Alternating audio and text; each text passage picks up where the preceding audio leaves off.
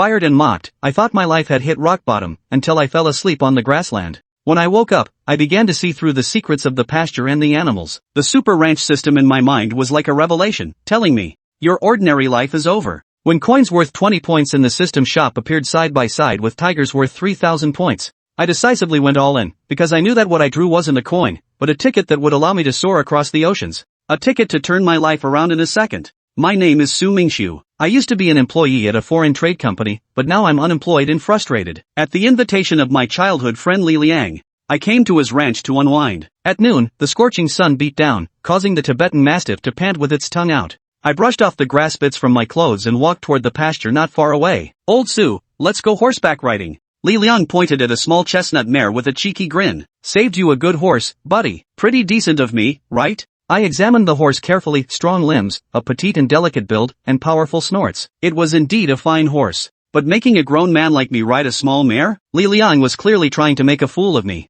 He mounted a tall black horse that stood ahead above the others, skillfully flicked the reins, and galloped away at full speed. That guy. I'm not angry, smiling as I grabbed the saddle. Li Liang is a professional horse breeder with a wealthy family, who invited me to relax at his ranch. The little mare was very cooperative, clearly having been tamed before. I imitated Li Liang's manner, stroking its neck while grasping the reins and mane. The horse snorted, startling me, but I quickly calmed it down. With my right foot lightly touching the ground and my left leg firmly pressing against the stirrup, I sat steadily in the saddle. From afar, Li Liang nodded approvingly to himself, impressed by my quick understanding. I shook the reins twice and yelled, "Giddy up!" The horse let out a neigh and shot forward like an arrow from a bow, dashing at full speed. Riding on horseback not only didn't scare me, but instead felt thrilling. The pent-up frustration in my chest was finally released. Ah, what a relief! I laughed heartily on the boundless grassland, my body and mind serene and unburdened. Gradually, the horse grew tired, and so did I, so I simply lay down on the ground and took a nap. When I woke up, stars were already hanging in the night sky. The horse was dutifully standing guard nearby. Awake now?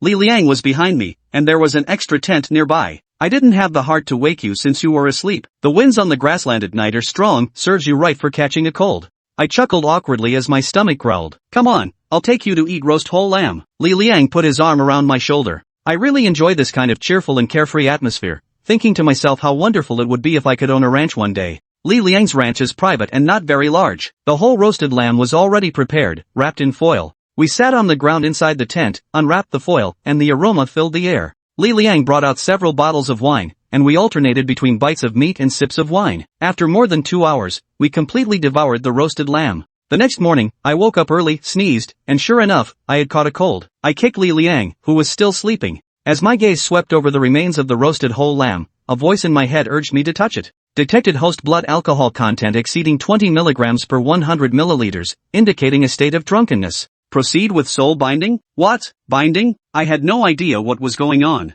Receiving host confirmation information, soul binding in progress. Soul binding 100%, binding successful. Old Sue, what's wrong? What are you muttering to yourself about? Li Liang asked with bleary eyes. Nothing, I'm just going out to use the restroom. I suddenly woke up and walked outside the tent. Sitting on the grass, I flicked the ash off my cigarette. Am I going crazy? That voice said, binding successful, and then went silent without any further response. I used my hands to push myself up from the ground, but when my fingers touched the grass, I froze. That voice had returned. Variety, common pasture grass. Characteristics, easy to cultivate, average adaptability, relatively common. A large amount of information appeared in my mind. I murmured in thought, strange, it can identify pasture grass but not trees. The Super Ranch system has been activated. Would you like to enable the novice tutorial? Please note, the newbie guide only appears once. I silently cursed this lousy system, but still chose yes. The system is divided into 2 modules, breeding and planting. You can earn corresponding breeding points through breeding, with higher points indicating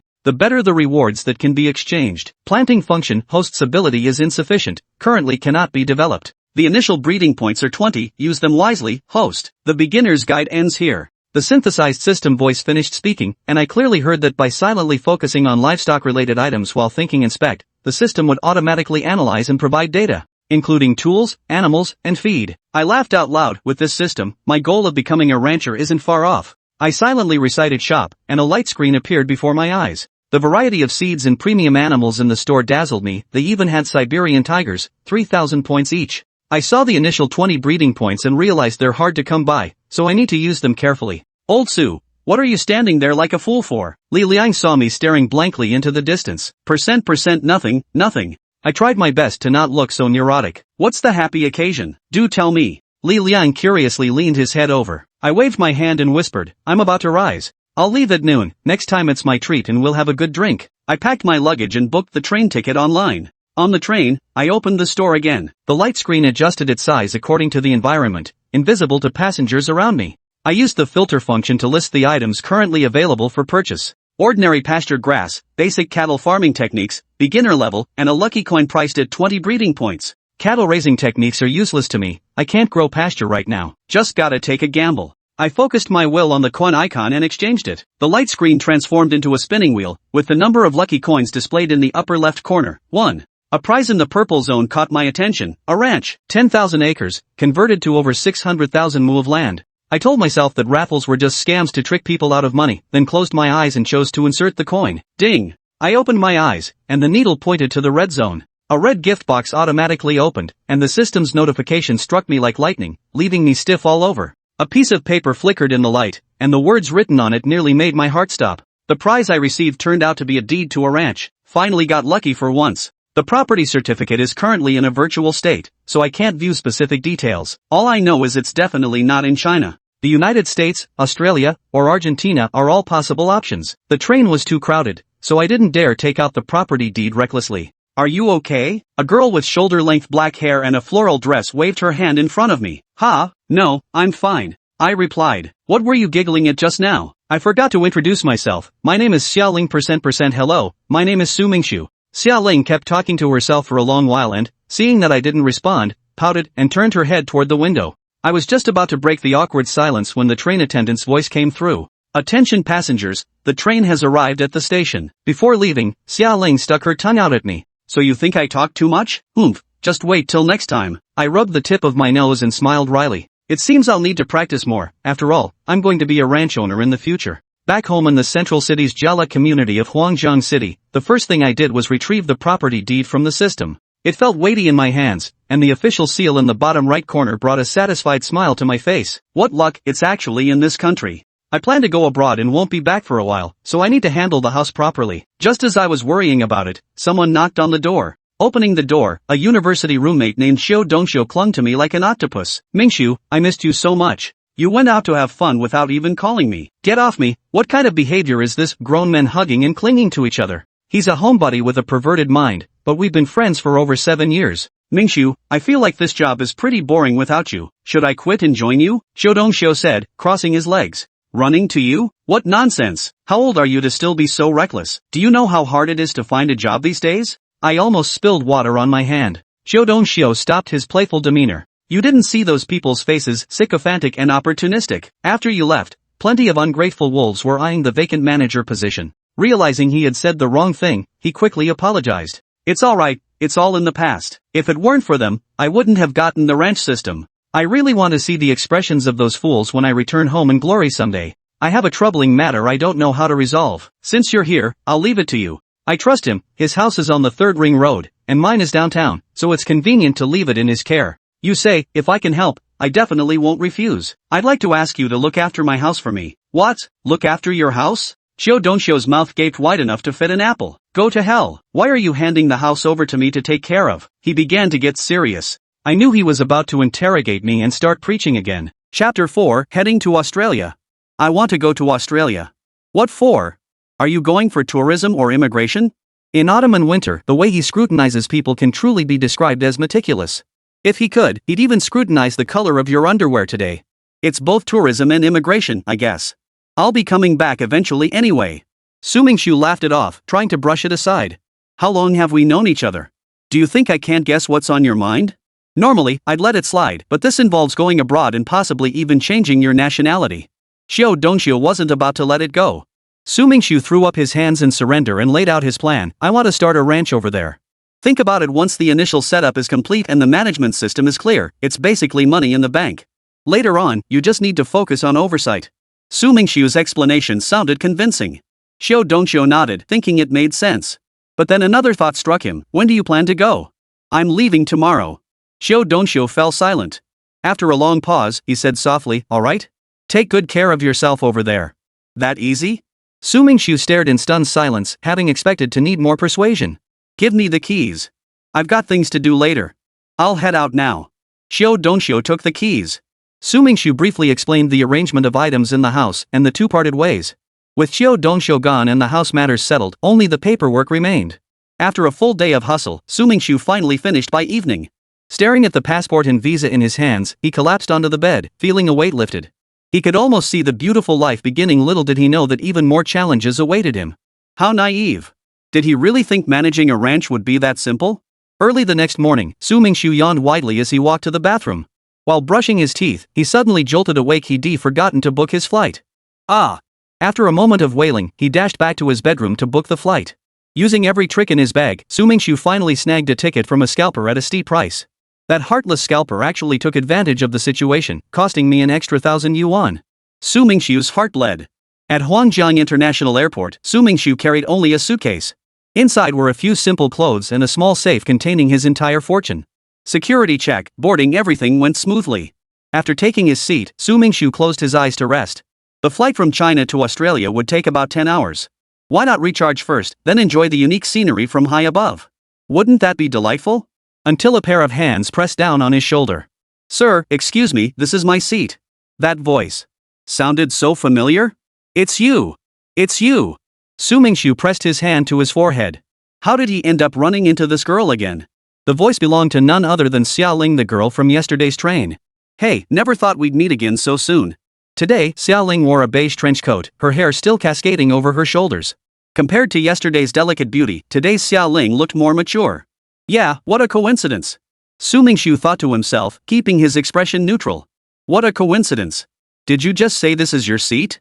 She pulled out her ticket, which clearly stated C2. Look again, it's definitely C2. You must have misread it. Mine is C2. Xia Ling pulled out her own ticket. See? This is definitely C2. Su Mingxu glanced at it. Hey, it really is C2. Could it be? The thought sent a cold sweat running down Su Mingxu's back. He'd bought this ticket from a scalper. Could it be fake? If it was fake, things would get interesting. You didn't buy a scalp ticket, did you? Xiaoling smiled slyly, waiting to see Su Mingxu's embarrassment. Su Mingxu felt uneasy. Impossible. Would I buy scalp tickets? I must have misread it. Seeing Su Mingxu and Xiaoling chatting for ages without any sign of sitting down, the flight attendant approached and reminded them, passengers, this aircraft will be taking off in 10 minutes. Please take your seats and fasten your seatbelts promptly. Flight attendant, he bought scalp tickets, fake ones. Xiaoling handed her ticket to the attendant, who took it and burst out laughing. Miss, this ticket is for the next flight. Ha! Xiaoling's face flushed bright red in an instant, turning as crimson as a perfectly cooked prawn. Su Mingxu breathed a sigh of relief. Thank goodness it wasn't fake, that would have been awkward. Hey, Xiaoling, right? Next time, could you check the time properly? Su Mingxu teased her. If Xiao Dongxiu had been there, he'd surely marvel that the iron tree had finally bloomed after 10,000 years. My phone was an hour fast. Sorry about that. With that, she dashed off the plane. With that minor discordant episode over, Su Mingxu's mood that morning had been like a roller coaster up and down. Now he could finally relax for a bit. He slept soundly, and when he opened his eyes, the sky outside had already turned dark. Viewing the night sky from above was quite different from seeing it from the ground. Su Mingxu squinted his eyes, feeling as if he were soaring through the air, sometimes piercing through the clouds, sometimes brushing against moonlight. It was utterly delightful. Sir, would you like your meal? The flight he was on served in-flight meals, reputed to be quite tasty. This was one of the key reasons Su Mingxu had splurged to buy his ticket from a scalper. The meal consisted of a steak and pasta, with coffee or milk tea as beverages. Disliking the cloying sweetness of milk tea, Su Mingxu opted for coffee. Taking a bite of the steak, Su Mingxu realized it was genuinely delicious. The tenderloin cut was cooked to a perfect medium rare, offering a satisfying chew without any greasiness, leaving a lingering, savory aftertaste. The gourmet flight truly lived up to its reputation. The chef must have been hired from a star-rated hotel. After filling his stomach, dessert arrived. Without hesitation, Su Mingxu selected the black forest cake from the array of colorful sweets. Holding the dessert plate, he scooped spoonful after spoonful into his mouth, his legs propped up with several books on ranch management and development. Hey, are you off to manage your ranch? A voice sounded overhead. Su Mingxu looked up to see a kindly-looking middle-aged man, around 40, with a clean-shaven face, not even a trace of stubble. Yes, sir. Su Mingxu closed his book and placed it on the small table by the armrest. After a brief discussion with the passenger in seat 1 next to Su Mingxu, the man swapped seats and sat beside him. Let me introduce myself. My name is Zhou Jingshan. I used to work as a ranch hand. Chapter 5. This is my ranch. A veteran worker? Mingxu couldn't stop grinning. He'd been fretting about how to learn the ranch's ins and outs, and now an experienced worker was offering explanations far more useful than any textbook. It was like being handed a pillow just when he wanted to sleep. Young man, I saw you studying ranch management earlier. Are you here to take over the ranch? Zhou Jingshan fidgeted with his hands, his ears turning slightly red. Yes, I am indeed taking over the ranch. Mingxu admitted openly. It wasn't something to be ashamed of. When Mingxu announced he was taking over the ranch, the surrounding passengers kept glancing his way. Zhou Jingshan even praised taking over a ranch at such a young age? What a promising young man. Promising young talent? Mingxu surveyed the crowd. Their eyes held both envy and jealousy. They clearly saw him as some rich kid heading abroad to enjoy the good life. He wasn't ambitious, he simply refused to settle for a life of ease during the years when he could endure the most hardship. Mingxu skillfully shifted the conversation with a well-chosen phrase, subtly elevating his own image. Truth be told. Zhou Jingshan hesitated, then resolved to speak. My original ranch faced cash flow issues and had to downsize. I was one of those laid off. Beyond ranch work, I have little else to offer. After returning home, I realized there are few large-scale ranches domestically. So I came back to Australia, hoping to find another ranch. By this point, his meaning was crystal clear. Zhou Jingshan wanted to work at his own ranch. Oh? What did Uncle Zhou do at the ranch? Mingxu looked genuinely interested. Mainly shearing and milking. Zhou Jingshan, young man, is your ranch hiring? Faced with Zhou Jingshan's direct question, Mingxu momentarily didn't know how to respond. Agree? He knew nothing about the ranch's specifics. Disagree? It would be hard to come up with a plausible reason to turn down this veteran employee. Seeing Mingxu's silence, Zhou Jingshan grew impatient. If you don't trust me, young man, I can work for you for a few days. If you think I'm suitable, hire me. If not, you won't lose anything. How about this? Mingxu decided to be honest. Leave me your contact info. I just took over the ranch and don't know the specifics yet. Making a rash promise would be irresponsible to both of us. He figured he was a complete novice when it came to ranching, so there was no point in pretending otherwise. All right. Zhou Jingshan fumbled around for a moment, realizing he hadn't brought paper or pen. He asked Mingxu awkwardly if he had any. Mingxu smiled and handed over his notebook and pen. Through their conversation, Mingxu learned why Zhou Jingshan was so desperate for work. He had a daughter with poor health who'd recently been diagnosed with amyotrophic lateral sclerosis (ALS). While there was currently no cure for ALS worldwide, only exercise and simple medication to slow its progression. Parents' love knows no bounds. Fortunately, Australia does offer some medical coverage, but as a non-Australian resident, Zhou Jingshan could only access partial social security benefits. The expenses still amounted to a significant sum. Uncle Zhou, what do you think is most crucial to focus on during the initial stages of running a ranch? Mingxu asked earnestly. As the saying goes, the hardest part is getting started. If you lay a solid foundation, the path ahead becomes much smoother. For a first-time ranch operation, I believe focusing primarily on livestock farming is best. Set aside crop cultivation for now. Human energy is limited, and inexperience can easily lead to losses in resources and capital. It's wise not to take too big a step. Zhou Jingshan's advice was for Mingxu to concentrate his efforts. But Mingxu envisioned balanced development, not just livestock, but also agriculture and fisheries. If the ranch was large enough, even a tourist attraction wouldn't be out of the question. But was balanced development feasible? With the system's assistance, Mingxu felt somewhat confident. Though that system was a bit unreliable. Sure. There's a ranch model called crop livestock integration. You know about that, right? Mingxu nodded. He certainly knew using animal waste to enrich soil fertility, then feeding crop residues back to the animals.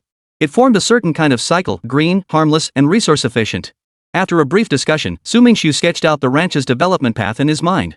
First, establish a solid foundation, then, leveraging the system to achieve comprehensive growth should be manageable. Attention all passengers, the aircraft will land in 10 minutes. For your safety, please fasten your seatbelts, remain seated, and refrain from moving around. Thank you for your cooperation. The plane touched down in Victoria. The airport bustled with unfamiliar faces. Stepping outside, Mingxu hailed a taxi and said in English, "Hello," to Qingfeng Ranch. According to property records, the ranch acquired by Mingxu was located in Victoria. Named Breeze Ranch, it spanned 5,000 acres, approximately 30,000 mu of land. Victoria, located along Australia's southeastern coast, is the smallest state on the Australian continent. Yet it boasts the country's highest population density, most advanced industrialization, and most developed agriculture and livestock production. The airport was in Melbourne, and it took a full 2 hours by car to reach their destination. Mingxu couldn't help but complain about the ranch's remote location. Stepping off the vehicle, he saw an endless expanse of pastures stretching into the distance. Several houses stood at the entrance, likely forming the living quarters. It was early morning, and a gentle breeze caressed his face, carrying the sweet scent of fresh grass. Mingxu took a deep breath, savoring the crisp air. No wonder it was called Breeze Ranch. The name truly lived up to its reputation. "Hello, are you Mr. Mingxu?" A young man in his 20s emerged from one of the houses, speaking fluent in standard Mandarin as he addressed Mingxu. "Yes. Hello, I'm Hatton, the ranch caretaker. I've been waiting for you." Hatton extended his hand and shook Mingxu's. "Thank you for your hard work. I'm glad we can speak Chinese instead of English. It's a pleasure to meet a foreign friend who speaks Mandarin so fluently abroad." "Not at all, not at all." Houghton seemed a bit tense. Mingxu saw right through it. Apparently, he was worried that Su's arrival might cost him his job. "Hatton, the ranch has been unattended for quite some time. Thanks to you, how about a 20% raise?" Hearing Mingxu was offering a raise, Hatton's face lit up, his earlier worries vanishing into thin air. "Thanks, boss. Honey, is the new boss here?" A blonde woman emerged from the house, wearing an apron and holding a ladle. "Yes, Sophia. Boss, this is my wife." Hatton ushered Mingxu inside. "Sophia's cooking is fantastic. You'll love it, boss." Mingxu smiled as he entered. He appreciated Hatton's easygoing nature. Upon stepping inside, he waved to Sophia. She returned his smile, then noticed the ladle in her hand and felt slightly embarrassed. "My apologies," she said. "It's fine, Sophia. Go back to what you were doing." Chapter 6, The Ranch's Current State. Sophia excelled at cheese stuffed steak and tomato shrimp pasta. The moment Mingxu entered, the pungent scent of raw shrimp hit him. Unprocessed shrimp carried a distinct fishy odor that stung his nostrils uncomfortably. "Just a moment. It'll be ready in 10 minutes tops," Hatton explained to Mingxu, having grown accustomed to the scent. After sitting down, Mingxu inquired about the ranch's current situation. "Hatton, how much fixed assets does the ranch have?" "Hardly any dairy cows." Hatton replied with a troubled expression. "The only valuable assets are the pasture grass and the buildings. When the previous owner of Qingfeng Ranch transferred the property, they moved the cattle and sheep to a new ranch, leaving only the remaining pasture." Mingxu felt his head spin. Without cattle or sheep, he'd have to buy them, but his funds were too limited to purchase much. He'd have to rely on the system. "Let's put work aside for now. Breakfast is ready." Sophia carried 2 plates to the table, placing them in front of Mingxu.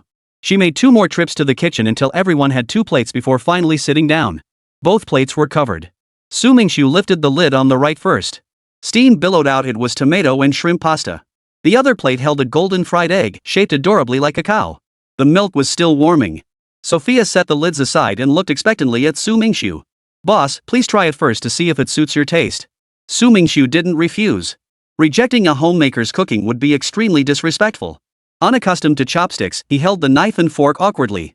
Feeling at a loss, he finally used the fork to twirl a strand of pasta into his mouth. The sweet tart tomatoes blended perfectly with the fresh shrimp. As he swirled the pasta in his mouth, chewing it up and mixing it with the tomatoes and shrimp, the lingering flavor after swallowing made him reach for another bite. The oil from the fried eggs had been carefully drained, leaving no greasy residue. The eggs were surprisingly light and not oily at all. Only upon closer tasting did he notice a subtle sweetness within them, a realization that came only after he'd finished the entire dish. Mingxu wiped his mouth, still craving more. "Sophia's cooking is amazing," he praised. "What did you put in that omelet? Care to share?" Pleased by the compliment and Mingxu's interest in her original creation, she happily explained, "I melted some butter, added a splash of fresh milk and a pinch of sugar, then baked it in the microwave. I poured it over the omelet after it was cooked." "Have you given this dish a name?" Mingxu thought Sophia's culinary talent rivaled any hotel chef, even those from star-rated establishments. "Yes, I named it Golden Fried Eggs." Mingxu's lips twitched a few times. "That's quite an apt description. Hurry up and eat, the pasta is getting cold." Sophia brought over hot milk, and within 5 minutes, a delightful breakfast was finished. "Hatton, could you show me around the ranch?" "Sure." Victoria's morning was neither too hot nor too cold, perfectly comfortable. With the fine weather today, inspecting the ranch was an excellent choice. The moment his feet touched the grass, the long silence system finally spoke. Ding! Arrived at the ranch. Granted title, Novice Rancher. Reward, 1,000 livestock points. Strike it rich. 1,000 points right off the bat? Mingxu felt like a poor man suddenly blessed with wealth. Everything had to start at the ranch. Now that the functionality was clear and he secured his first batch of breeding points, he needed to figure out how to earn his first fortune. Otherwise, forget about making waves, he wouldn't even be able to pay his workers' wages. Speaking of workers, Mingxu thought of Zhou Jingshan. Once he bought cattle and sheep and finished the initial layout of the ranch, he'd hire him to work there. "Boss, what's up?" Hatton led the way, only to notice Mingxu lagging behind. "Nothing, just thinking about something." The ranch was larger than he'd imagined, complete with ponds and vast open spaces that could be converted into farmland later. It took Su Mingxu an hour to walk through the entire property. His legs ached so badly he didn't want to move, so he sat down in a chair and massaged the sore spots. When he looked up, he was suddenly hit with a dose of dog food that nearly choked him. Sophia was massaging Hatton's shoulders. The look of pure bliss on Hatton's face made Su Mingxu grind his teeth in frustration. "Hatton, where's my house? Let me show you, boss." Hatton rose and led Su Mingxu to the largest building in the residential area, a villa-style structure that looked quite upscale. "Alright, you can go back. I'll familiarize myself with the surroundings on my own." Su Mingxu didn't let Hatton continue following him. He had interrupted the young couple, the old couple showing affection earlier, and it felt rather awkward. The villa was huge, spanning 3 floors. The first floor primarily housed the living room and kitchen. The bedrooms were on the second floor, with 6 identical rooms, so identical Su Mingxu wondered if the designer had OCD. The third floor was essentially a small attic used for storing miscellaneous items and unused belongings. It was currently empty, though the previous ranch owner had been kind enough to leave behind bedding, sheets, pillows, and other essentials. But Su Mingxu didn't need them. Since he'd taken over Qingfeng Ranch, it was time for a fresh start. He'd give this set of supplies to the Hattons. He opened the system store, its familiar interface greeting him. Su Mingxu selected the Animals tab and filtered for purchasable species. Within seconds, the system displayed 5 options: rabbits, chickens, sheep, cows, and pigs. A rabbit cost 30 breeding points, chickens 40, pigs 50, ordinary goats 60, and ordinary dairy cows 70. The prices made Su Mingxiu's heart wince. How could they be so expensive? Young animals were half the price, but their growth periods were so long. He'd starve to death before they could generate any value. Expensive be damned, the ranch looked utterly barren. Besides, he could always earn more breeding points later. He selected 10 common dairy cows and 10 common goats, leaving 700 breeding points. During his earlier inspection, Su Mingxu had spotted the chicken coop. Though the ranch's original owner seemed disinterested in poultry farming, the coop was tiny and rudimentary, barely functional. He selected 10 chickens next, leaving only 300 breeding points. Su Mingxu didn't plan to spend them all, saving some for unexpected needs. He confirmed the purchase. The progress bar slowly filled up. During this process, Su Mingxu overlooked one crucial question. Where would these animals come from? When the exchange progress bar reached 100%. Missing. The bleating of sheep, the lowing of cattle, and the crowing of roosters filled the entire living area. Hatton, who was enjoying his wife's tender, delicate hands massaging him, suddenly tensed up, his relaxed nerves snapping tight, nearly leaving him paralyzed. "What's going on?" Sophia asked, concern in her voice. "Something's up with the boss. I'll go check." Hatton threw on his coat and raced toward Su Mingxiu's villa. As for Su Mingxiu himself, was in a state of utter disarray. As for just how disarrayed he was. Chapter 7, Income Budget. Feathers plastered all over his head, with a full-grown dairy cow pinning him down. The cow hadn't trampled his body directly, otherwise Su Mingxiu's fragile frame would have collapsed long ago. The cow's hind hooves were firmly planted on the hem of Su Mingxiu's clothes, while behind it, a goat was using its sharp horns to nudge Su Mingxiu's buttocks. This sent a cold sweat running down Su Mingxiu's back. This was no joke. One prick from those horns would keep him bedridden for ages. Damn system. Spawning creatures out of thin air like this. How am I supposed to explain this to Hatton? Animals appearing out of nowhere in my room? That's going to take some serious convincing. The immediate priority was to get that cow's hoof off him. Lifting it directly risked startling the animal, then the entire room full of livestock would trample him to death. Boss, are you okay?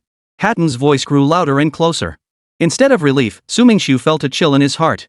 This is bad. Bang! Hatton kicked the door open. Clutching his shovel tightly, he stared at the scene inside. His square face suddenly stiffened like a frozen mask. He gulped, swallowing hard. Boss, you're okay? I'm not okay. The sound of Hatton kicking the door startled the cow, pinning Su Mingxiu down. The cow bellowed and bolted away. Seizing the chance, Su Mingxiu sprinted toward the door. The rampaging cow triggered a full-blown animal riot in the room. The coffee table, vases, even the sofa, nothing was spared. They were all gouged to pieces, riddled with holes everywhere. As for the cups on the coffee table, it was a real tragedy. Some cattle and sheep stepped on shards of glass, the added pain making them even more frenzied. The blood on the floor further inflamed the cow's nerves, driving them into a frenzy. Su Mingxiu bolted out of the room, locked the door, and sat panting on the steps. Hatton stood nearby, clutching a shovel, frozen in shock, unable to recover. Boss, what's going on? Su Mingxiu, had a sudden idea. I brought some cattle, sheep, and chickens with me when I came, hoping to surprise you all.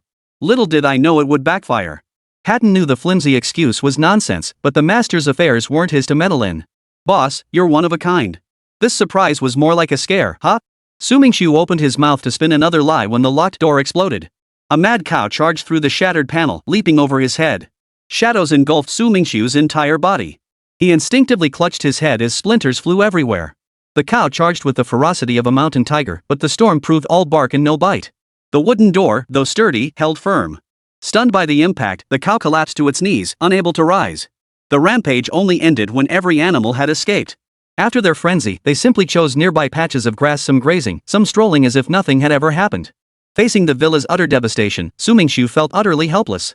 Left with a mountain of mess to clean up himself, he vowed to exercise extreme caution the next time he used the system. Boss, what should we do now? Hatton doesn't seem like someone who's been through much. It's tough to have him work alone. Su Mingxu went into the room, found Zhou Jingshan's contact information, and handed it to Hatton. Here's your first task, get in touch with this person and have him come work at our ranch. Hatton glanced at the grazing cattle and sheep, hesitating. Stop staring. We can't handle them. Let's find someone who can. Su Mingxu sighed. He hadn't even had time to explore the newly activated task system yet. Opening the task system revealed 4 categories: main, side, daily, and exploration. Su Mingxu first checked the main tasks, where only one appeared: add new members beginner, increase ordinary dairy cows on the ranch to 30. Completion, 1030. The side quests were empty. There were 3 daily quests: collect eggs beginner, progress 010, shear sheep beginner, progress 010, milk cows beginner, progress 010. Seems this is one way to earn farming points. Su Mingxu wasn't in a rush. Today's daily tasks were hopeless anyway. After the earlier chaos, the animals couldn't possibly recover so quickly. Boss, the person you requested has arrived. That was fast. Su Mingxu replied, ask him to wait a moment. I'll be right over. Inside Hatton's house, Zhou Jingshan sat in his chair, waiting for Su Mingxu's arrival. Uncle Zhou, you're here already? I heard you had urgent business, so I rushed over. Zhou Jingshan still seemed slightly reserved, unable to gauge Su Mingxu's intentions. Uncle Zhou, I asked you to come because I want to hire you. The pay will be the same as before. What do you say? Zhou Jingshan was overly suspicious, so Su Mingxu cut to the chase without beating around the bush, extending an olive branch. All right. Zhou Jingshan agreed immediately. Good. Hayden, you two are colleagues now. Take him to settle the cattle and sheep. Su Mingxu exhaled in relief, picking up the iced tea from the wooden table and downing it in one gulp. Zhou Jingshan proved his experience as a veteran worker, approaching the cow cautiously. He first stroked its neck, then moved to its forehead. Once the animal relaxed, he instructed Hatton to lead it away, advising, support the cow's chin with your hand. Don't use excessive force, just gently guide its direction. Got it. Hatton guided the cow into the livestock area as Zhou Jingshan had instructed. Repeating the process, all the cattle and sheep were eventually herded into the livestock area. From a distance, the 10 dairy cows and 10 goats looked rather lonely. Su Mingxu believed that sooner or later this land would be teeming with cattle and sheep, becoming Australia's most magnificent ranch. Curious to know the daily value generated by the current livestock, Su Mingxu inquired, Uncle Zhou, how much revenue does our ranch bring in each day? Zhou Jingshan mentally calculated before replying, Boss, these are just ordinary dairy cows and goats. If each cow produces 30 pounds of milk daily and each goat 5 pounds of goat milk, that's $60 per cow and $50 per goat. The price of unprocessed cow milk at $2 per gene is fair. With minimal processing, you could earn significantly more. As for goat milk, the strong goat odor in its raw state would likely be unpalatable to most. Moreover, removing that odor is quite troublesome, so $10 per gene is still acceptable. Boss, the current herd size at the ranch is too small. After deducting expenses like feed costs, we barely make any profit each month. After saying this, Zhou Jingshan observed Su Mingxu's facial expression. Su Mingxu sighed. What was your monthly salary before? 8,000 Australian dollars a month. And you? Hatton replied, my job is maintaining the ranch's equipment, so it's less 5,000 Australian dollars. Su Mingxu felt tears welling up inside. 8,000 Australian dollars equated to 40,000 yuan. The veteran worker's pay was surprisingly high. Based on preliminary estimates excluding chicken production value, the ranch currently earned 33,000 Australian dollars monthly. But then again, veteran workers aren't usually laid off, right? Layoffs? Given the skills Zhou Jingshan had just demonstrated, there was no way he'd be laid off unless he committed some unforgivable mistake. Chapter 8, Feast Festival.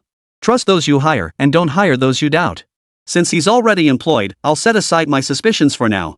Everyone faces difficulties when working away from home. Let him speak when he's ready. Don't forget the 20% raise I promised Hatton when I arrived.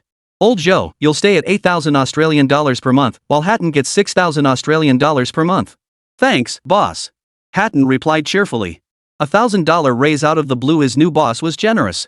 This extra money isn't free money, Su Mingxu emphasized, patting Hatton on the shoulder as he left. When you have free time, you need to help old Zhou. If I catch you slacking off, you'll be sorry. Ah. Hatton's face fell. So it's even more work than before. Ha. Sophia counted as Hatton's family member, so the ranch provided her housing which didn't count toward wages. After deducting the $14,000 wage expense, the ranch's income stood at $19,000. Any ordinary ranch owner would be so anxious they couldn't eat, but Su Mingxu didn't need to worry about such things. Once the breeding site was up and running, would he still need to concern himself with these trivial matters?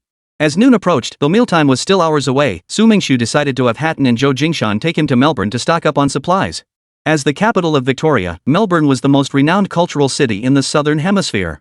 Its bustling scenes and unique foreign culture filled Su Mingxu with wonder. Uncle Zhou, is there a Chinatown in Melbourne? Su Mingxu was eager to see Melbourne's Chinatown.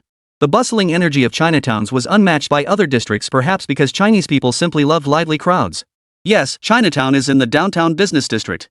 Zhou Jingshan pointed the way, and Hatton slowly drove the ranch pickup truck toward the commercial area. Melbourne's city centre was exceptionally crowded today, packed to the brim. The truck crawled along, stopping and starting so often that walking would have been faster overall. Boss, today's Melbourne's signature festival, the Food and Wine Festival. Zhou Jingshan slapped his forehead. Food enthusiasts from all over the country flocked to Melbourne for it, so of course it's packed. Su Mingxu had heard of the Food and Wine Festival, but it was traditionally held in late March or early April. It was only November now. How could it have started already? Australia's seasons run opposite to China's. It's spring here now. Boss, I remember now. Melbourne's economic growth this year is twice as high as previous years, so they added an extra event to celebrate. Hatton, being a local, knew the details. I see. The Food and Wine Festival is a feast for connoisseurs, gathering renowned chefs and showcasing rare delicacies and fine wines. Food trucks are one of Melbourne's unique features, serving up culinary delights and beverages along the streets. The main venue is the Food Wine Pavilion at Southbank Spillway. Every year, this spot buzzes with the festival's liveliest atmosphere. From noon until midnight daily, it offers non-stop wine and international cuisine for a full 10 days. Even more exciting is the opening party on the first day. With just the ticket price, you can enjoy unlimited food and wine. Boss, after we finish the procurement, how about we check out the Food and Wine Pavilion? As a local, Hatton is incredibly passionate about the Food and Wine Festival, attending almost every year. However, he's never been to the Food and Wine Pavilion. No problem, we'll go after the procurement. Su Mingxu still had 400,000 Huaxia currency left. At an exchange rate of 1 Huaxia currency to 0.197 Australian dollars, that amounted to roughly 80,000 Australian dollars. Thankfully, Xingfeng Ranch was well equipped, otherwise, this amount wouldn't have been enough to run the place. The living room on the first floor of Su Mingxu's villa was completely wrecked. 80,000 Australian dollars wouldn't be enough to restore it, so he decided to leave it for now. He'd fix it up properly once he made more money. Besides, the bedrooms were all on the second floor. After purchasing essentials like mattresses and stocking up on ingredients, Su Mingxu was particularly fond of Sophia's culinary skills. Boss, the food truck for the Wine and Food Festival is here. Following Hatton's pointing finger, a motorhome cruised steadily along, surrounded by a crowd that instinctively maintained a safe distance. Staff on the truck handed out food and drinks, their busy faces beaming with smiles. Seems Melbourne's happiness index is pretty high. Old Zhou, wanna go? Su Mingxu asked Zhou Jingshan, who was driving. Zhou shook his head. I'll pass on the crowd. Can't drink and drive. Su Mingxu nodded and got out with Hatton, while Zhou Jingshan parked the car in an open spot to wait for them. Could I get some cocktails? I'll have some oysters. Su Mingxu stepped into the food truck.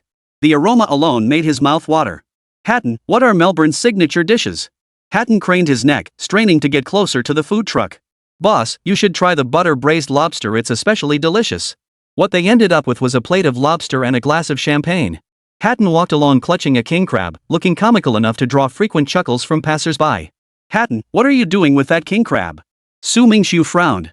King crabs are huge and have tough shells. It takes immense patience and effort to get to the succulent meat. Boss, the food truck stuff is all pre-prepared.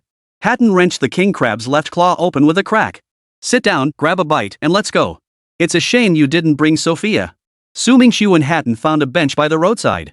Many Australians passing by eyed Su Mingxu, each one frowning with displeasure.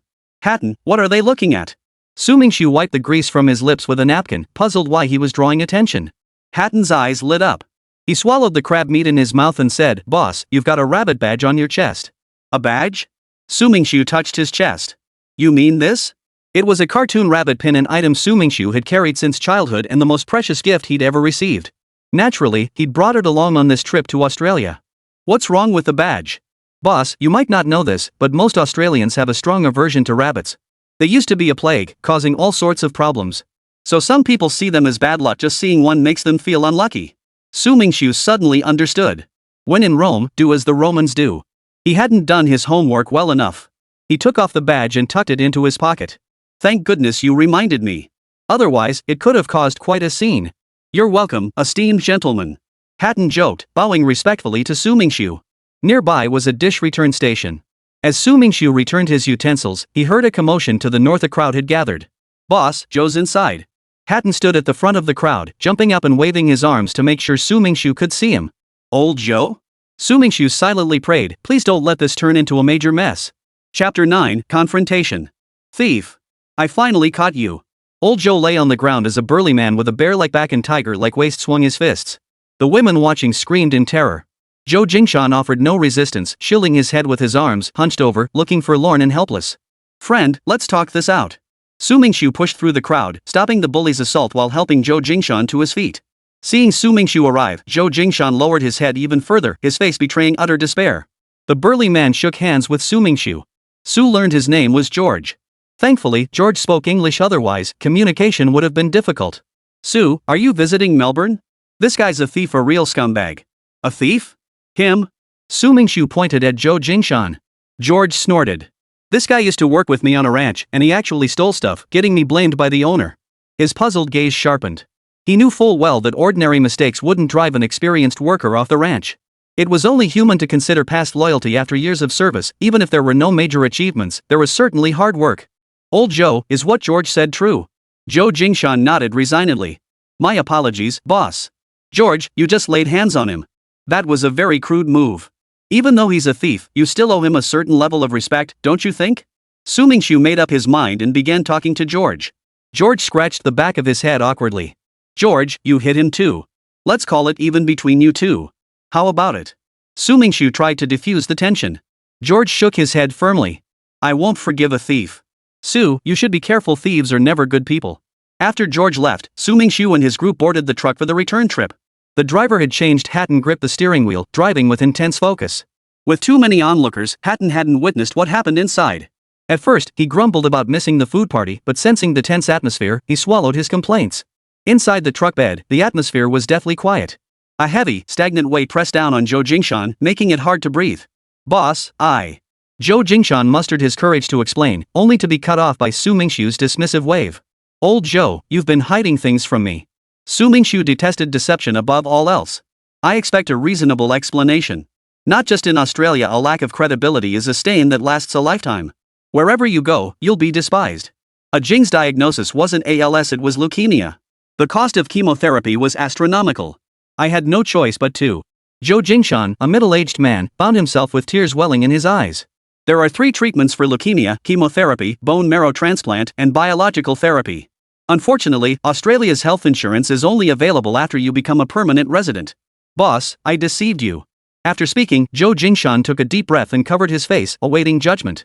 The sound of saws striking the truck bed echoed through the air, pounding against Zhou Jingshan's heart. The truck rolled out of the city, past tree-lined streets and vast grasslands encircling Melbourne. Old Zhou. Su Mingxu rested his hands on the truck bed's edge, gazing into the distance. I knew all along you weren't laid off. Do you understand why I kept you on? Zhou Jingshan lifted his head, waiting for the rest. Eyes are the most honest, and you're a terrible liar. By the end, Su Mingxu couldn't help but laugh. That laugh left Zhou Jingshan utterly bewildered. When we first met, you told me you were laid off, your eyes darting around. Even a fool could tell you were lying. Then why did you keep me on? Zhou Jingshan asked, his voice dull. What kind of trouble could someone who can't even lie convincingly and gets nervous talking to strangers possibly cause? Su Mingxu hadn't forgotten Zhou Jingshan's awkward hand ringing on the plane. Then, can I still keep my job? Su Mingxu feigned deep thought. Though Zhou Jingshan was simple-minded, he'd seen more of the world than Su Mingxu and knew how to endure. Of course you can. Su Mingxu extended his hand to Zhou Jingshan. Old Zhou, Qingfeng Ranch welcomes you. Good heavens, you're so cunning. Zhou Jingshan shouted from across the dining table, his face flushed a deep liver-like hue. Su Mingxu spread his hands innocently. That's how it happened. I'm just as curious about the coincidence. It turned out that during the time they'd left Hatton, George had spotted Zhou Jingshan dozing off in the truck's driver's seat. Su Mingxu had approached to inquire, and George's arrival sparked an idea in Su Mingxu's mind. Why not use this chance to test whether Zhou Jingshan genuinely wanted to work at Qingfeng Ranch? Little did he expect George to be so hot-headed the guy actually started a fight. Let bygones be bygones. Everyone makes mistakes. You can't deny future possibilities because of one error. Anger aside, Zhou Jingshan was deeply grateful to Su Mingxu. Any other ranch owner learning of a worker's past theft would have fired them on the spot. Su Mingxu's generosity alone was worth Zhou's wholehearted dedication. Melbourne's seafood was all fresh. At Hatton's strong recommendation, Su Mingxu bought 3 coral trout and 2 Australian lungfish. Since Sophia couldn't handle them all alone in a short time, the whole team pitched in. Old Zhou scaled the fish, Hatton gutted and cleaned them, and Sophia cooked. As for Su Mingxu, I'm the boss, and you're making me do the work? Su Mingxu had always thought raising chickens was great. They crowed at dawn, serving as a free alarm clock. But when it came to actually raising them, Su Mingxu decided chickens were the most annoying creatures on earth. Cock-a-doodle-doo.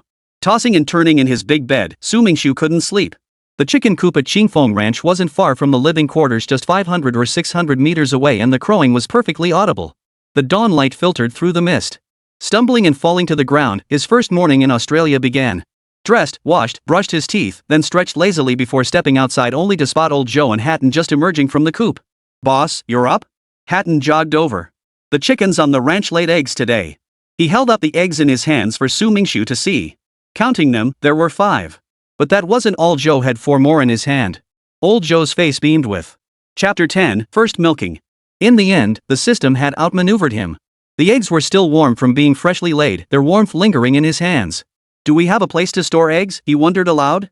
"We can't just leave them out like this. If something happens, they'll be wasted." Hatton pondered for a moment, then dashed into a room and brought out 2 small baskets. Made of woven plastic strips, they looked flimsy but should hold the eggs just fine. "Boss, these are all we have for now. We'll buy more next time." 9 eggs lay in the baskets. Su Mingxu shoved the baskets back into Hatton's hands.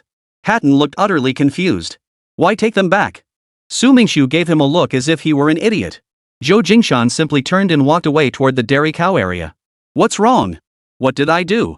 I can barely keep my hands off your biology teacher's coffin lid.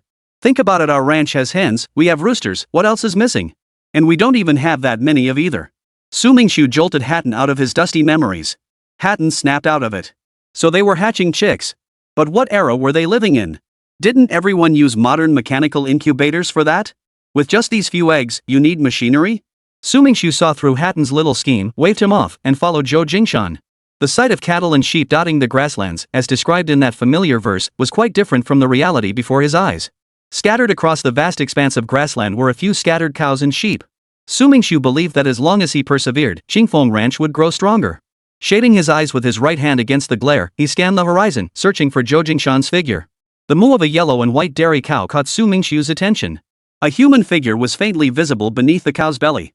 It was Zhou Jingshan. "Old Zhou, can you milk it?" Squatting down to eye level with Zhou Jingshan, he watched the man's hands move back and forth. Zhou Jingshan remained silent.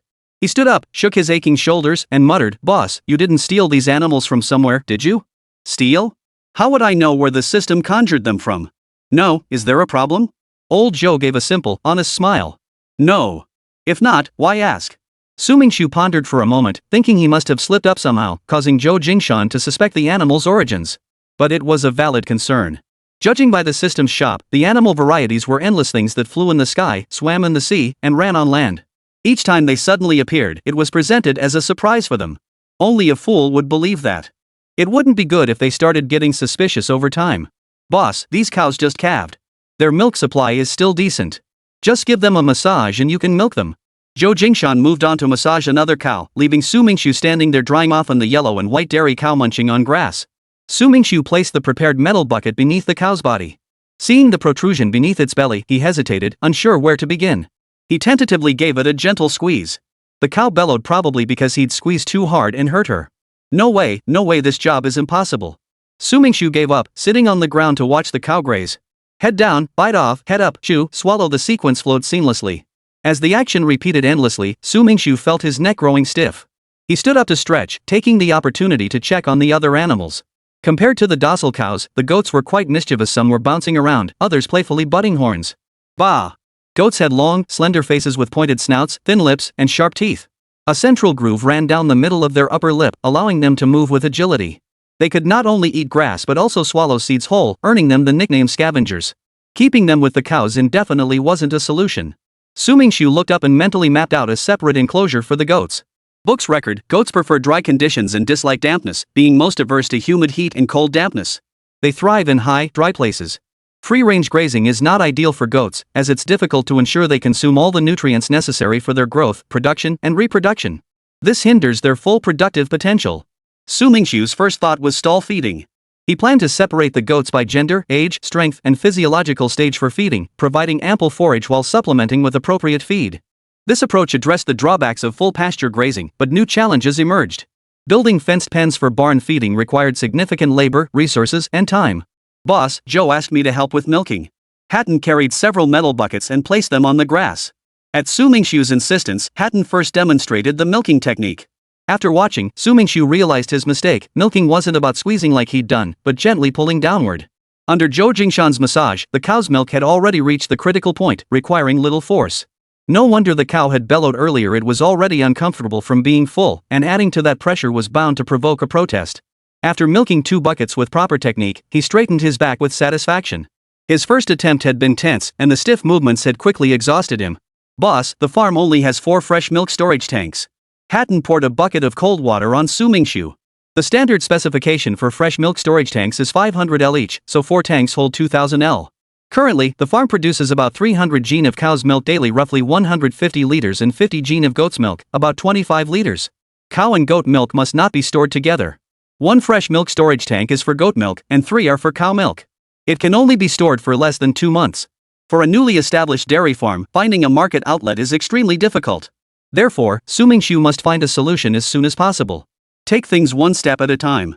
You and old Joe just focus on the work, I'll handle the rest. You shouldn't have to do both physical and mental labor. Su Mingxu picked up 2 metal buckets filled with milk and headed toward a room.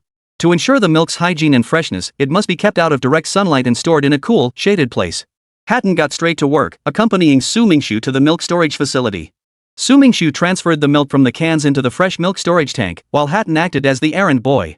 Zhou Jingshan, having finished massaging all the cows, stayed in the barn to milk them. Each man had his task, and they worked busily all morning.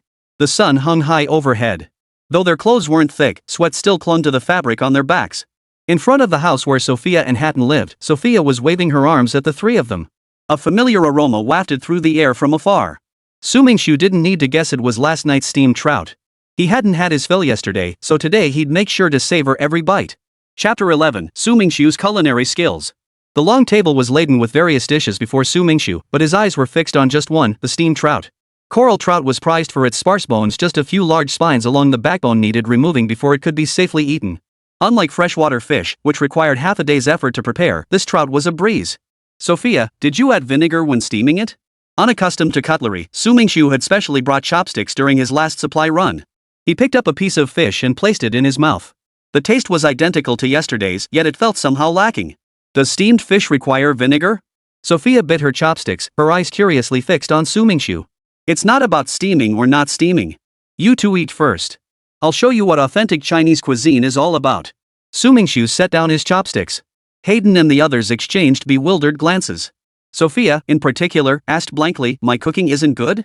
When it comes to cuisine, China's long history has cultivated profound culinary traditions. While I wouldn't say it completely overshadows others, it certainly holds its own. Fish, according to Chinese historical records, was consumed as sashimi as early as the Zhou dynasty, though it was then called fish slices. When General Lin Jifu returned victorious from repelling the Xianyun tribes at Pingya, present-day Baishui County, Shaanxi, General Lin Jigu hosted a private banquet for Zhang Zhong and other friends upon their triumphant return. The main course featured braised soft-shelled turtle paired with raw carp slices, earning unanimous praise.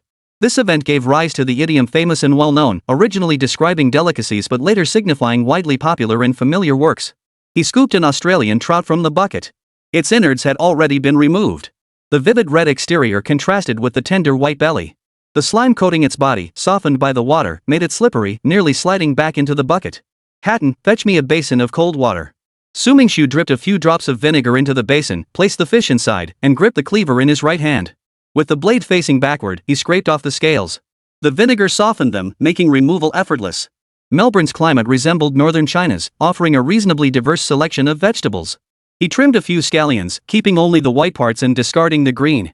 Red chili peppers were scarce. After searching for a while, Su Mingxu found only 3 just enough. Boss, why the red chilies? Australians tend to prefer milder flavors. Chili peppers rarely appear in their everyday dishes, and some don't care for sour tastes either. They focus on the quality of ingredients and the visual appeal of their dishes. You'll see soon enough. Come on, help me pour some oil into the pan. Golden strands of cooking oil flowed into the stainless steel pot. As the flame warmed it, splattering oil made Hatton flinch backward. After watching for a few minutes, he realized his presence was unnecessary and sheepishly left.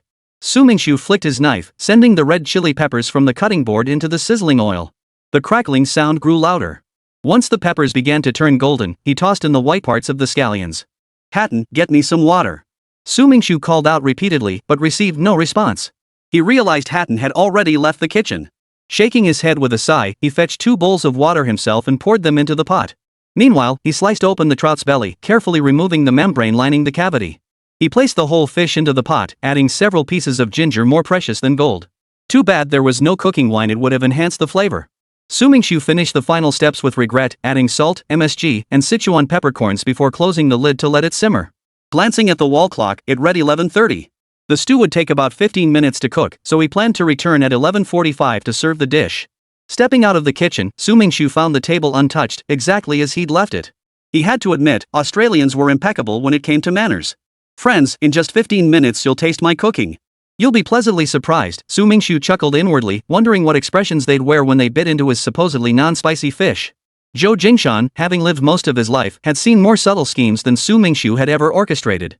He noticed every expression on Mingxu's face but chose not to call him out. Besides, he also loved the taste of his homeland's cuisine. The fish dish Mingxu prepared was a common rural specialty, stir-fried crucian carp with chili peppers. Foreign fish, Chinese style, he wondered how the flavors would blend. The wait for a meal was the slowest kind. When the clock struck 45 minutes, Mingxu entered the kitchen under 2 pairs of eager eyes. Why 2 pairs? Because Zhou Jingshan had already caught the scent. Australian trout were slightly larger than crucian carp, requiring a long platter to barely hold them. The lid wouldn't even fit. When the dish arrived at the table, Hatton's eyes widened in astonishment. The fish's vibrant color alone was dazzling, instantly capturing attention.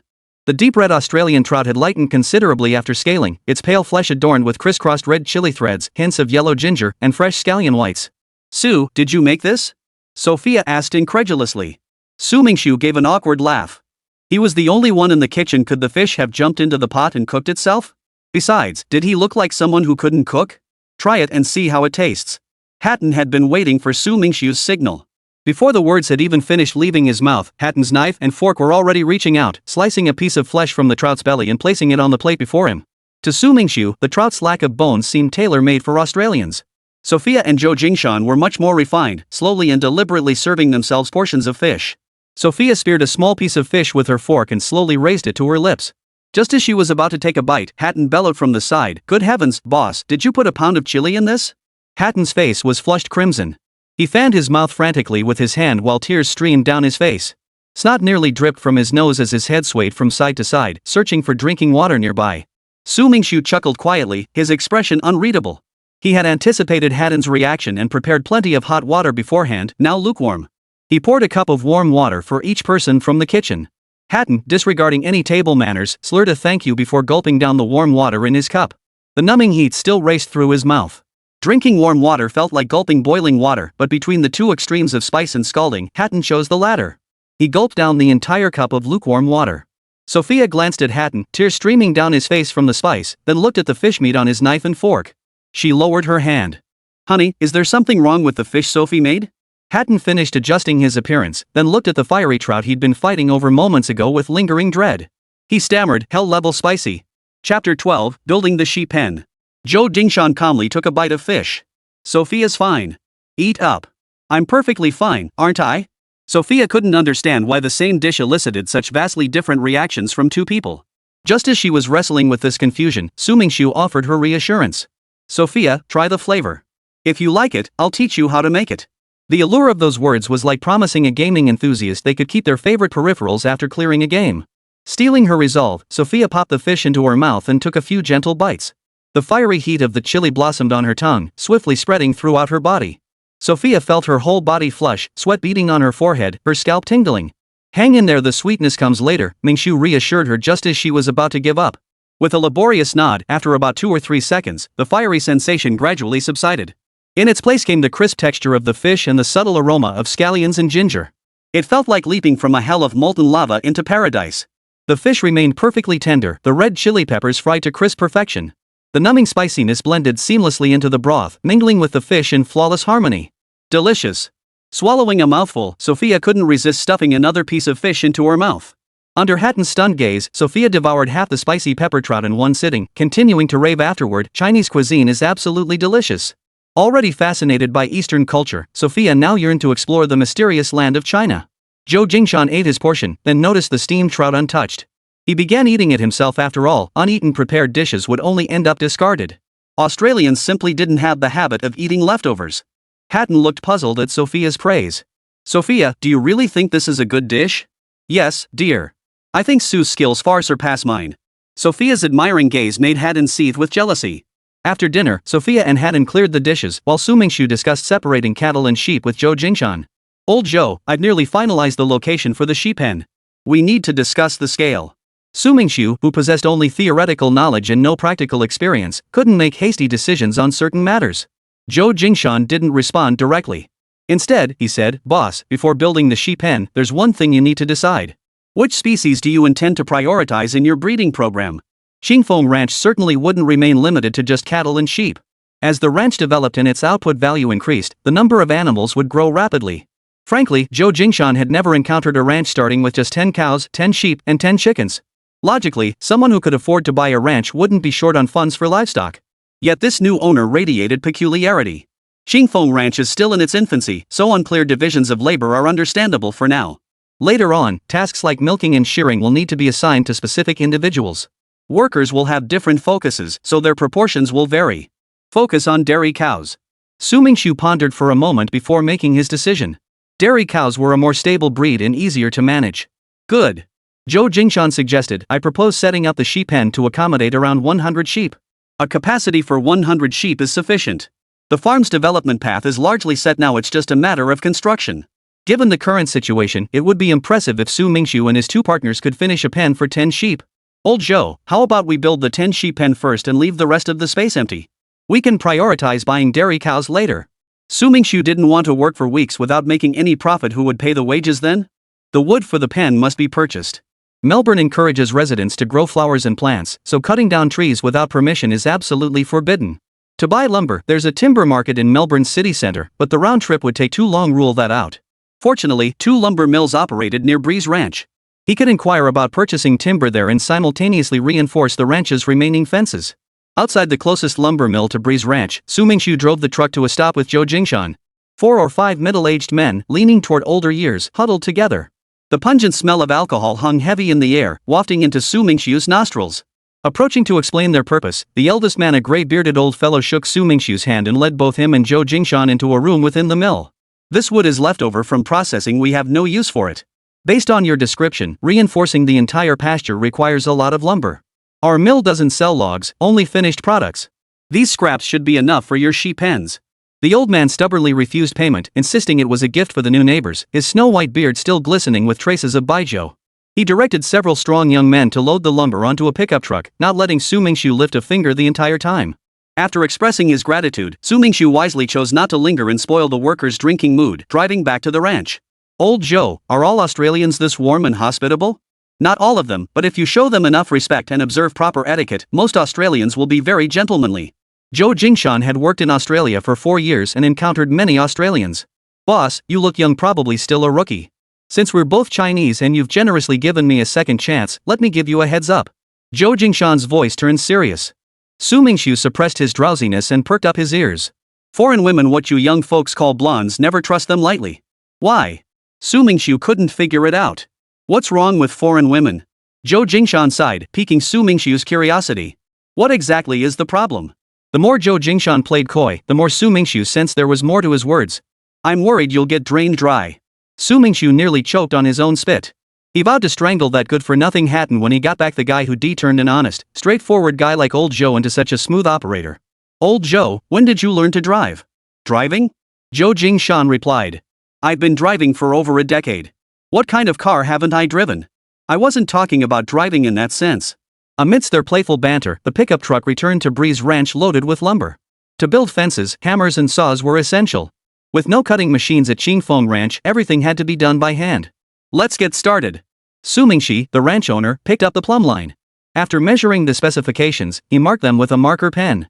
The fence didn't need to be perfectly square and level, a rough outline that could be connected to provide protection was sufficient. Chapter 13, Relocating the Goats. Hatton, with his strength, took charge of sawing the wood, while Zhou Jingshan carried the newly formed planks to mark off the goats' enclosure. The initial plan was to set up 10 3x5 grid pens for temporary housing. By the time Su Mingxu finished marking all the lumber, the outer perimeter of the goat pens was already complete. A row of 10 pens was positioned in relatively dry, sun-exposed areas to ensure the goats' living space remained dry and comfortable. Using the remaining boards, they built small roofs for each pen just the right size to shelter 1.5 goats from the rain. The fence on the roof side was sealed off, and a thick layer of dry hay was spread inside. Standing up and surveying his ingeniously designed pen, Su Mingxu couldn't help but marvel at his own brilliance. With the pen complete, the only task left was to move the goats inside.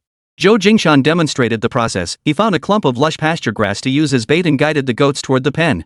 Hatton and Su Mingxu joined in, and within minutes, the three of them had guided all 10 goats into the pen. With the sun still high in the sky and little left to do on the ranch, Su Mingxu returned to the villa. He didn't linger on the first floor but headed straight up to his bedroom on the second floor. 10 cows were too few, he needed to exchange for a few more. Entering the system store and searching for the cow icon, Su Mingxu was startled to find it had turned gray, unavailable for exchange.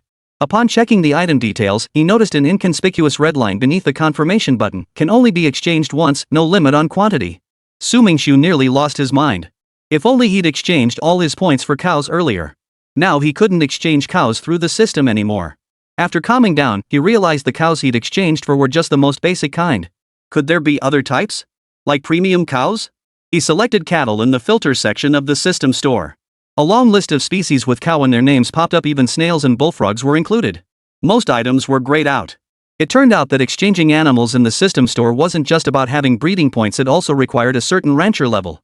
Su Mingxu was currently only a beginner rancher, so the only items he could exchange for were ordinary goats, ordinary cows, chickens, ducks, and fish. Fish? In the southwest corner of Qingfeng Ranch lies an idle pond. Its water is crystal clear, and on sunny days, you can even see the pebbles at the bottom. It must be man-made. How else could pebbles exist in the middle of a vast grassland? Glancing at his remaining 700 farming points, he calculated that each common carp cost 20 points. With 700 points, he could exchange for 35 carp, more than enough to fill the pond. Su Mingxu selected 30 carp, leaving him with 100 points remaining.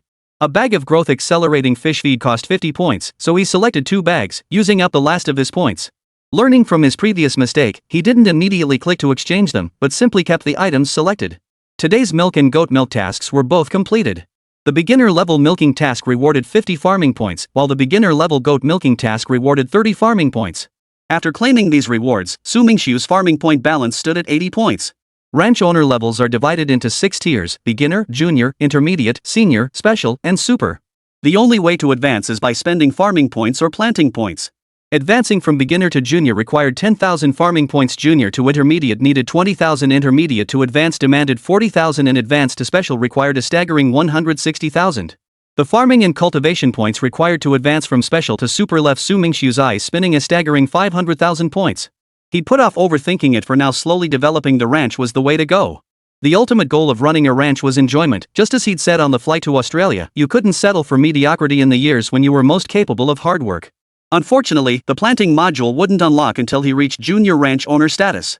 Su Mingxu envisioned growing Australian exclusive fruits and vegetables at Breeze Ranch.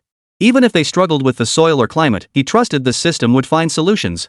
In Su Mingxu's vision for Qingfeng Ranch, livestock, agriculture, and fisheries were indispensable components. The next consideration was milk distribution channels. Marketing milk and other dairy products was Su Mingxu's most awkward challenge. Without a large herd of cows and a stable supply, major manufacturers would never partner with him unless they were blind. The only option was retail. In rural China, many peddlers ride bicycles with insulated boxes attached to the back, filled with processed milk, selling it along the roadside. That's how it's done. Su Mingxu didn't know about other parts of Australia, but he was absolutely certain there was no milk delivery service in Melbourne. With sufficient marketing, Su Mingxu was confident he could make this business work. Just like delivering takeout. Glancing out the window, he watched the sun slowly sink below the horizon. The last lingering rays of sunset were crushed by darkness, merging into the night sky and adding a touch of brilliance to the sparkling stars. It was his second day in Australia. Su Mingxu realized he hadn't contacted his friends back home in 2 days. He wondered what they were doing at this very moment. The moment he popped into the QQ group, it erupted like cold water splashing into hot oil. Wang Peng, old Su, where've you been hiding lately? Su Mingxu sent a smirking emoji. Nothing, just taking a break. Zhang Yangyi, where'd you run off to? The States or Australia? Su Mingxu asked in surprise. How did you know I was in Australia? Zhang Yanyi sent a smug emoji. That little detail stumped me. Li Liang already told us ever since you got to his place, you've been acting all jumpy. But it's clear you really love the grasslands. And the most important thing. Wang Peng couldn't help but interject. Didn't you know the QQ group has a distance display feature? Oh man, I totally forgot about that feature. Su Mingxu chuckled helplessly. He'd been planning to surprise them. Wang Peng, Li Liang, Zhou Dongxiu, and Su Mingxu were quite the characters back in their college days. As dorm leader, Su Mingxu was incredibly dedicated. Once, he shocked the hot water lady by carrying 4 thermoses to refill them all by himself. Another time, for a group activity, the 4 of them showed up wearing cartoon pajamas, bleary-eyed and holding each other's tails. Pikachu, Tigger, whatever.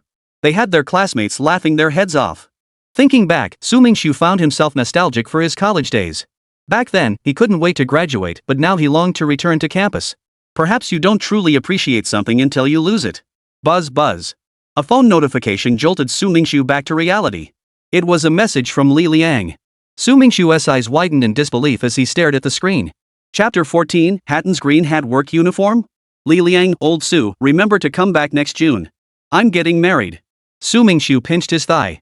Li Liang was actually getting married? As the conversation unfolded, Su Mingxu pieced together the story. Li Liang had met a girl while horseback riding, leading to a classic hero rescues damsel scenario. The formula worked like clockwork: one application, one success. Before they knew it, sparks flew, and things spiraled out of control, straight to marriage talks. Typing was too tedious, so the 4 of them switched to a video call. Familiar faces appeared on the small phone screen. Su Mingxu waved at them. How come you guys are all together today?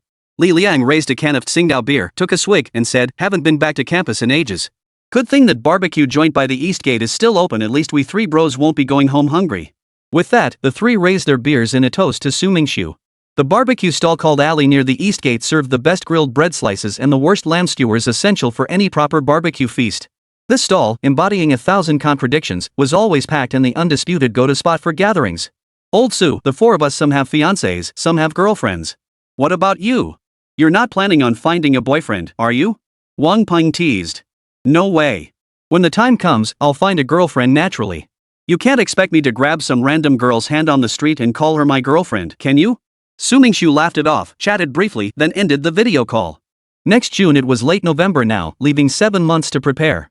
By the time he returned home, he'd give those 3 guys a huge surprise and certain people a huge scare. Exhausted after a long day, Su Mingxu went to bed without staying up late for the first time, even skipping dinner. He slept straight through until the next morning. Damn it, that rooster again. Su Mingxu groaned. What sin had he committed in a past life to deserve this system sending him a rooster with such a piercing crow as punishment? After washing up, Su Mingxu sat at the only remaining table in the first-floor living room, racking his brains. How could he explain this carp business to Hatton and the others? Swam out on its own? No. The carp with the basket on the grasslands. Forget it. He wouldn't redeem it just yet. The system had a great feature: selected items could be stored indefinitely and redeemed anytime. A new day dawned, and Su Mingxu refused to repeat yesterday's mistakes. Slapping his forehead, he realized, wasn't it the food and wine festival season? He'd spend the morning discussing the feasibility of door-to-door milk delivery with Zhou Jingshan and Hatton, then head to Melbourne's city centre for the food and wine festival in the afternoon.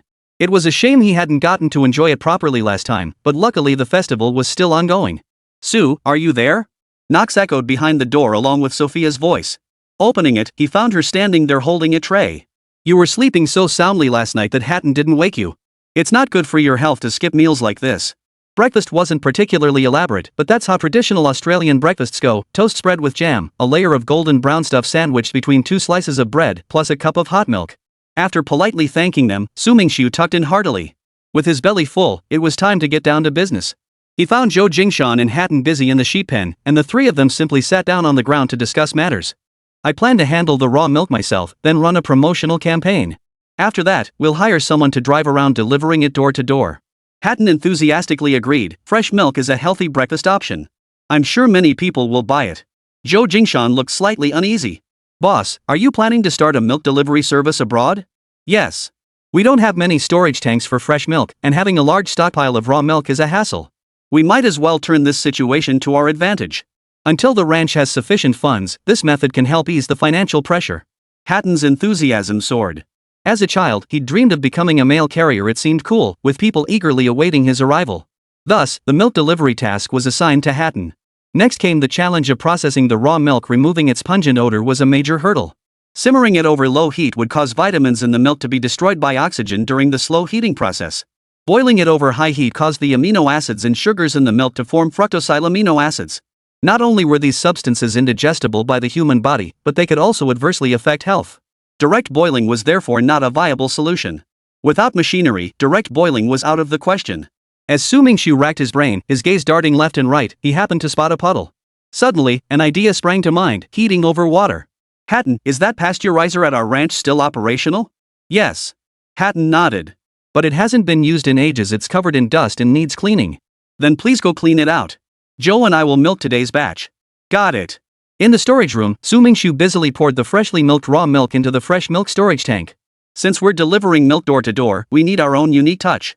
Su Mingxu's first thought was custom bottles, glass jars printed with the Qingfeng Ranch logo. Should we have specific uniforms for the milk delivery staff? Zhou Jingshan suggested. Uniforms? Su Mingxu couldn't help but laugh at the mental image of Hatton running around in cow pajamas carrying milk. The order had to be professional. Work demands the seriousness befitting work. While Qingfeng Ranch was making a name for itself in Melbourne, they didn't yet have the privilege or capability to joke around. The priority was to leave a positive impression of Qingfeng Ranch in people's minds, not a comical one. Alright, then green vests and green hats, with the logo printed on them. Hatton saw nothing wrong with it. Green symbolized vitality and harmony. Zhou Jingshan was nearly bursting with suppressed laughter. Years of workplace experience had honed his ability to stifle it to a remarkable degree. Zhou, why are you blushing? Hatton asked with concern, thinking Zhou Jingshan might be unwell. Nothing. Relaxing his facial muscles, Zhou regained his composed smile. The milk delivery arrangement was finalized. The shop customizing bottles and clothes was located in Melbourne's city center, though Su Mingxu didn't know the exact address. But with Zhou Jingshan around, it wouldn't be a problem. Old Zhou, are there any custom shops in Melbourne's city center? After a moment's thought, Zhou Jingshan replied, there's a shop in Melbourne's Chinatown that specializes in laser printing. We can buy glass bottles and have them printed there. Chapter 15, Melbourne's Chinatown. Downtown Melbourne was bustling dozens of times more than usual due to the Food and Wine Festival. But compared to the crowds on the festival's opening day, the current flow of people seemed almost insignificant. Finding the laser printing shop Zhou Jingshan mentioned, the owner was a blonde woman with blood-red lips and bright blue nail polish. Dressed in a fairly traditional office lady outfit, she greeted Su Mingxu warmly upon his arrival. Hello, we'd like to print a logo on glass bottles. Could you tell us about the pricing? The blonde woman shook hands with Su Mingxu and asked, Sir, are you looking for a large custom order or a small one? Bulk. 10,000 glass bottles. The blonde woman sucked in a sharp breath. Even Hatton, who was accompanying him, nervously tugged at Su Mingxu's sleeve. Su Mingxu calmed Hatton with a glance and asked, What's wrong? Is that not possible? Su Mingxu had checked the market price for glass bottles. Sturdy ones cost just $1 each. 10,000 bottles would be 10,000 Australian dollars. Once filled with milk, their value would multiply several times over. Sir, my name is Lily. Your order volume is exceptionally large. We need the manager from headquarters to discuss this with you. Would you mind waiting a moment? Lily was ecstatic, but she forced herself to suppress her joy to avoid losing the deal. She cautiously asked Su Mingxu, afraid the most lucrative opportunity might slip away. Certainly. About 10 minutes later, a man in a suit approached Su Mingxu, shook his hand, and said, I'm John. Good day, sir. May I ask your name? Hello, my surname is Su. Mr. Su, I just heard about your order from Lily. You can pay us for the raw materials up front, and we'll handle the entire process for you. The value will only be cheaper. You just need to wait for the order to be completed. John even took on the task of purchasing the glass bottles. Su Mingxu was naturally delighted to have the hassle off his hands. The logo printed on the glass bottles originally cost 50 cents each, but the bulk discount applied regardless of country. The printing shop offered Su Mingxu a price of 30 cents per bottle. The total cost for the logo customization in glass bottles came to 11,000 Australian dollars, with a 50% deposit required upfront per the agreement. After leaving the print shop, Su Mingxu took Hatton and Zhou Jingshan to the South Bank Floodway for the Food and Wine Festival. The streets of South Bank Floodway were lined with orderly rows of diverse food stalls, each run by chefs eager to showcase their skills at the festival. They served visitors, seeking nothing more than a word of praise for them. A customer's compliment could wash away all their fatigue. Hatton, why don't you go pick up Sophia? She sulked last time we didn't bring her. That truck only seats 2. Su Mingxu rode in the back on the way here. Can't he ride there again on the way back? Easy fix. On the way back, you and I ride in the truck bed. Old Joe drives. Ladies first, right? Su Mingxu patted Hatton on the shoulder. Stop dawdling. Hurry back. We can't leave the ranch unattended for too long. Hatton grunted in acknowledgement, turned the truck around, and headed back to the ranch to pick up the others. Under the neon glow, the wine in the stemmed glasses refracted multicolored light, dazzlingly brilliant. To avoid disrupting the street order, the chefs voluntarily chose vacant spots. Su Mingxu approached a frail-looking chef, who gestured invitingly, urging Su Mingxu to sample his creation. It was a pink chocolate cake. The rosy exterior made it impossible for Su Mingxu to discern its ingredients by sight alone, and its appearance didn't exactly scream delicious dessert. Under the watchful gaze of the slender chef, Su Mingxu scooped a corner of the pink cake with a spoon and placed it in his mouth. It was icy cold. Was that watermelon flavor? Savoring it carefully, he detected strawberry pulp, the fresh aroma of milk, and something else he couldn't quite identify. He scooped another spoonful, this time tasting additional ingredients, flower petals and blackcurrants. May I ask what's mixed in with the crushed petals? Hearing Su Mingxu's interest in his craft, the slender chef grew visibly excited. Sir, do you find the flavor of this cake pleasing? Su Mingxu nodded. Unparalleled. You've broken the shackles of traditional desserts. One can taste the orchard in this sweet creation. The chef grew even more excited, his hands trembling as he opened another plate. Sir, please do try this. I know it's rude to ask of one person, but please forgive me. Su Mingxu felt no reproach. Talent unrecognized, the torment was not for the faint of heart. The palm-sized pastry featured a layer of milky white cream encircling the bread, swirled with crimson ice cream, and crowned with a single cherry. Ice cream felt premature in Australia's current weather, yet with his first bite, Su Mingxu's understanding of ice cream deepened. It melted instantly upon contact with his tongue, not turning into slush like ordinary ice cream, but transforming into something creamy. This wasn't ice cream at all. The bread was light and fluffy. Su Mingxu didn't want to fill his stomach before the main course. It was incredibly creative freezing cream. At first bite, he thought it was ice cream. If not for the rich, milky aroma and sweetness, Su Mingxu would never have guessed it was cream. The slender chef removed his hat, bowed to Su Mingxu, and explained, "Good day, sir. You are my first guest. I can tell you genuinely appreciate fine cuisine and recognize most of my ingredients. I am Charles. It is an honor to meet you, my master." Su Mingxu's heart skipped a beat. He didn't deserve a chef's hat-off salute.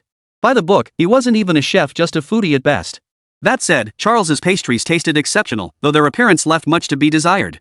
The first cake featured a simple pink chocolate layer.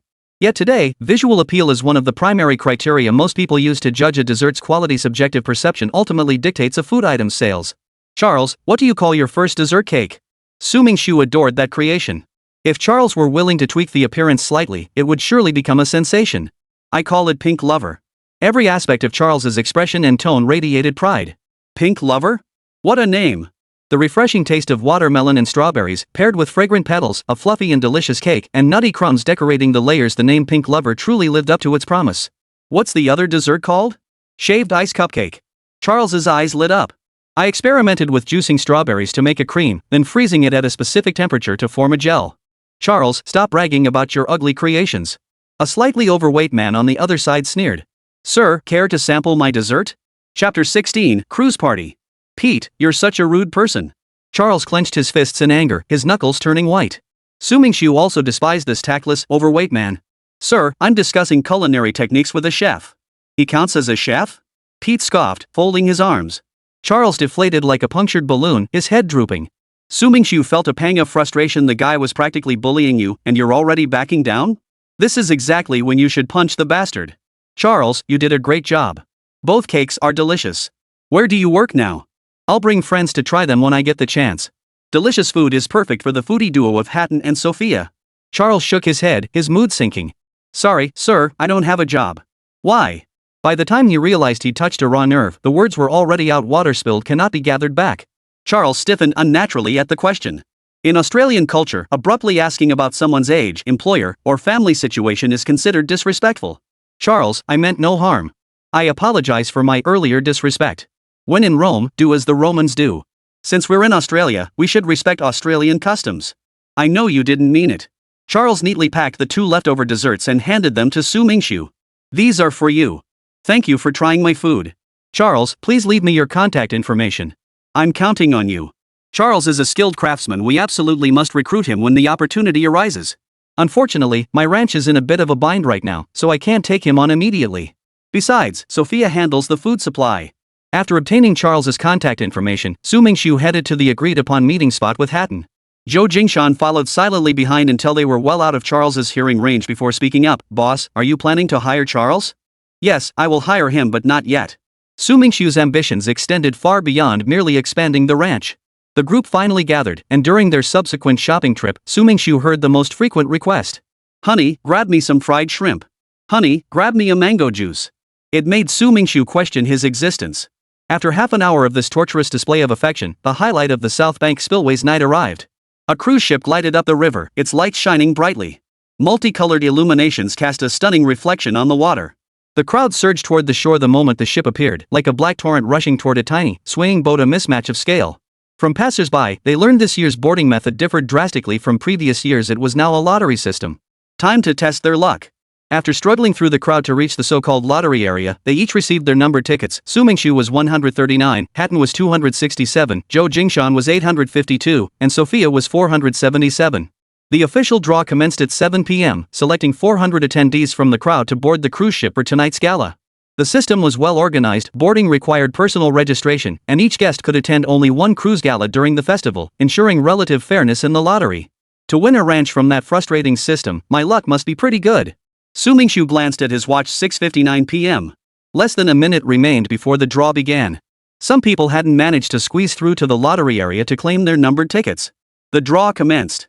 An attendant stood on the ship's deck, with a lottery machine to her right.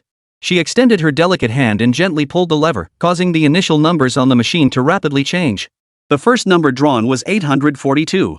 A woman happily rushed to the cruise ship's ticket gate, handed her number card to the staff, who verified it repeatedly before ushering her inside. People kept boarding the ship.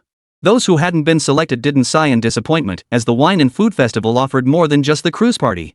Su Mingxu and Hatton approached the boarding gate with their 3 companions. To their astonishment, all 4 of them had been selected out of what must have been at least 3,000 people present, if not 5,000. The ship's interior was opulent and luxurious. Setting aside the exquisitely priced delicacies on the long tables, the intricate crystal chandelier suspended above the central hall likely cost over 100,000 Australian dollars.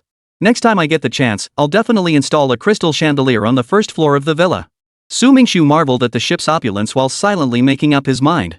Sophia gasped and rushed to the entrance of the deck. There, a round table held 5 bottles of wine shimmering under the starlight. The crystal-clear bottles contained shimmering, iridescent liquids. This is actually Constellation. Hatton was stunned. Constellation was a globally renowned limited edition blend. Only 112 bottles had ever been produced by the Wall Company. What a grand gesture for this year's food and wine festival, to unveil 5 bottles at once. Remember, during its peak popularity, Stellar was being scalped on the black market for $200,000 a bottle. The rise of Stellar was a peculiar phenomenon.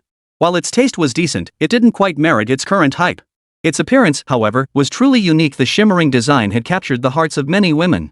Su Mingxu suspected it was women's pursuit of beautiful food that had driven Stellar's price so high. Take Sophia right here, for instance. "Oh my goodness, dear, if this is the event prize, you absolutely must help me get a bottle." A nearby staff member, worried Sophia might break the bottle, stepped in to stop her from touching it. "Miss, please cooperate with my work." The ship's gala officially commenced. The hostess explained the rules to the guests. Tonight's event was less a formal gala and more an entertaining gathering. Many games offered generous prizes. Su Mingxu grew interested and began studying the rulebook to understand the games. First was teamwork. Groups of 10 tied their feet to their neighbors, then walked together to the destination, with rankings determined by time. Next was the tram ride game, where the person behind supported the right foot of the person in front while balancing on their left foot and hopping forward.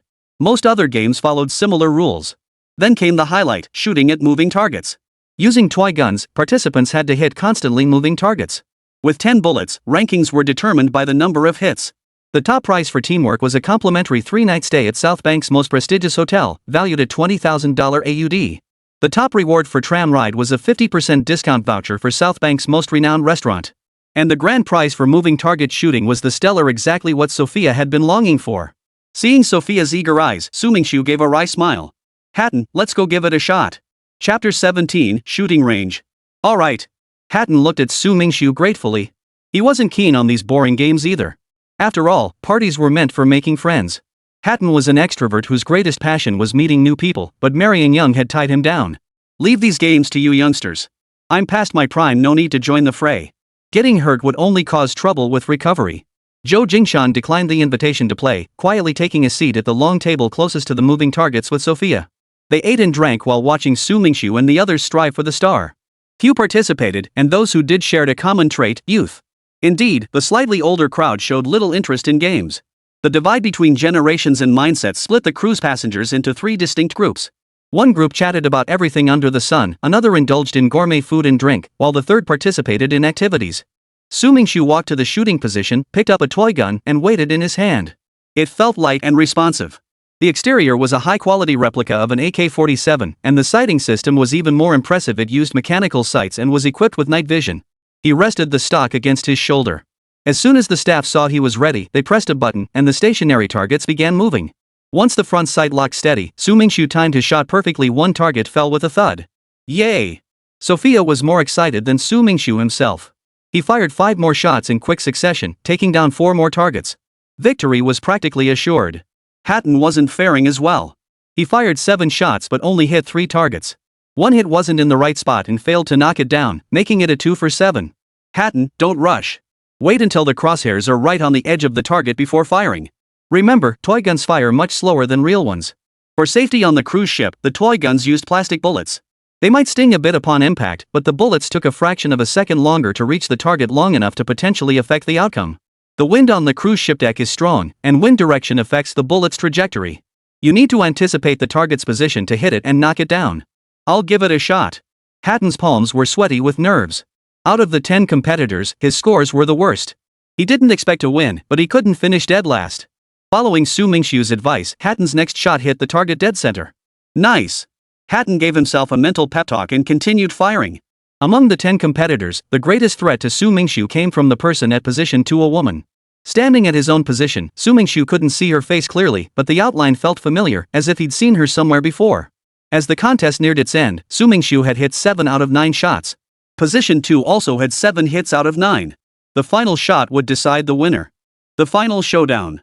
Su Mingxu raised his toy gun, focusing intently, even hearing his own breath. Bang! 2 gunshots collided in the air, followed by the sound of the moving target snapping apart and crashing to the ground. What just happened? Was it a tie? Both player 2 and Su Mingxu's final shots had hit the moving target. Just as the referee hesitated, a turning point occurred.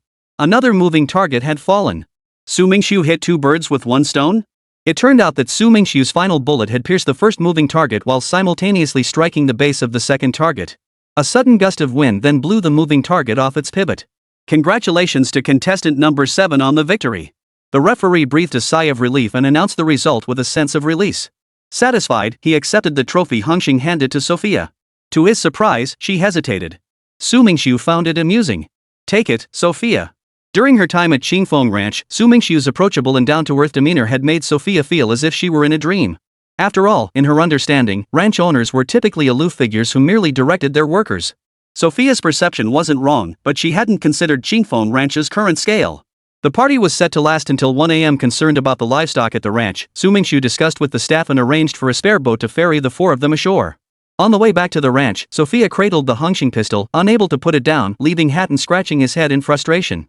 Boss, have you ever played with guns before? No, I haven't. Su Mingxu could swear to heaven that his parents had been strict with him since childhood.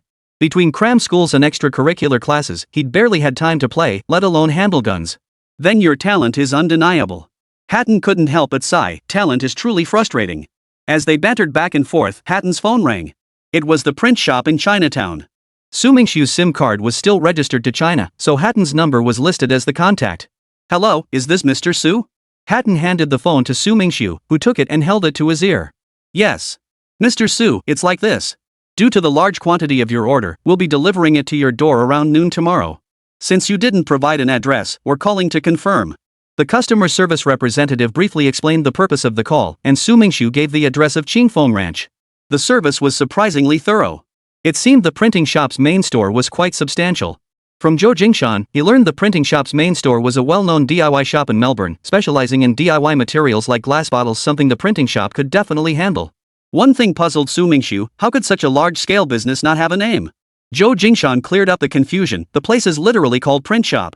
The company name was simply Print Shop. Su Mingxu sighed. He just couldn't wrap his head around the peculiar logic of foreigners. By the time he returned to breezy pasture, the moon hung high in the sky, dotted with stars. On a whim, Su Mingxu wandered alone through other parts of the residential area. The residential area of Qingfeng Ranch was quite large, larger than some residential complexes in China. His villa was located in the central part of the residential area, with Hatton's house being the closest to the villa. Roughly counting, there were actually dozens of houses reserved for employees. Su Mingxu whistled in surprise. With 4 people per room, there was absolutely no need to worry about staff accommodations. Since he couldn't exchange for cows from the system store, he'd have to purchase them from other ranches. For now, the breeding point only served to exchange for new species. Ah, fish fry. Su Mingxu suddenly remembered the 30 carp fry and 2 bags of growth-accelerating fish feed still sitting in his shop inventory. The pond was quite a distance from the living quarters. Walking there would take too long, and Hatton might grow suspicious. Taking a car would be hard to explain. Just as Su Mingxu was agonizing over what to do, he caught sight of an old, abandoned bicycle outside the tool shed. Even the heavens are on my side. Chapter 18, Releasing the Fry. Under the moonlight, the pond shimmered with rippling waves. A shadowy figure crept stealthily toward the water's edge. Hopefully the fry won't struggle to adapt to Australia's water quality. Su Mingxu pressed the confirmation button. Once the system shop's loading bar finished, 30 fry surged into the pond, clustering together in a dark mass. Su Mingxu tore open the growth-accelerating fish food and poured in a quarter of the bag. The fry swarmed over it, devouring every last crumb the moment it hit the water. Eating that fast? Fish activity dropped significantly at night, reducing their appetite. The reason for feeding now was to prevent Su Mingxu from forgetting to feed them amid tomorrow morning's busyness. Since they were now full, feeding tomorrow morning would be unnecessary. Su Mingxu placed the growth-promoting feed by the pond's edge, deciding not to take it back. 2 bags of feed were too conspicuous, leaving them there would be more convenient for future feedings. Checking his phone, it read 10:47 p.m. almost 11 o'clock. Yawning, Su Mingxu pedaled his nearly worn-out bicycle back to the villa. Lying on the large bed, Su Mingxu tossed and turned, unable to sleep. He'd been in Australia for several days now, yet the ranch showed little improvement. How much longer would it take to develop into what he envisioned? He knew rushing things wouldn't help, but he couldn't help feeling anxious. He logged into the QQ group chat. Sure enough, those beasts hadn't gone to bed yet and were still chatting. Xiao Dongxiu, holy crap, that Zhang guy really has forgotten his brothers now that he's got a wife. He doesn't even chat with us anymore. Wang Peng, you'll be the same once you get a wife. Don't be so quick to judge. Su Mingxu, hey, what's all the commotion? Wang Peng, the boss is here. Quick, come pay your respects to the boss. Xiao Dongxiu played along perfectly, sending a kneeling emoji and saying, big shot of the supply ranch, when are you gonna take us for a ride? Su Mingxu was about to invite them over immediately, but considering the current situation, he said, once old Zhang gets married, I'll invite all of you over to play. We can help him celebrate his honeymoon. Wang Peng raised both hands in agreement. Perfect. That's a great idea. Let's settle it right here and now. After chatting for a while about everyday trivialities, listening to their mundane life stories, Su Mingxu suddenly felt a pang of homesickness. Alone in a foreign land, a stranger. His thoughts grew chaotic, so he simply closed his eyes. Oh, my dear daughter, what's wrong? Xia Xiangwen looked at his dejected daughter and asked with concern. Xia Ling's face was as dark as a pot bottom. Dad, you have no idea. Today I went to the boat party at the South Bank Spillway and almost won the grand prize. But then some kid in black got lucky and hit 2 targets with his last shot. If Su Mingxu saw Xia Ling now, he'd be devastated. Fate is unpredictable. These two had crossed paths again. How about I send you to Uncle Adam's ranch to clear your head? Xia Xiangwen doted on Xia Ling and felt uneasy seeing his daughter so downcast. Deal! Xia Li exclaimed with delight. She'd longed to visit Uncle Adam's ranch but had never gotten permission before. Now she had the chance to finally go. I knew you were hatching some scheme. Xia Xiangwen laughed heartily. Behave yourself at Uncle Adam's ranch, don't cause him any trouble. Got it, got it. After exchanging a few more words, Xia Liang went upstairs to pack her bags. Su Mingxu woke up early that morning, his first thought being why the rooster in the coop hadn't crowed. He glanced at the clock hanging on the bedside table. It was barely past 4. He buried his head under the covers to sleep, but the constant rumbling outside wouldn't let him. Su Mingxu shuffled over in his slippers and peered out the window. Outside Qingfeng Ranch, a sedan's rear wheel was stuck in a puddle. Heavy rain had started pouring down at some point. Chapter 19, Unlikely Encounters. Hatton, what's going on? Su Mingxu, who had just thrown on some clothes and stepped outside, bumped into Hatton, who was also rushing toward the entrance of Qingfeng Ranch. Hatton looked just as bewildered, shouting as he ran, Boss, I just got here. Alright, let's go check it out. If it weren't for the fact that there were no mountains or steep slopes around Qingfeng Ranch, he would have thought a flash flood or mudslide had struck. The black Maybach sat at an angle, rainwater streaming down its sides. From the back seat, Xia Ling grumbled, What kind of hellish weather is this? It's pouring. The bodyguard stood at the rear of the Maybach, observing the tires sunk into the ground, considering whether it was possible to free the vehicle. He soon abandoned the idea, however, because the position of the stuck wheels was too bizarre. They were wedged vertically. Only 2 methods could free the vehicle. One was to use powerful external force to lift the rear of the car. The other was to dig out a ramp with a shovel or similar tool and push the car from behind. Neither option was feasible under the current circumstances. Need help? Su Mingxu handed the bodyguard an umbrella. The bodyguard thanked him, opened the umbrella, and unlocked the car door. The car's stuck? Hatton knew the roads around Qingfeng Ranch while he'd stumbled there plenty of times. Getting a pickup truck unstuck always took several people working together. Though the Maybach wasn't as heavy, its price tag demanded extreme caution. One careless scratch could wipe out half a month's wages. The moment Xia Ling stepped out of the car, Su Mingxu's expression changed abruptly. He darted behind Hatton and whispered urgently, "Hatton, cover me. That girl up ahead has a serious grudge against me." "Deep grudge?" Hatton gaped. "Boss, how do you even know her? She looks pretty attractive. Did you start this conflict? How could you speak of your boss like that?" "Ah, never mind. It's a long story. I'll tell you all about it another time. Thanks for the umbrella. Are you two employees of this ranch?" Xia Ling politely exchanged greetings. All in all, Hatton's first impression of Xia Ling wasn't particularly bad. In fact, it was surprisingly good. As for the tension between Xia Ling and Su Mingxu, it probably stemmed from their incompatible auras. "May we borrow one of your ranch houses to shelter from the rain?" Xia Ling's request broke Su Mingxu's heart. It was perfectly reasonable. He couldn't let them stand out in the downpour. Inviting them and risked exposing his identity, potentially throwing Qingfeng Ranch into chaos. Su Mingxu now understood all too well the saying, "No enemies, no rivals." "We really are destined to cross paths," Su Mingxu thought, steeled his resolve, and agreed. "Please follow me." Inside the room, Sophia served hot tea, urging Sophia and her bodyguard to warm themselves. In weather like this, catching a cold was all too easy. "Hey, why are you covering your face?" Xia Ling was puzzled. Ever since she entered the room, this man had been hiding his face with various items, refusing to let her see his features. Could it be he had some shameful secret? "Can't you just relax and drink your tea?" He kept his thoughts to himself, knowing a direct confrontation was pointless. Su Mingxu cleared his throat unnaturally. "Thanks for your concern. Just a minor cold. Didn't want to risk infecting you." "Ha?" Xia Ling's gaze kept drifting to the coat draped over Su Mingxu's shoulders. Chapter 20, Discovered. "By the way, did you attend the cruise party at the South Bank Spillway last night?" Xia Ling felt Su Mingxu's coat looked familiar. Why did it resemble the one worn by the guy who had beaten her last night? Last night, Su Mingxu had hung up his coat before sleeping. He'd planned to change into something else today, but this morning's unexpected situation had left him no time to think. He'd just thrown the coat on. "Ha? How did you know? Did you also win a bottle of hunching?" Xia Ling's gaze grew colder as she reached her conclusion. "Ha, you guessed right." Before Su Mingxu could finish his sentence, Xia Ling slammed her hand on the table, stood up, and glared at him. "You won by luck. That doesn't count. Play another round with me." "Ha?" It took Su Mingxu a moment to realize Xia Ling was the very same player number 2 he'd defeated last night. What a small world. Luck is part of victory. We Chinese value timing, location, and harmony. Heaven let me win, why should I lose? Su Mingxu felt no fear. He'd already won. What was there to fear? You. Xia Ling was speechless. The bodyguard changed into Hatton's old clothes, his hair still damp. Pushing open the door, he addressed Xia Ling. "Miss, I've notified Adam, the ringmaster. He'll send someone to pick you up shortly." Hearing the crisis averted, Xia Ling sat in her chair, glaring angrily at Su Mingxu. "Fine," she huffed, "I'll forgive you for letting me shelter from the rain. But seriously, a rich girl like you taking the train?" Su Mingxu couldn't help but notice Xia Ling's expensive outfit and the Maybach stuck in the ditch. Anyone with half a brain could tell she came from a wealthy family. "See a friend," Xia Ling said simply. She turned to her bodyguard and added, "Frank, take a seat and rest."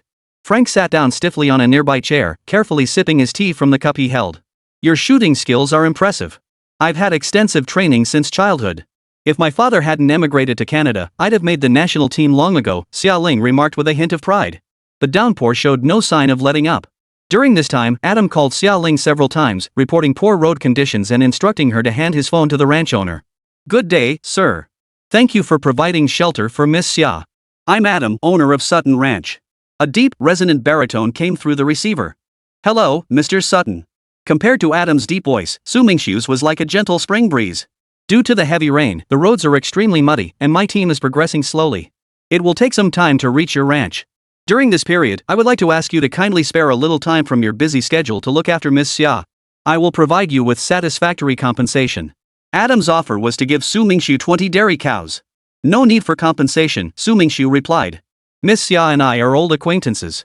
He politely declined Adam's generous offer of cows, exchanged a few more pleasantries, and hung up. Xia Ling asked, "Why did you refuse the payment? A handout is better left untouched." Adam sought to repay a favor, but Su Mingxu never considered sheltering Xiaoling a favor to be repaid. Who knew you had such principles, you bastard? Frank looked horrified. Miss Xiaoling was actually complimenting someone? Smiling without comment, Su Mingxu lifted his teacup to his lips and sipped a few times. Suddenly, he remembered today's daily task remained unfinished and a pang of frustration washed over him. Fish food. The fish food left by the pond last night to stimulate spawning was probably soaked through in the downpour. Fish food? Nothing much. I'm raising some fish fry at the ranch.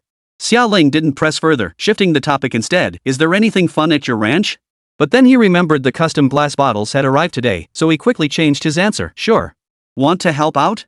Free labor, might as well take advantage of it. But he forgot to consider that a pampered young lady who'd never done a day's work in her life would only make things worse. Boss, the road's too muddy. The printing company's delivery truck probably can't get through. What if it delays our schedule? Su Mingxu chuckled. Then we'll wait until tomorrow. The printing company should give us a satisfactory response. It was almost noon, so let's head to the chicken coop first. Holding an umbrella, each step sank into mud, exposing the drawbacks of the farm's dirt paths. Fortunately, the chicken coop wasn't far. Upon entering, the distinctive chicken odor hit them like a wave. Su Mingxu was fine, but Xiaoling couldn't keep her composure. What is that smell? It's awful. Pinching her nose and fanning the air in front of her, Xiaoling shrank back towards Su Mingxu. You'll get used to it. Su Mingxu walked over to the chicken coop and began picking up the eggs one by one from beneath the hens. Hatton asked softly, Boss, aren't you trying to hatch chicks? Just leave 2 eggs under each hen. Too many might get crushed. Ah! Xiaoling let out a startled shriek, startling the sleeping hen. Its wings flapped wildly as it flew out of the nest, sending feathers flying everywhere in the coop. Xiaoling's long hair was tangled with feathers, leaving her looking utterly disheveled. Frank could only shoo away the fluttering chickens, careful not to harm them. After all, they belonged to Su Mingxu's ranch. Hey, what's your name? Xiaoling suddenly realized she didn't know the name of the rancher standing before her and felt a pang of disappointment. My name isn't Hey, it's Su Mingxu. Calmly gathering the hens back into their coop one by one, Su Mingxu held several eggs still warm from the hens' bodies. So that's how you collect eggs. What did you expect? Su Mingxu suddenly regretted letting Miss Xia stay at his ranch. This girl was bound to cause trouble, and her endless chatter was unbearable. Su Mingxu, can I pick an egg for fun? Xiaoling sidled up to him, her eyes as innocent as could be. Only 1 egg remained uncollected, nestled in the outermost coop. Xiaoling tiptoed to the edge, where the hen stood with its back to her, facing the wall. Just as Xiaoling's small hand reached under the hen's rear, the previously docile bird whirled around, fixing the egg thief with a cold stare. With a start, Xiaoling snatched the egg and dashed behind Su Mingxu. What are you doing? The hen is so scary. Scary? Su Mingxu pressed his hand to his forehead. No matter what, a hen shouldn't be associated with scary, right? Forget it, forget it. Not worth arguing with her. Just wait. This is only the beginning. The real drudgery milking cows and sheep hasn't even started yet. Tomorrow you'll truly understand what despair feels like. Su Mingxu hadn't forgotten how utterly exhausted his body felt after his first day of labor. People say ranchers live for the good life, but Su Mingxu believed that if you didn't suffer, you weren't truly enjoying it. The ranch experience felt incomplete. The real enjoyment only begins later, after enduring the initial hardships. The grand vision of a combined ranch, fishery, and farm seemed to have already descended upon Qingfeng Ranch. Chapter 21, The Glass Bottle. So boring. Xiaoling slumped over her desk, her head hanging low. Outside the window, the rain fell steadily, soaking the pasture grass and disrupting many people's travel plans, as if to give their hectic lives a much-needed break. Su Mingxu stood by the window, gazing at the misty rain. The landline rang. He answered. Hello, is this Mr. Su? Yes, who's this? Hello, Mr. Su. This is the customer service representative from the print shop. Your order is on its way. Please be sure to check for delivery. Due to the rainy weather, the roads are slippery and muddy, so the delivery time has been slightly delayed. We appreciate your understanding. Su Mingxu's expression froze. Delivering now? They're really going all out for their reputation. Qingfeng Ranch was located in the outskirts. Unless you had an off-road vehicle with exceptional traction, it was practically impossible to drive in. 20,000 glass bottles? That would require at least a dozen off-road vehicles. The cost to deliver a single order seemed a bit steep. Seems Adam still doesn't value Xiaoling enough. Even the delivery crew goes above and beyond to complete the task, yet why won't the ranch owner spare a thought for his friend's daughter? No more pondering. He dialed Hatton's phone. Hatton, keep a close watch on the ranch perimeter. The printing shop will be delivering our glass bottles shortly. Got it, boss. With that settled, all that remained was waiting for the glass bottles to arrive. Poking around the storage room, Su Mingxu found only a few iron pots and pressure cooker liners, enough materials for a simple water bath heating setup. After scrubbing the dust off the pots and pressure cookers, he moved them to the room where fresh milk was stored. Beep. A dozen small wooden crates were unloaded at the ranch entrance. The custom glass bottles were 225 milliliters in size, about the size of an adult's palm. With the help of the print shop staff, he moved the glass bottles to the storage warehouse, settled the final payment, and completed the transaction. Xiaoling was bored inside the house. Though she had a TV and Wi-Fi, she wasn't satisfied with these, having grown tired of them. Just then, she heard the sound of containers being moved. Peering out the window, her eyes lit up. Finally done. Clapping his hands, Su Mingxu looked at the neatly arranged glass bottles before him and breathed a sigh of relief. The first pot of gold was almost ready. Today's rain might be put to good use. With the cold weather, warm milk would leave a lasting impression on passers-by. Using this as an opportunity for advertising would be twice the result with half the effort. Taking out 100 glass bottles, Su Mingxu directed Hatton and Zhou Jingshan to sterilize them. Frank, standing nearby, volunteered to help Su Mingxu set up the makeshift heating device. "Boss, the ranch has a water heater," Hatton reminded him. "Why didn't you say so sooner?" Frank, expressionless as ever, worked with meticulous care and dedication. After pouring 22 liters of raw milk into the apparatus, Su Mingxu stood at the edge of the conveyor belt directing the workflow. He and Frank handled filling the bottles, while Hatton and Zhou Jingshan attached caps. Only the packing stage remained unassigned. "What are you guys up to?" Xiaoling had crouched beside Su Mingxu at some point, picking up a glass bottle to examine it. "Perfect timing. You were complaining about being bored, right? How about I give you a task?" Su Mingxu pointed to the last position on the conveyor belt. "Stand there and pack the bottles into the boxes. Important, arrange them neatly. Place a layer of foam board between every 2 bottles." "Got it." Xiaoling moved to the designated spot. "Let's get started." Milk at the perfect temperature flowed from the dispenser.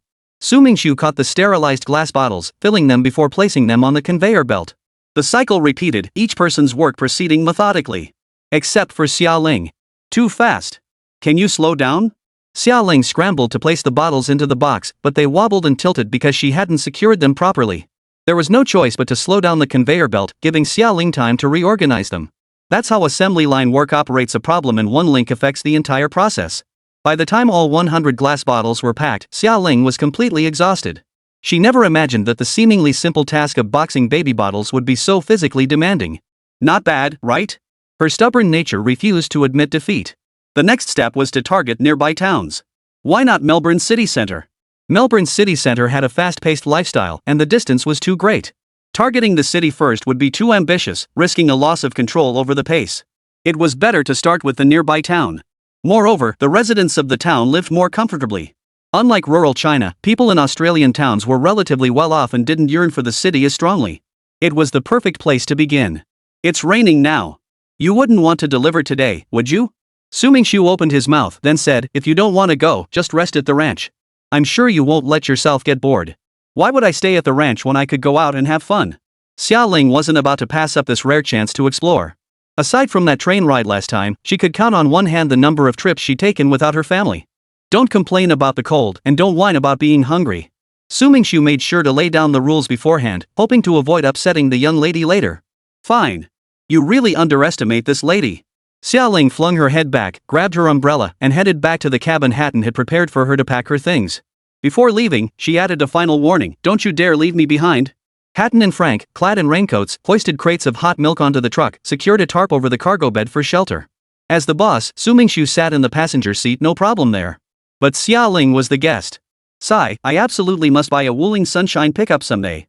This little truck is such a hassle. The Wuling Sunshine has tons of seats, and as long as the cargo isn't too bulky, it handles it just fine." The nearest town to Qingfeng Ranch was called Tucker Town. Its main livelihood revolved around trading cattle and sheep hides, while its agricultural sector wasn't very developed, perfect for self-sufficiency. "Hey, Hatton, what do you ranch owners usually do?" Xiaoling suddenly became curious about Su Mingxu's personal life. Hatton smacked his lips. "Nothing much, really. Just what?" Xiaoling's curiosity was piqued, and she felt like strangling the teasing Hatton. "I don't know either." Hatton waved his hand dismissively. "Our boss is the quintessential model husband in your country. No smoking, no drinking, no womanizing. Besides my wife, you're the only woman I've ever seen him interact with." Xiaoling stroked her chin thoughtfully. "Miss Xia, please take the front passenger seat." Su Mingxu jumped into the cab and yanked Hatton up after him. "It's too cold out here." Chapter 22, Beyond Imagination. Just a moment ago, Xiaoling had been touched by Su Mingxu's gentlemanly gesture. But his next words sent her into a rage, "You're too frail. You'll probably catch a cold. Nonsense. I'm riding in the truck bed today. Xiaoling mimicked Su Mingxu's movements, trying to climb up. Unfortunately, her clothing hindered her mobility, leaving her helplessly stuck in place. The awkward silence hung heavy. Sighing softly, Su Mingxu reached out and pulled Xiaoling up. Sophia, would you like to go? His sharp eyes spotted Sophia standing by the window, and he called out to her across the room. Sophia paused, then nodded in response. Boss. It's fine. Let Sophia sit in the front passenger seat. Isn't Miss Xia supposed to share our hardships, not fear the cold? Who wants to share your hardships? You don't even know how to treat a lady. Xia Ling's temper flared instantly. You said you weren't afraid of the cold. Su Mingxu pursed his lips, stifling a laugh, looking like an old fox brewing some scheme. Serves you right for being single. Serves you right for having no girlfriend. Xia Ling resigned herself to her fate. Expecting a complete romantic novice to act like a true gentleman and cater to her every whim was about as likely as a cactus blooming. Little did she know that Su Mingxu had actually been in a relationship before. It just hadn't been a pleasant experience, a fact known only to a select few like the 3 roommates from his college days. The pickup truck started moving. Destination, Tucker Town. The small truck rolled slowly into the town. Today happened to be market day, and the streets were bustling with activity. Vendors shouted in unfamiliar foreign tongues, passers-by exchanged greetings, and every now and then, children darted by, spinning pinwheels. Australian rural areas protect children's innocence remarkably well. Su Mingxu found himself standing straighter. He too had known carefree days as a child, but ever since cram schools became a thing, playtime had dwindled. What choice did he have but to attend them? Shaking his head, he pushed aside childhood regrets. Instead of dwelling on the past, he resolved to seize the present. Su Mingxu's emotional shift didn't escape Xia Ling's keen eye. Though young and inexperienced, having grown up in a prominent family, she had honed her ability to read people to perfection. This guy must have a lot of heartache, she thought. Su Mingxu's gaze was usually clear and steady, calm as still water. Finding a relatively open spot, Su Mingxu and his group set up a makeshift shelter from the rain. They placed a table inside, then picked up a carton of milk and set it on the table before breaking the seal. The rain showed no sign of letting up, as if determined to wash away days of scorching heat. Not a single pedestrian was in sight, and even cars were scarce. Finally, a young boy emerged, clutching a soccer ball as he hurried through the downpour. His clothes were nearly soaked through. Spotting the shelter, he quickly changed direction and ducked inside. Sir, may I take shelter here? Of course you can. Not only can you shelter here, but you can also take a bottle of warm milk to warm yourself up. Su Mingxu smiled as he handed over a bottle of milk. Thank you, sir. The boy, soaked to the bone, was now in a dry spot, but that only made him feel colder. He took the bottle and studied the label carefully. Clearly printed on it were the Qingfeng Ranch logo and contact number. Sir, are you a worker at the ranch? Yes. Su Mingxu nodded. My name is John, sir. I heard from the adults that the ranch has fields full of cattle and sheep. Is that true? John tilted his head as he asked. MHM. Su Mingxu replied, though it wasn't entirely true. There are a lot of cows and sheep. John was about to ask more questions about the ranch when 2 more people, a man and a woman, dashed through the rain curtain. John, what are you doing here? The woman cried out in surprise upon seeing John. Oh my goodness. Little John agreed, looking utterly shocked. Today's luck is absolutely terrible. After hearing the story, it turned out to be a beautiful encounter. The man and woman were John's parents, Mr. and Mrs. Pierce. John had snuck out to play soccer while his parents were working. With no proper field in town, he'd gathered friends to play on a grassy patch. Suddenly, a downpour caught them unprepared, leaving John soaked to the bone. Under Su Mingxu's rain shelter, he encountered his parents returning home. Pierce, here you go. At Su Mingxu's gesture, Hatton distributed the milk bottles to the Pierce couple. Thanks. Are you ranch workers? Su Mingxu chuckled inwardly, even their questions were identical. Little John was definitely his biological son. With that thought settled, he nudged Hatton a few times, signaling him to explain. Hatton readily complied, replying, that's right. Our ranch is launching a milk delivery service. The boss sent us to give the townspeople some samples to try. Wonderful. Pierce exclaimed with delight. Fresh, hot milk is hard to come by in this town. We must tell everyone about this great delivery service. How much can you supply? Whatever the demand, we'll supply it. Su Mingxu paused, suddenly remembering something. The exact number of residents in town wasn't confirmed yet. Making bold promises could ultimately ruin the ranch's reputation. He quickly amended his statement, as long as we have enough milk, we can also supply 100 bottles of goat milk daily. It just has a more natural, rustic flavor. Pierce shared this good news with his friends, who in turn told their friends. The word about Qingfeng Ranch's milk delivery service spread like wildfire throughout the entire town of Tucker. The makeshift rain shelter was packed with people waiting for their milk. To increase efficiency and keep residents dry, Su Mingxu organized them into 2 lines. One line approached the table to receive milk, distributed by Sophia and Xiaoling. Su Mingxu, Houghton, and Frank donned raincoats and worked together to serve the other line. The 100 bottles of milk were quickly distributed. Many residents who hadn't received milk expressed disappointment but didn't give up, instead reporting their addresses to Su Mingxu. Su Mingxu couldn't manage alone, so the 5 of them each took a notebook to record the addresses for door-to-door milk delivery. Residents who had filled out their information breathed a sigh of relief and happily headed home. Those at the back of the line, fearing they might miss their chance, fidgeted anxiously, wishing they could somehow leap forward. Though many remained in line, each notebook was filled with multiple pages of requests far exceeding Su Mingxu's expectations. Ladies and gentlemen, we must now stop accepting orders. We'll operate on a trial basis for a period. If demand remains manageable, we'll continue accepting requests, Su Mingxu said with a hint of apology. Chapter 23, Contingency Plans and Decision-Making. Most townspeople were understanding and didn't press the issue. Preliminary calculations showed that charging $10 per day for door-to-door milk delivery, with one 225 milliliters glass bottle included, would multiply the milk's value several times over thanks to the added labor cost. Making money with a bit of savvy really was simple. On the way back to the ranch, Su Mingxu tallied the total demand, exactly 100 households. That meant 100 stops to make each morning. Hatton's face fell. He was going to be busy from now on. Hatton, after a few rounds, you'll need to memorize each customer's order. Some get 1 bottle, others 2. Never mix them up. You'll get a $1 commission per delivery, but if anyone complains, I'll dock you $2, Su Mingxu said with a mischievous grin, balancing reward and punishment. The moment he heard about extra pay, Hatton's little engine revved up instantly. No problem. I'll make sure not a single customer complains. Su Mingxu silently added in his mind, so naive. How could you possibly deliver to 100 households simultaneously? You can improve your speed, but tomorrow is your first day you're in for it. Boss, what are you laughing at? Nothing. Nothing at all. Su Mingxu cleared his throat, tightening his facial muscles into a blank expression. Work hard tomorrow. To be safe, we need to prepare several contingency plans just in case. Delivering milk to 100 households is an enormous workload.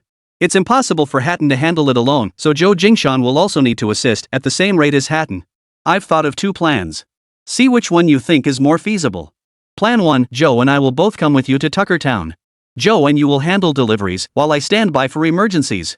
If customers demand urgent deliveries or you get overwhelmed, I'll step in. But this means your earnings will be significantly reduced. Option 2, you two come to Tuckertown. If unexpected situations arise as mentioned earlier, hire someone locally to complete the task. You decide the commission rate to pay them. Hatton chose option 2 without hesitation, while Zhou Jingshan, being more conservative, opted for option 1. Personally, I think option 2 is better. Xiaoling said, it offers more flexibility. I don't see much value in you going, you'd just be blocking their income stream. Xiaoling's sudden verbal jab stung me like a knife to the heart. I choked on my breath, nearly suffocating. A real man doesn't pick fights with women. Since you two support the second option, you can handle it yourselves tomorrow. I'll sleep in. Su Mingxu gloated inwardly. Su Mingxu, can I come with them? No way. No way. Su Mingxu and Frank declared in unison. That little troublemaker would surely stir up trouble if she tagged along. Keeping her safely at the ranch to wait for Adam to pick her up was the best choice. Frank and Su Mingxu exchanged a knowing glance, their unspoken agreement solidified. If it doesn't rain tomorrow, I'll take you to milk the cows. Su Mingxu unleashed an irresistible offer. For someone who'd never lived on a ranch, milking cows was undoubtedly one of life's novel experiences. Xiaoling was intrigued, but the novelty alone wasn't enough to sway her completely. Then I'll take you to feed the fish and milk the sheep. Oh, right. Su Mingxu slapped his forehead. A few days ago, he'd found 4 or 5 fishing rods at the ranch. There were plenty of wild ponds around Qingfeng Ranch. Fishing would be a great way to cultivate inner peace and relax the mind and body. If it doesn't rain, I'll take you fishing. Deal. A gentleman's word is his bond? A promise made is a promise kept. The two high-fived to seal the deal. At Xiaoling's insistence, they even made a pinky promise. Su Mingxu's expression grew slightly awkward as he stared at his little finger.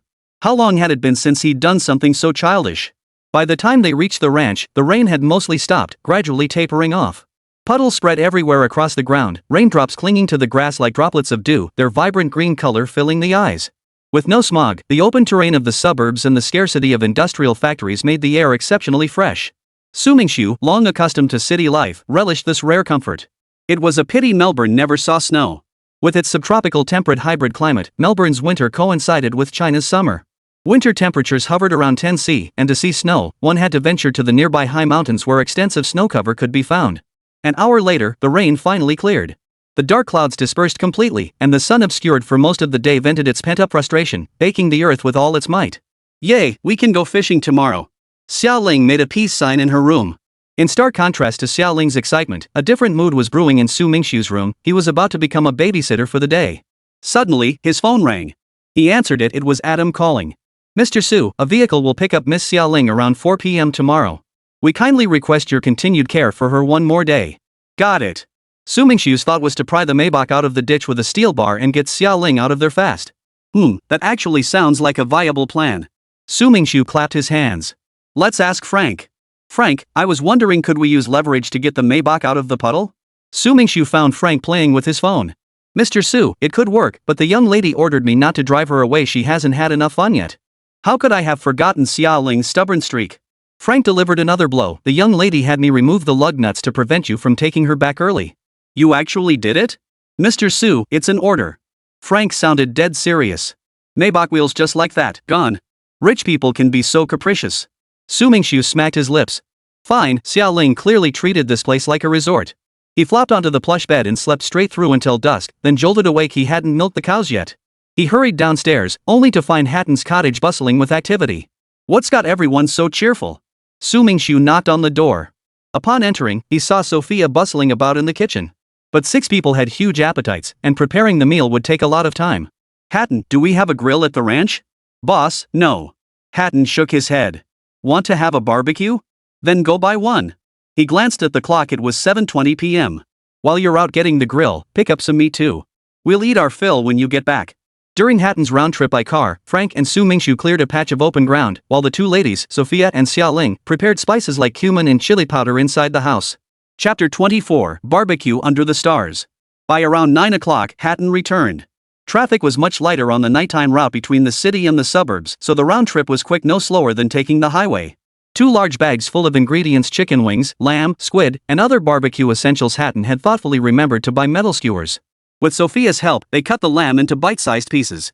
Xiao Ling was in charge of threading the small lamb chunks onto the freshly scrubbed metal skewers. Zhou Jingshan added charcoal to the brand new grill. Sparks danced a few times over the jet-black coals before multiplying and spreading across the grilling rack. Frank and Hatton, with their strength, served as porters, moving the tables and chairs from the house to the pre-arranged spot. By comparison, Su Mingxu had a much easier task, finding a small table to serve as a base for the seasonings. That's close enough, he said. We'll prepare while we eat. Getting everything ready beforehand just wastes food. Su Mingxu stopped Sophia, who was still slicing lamb, and called everyone over to gather around the grill. The grill Hatton bought was large enough for 6 people to surround it. As the host, Su Mingxu felt it would be awkward for others to start without his invitation. Noticing their hesitation, he spoke up. At Qingfeng Ranch, as long as you don't treat yourselves as outsiders, you're family. Why be polite with family? Come on, help yourselves. With that, he picked up a skewer of greens and 3 skewers of lamb. After grilling them over the fire for a few minutes, he flipped them, sprinkled cumin, and repeated the process until the lamb skewers were cooked. Unfortunately, the greens ended up charred. Vegetables didn't need the same level of roasting as lamb, they only needed to be mostly cooked through. Frustrated, he tossed the charred greens aside and grabbed 3 fresh bunches. After grilling them, he turned to retrieve his lamb skewers only to find they vanished. Scanning the area, Su Mingxu noticed Xiao Ling's mouth moving. Cumin powder still clung to the corners of her mouth. Catching Su Mingxu's gaze, Xiao Ling nervously averted her eyes. A gentleman doesn't pick fights with a lady. Su Mingxu set the greens aside and grilled 3 more skewers of lamb. By the time the lamb was done, the greens had vanished again. Su Mingxu felt the urge to tease Xiao Ling and casually sprinkled a generous amount of chili powder on the lamb skewers. Hatton specifically reminded him, "Boss, you're sprinkling chili powder, the super spicy kind." "No problem, I love spicy food." Su Mingxu remained unflappable, his face unflushed despite his racing heart. He calmly placed the chili-drenched skewers onto the plate behind him and casually pushed the plate towards Xiao Ling. As Su Mingxu turned away, a small, fair hand reached for the skewered lamb resting on the plate. Grasping the base of the metal skewer, she lifted the meat to her lips. 1 bite. 1 second. 2 seconds. So spicy. So spicy. Xiao Ling's lion roar technique was perfected. The sound waves pierced the air straight to the eardrums. Su Mingxu rubbed his ears. Keep it down, okay? It's not nice to scare people. You. Su. Did you do this? Xiao Ling's face flushed crimson, appearing almost dark red in the dim moonlight. What trick? Huh? Where's my hell spicy lamb skewer? Su Mingxu feigned innocence. You didn't eat it, did you? Biting her tongue, Xiao Ling could only slink over to Sophia's side to find some water. Under Sophia's guidance, Xiaoling gradually mastered the art of grilling and could now handle simpler ingredients on her own. The aroma of the lamb skewers wafted far on the breeze, making some rumbling stomachs grumble about which cheeky person was poisoning the night air, ruining everyone's sleep. The chicken wings were grilled to perfection, brushed with a sweet sauce mixture. They tasted quite good, though the flavor hadn't quite penetrated the meat. Su Mingxu picked up a chicken wing, dipped a small brush into honey, and coated the surface. He grilled it, then applied another layer of honey followed by sweet sauce. For the final grilling, he sprinkled cumin powder over it. Tasting it again, the honey's sweet aroma had perfectly infused the wing, the only downside being the meager amount of meat, leaving you wanting more. Still, only a wing's unique structure allows honey to penetrate so quickly. Come, drink up. Out of consideration for the ladies, Su Mingxu opted for beer with a lower alcohol content instead of baijiu. After the clinking of glasses came the clatter of metal skewers hitting the ground. Swallowing beer alongside the delicious grilled meat delivered an indescribable refreshment. The squid hadn't been properly cleaned, leaving a fishy taste that marred its texture, the only regret of the night's barbecue. With their bellies full and no desire to clean the grill, they simply left it where it was, stowing only the ingredients back in the fridge. The next morning, Su Mingxu woke up with a pounding headache. It seemed he'd gotten a little too carried away with the drinks last night and hadn't paced himself well. He resolved to drink less in the future. He walked to the bathroom, freshened up, and stepped outside. Stretching lazily in the clear, sunny weather, he couldn't help but marvel that yesterday's downpour had given way to today's bright sunshine. Perfect weather for fishing. After wandering around the ranch a couple of times and finding it rather quiet, Su Mingxu suddenly remembered that Hatton and Zhou Jiangshan had left early that morning to deliver milk to Tak Town. He felt a bit guilty about freeloading on Sophia's breakfast so early, so he headed to the nearest chicken coop, gathered some eggs into a basket, and brought them back to the villa. The fridge still held last night's leftovers. He selected some greens, washed them thoroughly, and trimmed the roots. At Su Mingxu's insistence, Hatton had bought a cast iron skillet, a common Chinese cooking tool, during his last shopping trip. He poured 2 spoonfuls of water and a splash of peanut oil into the pan. Taking 2 eggs, he cracked them open by tapping the ends together, then cracked one against the other to create 2 openings. He flicked the eggs into the pan, added the greens, sprinkled on seasoning, and covered the pot. Without flour, even hand-rolled noodles were impossible. Different culinary cultures made craving hometown food a real hassle. Everything had to be bought fresh. "Hey, Su Mingxu, what are you doing? Don't you know how to knock?" Su Mingxu didn't even turn around. He could tell just by the voice it was Xiaoling. Xiaoling pointed at the door and said, "You left it open." "Don't blame me." She leaned toward the stove, sniffed the air, and exclaimed, "Wow, that smells amazing." Su Mingxu was starting to suspect Xiaoling was some delicate young lady who'd never lifted a finger in the kitchen. How could someone her age not even know how to make a simple vegetable and egg soup? No way. She was a pampered young lady who never lifted a finger. Home-cooked dishes. Too bad there were no glass noodles, or it would have tasted even better. The reason Chinese restaurants make good money abroad is that foreigners find them novel. Just like this vegetable and egg soup, a dish so commonplace in China that it's practically ubiquitous, yet to some foreigners, it's a heavenly delicacy. As this thought crossed his mind, a bold idea suddenly took root in Su Mingxu's head. Chapter 25, Déjà Vu. He could set up a small restaurant on the ranch, take charge of the kitchen himself, and cater specifically to foreigners with orders from the ranch. Su Mingxu hadn't formally studied cooking, but his home-style meals were genuinely delicious. This idea might even attract many new customers to Qingfeng Ranch. Little did he know that the little restaurant he envisioned would become a Michelin-recommended gem. "When are we going fishing today?" "After I've eaten my fill." Su Mingxu's stomach was growling loudly. How could he possibly think about fishing now? When the time seemed right, he lifted the pot lid. The fresh scent of greens had been overpowered by the aroma of eggs. Ladling it into a bowl, he saw the yellow white of eggs, the vibrant green of vegetables, and the golden specks of oil. For breakfast these past few days, it had been nothing but cheese and milk, not a single drop of oil in sight. His palate had grown utterly bland. Now, with this familiar vegetable soup, Su Mingxu tucked in heartily. And he ended up finishing the entire pot of vegetable and egg soup by himself. Wiping the oil from his lips, he wondered when Hatton and the others had left. It was past 5, when dawn was just breaking. "The noise was so loud it woke me up." "Why didn't you wake up?" Xiaoling was deeply dissatisfied that her sweet dreams had been shattered, especially since Su Mingxu slept soundly through the morning sun without stirring. "My place has great soundproofing, if nothing else." He couldn't resist toot his own horn. "Are there any other rooms?" "Yes." The words slipped out before Su Mingxu could stop him. He immediately backtracked. No, there aren't any." "Don't lie to me." "I heard it. Just fix one up for me. I don't want to stay in that wooden hut outside anymore. The bed's too hard and uncomfortable." Xiaoling smiled slyly, speaking with a mischievous glint in her eyes. He thought to himself, "Adam's people will arrive at 4 p.m. today. Even if I prepare a room for you, you won't be able to stay." "Fine, I'll get it ready for you tonight when I get back." He wrote that empty promise without a second thought. Noise erupted outside the ranch.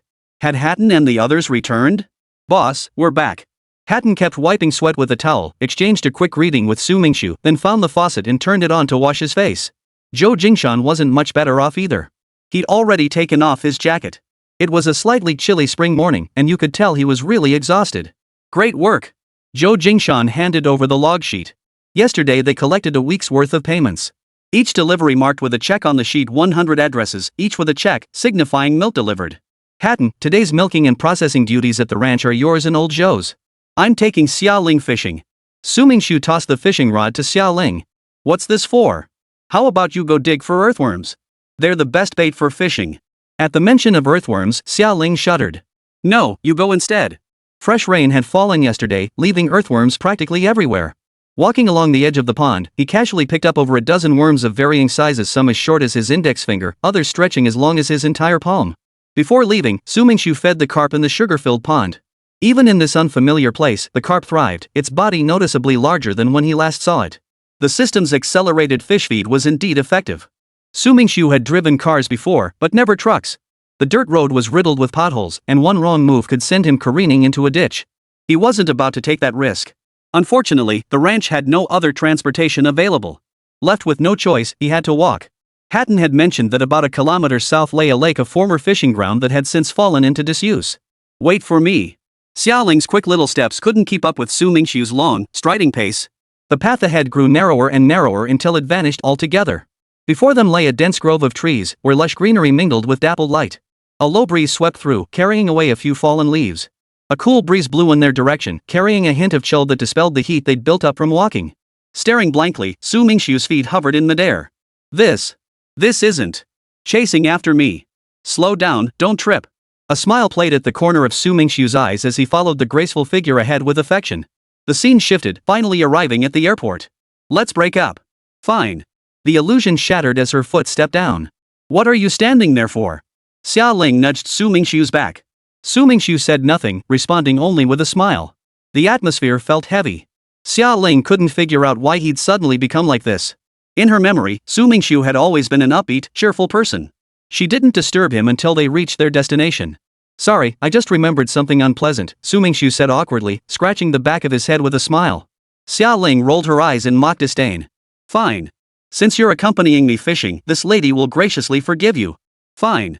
Su Mingxu stood at the lakeshore. Below them lay a vast lake, its slopes covered in lush grass.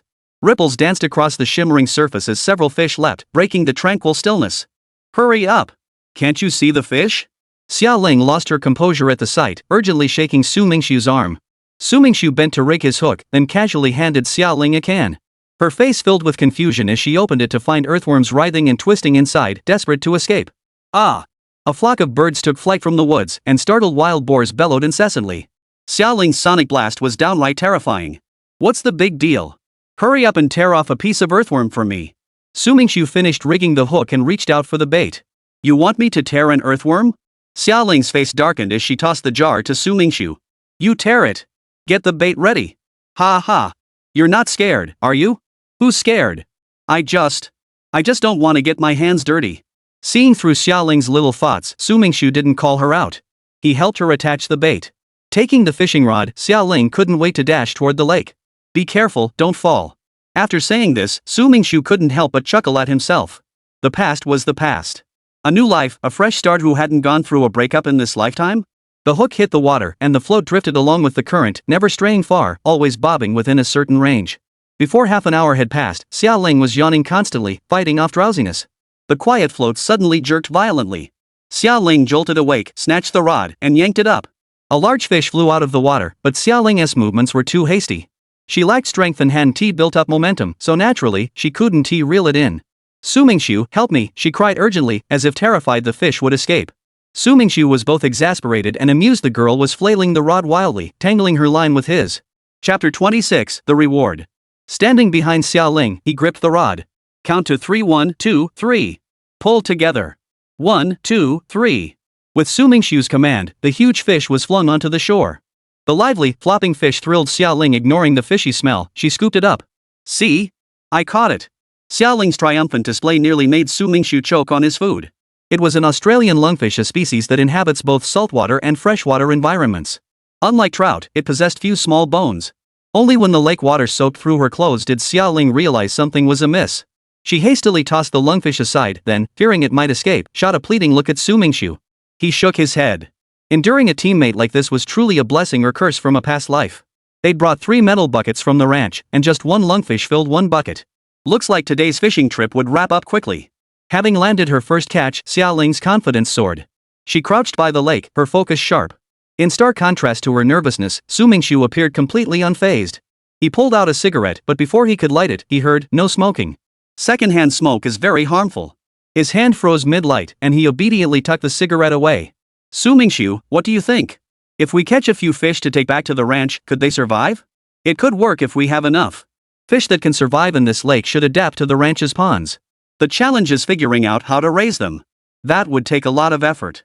Will you raise them if we take them back? If you let me take them, I will."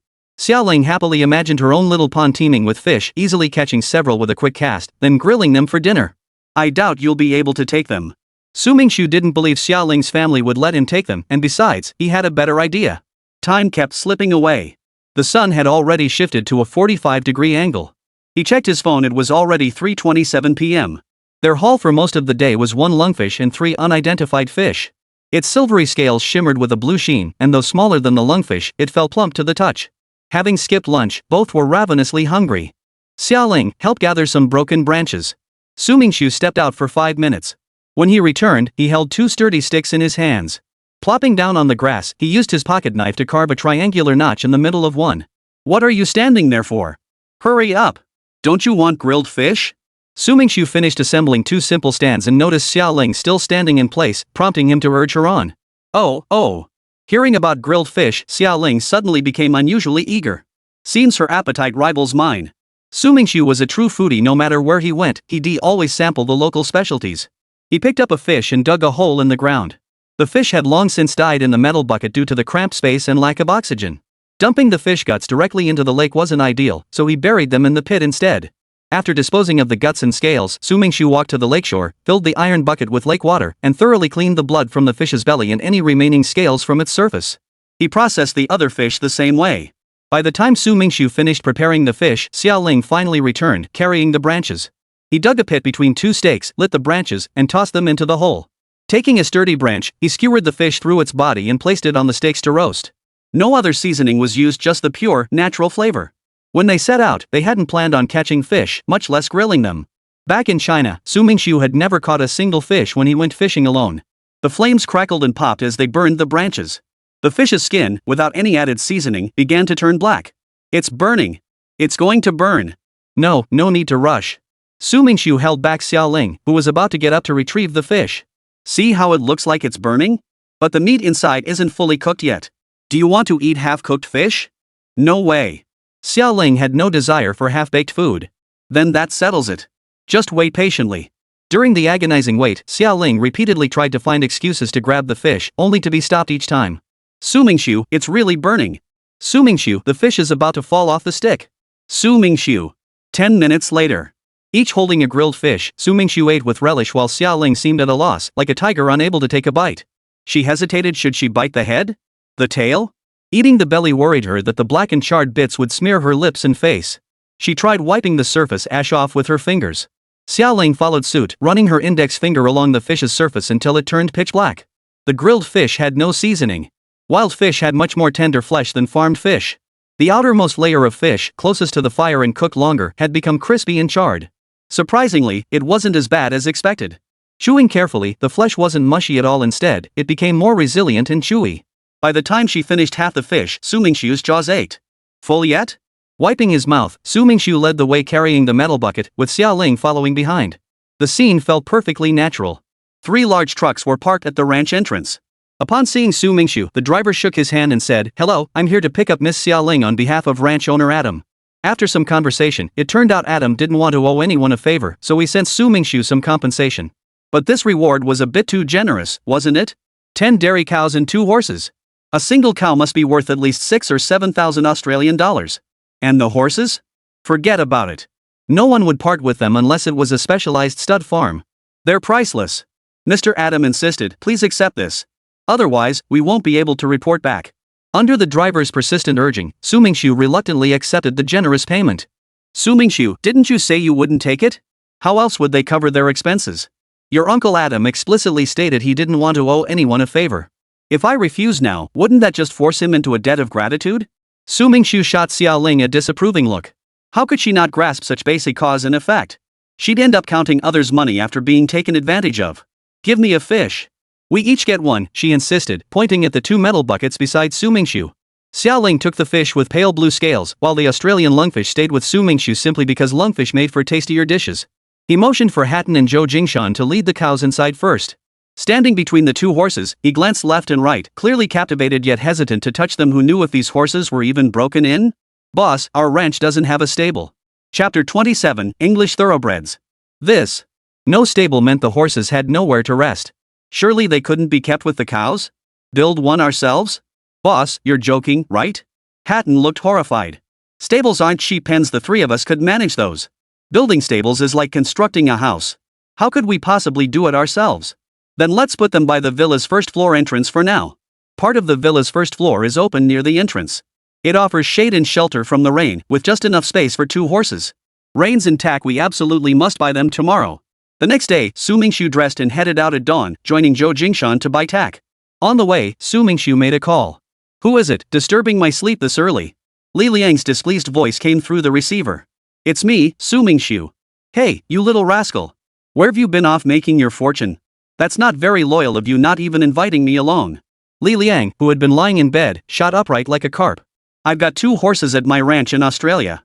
I'm not exactly an expert on buying tack, so I thought I'd come ask the Master Li for some advice, Su Mingxu teased with a playful grin. When buying tack, safety comes first, then quality, and finally appearance. I recommend you get. When the topic turned to horse tack, Li Liang opened up like a floodgate, chattering on and on about all sorts of things, leaving Su Mingxu completely lost. Inside the tack shop, an array of bridles, reins, and saddles filled the space.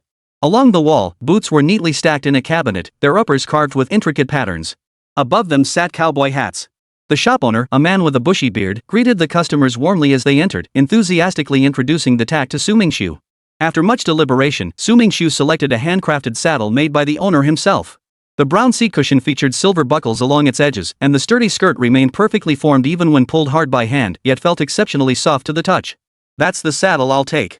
Next came the bridle. Following Li Liang's advice, Su Mingxu chose one with a slightly narrower bit. A bridle that was too wide would rub against the horse's mouth, potentially causing injury over time. When purchasing riding boots, Su Mingxu deliberately bought several extra pairs. The grass on the ranch was prickly, making these boots perfect for work. He bought 2 pairs for each person, 1 tall pair and 1 mid-calf pair. Reins weren't as particular, color was the main consideration. To distinguish horses, Su Mingxu deliberately chose 1 blue and 1 red rein. Beard's shop hadn't seen many customers in ages. Su Mingxu's first visit, where he bought a whole haul of gear, naturally put a huge smile on the man's face. He threw in a bunch of freebies. When Su Mingxu expressed interest in buying a few cowboy hats, Beard waved his hand generously and offered buy one, get one free. Returning to the ranch with their haul, Zhou Jingshan and Su Mingxu each had a horse. But once the tack was fitted, they had no idea what to do next. With zero experience in horse training, they had no choice but to call Li Liang for help. The video call connected, and Li Liang's face appeared on the phone screen. Those 2 horses are thoroughbreds. Thoroughbreds originated in England, hence they're also called English thoroughbreds. They're the fastest and most valuable horse breed in the world, mostly used for flat racing or show jumping. How did you tell? Su Mingxu asked in surprise. Identifying the breed just by looking at the screen meant Li Liang really knew horses unless he was just guessing. Long-limbed, broad-chested, short-backed, with short legs and light, quick steps, what else could they be but thoroughbreds? Li Liang said smugly. These horses aren't cheap. You're quite the spender, buying 2 outright. Hey, I didn't buy them, they were gifts. What? Li Liang nearly smashed his face into the camera. Gifted? You absolutely have to introduce me to that guy. Why doesn't anyone gift me anything?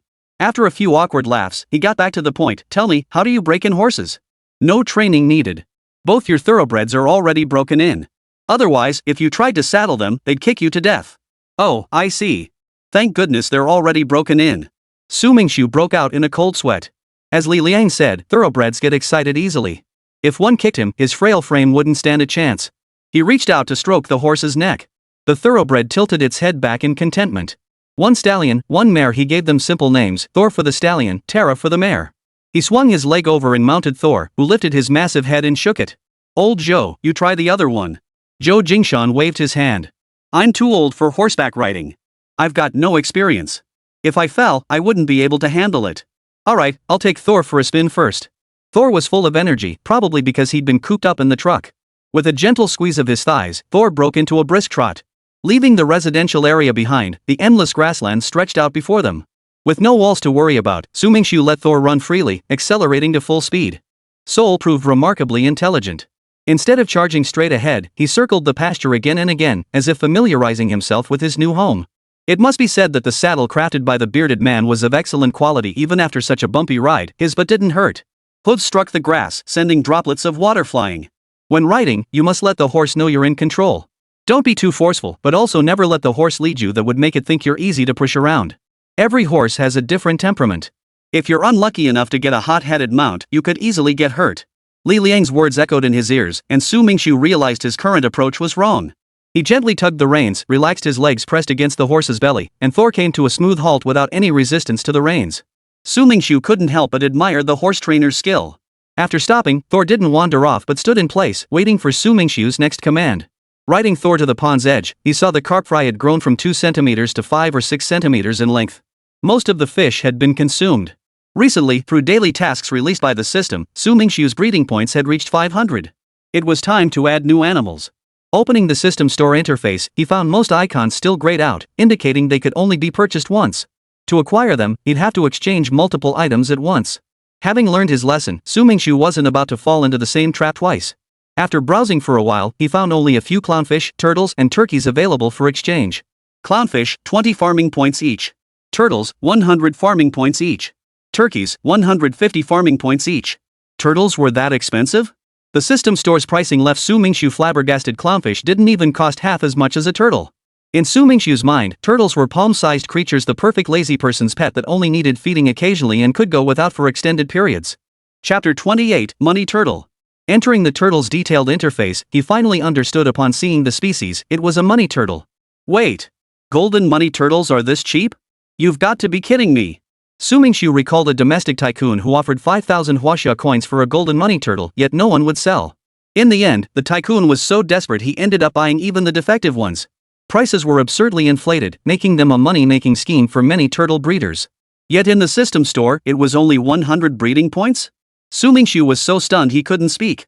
The money turtle holds high culinary and medicinal value, making it a freshwater turtle with promising prospects. Its strong disease resistance, hunger tolerance, and robust vitality, coupled with ease of artificial breeding, can bring considerable economic returns to farmers. Beyond that, golden turtles are also traditional Chinese medicinal ingredients and one of China's traditional export commodities, equally popular overseas. What disappointed Mingxu was that he only had 400 breeding points in his pocket. Exchanging for 4 golden turtles was clearly not worth it. The economic benefits golden turtles could bring were several times, even tenfold or more. Rushing into the exchange would only waste the opportunity. With 500 breeding points, he exchanged for 15 clownfish fry, using the remainder to purchase fish food. One by one, clownfish fry materialized out of thin air and fell into the pond. It was time to expand the pond.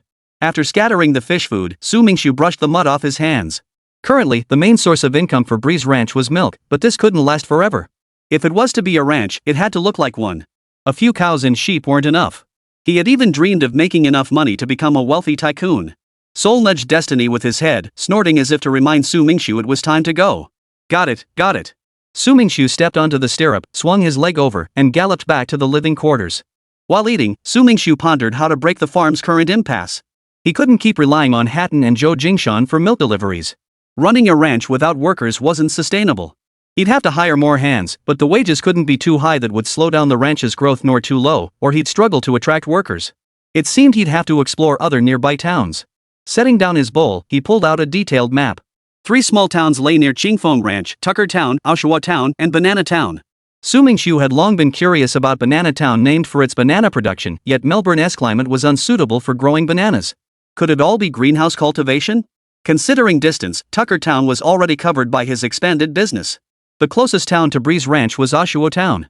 Tomorrow, he would head to Outshine Town to secure the milk delivery contract there. As for Tucker Town, Mingxu already had someone in mind for that route. It wasn't too late yet. He hadn't had his fill of horseback riding earlier, and a round trip to Tucker Town should take him just to dusk. The outskirts weren't like the city streetlights were scarce. Riding a horse after dark was like driving blind. As Su Mingxu sat on the front steps lacing his riding boots, Hatton approached. "Boss, heading out?" "Yes. Is there something you need?" Su Mingxu tapped his boots into place, then looked up at Hatton. "Well, boss, the ranch's food supplies are running low. I think we should make a trip into town to restock." "Sounds good." Su Mingxu handed Hatton some money, instructing him to buy daily necessities along with ingredients like scallions, ginger, and garlic. Most importantly, he needed to get some flour and rice. Living off bread and pasta was unbearable for Su Mingxu, a true blue Chinese man. "You'll all get a taste of authentic Chinese cuisine soon enough." After briefly briefing Zhou Jingshan, Su Mingxu spurred his horse out of the ranch. The advantage of the suburbs was sparse traffic and wide roads, flanked by lush greenery. The scenery flew by rapidly, and before long, they reached the town of Tucker. It was afternoon, and many farmers, having finished their work, gathered by the roadside to chat. Some laughed heartily, others puffed on cigarettes, while children ran about playing. Sol's arrival drew the attention of most residents, many of whom were children. "I recognize him.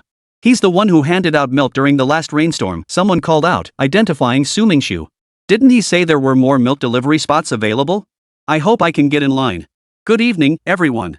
Su Mingxu dismounted and waved to the crowd in greeting. "I'm the owner of Qingfeng Ranch. If anyone has some free time in the mornings and wants a simple job to earn some money, please raise your hand." A dozen or so teenagers raised their hands. Su Mingxu called these young men over to the side, forming a circle with him standing in the center. "Got the gist of the job?" After the explanation, the boys nodded, indicating they understood. "Excellent. Milk delivery is straightforward. You'll earn $1 per household delivered, with more work meaning more pay." Su Mingxu had considered offering a fixed wage, but fixed wages had a major drawback. If one person slacks off, the others will inevitably follow suit to avoid losing out. This drastically reduces delivery efficiency, delays milk delivery to customers, and over time, would ruin Qingfeng Ranch's reputation. "Great. When do we start?" the young men shouted excitedly. Tucker Town School didn't start classes until 9 a.m., so milk deliveries could be finished by around 7:30 a.m. at the latest. They could add to their personal savings before class. What's not to like? "Every morning at 6 o'clock, I'll send someone here to deliver the milk to you, and you'll distribute it from there. Come sign up here." Su Mingxu handed a blank list to one of the youths and walked toward the crowd with another list. Residents who hadn't made the cut last time gathered around, filling out their information in an orderly fashion and paying the fee to Su Mingxu. $200 per person, a week's worth of milk, collected every Sunday. Every household in town had placed milk orders with Breeze Ranch. Su Mingxu never imagined the milk delivery service would attract so much capital to Breeze Ranch. The milk delivery team had limited spots, and in the end, only 5 young men were selected. Coincidentally, all 5 were familiar faces. The leader was named Carl, tall and lanky, wearing a blue baseball cap. The slightly chubby one was Marshall, the guy in the baseball uniform was Joe, the shortest boy in long sleeves was Todd, and the young man named Sean left the deepest impression on Su Mingxu. Sean had an average build, neither fat nor thin, and stood at an average height. Logically, someone with such an ordinary physique would blend into any crowd unnoticed. Just your average face. Su Mingxu's attention wasn't unfounded. Sean sported a thick, reddish-brown beard that grew below his lips, giving him the appearance of wearing a scarf from a distance. Chapter 29, Sean. The slightly immature face framed by a full beard looked incongruous, making Su Mingxu struggle to suppress his laughter, nearly choking on the effort. "Sean, you're in charge of daily mail log cards and assigning delivery zones to everyone. If anything goes wrong, I'll hold you responsible." Sean's first impression on Su Mingxu was one of steadiness and honest simplicity. From their meeting until now, Sean had barely spoken a word unless Su Mingxu initiated the conversation. "Understood, boss." Sean nodded stiffly, his voice trembling slightly with nervousness. "Relax, you're one of us now." Su Mingxu patted Sean on the shoulder. "Do you guys want daily or weekly pay?" "Weekly, please. Daily payments are too cumbersome." Sean mustered his courage to voice his opinion, and the other 4 young men chimed in. Daily payments would require them to stay after delivering the milk, and they'd have to find time over the weekend to settle accounts. They agreed instantly. Payday was set for Sunday evenings, when Su Mingxu would transfer their wages directly to their bank accounts. "Boss, could I get cash instead?" Sean tugged at Su Mingxu's sleeve. "I don't have a bank card." "Of course. Once you've divided the routes and calculated how much milk each person can deliver, send me the details. I'll have your assigned milk delivery person bring your pay tomorrow morning." Su Mingxu agreed readily. "Boss, aren't you worried I'll take the pay and not work?" Sean couldn't fathom his boss's logic. Even Marshall, the most meticulous thinker, was baffled. "That's settled then. It's getting late. I should head back. See you tomorrow, lads." Su Mingxu swung onto his horse, bid them farewell, and rode out of Tucker Town. After Su Mingxu left, Carl took off his baseball cap and placed it on Sean's head. Sean's head was considerably larger than Carl's, making the cap look comically perched atop it. "Sean, remember to hook us up with more gigs." We're all good friends, right? Exactly, Sean. When there's money to be made, don't forget about us. The atmosphere, which had been amicable moments ago, suddenly turned tense. Su Mingxu could never have imagined that the people he personally selected didn't get along well at all. In fact, they actively disliked each other. Led by Carl, the four of them had completely isolated Sean. Sean's face darkened. He pulled off the ill-fitting hat and clutched it tightly in his hand. When his angry gaze landed on the form Su Mingxu had left behind, it shifted to one of determination. Boss, I'll work my hardest.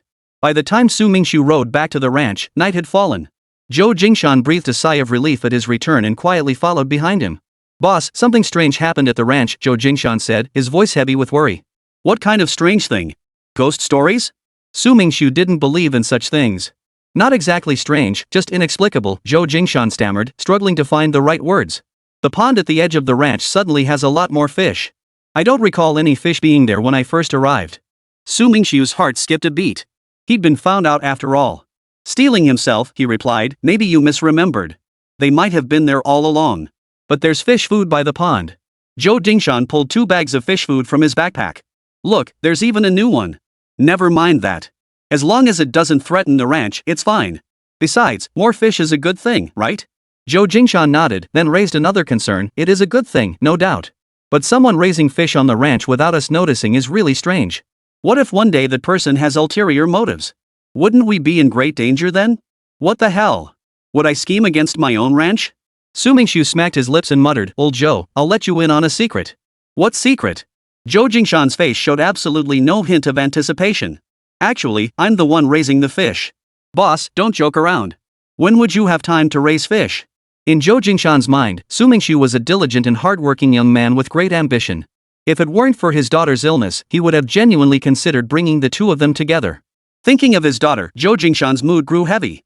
Seeing Zhou Jingshan's expression, Su Mingxu was puzzled at first, then suddenly understood. Old Zhou was missing his daughter. Boss, I need to take some time off. My daughter's condition is worsening. Since she was diagnosed with ALS, no one has told her what she's actually suffering from. At this point, Zhou Jingshan lowered his head.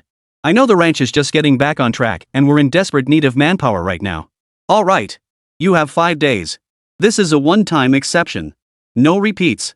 Zhou Jingshan's jaw dropped wide enough to swallow a whole egg. What about the milk delivery? Su Mingxu sighed, half amused, half exasperated. You're here to help with animal husbandry.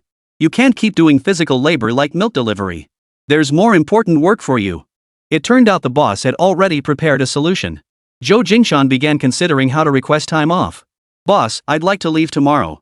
He glanced at Su Mingxiu's expression afterward, making Su feel inexplicably sad. Zhou Jingshan was a seasoned man with years of ranch experience. If not for his daughter, how would he have ended up in this situation, having to read the room around a young man more than 20 years his junior? I won't stop you if you leave today. Su Mingxiu suddenly slapped his forehead and exclaimed, Oh, old Zhou.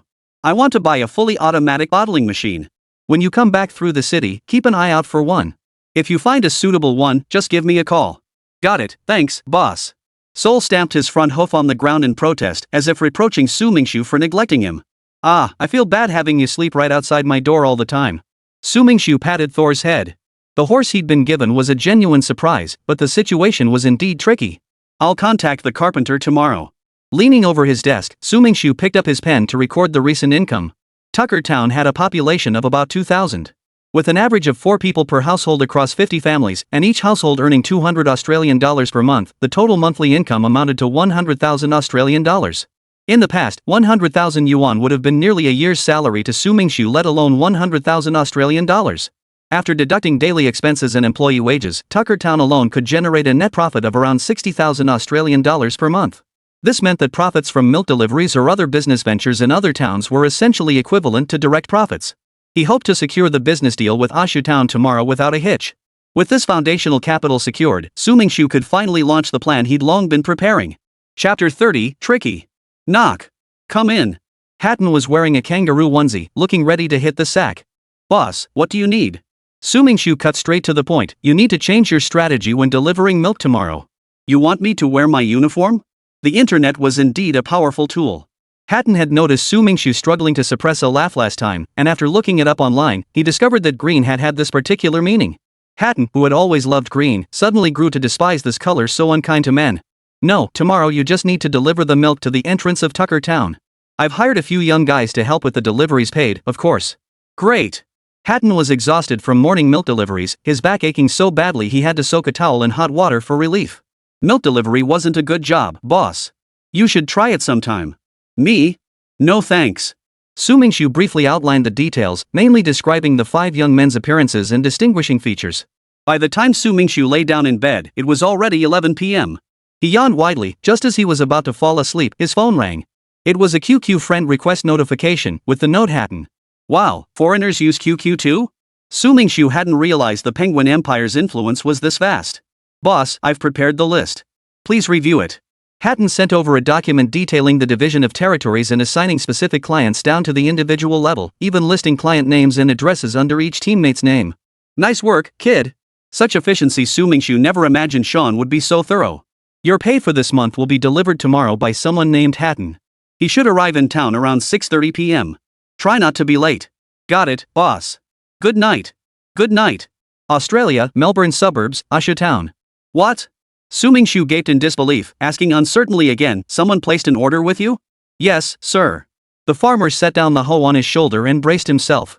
From the farmer, he learned that a company had secured a year-long contract with the town mayor. The deal was arranged directly with the town's management, implemented from the top down.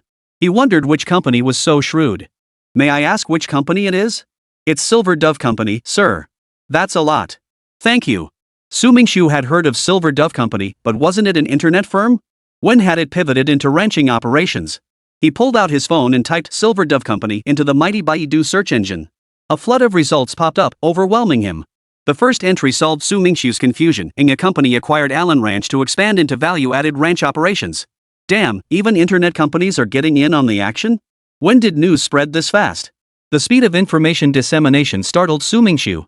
While he anticipated others might emulate Qingfeng Ranch, this was way too quick. Hatton, carrying a bucket of freshly milked milk still warm from the cow, passed through the living quarters on his way to the storage room. Glancing at the doorway, he called out, "Boss, that was lightning fast." The boss was only gone for 20 minutes and already landed the order from Oshawa town? His sales pitch must be killer. Yeah, don't even mention it. Su Mingxu unscrewed the cap of his water bottle, took a big gulp of lukewarm water, and said, "Someone beat us to it. We're out of the running for Oshawa's business." Ha! Hatton's body jerked, nearly dropping the metal bucket he held, spilling milk everywhere. Now we can only focus on Banana Town. Speaking of which, why haven't we seen Sophia lately? Since Xia Ling left, Su Mingxu hadn't seen Sophia step outside her room at the ranch. Given her lively and outgoing personality, she wouldn't normally stay cooped up indoors for so long. Her period had started, so she wasn't feeling well. Relatives? Did they have a falling out? Shouldn't she be happy to have family visiting? Why would she feel unwell? Not that relative. What's going on? Su Mingxu was completely baffled. All this talk about relatives, what was the deal? Ah, you're just a single guy like me, you wouldn't get it anyway. Hatton couldn't explain it, so he just shut Su Mingxu up. I could strangle you. Su Mingxu pressed his hand to his chest. That really stung, bro. What's bro mean? Hatton was intrigued. It means bro. And heartache? Hatton pressed. It means your words hurt my heart, pay up. Hatton chuckled, then gasped suddenly, startling Su Mingxu. Boss, you told me to keep an eye on that guy named Sean. I looked into him today. The townspeople say Sean's an orphan, reclusive, doesn't talk much. Yesterday he spoke more to you than he has to outsiders in a year. No idea how you did it. Folks here call you a miracle for getting that pseudo-mute to work so hard. Some parents even want to hire you as a tutor. Cut the jokes. Get serious. Sean should be a freshman this year, but his social skills are seriously lacking. Whether in Tuckertown or at school, fewer than 10 people can actually have a conversation with him. There was one girl he got along with. Sean was willing to talk to her, but then she transferred schools and they lost touch. Transferring schools means losing touch? With the internet being so advanced these days, surely they wouldn't lose touch completely? Sean is quite reclusive, that much is obvious. He's terrifyingly taciturn, responding to most questions with just aha or okay. He's stingy with words. How would you rate Sean's work efficiency? Su Mingxu cared less about an employee's social skills than their productivity and quality of work. Without those two things, even the most silver-tongued speaker who could talk the dead back to life would be useless. Hi. Not just hi, but honestly, when it comes to work ethic, I can't hold a candle to him. Hatton hung his head in shame. Su Mingxu offered encouragement. It could be because he's just starting out. Setting aside special circumstances, everyone experiences a brief period of enthusiasm when starting a new job, call it novelty. Once that wears off, most people grow weary and just coast through their days. That's not quite accurate. The others weren't very cooperative, and disagreements led to him being the only one delivering all the milk. Conflict? Su Mingxu racked his brain but couldn't fathom what might cause friction. Sean's assignment plan seemed perfectly reasonable. Chapter 31, Survey Questionnaire. Carl and the others each received an equal number of clients. Since there were 5 people, some clients inevitably went unassigned. Sean placed the surplus clients under his own name, allowing him to earn more money. Su Mingxu had no objections. It was only human nature to seek the greatest benefit for oneself without breaking the rules. This clearly showed Sean wasn't stupid. But Carl and the others flipping out over such a minuscule advantage? That's just petty. I don't want employees like that. Su Mingxu made a suggestion. I want to hire Sean. He's an adult now, with no family to support him and no college degree. With his awkward social skills, he'd get bullied to death. Like you said earlier, Sean's work ethic is solid. I want to give him a shot. Boss, you're the boss. You decide. It wasn't Su Mingxu being democratic, it was simply that Qingfeng Ranch had a limited staff. Once the ranch expanded, these veteran employees would become the backbone of management. Even if perfect equality wasn't achievable, he needed to ensure they didn't feel like he was a high and mighty backstabber. Otherwise, ending up a commander with no troops would be utterly embarrassing. Alright, after tomorrow's milk delivery, ask him what he thinks. If he's willing, bring him on. We've got plenty of empty rooms at the ranch anyway, might as well put them to use. Su Mingxu made the final call. Hurry up and finish the milk deliveries. This afternoon, you're coming with me to Banana Town. Boss, are you okay? Not really. The trip to Banana Town was roughly as long as a round trip to Tucker Town. The road was riddled with potholes, and Su Mingxu had lost count of how many times his head had slammed against the dashboard during the bumpy ride. The seatbelt in the passenger seat of the pickup truck had broken at some point, hanging loose and floppy. With every jolt of the truck, Su Mingxu would shake his head. Boss, just hang in there 5 more minutes. 5 minutes later, Su Mingxu got out of the truck, his legs trembling. He ran to the roadside, his stomach churning violently as he vomited. A Hatun patted Su Mingxu's back while berating his own poor driving skills. Forget about me for now. Let me catch my breath. Squatting on the ground, it took him a long while to feel better. Su Mingxu silently vowed to himself, I'm getting a better car, damn it. Boss, there's a banana plantation up ahead. Following Hatton's pointing finger, Su Mingxu saw a fenced-off garden filled with banana trees. The town's nickname, Banana Town, wasn't just for show. Su Mingxu walked to a banana tree. The bananas hanging from its branches were still green, clearly unripe. Gentlemen, please don't pick the bananas from the trees. A fruit farmer carrying a basket stood not far from Su Mingxu, waving at them from a distance. Su Mingxu approached the farmer, shook his hand warmly, and briefly explained his purpose. Hello, friend. I was wondering if your town offers any milk delivery services? Milk? We purchase it from nearby ranches, but we don't offer home delivery. Su Mingxu felt a quiet surge of hope. There was still a chance. What if you paid a service fee for daily morning milk delivery? Would you be interested? Yes, I would. My 2 children love milk, especially fresh milk. The farmer inquired, do you have a way to purchase it? Yes, but we need to distribute a survey first. One person's opinion doesn't represent the views of all Banana Town residents. Before coming, Su Mingxu had prepared a large stack of questionnaires. Standing at the town's main intersection, surrounded by the bustling crowd. Excuse me, would you mind filling out this survey? Most people were willing to stop and help, while others, perhaps in a hurry, with urgent matters, or in a bad mood, declined. Within half an hour, all 100 questionnaires were filled out. Trying to gauge the needs of every resident in town was impossible, utterly unrealistic. Banana Town was much larger than Tack Town, and without significant time and manpower, it simply couldn't be done. Analyzing the survey data revealed that 70 out of 100 respondents expressed willingness to purchase the service. Su Mingxu was quite satisfied with this result. Hatton, the task of promoting this falls to you. No problem. Hatton grabbed a megaphone and stood in the middle of the road to make announcements, while Su Mingxu carried a table borrowed from a fruit farmer to the side and set up paper and pens. At first, only a few people approached to verify if it was genuine. Sir, which company are you with? Hello, we're from Breeze Ranch. We're expanding our milk delivery service. Are you interested? Communication was best handled in the local language, so Hatton took charge of the conversation. Hatton, tell them they can try the service for 1 day first if they're unsure before deciding. Seeing the stalemate with no breakthrough in sight, it would take ages to reach their goals. Su Mingxu took a gamble, betting on luck. He was betting the residents would be satisfied with the service. He was betting they wouldn't reject it after just 1 try. Got it. Hatton relayed Su Mingxu's message to the residents who came to inquire. The residents responded, we can pay directly. We were just confirming details, no questions intended. It must be said that the towns near Breeze Ranch had a genuinely simple and honest folk. While scheming wasn't entirely absent, Su Mingxu hadn't encountered it personally. Much like the situation in Tucker Town, as more people gathered, others joined the commotion. The crowd around the registration table swelled like a snowball rolling downhill. Boss, Banana Town's population is about the same as Tucker Town's. Hatton rubbed his aching wrists, satisfied as he surveyed the neatly organized list before him. It had taken him quite some effort to compile. As expected, Banana Town sat at a crossroads with excellent transportation links, making it a hub for external exchanges. The milk wasn't surprising, it was more about their suspicion of our milk's quality. The more skeptical few wouldn't make a move until someone else tested the waters. Should we head back now? Yeah, let's return the table and the documents. Mingxu tucked the papers into his briefcase. In the banana plantation, Farmer Peter was packing bananas into crates. Pete, we're back. Hatton called out from a distance. Busy at work, Pete looked up toward Mingxu's direction. How's it going? Not bad. Thanks to you, or we'd be crawling on the ground recording information. Mingxu pulled out a piece of paper, scribbled on it, then handed it to Pete. When the milk delivery guy comes by, show him this. There's a surprise waiting. Thanks. Though unsure what the surprise entailed, Pete, impressed by the mystery, folded the note and tucked it into his pocket. Chapter 32, Sean's Arrival. Boss, Sean's here. The next morning, Hatton waited until all the milk deliveries were completed before returning to Breeze Ranch, bringing Sean along with him. Welcome, buddy. Mingxu opened his arms wide, waiting for Sean to step forward and give him a big hug. Sean hesitated, then steeled himself and stepped forward, locking arms with Mingxu. Boss, can I stay here? Of course you can. Didn't Houghton tell you? Houghton spread his hands and shook his head. I've got a question for you. Mingxu shot Houghton a glare and flicked him a thumbs down.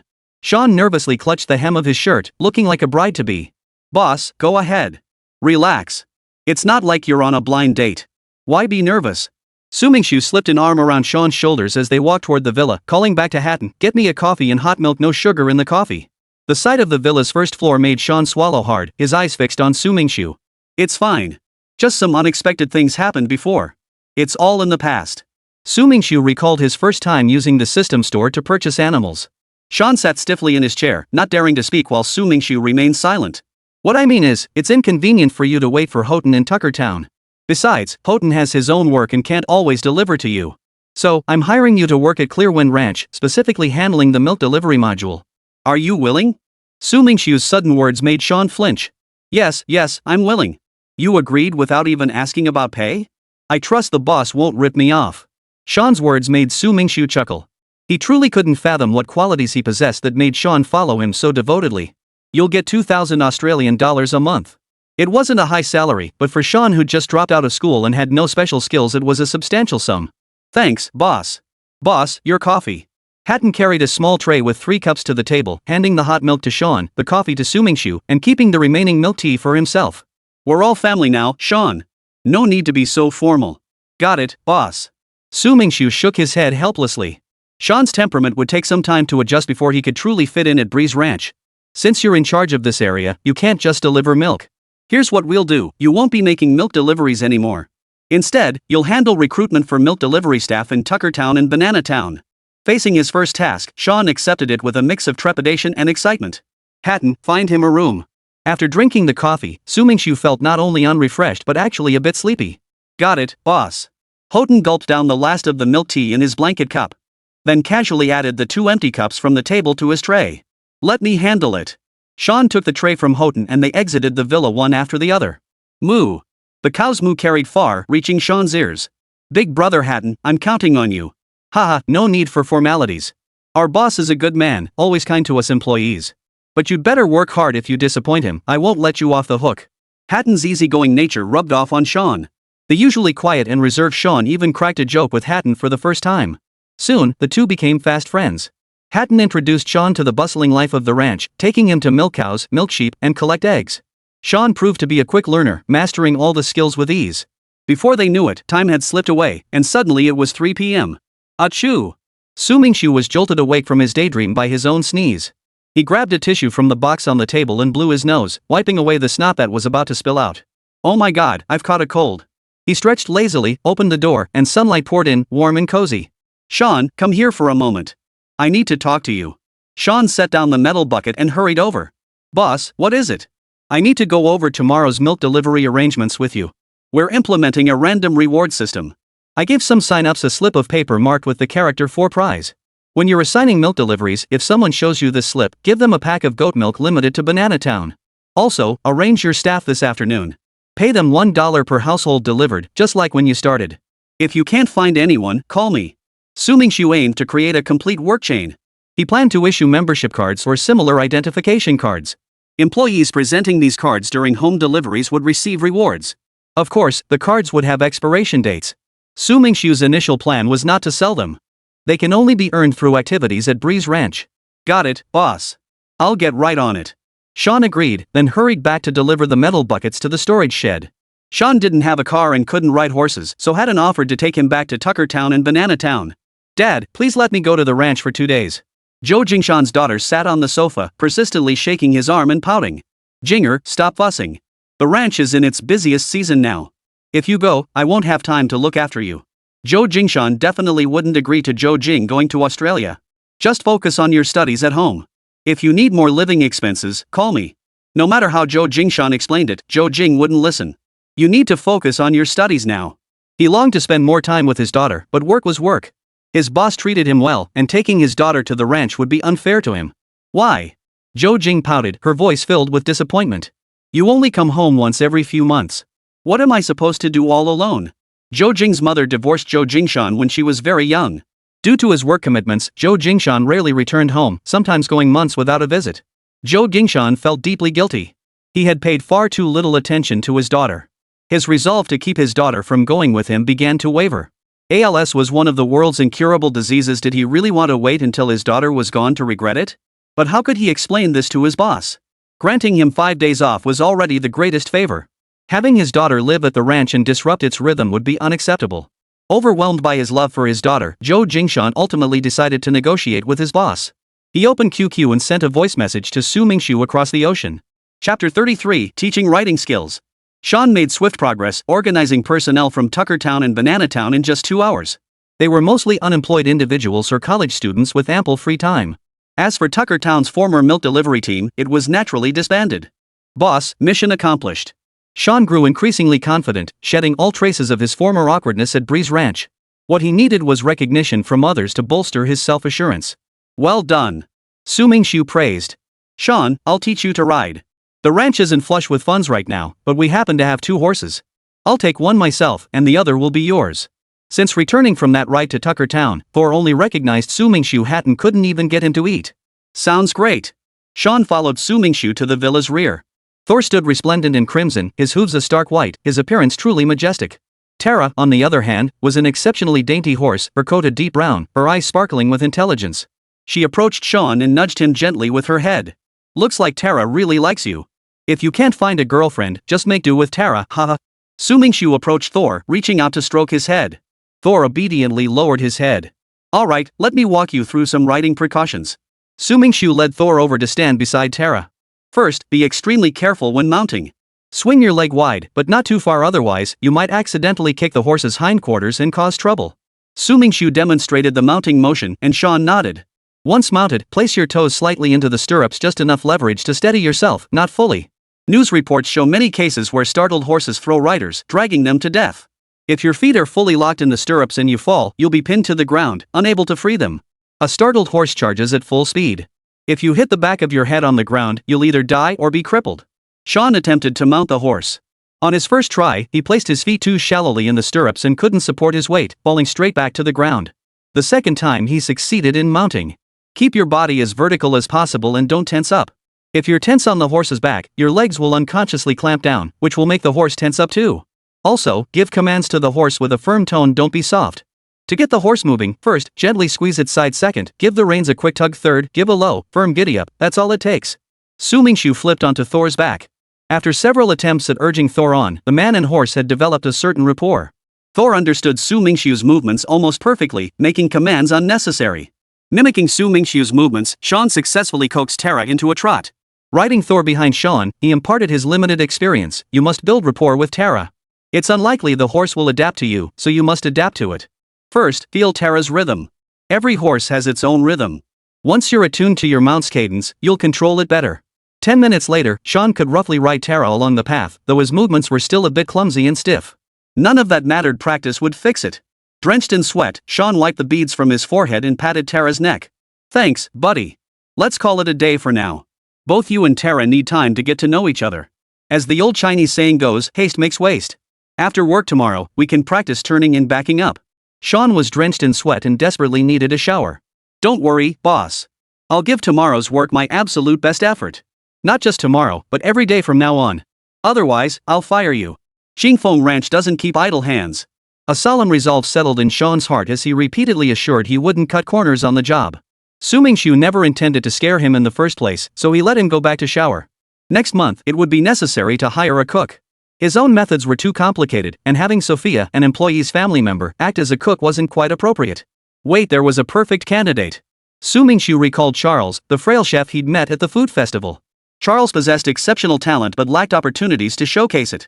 His dishes fell short in presentation, yet their flavor was undeniably rich. He hadn't opened the system store in ages.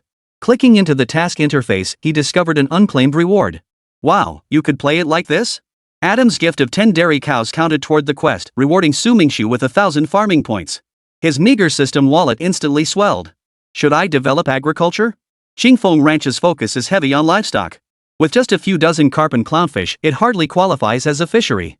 The system store only offered seeds for exchange. Cultivated land had to be created by hand. Buzz.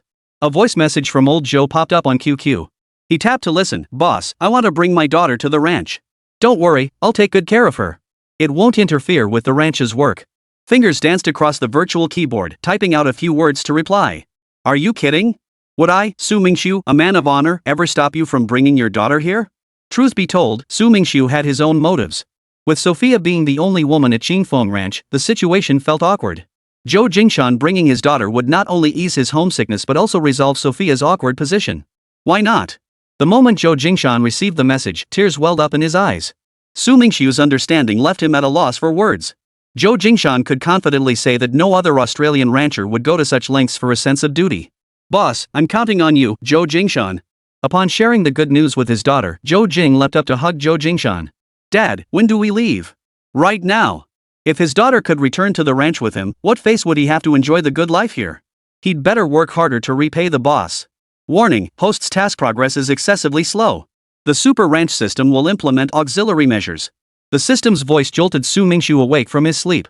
Support measures? What kind of measures? The system's cold, emotionless voice sent a chill down Su Mingxiu's spine. Within 30 days, if the total number of ranch animals does not reach 100, the super ranch system will be forcibly revoked. Holy! Su Mingxiu couldn't hold back the curse. Reclaim the system? He owed his entire current life to the system. Would its revocation mean everything it had granted him would be taken back? Chapter 34, Sudden.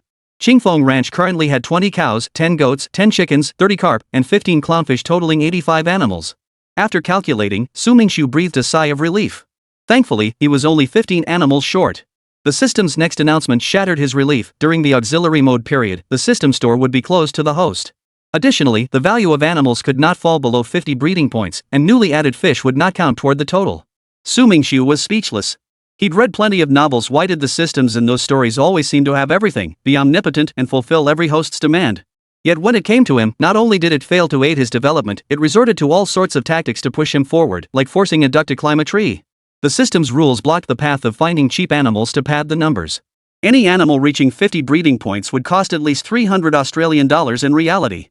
Fish were the easiest species to reach the required quantity, yet the system didn't count them toward the total. Seems this super rancher system really has the power to drive people mad. Lately, Su Mingxu had been busy gathering startup capital. The milk delivery business was taking shape, though the operational rules still needed refinement. Almost forgot there are 2 horses on the ranch. Counting Tara and Thor, I still need 13 more animals to complete the task. If I recall correctly, there's an achievement for reaching 100 total ranch animals, with a reward that seems to be lucky coins. Could it be that the system is trying to give me something, but since I'm progressing too slowly and haven't met the requirements yet, it's just messing with me? Good morning, boss. Su Mingxu pushed open the door to find Sean busy hauling a huge stack of lumber. What are you doing? Thick planks, rivets, hammers, saws, every tool imaginable. Big Brother Hatton said there's no stable on the ranch. I used to work as a carpenter to earn some pocket money, so I know a thing or two about this. My old master carpenter still has plenty of scrap wood at home, just tidy it up and it'll be usable. He waved the neatly stacked boards in his hand. Should have it done by this afternoon. Tara is shorter than Sol, and having stables of different heights would look awkward. Both stables should be the same height. The ranch pickup truck was loaded with wooden planks, a haphazard pile of uneven boards. To use these scraps, he'd first mark the edges with chalk line, then saw off the excess. The boards were small, making individual cutting tedious. Hatton repeated the milking routine. Seeing the workers bustling about, Su Mingxu rolled up his sleeves and headed to the goat pen. The bleating of goats filled the air, and the distinctive pungent smell of goat wafted toward him. Even with 2 masks on, the pungent smell was still noticeable. Reluctantly, he added a 3rd mask to make it bearable. Why do you guys smell so strong? The level of fresh milk in the storage tank kept rising. The demand from the 2 towns couldn't keep pace with the production, and sooner or later, the tank would overflow. After enduring the pungent smell to finish milking, Su Mingxu took a deep breath of fresh air. Hatton, are there any farms near the pasture that sell cattle or sheep? Typically, when a farm reaches a certain scale and its livestock numbers hit saturation, they'll sell calves or mature cattle sheep at prices lower than the market rate. Yes, there's Aaron Ranch on the other side of Melbourne. The other end? Isn't there anything closer? Hatton shook his head. Boss, setting up a ranch isn't as simple as picking any piece of land. Only one ranch can exist within a specific area. Then let's head over at noon. How's Sophia feeling? Hatton beamed like a trumpet flower. Much better. She even wants to invite you to lunch. What's for lunch? If it's pasta, I'm not eating. Bread and pasta were foods that gave Su Mingxu a headache just seeing them. He'd had way too much. That fish dish you taught Sophia, she's mastered it. But poor me, I've been eating it non-stop and it's giving me heat. Oh, that dish. Spicy pepper trout is delicious when made by your loved one, but eating too much can cause internal heat. The worst consequence of internal heat is developing hemorrhoids. Judging by Hatton's terrified look, he must have experienced the fiery power of that dish. You could boil some mung bean soup to cool down. Boss, what's mung bean soup? Su Mingxu smiled wryly. Foreigners aren't used to mung bean soup. Why not steep some chrysanthemum tea instead? Oh, okay. Get back to work. Once you're done, help Sean build the horse stable. Su Mingxu chuckled as he playfully kicked Hatton's backside, urging him to finish his unfinished tasks. Aye aye, my dashing boss. Sean worked with practice skill nailing boards, securing fasteners all methodically. Su Mingxu crouched beside him, taking the hammer. I'll drive the nails. Hold steady, or it'll hurt if you get hit. Got it, boss. Bang. The rhythmic sound of hammer blows driving nails into the wood echoed. Hey, Su Mingxu. Suddenly, someone tapped him on the shoulder from behind. Distracted, the hammer swung down and smacked his finger. Ow. Su Mingxu cried out in pain. Are you okay? I didn't mean to. Xiaoling held a large bag in one hand and dragged a suitcase with the other. His swollen finger burned with pain, while the culprit kept insisting it was an accident. Why are you back? His injured finger was wrapped in thick bandages as Su Mingxu sat on a pile of wooden planks, while Xiaoling perched on the suitcase. I came to hang out with you. Aren't you happy? Not happy. Su Mingxu's bluntness made Xiaoling's hair stand on end. I came to hang out with you, to help you. You? Su Mingxu tilted his head, scrutinizing Xiaoling in her light blue dress and artistic straw hat. Are you sure you're not here on vacation? Pfft, shallow. Xiaoling pulled her suitcase over, opened it, and began pulling out items one by one to show Su Mingxu. See? This is a portable hotpot. You won't get many chances to eat hotpot in Australia. See? Worried you'd be too busy to eat properly, I had someone bring these instant hotpot kits from China. Just add clean cold water and you're good to go. I also brought some hard-to-find vegetables and ingredients. Su Mingxu licked his lips. He got it now. Xiaoling wasn't here for vacation, nor to help out. She was here to eat. Do you think my ranch is a restaurant? Bringing all this food. Food is the foundation of life. You can't work on an empty stomach. A meal is as essential as iron and steel. Only when you're well-fed and satisfied do you have the strength to work. Xiaoling spoke with pride and conviction. And I've brought something you'll love most. How do you know what I want? Su Mingxu was skeptical. But when he saw what was inside that large black bag, he believed her. Chapter 35, Sophia's handiwork? How did you know I wanted this? Su Mingxu's eyes lit up. Hee, Australians rarely eat barbecue. Of course, Hatton's an exception, you know that guy? He used to eat barbecue all the time. I want to try something really fun. Anyway, we're bored tonight. Why not give it a shot? Xiaoling pulled out various ingredients from the large bag, items considered scarce in Australia. Green onions, Sichuan peppercorns, cauliflower, Chinese cabbage, winter melon, chives, chestnuts. No way. Su Mingxu instinctively refused, unsure what kind of crazy idea Xiaoling had in mind. If you refuse. Xiaoling silently tied the bag shut, giving off a cornered into action vibe. Fine, I'll go crazy with you tonight. That's more like it. Xiaoling chuckled as she tossed the bag towards Su Mingxu, only to realize midair she couldn't throw it at all. Putting it down felt wrong, yet she couldn't fling it away. Stuck awkwardly in place, Su Mingxu calmly took the bag. Put these veggies in my villa first. If Sophia gets her hands on them, that bold woman might invent some dark cuisine. Then it'll be me and Hatton suffering. Oh, and now Sean too. Wherever you put them is your business. Come on, hurry over. I've got a plan to tell you. Xiao Ling had brought these vegetables primarily to bribe Su Mingxu. Don't move. Su Mingxu sensed something was off. You didn't sneak out, did you? Not when Xiao Ling's eyes were darting around nervously. Poof. Your mouth says no, but your body tells a different story. Su Mingxu snorted coldly. Alright, I just came to hang out. Let's not talk about those downers. Xiao Ling's playful nature remained unchanged as she leaned close to Su Mingxu and whispered, Tonight, you bring the grill. We'll let the people of Melbourne taste authentic Chinese barbecue. Australian food regulations are super strict, you practically never see things like barbecue here. Su Mingxu pondered, chin resting on his hand. Xiao Ling stood quietly by his side, not uttering a word.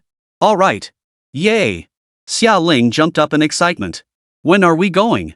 Didn't you just say tonight? What's the rush? Su Mingxu pointed at Sean. See that guy over there? Go help him hammer some nails. Me hammer nails? Are you drunk? She'd seen clearly when Su Mingxu hit his finger that huge hammer coming down. Ouch, that must have hurt like hell. You got me hurt. Don't you owe me some compensation? I didn't bring you. So we're not going tonight? No, I'll go. Xiao Ling hurriedly stood up, bending down to pick up the hammerhead that had fallen to the ground. A hand was quicker than hers, gripping the hammer handle. Just kidding. I wouldn't let you do that kind of work, you'd never manage it anyway. The first part made Xiao Ling's heart flutter with warmth, while the second part made her eyes blaze with anger. Mingxu. Ha! Time flew by in the bustle of activity, and the aroma from Sophia's kitchen began to waft out. Xiao Ling, Sean, Hatton, and Su Mingxu sat perched on the edge of the table, waiting for Sophia to serve. Xiao Ling and Sean, who'd never tasted the spicy pepper trap before, were drooling like mad. Their souls had long been lured into the kitchen by the aroma, their eyes glued to the doorframe, waiting for Sophia to emerge. Don't get too excited, your moment will come soon. Hatton knew firsthand just how fiery his wife's chili peppers could be.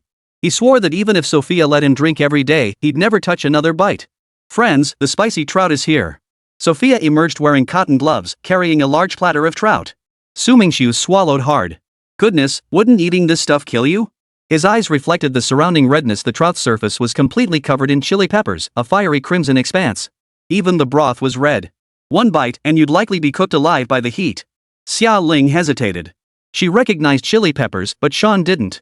What was this bright red stuff? It looked so pretty. These are cherry tomatoes. Try one.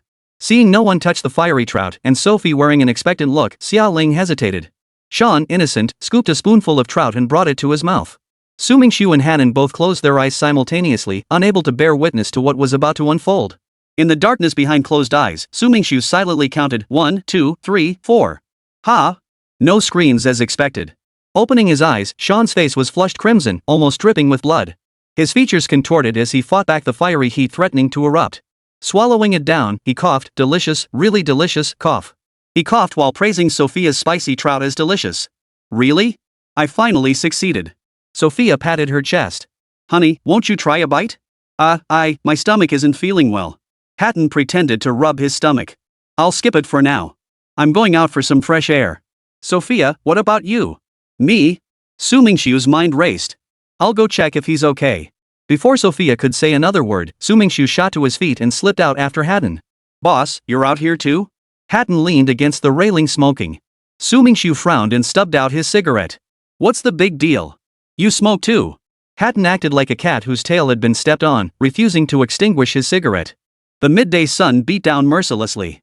Cattle and sheep lowered their heads to graze, while Sean leaned over the well, scooping water into his mouth spoonful after spoonful. Xiao Ling wasn't faring much better, gulping down water just as eagerly. Boss, why teach Sophia this dish? It's clearly going to ruin her. Hatton's sardonic remark left Su Mingxu mortified. He swore never to teach her spicy dishes again. Teach her sour dishes, teach her sweet dishes, haha. Now, let's get back to building the stables. The breeding farm can't be rushed, nor should it be. The immediate priority is figuring out how to increase the total number of animals on the ranch to 100. Xiao Ling, do you know Aaron Ranch? Adam and Aaron, maybe there's a connection. Xiao Ling handed Hatton a wooden plank. After careful thought, she recalled that Uncle Adam's ranch was indeed called Aaron Ranch. I knew it. Su Mingxu's eyebrow twitched. Buying things from acquaintances is incredibly awkward. What, you want to go there for fun? Let me tell you, Uncle Adam's ranch is strictly managed. It's nothing like your place where you can joke around and laugh all the time. Xiao Ling explained seriously, the ranch workers there wear different uniforms for different tasks. For example, the milking crew wears white, while the hay harvesting and planting crew wears green. In short, it's cold and sterile like a factory, lifeless and dull. Chapter 36, Premium Pasture. A successful ranch requires strict procedures. Adam was doing the right thing. Su Mingxu understood why Xia Ling had sneaked over to his place. That oppressive atmosphere clashed with her personality. She'd be crazy to stay there. Does Aaron Ranch sell dairy cows? Yes, of course. Xia Ling shrank her neck. I saw several families buying calves yesterday morning. Their cries were truly heart-wrenching. You want to buy dairy cows? Yes, but I can't buy them until next month. Only after collecting next month's business fees from both towns will Su Mingxu have surplus funds. Otherwise, spending his entire savings would be a losing proposition. The lower fence of the horse stable was finished. Sean's design featured an open center, allowing horses to stretch their necks, while reinforcing the lower barrier to protect them and prevent them from bolting if startled. The roof features a crossbeam design, both aesthetically pleasing and practical, keeping out rain while providing shade. That'll do for now. Everyone looks exhausted. The stable's nearly finished, just the roof left. Tell me your plan, Su Mingxu called out to Xia Ling as he rested nearby. Xia Ling glanced left and right, finding nothing else to do. She casually grabbed a wooden plank to sit on, settling down cross-legged on the ground. Tonight, you bring the grill. We're heading downtown Melbourne for a barbecue, the free kind. Why do that? To let the people of Australia taste the delights of Chinese cuisine. I bet they don't have a habit of skewering meat. Whoa, you know about skewered meat? Su Mingxu asked in surprise. Seriously? No way. I just want to try it myself. It's a side trip. Oh, Su Mingxu drawled, so you're just doing this to experience the sensation of Luchuan? Nonsense. I'm promoting China's culinary culture. How could common folk compare to this lady's noble intentions? Xia Ling turned her head away, then looked back after 2 seconds. Not a bad idea, right? It really is. If I agree, I'll make it happen. Trust me. Skewer grilling held immense appeal for Su Mingxu. With his modest salary and love for hanging out with friends, it was the perfect choice. Several burly men sat around a simple table, beer bottles stacked beneath their feet. The table was piled high with steaming fried skewers. A bite of fried skewers, a sip of beer, the feeling was like flying. For many, it wasn't about the food, it was about the atmosphere you couldn't find in a restaurant. Hatton, lend me your little speaker. Hatton's bedroom housed a pair of small speakers with booming sound. On ordinary days, the thumping beats could often be heard drifting out from the small room. Boss, what do you need speakers for? I want my other Aussie friends to taste the flavor of skewers. Don't you want to? No. Hatton dashed off, grabbed the speakers from his room, and returned.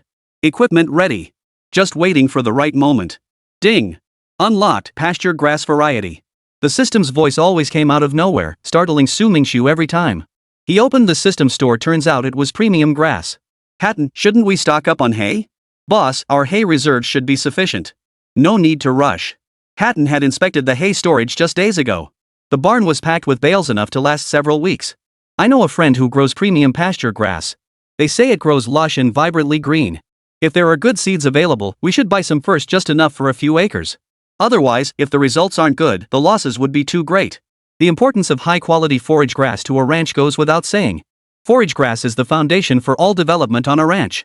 It can be said that without forage grass, even the best technology and workers won't be able to thrive. 100 seeds cost 1 farming point. I really don't understand why seeds require farming points. Su Mingxu's system wallet currently held 1,000 farming points from a recent reward plus daily tasks over the past few days, totaling 1,500 farming points. He'd better exchange half of them.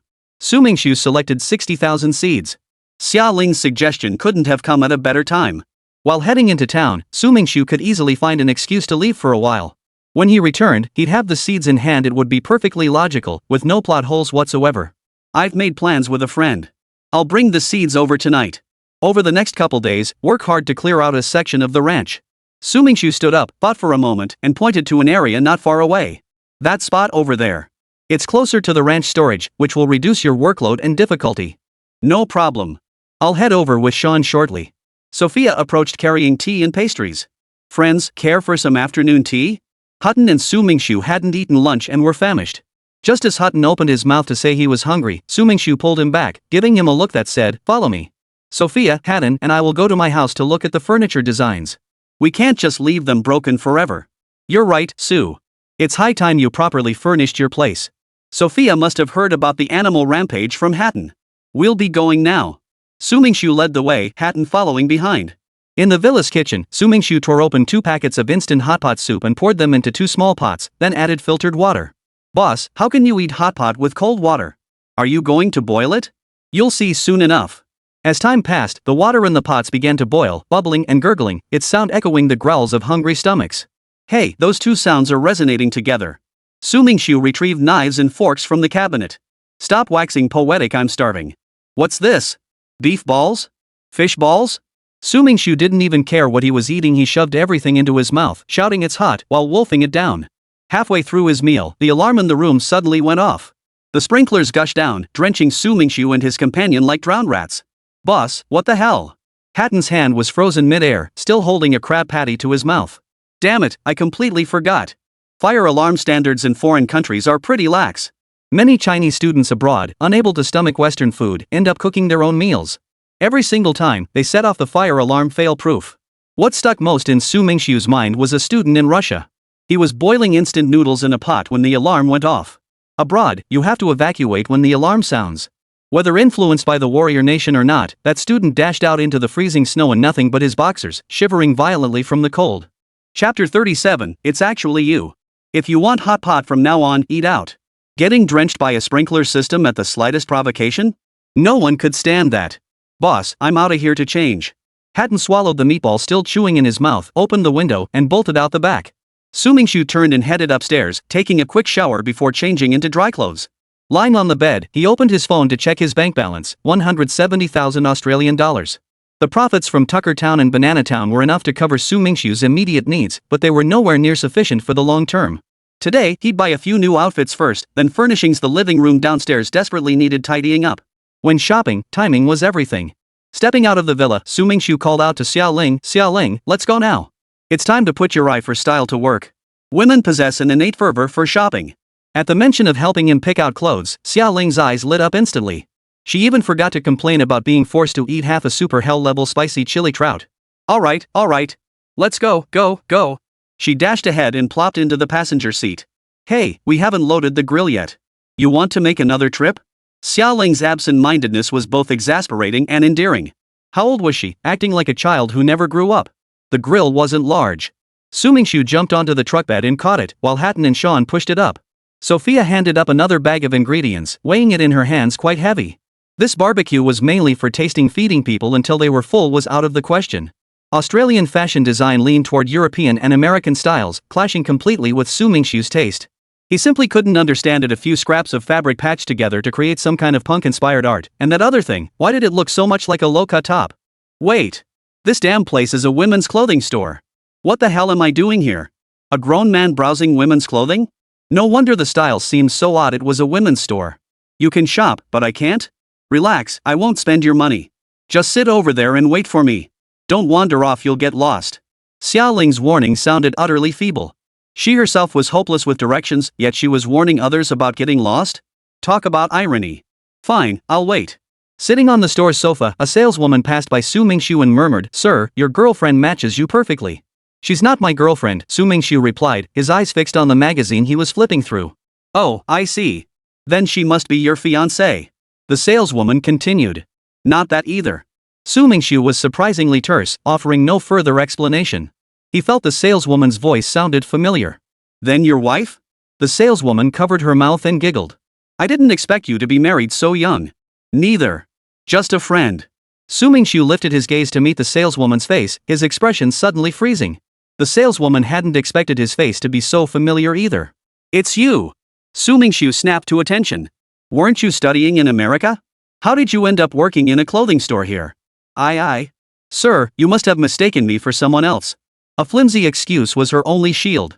Zhou Lingbai, a name that radiated aloofness, yet her personality was shy to an almost unbelievable degree. Su Mingxu's rules in matters of the heart were simple: whoever left first was the loser. But leaving without his permission? He wouldn't accept it. Zhou Lingbai was his first love. From high school through college graduation, no one expected that quiet girl to ever date, yet when she did, it lasted 7 years. At the job fair before graduation, she suddenly announced she was going abroad for further studies. Su Mingxu was naturally overjoyed that she could pursue higher aspirations, but the cost of her departure was severing their relationship, leaving them as strangers. At the time, Su Mingxu was bitterly disappointed for a long while. But upon reflection, he realized, just because she was going abroad, did that mean he couldn't? Su Mingxu sought out Zhou Lingbai, only to find her phone disconnected and her apartment sublet. This left Su Mingxu in a state of despair for quite some time. I don't mistake people, Su Mingxu said with a dark smile, her eyes reflecting Zhou Lingbai's figure with a calm, unruffled gaze. What's done is done. Zhou Lingbai no longer concealed his emotions, his voice tinged with agitation. After a long silence, Su Mingxu spoke. Don't you have anything you want to tell me? I know you don't want to talk now. Tell me when you're ready. What's your phone number? Su Mingxu's expression remained unchanged, his demeanor calm, but his trembling hands betrayed his act. Zhou Lingbai silently wrote down his number. Wish you happiness. Su Mingxu froze in confusion. Zhou Lingbai wasn't the type to offer such wishes. Realizing what had happened, he couldn't help but chuckle. You didn't think that girl was my girlfriend, did you? A flicker of shock crossed Zhou Lingbai's face. She's not your girlfriend? Zhou Lingbai didn't even realize how desperate she sounded, as if not knowing the answer would keep her awake at night. You have quite the imagination. This is work time. I won't keep you from your duties. We can talk when you have time. Zhou Lingbai was rather simple and shy. Su Mingxu couldn't fathom how she'd come to Australia alone and managed to live by herself. Michelin, Zhou Lingbai's colleague, watched them both with a smile, saying nothing. Su Mingxu, do you think I look nice in this dress? Xia Ling's appearance truly stunned Su Mingxu. The pale yellow dress fell to her waist, and her double eyelids made her eyes appear large and pure, easily drawing attention. You look lovely. But why so dressed up? There's no important gathering or event today. If I don't wear it today, I might wear it someday. Better safe than sorry. Men simply couldn't compete with women when it came to impulse buying, all because of that phrase, better safe than sorry. At checkout, Su Mingxu naturally wouldn't let Xia Ling pay herself. He settled the bill before she even reached the counter. You two know each other? Yeah, old friends. Xia Ling gave Zhou Lingbai a brief nod. Zhou Lingbai returned the greeting with a smile. Su Mingxu, your friend is quite pretty.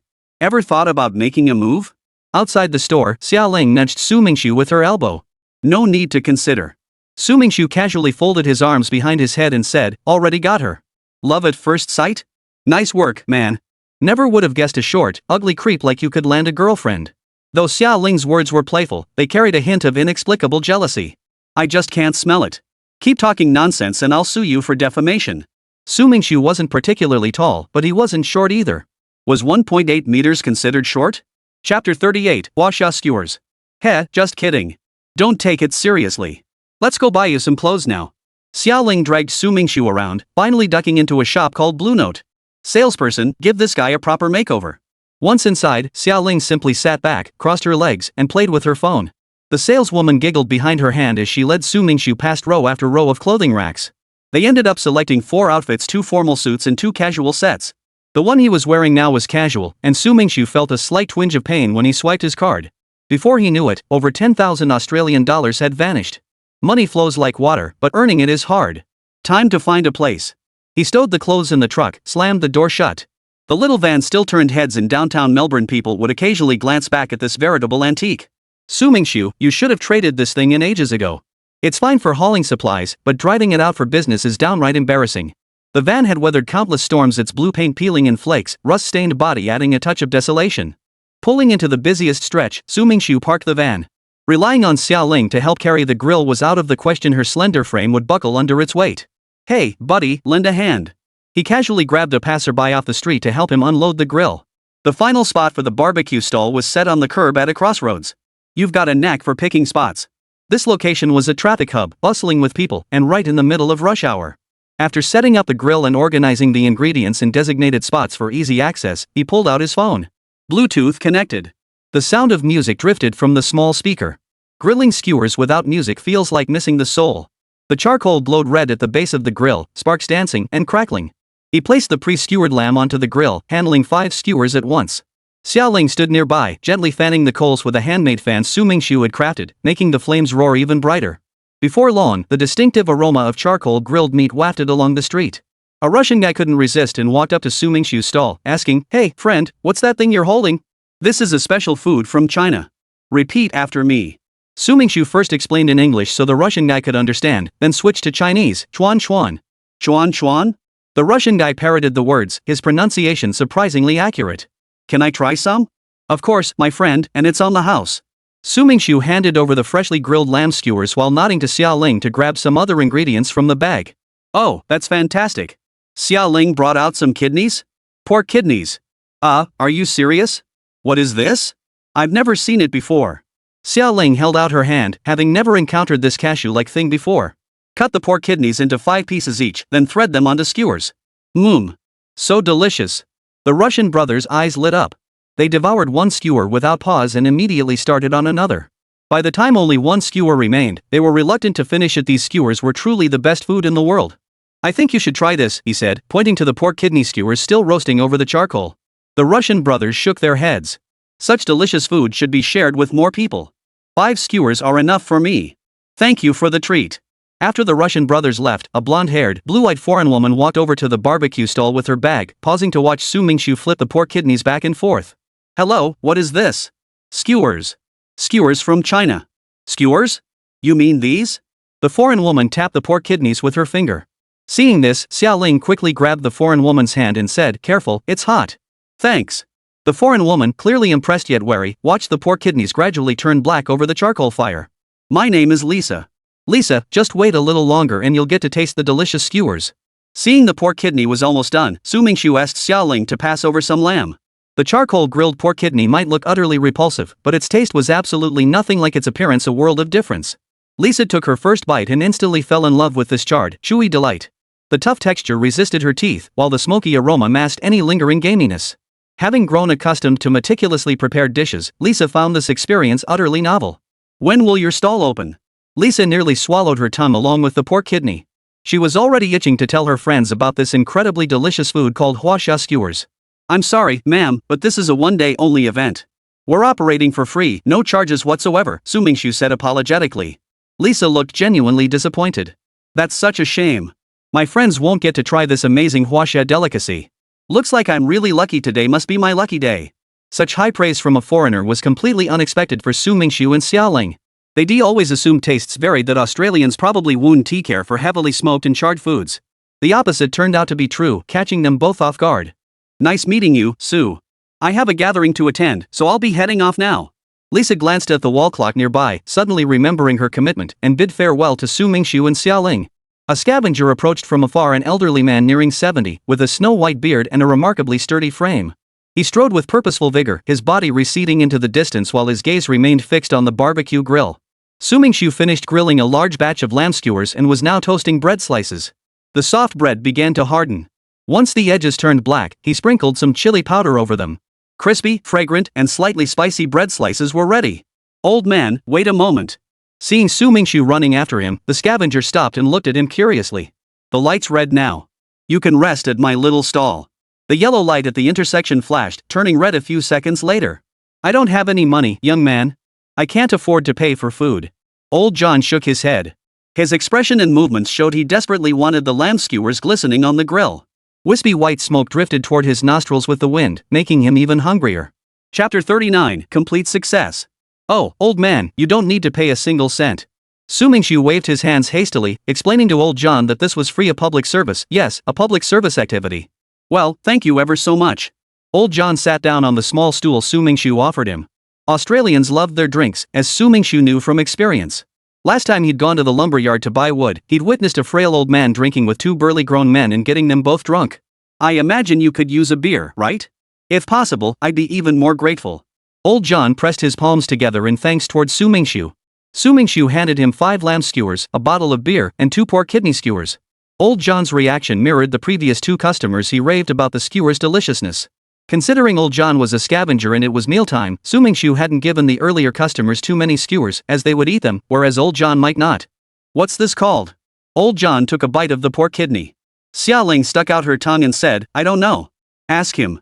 Old John's gaze shifted to Su Mingxu. What a clever diversion. Old John, what you're eating is called pork kidney, it's the pig's kidney. Oh my god, how did you even think to eat pig kidneys? Old John's shock lasted less than 2 seconds before dissipating. The taste of pig kidneys is beyond my imagination. We Chinese have a saying, though unscientific, we hold it in high regard. Su Mingxu deliberately left the explanation hanging. Sure enough, old John stopped eating and waited for more. You are what you eat. Ha, what an interesting country. Old John burst into hearty laughter. Fueled by alcohol, he relaxed his guard and engaged in lively conversation with Su Mingxu.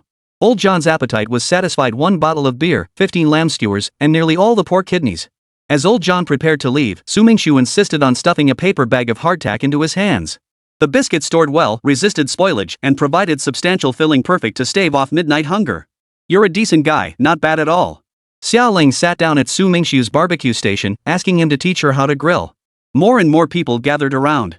Probably because the first 3 tasters had enthusiastically recommended it along the way, many didn't even ask what it was before coming over to inquire if there were any skewers left.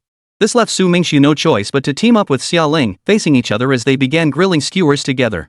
It's true, the skewers are really delicious. They're only open today, what a shame. A man in a suit claimed he wanted to invest in Su Mingxu to help him open a barbecue restaurant, but Su Mingxu politely declined. What a joke if he started running a barbecue place, what would happen to Qingfeng Ranch? Ha! Wait a minute. An idea lit up in Su Mingxu's mind, set up a small barbecue stall at Qingfeng Ranch? The idea was quickly discarded. Setting aside whether the environment was suitable, the sheer distance between Melbourne City and Qingfeng Ranch would deter most people. The environmental pollution caused by grilling skewers would be difficult to clean up, and it was definitely unacceptable for cattle and sheep to live in such conditions long term. By the final moment, the only ingredients left from the ranch were a few bunches of leeks. The once vibrant green leeks had spent too long in the bag, turning a dark, almost black color. First, arrange the chives on the skewers, then thread them one by one onto metal sticks. A quick grill over the fire, and they're ready to eat. Phew, I'm exhausted. After serving the last skewer of grilled leeks, today's event concluded successfully. Xia Ling collapsed onto a small stool, panting dramatically. Stop pretending. You know exactly how much work you put in. No, you got me there. Xia Ling's shocking reply nearly choked Su Mingxu. Wait here for me. I need to grab some grass seeds from a friend. Xia Ling wailed. No one knew this fearless little girl was afraid of the dark. She shouted, then why didn't you take me with you? After a long explanation, Xia Ling reluctantly pouted, staring at the empty barbecue grill. Su Mingxu's excuse was, I can't carry the grill by myself. Are you saying we should just give up? Then you'll never get to eat skewers again. The allure of food far outweighed Xia Ling's fear of the dark, so she convinced herself it was fine. Driving to a deserted spot, he opened the system store to redeem the premium grass seeds he'd already purchased. Bag after bag of seeds thudded into the pickup truck's cargo bed, causing the vehicle to sway dangerously. Su Ming watched with bated breath, terrified it might tip over. The grill was the problem. Staring at the truck bed piled high with grass seeds, Su Mingxu sighed. He doubted he could bring it back. Vast horizons are my love. The familiar melody of the most dazzling ethnic style jolted Su Mingxu like a thunderclap. He immediately checked his phone. The caller ID showed Xia Ling. That little minx had changed his caller ID to the most dazzling ethnic style. Just wait till he got home. Hey, what's up? Su Mingxu forced himself to stay calm, trying not to let Xia Ling hear the crack in his voice. Su Mingxu, that Russian guy wants to borrow our grill. Should we lend it to him? Sure, why not? Even if I don't know if he's reliable, it's better than just leaving the grill on the side of the road. Driving back to where Xia Ling waited, the Russian guy was already lugging the grill into the trunk of his sedan. Su Mingxiu's mouth twitched. He couldn't help but admire the formidable physique of the warrior nation. The guy had single-handedly lifted the grill and successfully stuffed it into the trunk. Judging by his calm expression, he probably hadn't even exerted himself fully. Hello, friend. The Russian introduced himself. My name is Borch. Thank you so much for today's hospitality, and for trusting me with this grill. Then, without warning, he gave Su Mingxu a bear hug so tight Su could hear his own bones creaking. You're welcome, he managed. Borch asked for Su Mingxiu's address, saying it would make returning the rack easier. Qingfeng Ranch? That's hard to find. Ranches are vast, you can spot them from afar. Borch walked over to Xia Ling and embraced her too, though much more gently than with Su Mingxu. Pleased to meet you, sweetheart. When those 3 words slipped from his rugged exterior, Su Mingxu inexplicably thought of the demon king of Libya, that godlike cross-dressing master. Old Su, it's still early. Wanna hit the bars? When did Xia Ling start calling Su Mingxu Old Su? To be honest, she didn't know herself. Chapter 40, Blues Bar. A bar? Forget Xia Ling. Su Mingxu himself had been to bars only a handful of times. His first impression of them was chaos, noise, and a cacophony of voices. For someone who loved peace and quiet, it was pure torture. You think I'd let you go? At 7 p.m., the bar was packed. Thugs, smooth talkers, pickpockets. One wrong move and you'd be out of luck. Xia Ling was as innocent as a blank sheet of paper, easily tricked into counting someone else's money. Come on, come on. Stop whining. Anyone unfamiliar with Xia Ling's stubborn streak would be fooled by her innocent, harmless expression. Look, the bar isn't far from here. We'll just go in for one drink and leave. Blues Bar. 4 vibrant signs stood out vividly under the dim streetlights. The rustic sign held an inexplicable allure, and Su Mingxiu's resolve began to waver. You can only drink juice, no alcohol. Fine. Xia Ling agreed readily. Anyway, once we're inside, you can't control me. The Blue Note bar was decorated in a retro style, unlike modern bars crammed with salon-style coffee tables. At its center stood a circular wooden stage, with wooden tables and chairs lining the space. Log-patterned wallpaper covered the walls, and a few pots of spider plants dotted the corners, giving Su Mingxiu the illusion. This isn't a bar, it's a bookstore. Contrary to expectations of smoke-filled chaos or raucous noise, the Blue Note bar was surprisingly quiet. Everyone spoke softly, either alone or with friends, savoring the drinks in their glasses. At the bar, the bartender was wiping down the counter. Spotting Su Mingxu, he smiled and greeted him. "Welcome, sir. What can I get for you?" Su Mingxu didn't know much about drinks, so he casually ordered a vodka-based cocktail. That way, the alcohol content wouldn't be too high. After all, drunk driving was dangerous. What if he ended up flipping his car into a ditch? "I'll have a cocktail too, please." Xia Ling ordered the same drink as Su Mingxu. "Oh, sirs and madams, this cocktail is called Fairy Tale. It's meant for children." The bartender couldn't believe his ears.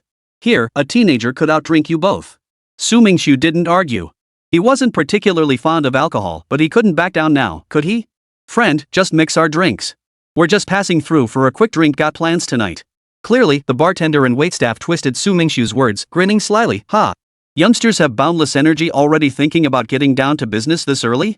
Xia Ling was confused, but Su Mingxu, the seasoned veteran, knew exactly what was going on.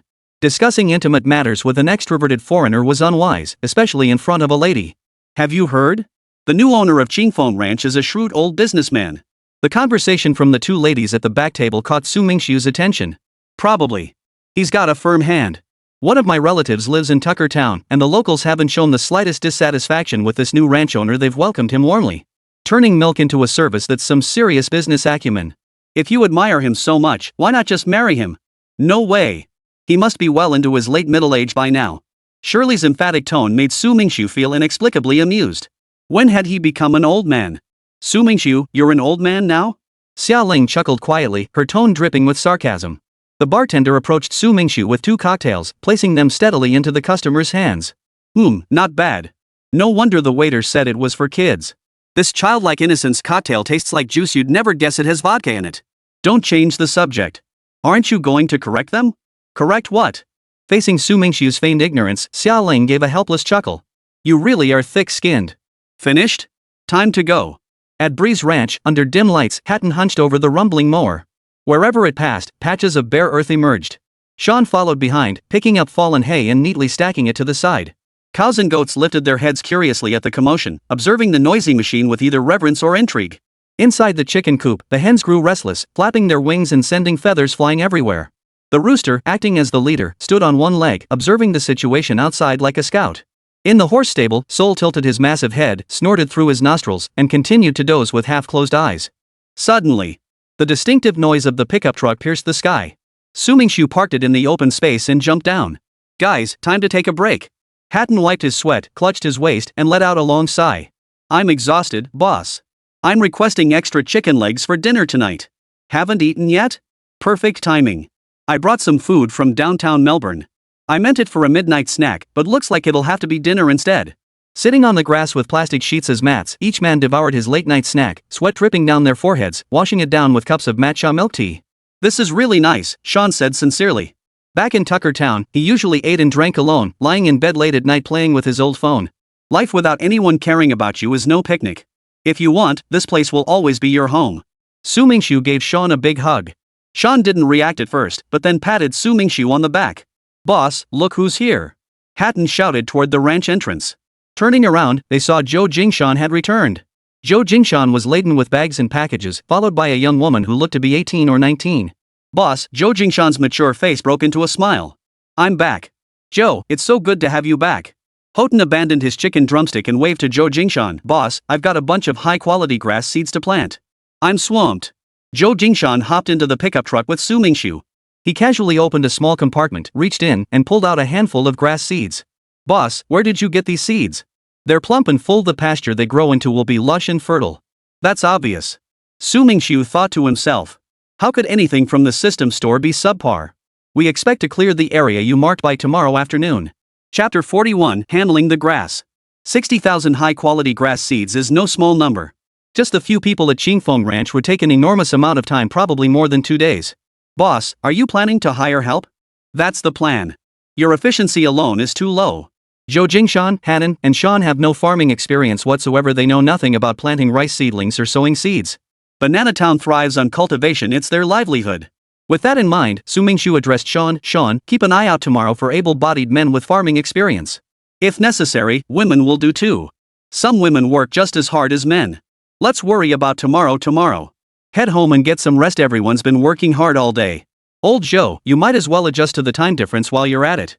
Oh, and this is my daughter, Zhou Jing. Zhou Jingshan introduced to the Qingfeng Ranch staff. Zhou Jing shook hands with each of them. Xia Ling was quite talkative, no, extremely talkative. The two girls chatted non-stop, gossiping until they couldn't stop. By the time they finished, it was already late. There wasn't enough time to arrange a room for Zhou Jing, so she was temporarily put up in the same room as Xia Ling. Su Mingxu opened the door, let out a cheer, tossed his coat onto the sofa, and thought, finally, some rest. The moment his phone screen lit up, he heard gasps from behind him. So this is what our ranch owner's real-life counterpart looks like. Why aren't you guys going to bed? What are you doing? Xia Ling and Zhou Jing sat on the sofa, leaving Su Mingxu standing awkwardly with nowhere to vent his embarrassment. You promised to prepare a room for me last time. Where is it? Su Mingxu suddenly remembered. When he'd taken Xia Ling fishing by the lake, he had indeed promised to prepare a room for her in the villa. But she'd left that very afternoon, and he hadn't taken it seriously, assuming she wouldn't return. A man of his word keeps his promises. You wouldn't go back on your word, would you? He raised an eyebrow slightly, tugging at Zhou Jing's sleeve with his right hand. Most girls were gentle, except for the fiery, extroverted type like Xia Ling. Seeing Zhou Jing's nervousness, Xia Ling shot her a disappointed glare. In Xia Ling's mind, goading was the most effective weapon and tactic against men. Men and women sharing a room was never a good idea, especially so hastily. No place to go, huh? You'll just have to make do stay in the cabin. No way. Xia Ling plopped back down on the sofa, clearly intending to camp out there. The final outcome was Su Mingxu slept on the battered sofa downstairs. He couldn't even argue after all, he'd promised and failed to deliver. A sharp pain in his neck jolted Su Mingxu awake. The ache was intense, yet he couldn't pinpoint its exact location. The word stiff neck seemed etched on his forehead. The group bustled about the open field. Zhou Jingshan and Hatton pushed the mower ahead, while Su Mingxu, wearing rubber gloves to avoid prickly grass, caught the cut forage in a large bag held by Zhou Jing. Sean drove the pickup truck into the pasture. Today's milk delivery is done, boss. I'll handle this. You go rest. Wiping sweat from his brow, Su Mingxu nodded and sat down on a nearby fence to rest. Suddenly remembering the fish in the pond hadn't been fed in ages, he hurried to the stable, mounted Thor, and galloped toward the pond. He discovered the fish food scattered around the pond's edge had vanished. Searching carefully, he found a small wooden box instead about half a meter long and 20 centimeters tall, hollowed out in the middle. The fish food lay quietly inside. Probably Sean's doing. Of all the ranch hands, quiet Sean was the most thoughtful. As he scattered the pellets into the pond, ripples spread across the surface. Fish swarming from the depths rushed to the surface, devouring every last crumb. After scattering a few handfuls, Su Mingxu stopped feeding. What if the fish got too greedy and stuffed themselves to death? Since Sean had been here, he must have fed them already. After feeding the fish, he rode Thor to the northern clearing. This land was also covered in pasture grass, but unlike the living quarters, it was completely open. Indeed, it was endless green, no log cabins obstructing the view, no cattle or sheep trampling the grass. With such vast pasture, he'd need to divide it into more sections later. The Super Ranch Owner's system offered modules for animal husbandry, crop cultivation, and fisheries. Su Mingxu had planned to establish a small zoo at Breeze Ranch after all. The system store offered many rare animal breeds, and it would be a shame not to utilize them. Ha! What was that? About 10 meters away from Sol, a splash of brown stood out starkly against the emerald grass. It drew Sol closer, a prickly little creature. A hedgehog. Su Mingxu's laughter must have startled the little creature, which promptly curled into a tight ball, trembling in place. Don't worry, I wouldn't hurt you. Regardless of whether the little hedgehog could understand, Su Mingxu spoke to himself. Hedgehogs are highly wary creatures. He hadn't brought any container with him. Was he supposed to pick it up with his bare hands? Su Mingxu shook his head. He wasn't stupid enough to seek out trouble. Sol panted heavily, turning his head toward the living quarters, his tail swishing back and forth. Su Mingxu couldn't make sense of Sol's unusual behavior. Once Sol turned his head, it took him a long while to turn it back. Giddy up. With a sharp command, Thor set off at a gallop, racing straight to the entrance of Breeze Ranch. A pickup truck was parked outside the ranch. Borch spotted Su Mingxu riding up and greeted him warmly. Your place is pretty easy to spot, right on the main road. Qingfeng Ranch was located right on the road leading out of Melbourne City. No turns needed, just a straight drive all the way. I brought over the barbecue grill. Hope I didn't interrupt anything? Not at all. Su Mingxu waved his hands dismissively, inviting Borch into the villa for tea. Earlier that morning, Xia Ling and Zhou Jing, being girls, had taken pleasure in tidying up, helping Su Mingxu thoroughly clean the living room that hadn't been touched in centuries. The worn-out furniture had been discarded. Empty spaces were adorned with paintings and vases, while wooden photo frames dusted in the storage room now lined the walls, though without pictures or artwork. Wow, Su, your decor has such a poetic vibe. Borch touched the flowers in the vase. You do flower arranging? That's impressive. My flowers are just thrown in haphazardly. The vase in the living room, with its interplay of red, yellow, and white, looked neat and tidy. This masterpiece was the work of Zhou Jing, who had loved tinkering with flowers and plants since childhood. Not me. What time would a grown man like me have for flower arranging? It was done by the daughter of one of my employees. How about it? Pretty, right? Sue, there's something I've always been curious about. Borch paused his movements, his eyes fixed on Su Mingxu's with genuine interest. Chapter 42, Borch's Identity. HM? Go ahead. Is your ranch still short on staff? Borch was quite tall, towering a full head above Su Mingxu, the most adorable height difference. Sorry, we're not hiring right now. The ranch doesn't require many workers. Su Mingxu replied apologetically. Paying so many people would be a burden for Qingfeng Ranch. Borch took a disappointed sip of tea before suddenly suggesting, when I passed through Tactown, I saw people delivering milk bottles with your ranch's logo on them. How about we partner up and develop new milk flavors? May I ask what line of work you're in? I used to own a food processing plant, but I lost interest and handed it over to my staff. Bananas from Banana Town are a solid choice. While plain milk is profitable, if someone else beats us to developing a new delivery model or a specialty milk, Qingfeng Ranch's milk delivery business could be finished. That's the harsh reality of the market. The capable rise to the top. Don't doubt me. I'll treat you to lunch today to thank you for the grill. My staff really enjoyed it. We can swing by my factory too. Factories are scarce in Melbourne's city centre. Setting one up involves cumbersome procedures and requires substantial capital backing. After a brief chat, Su Mingxu roughly pieced together Borch's background, the boss of Ice Bucket Factory. Despite the name, they actually produced milk. Foreigners sure have a knack for quirky naming. Borch was an enthusiastic host. As a guest, Su Mingxu experienced the full extent of Chinese hospitality. Perhaps due to cultural differences, Borch was completely unpretentious. He insisted on helping even when declined, rolling up his sleeves to push the lawn mower. Manual harvesting was too slow, but fortunately the designated area wasn't too large, and the pasture was cleared in no time. Everyone, go take a shower. Meet here in half an hour. Borch is taking you out for a feast. Su Mingxu wasn't one to be polite. It was clear Borch was a very hospitable host. Yay! Right away. At his call, everyone responded in unison, heading back to their rooms to freshen up. Su Mingxu whistled, his head piled high with lather as his fingers scratched between strands of hair. Squeak! The bathroom door swung open unexpectedly, followed by Xia Ling's shrill scream. Xia Ling, clad in a nightgown that barely covered her cleavage, glared with eyes wide with fury as she slammed the door shut. What did I ever do to deserve this? Su Mingxu muttered under his breath, his hands still busy rinsing the foam from his hair. He had to admit, the girl really did have a great figure. Xia Ling emerged from the bathroom and dove headfirst into her bed, muttering repeatedly, so embarrassing, so embarrassing. Her flushed cheeks glowed like evening clouds.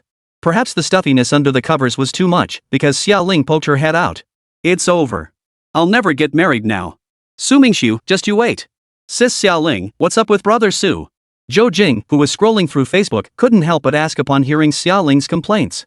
Don't even get me started. That jerk didn't lock the bathroom door. Ha? Zhou Jing's eyes lit up with gossipy curiosity. You went in? I didn't go in. After stammering for a while, she finally managed to get the words out. Zhou Jing wasn't exactly clueless. Besides, that lame excuse wouldn't fool anyone. Sister Xia Ling, do you like brother Su? No, don't be ridiculous. I don't like him. Xia Ling's defensive reaction only solidified Zhou Jing's suspicions. Just then, Su Mingxu's whistle echoed outside the room, followed by the sound of the door closing. In Melbourne's city centre, a private room at the Tango Hotel. Borgie, if I may ask, what's your factory's monthly net profit? Not much. It's a small factory, about 100,000 Australian dollars a month. Borch's quote startled Su Mingxu. A small processing plant could generate such high profits? If they reached a cooperation agreement, Qingfeng Ranch's fresh milk storage tank pressure would vanish. Even a small processing plant's storage capacity would be many times greater than those two tanks. No business talk during meals. Xia Ling frowned, cutting off Su Mingxu's intention to continue. Yes, beautiful lady. Borch smiled in agreement. The dishes arrived, their appearance alone enough to make one's mouth water. Various delicacies were served, including one dish with a peculiar appearance resembling jerky, long strips that felt slightly tough in the mouth. However, the flavor was good enough to somewhat mask the texture's shortcomings. Su, the ingredient in this dish you're eating is kangaroo. What? Kangaroo? Aren't they protected animals? Xia Ling shrank back, placing the piece of kangaroo meat she just speared with her fork back onto the plate. Borgie explained, Australia's environment and conservation measures are exceptionally favorable for kangaroo survival. Much like rabbits many years ago, their population exploded uncontrollably. So Australia enacted new regulations allowing controlled hunting under specific conditions to prevent kangaroo overpopulation. Su Mingxu thought to himself, you didn't invite Chinese diners over, or they'd devour them into endangered species in minutes, maybe even wipe them out entirely if you weren't careful. The image of kangaroos hopping about flashed before Xiaoling's eyes. No matter how others tried to persuade her, she steadfastly refused to eat it. It's such a shame not to try it, it's quite tasty. The meat is a bit tough, but the saltiness is just right. The chef's skill is evident, the amount of cooking wine is perfectly balanced. The only downside is the small portion one plate shared among several people disappears in no time. After the main course, the waiter presented the dessert menu. It was time to choose. Su Mingxu and Xiaoling chose black forest cake, while Hatton and Sophia opted for mango pudding. Zhou Jingshan and Zhou Jing ordered Sean's selection of ice cream cake. Borch, who dislikes sweets, ordered black coffee without sugar or milk. You guys are so interesting, even your orders come in pairs. In the end, only Borch and Sean were left alone, while everyone else had a companion who shared their tastes. Su Mingxu chose the black forest cake because he enjoyed its bittersweet flavor, while Xiaoling preferred its color. It was her first time trying this cake. Hatton and Sophia had always eaten mango pudding during their courtship, a habit they'd carried forward. As for Zhou Jingshan and Zhou Jing, it went without saying a father and daughter's tastes rarely diverged much. Don't you find it bitter? Though he enjoyed bitterness, Su Mingxu couldn't stomach the tear-inducing bitterness of black coffee. Every time he drank it, the taste felt like a knife cutting through his throat. Chapter 43, Banana Milk. Black coffee has its own merits. As everyone knows, coffee has stimulating effects. People working overtime often stock up on coffee at their workplaces, and even households keep instant coffee powder readily available. As its popularity grew, coffee consumption evolved beyond mere alertness to satisfy taste buds. It permeated everyday life, becoming an indispensable beverage. Borghi said black coffee represented the purest essence of the bean, a blend of its distinctive richness and bitterness, unadulterated and entirely natural. Moreover, black symbolized mystery, a color Borghi particularly favored. But does coffee offer any health benefits? Xiaoling knew that excessive caffeine intake could be harmful, yet the potential advantages remained unclear. Benefits, let me think, Borchi mused, propping his chin on his right hand. Black coffee promotes blood circulation and boosts metabolism. For a beautiful lady like you, drinking more black coffee can enhance your complexion and make you radiant. When brewed at high temperatures, it also produces a special compound that aids in cancer prevention and anti-aging. You could call black coffee a health ambassador. Xiaoling looked skeptical. It can't possibly be as miraculous as you make it sound. But for the sake of beauty and rejuvenation, I'll try drinking it from now on. No woman is immune to the allure of terms like beauty enhancement and radiant glow. After dessert, Su Mingxu had Hatton lead the group back to Qingfeng Ranch by taxi, while he himself needed to discuss specifics with Borch at the Ice Bucket Factory. The Ice Bucket Factory's office was spacious, airy, and immaculately tidy. The vast room contained only a desk, a bookshelf, and a sofa with a coffee table for receiving guests. The light green wallpaper, Borch explained, was easy on the eyes. Make yourselves comfortable. Having just eaten, I doubt you'll be hungry. Borch didn't have his secretary serve dessert, but symbolically brought in 2 cups of coffee. Just in case Su Mingxu wanted some, Borch specifically instructed the secretary to add extra sugar. Borghi, let's get straight to the point. How many fresh milk storage tanks does the Ice Bucket Factory have? 12 medium-sized fresh milk storage tanks. Whoa! Su Mingxu sucked in a sharp breath. 10? 12? The small milk storage tanks at Qingfeng Ranch hold 500 liters each. Medium-sized tanks double that capacity, meaning the Ice Bucket Factory has a storage capacity of 12,000 liters. Are all the machines for processing milk available? Both packaging and production machinery are fully equipped, no need to worry about that. The biggest bargaining chip between merchants is profit. Su, I mainly want to be your friend, but I also need to feed the factory workers. So, how about a 30-70 split? I take 30%, you take 70%. What do you think? No problem. Su Mingxu agreed immediately. A 30-70 split was extremely fair. Even a 40-60 split would have been acceptable to him, because after partnering with the factory, the remaining tasks would be marketing, inventory management, and significantly increased production capacity. Later on, Qingfeng Ranch would only need to provide a steady supply of raw materials, and everything would be fine. The money would flow in steadily. The key was how to promote it to meet the expected standards. We need to determine our primary marketing focus, big cities or small towns. Defining the counter strategy would pave the way for better development. Otherwise, stumbling around in confusion would only lead to hitting a wall and falling flat on one's face. Small towns, let's establish a foothold there first. Without hesitation, Su Mingxu blurted out his usual argument: competition in urban areas is too fierce. Without substantial capital backing and established reputation, they couldn't compete with established brands unless they were willing to lose money on promotions, which again boils down to funding. Small towns have a simple, down-to-earth culture. Neighbors get along harmoniously with few conflicts, and life is far more prosperous than it was a decade ago. Buying milk for nutrition poses no problem at all. Should we make adjustments to the baby bottles? Modifications were inevitable. We'd partnered with the manufacturer and taken advantage of them considerably. Not printing their logo would be unconscionable. Ultimately, the two decided to feature both the Qingfeng Ranch logo and the Ice Bucket Factory logo together. The bottle's exterior would no longer be transparent but instead offer diverse designs. Why? Because Ice Bucket Factory will produce other flavored milks. Su Mingxu recommended Banana Town's bananas, so the yellow packaged milk will be banana milk. As for when other flavors will launch, that depends on banana milk's market reception and popularity. Su, it's been a pleasure working with you. I feel bad taking such a big advantage, but it's been a pleasure working with you. After all, the factory handles not just processing but packaging too, and don't forget, packaging requires glass bottles. In this world, there are few merchants willing to earn less profit just to befriend someone. He was fortunate to have met one of them. The rest would be handled by Bolchi. He mentioned bringing the contract when they visited the ranch next. Judging by his tone, it wouldn't be long. The division of labor was settled. Borch would handle product processing and transportation, while Su Mingxu's team would manage product promotion and raw material supply. They reached an agreement instantly, and the partnership was sealed. Borch offered to escort Su Mingxu back to Qingfeng Ranch, but he declined. I'm just heading into Melbourne City for a stroll. You don't think I'll get lost, do you? Not at all. Borch smiled as he watched Su Mingxu leave the Ice Bucket Factory. Melbourne city centre felt much quieter than before. The food festival had ended, and foodies from all over the country had returned home. A culinary competition? The advertisement on the skyscraper screen was particularly eye-catching, with the words culinary competition standing out against a bright red background. A food festival just ended, and now a food competition? No wonder so many foodies flock to Melbourne every year. A bold idea suddenly struck Su Mingxu. What if he entered his Chinese cuisine into the competition? The screen scrolled through the rules and schedule. Preliminary rounds from the 18th to the 21st. The venue was familiar to Su Mingxu, the space to the left of the Blue Note bar. He always thought it was just an empty, useless building, but it turned out to be the official competition site for the food competition. It was now the 16th, and the competition would begin in 2 days. He needed to prepare thoroughly. The more he thought about it, the more excited he became. He found the registration spot and signed himself up. He'd already made the spicy pepper trout, and recreating it now felt awkward. Improvising on the spot would be better. Anyone who watched cooking shows knew that culinary competitions provided contestants with a vast selection of ingredients on site. Preparing a specific dish in advance was risky. If the required ingredients weren't available in the competition's ingredient bank, it would be game over. Chapter 44, Picking Up an Eagle. What terrible luck. Sighing heavily, Su Mingxu walked back toward Qingfeng Ranch. He hailed a taxi earlier, but it had broken down midway, forcing him to walk the rest of the way. Maybe I could hunt something. It'd be a waste not to hunt in this dense forest. There are plenty of rabbits and such. No large predators or fierce birds, though. Wait, what was that? Hawk. A brown flying object circled overhead.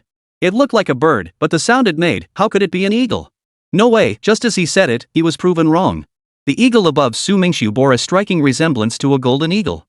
Its entire body was covered in dark brown feathers, with lighter plumage on its shoulders and neck. This distinction prevented it from appearing as a uniform dark brown mass. Its talons and beak were a pale yellow, but its most distinctive feature was undoubtedly its wedge-shaped tail feathers. A wedge-tailed eagle. The wedge-tailed eagle is one of Australia's few large raptors, inhabiting grasslands, woodlands, and marshes below 2,000 meters elevation. It avoids desert, rainforest, and coastal environments. It lives alone or in pairs, occasionally hunting in groups of up to 15 individuals, each occupying a territory of approximately 9 to 100 square kilometers. Diurnal, they spend most daylight hours soaring at 2,000-meter altitudes hunting prey, often invisible to the naked eye, though exceptions exist, like the one hovering over Su Mingxu's head. When a hawk flies this low, it means it has spotted prey. From this wedge-tailed eagle's perspective. Why are there still wedge-tailed eagles in that direction? Two wedge-tailed eagles collided at a visible speed, claws locked in a fierce struggle as their sharp beaks tore into each other's flesh.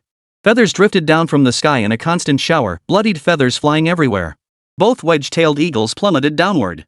Su Mingxu estimated the fall was over 10 meters, roughly the height of a 5-story building. In free fall, survival seemed impossible. The impact was immense. Under the force of gravitational acceleration, they plummeted to the ground in the blink of an eye. One wedge-tailed eagle had the misfortune of crashing directly onto the ground. The other was slightly luckier, getting caught on a tree branch. By the time Su Mingxu pulled it down, it was barely clinging to life. Feeling a human grasp its body, the wedge-tailed eagle frantically flapped its wings, desperate to escape. Don't move around, or if you die, I won't be responsible for you. Not that I'd care anyway. Out here in the wilderness, where would you find a pet hospital? It'd take 2 or 3 hours to reach Melbourne city centre. By then, you'd bleed to death.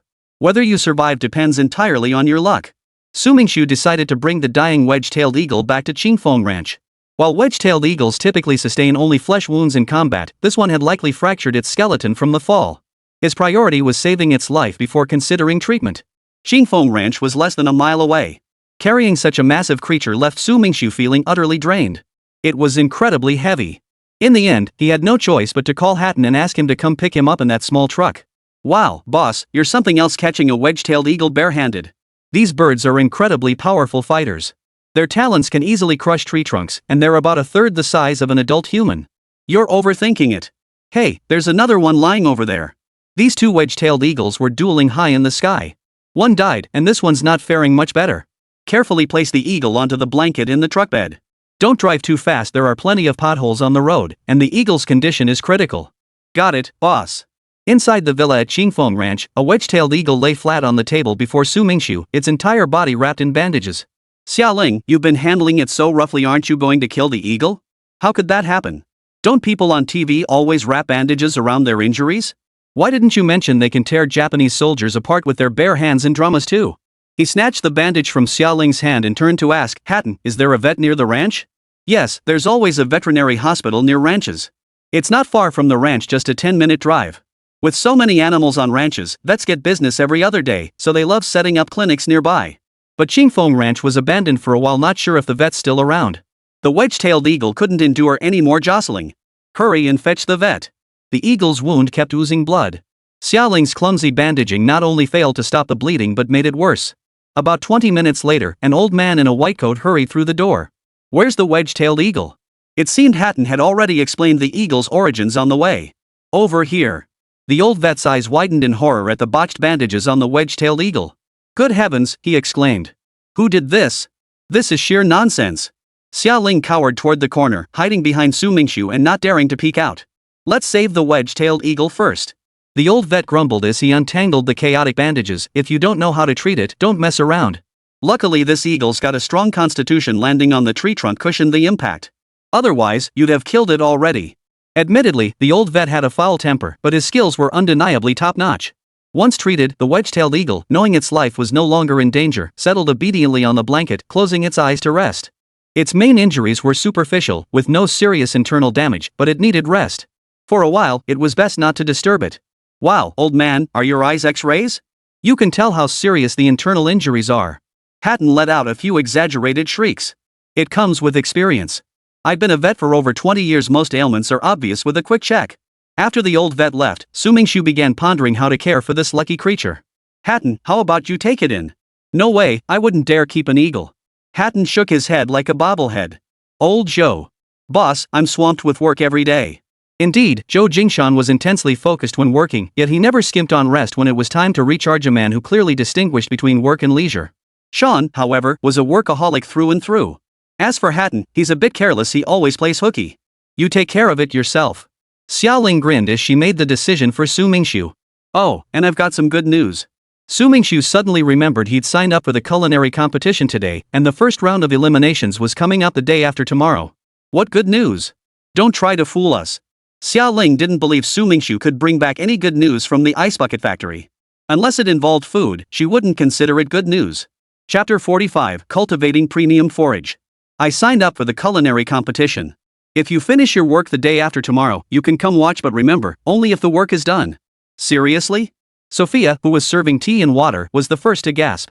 She wondered how many more mysterious Eastern dishes Su Mingxu had up his sleeve. Absolutely true. Just watch my performance then. Su Mingxu arranged for the wedge-tailed eagle's final resting place in the small attic on the villa's third floor. Well ventilated and relatively spacious compared to the confines of a room, it would protect the injured eagle from nocturnal attacks by wild cats or other predators.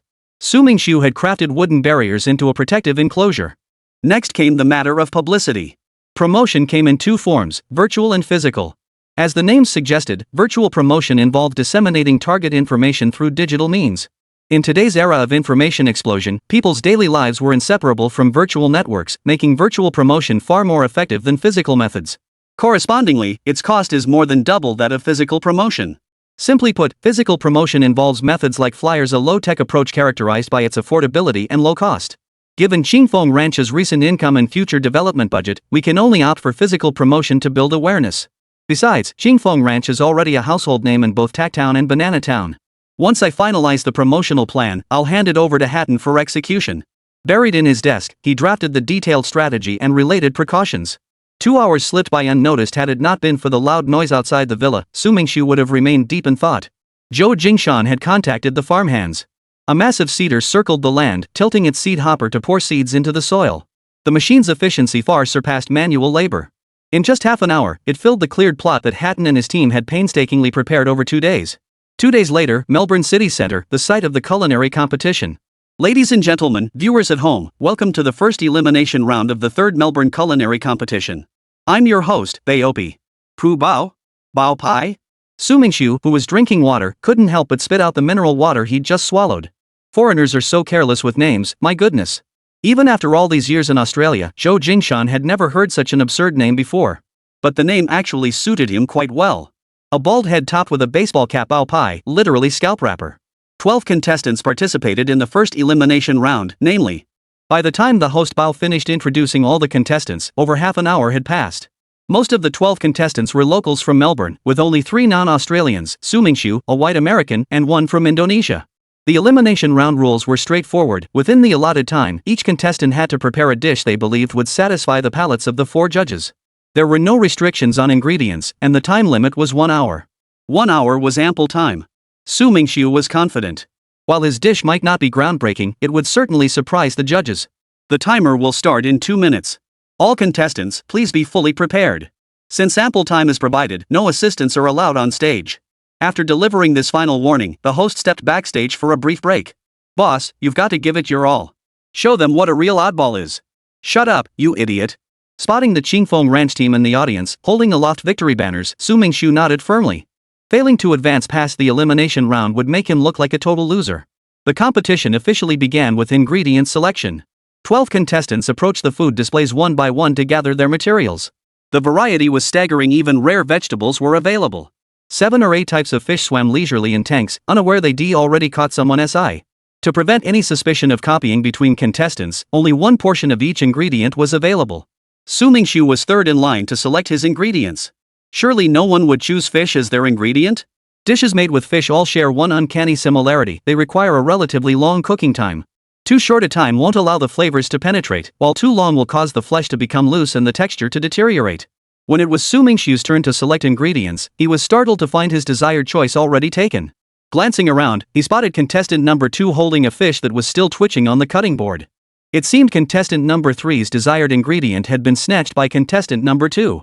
What a pity! I wonder if he can come up with a contingency plan in such a short time. Host Bauda remarked with a hint of regret. This happens often in previous years. It's nothing new. The outcome is usually the same mental breakdown. Fortunately, he had a backup plan. He calmly walked over to the vegetable section, selecting 2 plump eggplants, 5 garlic cloves, and 2 scallions. What's wrong with contestant number 3? Su Mingxu had spent several minutes searching for ingredients, with less than 2 minutes remaining before the selection period ended. What was he up to? He raised his hand, and staff immediately approached to ask what was wrong. There's no ginger in your ingredient supply. Did you forget to prepare it?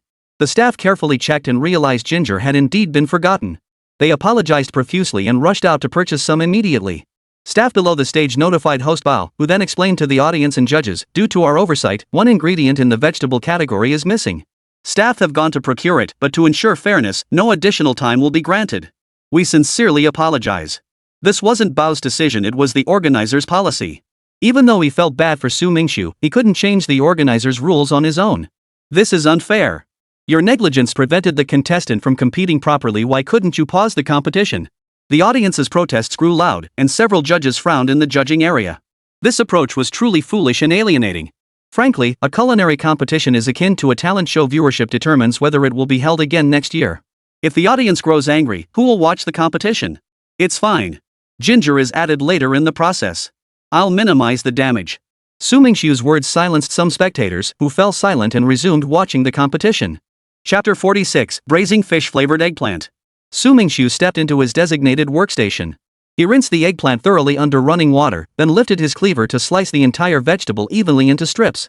He filled a clean small iron basin with water and carefully placed the sliced eggplant inside.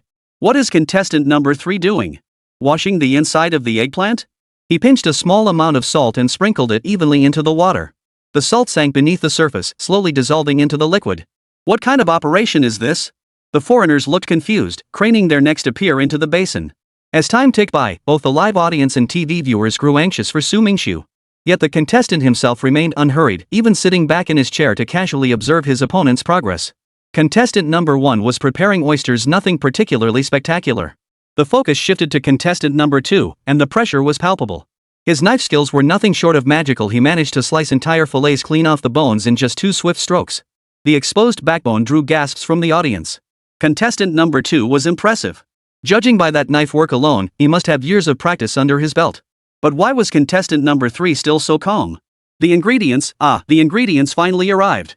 From outside the venue, the procurement staff finally arrived, carrying a large stack of plastic bags filled with the very ingredients Su Mingxu needed most: ginger. Hurry up, hurry up. Seeing the ginger arrive, Su Mingxu scooped the diced eggplant out of the salt water, drained it, and set it aside. He peeled the ginger and minced it into fine granules, then produced a bag of starch from beneath the table as if by magic. Su Mingxu had anticipated the lack of starch on site, so he had communicated with the organizers beforehand and brought his own bag. He had intended to use it for that dish, but by some twist of fate, it came in handy again. But what about bowls? Su Mingxu suddenly remembered that foreigners don't use bowls at all. There was no way he could ask the staff to fetch another bowl, that would waste time. Without a bowl, he still needed something with edges to prevent the starch from spilling. So, only the lid from the plate would do. Under everyone's astonished gaze, Su Mingxu lifted the pot lid and poured the starch into it. What was that white stuff? Probably some secret recipe. It's possible. I've heard that every chef from China brings their own unique experience and culinary skills that's truly amazing. I hope to have the chance to be one of the lucky audience members invited on stage to taste the creations of this chef from China. During the selection segment, the host will draw names at random, inviting a small group of audience members to come on stage for the tasting. Hatton lifted his head proudly and said to Sophia, "Our boss really is versatile. Not only does he have a knack for business, but he can actually cook too." Sophia shot him a withering look. "Comparisons are cruel. How dare you say that? Look at yourself, what can you even do?" He rolled the diced eggplant in flour, coating the light brown flesh in a layer of white dust. After finishing these steps, Su Mingxu unscrewed the cap of the cooking oil and poured a small amount into the wok. He lit the gas stove, and as the flame burned, the peanut oil gradually heated until it reached a rolling boil. He grabbed the cleaver and swiftly tossed the flour-coated eggplant cubes into the wok. Remarkably, not a single oil spatter flew up when the eggplant hit the pan. Su Mingxu leaned over the stove knob, studying this peculiar contraption. Medium heat, where was it? Got it. With a click, the flames subsided. The eggplant cubes rolled in the oil for about 2 or 3 minutes. Next came minced ginger, garlic cloves, and finally red and green bell peppers. The moment the peppers touched the hot oil, a crackling sound erupted. Each contestant's table had a camera, and oil splatters hit the lens, startling the person monitoring it. A small oil stain appeared on the screen directly above the stage, used to zoom in on the contestants. He calmly pulled out a towel and wiped the lens clean. Once the peppers were in the pan and the oil stopped splattering, Su Mingxu finally breathed a sigh of relief. With less than 20 minutes left, the fish-flavored eggplant would take 10 minutes to finish cooking. He accidentally added a bit too much flour earlier. Under normal circumstances, fish-flavored eggplant only requires 10 minutes in the wok. Please keep an eye on the time, contestants. You have 20 minutes left until serving time. Baopi promptly reminded the few contestants who tended to lose track of time. Take contestant number 7, for instance. Contestant number 7 still hadn't found his bearings. He was so nervous that his hands trembled slightly as he held the knife. He was positioned far from Su Mingxu, and Su couldn't see the ingredients he'd chosen on his table. Good luck to him. After silently wishing him well for a moment, Su Mingxu turned his attention to contestant number 2, the Indonesian contestant whose progress he couldn't help but notice. Contestant number 2 sliced the salmon into portions for pan frying, splitting the whole fish in half. One half was cut into fillets, while the other was set aside. What kind of magic was this? While Su Mingxu might be familiar with Chinese cuisine, foreign dishes left him completely baffled, utterly clueless. Contestant number 2 had chosen his ingredients exceptionally well. Salmon was a highly versatile fish, suitable for both cooked dishes and sashimi. No matter how discerning your palate, it offered something to satisfy unless, of course, you disliked fish altogether. Almost there. Su Mingxu finally reached the moment when the fish-flavored eggplant was ready to be served. The moment he placed the dish on the plate, the timing was perfect. Host Baopi issued the command, "All contestants, cease all actions immediately." Failure to comply will result in disqualification, all scores being nullified, and a lifetime ban from participating in any culinary events. Though it sounded intimidating, the organizers held legitimate authority. They ran every culinary event in Melbourne, big or small. 12 contestants took turns presenting their creations. The judges' table was laden with dishes whose appearance alone was enough to make one's mouth water. A few audience members were invited to the stage as representatives to sample the 12 contestants' meticulously crafted dishes. To prevent the awkwardness of a tie, the Melbourne food competition employs an odd number of judges, 5 in total. The voting system combined both judges and audience votes. Contestant number 1. It was a local Melbourne dish that Mingxu had never seen before, so he couldn't judge it. Judging by the judges' expressions, the flavor seemed quite good. Chapter 47, Reunion with Charles.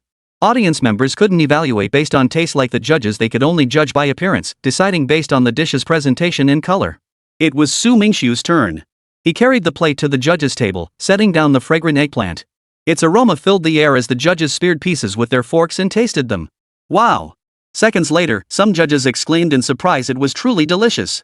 The eggplant's distinctive fresh fragrance first blossomed on the tip of the tongue, followed by a rush of ginger's numbing sensation and chili's fiery heat assaulting the nerves, compelling the judges to take several more bites. Seeing this, host bowed and knew the judges had already made up their minds. These judges weren't just random extras, they were chefs from all over Australia. They might not be household names, but their exceptional culinary skills always left a lasting impression. Earning their approval was no small feat. What kind of vegetable are those yellow bits? A female judge asked Mingxu. It's ginger, Mingxu replied, lifting the ginger in his hand. Ginger is a warming vegetable. In China, people often boil ginger soup to warm themselves after getting caught in the rain. So ginger has a warming effect. When stir-frying, adding ginger removes odors and fishiness, balancing the dish's cool properties. And here's a little tip, rubbing ginger slices on the pan bottom when frying fish prevents sticking. What about eggplant? What is eggplant? The judges found the dish before them a mystifying blend of red, green, brown, and yellow, rather perplexing. Australians prioritize health and aren't particularly fond of spicy or sweet and sour flavors, rarely encountering such tastes. This tasting felt like discovering a new continent, leaving them staring longingly at Mingxu. The purple-skinned vegetable on the table is eggplant. Its cool nature perfectly balances the properties of ginger. The judges devoured the fish-fragrant eggplant, still looking as if they wanted more. We noticed you added some white powder during preparation. What seasoning is that? Mingxu chuckled. That's not a seasoning, it's starch, a common household staple in China. If it's not a seasoning, what purpose does the starch serve? The judges were so curious about the method of making fish-flavored eggplant that they probed relentlessly. To ensure fairness in the competition, the judges rotate after each elimination round. Who knows when the judges will get another chance to evaluate Mingxu's cooking, it might be ages from now. Starch helps absorb excess oil. Eggplant easily soaks up hot oil during frying, making it greasy. To prevent this, soaking the eggplant in salt water and coating it with dry starch reduces oil absorption during frying. But why is it called fish-fragrant eggplant if there's no fish? There are many theories about this name, and I won't delve into the ambiguities. Personally, I interpret it as fragrant eggplant. Regarding fish-fragrant eggplant, there's considerable debate in China. One side argues it's a historical misnomer, claiming the original name should be fragrant eggplant. The other side contends the name captures the essence of its flavor, especially since it uses red and green chili peppers, ingredients traditionally used for pickling, colloquially known as fish chili. Hence, it's called fish-fragrant eggplant. Some attentive viewers jotted down every detail Mingxu mentioned in their notebooks. Thank you for sharing, contestant number 3. Finally, Mingxu reminded everyone, though fish-flavored eggplant is delicious, it's best not to overindulge. Fried foods should be enjoyed only occasionally. For other common dishes, neither the audience nor the judges were particularly impressed. Rarity holds value, novel creations always capture attention. Thus, in this elimination round where 12 contestants vied for 6 spots, Mingxu's fish-flavored eggplant advanced to the next round with an overwhelming lead. Only after leaving the competition venue did Mingxu realize just how many participants there were. Several lines stretched outside the venue, with roughly 50 to 60 people waiting. From the event coordinator, he learned that the Melbourne culinary competition had 60 contestants. To reduce the judges' workload and ensure fairness, these 60 participants were divided into 5 groups of 12, each competing separately. 12 contestants competed to advance 6, then 6 competed to advance 3, and finally 3 advanced to determine the sole winner. The semifinals featured 5 elite chefs from each group competing in culinary showdowns, narrowing the field to 2 finalists.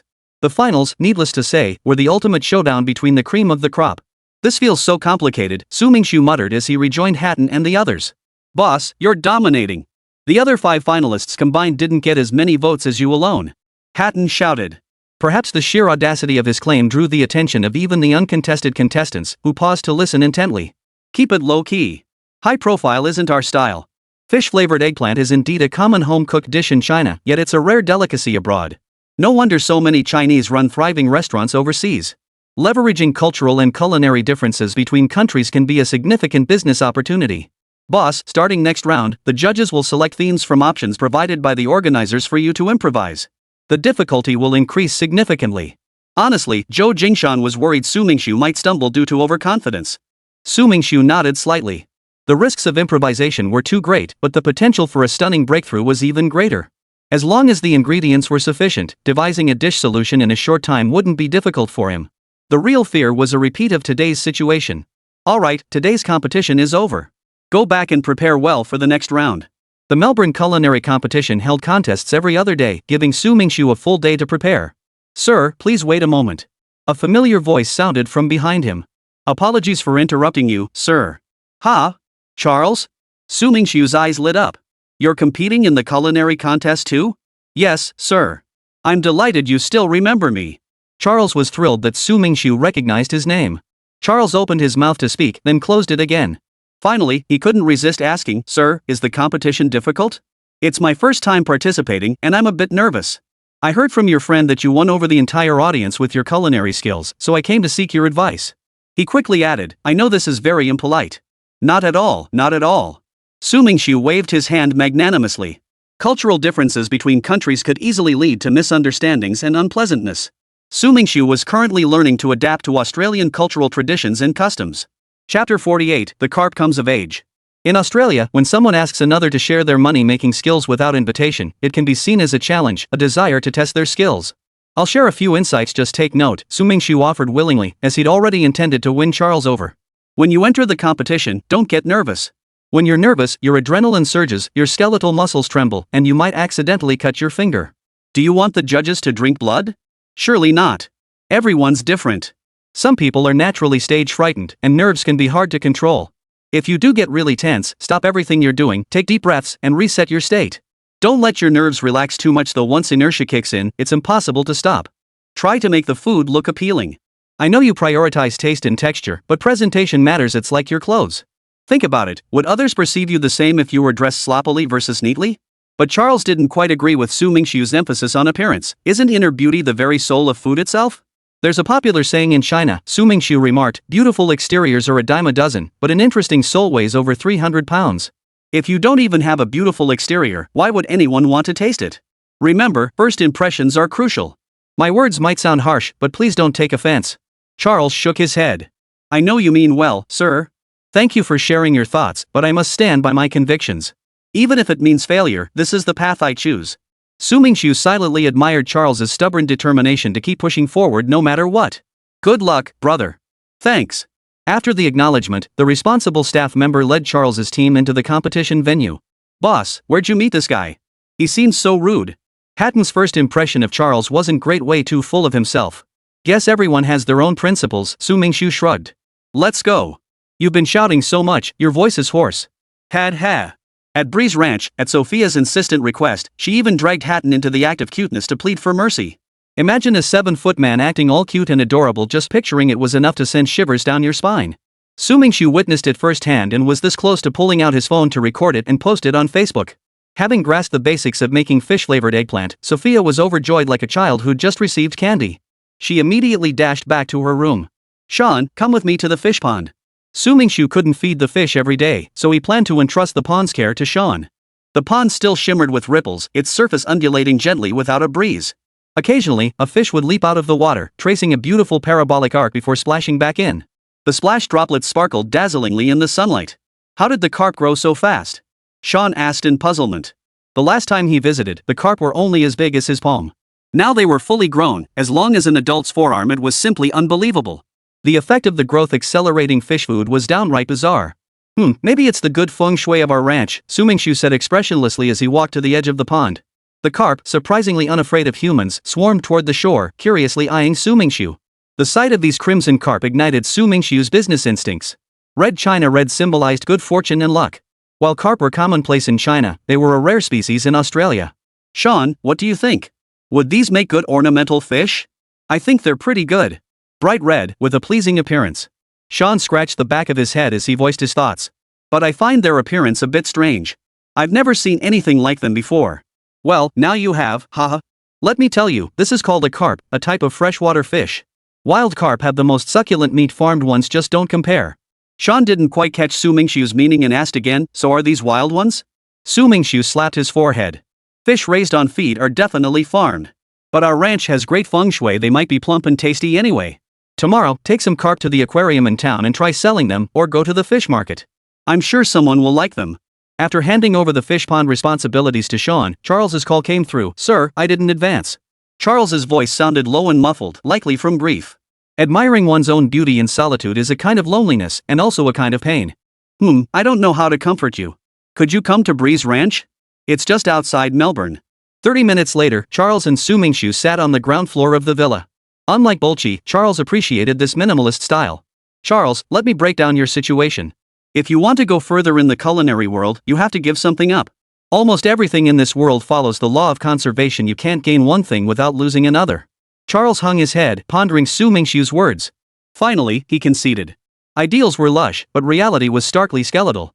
The saying hard work pays off held some truth, but it didn't apply to everything. Minimalist cuisine already exists in today's world, but even in simplicity, certain visual elements must remain. Charles's pursuit of minimalism was too extreme. What do you think about when you cook? Charles answered honestly, flavor. How to maximize the taste potential of the ingredients. His approach was sound. Unleashing the sensory impact of ingredients is every great chef's essential skill. Next, try incorporating some color elements and let your imagination run wild. When it came to food, Su Mingxu, the foodie, chattered on, rambling about this and that, unable to stop. Charles didn't interrupt him, quietly absorbing useful insights and experience. Overall, the two got along harmoniously. Where opinions diverged, Charles held on to his stubbornness, though he also recognized he needed to change. Sir, future competitions will allow assistance on stage. I can't say I won't join you. Su Mingxu felt a bit displeased. He thought Charles was too calculating, shy on the surface but cunning underneath like a smiling tiger. Just as Su Mingxu was agonizing over it, a savior arrived. Impossible. The assistant position is mine. Chapter 49, The Assistant Showdown. Sophia pushed open the door, strode to the table, and waited for Charles, declaring, the assistant for Team Su can only be me. Sophia, please calm down. Sophia's head was about to explode. She had long envisioned herself as Su Mingxu's assistant, convinced his culinary skills surpassed even those of 5-star hotel chefs. In reality, Su Mingxu's skills fell far short of a 5-star chef's. Being good at home cooking didn't necessarily qualify one to be a high-end hotel chef. You both have considerable room for improvement in your culinary skills. I'm usually occupied with ranch duties and simply don't have the time to teach you properly. After all, work comes first. I'm not a professional chef, this isn't how I earn my living. You must understand my predicament. A ranch owner reduced to teaching cooking at an academy? If word got out, wouldn't people laugh at Su Mingxu for neglecting his proper duties? Boss, let Sophia be your assistant. Isn't there an old saying in your China? Don't let the water flow to strangers' fields. We're all family here. Have you ever let Sophia down? Hatton had appeared in the villa at some point, speaking up for Sophia. Charles lowered his eyelids. At Breeze Ranch, he'd always been an outsider, unable to truly integrate into this close-knit community. Sir, I'll come back another time to seek your guidance. Su Mingxu cleared his throat twice, and the villa fell quiet. The assistant position isn't something anyone can just take. You need to understand my creative methods, my daily cooking habits, and my thought processes. Speaking of thought processes, I prefer a female assistant. After all, girls tend to be more meticulous than boys, and working together would be much easier. After lengthy deliberation, the final decision was for Sophia to serve as the assistant. Don't let good things go to outsiders. Su Mingxu found this saying quite fitting. Charles's character still needed testing. Su Mingxu wasn't exactly naive, but he didn't harbor any particular suspicions. Boss, Borch is on the line. Hatton pointed upstairs, and only then did Su Mingxu hear the landline ringing.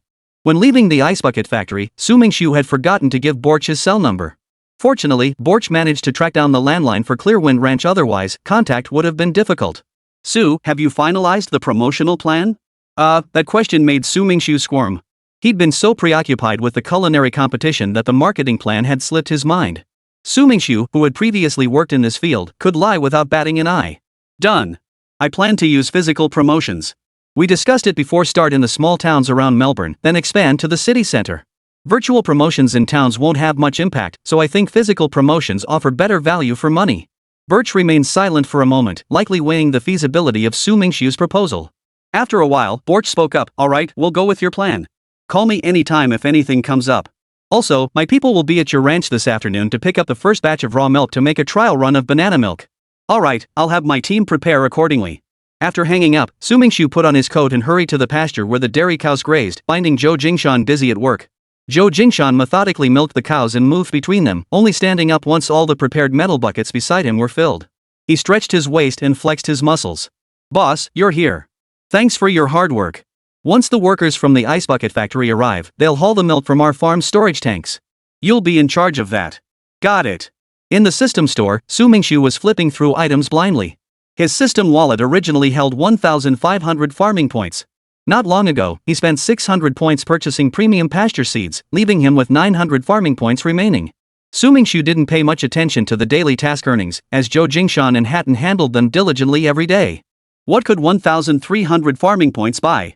Opening the system store, Su Mingxu discovered a brand new module. Detected host entering the culinary industry. Given host strong innate abilities, no culinary assistance required.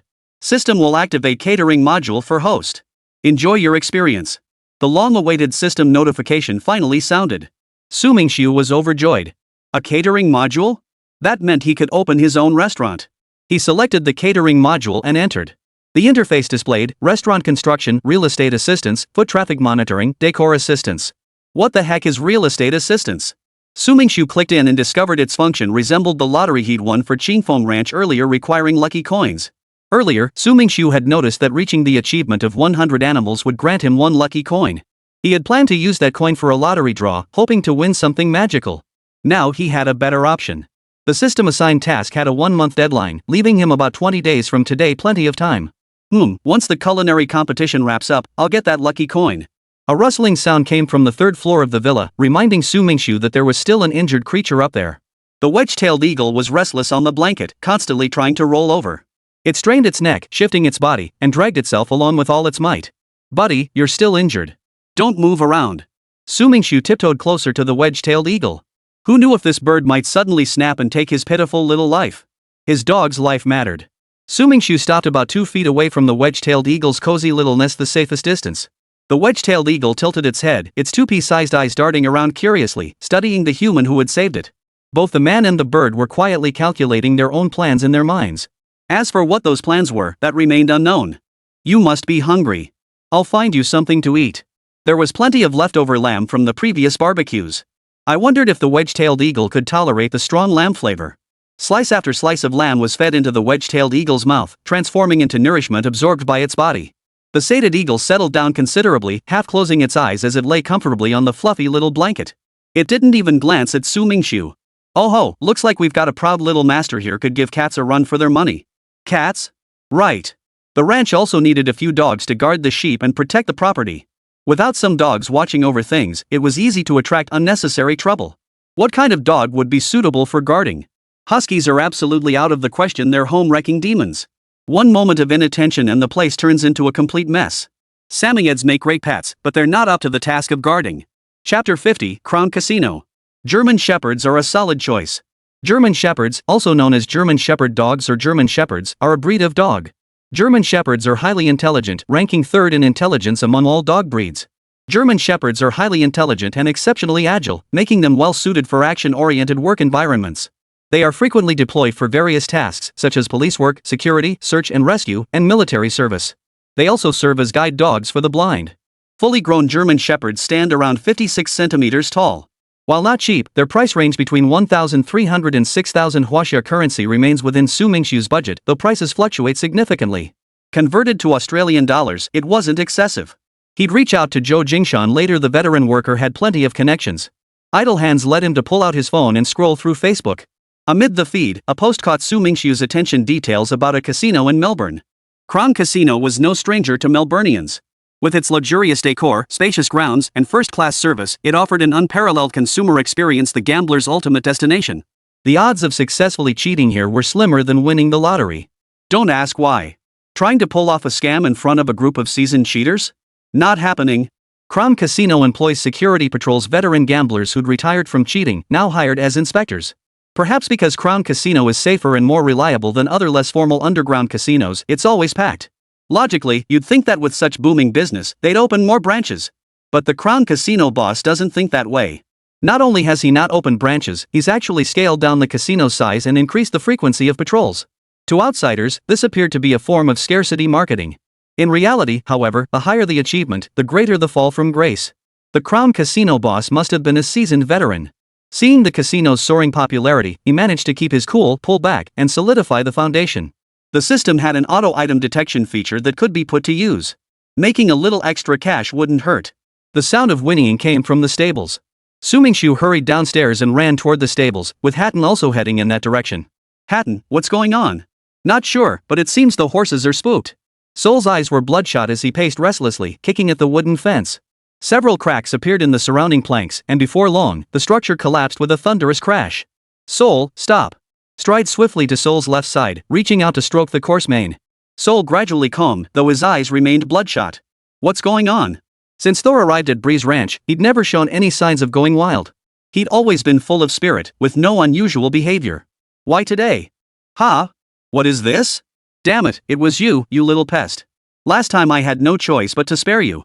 Now you come running over to scare Thor? Su Mingxu, wearing thick leather gloves despite his injuries, pulled a small brown bundle from the deepest corner of Thor's stall. Hada pinched his nose and complained, Boss, where did you find this hedgehog? It stinks. Haha, that's just how hedgehogs smell. Why don't you stew it? Hearing Su Mingxu plan to stew it, the hedgehog abandoned its curled-up ball to protect its soft belly. It poked its spiky little head out, looking pitifully at Su Mingxu. Well, quite the clever little thing. Hayden, take it out and find a place to settle it. If it runs off and causes trouble again, I'll dock your pay. He tossed the clever little hedgehog to Hayden and turned back to soothe Thor. As expected, the little hedgehog must have wandered into the stable. Unfortunately, Thor shifted his hoof and stepped on the prickly little creature. Buddy, go grab a snack. Stepping on a hedgehog? I'm impressed. After treating Thor's hoof, he wouldn't be able to ride for a while, which left him with a slight pang of regret. Hatton, how about we hit the Crown Casino for some fun? Sure thing. Boss, I've been dying to hit Crown Casino. If you could talk Sophia into it, I'd be forever grateful. Hatton grinned cheekily, cradling the hedgehog as he nuzzled up to Su Mingxu. Stay away from me. Don't you have any idea how stinky hedgehogs are? The little hedgehog in Hatton's arms shot Su Mingxu a disdainful glance. This little guy's sharp, don't let him fool you. As for Sophia, just tell her you're handling business at the ice bucket factory. Since the flyer issue needs sorting out anyway, bringing you along isn't out of the question. Okay, handle Sophia for me. I'll run the flyers for you. Boss, you're the most dramatic person I've ever met. Hatton drove while giving Su Mingxu a thumbs up. Before leaving the ranch, Sophia approached to ask Hatton where he was going. Su Mingxu gave her a serious explanation that lasted half an hour, and Sophia agreed without hesitation. Su Mingxu nudged Hatton with his elbow and asked, Big guy, how'd you end up being a henpecked husband? Hatton grimaced. Boss, you're single. You don't understand us men who jumped into the marriage grave too early. Damn it. Su Mingxu felt like a million arrows piercing his heart, with a million wild horses galloping through his mind. Keep mocking me, and I'll toss you out the window. Big bro, I'm sorry. Hatton begged with a laugh, continuing, being afraid of your wife is a sign of love. If we're talking about fear, how could a real man ever be afraid of a woman? That's exactly how it is. Su Mingxu pushed the painful thought aside. How much do you know about Crown Casino? Tell me. Not too much. My former co-workers love to gamble for fun small bets for entertainment. Most ranch workers are middle-aged, they don't play with phones or scroll through Facebook. Drinking and gambling are among their few pastimes. In short, Crown Casino's influence is common knowledge. From what Su Mingxu gleaned in Facebook comment sections, Crown Casino's rules weren't strict, some might even call them lax. As long as you didn't cheat or kill anyone, you could do as you pleased. However, if you broke something, you'd have to pay double compensation. If you injured a Crown Casino employee, you'd be spending some time resting in the hospital. The Crown Casino's facade was incredibly grand. A gilded sign hung above the entrance, and its towering floors made it the most eye-catching landmark in the area, truly one of a kind. As night fell, the casino building was ablaze with lights. Had he not seen it with his own eyes, Su Mingxu would never have believed it was a casino, he'd have sworn it was a 5-star hotel. Wow, no wonder it's one of the largest casinos in the southern hemisphere. Hatton gazed at the Crown Casino in awe. Boss, how much capital do you think the owner poured into building such a magnificent structure? Chapter 51, Blackjack. Crown Casino, owned by Australia's wealthiest man, Kelly Packer, boasts an astonishing 39 floors. Even more astonishing were the casino's internal facilities, approximately 500 5-star standard guest rooms, 40 restaurants, and 19 bars. If memory serves, there were also 3 nightclub venues and 14 theaters. These facilities alone cement its supreme status. Boss, you left out the shopping areas. Crown Casino has every possible form of entertainment a city could offer. Let's go inside and take a look.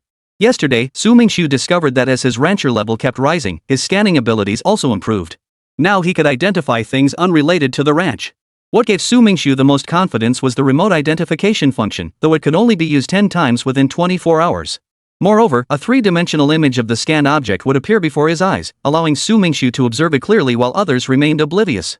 It was pure bliss. What cheat could rival pseudo X-ray vision? It was like finding free money. At Crown Casino, there were two distinct areas, a low-stakes section and a high-stakes section. There was no middle ground, either the stakes were shockingly high or absurdly low. In truth, Crown Casino had no official rules for dividing the areas, it was simply an unwritten rule formed by people's habits over time. The primary requirement for entering the high-stakes area was having a certain amount of chips. As it happened, Su Mingxu only had enough on him for a single bet. "Hey, boss, don't be impulsive." Hatton strode excitedly to the low-stakes area entrance, about to push open the door, when he noticed Su Mingxu had turned and headed toward the high-stakes entrance instead. The hostess bowed slightly. "Welcome. We hope you enjoy your experience." "Hatton, don't worry." Patting Hatton on the shoulder, "Trust my gambling skills." "Boss, have you gambled before?" "No." Hatton's face drained of color. "You've never gambled before and you're rushing into the high-stakes room? The minimum bet here is 1,000 Australian dollars. Then let's start with 10. You should know I'm not one to take risks lightly." Crown Casino offered many games.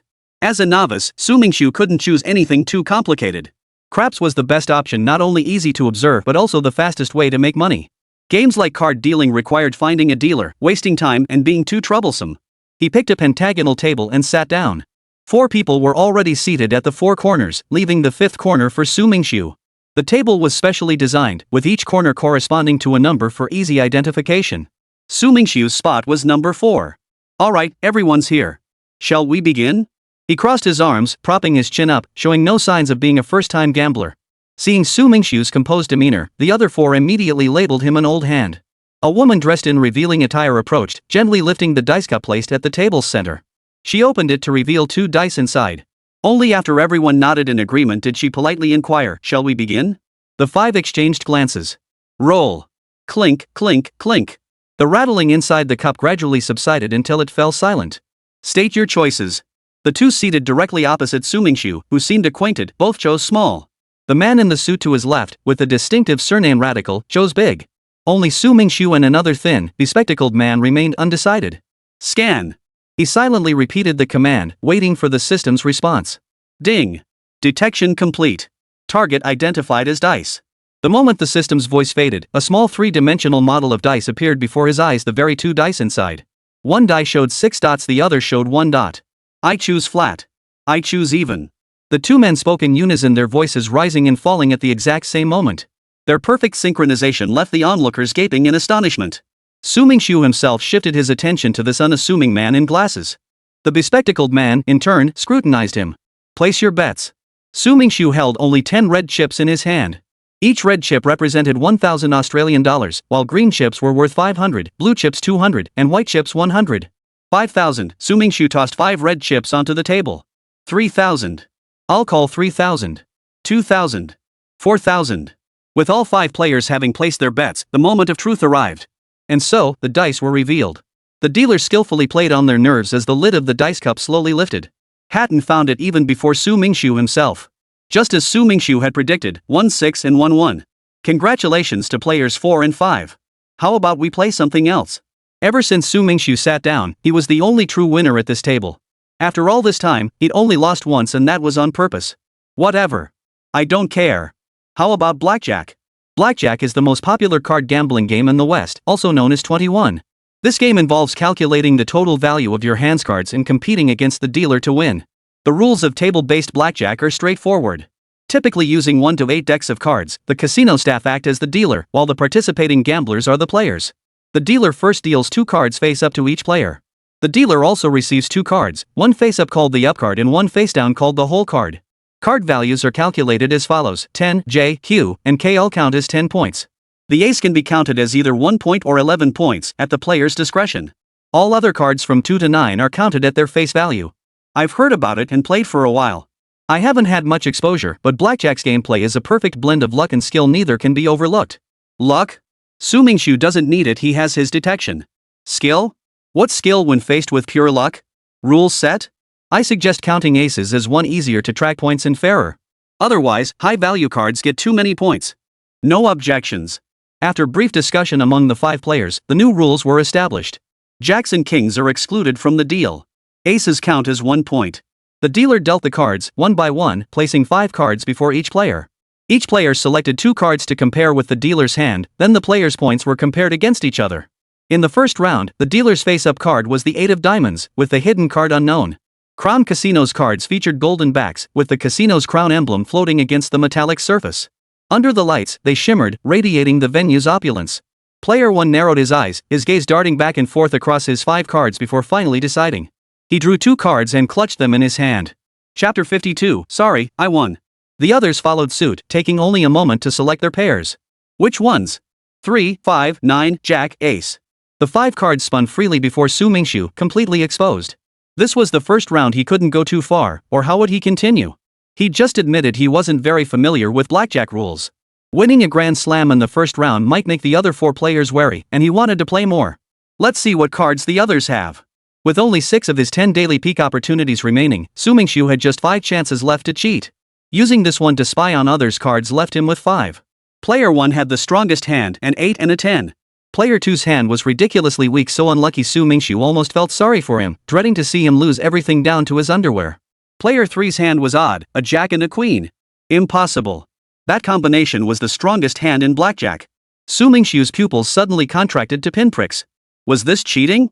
Or pure luck? Gambling circles whispered of a rare ability, the touch of the cards. Those who possessed it could discern the cards simply by feeling them. This mystical touch was said to grant near invincibility to its master. But rumors remained just that, rumors. No one had ever witnessed it firsthand, making its authenticity impossible to verify. Could it be sheer luck, a fluke? The thought flashed through Mingxu's mind only to be instantly dismissed. It had to be luck. Crown Casino's cards were specially made, superior in both quality and feel to standard market decks. Tampering with them was impossible unless done by an insider. Hurry up and pick your cards. Everyone's time is precious. Player number 3 urged Mingxu impatiently, glancing at his wristwatch from time to time, as if rushing to catch up with something. Stealing his resolve, Mingxu selected the 2 highest cards from his 5, the 9 of diamonds and the jack of hearts. I fold. Player number 4 wasn't too pleased with his hand, flicking his cards face up onto the center of the 5-cent betting table. A 4 and an 8 folding was player 4's best option. 5,000 Australian dollars. Player 3 placed 5 red chips on the table. Confident of victory, he flipped his cards open just enough for himself to see, a satisfied smile curling his lips. In blackjack strategy, the dealer's cards are only used when 2 players remain. Either choose to reveal the cards or keep them hidden, one visible, one concealed. It was a gamble, betting on whether the unknown could buy a sliver of hope, a chance to turn defeat into victory. It was a desperate, high-stakes gamble. If more than 2 players remain, the dealer's card becomes void. Mingxu had already scouted the dealer's hidden card, a king of hearts. If players 1, 2, and 4 all fold, Mingxu could then draw the remaining 3 cards on the table. Based on their values, he could decide the order of revealing the open and hidden cards. Turning defeat into victory would be straightforward then. Like player 3, Mingxu discarded 5 red chips, 5,000 Australian dollars. After rolling the dice, Mingxu won 7 red chips. Combined with his original 10 chips, he now had 17 million Australian dollars in earnings, a net profit of $7,000. The returns from gambling were beyond imagination. Failure meant certain ruin, and the deeper one sank, the more one craved to win back all the money, just to break even. After breaking even, the desire to win more money took hold. All that time couldn't have been wasted for nothing. Trapped in an endless vicious cycle, he couldn't break free, plunging into the abyss of gambling. Boss, let's call it a night after this hand. Hatton watched from a distance. Per Crown Casino regulations, spectators must remain at least 5 meters from players to prevent communication. Mingxu had planned to show weakness this round, lose some chips first, then make a big win next round and leave. He hadn't expected Hatton to be such a coward, wanting to quit already. Sigh, I should have known better than to follow him. The biggest loss was 5 red chips. The table enforced the put it down, you can't take it back rule. As the name implies, once you make a choice and place your chips, there's no going back. It's a fundamental casino rule, and no one would be foolish enough to break it. I fold. Number 2 glanced at his cards, his face instantly draining of color. He hastily tossed them down, muttering under his breath, these cards are just too weak. Sigh, I'll just go rest after this. Player 4, lacking any competitive spirit, also folded. Only player 1 remained, exchanging glances with the 2 who had already bet. I'll pass. Here we go. Mingxu perked up, his focus entirely on the cards before him. Only 2 chances left, just 2 looks. Not too many, not too few, just right. Raise? The dealer made the final inquiry. All in. Player number 3 slid all his chips forward. A quick count revealed over 30 chips. Then I'm all in too. The chips piled together, a sea of gold and red, quite a sight. The onlookers gasped, pointing and whispering. He's lost his mind. No, it's just baffling. Going all in with no warning? Probably just two big fools testing their luck. He chose the highest card he had, playing it safe, a black 7 of spades. Both players revealed their cards. The dealer gestured for the next player. Player 3 calmly revealed their card. You go first. Mingxu exhaled, feigning deep deliberation as his brows knitted together like two writhing earthworms. I'll take the hidden card. After drawing the hidden card, Mingxu clutched all 3 cards in his hand. Player 3 laughed heartily, slamming his 2 cards and the face-up card onto the table. I win. He reached out to protect his chips, an 8 of diamonds, Jack, Queen. Such a combination was incredibly rare. Even the dealer couldn't help but glance at Mingxu, his eyes filled with silent condolences. No need to look. Can a 28-point hand possibly be beaten? That kid's such a fool. Why choose the whole card? The face-up card was an 8. The reward far outweighed the risk. He just had to stir things up. Sigh, never mind. Thor, remember this, next time you play blackjack, know when to quit while you're ahead. Got it? How could I be as foolish as that kid? Don't worry. Everyone had written Mingxu off. In their eyes, he was already defeated. 28. 28. Sorry, I won. Mingxu grabbed player 3's hand, pressing his 3 cards close to the other player's face. Watch closely, he said, eyes wide. Don't accuse me of cheating. While the other player was stunned, Mingxu called the dealer over to help tidy up the chaotic pile of chips. The dealer verified the card values, then carefully placed each red chip into a box before handing it to Mingxu. Big win, 60 red chips total, that's 60,000 Australian dollars. Thanks a bunch. Chapter 53, Coercion. As Mingxu left, he couldn't resist patting player 3 on the shoulder. He won. That kid won. Unbelievable, 2 high-value cards in a single hand? A chosen one? SAS couldn't believe his eyes. He actually lost? Lost to some unknown Chinese guy. Impressive, boss.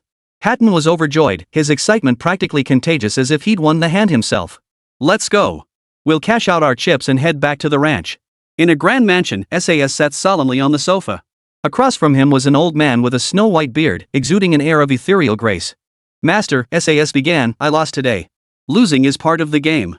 You've won too much. Without setbacks, you'll never truly understand your own strength. What I teach you isn't just card skills, it's mindset. The old man opened his eyes. Don't forget you are my successor. Yes. Hatton, keep today's earnings under wraps for now. If Sophia finds out, I'll lose my excuse to bring you out to play. I'm not stupid, boss. Rest assured, even if Sophia makes me sleep on the couch, I won't betray you. Hatton declared with righteous indignation. The truck pulled up to the entrance of Breeze Ranch, only to find a familiar vehicle blocking the gate, parked precisely to obstruct the entrance. Let me go. I won't go. Xiaoling was grabbed by 2 men in black and shoved into the car. The driver was none other than Frank. What are you doing? Let her go. Mingxu reached out to stop the men's actions, demanding, why are you arresting her? Mr. Su? Yes. The men bowed slightly. Mr. Su, we thank you for your care of the young lady. At the request of the master, we must escort her back to the country. We ask for your cooperation. I'm not going back, Mingxu. Xiaoling tried to scream, but the car door crushed her voice. Only the shifting of her lips could be seen through the glass. She didn't want to go. Mr. Su, this is our duty. Your cooperation is essential. The man in black repeated the phrase with meticulous precision, refusing to divulge any further information despite Mingxu's attempts to draw him out. Sophia tugged at Mingxu's sleeve and whispered softly, Su, don't interfere. Xiaoling's father wouldn't harm her. You're a stranger intervening in a father-daughter conflict, it's not right. In the end, Xiaoling left. Mingxu felt utterly powerless. He wasn't a fool. As an outsider with no blood ties, at best a friend, he had no grounds to stop a father from taking back his daughter, even if Xiaoling didn't want to go. Su, stop overthinking it. Focus on the culinary competition, it's the final 6 competing for 3 spots. Those who made it have truly exceptional skills. Have you decided what you'll prepare? Sophia comforted Mingxu, anxious that his mood might linger in gloom. Don't stress about the dish. Chinese cuisine has endless variations, even home-style dishes could meet the competition standards. Boss, stop overthinking it. Everyone deserves some privacy. Alright, I won't dwell on it. Mingxu came to terms with it. His relationship with Xiaoling was purely platonic. No matter how you looked at it, it couldn't compare to the closeness between father and daughter. It felt more like a predator-prey dynamic. He simply didn't have the leverage. Rain fell relentlessly, saturating Melbourne with dampness. The air carried that distinctive earthy, slightly fishy scent of rainy days. Mingxu paused at the entrance to the competition venue. He felt a familiar gaze fixed on him, a sense of déjà vu. "Boss, the competition's about to start," Hatton urged from behind. "Sophia's still up ahead." He grunted in acknowledgement, pulling his gaze away. Where his eyes had lingered, a small head peeked out. The first group's 6-3 elimination round was about to begin. Mingxu pinned on his number tag and slipped into his chef's uniform. Sophia, as she'd hoped, became his assistant, wearing an apron and chef's hat, her attire slightly different from the head chef's, likely for identification purposes. "Sue, today's challenge is a main course combination. Tell me what ingredients you need, and I'll get them for you." Sophia explained the requirements for this round of the competition to Mingxu. "Get me some spare ribs and ginger, just the bone-in kind, not too big. Sweet and sour spare ribs paired with purple sweet potato rice is my favorite combo. Hopefully the organizers have all the ingredients, otherwise we'll waste a lot of time again. Cooking purple sweet potato rice demands significant time and has minimal margin for error. Failure leaves no room for recovery, especially with the competition time now reduced to just 50 minutes. The previous episode's format drew widespread viewer complaints. The method of selecting ingredients one by one was too cumbersome, wasting not only the contestants' time but also the viewers. They preferred a straightforward approach, diving straight into the main event. The organizers didn't want to go against public opinion, and besides, having contestants select ingredients together could be a unique form of competition, enhancing the show's entertainment value. 6 teams, 12 contestants in total, shot out like arrows from a bow, dashing into the ingredient piles to find what they needed. "Sophia, we split up. I'll find ingredients for the purple sweet potato rice while you get the sweet and sour spare ribs ingredients." Seeing the situation was unfavorable, Mingxu made a decisive call to split their efforts. He charged straight toward the southern section. If memory served, root vegetables were displayed there. European cuisine emphasizes form and flavor, while Chinese cuisine demands perfection in color, aroma, and taste. Consequently, it places exceptionally high demands on a chef's energy and time management. Minimizing all unnecessary time was the key factor determining whether Mingxu could advance today. "Sophia, the second shelf in the third row has sugar." Mingxu picked up 2 purple sweet potatoes, each about the size of an adult's palm, and helped Sophia locate the ingredients. "Sue, you go back and prepare the purple sweet potatoes. Leave the rest to me." Sophia was brimming with confidence. Having been around Mingxu, she clearly remembered the names and appearances of the ingredients. "Leave it to me. Trust those you employ, and don't doubt those you trust." Since Mingxu had chosen her, he would surely believe in her. She picked up the peeler and skillfully scraped off the dirt-covered skin from the surface of the purple sweet potatoes. She tossed them into the prepared basin of water, rinsing them clean bit by bit. The knife's sharp edge sliced through the plump purple sweet potatoes, splitting them into pieces. "Sue, the ingredients are ready. Fresh baby back ribs in a plastic bag." Sophia hurried back to the kitchen counter and handed the ribs to Mingxu. Time was tight. Braising sweet and sour ribs required at least 30 minutes, making every second precious. Chapter 54, Boiling Over? "Sophia, help me scrub the pot clean." Mingxu, buried in his work, rinsed the rice while directing Sophia to the next step. "Got it." Sophia moved with surprising agility. Though she'd never scrubbed a pot before, she single-handedly made it gleam. "What's next?" "Fill it with 1/3 water, bring to a simmer over medium heat, then add the spare ribs after 2 minutes. Sweat beaded on Mingxu's forehead as he rinsed the rice. The purple sweet potato rice was only just beginning, yet the sweet and sour spare ribs demanded immediate attention. Time was running out. "Sophia, do as I say. You're in charge of the sweet and sour ribs."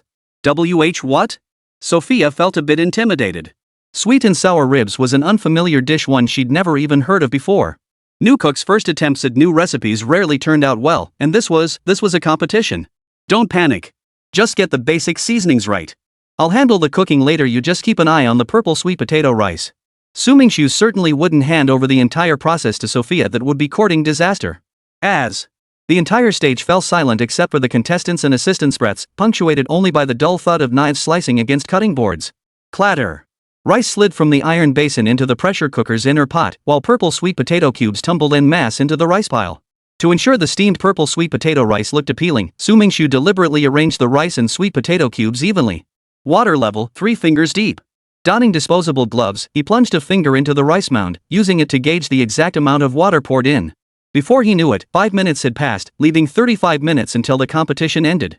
"Sophia, 1 tablespoon of cooking wine, 1 tablespoon of light soy sauce, half a tablespoon of dark soy sauce, 2 tablespoons of aromatic vinegar." The rapid-fire instructions left Sophia flustered.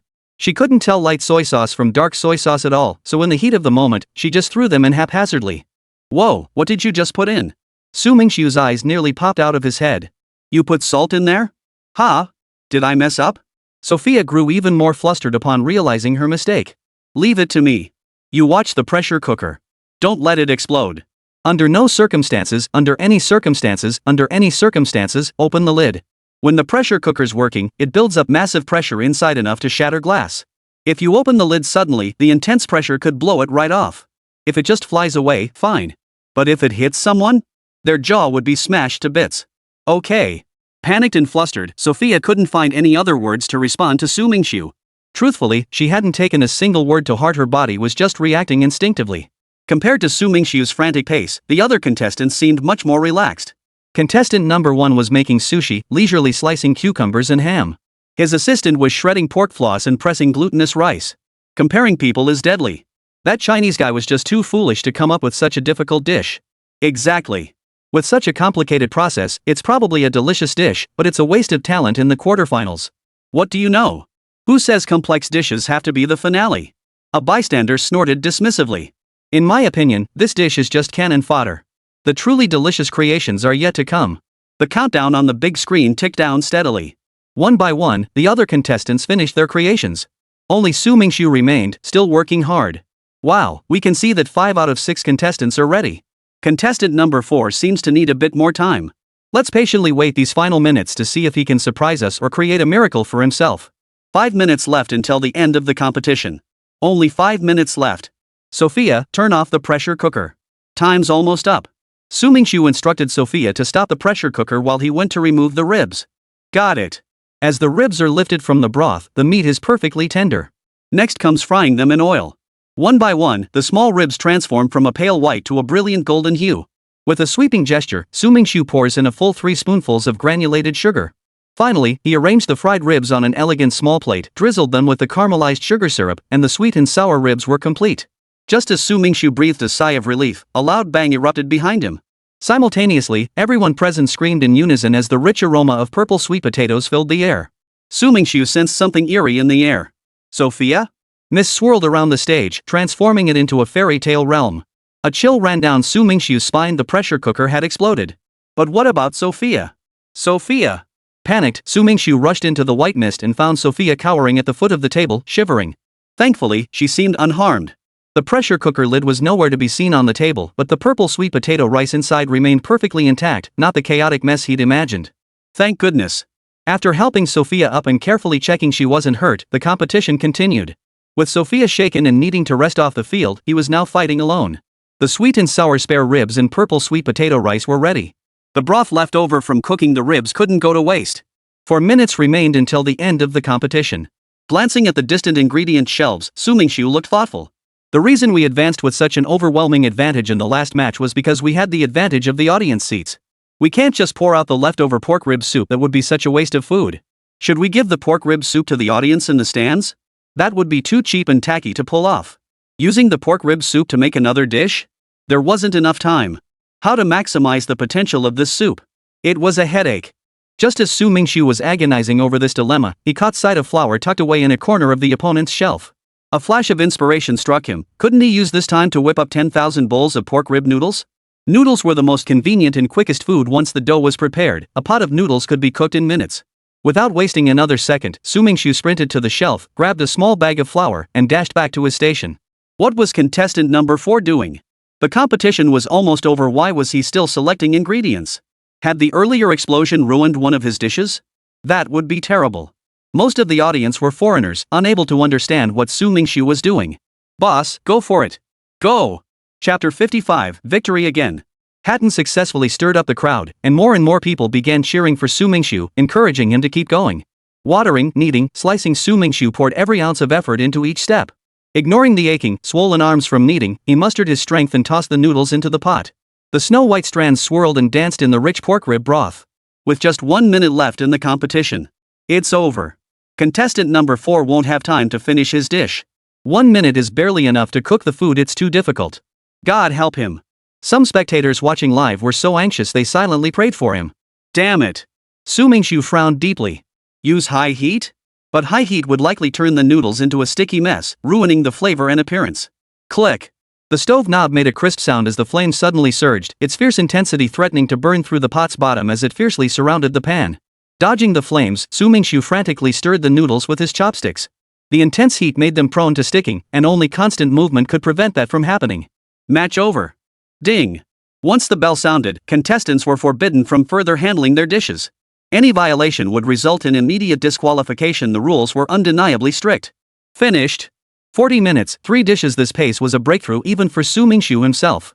Luckily, contestant number 4 served up his 3rd dish at the last moment, otherwise, Su Mingxu would have had to carry the pot onto the stage for the judges to taste. Our host Bao joked with Su Mingxu, though he was actually quite nervous himself.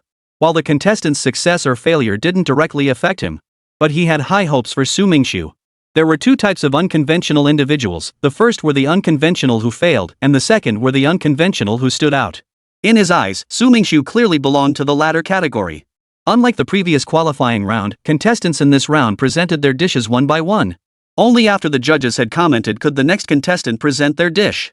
Sushi is made, and sashimi is also available. May I ask what kind of fish you used? Contestant number 1 answered truthfully, salmon. I originally intended to make sashimi, but I figured salmon sashimi wouldn't taste too bad either. When it was contestant number 4's turn, Su Mingxu struggled to get his 3 dishes to the judges' table with the staff's help. After placing the sweet and sour spare ribs and purple sweet potato rice on the judges' table, Su Mingxu carried the spare rib soup noodles toward the audience. To everyone's surprise, Su Mingxu distributed the pork rib soup noodles to the audience members closest to him. After all, proximity has its advantages. Besides, carrying such a large bowl of soup noodles to the back of the hall risked an accidental spill, turning the steaming hot noodles into a scalding bath. How embarrassing that would be. Ah, so that was it. Contestant number 4 had prepared the noodle soup at the last minute specifically for the audience. One had to admit, number 4's thinking was truly unconventional and bold. Most people wouldn't dare take such a risk. One misstep could ruin the dish. If others didn't know he was cooking for the audience, they'd inevitably deduct points for his subjective approach. Speaking of which, didn't that explosion ruin the purple stuff? That substance is called rice. Su Mingxu corrected, explaining it's one of the staple foods particularly beloved by northern Chinese people. Rice is usually white, but the rice I made today incorporates purple sweet potatoes, giving it this purple hue. This meat is both sour and sweet, such a unique flavor. And this purple rice, oh, it makes me even more curious about China. The judges' unanimous praise left the other contestants feeling utterly defeated. The final straw that broke the camel's back? The audience in the front rows, most of whom had received enough pork rib soup noodles for a bite. That single bite had them raving. I'm declaring today my lucky day.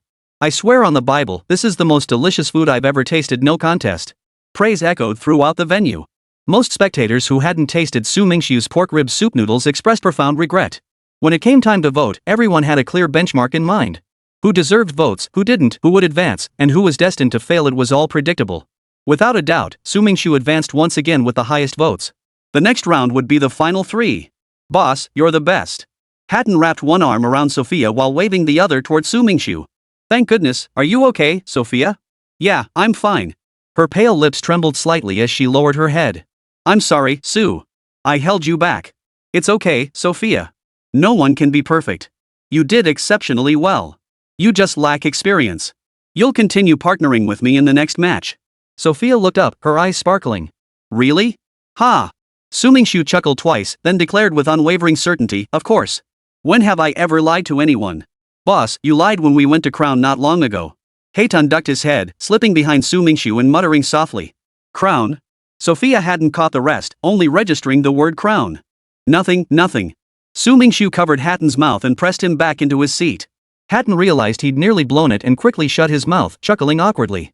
Let's go back and celebrate properly. As they exited, people outside stared at Su Mingxu with the same gaze reserved for monkeys in a zoo. They pointed and whispered, that's the guy who crushed his opponents in 2 straight matches. Hope I don't face him. If I win, he's terrifying. But whether you advance is another matter entirely. Why overthink it? Exactly. Focus on the task at hand. Only if you advance will you have the right to say that. Charles stood in the crowd, his eyes fixed on Su Mingxu with longing. When would he, too, be able to command such attention like the master? What have you learned? Su Mingxu's voice suddenly appeared beside Charles's ear. Charles didn't react at first, then bowed slightly. Sir. No need for such formalities. We're practically old hands now. In our China, friends don't greet each other like that. Then what form is it? Charles inquired. Su Mingxu thought to himself, in China, there are 2 kinds of friendship, one for men, one for women. The distinction is simple, just look at whether it's proper. As for what's proper and what's not, well, you can tell at a glance. Chapter 56, Dog? Puppy? Women's friendships generally go like this, hey, how's your day going? While male friendships go like this, hey, buddy. It wasn't convenient to explain this to Charles at the moment. Cultural differences between nations were a given. So he casually replied, "No need for bows. At most, we shake hands or give a hug. Usually, we just wave and exchange verbal greetings." Charles suddenly understood. So the mysterious Chinese way of greeting was actually this simple? But the China I'd learned about online wasn't like this at all. The internet said China was a country with extremely complicated etiquette, that you Chinese people demanded far stricter observance of formalities than we did. Tell me, how elaborate? Su Mingxu perked up with interest. As a native Chinese himself, he hadn't realized his homeland's etiquette was so intricate. Like performing the 3-kneel-9-bow ritual when meeting the emperor, burning incense to deities during every festival, and a whole set of rules for receiving guests. The emperor? Are you sure you're talking about modern times? That's ancient history from before the collapse of ritual and music. Su Mingxu dismissed the idea outright. Growing up in China, he'd never heard of such bizarre etiquette, and the term emperor felt decidedly outdated. Alright, maybe my research was flawed. Charles scratched the back of his head. You really can't trust everything online. Just remember it for now. So, you came to watch your friend compete today? Su Mingxu was curious. Why would Charles show up at the competition venue after being eliminated? Simply watching the event was out of the question. For someone who just suffered defeat, forcing them back to the scene of their failure to learn from experience was nothing short of another blow. I'm here to watch you compete. Charles offered no pretense, his words bluntly direct. What did you figure out? Charles shook his head. Our cooking techniques seem identical. The only difference is you're versatile, while I specialize in desserts. Su Mingxu gave Charles a look that said, "You're a quick learner," and replied, "True, the techniques might seem similar, but the difference is huge. Details determine success or failure. That's not just a nice-sounding phrase." Boss, we should go. Hatton had already brought Sol over. His towering frame stood out strikingly amidst the bustling city traffic. Sorry, I have to go. We'll talk another time. Su Mingxu bid farewell, stepped on the stirrup, and swung himself onto the horse. Hatton and Su Mingxu sat in the cab of the small truck. The van only had 2 seats. Otherwise, someone as low-key as Su Mingxu wouldn't have chosen to ride a horse. It was far too conspicuous. Riding Sol at full gallop, they actually outpaced the van by a few miles per hour. Boss, how come Thor runs so fast? Hatton marveled at the horse's speed. On country roads, the truck's performance can't be fully unleashed, so it's normal for it to be slower.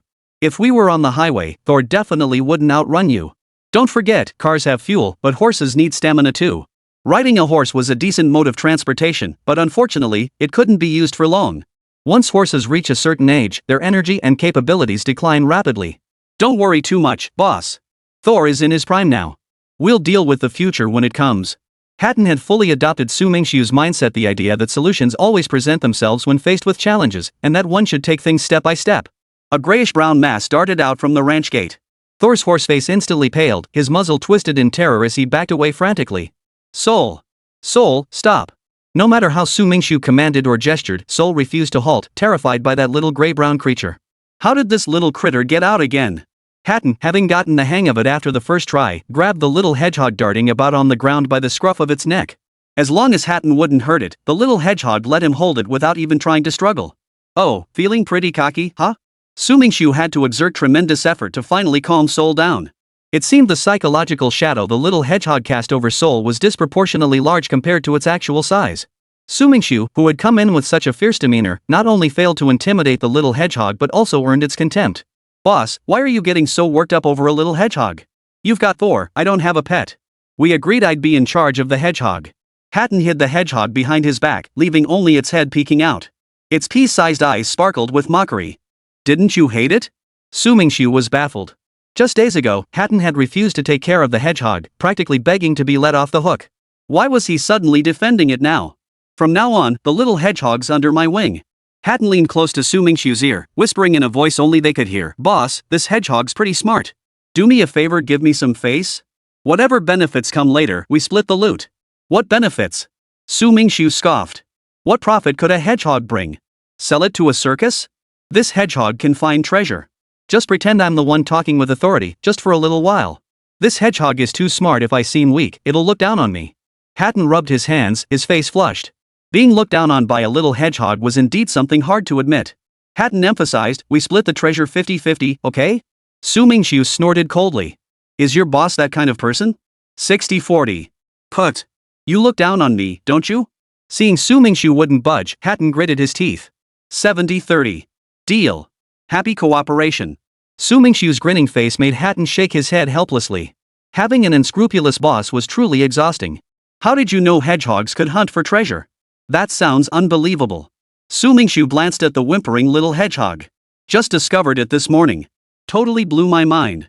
Hatton pointed at the little prickly creature. I'll drop him off first, then come find you once I've settled this guy in. All right. With that, Hatton carried his precious little bundle back to his room. Su Mingxu returned Thor to the stables and headed back to the villa. The wedge-tailed eagle's recovery pace exceeded Su Mingxu's expectations. In just over 3 days, it had fully regained its original form, its injuries completely healed.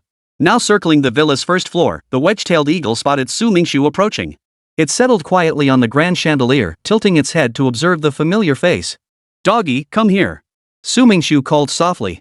To his surprise, the wedge-tailed eagle flew straight toward him, landing on his shoulder and affectionately nuzzling his face with its head. Stop it, that tickles. Ha, cut it out already. Chapter 57, The Hunt. At first, the wedge-tailed eagle resisted Su Mingxu's cruel nickname, but eventually just let him call it that. After all, no matter how much it protested. Doggy, wanna go out today? Su Mingxu knew the wedge-tailed eagle wouldn't harm him. He shifted it slightly, settling it on his shoulder. The wedge-tailed eagle hopped twice, then nodded in a human-like manner. How about we go hunting in the woods? At the word hunting, the wedge-tailed eagle's eyes lit up instantly. Hawks possessed an innate fervor for the hunt, especially since Doggy was wild-born. Once I finish this task, I'll take you hunting. Play on your own for now. With a flick of his shoulder, the wedge-tailed eagle flew off to the side on its own. Boss, I'm here.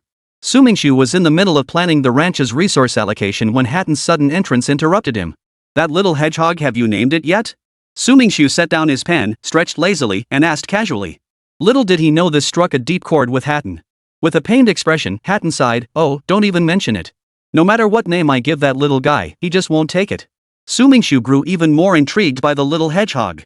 So it's not just clever, it's got a temper too. I wonder what kind of environment breeds such a peculiar creature. Heaven knows. Oh, right, boss, that little hedgehog actually found the stash of secret savings I buried 2 years ago. It's incredible, I'd completely forgotten I even had that money. As Hatton recounted the story, his body language conveyed just how thrilled he was. So it found some stashed cash? Don't waste my emotions. Su Mingxu's interest in the little hedgehog vanished instantly. Finding stashed cash didn't prove it could hunt for treasure, maybe it was just blind luck, a fluke. That's not the point. Hatton snapped, explaining that stash was buried underground. When I woke up this morning and saw the little hedgehog clutching a small wooden box, I thought, that box looks familiar. Then I saw the markings on it and remembered it was my stash from 2 years ago. How deep was it buried? Can't remember. Deep enough to bury both of us up to our heads. Whoa. Su Mingxu's heart skipped a beat. A pit that deep at least 2 meters. The ranch is huge, the little hedgehog couldn't have dug it randomly. While that's possible, trusting the hedgehog wouldn't hurt. If it really has treasure hunting abilities, it'd be like getting a money-making beast for free. Later, I'll take the dog hunting. You take the little hedgehog with you. It won't wander off, will it? No, the little hedgehog is quite obedient. Hatton smiled as he said the first part, but his expression froze mid-sentence. He asked uncertainly, Doggy is that wedge-tailed eagle? Yes. Su Mingxu didn't hide it, it wasn't a big deal. Good lord, that's a wedge-tailed eagle. A wedge-tailed eagle. Hatton emphasized the dog's breed in near hysteria. Any child in Australia knew how ferocious wedge-tailed eagles were. And you named one Doggy? Who says a fierce exterior can't hide a cute little girl's heart? Su Mingxu retorted with a smirk. Hatton was utterly dumbfounded. Since it wasn't actually a wedge-tailed eagle, he couldn't possibly explain Su Mingxu's question away. Reluctantly conceding, he muttered, fine, boss, you win. Stop dwelling on pointless details. Get ready for the mission. After chatting with Hatton, Su Mingxu instantly lost all motivation to work. Rather than forcing himself to focus, he decided to indulge his slacker tendencies. Anyone who's ever tried to work under duress knows how counterproductive that is. When you're distracted, mistakes are bound to happen, and then you'll waste even more time fixing them. Any normal man harbors a mysterious fascination with hunting, slithering through the jungle, lying in wait, and taking down its prey with a single shot. Then, by the light of a nighttime campfire, savoring the spoils of his own hunt, just imagining it made Su Mingxu's blood boil. Boss, who should we bring? Hunting is a joyful endeavor. More hands mean more strength, bring everyone you can. In Su Mingxu's understanding, the forests near Qingfeng Ranch held no major predators. Compared to the Amazon jungle, the danger level here was child's play literally. Can Sophia come too? Of course, if she wants to. Upon receiving the definite answer, Hatton, like a child who'd just gotten candy, said he needed to go prepare and dashed off. Later, whenever Su Mingxu recalled this incident, it gave him a headache. Why on earth had he agreed to such a ridiculous endeavor? The young couple had practically turned the hunt into a honeymoon. As they departed, Su Mingxu couldn't bear to look at the items piled in the truck bed. Tents were understandable camping essentials. The grill was tolerable too, since they needed to eat, though lighting fires in the wild risked forest fires. But what the hell was the point of bringing a bed? A bed. A bed. A bed. He repeated it 3 times to express the wild beast raging inside him. Hatton, could you please explain to me, are you going hunting or on a vacation? Su Mingxu's teeth were grinding so hard they squeaked. A place as serene as this forest is perfect for a vacation. Hatton, oblivious to the icy chill radiating from Su Mingxu, shamelessly stated his reasoning. Boss, I forgot to mention our hunting rifles haven't been used in ages. Not sure how well they'll hold up. Hatton offered an apologetic smile, delivering news that left Su Mingxu utterly helpless. Hunting hinges on your weapon. If it fails, you're left barehanded. Unless you're some TV-style master who can wound with leaves, no one outruns their prey. Otherwise, why bother with a shotgun? Might as well grab a cleaver and chase after it barehanded. We've got Doggy here. What's there to fear? Su Mingxu patted the dog, who was scanning the surroundings, feeling inexplicably reassured. Eagles raised in the wild possessed keen alertness and a sense of danger far superior to domesticated ones, along with an equally high level of pride. Had Su Mingxu not stumbled upon the dog gravely wounded and been moved by compassion, he'd likely never have tamed it. Sometimes luck comes rushing in, impossible to stop, just like now. Hey, boss, see what that guy up ahead is doing? Following Hatton's pointing finger, Su Mingxu spotted a man holding a hunting rifle, about to smash it to pieces. Su Mingxu's heart skipped a beat, utterly baffled. The importance of a shotgun to a hunter was self-evident. Why would anyone want to destroy it? Hey, friend. Su Mingxu jumped out of the car and approached the hunter. Why smash this lovely shotgun?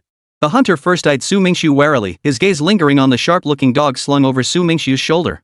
Seeing no further hostile movements, he spoke slowly, I think it's too bloody. I don't want to be a hunter anymore. Chapter 58, The Hunting Rifle. Could you sell it to me? Su Mingxu smiled, gesturing toward the rifle. I want to go hunting, and I'm missing just one perfect shotgun. If you want it, it's yours. The hunter breathed a quiet sigh of relief.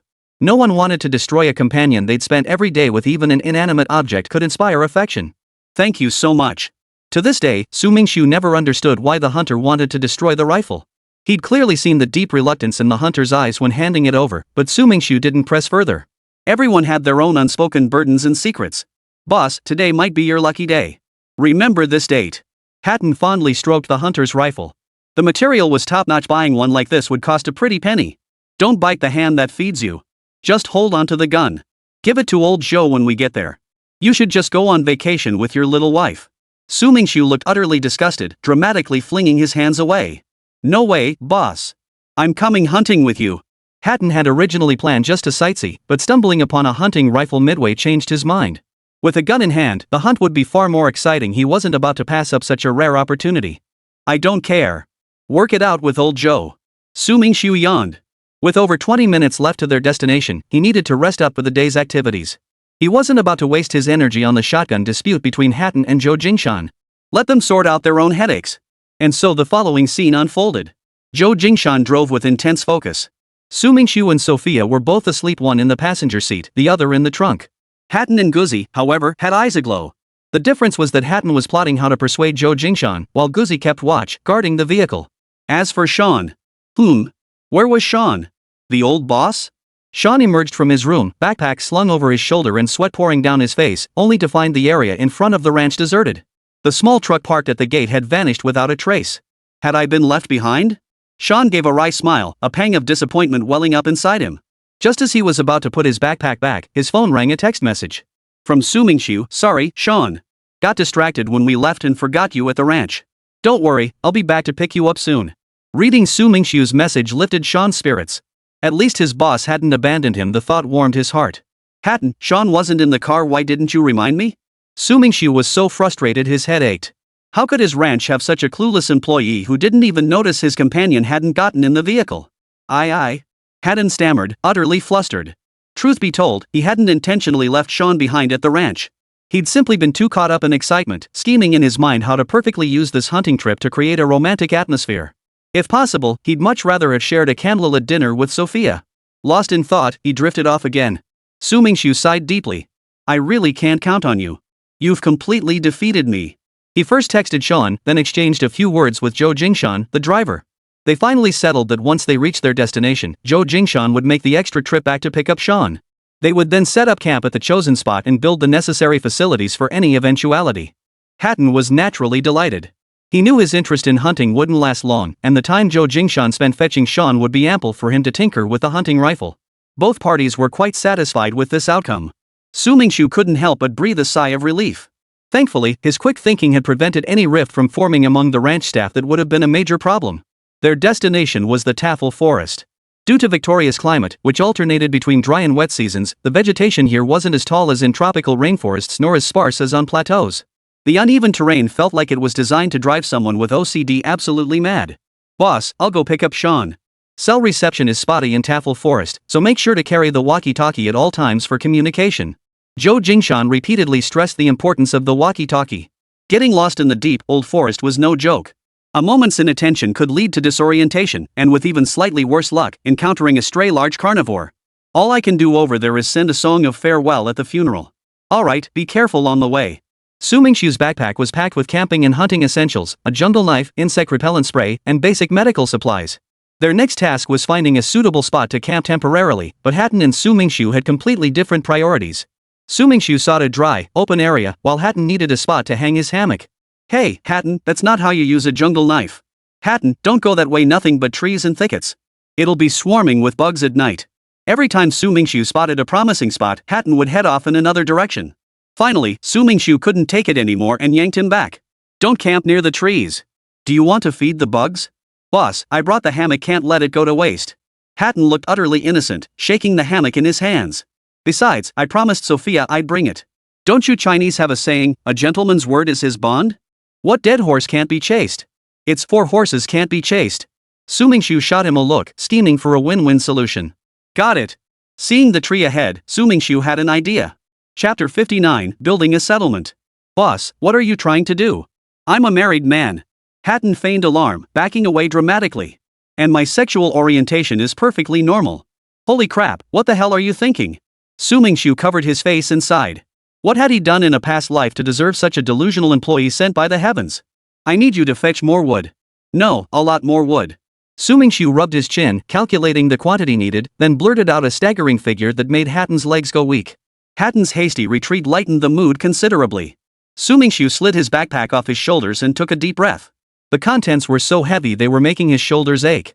The campsite was secured. Su Mingxu emptied the backpack's contents, sorting them by type first. Bottles and jars were all seasonings. The midday jungle was neither hot nor cold. Leaves rustled down from the trees, piling up on the ground. Su Mingxu stood with his hands on his hips, panting heavily. "I'm totally wiped out. Gotta rest my back for a bit." Before him stood a small wooden frame, about a person's height. The interior space wasn't vast, but it was sufficient for 5 or 6 people to lie flat inside. Hatton sat nearby, wiping sweat with a handkerchief. "Boss, it won't be too cramped, right? I'm sure someone brought a tent, so it won't be cramped." "Don't worry." With the shelter frame erected, the next task was finding materials to shield against wind and rain. Gathering straw from the forest was clearly impractical. After searching around, they only found some large leaves. "Banana leaves are perfect." Su Mingxu walked over to the banana tree with a smile, raised his jungle knife, and swung it down. A huge banana leaf fell to the ground with a thud. "Hatton, come quickly and gather up the banana leaves." After cutting about 10 leaves, Su Mingxu rubbed his aching arms. The fatigue from working at height multiplied exponentially. For the first time, Su Mingxu, who rarely exercised, felt his physical condition was truly poor. "Boss, Joe brought Sean back."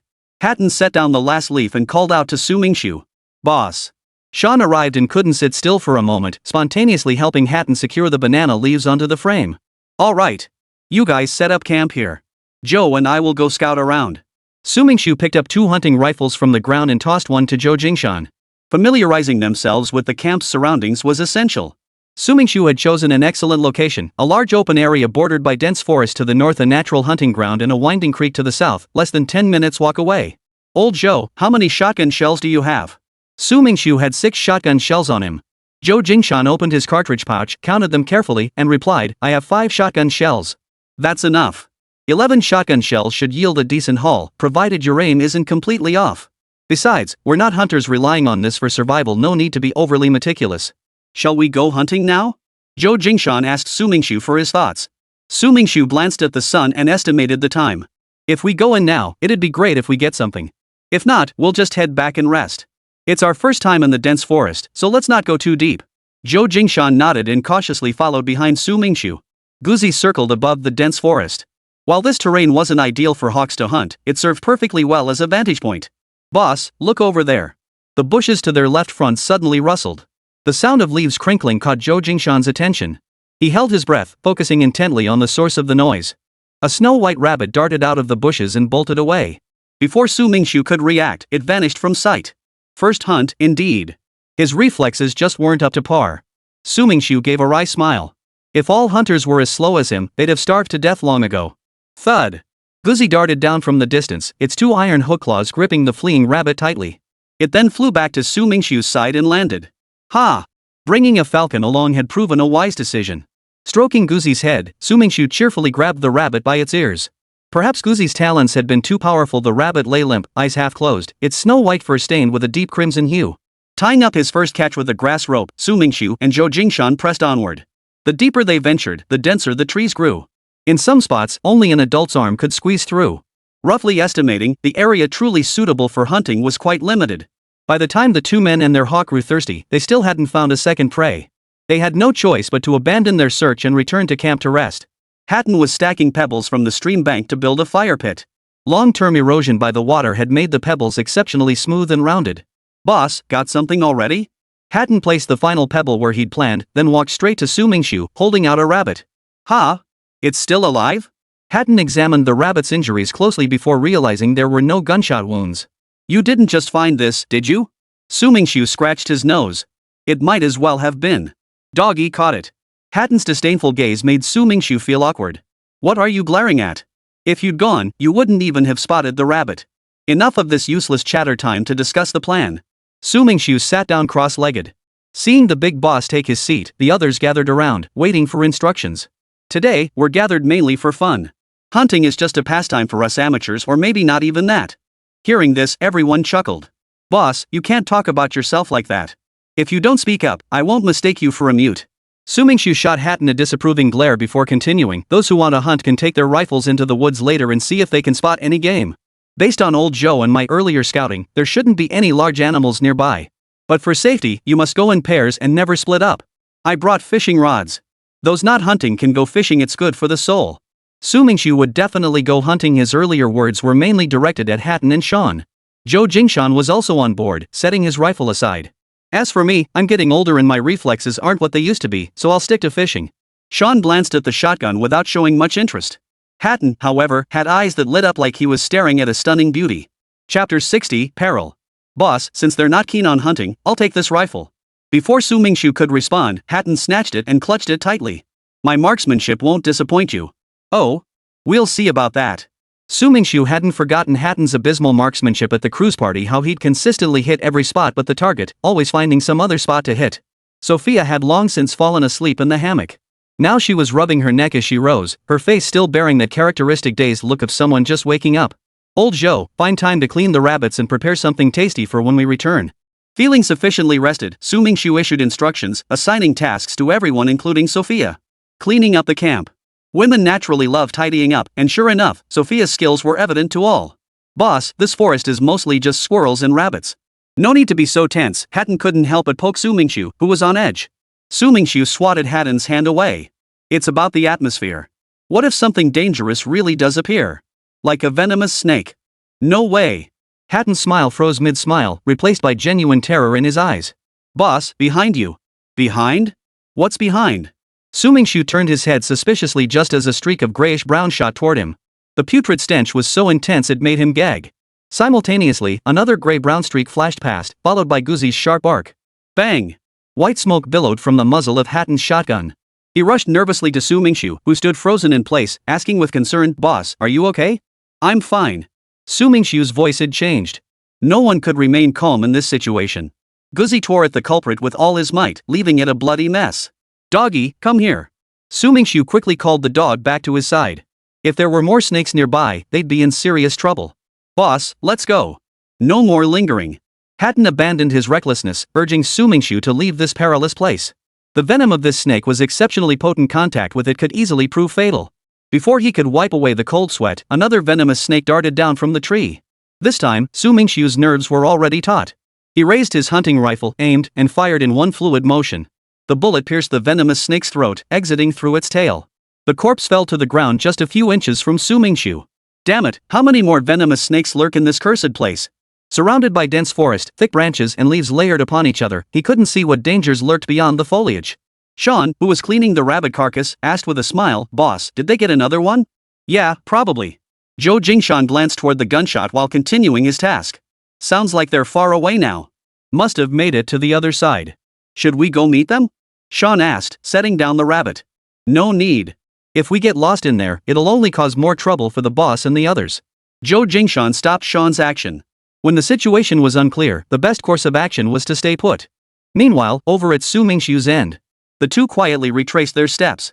Doggy, sensing the urgency, crouched on Su Mingxu's shoulder, scanning the surroundings warily, his paws tensing silently.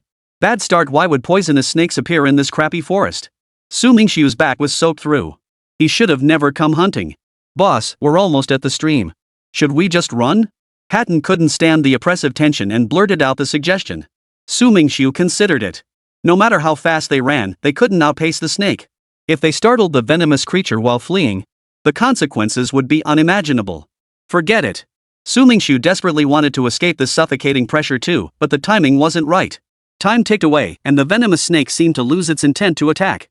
Or perhaps there was no snake at all, just Su Mingxu and Hatton scaring themselves.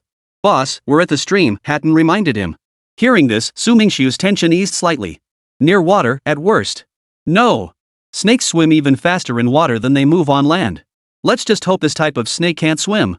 "Boss, what are you guys doing?" Zhou Jingshan's voice echoed from the other side of the stream. Holding two fish he'd just released, he called out. Only after repeatedly confirming there was no danger did Su Mingxu and the others choose to cross the river. Once on the opposite bank, Su Mingxu collapsed onto the ground, savoring the relief of having survived. "Old Zhou, check if anything's following us." "Nothing." "What's up?" Zhou Jingshan placed the two live fish far from the stream, making sure they couldn't jump back. They were their dinner, after all. "Earlier, when Boss and I were hunting, we ran into two venomous snakes. Scared the hell out of me." Hatton explained on Su Mingxu's behalf. Zhou Jingshan's expression darkened. He pulled up Su Mingxu's sleeve and checked several times. "Did they bite you?" "No." Su Mingxu shook his head. In that critical moment, if not for Guzi guarding him, he'd likely be done for. "I can't figure it out. How did two snakes suddenly appear? Could it be you invaded their territory? Snakes have strong territorial instincts. Intruders trigger their attack reflexes, striking with lightning speed. Many people get bitten without even realizing it. This season is prime mating time for snakes. Imagine being interrupted mid-act. No one would be happy about that, let alone cold-blooded creatures like snakes." Zhou Jingshan pondered for a moment before reaching his conclusion. Snakes have a very short mating period, only once or twice a year. This rare opportunity makes them cherish their mating time even more. It was his own fault for being careless. Su Mingxu felt both amused and exasperated. It seemed their timing for the outing was off. They hadn't secured any of the three elements of success: favorable timing, location, or human coordination. "Let's head back. One rabbit, two fish, plenty of food." After the incident, Su Mingxu had no heart left for hunting. Better to return to camp, savor the spoils they'd managed to get, rest for the night, and leave early tomorrow. Back at camp, the group gathered around a bubbling iron pot. After Hatton's vehement protests, Su Mingxu had opted against spicy dishes and instead prepared vinegar-braised fish. Sweet and sour fish without vinegar. "Boss, is this the delicacy you promised?" A single fish bubbled in the large iron pot, sparse oil droplets floating on the surface. The crude seasoning and lack of a gas stove made controlling the heat difficult, resulting in a texture that was even less satisfying than grilled fish. Chapter 61, Back to Base. Just make do with it. What else can we do? Throwing it away would mean going hungry. Su Mingxu whittled two supports from his jungle knife, piercing the sharpened ends through the cleaned rabbit's body. The flames flickered as thick smoke curled upward. The rabbit was so plump it had to be roasted in two sections, otherwise the outer skin would char before the meat inside cooked through. "Boss, skip the seasonings on this rabbit. Just give us some pure, unadulterated rabbit meat." Su Mingxu pulled the cumin box closer. "Whatever. I'm adding some cumin anyway." With that, he sprinkled a layer of cumin powder over the smaller pieces of rabbit meat. "Want some? I'll brush some sweet sauce on mine." Sophia used a brush to coat the other side of her rabbit meat with sweet bean sauce. "I'll stick with spicy." Zhou Jingshan didn't start cooking right away because the chili peppers needed to be added when the rabbit was nearly done. Adding them too early would let the chili flavor evaporate during grilling. Besides, we don't have fresh chilies here, just chili powder. "Sean, what flavor do you want?" Sean glanced at Hatton and said, "I'll have it plain like Hatton." "Fine." Su Mingxu nodded. With everyone's flavor choices settled, all that remained was waiting. After 10 minutes or so, the first golden drop of oil glistened on the rabbit's skin, a sign it was ready. Hatton lunged first, but the scorching skin blistered his fingers the moment they touched. Good heavens, is it that hot? Hatton dramatically shoved his finger into his mouth. Why didn't anyone warn me? How old are you, acting so silly? Sophia cooed playfully, pulling Hatton's hand to her chest and gently stroking the sore spot with her fingers. Does it hurt? Hey, you too. If you keep showing off your affection, I'm going to get angry. If Su Mingxu's glare could kill, Hatton would have died countless times already. Under Su Mingxu's icy glare, an extremely pleasant dinner came to an end. Early the next morning, on the way back. Boss, just heading back like this feels kinda lame, doesn't it? Hatton wiped the rifle barrel with a damp handkerchief. I think we could hang around for a couple more days. Su Mingxu shot him a withering look. People like him forget the pain as soon as the wound heals. Yesterday's terrifying ordeal was still fresh in his mind. Go ahead if you want. I'm leaving. The break for the culinary competition is almost over. If I don't start preparing, who knows how badly I'll lose. Hatton dismissed this, saying, those contestants are no match for you, boss. You always win by a landslide. No doubt about it, this time will be no different.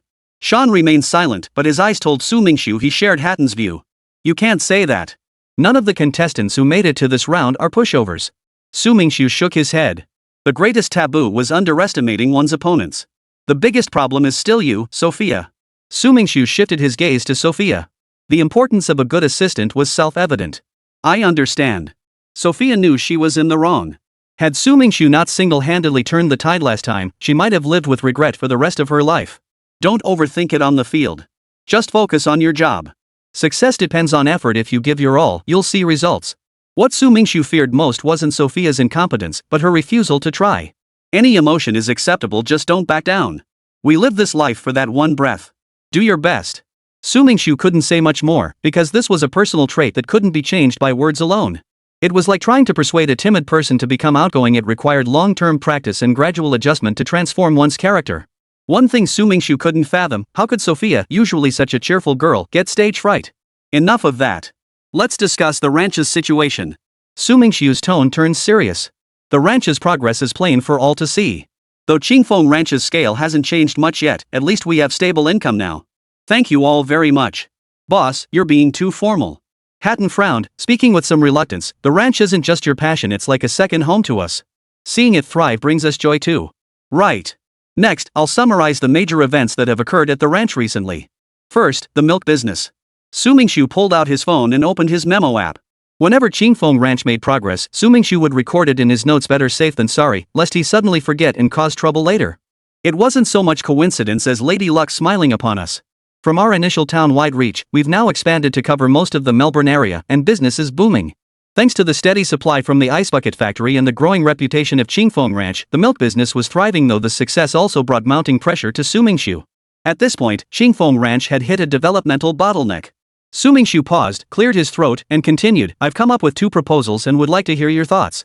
1. Continue developing the livestock industry by introducing animals like dairy cows that can produce value-added products. Second, simultaneously develop agriculture to achieve self-sufficiency while capitalizing on market demand for profit.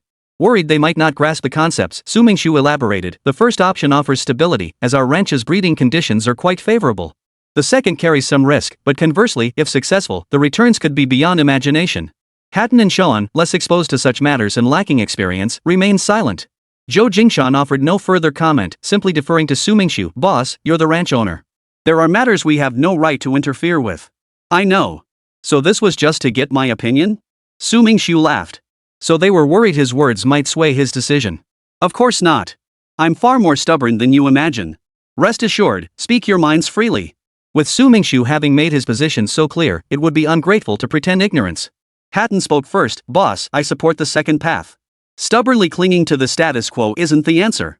Even if it succeeds, it'll take too much time. Venturing into another field could be a golden opportunity. Zhou Jingshan, however, favored the first approach. Boss, steady development of the ranch yields deeper, more lasting benefits. Only with a solid foundation can we build skyscrapers upward. Otherwise, if problems arise later, the entire structure will collapse and no one can reverse that. Chapter 62, Taking an Unconventional Path. Su Mingxu silently shook his head. Age truly shaped perspective. Hatton, being younger, brimmed with drive and championed change, while Zhou Jingshan, as an elder, clung to established ways and disliked taking big risks. Zhou Jingshan's point wasn't without merit. If they took a wrong turn, all their previous efforts would be destroyed beyond recovery.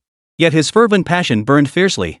Deep down, Su Mingxu shared Hatton's conviction: if they didn't go all out now, they'd lose the drive forever. At worst, they could start over. Failure was the least of life's fears. I've chosen the first path. Su Mingxu smiled, his resolute gaze drawing a quiet chuckle from both Hatton and Zhou Jingshan.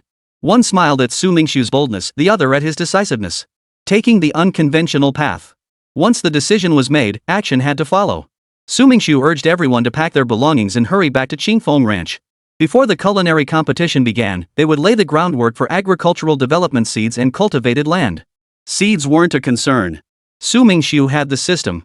Although he could only redeem it once, the farming points he currently possessed were more than enough to purchase seeds for over 10 acres of land. Opening the system store revealed a vast array of seed varieties. However, the need to purchase large quantities at once posed a significant problem: there simply wasn't enough storage space. After all, some seeds weren't available in Australia. Importing large quantities from China would be time-consuming and labor-intensive, making it hardly worth the effort. Just as Su Mingxu was deeply troubled, the system prompted him: Super Rancher System Warehouse System activated. Host, please check immediately. A warehouse system, excellent. Su Mingxu tapped the newly appeared warehouse system icon and quickly grasped its purpose. Though its function seemed somewhat limited, it was precisely what Su Mingxu needed right now. The warehouse system temporarily stored items redeemed from the system store in a separate space, conveniently solving Su Mingxu's immediate problem. Qingfeng Ranch simply didn't have enough storage space to hold all his seeds. How did I never notice before how adorable the system can be? Su Mingxu's sudden burst of laughter startled everyone. Hatton muttered, did the boss just get scared out of his wits? Could be. Look at him still grinning like an idiot, Zhou Jingshan chimed in. The warehouse system notification indicated it was now in the practical phase. Usage time required leasing with farming points, and the system had gifted Su Mingxu 1 month of access. The basic warehouse system was still too small. Su Mingxu converted the units. A basic warehouse could hold seeds for about 20 acres of land, a medium warehouse for 60 acres, while a high-tier warehouse had several times the storage capacity. Correspondingly, the costs increased significantly. The basic warehouse required 10 farming points daily, the intermediate warehouse demanded 30 farming points daily, and Su Mingxu didn't even need to look at the advanced warehouse's requirement. He certainly couldn't afford the 100 farming points it demanded each day. The system had gone to great lengths to increase difficulty, even separating breeding points and cultivation points. A bitter taste rose in Su Mingxu's mouth. While this was beneficial for future expense calculations across both fields, the initial phase felt exceptionally tough, much like when breeding points were first introduced. Now that his breeding points had a small balance, he had to start accumulating farming points from scratch. Su Mingxu felt like he was about to lose his mind. Get in the car. We're leaving. Pushing aside his worries, Su Mingxu now only wanted to hurry back to Qingfeng Ranch. Another bumpy ride lay ahead. That Huaxia competitor poses a significant threat. Are you confident you can beat him? A man in a business suit leaned back in his chair, flicking ash from his fingertips as he spoke in a deep, resonant voice. Yes. A voice emerged from the shadows, tinged with hoarseness. No matter what, we must secure the championship. It benefits both of us. Our plan must not be disrupted, not even by his culinary prowess. The suit's resolute tone brought a flicker of reassurance to the shadow's heart. The shadow then recalled something and spoke up. The judges won't lie. Even if we could bribe them, there are so many people in the audience. The man in the suit waved his hand, cutting off the shadow. None of that matters. I'll smooth the path for you as much as possible. How far you go depends on your own effort. I understand. The shadow turned and left the office. A faint voice drifted into the man in the suit's ears. Don't forget our agreement. The shadow's footsteps halted briefly before he opened the door without looking back. Finally back. Jumping down from the pickup truck, Su Mingxu beamed at the familiar field. The freshly sown grass seeds had already sprouted significantly. Su Ming's heart sank instantly. This is growing way too fast. How was he supposed to explain this to Hatton and Sean? Boss, the grass is growing way too fast. Hatton swallowed hard, stammering incoherently. This defies all logic. Even the best grass seeds required a germination period and a growth cycle. Yet Su Mingxu's seeds had skipped germination entirely and raced through half the growth stage. This was a matter worth investigating. Su Mingxu himself didn't know how to explain it. It was too bizarre, common sense couldn't account for it. Who cares? As long as it benefits our ranch. No one argued. Were they really going to call in experts from the Geological Bureau to investigate this? If they find nothing, fine. But what if they uncover something valuable beneath Qingfeng Ranch? Now that would be interesting. We were only gone for a day, and it's grown this tall already. What a heartening sight. The crisp green grass against the brown earth, dewdrops glistening on the blades, paired with the fresh air. You definitely wouldn't get this kind of experience in the big city. Sean was right, let it grow. In the end, we'll be the ones benefiting. Su Mingxu, having finally found someone who shared his viewpoint, was determined to hold on to it. He changed the subject. Sean, come with me. Let's scout the ranch for suitable spots to plow. Sure thing, boss. Sol, having not seen Su Mingxu for a day, was naturally overjoyed at the reunion. He rubbed his massive horse head against him relentlessly, his snorting breath hitting Su Mingxu's clothes, making his collar flutter up and down. Sol seemed to have found something utterly fascinating. This went on several times until Su Mingxu finally called out to him. Only then did Thor lower his head, waiting for his master's command. Leading Thor out of the stable, Su Mingxu mounted the horse with practiced ease. Sean, in contrast, moved stiffly, his overall posture slightly awkward. Don't worry, Su Mingxu began, noticing Sean's slight awkwardness. You've only ridden a few times, how could you expect to mount independently? He explained that he himself hadn't ridden much either. If it weren't for Li Liang, that tactical genius, guiding him, who knows what kind of fall he might have taken. Chapter 63, Dividing the Territory. When it came to natural riding talent, Su Mingxu was actually no match for Sean. Head to the eastern part of the ranch. The western grasslands are prone to waterlogging, and the uneven terrain makes them unsuitable for cultivation. The northern pasture boasts lush grass, cutting it all would be wasteful. The southern section is the living quarters, a small vegetable garden there is feasible, but large-scale farming? Forget it. No one wants to step out on a rainy day and get muddy. The eastern part of Breeze Ranch is a gently sloping area with relatively flat terrain. The soil's fertility is hard to judge, only planting will tell. Boss, this area is quite far from the lodging. Using their water for irrigation would require a very, very long pipeline. Sean glanced toward the lodging area. Not even a shadow of a building was visible, a testament to Qingfeng Ranch's vast expanse. I've considered this issue. We could only draw water from underground, and long-term, that approach has its drawbacks. But don't forget. Su Mingxu offered a knowing smile. Melbourne gets plenty of rainfall, and the gentle terrain here is ideal for storing water. The eastern part of Qingfeng Ranch was slightly lower than the other areas, which was a key factor in Su Mingxu's choice of location. Boss, how large do you want the cultivated area to be? Su Mingxu gestured with his finger from one end to the other, then turned and pointed to the opposite end. About 20 mu. Not too much, it's still the experimental phase. Even if there are losses, they won't be catastrophic. Everything stays within Qingfeng Ranch's acceptable range. Sean, look at that little creature, isn't that Hatton's hedgehog? Feeling Thor's restless movements beneath him, Su Mingxu followed the horse's fearful gaze to the left front and spotted a familiar figure. Looks like it. Sean dismounted and slowly approached the little hedgehog. The little hedgehog was alert. In an instant, it spotted Sean approaching and lifted its head to glare at him. Knowing Sean wouldn't harm it, it didn't flee, just stared coldly at Sean. No mistake, it was cold. Su Mingxu's interest in the little hedgehog surged. I've seen this little guy display human-like expressions more than once. Could it be, like in those novels? A person transformed? Impossible. Sean shook his head. That's just people's imagination. Su Mingxu stifled a laugh. If something as extraordinary as a system could happen to him, what else could he possibly doubt? Even if someone told him the little hedgehog was a transformed human, he wouldn't bat an eyelid. Look at what it's holding. Su Mingxu noticed the little hedgehog clutching a piece of earth-colored paper. Could it be a treasure map? At the mention of treasure map, the little hedgehog trembled. Heh, just as I thought. I guessed right. Su Mingxu gave Sean a signal. Sean understood and slipped around behind the little hedgehog, snatching the earth-colored paper by surprise. Perhaps the little hedgehog had focused all its attention on Su Mingxu, leaving it completely unprepared for Sean's flanking move. Seeing the earth-colored paper snatched away, the little hedgehog's furious glare made Su Mingxu's heart skip a beat. He thought, is it about to go berserk? The thought of the little hedgehog chasing him sent a chill down Su Mingxu's spine. As Hatton's pet, he couldn't harm it. But the hedgehog's next move left Su Mingxu utterly stunned. The little thing was rolling around? Rolling around? Its round little body rolled back and forth across the grass, looking utterly heartbroken. Men would fall silent at the sight, women would shed tears, even Sean felt the urge to give its things back. Su Mingxu's mouth twitched. Stop clowning around, cuteness is shameful. Though he said this, his mind was already scheming how to make the little hedgehog the mascot of Qingfeng Ranch. After all, mascots held immense appeal. It would become the symbol of Qingfeng Ranch. Whenever people thought of it, they'd inevitably think of Qingfeng Ranch. Conversely, thinking of Qingfeng Ranch would evoke the little hedgehog, much like seeing QQ instantly brought to mind the penguin mascot. The little guy was too clever, probably wouldn't be easy to persuade. Su Mingxu began trying to communicate with the hedgehog. Hey, little guy, wanna talk about something? Hearing this, the little hedgehog stopped rolling around and scrambled to its feet, staring intently into Su Mingxu's eyes. Boss, does it actually understand you? Sean's expression betrayed his inner thoughts. I believe it can, right? The little hedgehog nodded cooperatively. Ignoring Sean's horrified expression, Su Mingxu said, I'll give you back the paper and you'll be the mascot for my ranch. Rest assured, I won't shortchange you. I'll do my best to meet your needs. But let me make one thing clear up front, I reserve the right to refuse any unreasonable demands. Faced with Su Mingxu's olive branch, the little hedgehog felt tempted but didn't agree immediately. Su Mingxu sighed softly. Seems my offer isn't enough yet. What else do you want? Tell me, maybe I'll agree if I'm in a good mood. The little hedgehog shook its head and extended its tiny paw toward Su Mingxu. Su Mingxu froze for a moment. This gesture clearly signaled a truce. Just moments ago, she'd been hesitating. Why had she suddenly agreed?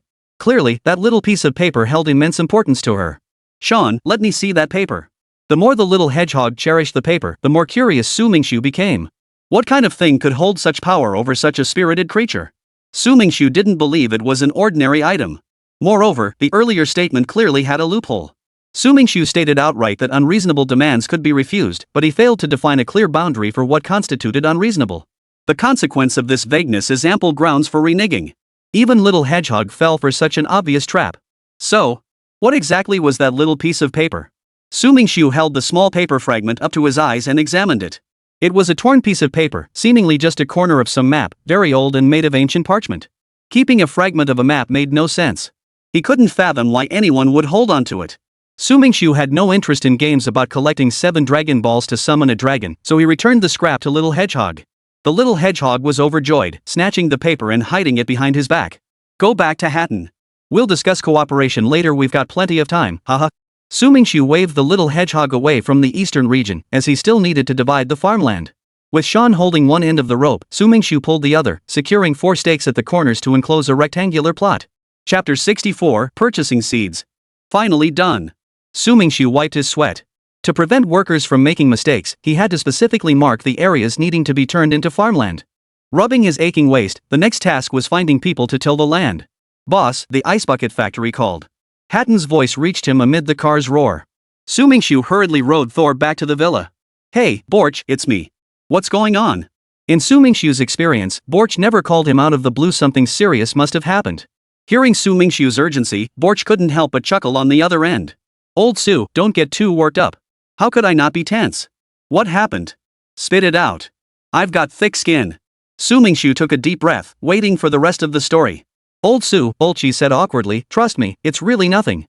Only after repeated reassurances did Su Mingxu finally believe that everything at work was running smoothly. A friend of mine just opened a new fishing farm. It's opening tomorrow, and he gave me 2 tickets. I don't have anyone suitable to go with, so I thought of you. How about it? Are you free tomorrow? A fish farm? Su Mingxu inwardly groaned. He'd just returned from an outing today. Did he really have to go out again? My friend also runs a ranch. You two could exchange experiences. Borch dropped another bombshell. If inviting Su Mingxu to fish at the farm was like an egg hitting a stone, then learning the owner was also a ranch owner felt like an earth-shattering blow. It sent Su Mingxu's heart racing. While the veteran's experience might not be universally applicable, it could at least save him from many pitfalls. He readily agreed, no problem. What time tomorrow? I'll come find you. Borgi had anticipated Su Mingxu's acceptance. It's an event I invited you to, he said confidently. Would I really make you come on your own? I've arranged for someone to pick you up the day after tomorrow. No need to dress up, it's just fishing. You'll get dirty anyway. Alright, I won't hesitate then.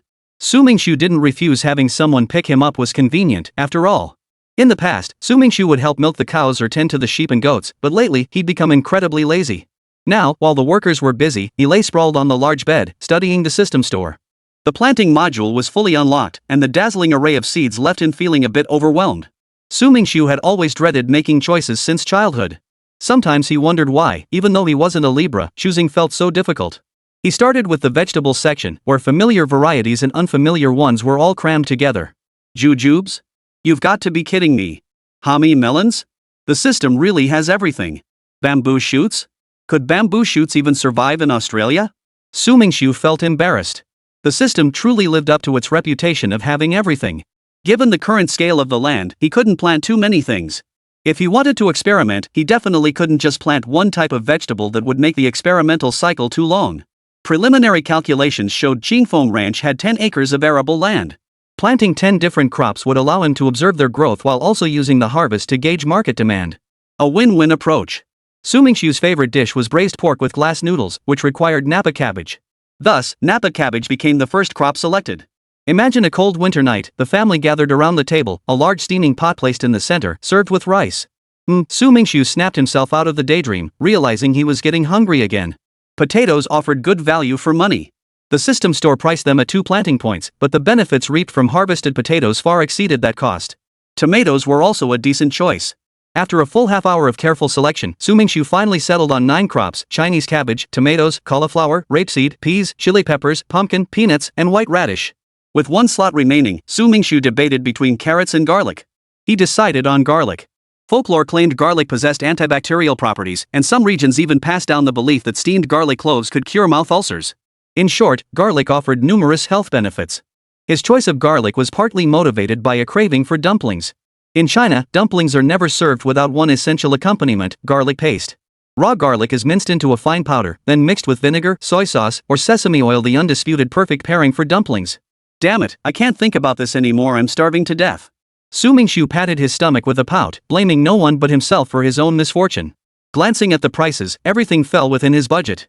For every acre of land cultivated, the system rewarded 100 planting points, neither more nor less, just enough to buy seeds. 15 acres of farmland yielded 1,500 planting points. Just as Su Mingxu was about to close his eyes and rest, his phone buzzed with a notification. Swiping open the screen, he saw it was the university class group chat. Somehow, they'd heard he owned a ranch in Australia and were clamoring to visit. Long time no see, everyone. With everyone tagging him, Su Mingxu couldn't stay silent forever. Reluctantly, he stepped forward. Hey, the big ranch owner's here. No wonder I haven't seen you lately, turns out you've gone off to Australia to strike it rich. Su Mingxu replied modestly, not really. Just messing around. Old Su, cut the modesty. I've never seen anyone start a ranch just to mess around. If you insist, why not set one up for us to mess around in too? Hearing that voice, Su Mingxu instinctively frowned. The speaker had never been on good terms with him during their university days, always stirring trouble for no reason. Back then, this guy was an assistant counselor, walking around with an air of superiority that made anyone who saw him dislike him. Yet, he took pride in it. Hopelessly irredeemable was the perfect description for him. And Rui, this won't go your way. Several classmates who had gotten along well with Su Mingxu during university stepped forward to rebuke Rui. The culprits saw nothing wrong with his words. What's the big deal? Can't a guy crack a joke? Some snickered privately. Don't you have any idea how things stand between you and him? All right, stop arguing. The homeroom teacher's words carried some weight, effectively diffusing the tense atmosphere. Hello, Teacher Pang. Su Mingxu flashed a smile. This homeroom teacher had always looked out for him, whether it was handling leave requests or other matters. She never made things difficult. Chapter 65, The Date. Hello. After exchanging pleasantries, someone finally broke the ice. Old Su, are you free? We'd love to hang out with you. Xue Chen, don't even try. Su Mingxu's a busy man, he's got no time for you. And Rui's tone was as infuriating as ever. Su Mingxu was thoroughly annoyed. I haven't even spoken yet, and you're already deciding for me? Well, today I'll prove you wrong. Sure thing. When do you want to come? Clearly, the classmates hadn't expected Su Mingxu to actually agree. They'd only mentioned it casually, not taking it seriously themselves. Who knew he would? Alright then, I'll set up a group poll. Those who want to come over to hang out, cast your votes. That way I can make arrangements. Don't want things to be rushed at the last minute. If I don't host you properly, that'd be a major sin. Su Mingxu opened the group poll feature on QQ and waited for everyone to cast their votes. Some started whispering in private chats, debating whether to go. Those who were close to Su Mingxu signed up with genuine excitement, while others with less connection tagged along opportunities to curry favor don't come often, so you gotta try. Who knows, maybe it'll pay off. In the end, only 13 out of 57 people were coming. The others had all sorts of excuses, having to accompany their girlfriends, being unable to get time off work, or feeling unwell. Set a date, then. Give me time to prepare for your arrival.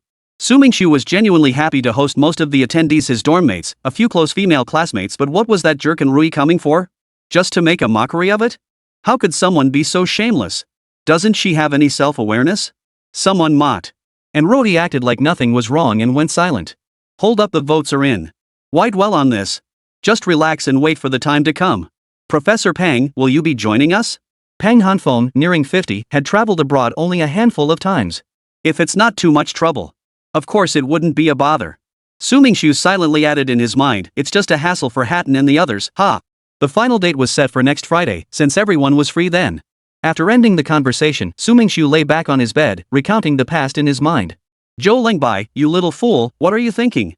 The rumbling machinery cleared the pasture grass, while another machine loosened the hardened soil, transforming it into arable land. 15 acres took a full morning to complete. After paying the workers, Mingxu opened the super ranch system to claim the so-called farmland subsidy. With 1,500 planting points secured, Mingxu exchanged the seeds he had prepared beforehand into the primary warehouse.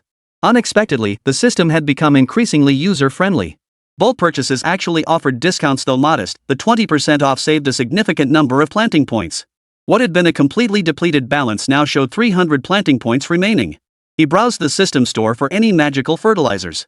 The prices in the fertilizer section made Mingxu's heart bleed. Damn, this was ridiculously expensive. A single bag of low-grade growth fertilizer cost 100 cultivation points. No way, no way. Glancing at his meager system wallet, Mingxu promptly closed the shop page. 300 planting points wouldn't even buy 3 bags of low-grade growth fertilizer, not even enough to fill a tooth gap. The fertilizer specification is sufficient for 1 acre of farmland, meaning Mingxu's current planting site can only accelerate the growth of 3 acres of land. Wait, no. Mingxu suddenly snapped to attention. The item purchased didn't seem to have a usage limit. He hurried back to the system store and checked the notes section just as he suspected. Beneath the item's title, a line of fine print read, "This item can be purchased an unlimited number of times." Why the hell hesitate? With a sweeping gesture, he spent his last 300 cultivation points. "Boss, the workers asked if we need help with the planting." A white towel draped over Zhou Jingshan's shoulder, used for wiping sweat, now made him look every bit the diligent farmhand. "Of course we need them. Otherwise, just our ranch staff would be exhausted trying to sow 15 acres, and it would take far too long. We could be using that time to generate much more profit." After briefly outlining his thoughts, a rather important question arose. Zhou Jingshan praised Mingxu's approach before asking, "Where will we get the seeds?" "Don't worry about the seeds. I'll handle that." Mingxu headed toward the exit of Qingfeng Ranch. "Boss, where are you going?" "I'm going to get some seeds. You guys stay here and take good care of the workers." Mingxu opened the cab door of the pickup truck, climbed in, and slowly drove out of the Qingfeng Ranch gates. Well, that's a good excuse. Since he needed to exchange seeds from the system warehouse, he couldn't risk anyone nearby. If discovered, it wouldn't be a laughing matter. The pickup could carry seeds for about 2 acres per trip. Any more would be impossible. Plus, I'll need to space out my trips back to the ranch. Otherwise, the workers might start getting suspicious. There were no seed retailers near Qingfeng Ranch. After playing with his phone in the cab for half an hour, Mingxu drove back, this time loaded with tomato and potato seeds. Lots more seeds to haul. Keep up the good work, everyone. Mingxu directed the crew to unload the seeds from the truck and briefed them on precautions. "Boss, you stay here. Just give me the address, and I'll go get the seeds." Hatton volunteered to take Mingxu's place. "Are you kidding? How could I let you take my place?" Mingxu declared firmly, "No need. I'll handle it myself." Rejected, Hatton didn't lose heart. He grinned and asked, "Boss, how come you're back so fast? You didn't just pick up those seeds by the roadside, did you? What the hell is going on in that little brain of yours?" Mingxu rolled his eyes dramatically. "How about I give you the car? Go out and pick up some seeds for me." Hatton waved his hands hastily. "Boss, I was just joking. Don't take it seriously. Just say the word if you need help." Mingxu drove the small truck back to the same spot, skillfully opening the system store to exchange for more seeds. This was taking way too long. He'd have to make countless trips to haul all these seeds back. Just as he was frowning in frustration, he spotted several people sitting by a large truck in the distance, smoking gloomily. Mingxu strode over and asked, "Excuse me, do you need any help?" An older man stood up and replied, "Young man, our truck ran out of fuel here. Could you spare us some gasoline?" Chapter 66, Stay for a Simple Meal. "Oh, I see." Mingxu quickly grasped the situation. The group had come from the north, driving this truck into Melbourne City to purchase materials. They hadn't anticipated the vehicle running out of fuel midway. Now the 4 of them were crouched by the roadside, waiting for passing traffic. Considering their predicament, Mingxu devised a plan. "Friends, how about we discuss something?" "Sure, go ahead. I'll provide you with gasoline. Would you be willing to lend me the truck for a while? 2 hours should be plenty." The large truck before him could carry over 5 acres worth of seeds in a single trip. No need to make multiple trips with a small truck. Sounds good. Mingxu's request wasn't unreasonable. After all, there's no such thing as a free lunch. To gain something, you must pay a price. The leader weighed the pros and cons before finally deciding. "We can lend you the truck," he said, "but it's completely out of gas. How do you plan to get it moving?" "I have my own plan," Mingxu chuckled. He walked over to the pickup truck, unscrewed the fuel tank with a wrench, and calmly removed it. "Use the fuel from my truck for now. You can rest in my vehicle while we sort this out." With the deal struck, Mingxu drove the large truck to another deserted spot. He loaded most of the seeds from the system warehouse onto the truck bed. The once empty space was instantly filled. The tires dug firmly into the ground. Fortunately, the truck's wheels were sturdy, otherwise, a few bumps might have caused it to tip over. After bidding farewell to the group, Su Mingxu returned to Qingfeng Ranch. The seeds from the previous haul hadn't been planted yet, not because of inefficiency, but because the workers had only brought 3 machines. This meant some workers were sitting idle with nothing to do. Su Mingxu couldn't help but frown. He couldn't just let them sit idle. "Hey, you guys over there. Come help unload these seeds." At his command, the workers came over to lend a hand, more or less. After all, Su Mingxu was their bread and butter. "Boss, where did you get that truck?" Zhou Jingshan asked, glancing up at Su Mingxu while helping. Su Mingxu replied, "When I bought the seeds, the supplier saw I was only driving a small car. They said it was too troublesome for me to make multiple trips back and forth, so they swapped it out for me. I'll return it once I've delivered all the seeds." "Oh, I see. I thought you'd bought another one." Zhou Jingshan didn't say anything else and went back to work. "Hatton, make arrangements later, keep some workers for dinner tonight. The crew worked diligently all day, we can't send them home hungry."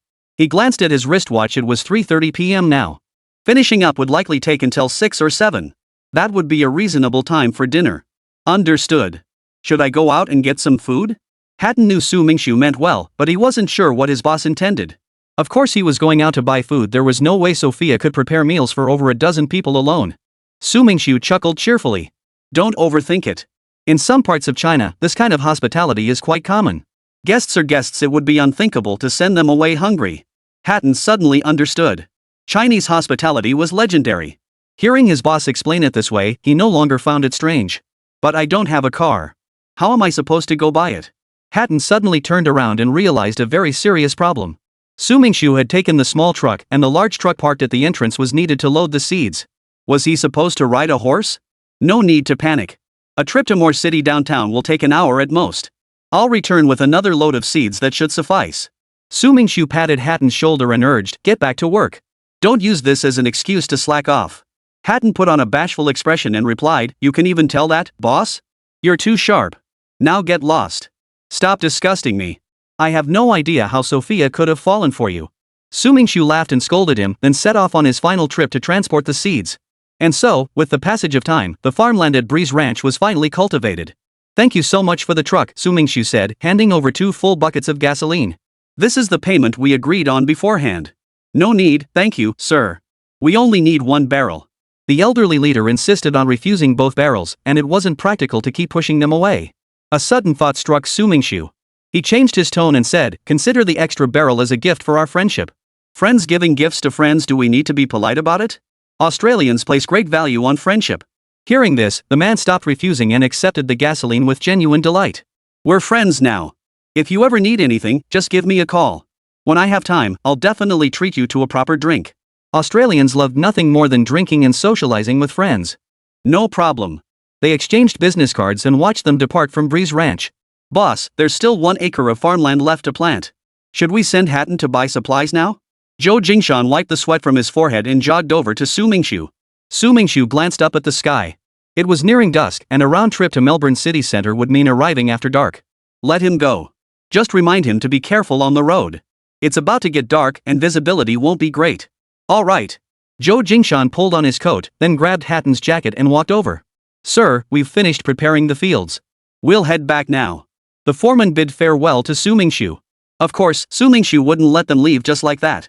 He'd already sent Hatton out to buy supplies, the arrow was already on the string, so there was no need to rush back. "Stay here tonight for a simple meal." The foreman looked taken aback. He hadn't expected Su Mingxu to invite them to stay for dinner. "That wouldn't be right. We'd be imposing on you." The foreman offered an apologetic smile, clearly reluctant to trouble him. "It's fine. I've already sent my ranch staff out to buy food. You've worked hard here all day today."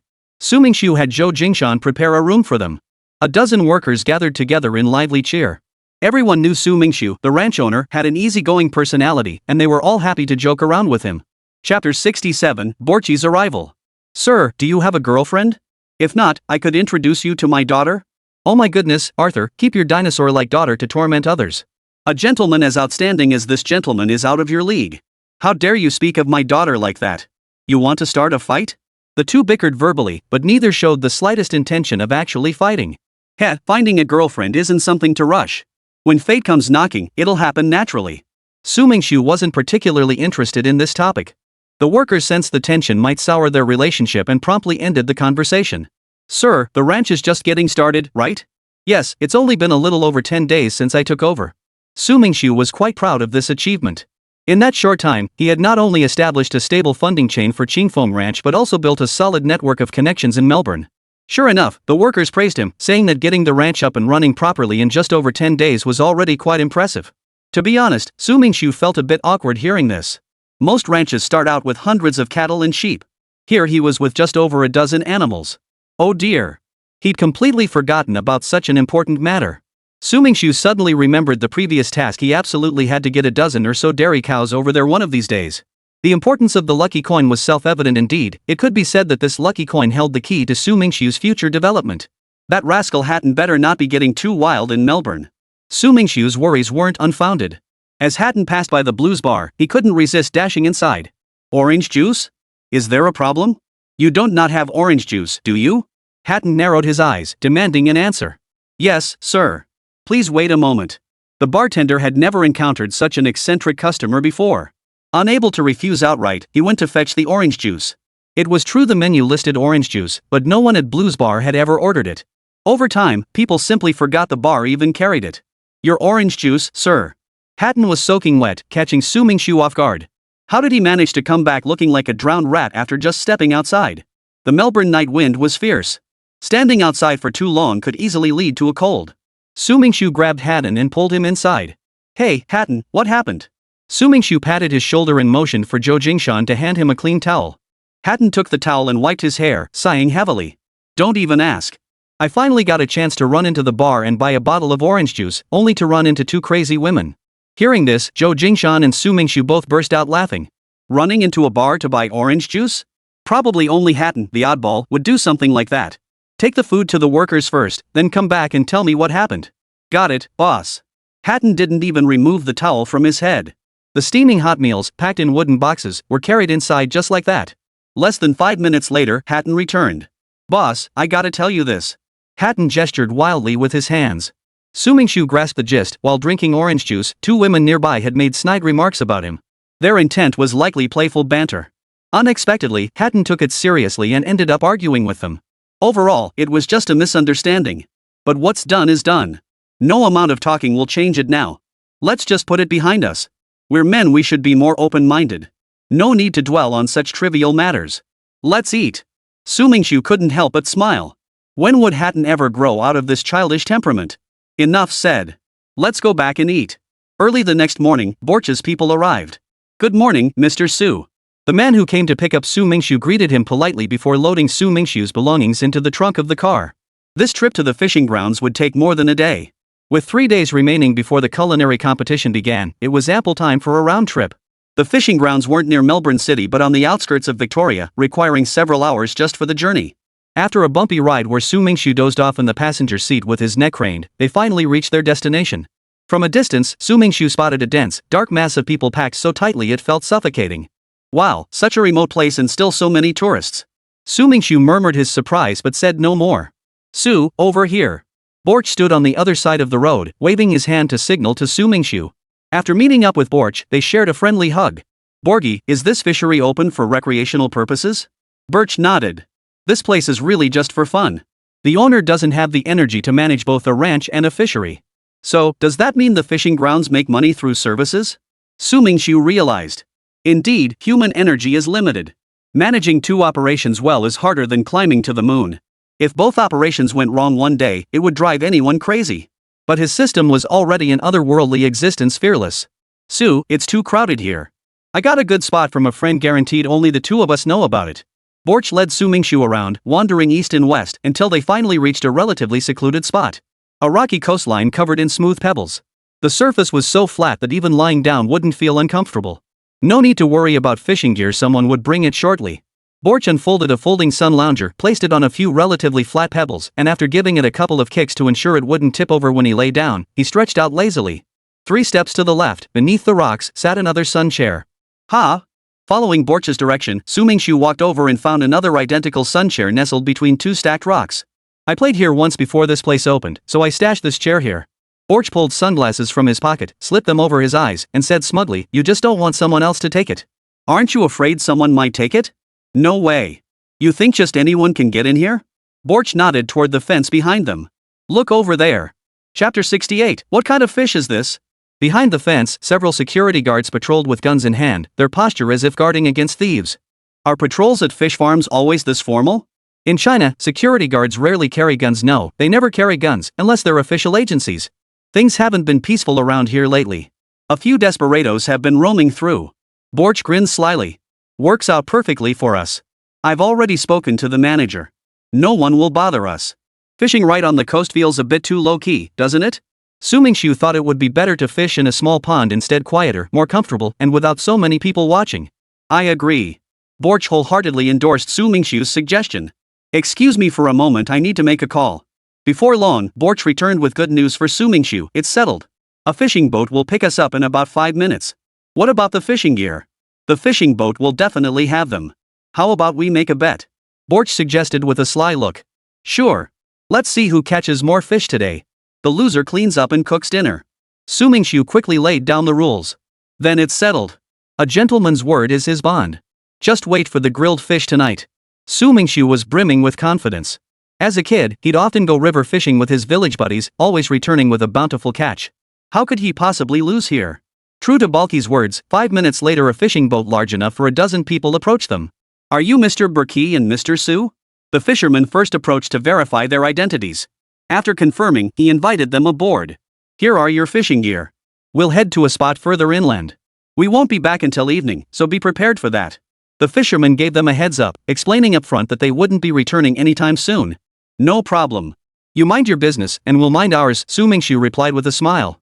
The fishing boat was spacious, its deck could easily accommodate not just 10, but even 20 people without feeling crowded. Fishing boats had their own specifications, and the risks of overloading were not something ordinary people could afford to take. Though Su Mingxu had spent plenty of time on rivers, this was his first time aboard a sea-going fishing vessel. Naturally curious, he looked around with wide eyes. Su, why are you acting like a kid? Borch, who was practically an old acquaintance to Su Mingxu, didn't hold back with his teasing. He knew Su Mingxu well enough to know that as long as he didn't cross certain lines, the young man wouldn't get upset over ordinary teasing. First encounters always called for more interaction, and chances to experience a fishing boat were rare. Later, when Xingfeng Ranch got busy, forget about going fishing, even getting a peaceful meal would be a challenge. Boliki understood Su Mingxu perfectly. He laughed heartily and said, if you ever want to go out and have fun, just give me a shout. We're all friends here, no need to worry about any hassle. I know that. We're friends now, no need to talk about trouble. Once Su Mingxu considered someone a friend, he wouldn't hold back. The fishing boat glided steadily across the ocean, reaching their destination in no time. Drop the anchor right here. Come on, everyone, give it a pull. An experienced old fisherman judged the spot and called out for everyone to help lower the anchor, whose weight was anyone's guess. With a splash, the anchor hit the water, sending up a spray of droplets. Now you too can pick a spot to fish. There are a few sun umbrellas in the cabin you can use. Perched on the edge of the fishing boat, he opened the parasol, shielding Su Mingxu completely from the sunlight. Borgi fiddled with the fishing gear the fisherman had brought over, fumbling with it for ages without figuring out how to use it. Su, how do you attach this line? A beginner's question immediately exposed Borch's complete lack of fishing experience. I recall someone just now insisting they could catch more fish than me in a bet. I'd better catch a couple while that person is still struggling to set up their rod. Su Mingxu leisurely cast his line into the sea before strolling over to Borchi's side to help secure his fishing line. Only upon seeing the rod in Borch's hands did Su Mingxu understand why this guy had dared to bet against him. His rod was top-notch. Boliki's rod was a Kevlar elastic fishing rod. Su Mingxu recognized it back in China when he'd gone fishing tackle shopping with friends. The shop owner had mentioned how pricey they were.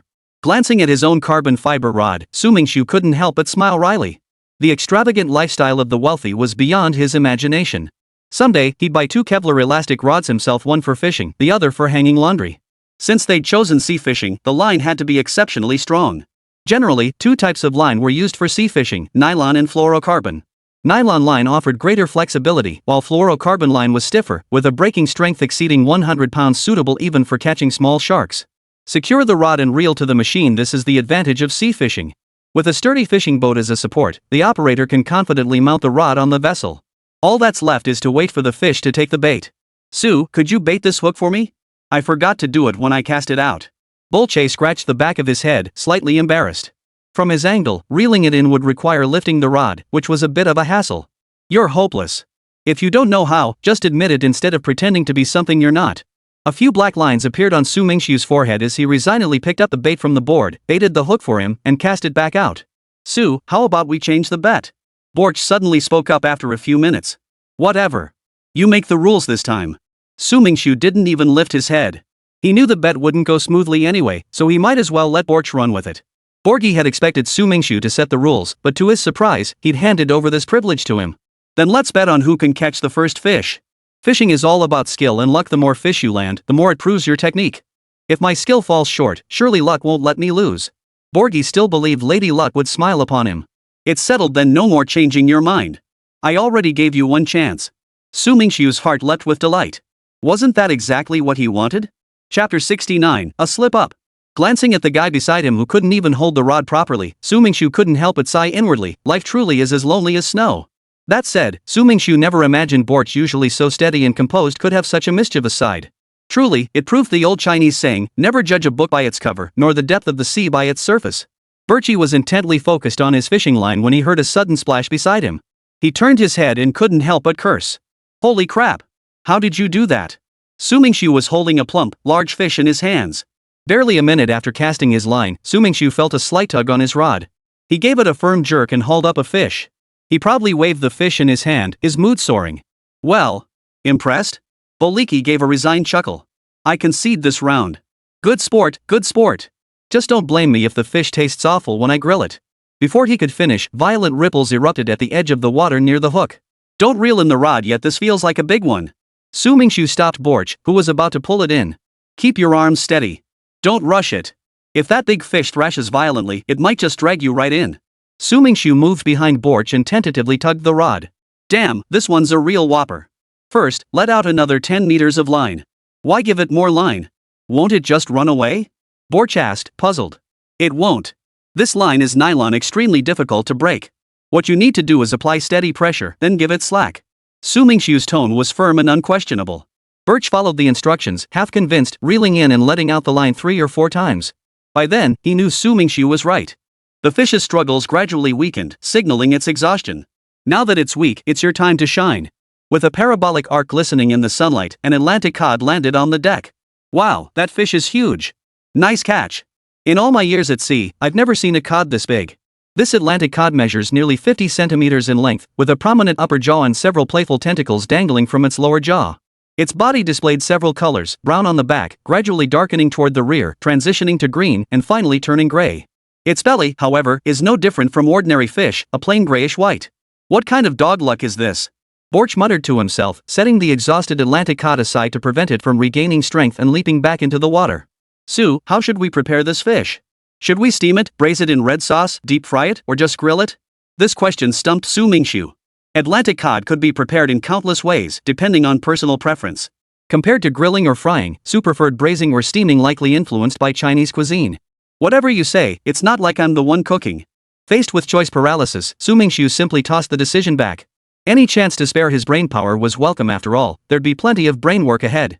Oomph, don't get cocky. How about another wager? Whoever catches a fish first gets to decide who cooks the second dish. Borch grumbled defiantly. After all, only a minute separated his catch from Su Mingxiu's.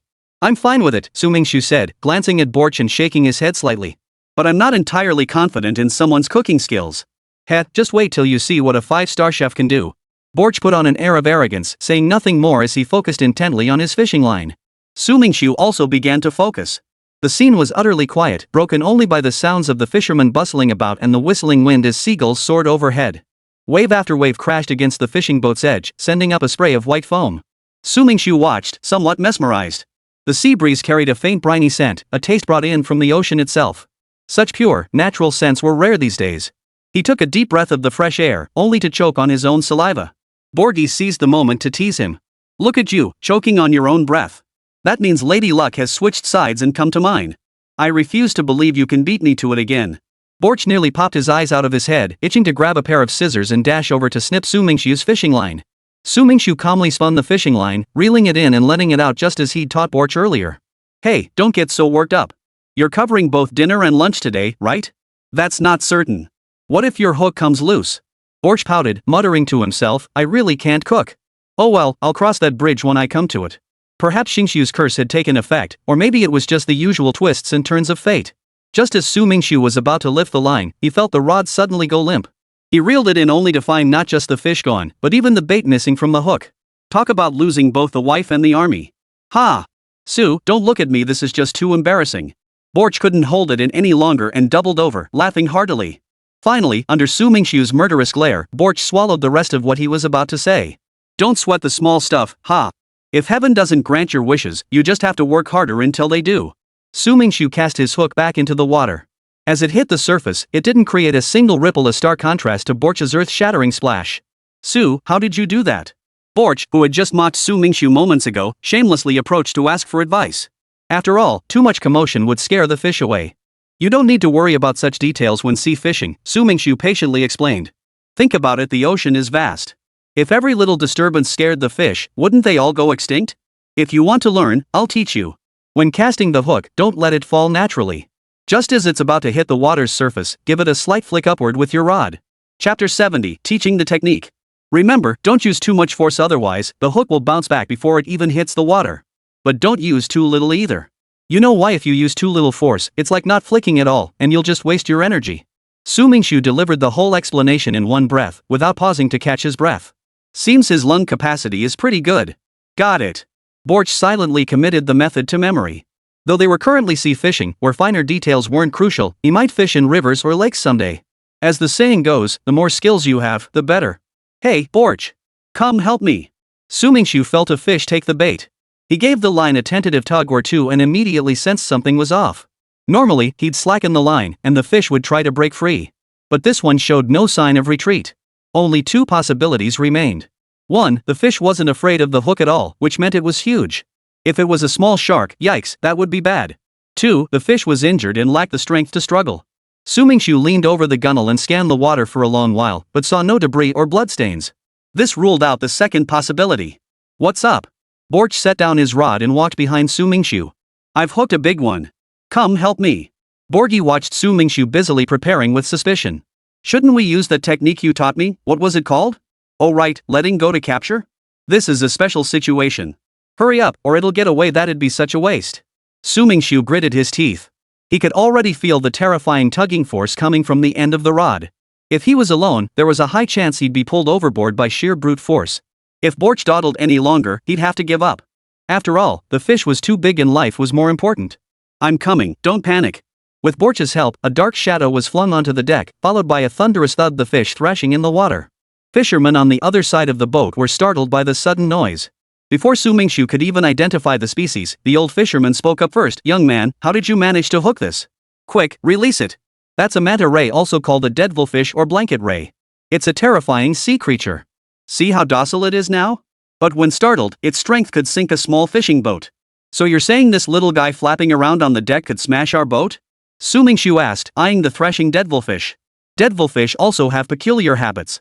They're lively creatures, often playing pranks. Sometimes they deliberately swim beneath small boats at sea, slapping their wings against the hull to produce whooshing and slapping noises, terrifying the fishermen aboard. Other times, they swim alongside anchored boats, hooking their barbed spines onto anchor chains and yanking up small iron anchors, leaving crews flustered and helpless. But the one before them was far too small. A devilfish under a meter long attempting to wreck a ship was pure fantasy. Old Will shook his head, still shaken by the memory. When I was young, I went out to sea with my father. My uncle's fishing boat was ahead of us. For some reason, it started moving around on its own. We discovered a devilfish underneath it. It had hooked its fins onto the bottom of the fishing boat and dragged it along, making the fishermen think they'd encountered a devil. That's the devilfish's favorite trick, and how they got their name. We didn't think much of it at the time and just shooed it away. Little did we know there was a full-grown devilfish lurking beside that juvenile. If the maritime rescue team hadn't arrived in time, my uncle would have lost his life right there. Su Mingxu quickly crouched by the gunnel, scanning the surroundings. He wasn't alone. Every fisherman aboard joined the vigil. No way. If there really was an adult devil ray nearby, they'd have to weigh anchor and move immediately, and make sure to send this little monster away properly. Manta rays are unlike other fish. While most species lay thousands or even hundreds of thousands of eggs per spawning, manta rays don't lay eggs at all. They're viviparous, giving birth to just one pup per litter. That one precious offspring is surely cherished beyond measure. They wouldn't let anyone bully it casually. Sue, that blue creature over there, could it be a mature devil ray? The crew followed Borch's gaze. Old Will was the first to lose his composure. He called out to several strong young men to help toss the manta ray back into the sea. With the combined effort of everyone on the fishing boat, the anchor was finally secured. Then, something utterly unexpected happened. The adult devilfish charged violently toward the fishing boat. The immense impact was far beyond what the small fishing boat could withstand. Old Will bellowed, hold on to the mast. Though Old Will reacted swiftly, it was too late. Before Su Mingxu could grab the gunwale, the immense force hurled him overboard. He plunged headfirst into the sea. The impact of hitting the water can be quite severe, and unfortunately, Su Mingxu was knocked unconscious by the force of the blow. Borgi was frantic on deck. Su Mingxu had come out to play with him and now faced this peril. If anything happened to Su Mingxu, Borgi would feel guilty for the rest of his life. Old Will, with his wealth of experience, remained methodical in this crisis, directing the crew through countermeasures. First, he ordered the strongest fisherman to retrieve a massive crossbow from the hold. It was a standard crossbow. The reason for not using a shotgun was simple: the propulsive force of gunpowder significantly diminished when penetrating water. Where exactly was the man who had fallen overboard? Which direction? Old Will, being advanced in years, had poor eyesight, so he had the young man holding the crossbow take over. They were practically old partners. The young lad was named Chris, originally just an ordinary deckhand. Later, due to his frail constitution, he couldn't endure long voyages and ended up fishing with old John instead. Chris had no other notable strengths except for his exceptional eyesight, which was one of the main reasons old John had him carry the crossbow. I see him. He's over there. Borch stood at the stern, his finger pointing toward the right rear of the ship's hull. Su Mingxu was crouched atop something. It wasn't too far away, but the shape was indistinct from this distance. From afar, it resembled a submarine, though a submarine this small was unheard of. Chapter 71, The Dolphin. Am I dead? Su Mingxu's eyes stung. He felt as though opening his mouth would let a flood of foul-smelling seawater pour out. A peculiar sound echoed constantly in Mingxu's ears, somewhat like a bagpipe, yet also reminiscent of glass scraping against glass. He couldn't quite place it. With great effort, he lifted his arm to touch beneath him. The sensation was cold and soft, with a pointed snout. A creature that could rescue people in the sea? Su Mingxu smiled resignedly. It seemed heaven didn't want him to die after all. Dolphins blessed with the beautiful name Sea Rescuers. The internet was full of stories about people saved by dolphins after falling into the ocean. When a dolphin spotted someone in distress, it would swim beneath them, push them to the surface, then form a semicircle to protect the victim and escort them to shore. To investigate whether dolphins genuinely rescue humans, scientists conducted a unique experiment. The process was fascinating, yet the conclusion proved both amusing and bittersweet. When nursing their young, dolphins often lift them onto their backs to breathe. Juvenile dolphins have underdeveloped respiratory systems and cannot breathe independently, relying entirely on the strength of adult dolphins. Drowning victims, by chance, resemble these young calves in the dolphins' eyes. Dolphins are inherently compassionate creatures. Even when the victim isn't their own calf, they instinctively use their strength to help the young dolphin breathe. This explains why so many dolphins have been observed rescuing humans. Scientists have also conducted experiments using inflatable mannequins to simulate human drowning. The results shocked everyone. The dolphins treated the mannequin like a ball, playfully nudging it back and forth with their noses. This demonstrates that while dolphins are compassionate, they also possess remarkable intelligence. Thanks, buddy.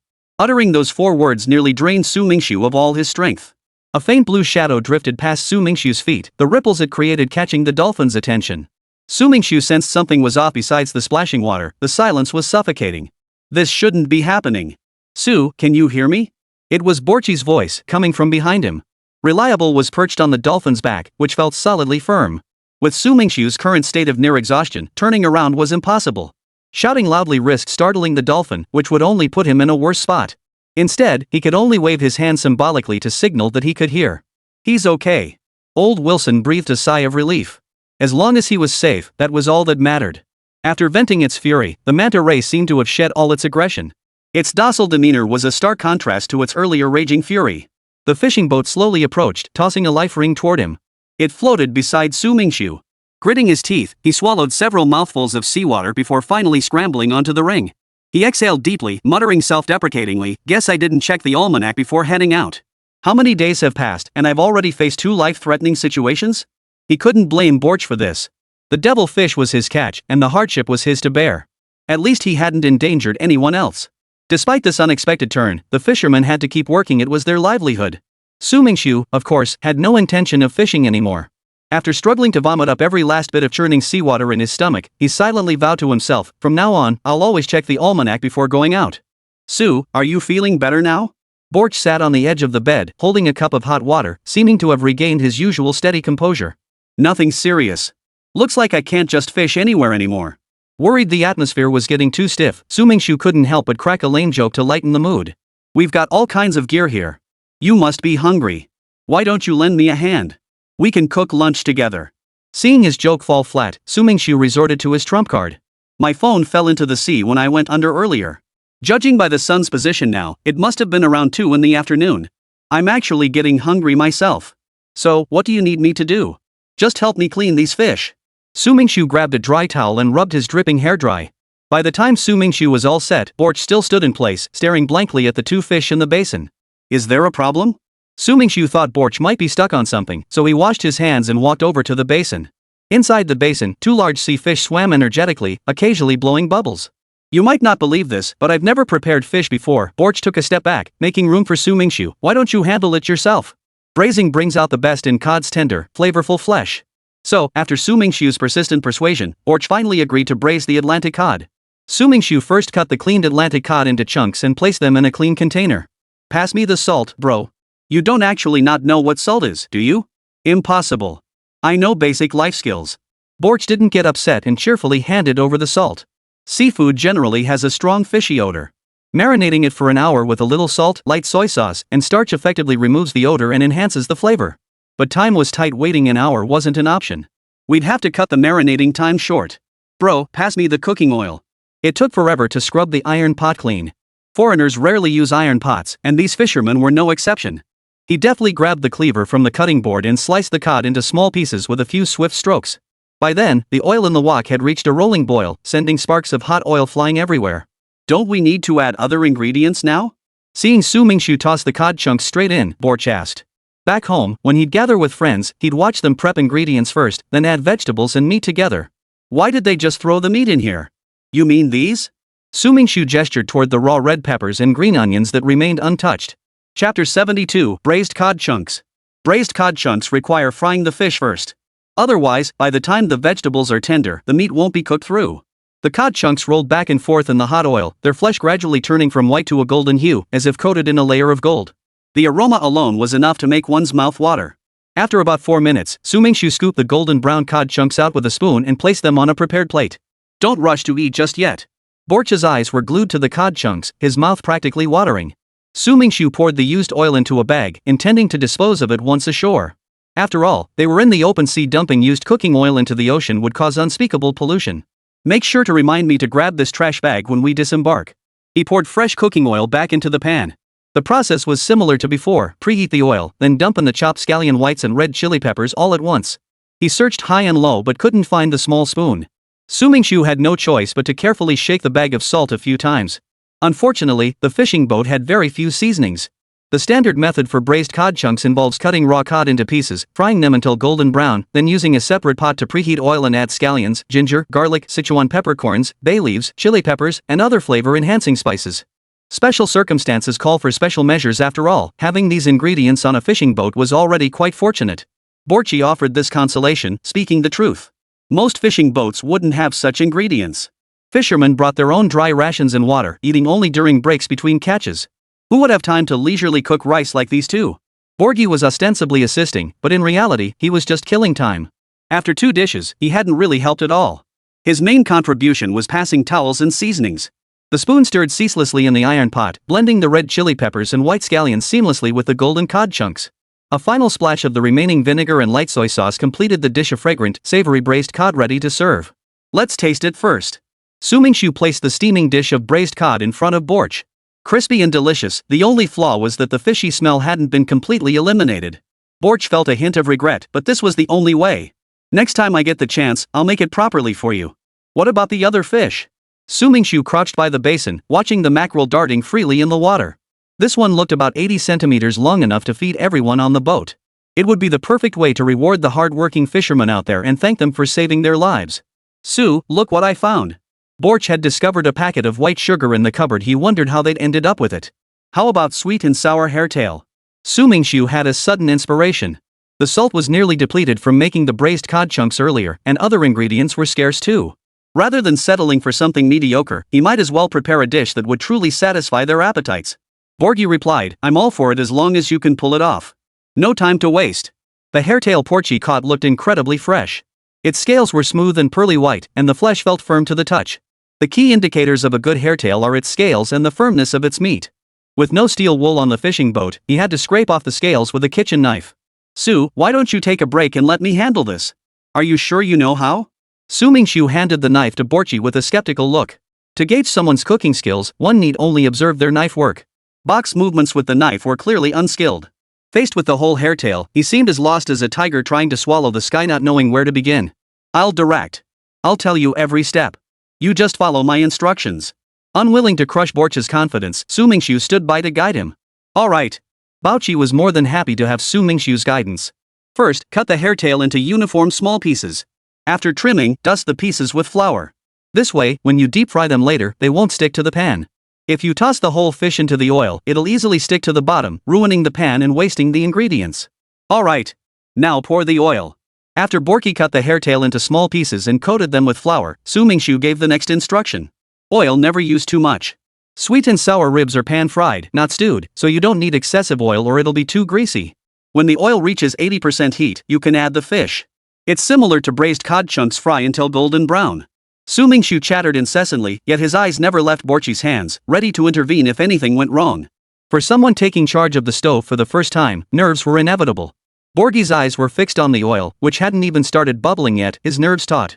During the frying process, Borch nearly messed things up several times due to momentary distractions.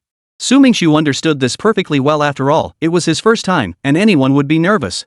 Mission accomplished. Borch wiped the sweat from his brow and let out a sigh of relief. Cooking was harder than he'd imagined. What did you expect? Su Mingxu rolled his eyes. It's not that it's inherently hard, you're just unfamiliar with the kitchen yet. Once you get the hang of it, cooking will flow naturally. The revolution isn't over yet, comrade, keep pushing forward. Su, why don't we just eat it like this? The golden brown pieces of hairtail glistened with oil, their aroma filling the air. Their stomachs rumbled in unison. Just then, an important matter came to mind. Su Mingxu tensed up, as if what he was about to say would affect both their names.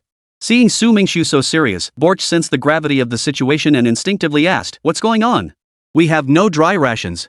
Without dry rations meant their only food was braised cod chunks and fried hairtail. Unfortunately, both dishes were extremely greasy. Without dry rations, no one could guarantee they'd feel full. "How about I take this fried hairtail out and trade it with the fishermen outside?" Originally meant to share the meal with them, it had unexpectedly turned into bartering. Su Mingxu couldn't help but blush. The matter of thanking them for saving his life would have to wait. Chapter 73, Trading for Dry Rations.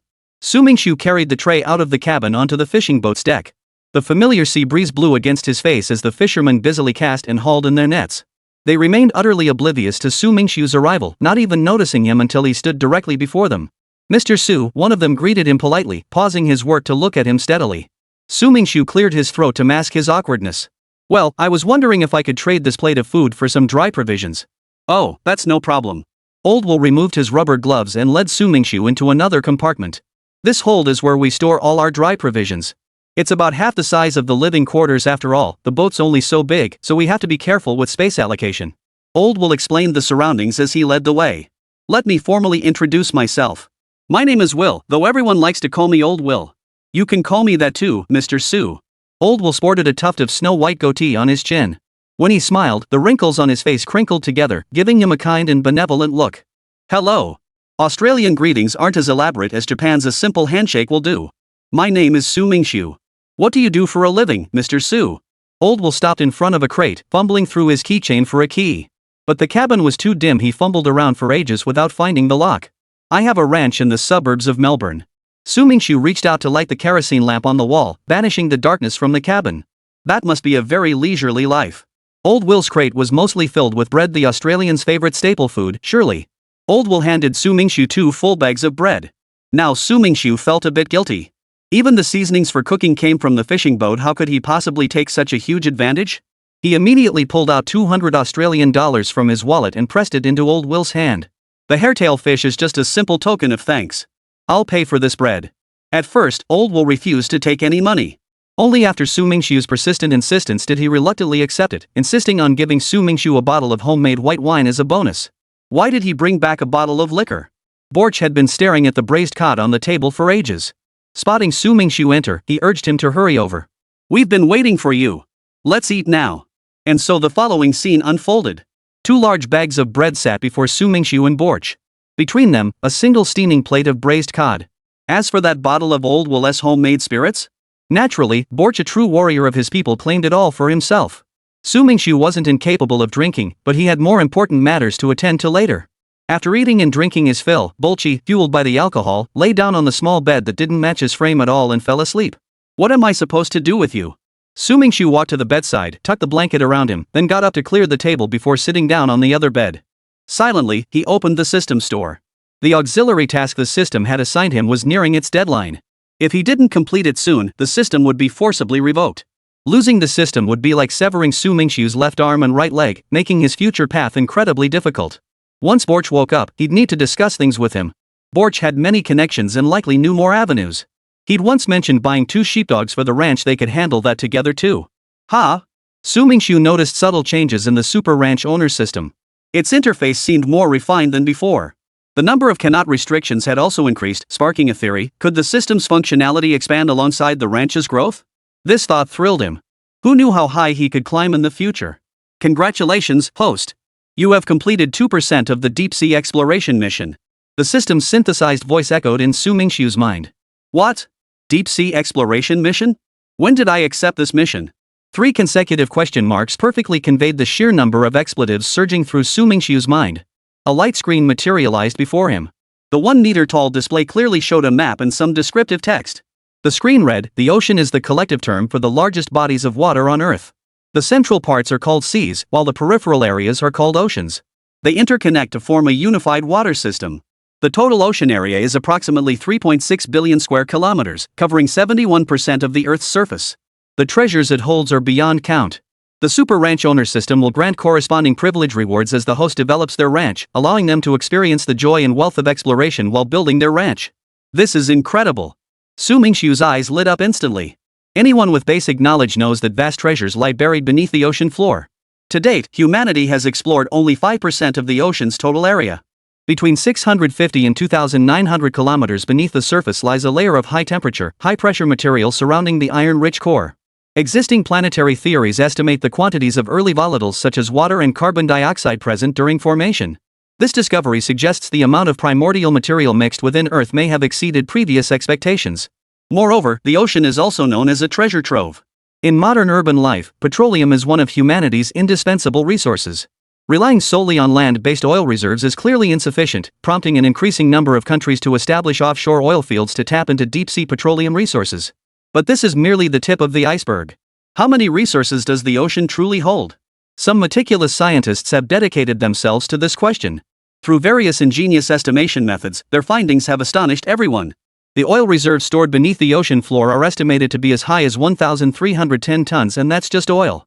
Could I not only become a ranch tycoon but also an oil magnate? Su Mingxu felt his heart surge with excitement. But upon seeing the markings on the map, his fervor cooled by half. I knew it, something this good must come with strings attached. Though expected, a small pang of disappointment still lingered. Chapter 74, Conditions for Ocean Exploration. The system really knew how to play its cards. Only a palm-sized area on the holographic map was clear, the rest remained blurred, as if shrouded in thick white fog, obscuring everything. Below the map, a line of small text served as the system's reminder. To unlock the ocean map, the host must continuously upgrade their ranch owner level. Each tier of ranch evaluation will automatically unlock a new area for the host, with the size of the unlocked zone directly tied to the ranch's development.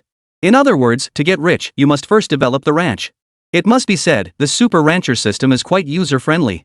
One wonders what kind of entity could create such a system. No matter how it changes, the core goal remains the same: the system wants him to develop the ranch. After all, it is the Super Ranch Owner System. I wonder if the system has remote monitoring capabilities. If so, that would be incredible. Being able to check on the ranch anytime, anywhere would be even more useful than surveillance footage. After searching thoroughly, Su Mingxu ended up disappointed. As perfect as the Super Ranch Owner System was, it couldn't possibly have such a bug-like feature. He wanted to see where this small section of the ocean map was. Hey, wasn't this the Sargasso Sea? Back in high school, Su Mingxu had excelled in geography and remembered the world map vividly. He had no other hobbies besides studying all sorts of peculiar places. These oddities weren't about strange phenomena, but rather peculiar names and unusual shapes on the map, all subjects of Su Mingxu's fascination. The Sargasso Sea, also known as the Sargasso Sea Portuguese for grapefruit, is a landlocked sea in the Atlantic Ocean. It roughly spans between 20-35 foot north and 35-70 west, covering approximately 5 to 6 million square kilometers of water. Its geographical position is rather awkward, lying near the Bermuda Islands and close to the world's great mystery, the Bermuda Triangle. This proximity makes the Sargasso Sea exceptionally beautiful yet rarely visited.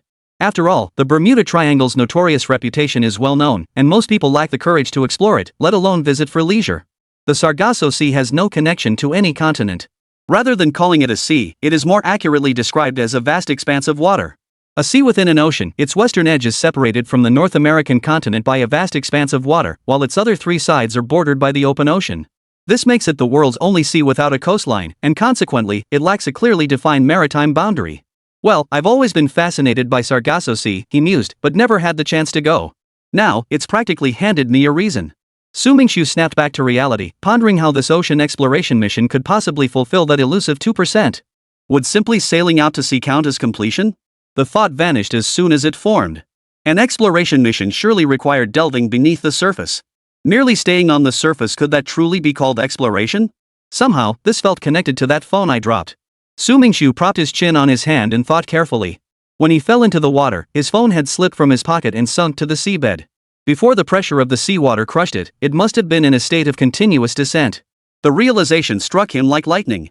He had no idea how much pressure his phone could withstand, but the idea of exploring just 2% seemed absurd. The only plausible explanation was that once a certain depth was reached, a specific area of the ocean would automatically be marked as explored by the system. So had he just discovered a loophole in the system? Su Mingxu's mind raced with fantasies of exploiting this flaw to gain all sorts of perks. Carefully tallying the system's current functionalities, he identified three: the ranch module, the farm module, and ocean exploration. He spent the entire afternoon strategizing his future path. Only when the fishing boat returned did Su Mingxu finally give his brain a break after a day of intense thinking. Su, are we heading back now? Borchi's bleary-eyed expression made Su Mingxu burst out laughing, while the man himself looked utterly bewildered. Sleep a little longer, and you'll have to spend the night on the fishing boat. It was now 6 in the afternoon. From 10 in the morning until now, they had spent a full 8 hours at sea. The novelty had long worn off, and all Su Mingxu wanted now was to get back to the ranch for a proper meal.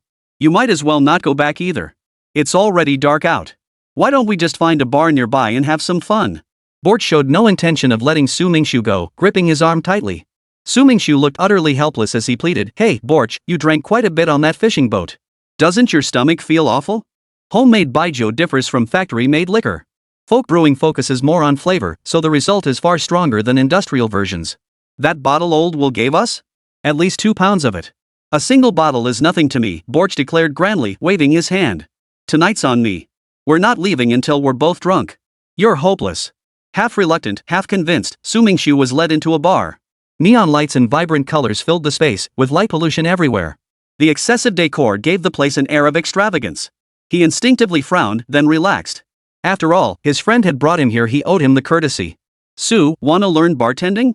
Su Mingxu had been zoning out since they walked in, and his gaze happened to fixate on the shaker in the bartender's hands. This led Borch to mistakenly assume he was interested in mixology.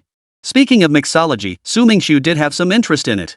So he went along with it. Yeah, don't you think bartenders are pretty cool? Just as I thought. That bartender is a friend of mine. Come on, I'll take you over. He can teach you a few tricks. Bartending techniques are universal, but higher-level bartenders often have their own unique methods. They wouldn't share them with just anyone unless they were really close. Hey, Ross, long time no see. Borch walked to the front bar, found a spot to sit, and gave the bartender a warm hug. Birch, you look heavier lately. Ross teased while his hands never stopped moving. The clinking of liquids against the shaker echoed, punctuated by the rattle of ice cubes. Clink, clink. After about 5 or 6 minutes, Ross set the shaker down flat, opened it from the middle, and poured the perfectly blended cocktail into the waiting glasses. Chapter 75, Learning to Mix Drinks. The orange and green blended together, hinting at a faint blue glow. The transparent ice cubes in the well-made cocktails only revealed their outlines, creating a stunningly clear silhouette. Your mixology skills have improved, Borch declared bluntly, snatching the freshly made cocktail toward him and downing it in one gulp. Ross, unfazed, merely smiled and shook his head. I'm still a long way off from being a true master mixologist. Alright, stop being so modest. Borch patted Su Mingxu on the shoulder. Let me introduce you, this is my friend and business partner, Su Mingxu. Hello, I'm Ross. At first hearing the name, Su Mingxu thought of Screw. Such a memorable name was easy to remember. Hello? Su Mingxu extended his hand and gave Ross a brief handshake. Ross, don't keep your skills to yourself. We're all in this together, and Su's a friend worth having. Borch cut straight to the chase, laying out his intentions up front. I'm here today to drink, but also to have Su learn some bartending. No need to teach him anything too advanced, just the basics. Don't worry, you won't be taking your job. He's a ranch owner, after all. The first part of that statement made Ross's heart leap to his throat. Given Borch's standing, outright refusing to share his mixology skills would be a direct snub to Borch's face.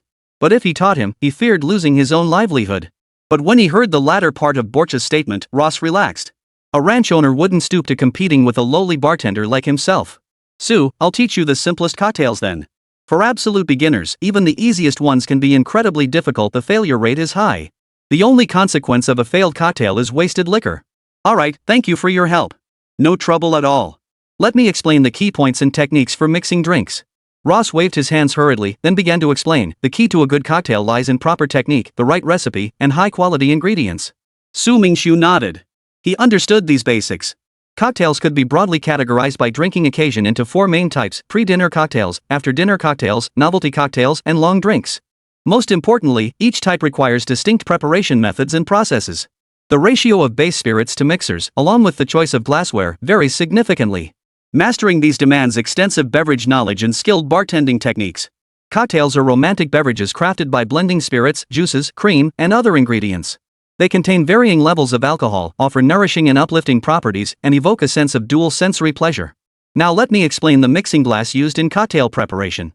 It's a type of glassware with a flared rim, available in various sizes.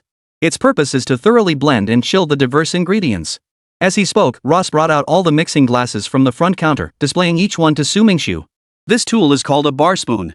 Ross retrieved a small, long-handled spoon with a capacity of about 35 millimeters from beneath the counter.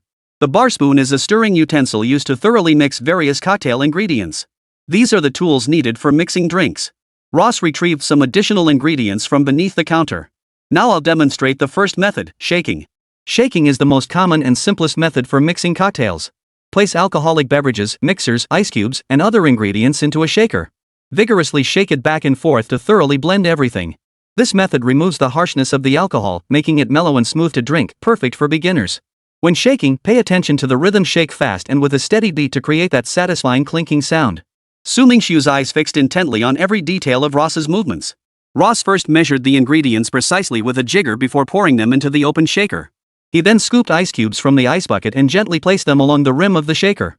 After closing the lid, he gently pressed the lid with his right thumb while pinching the shaker with his index and pinky fingers to prevent it from slipping. "Watch closely now, the real details are just beginning," Ross reminded him. Pinching the strainer with his thumb, he gripped the shaker firmly with both hands and raised it to shoulder height.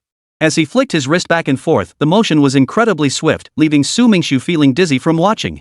Minutes later, Ross set down the shaker. When he opened it again, the cocktail inside gleamed with a perfect hue, crystal clear, like liquid crystal. The bar's shifting lights danced across the drink, creating an atmosphere unlike any other.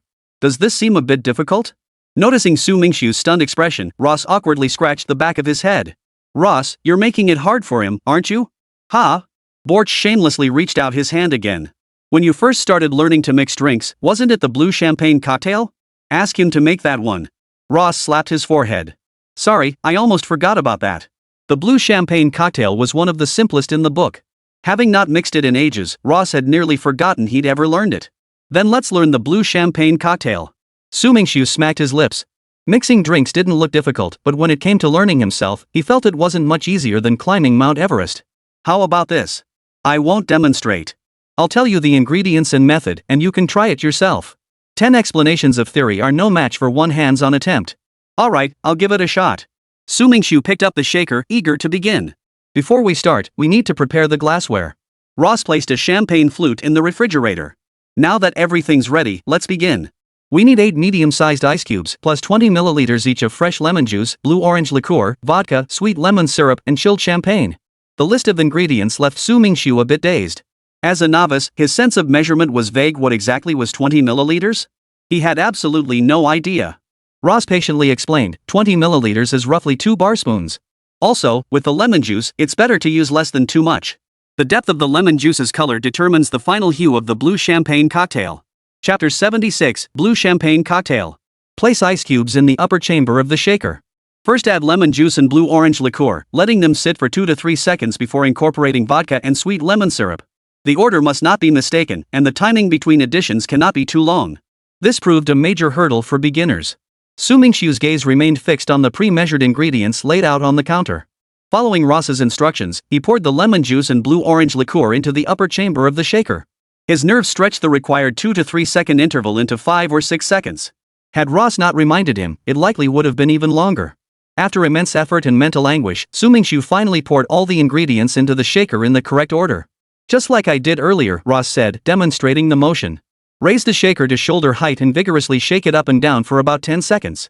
Following Ross's movements, Mingxu quickly finished the mixing. When he opened the cup, the result wasn't as bad as he'd feared. The color was actually quite good. For a beginner, achieving this level was already impressive. Ross glanced at the finished product in the shaker and couldn't help but sigh. Talent really was an infuriating thing. Sue, you've got talent. Borch brought the freshly mixed blue champagne cocktail to his lips and took a small sip with a resigned expression.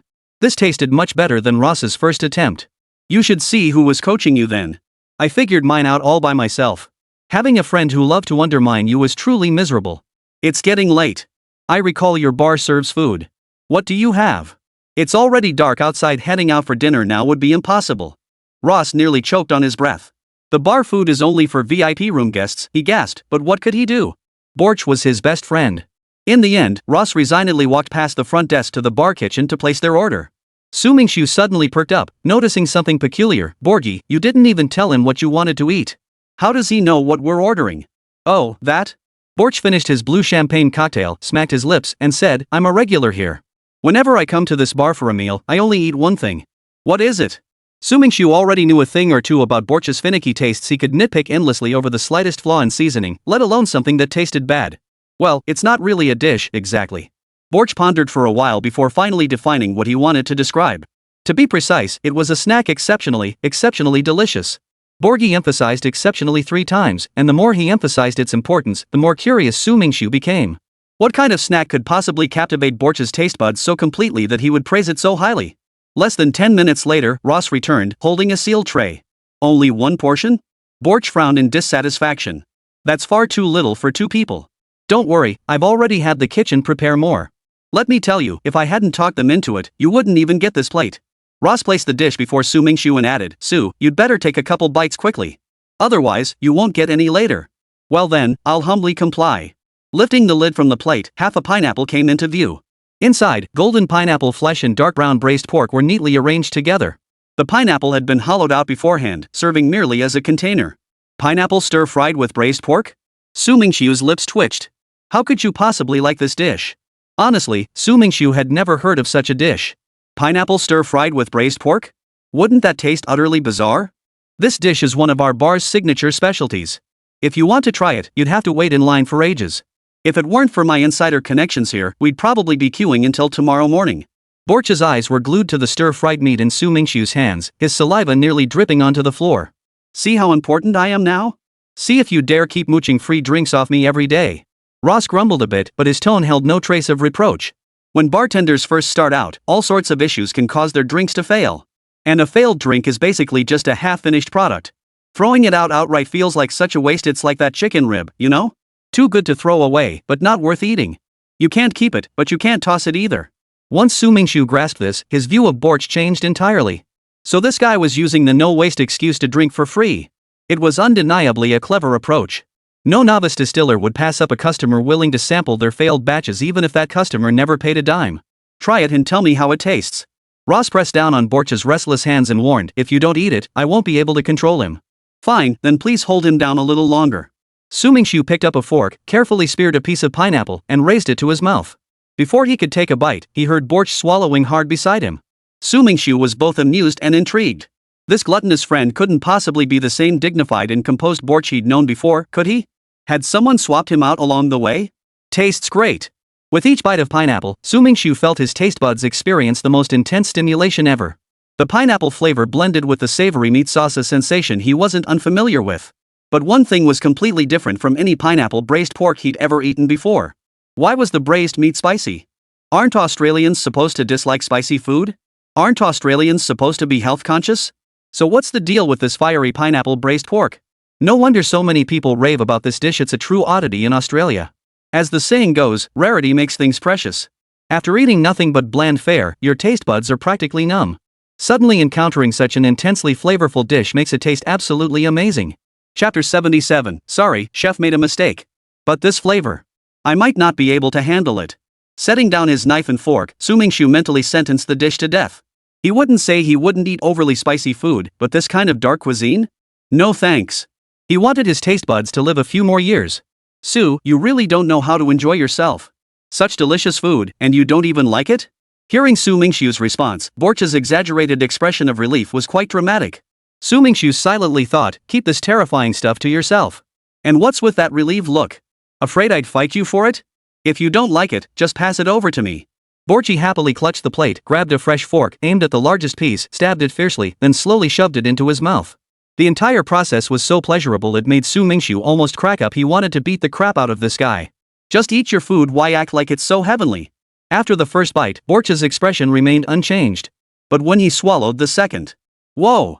Ross! His blood-curdling scream nearly drowned out the bar's sound system. Ross, who had been explaining the proper grip for a cocktail shaker to Su Mingxu, jumped at the sudden outburst. Calm down, calm down. What happened? Ross steadied himself, trying to speak in a level tone. Su Mingxu saw the fiery rage hidden in Ross's eyes and couldn't help but shiver. Beneath that calm, still exterior lay a heart boiling with anger. Better get out of here before I get caught in the crossfire. Su Mingxu instinctively slid his stool back a few feet. Why is this pineapple stir-fried pork so spicy? Borch shoved the plate in front of him toward Ross. If you don't believe me, try it yourself. Impossible. Pineapple stir-fried with braised pork is supposed to be sweet, not spicy. Ross scooped a heaping spoonful into his mouth, refusing to believe it. His ears instantly flushed red. He fumbled for the cold drink beneath the table, gulping down several large mouthfuls before regaining his composure. The chef must have mixed up the seasonings. I told you it tasted off, but you wouldn't listen. Borch stuck out his tongue. My delicate little tongue is numb from the chili sauce. How are you going to make it up to me? You actually dare ask for compensation? How many drinks have you scammed off me? Don't you have any self-awareness? Ross wasn't having it, holding up his fingers to tally up Borch's debts. Last month you downed 14 pre-mixed cocktails here. They weren't expensive, so I'll let that slide. Ross paused, then continued, but that chilled vodka you ordered last time? I'm going to settle the full bill with you. Oh, come on, it's all my fault. Polch instantly backed down at this, his face breaking into a smile, a complete contrast to his earlier shouting. By the way, you mentioned wanting to open your own bar. Why not team up? Borch grabbed Su Mingxu and pulled him closer. This friend of mine has exceptional skills. Right now, there isn't a single bar in Melbourne or even all of Australia that offers full-service dining. Full-service catering means catering to all customers, essentially a new business model that blends restaurant and bar operations. This was an idea Borch had come up with on a whim. Right, I think this approach is viable. Ross's eyes lit up momentarily, but the spark faded just as quickly. He hung his head dejectedly and said, my current training level is nowhere near sufficient to handle things independently. Not to mention, the startup capital needed to open a bar is no small sum. Ross's concern was practical and logically sound. Without money, nothing could be accomplished. Don't worry about the money, Sue. How about we become partners as shareholders? Borch shifted his gaze to Su Mingxu. He'd already witnessed Sue's culinary skills aboard the fishing boat. Though incomplete purely in terms of flavor, Su Mingxu wouldn't be inferior to a 5-star hotel chef. That boundless creativity was precisely what star chefs couldn't match. Once a person attained glory, they became shackled by that very honor, stuck in their ways. How could someone trapped by such constraints ever break through?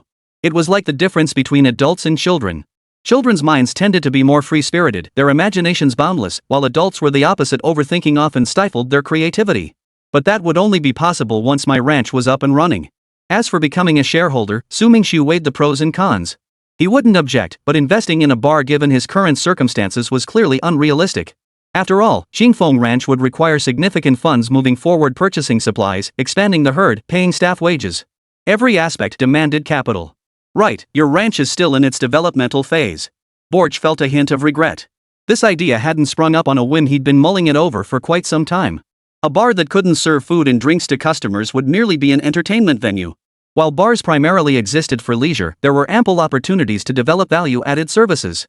Service industries are currently the most lucrative, low-cost, even near zero-cost, yet yielding substantial returns. Why worry about the future now? Isn't that exhausting? Ross stepped in to smooth things over, easing the slightly awkward atmosphere. I must say, your idea is quite good. Once my ranch is stable, we can consider implementing it. Su Mingxu shared his thoughts. I strongly support innovation. Sticking to old ways won't bring great achievements. Who knows? We might even usher in a new era. The era of bars serving meals? Ross chuckled twice, clearly in high spirits. Use this time to hone your mixology skills. I need to get back and prep for the culinary competition. You entered the culinary competition? Borchi's eyes lit up. The fact you haven't been eliminated yet proves your skills are top-notch. I'm on the final judging panel. If you serve me a single dish that's off, I'll dock your points. Chapter 78, a second-rate dog? That's abuse of authority. Watch out, I might report you. Su Mingxu rolled his eyes dramatically. You're really on the final judging panel? The culinary competition finals were one-on-one showdowns. Anyone who'd clawed their way through all the qualifying rounds to reach the finals was no ordinary contestant. Though Su Mingxu was confident in his cooking, why pass up the chance to secure a judge's vote early? Pfft, no one would believe you if you reported me, Borch chuckled. You'd be better off whipping up a few delicious dishes to bribe me right now. Don't even dream about it. Even if you were on the final judging panel, you wouldn't have the authority to override a contestant's talent. Besides, if you were caught, you'd be disqualified as a judge for life. Ross chimed in at the most inopportune moment, completely undermining the conversation. Porch chuckled awkwardly. Can't you just let me brag for once? You always have to shoot me down. Wait till I'm bragging, then see if I'll shoot you down. Alright, we're good brothers. Good brothers don't sabotage each other, right, Sue? Ross didn't want to start a fight over such a minor thing. Exactly. I swear you two must have been sworn enemies in a past life. Two personalities so different from their usual selves colliding. Su Mingxu couldn't help but detect a hint of bromance spark. It's getting late, Ross. You better hurry and check on the kitchen. Otherwise, that pineapple stir-fried pork with sauce won't be ready by the time we leave. Once the numbing spiciness faded from his mouth, Bolchi immediately urged Ross to go take a look in the kitchen. I almost forgot. Ross picked up the plate of pineapple stir-fried pork with sauce, which had the wrong seasoning. If this dish had been served to the guests, the boss would surely have scolded him. I need to have a serious talk with this cook. We absolutely need to have a serious talk. They're regulars, so they won't make a fuss over this mistake. But what if it had been a customer with a bad temper? Compensation would be the least of it.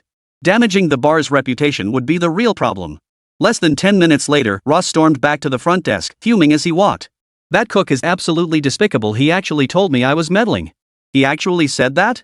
Having your good intentions dismissed like that was heartbreaking. It felt like kindness being treated like a donkey's liver. There's an old Chinese saying, the dog bites Lu Dongbin, not recognizing a kind heart. That pretty much sums up people like him. Borch's expression stiffened. Those who knew him understood this was a sign he was about to lose his temper. Su Mingxu exclaimed in surprise, I didn't realize you had such a deep knowledge base. Su Mingxiu's interruption instantly dissipated the anger Borch had painstakingly built up. My knowledge base has always been strong. Back in the day, Hey, I complimented you, and you're already huffing and puffing? Su Mingxu speared a piece of steaming pineapple stir-fried with braised pork with his fork and shoved it into Borch's mouth. I guess only food can shut you up. No. With his mouth full of meat, Borchi's words came out muffled. Only after chewing furiously and swallowing did he draw out, besides delicious food, there's also the mouth of a beautiful woman. How come I never noticed you were such a closet flirt before? Su Mingxu looked up at the sky. Guess that's what happens when you pick your friends poorly.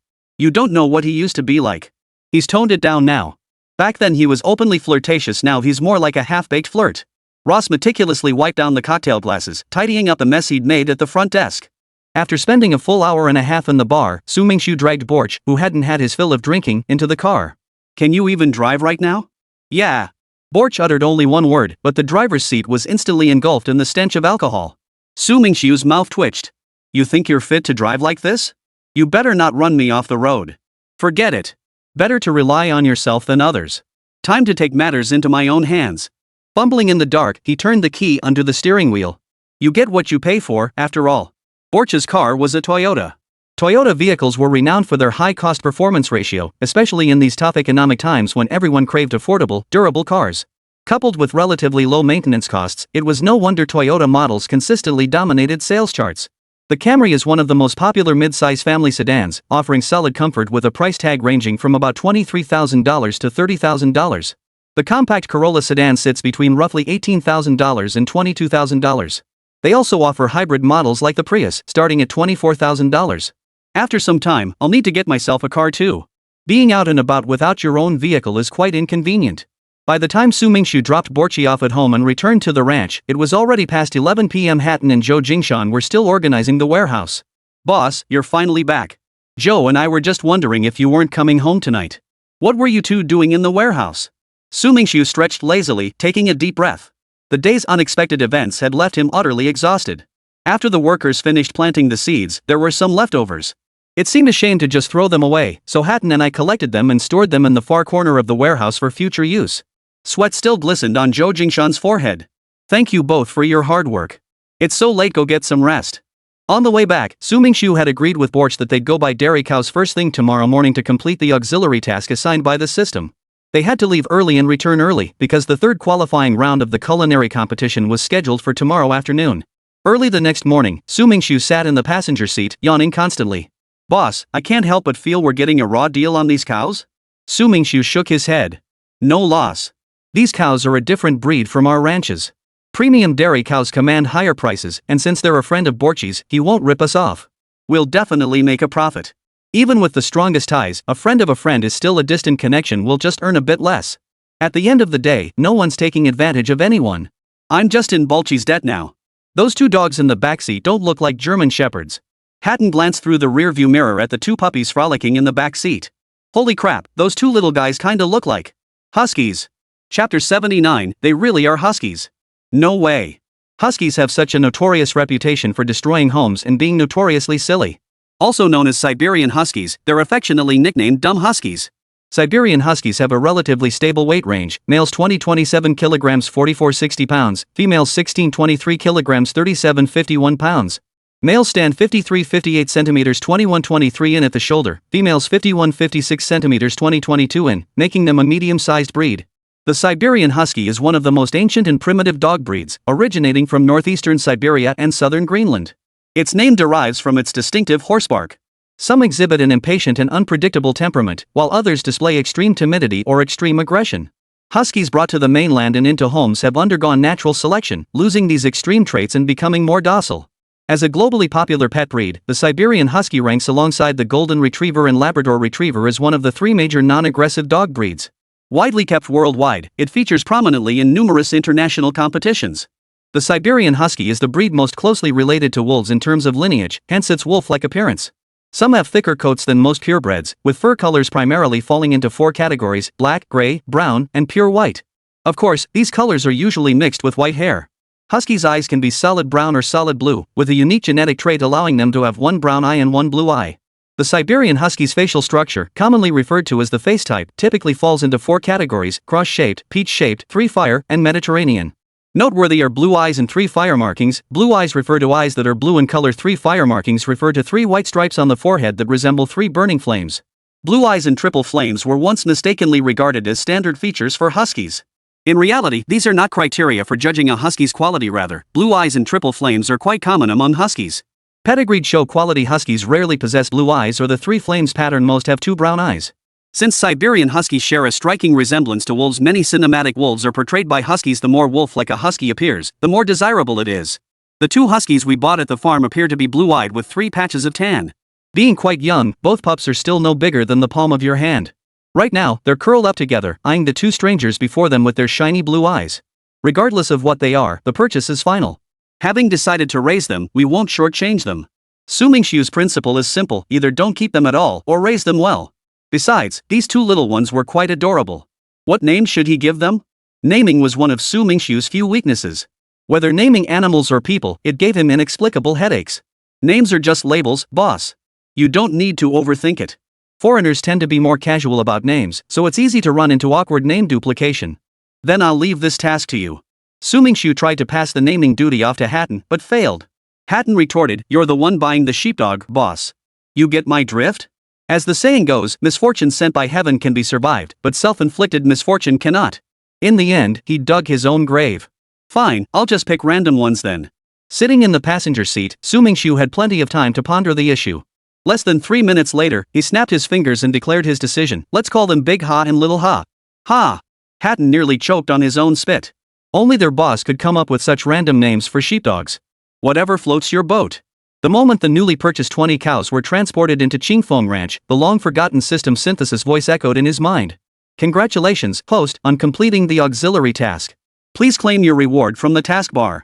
The system was getting lazier by the day. Su Mingxu shook his head and resignedly opened the task panel. Previously, the system had automatically delivered rewards to him. Now it actually made him go claim them himself. As expected, the reward for the auxiliary task was a lucky coin.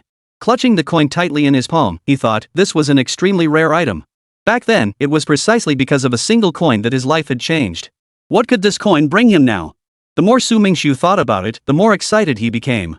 He was itching to start the lottery right away, but then he remembered he had a competition this afternoon. He needed to tidy up the ranch and get ready for the event. He forced himself to stifle his excitement, tucking the coin away. He'd deal with it after the competition, when he returned in the evening. I told you our barn isn't big enough. Where are we supposed to put all these cows? Hatton hurried over to Su Mingxu, reporting the situation. I just checked the weather report. There's no rain forecast for the next 5 days. While some days will be cloudy, it should be fine to keep the cows outside overall. Su Mingxu showed Hatton the report he'd just received on his phone. But leaving them outside indefinitely isn't ideal. The weather's been erratic lately, with much larger day-night temperature swings than last year. I'm worried the cows might catch illnesses from the wind. After a moment's thought, Su Mingxu made a decision. When we return tonight, we'll set up a windbreak shelter first. After settling the cows, it was time to settle the two little ones. It was Daha and Erha's first time at the ranch, and they were fascinated by everything around them.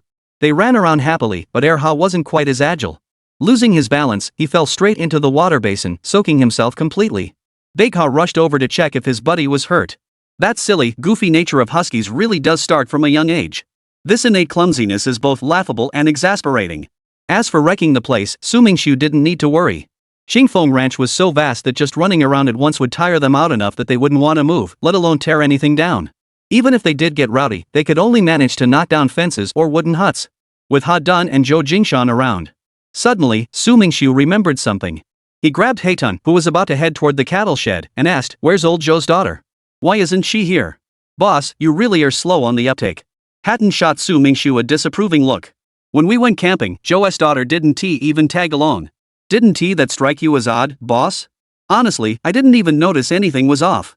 Su Mingxu couldn't help but marvel at how oblivious he'd become. He hadn't even registered that a person had vanished. Chapter 80, Zhou Jing's whereabouts. Zhou's daughter went to try out a university in Melbourne City. Hatton explained the whole story to Su Mingxu. It turned out Zhou Jing couldn't help much at the ranch and felt like a burden to Zhou Jingshan. So he arranged for her to enroll at Victoria University in Melbourne, where she'd live on campus during term time.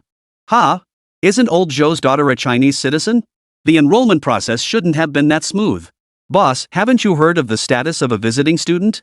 Hatton chuckled. For visiting student status, all it takes is a certificate processed through the embassy. Guest student status is quite special, and given Zhou Jing's circumstances, securing it wouldn't be difficult. She likes reading? Su Mingxu dreaded reading more than anything. He could manage classics, but school textbooks made him nod off instantly. As his old homeroom teacher once put it, his college admission was pure luck. Go handle your own business. Got it.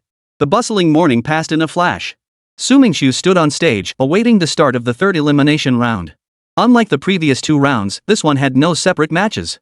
The first elimination round was a 16-8 format, the second was 8-4, and the third was 4-2. With only 4 contestants remaining, dividing them into 2 rounds would essentially make it the finals. In other words, this round effectively served as the semifinals. The atmosphere was tense and charged. Gone was the chaotic energy of the earlier rounds. The audience sat in quiet order, and the judges moved with quiet deliberation to their seats. Welcome, everyone, to the Melbourne Culinary Competition's Final 4 elimination round. The host rattled off a long speech before finally getting to the point. As with the previous rounds, contestants would be given ample preparation time. Sophia, when selecting ingredients later, don't rush. Since this is the semi-finals, we've been given ample time. Su Mingxu reminded her. Every minute now would determine whether they advanced. I know, Sophia replied, taking a deep breath to steady her nerves. At the host's signal, contestants sprinted toward the ingredients with their tools, vying to secure the freshest supplies. In truth, by this stage of the competition, there was no longer any need to scramble for ingredients. To allow contestants to fully showcase their abilities, starting from this elimination round, ingredient restrictions would be lifted, giving participants ample room to demonstrate their skills. No wonder you're so calm, Su. Only after the other contestants had mostly finished selecting their ingredients did Su Mingxu and Sophia leisurely stroll over to the ingredients, beginning their careful selection. Sophia, you're in charge of selecting the glutinous rice. While you're at it, grab some dried fruit snacks. Remember, only choose dried fruits with plump flesh and clean surfaces. Su Mingxu, meanwhile, walked alone to the other side. First, he grabbed a handful of red dates, then scooped up a small portion of goji berries. Now, only one final ingredient remained. Red beans. Su Mingxu silently prayed that the organizers wouldn't fail to prepare these specialty ingredients like they did in the first elimination round. If that happened, the texture of the finished dish would be completely different. Just as Su Mingxu was feeling extremely nervous, he spotted the red beans he wanted in a corner and hurried over to fill a large bowl. After reuniting, they returned to the workstation. Sophia, now pour all the glutinous rice you have into that wooden basin. Soak it completely in warm water, testing it occasionally with your fingers. Once you can easily crush the grains between your fingers, it's ready. Su Mingxu's first dish was glutinous rice treasure pudding, a traditional Ningbo delicacy and Laba festival food. It combines glutinous rice, red bean paste, date paste, dried fruit, lotus seed hearts, jobs tears, longan, sugar, and pork lard. Glutinous rice fortifies the middle energizer and boosts qi, while red beans are known as kidney tonifying beans. Jujube paste harmonizes medicinal properties and greatly benefits health and longevity. Lotus seeds strengthen the heart, jobs tears fortify the spleen and lungs, while longan is widely recognized for its qi-nourishing effects. In Australia, it's impossible to find all these uniquely Chinese ingredients, so I had to substitute with dried fruits more readily available overseas. Su Mingxu selected dried grapes, walnuts, mango, goji berries, red dates, and peanuts. Though most of these ingredients originated in China, they are widely available in supermarkets due to their popularity among foreigners. Su, it's almost ready. Sophia scooped a handful from the basin and gently pinched it between her thumb and forefinger. The glutinous rice crumbled into fine crumbs. Then scoop out the glutinous rice. Now find a clean white cloth. Su Mingxu wiped down the steamer while directing Sophia to gather all the necessary equipment. That's precisely the purpose of an assistant, to significantly reduce unnecessary time for the chef, ensuring they have ample energy to tackle the subsequent steps of the cooking process. The second step for glutinous rice treasure pudding was to place the soaked glutinous rice in the steamer basket. A white cloth, thoroughly soaked in cold water, was laid over the top of the steamer. Steaming over high heat for about 20 minutes would cook the glutinous rice. It's definitely not steamed all at once. Around the 10-minute mark, you need to open the steamer and use a spoon to poke a few holes in the glutinous rice. This helps it steam through more evenly and avoids the awkward situation of it being half-cooked. Sophia, now wash all the prepared dried fruits and set them aside on a plate. The task of preparing the treasure rice is now entirely yours. To win the semifinals, one treasure rice alone won't be enough. So Su Mingxu planned to bring out his signature dish, beggar's chicken. The origin of beggar's chicken is nothing short of legendary. Also known as Changshu beggar's chicken or stewed chicken, it's a traditional specialty from Changshu, Jiangsu province. The preparation involves wrapping a prepared chicken in mud and lotus leaves. Key ingredients include fresh tender lotus leaves, yellow clay, and free-range chickens. The preparation method resembles that of roasted suckling pig, one of the 8 delicacies from the Zhou dynasty. Roasted suckling pig involves wrapping a young pig in clay, roasting it, and then further processing it into a dish. The dish boasts a bright reddish-brown color, an enticing aroma, crispy skin, and tender meat. It melts in the mouth with a uniquely rich and delicate flavor. Legend has it that long ago, a beggar wandered into a village in Changshu County while begging for food. One day, he happened to come across a chicken and wanted to slaughter and cook it, but he had neither cooking utensils nor seasonings. Chapter 81, Beggar's Chicken. He went to the foot of Mingxu, killed the chicken, removed its innards, coated it with yellow mud and straw while still feathered, then roasted it over a fire. When the mud dried and the chicken was cooked, he scraped off the mud crust, which took the feathers with it, revealing the tender chicken meat. About 100 years ago, the Shanjinjuan restaurant in the scenic Yu Mountain area northwest of Changshu County drew inspiration from this legend. They refined the method, meticulously recreating the dish. The preparation of beggar's chicken is quite intricate, and the cooking environment is extremely demanding, making it difficult for people to enjoy it casually. Wondering if such a cruel method might draw the ire of animal rights groups, Su Mingxu thought it best not to risk it. The first step in preparing beggar's chicken is to snap the neck of a live chicken. No bleeding out or plucking is done, merely snapping the neck of a live bird is enough to get one summoned by animal rights groups for a serious talk. So what to do now? Since he couldn't start with a live chicken, he'd have to work with a pre-slaughtered one. He'd have to sacrifice texture. After racking his brain for a while without finding a better solution, he resorted to the least desirable option. Walking over to the ingredient rack, Su Mingxu picked up a frozen whole chicken. Contestant number 2, is he planning to make a dish using mussel as the main ingredient? The host was astonished. At this late stage of the competition, he was only now approaching the ingredient rack to select his materials. Wasn't it a bit too late? I've been following this Chinese contestant for a long time. Every time, he manages to surprise us with unexpected creations. Yeah, I've been following him since the very first competition. Every time he gets to work, he always brings us something we've never seen before. Many spectators in the audience were there specifically for Su Mingxu. A single competition had earned Su Mingxu countless new fans. If he knew, he'd be grinning from ear to ear. Filling all 500+ seats in the venue? Su Mingxu deserves more than half the credit. That kind of influence, it's not huge, but it's definitely significant. Su, I think the glutinous rice in the steamer should be almost done. Sophia began asking Su Mingxu what to do next. When you think it's ready, take the glutinous rice out of the steamer. The next step is very simple. You just need to transfer the rice into the container and fill the pre-dug holes with dried fruit. That said, the process was still quite intricate. The dried fruits couldn't be arranged haphazardly. Women possessed an innate advantage in aesthetics and arrangement, and Su Mingxu was confident she could handle it. Alright, I'll try my best to make it perfect. Sophia, hold on a moment. Su Mingxu nearly forgot the most crucial step in making glutinous rice with 8 treasures, evenly mixing the freshly steamed glutinous rice with granulated sugar, then stirring it thoroughly. After mixing with the sugar, add a little cooked rapeseed oil. This step ensures the glutinous rice's fragrance blends seamlessly with the sugar's sweetness. The glutinous rice 8 treasure pudding was nearly complete. The urgent task now was to prepare the ingredients for the beggar's chicken. Su Mingxu submerged the frozen whole chicken in hot water, then quickly removed it. Soaking it directly in hot water won't fully thaw the internal organs and may damage the crispy texture of the skin. The best method is to steam it in a bamboo steamer. Contestant number 2, are you going to steam the chicken? Was he planning to eat it plain, without any seasoning? The audience was stunned, and the judges on the panel were equally baffled by what this contestant from China had up his sleeve. The host momentarily lost his words, perhaps anticipating a surprise from this Chinese contestant. Let's take this moment to see how the other contestants are progressing. The most eye-catching contestant remains contestant number 1. Dressed entirely in black. Black attire, with a black mask covering his face.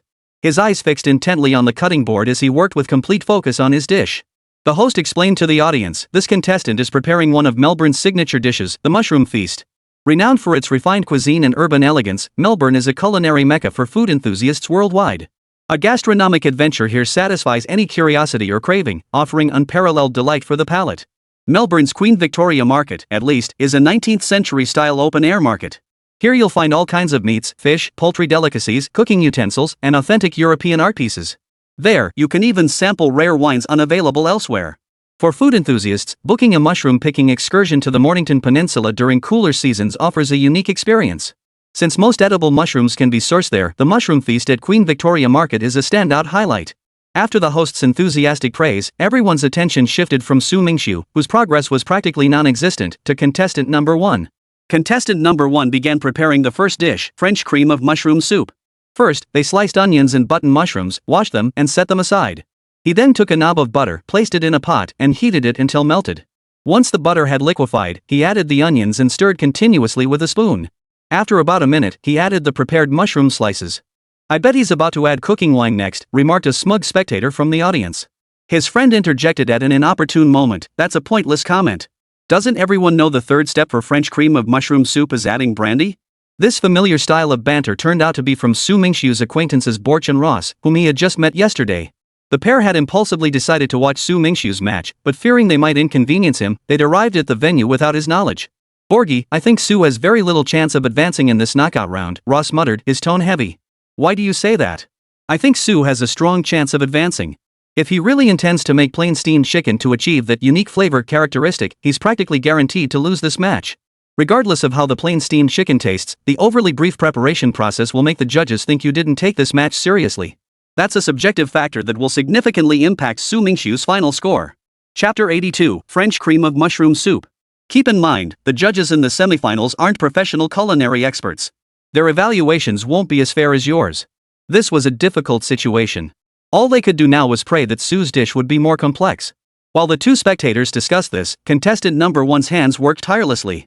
First, he poured in brandy, then added some bay leaves to impart a distinctive flavor to his French cream of mushroom soup. Exhaling deeply after completing these preparatory steps, contestant number 1 paused, exhaled a sigh of relief, and wiped away the sweat beading on his brow. Next came the duck stock. Jerry Han practically sprinted to the ingredient rack, his movements mirroring Su Mingxiu's exactly. Had contestant number 1 forgotten an ingredient too? Oh my goodness, contestant number 2 had chosen chicken, yet he deselected duck. It seemed the tension between these two competitors was already palpable before the match had even begun. Today's show was bound to be intense. The fiercer the battle, the more delighted the audience became. After all, they'd paid good money to be here and certainly didn't want to witness a one-sided rout. Having someone who could match contestant number 2 blow for blow was a delight to them. Finally, someone who can stand up to contestant number 2. Exactly. Otherwise, if he just dominates the whole time, what's the point of watching? Zhou Jingshan sat in the audience, murmuring in admiration. Seems foreigners have a decent grasp of Chinese idioms even knowing one-sided dominance. Han Jerue Jiang took the duck from the shelf and placed it into another pressure cooker, adding pre-boiled hot water. Contestant number 1 aimed to extract the duck's natural juices using the pressure cooker, to be used later for seasoning the soup. Duck stock is a crucial ingredient in French cream of mushroom soup. Its presence enhances the mushroom broth's umami depth and helps balance the creaminess. Mushroom soup is mushroom soup. If it's too sweet, that's no good. A sweet and salty combination might seem odd to the judges, but adding duck stock changes everything. The duck stock effectively masks the cloying sweetness of the cream. At first sip, it resembles a savory broth infused with peanut brittle, delicious without being greasy. That poor duck had been pressure cooked for over 5 minutes. The moment the lid popped open, an intense aroma filled the entire competition venue. Han Jiarui poured the duck broth into the pot with satisfaction, then added some light cream. The mushrooms in the pot had turned a deep grayish brown after such a long baking time. Look! Contestant number 2 was running off the field. Is he giving up? An observant spectator in the stands noticed something amiss, drawing the attention of those around him to Su Mingxu's unusual behavior. Su Mingxu walked calmly to the security guard, explaining his purpose and reason for leaving. The guard gave him a surprised look before waving him through. Was contestant number 2 withdrawing? The host dispatched staff to ask the security guard why the contestant had left the competition area. After about 2 minutes, the staff returned. The host listened to the reason and found it both amusing and exasperating. Good news, everyone, contestant number 2 isn't quitting. He just stepped out to prepare ingredients. The host struggled to finish the sentence, stifling a laugh. What ingredients aren't available on the competition grounds? Some audience members questioned, immediately sparking a chorus of agreement. Could it be that the organizers failed to provide everything again? The host gave a wry smile. How did the audience develop this mindset? I personally guarantee that all ingredients needed by contestant number 2 are available for every single round. Why? Because what contestant number 2 needs is just bizarre. The host almost couldn't find words to describe what Su Mingxu required. How bizarre! Spit it out already! Some impatient spectators couldn't contain their eagerness and demanded an answer. Contestant number 2 needs soil. No matter how well stocked the competition site is with ingredients, they certainly wouldn't have prepared soil. Honestly, the host felt frustrated on the organizers' behalf. They'd been unfairly labeled as having incomplete materials by the audience, a label they couldn't shake off. What's the point of preparing soil? Not sure, I've never heard of using soil in cooking. Just as everyone was scratching their heads in confusion, the person in question returned Su Mingxu, carrying a bag of fresh dirt. Holy crap, contestant number 2 actually went to dig up dirt. I thought he was just using that as an excuse to prepare some secret weapon. This caused a huge stir. Not only the audience, but even the other contestants couldn't contain their curiosity and turned to watch Su Mingxu approach. Su Mingxu placed the soil in a clean basin, hoisted the steamed whole chicken with a hook, and waited for the steam to dissipate.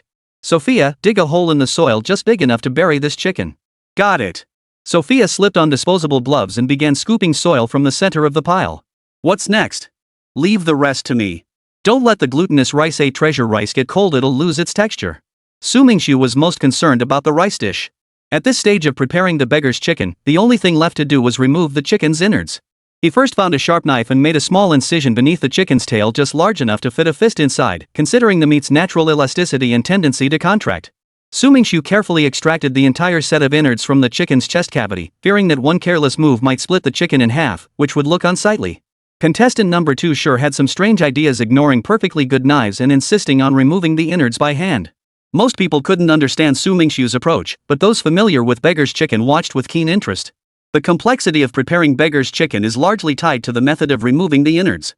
Since the chicken must be buried in soil and cooked from raw to cooked, a medium is needed that both insulates the meat from the dirt and conducts heat. Aluminum foil is the ideal medium. The use of aluminum foil as the medium for beggar's chicken is not without scientific basis. Its surface is exceptionally clean and hygienic, preventing any bacteria or microorganisms from growing. As a non-toxic packaging material, it can come into direct contact with food without posing any health risks. Since aluminum foil itself is non-volatile, neither the foil nor the food it wraps will dry out or shrink. Chapter 83, Stunning. Aluminum foil possesses excellent malleability, making it suitable for packaging products of various shapes and forming containers of any form. A particularly advantageous feature is its low rigidity, allowing it to accommodate objects of any contour. Add scallions, ginger, garlic, salt, oyster sauce, cooking wine, and pepper to the chicken, then massage the seasonings into the meat. Rinse the sanhuang chicken, then stir-fry a filling with salt, sugar, cooking wine, soy sauce, oyster sauce, scallions, ginger, cloves, star anise powder, shrimp, diced meat, shiitake mushrooms, and bamboo shoots. Stuff this mixture into the chicken cavity. The whole chicken is a sanhuang chicken. Speaking of sanhuang chickens, they are exceptionally nutritious. Its meat is tender, flavorful, and nutrient-dense, featuring high-quality protein, low fat content, and abundant amino acids, all of which are essential for the human body. Beyond that, it's a good source of phosphorus, iron, copper, and zinc, and rich in vitamins B12, B6, A, D, and K, making it ideal for nourishing the blood and promoting overall health. Compared to beef and pork, the lipids in Sanuang chicken meat contain higher levels of unsaturated fatty acids oleic acid monounsaturated and linoleic acid polyunsaturated, which help reduce harmful LDL cholesterol. The ingredients stuffed inside the clay oven chicken are carefully selected. Shrimp are highly nutritious, with tender, easily digestible meat, making them an excellent food for those recovering from illness or needing to restore their health. Shrimp are rich in magnesium, which plays a crucial role in regulating heart function and effectively protects the cardiovascular system. It helps reduce cholesterol levels in the blood and prevents arteriosclerosis. Ancient Chinese studies recognize the therapeutic value of shiitake mushrooms. The Compendium of Materia Medica notes their ability to benefit the stomach and intestines, resolve phlegm, and regulate qi. The Essentials of Materia Medica states, shiitake mushrooms, a delicacy among foods, are beneficial to the stomach and aid digestion. The water extract from dried shiitake mushrooms contains histidine, alanine, phenylalanine, leucine, as well as asparagine, acetamide, choline, and adenine. These components help regulate metabolism, aid digestion, lower blood pressure, reduce cholesterol, prevent liver cirrhosis, eliminate gallstones, and combat rickets. The appeal of beggar's chicken has certain limitations. While suitable for all ages, those who are obese or have high blood lipid levels should avoid excessive consumption. Individuals with allergic dermatitis should refrain from eating it. The whole chicken is wrapped in 2 layers of aluminum foil before being placed in an earthen pit. Since dry soil cannot fully encase the chicken, an appropriate amount of water is poured into the pit. Then came the mud mixing stage, reminiscent of children's play. Su Mingxu, transformed into a mischievous child, rolled up his sleeves, squatted on the ground, and kneaded the soil until it became sticky. Mission accomplished. The mud was evenly smeared over the foil-covered skin. Applying the mud required some finesse, not too thin, not too thick. Mastering this technique clearly demanded practice. He found a grill rack and placed the clay-covered whole chicken on it. Australia wasn't China, there were no pit ovens here. The only option was the most primitive method of roasting. Time ticked away, with less than half an hour left before the competition ended. Every contestant focused intently on this semi-final round. Su Mingxu stood by his clay-baked chicken, never straying far, terrified that this grand finale might go wrong. Authentic clay-baked chicken uses lotus leaves, and speaking of lotus leaves, Su Mingxu felt a pang of regret. Finding even one lotus leaf in Australia was harder than climbing to the moon, let alone 2. The moisture in the clay gradually evaporated under the flames, releasing a misty vapor that filled the air and moistened Su Mingxu's parched nostrils. Without thinking, he took a deep breath and nearly choked on the earthy scent that shot up his nose. Soil baked by fire produces a distinct odor. A clay-baked chicken wrapped solely in earth wouldn't taste good simply because the meat inside wouldn't absorb any flavor. To make it tasty, you either need to marinate it for a long time beforehand to ensure the meat absorbs the flavors, or add seasonings when eating it. Whether the earthen wrapping enhances flavor is debatable, but it offers a significant advantage. The chicken can be placed directly in the fire for even heating without risk of burning. After 20 minutes of medium heat baking, the clay slowly cracked and dried. Fragrant aromas drifted out through the fissures, filling the entire competition venue. Everyone craned their necks, greedily inhaling the aroma in the air. The reputation of beggar's chicken as a renowned Chinese delicacy is well deserved. The fried roast chicken, tender and succulent with a unique flavor, releases its aroma when the clay shell is broken open, filling the room. Paired with scallion whites and sweet bean sauce, it becomes even more delicious. This dish is a traditional specialty of the Changshu region and one of the 3 famous chickens of Suzhou. Chickens raised in this soil taste so good. It's truly terrifying. The live audience members were swallowing hard, already scheming how to devour the chicken veiled in earth. Sue, is that really the chicken we prepared buried in the soil? Even as an assistant, Sophia couldn't believe that such an enticing delicacy could be hidden in the very soil she usually disliked handling. Absolutely genuine. But it's not a true beggar's chicken yet, we're missing key ingredients. Su Mingxu's words left Sophia speechless. Sophia asked in astonishment, this aroma hasn't even reached its peak? How perfect must the real beggar's chicken be? Chinese culture is profound and extensive, with culinary traditions leading the world by centuries. The very origin of beggar's chicken is itself a legendary tale. The competition is over. All contestants must immediately cease their actions. The host delivered the final ultimatum, declaring this round concluded. Thankfully, our dish is already done. Sophia breathed a sigh of relief, carefully transferring her heart-pounding glutinous rice treasure pudding onto a plate. Su Mingxu, however, was remarkably relaxed. He scooped the mud directly into his gloved hands and walked over to the judges' table. The dish with its peculiar appearance immediately captured everyone's attention the moment it was placed on the table. Han Jierue carried his mushroom feast to the judges' table with his assistant's help. In moments, the small long table was filled with over a dozen dishes of varying sizes, all beautifully presented except for a pile of mud tucked in a corner. Following the usual tradition, several lucky audience members were selected to come up and taste the dishes. This foie gras is fantastic. This one's good too. Could you pass me the dish on the far left? The pineapple cake is also good. Dish after dish was sampled, tasted, and critiqued. Su Mingxu's glutinous rice a treasure pudding drew a crowd due to its appealing presentation. People wanted to eat it but hesitated to ruin its perfect shape. Chapter 84, Han Jiarui. Su Mingxu shot a helpless glance at this group of people who seemed to have OCD tendencies. He had no choice but to step forward himself and personally divide the glutinous rice a treasure pudding into over a dozen equal portions. Fortunately, he had made extra portions, otherwise it truly wouldn't have been enough to go around. The total number of tasters, all told, came to a whopping 15. Su Mingxu sighed inwardly, realizing some would miss out on the deliciousness of the beggar's chicken.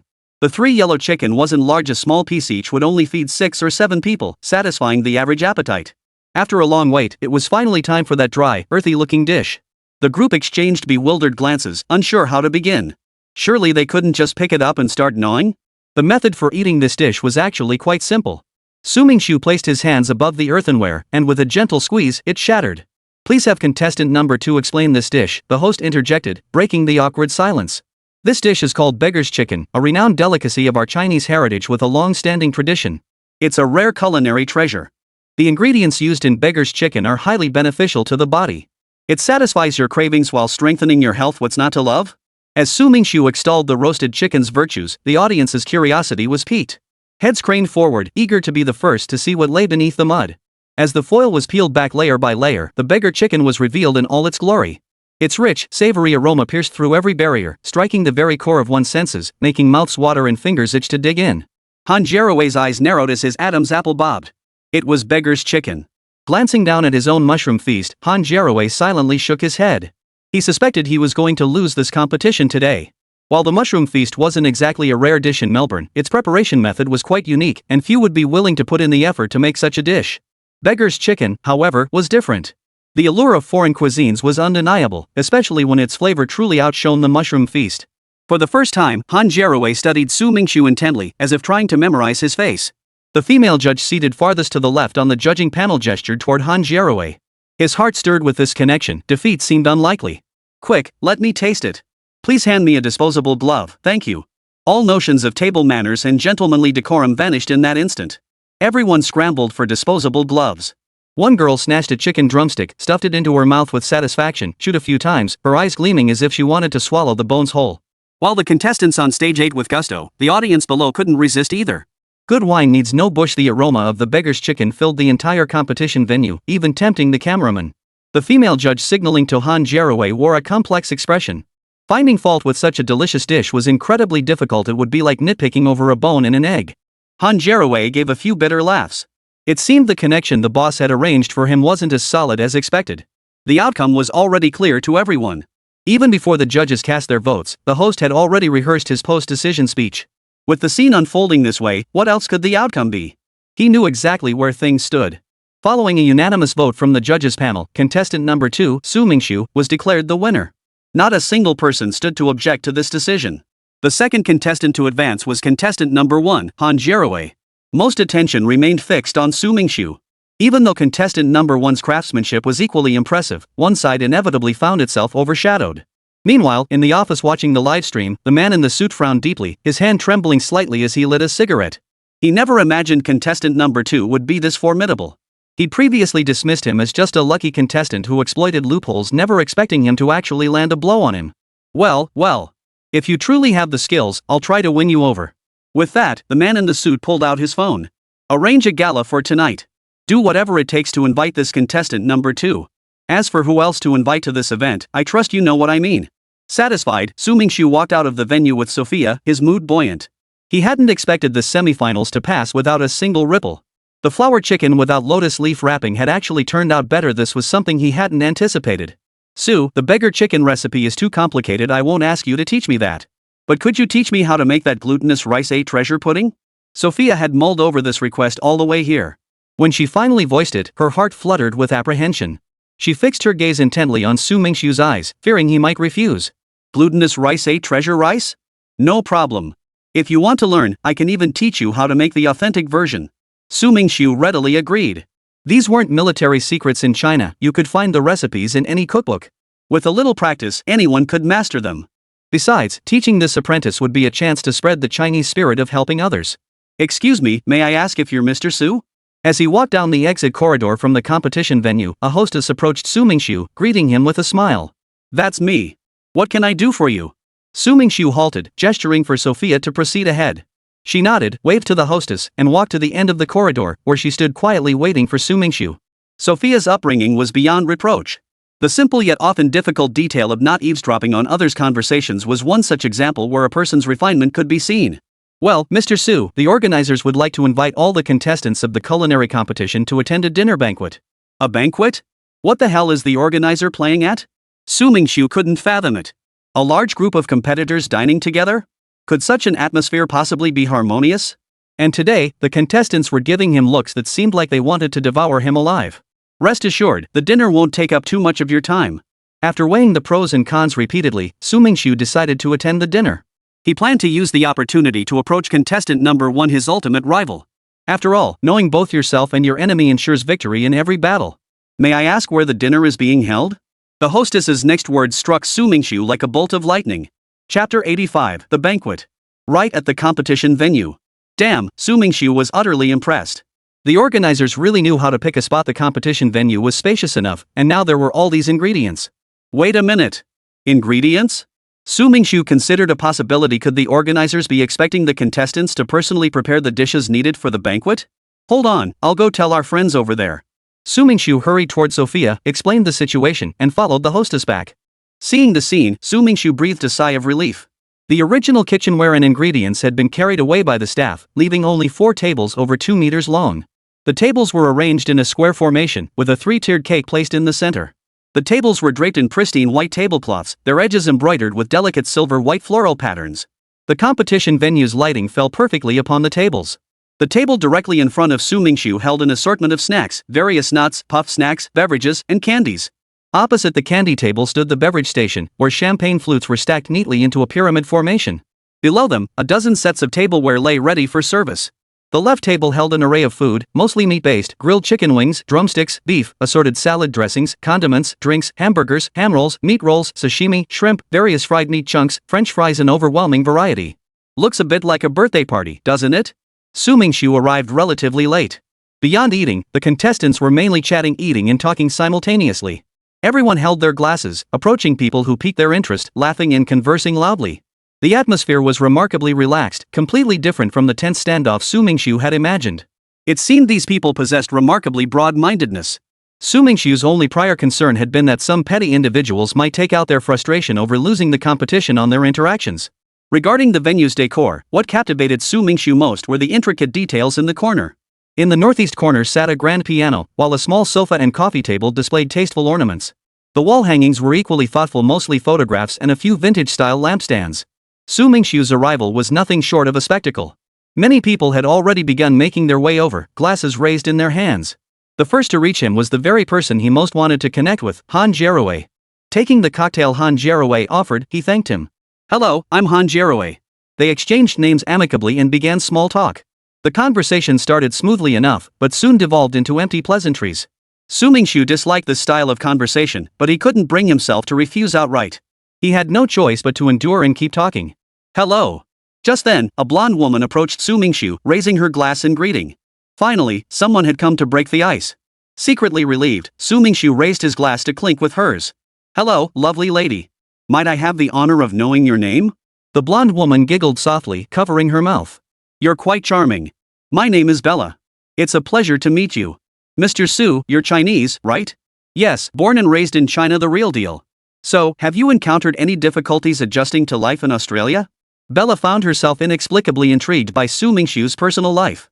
"How to put it? I find this lifestyle quite leisurely. Living in the city, you never get that feeling. I used to be a 9-to-5 office worker, exhausting. The scenery here is beautiful, and the environment is truly enviable." Su Mingxu couldn't help but think back to his previous life. In China's cities now, PM 2.5 levels had skyrocketed to dangerous levels, bordering on catastrophic. "I've heard about it." Bella made a face of sudden realization. China's severe smog wasn't exactly breaking news anymore. "By the way, you're Chinese too, right?" Su Mingxu turned to ask. The name Han Jiarui just didn't sound foreign. "Yes, I'm Chinese. I came to Australia to study culinary arts." Han Jiarui nodded. "Actually, my name isn't Han Jiarui. In China, I'm called Han Han." "Then why did you change it to Han Jiarui?" Bella voiced Su Mingxu's question. My English name is Hanjiri. It's just easier to go by Han Hanjirawe, Hanjirawe said cheerfully. Don't you think Hanjirawe is a pretty good name? It really is. Through their conversation, Su Mingxu had already gotten a sense of Han Hanjirawe's personality. He was the type who was intensely passionate about culinary arts, and describing it as fanatical wouldn't be an exaggeration. So you went abroad to study culinary arts? Didn't your family object? In China, many people have misconceptions about the chef profession, especially the older generation. A bit, I suppose. But my parents are pretty easygoing, they just told me not to regret it. Han Hanjirawe brushed it off casually, clearly wanting to drop the subject. Where are you working now? Su Mingxu set his cocktail down on the table and replaced it with a glass of orange juice. Tonight he needed to study the lucky coin again. He couldn't afford to get drunk at this dinner party, otherwise he'd have to wait another day to find time for research. If not for the crowd, Su Mingxu would have used the lucky coin right then and there. That feeling of urgency was like having a pile of money right in front of you, yet being unable to pick it up. I'm working as a chef at a small restaurant. A small restaurant? Su Mingxu asked in surprise. With your cooking skills, getting a job at a star-rated restaurant shouldn't be too difficult, right? Han Hanjirawe shot Bella a subtle glance before pulling Su Mingxu aside with an excuse. It's a long story, he said. It's rare to meet someone from home in a foreign country. No problem. Go ahead, I'm listening. Everyone has their own unspoken burdens, buried deep within their hearts. Rarely does anyone bring these things out into the open. But sometimes, finding an outlet makes you eager to reveal those deeply buried emotions. That urge to speak up often comes only once, miss it, and you lose your chance forever. How should I put this? Han Hanjirawe wrestled with how to phrase it. Let me start from when I first began job hunting. Chapter 86, Han Hanjirawe's Past. When I first arrived in Australia, I was practically penniless. My first meal was a simple slice of bread, not even a cup of hot water to wash it down. Those days were the toughest of my life, yet also the most fulfilling. Han Hanjirawe seemed to have fully immersed himself in the memory, his pupils brimming with nostalgia. Su Mingxu understood that feeling. Past hardships always become untold stories, waiting for someone destined to hear them. Su Mingxu, you know. Han Hanjirawe's mood suddenly became quite unstable. Foreigners still harbor some prejudice toward us, to varying degrees. I've been in Australia for over 3 years now. In my first year, I found a fairly decent restaurant to apply at, but I failed. My culinary skills hadn't met their standards yet, so I pushed myself harder, squeezing every possible moment to hone my abilities. And the result? Su Mingxu pulled up a chair and sat quietly, listening to Han Hanjirawe's story. I still didn't get the job. Han Hanjirawe sounded frustrated. I swear it wasn't because of my cooking skills. I dedicated a whole year to honing my craft before applying again. During that time, I barely scraped by working as a waiter. Living alone in a foreign land is undoubtedly tough, managing daily necessities, not to mention the extra effort and time spent learning the local language when you don't speak it. After a 10-minute conversation, Su Mingxu had fully grasped Han Hanjirawe's past experiences. Ah, how prejudice can mislead people. After hearing his story, Su Mingxu could only utter those words. Han Hanjirawe's job search had been made significantly more difficult by one particular identity. Foreign national. Although racial discrimination no longer exists, it still causes trouble for some people. The reason most employers rejected Han Hanjirawe was precisely because of this identity. Most companies preferred to hire people from their own country. They were reluctant to seek out foreigners, even though their work capabilities weren't particularly problematic. Cultural differences inevitably led to unnecessary complications.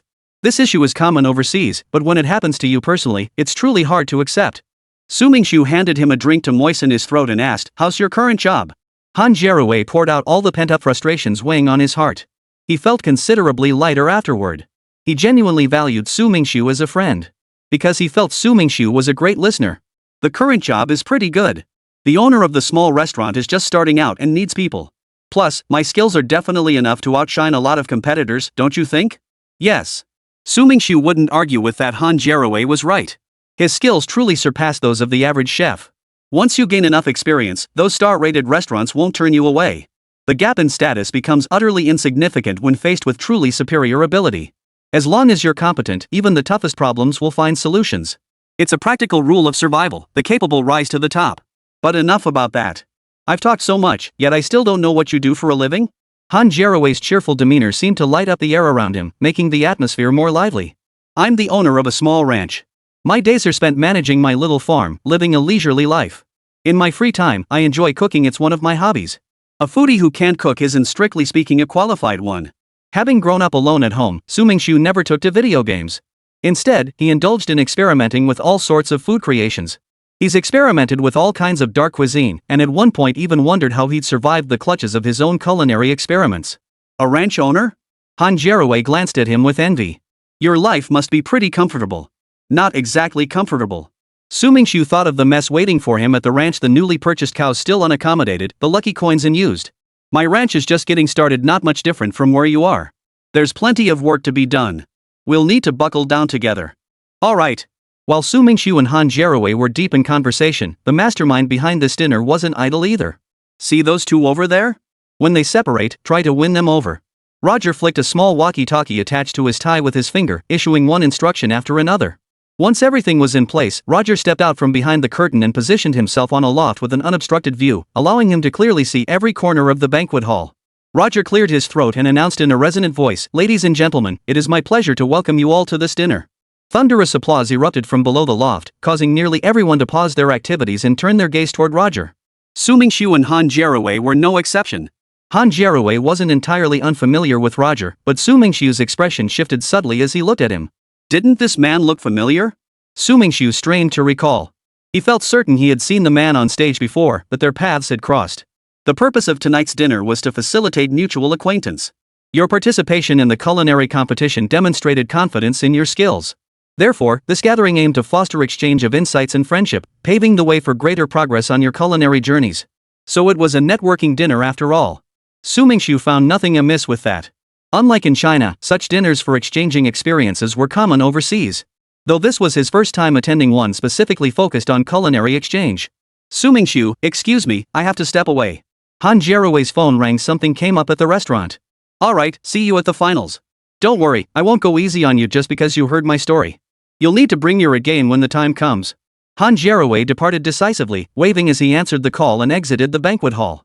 A dark figure in the corner glanced up at Han Jaroway's retreating figure, then shifted its gaze to Su Mingxu sitting alone at the table. Rising silently, it stood up. Chapter 87, Nor Group. Ah, Han Jaroway was probably the only interesting person here. Now that he's gone, I should make my exit too. Su Mingxu placed his champagne glass back on the table. While exchanging experiences with other contestants could certainly improve his culinary skills, but he was really busy right now. Mr. Su, please wait a moment. Su Mingxu was already used to it. This was the second time today he'd been stopped at the no-problem competition venue. What is it? Please make it quick. Anyone would find this irritating. My name is Bobby. I'm the HR manager for the Nor Group. Bobby adopted an extremely deferential posture, as if trying to distance himself from Su Mingxu. Su Mingxu frowned in thought. He couldn't recall having any significant dealings with this Noel group. The culinary competition is organized by our group. Oh. Su Mingxu finally understood. The culinary competition was essentially a recruitment drive for Noel Group. No wonder someone kept blocking his exit. May I ask what line of business your company is in? Su Mingxu tactfully expressed his unfamiliarity with Noel Group. Certainly. Bull bowed and gestured, leading Su Mingxu into a quiet room. It was a compact cafe, small yet fully equipped. A round table, two intricately carved wooden chairs, and decorative ornaments adorning the walls created a fresh, minimalist atmosphere that immediately appealed to Su Mingxu. It's nicely decorated, Su Mingxu remarked admiringly. It seemed he should consider setting up a tea spot at his own ranch someday. Thanks for the compliment. This is a meeting room with excellent soundproofing. Don't let the size fool you, it's got plenty of hidden features. Bobby chuckled softly, pressing a discrete panel on the wall. A peculiar sound then emanated from the largest character on the wall. Like the grinding of mechanical gears in motion. Let's discuss this inside. Beyond the wall was a hidden chamber. Its interior was even more minimalist than the outer room, with smooth marble walls devoid of any decoration. A conference table roughly 2 meters long stood at the center, flanked by over a dozen chairs. Clearly, this space served as a research venue for high-stakes meetings. Why did Bobby bring me here? Su Mingxu couldn't figure it out the entire walk. Such a hidden location shouldn't have been revealed to an outsider like him. If he refused the olive branch offered by the Nor Group, this place could become a major threat. Could they be planning to destroy evidence? The thought sent a chill through Su Mingxu. This was a society governed by law, surely they wouldn't resort to such measures? Please be seated, Mr. Su. Bobby chose a spot along the wall. For safety's sake, Su Mingxu didn't sit beside him but positioned himself directly across the table. This way, he avoided appearing evasive while still allowing time to devise countermeasures before Bobby could act out. Speaking of going too far. Could Bobby be? Mr. Su must be wondering why I brought you to the inner chamber instead of the outer room, right? Seeing Su Mingxu's tension, Bobby asked, hitting the nail on the head. Yes. Su Mingxu didn't dodge the question at all, admitting it openly. After all, he was genuinely curious. You see, our Nora group specializes in developing high-end dining establishments. We place great emphasis on talent selection, and someone as exceptional as you is precisely what we seek. But you must understand, Mr. Su, that for a company to thrive, relying on just one or two individuals is far from sufficient. As Bobby spoke, he interlaced his fingers and looked directly into Su Mingxu's eyes. High-end dining. Su Mingxu's understanding of the term was vague. He'd never heard of such a concept before. Let me explain, Bobby said with a smile. The line between high-end and ordinary dining is currently quite blurred, with no clear demarcation. But high-end dining has distinct characteristics, elegant ambience, unique cuisine, and exceptional service. Oh, I see, it's basically specialty restaurants. Hearing this explanation, Su Mingxu instantly understood. In essence, high-end dining was akin to the once wildly popular specialty restaurants in China that had sparked countless imitations and trends. But with too many imitators came plagiarism and copying, exposing the flaws of high-end dining. The Golden Leopard Group, once hailed as the Rolls-Royce of the industry, collapsed spectacularly due to poor management, outdated business models, and failure to keep pace with market demands. The decline of Golden Leopard almost coincided with the transformation of China's restaurant industry. The fading of the Golden Leopard era signaled the new demands the internet age placed on the dining sector. It could be understood this way. Bobby inquired, Mr. Su, would you be interested in joining the Nora Group? We can guarantee you the position of head chef at any of our group's establishments. For an ordinary chef, this offer would be impossible to refuse the chance to choose any head chef position across the group's enterprises. Had Han Jerue been the one to make this proposal, he would have accepted without hesitation. But Su Mingxu was merely a half-baked chef. Sorry, Bobby, Su Mingxu shook his head. I'm afraid my main profession isn't cooking. I entered the culinary competition purely out of interest. Bobby was momentarily at a loss. Not a chef by trade? How could he possess such exquisite culinary skills? You're pulling my leg. Mr. Su, won't you reconsider? Bobby was frantic. The boss had given him a strict order, secure this future culinary star at any cost. Failure meant his HR manager position was on the line. To be honest, I own a ranch in the countryside. While it's not too demanding now, once it expands, I'll likely be swamped. Where would I find time to be a head chef? The role of head chef carries significant responsibility. Typically held by individuals skilled in food preparation, the head chef manages the kitchen and oversees the planning of menus, ordering of ingredients, and directing and assisting in the cooking process for specific dishes in large enterprises like hotels or restaurants. They are also known as the culinary director.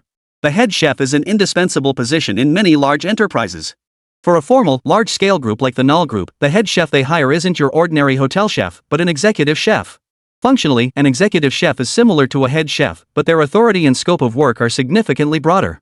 Chapter 88, Negotiations. Executing administrative kitchen tasks, controlling kitchen operating costs, developing new dishes, launching new menus each season, coordinating and arranging the work of front-of-house staff while maintaining timely communication with them, formulating training plans for front-of-house staff and overseeing their implementation. Additionally, overseeing the maintenance, cleaning, and proper use of all kitchen equipment and tools, managing the head chef, and so forth. To put it simply, it's akin to the role of the chief eunuch overseeing the imperial kitchen in ancient palaces. Mr. Su, you mentioned your primary occupation is rancher? Bobby's eyes lit up. The ranching profession was closely tied to the food service industry. Exactly. Su Mingxu nodded, a faint smile playing on his lips. Barring any surprises, he could secure a major deal. So, Mr. Su, would you be interested in the position of honorary chef? Honorary chef? Su Mingxu chuckled. Just a title without the work, occasionally showing off a few skills? Bobby's face flushed crimson. Su Mingxu was being a bit too blunt. While that description was accurate, he was still part of the group, after all. Of course, this honorary chef title wasn't a Michelin star awarded by the French Culinary Association, but an internal honor bestowed by the Nor Group. An honorary chef represented the face of a restaurant group. Typically, a dining company would have 3 to 4 honorary chefs. Su Mingxu's cuisine was perfectly suited for developing high-end dining. With virtually no Australian chefs proficient in Chinese cuisine, leveraging Su Mingxu's expertise could bring immense benefits to the Noel Group. Su Mingxu understood this was a mutually beneficial arrangement. While the Nor Group profited, it would also bring considerable exposure to Qingfeng Ranch. I believe this approach is viable. If possible, serving as Nor Group's honorary chef could also be an excellent way to develop Qingfeng Ranch. After carefully weighing all factors, Su Mingxu concluded that the key lies in whether Nor Group can present a suitable proposal. Qingfeng Ranch's future prosperity would certainly extend beyond that of a small farm. Moreover, the beef and mutton produced by the system were premium quality. Serving as a raw material supplier for Noel Group was a viable option. The key was establishing a cooperative relationship. After all, Su Mingxu wholeheartedly agreed with the principle of keeping profits within the family. After a lengthy discussion, Bobby finally said with resignation, "Mr. Su, I'm just a small HR manager without much authority to negotiate orders. Would it be okay to have a specialist discuss the specifics with you?" Su Mingxu had anticipated this outcome and agreed, "Certainly. When will you notify me of the specific time?" "No need to set a specific time. Just after the finals. Don't rush off yet, we'll gather here, and someone will come to discuss it with you then." "Alright then."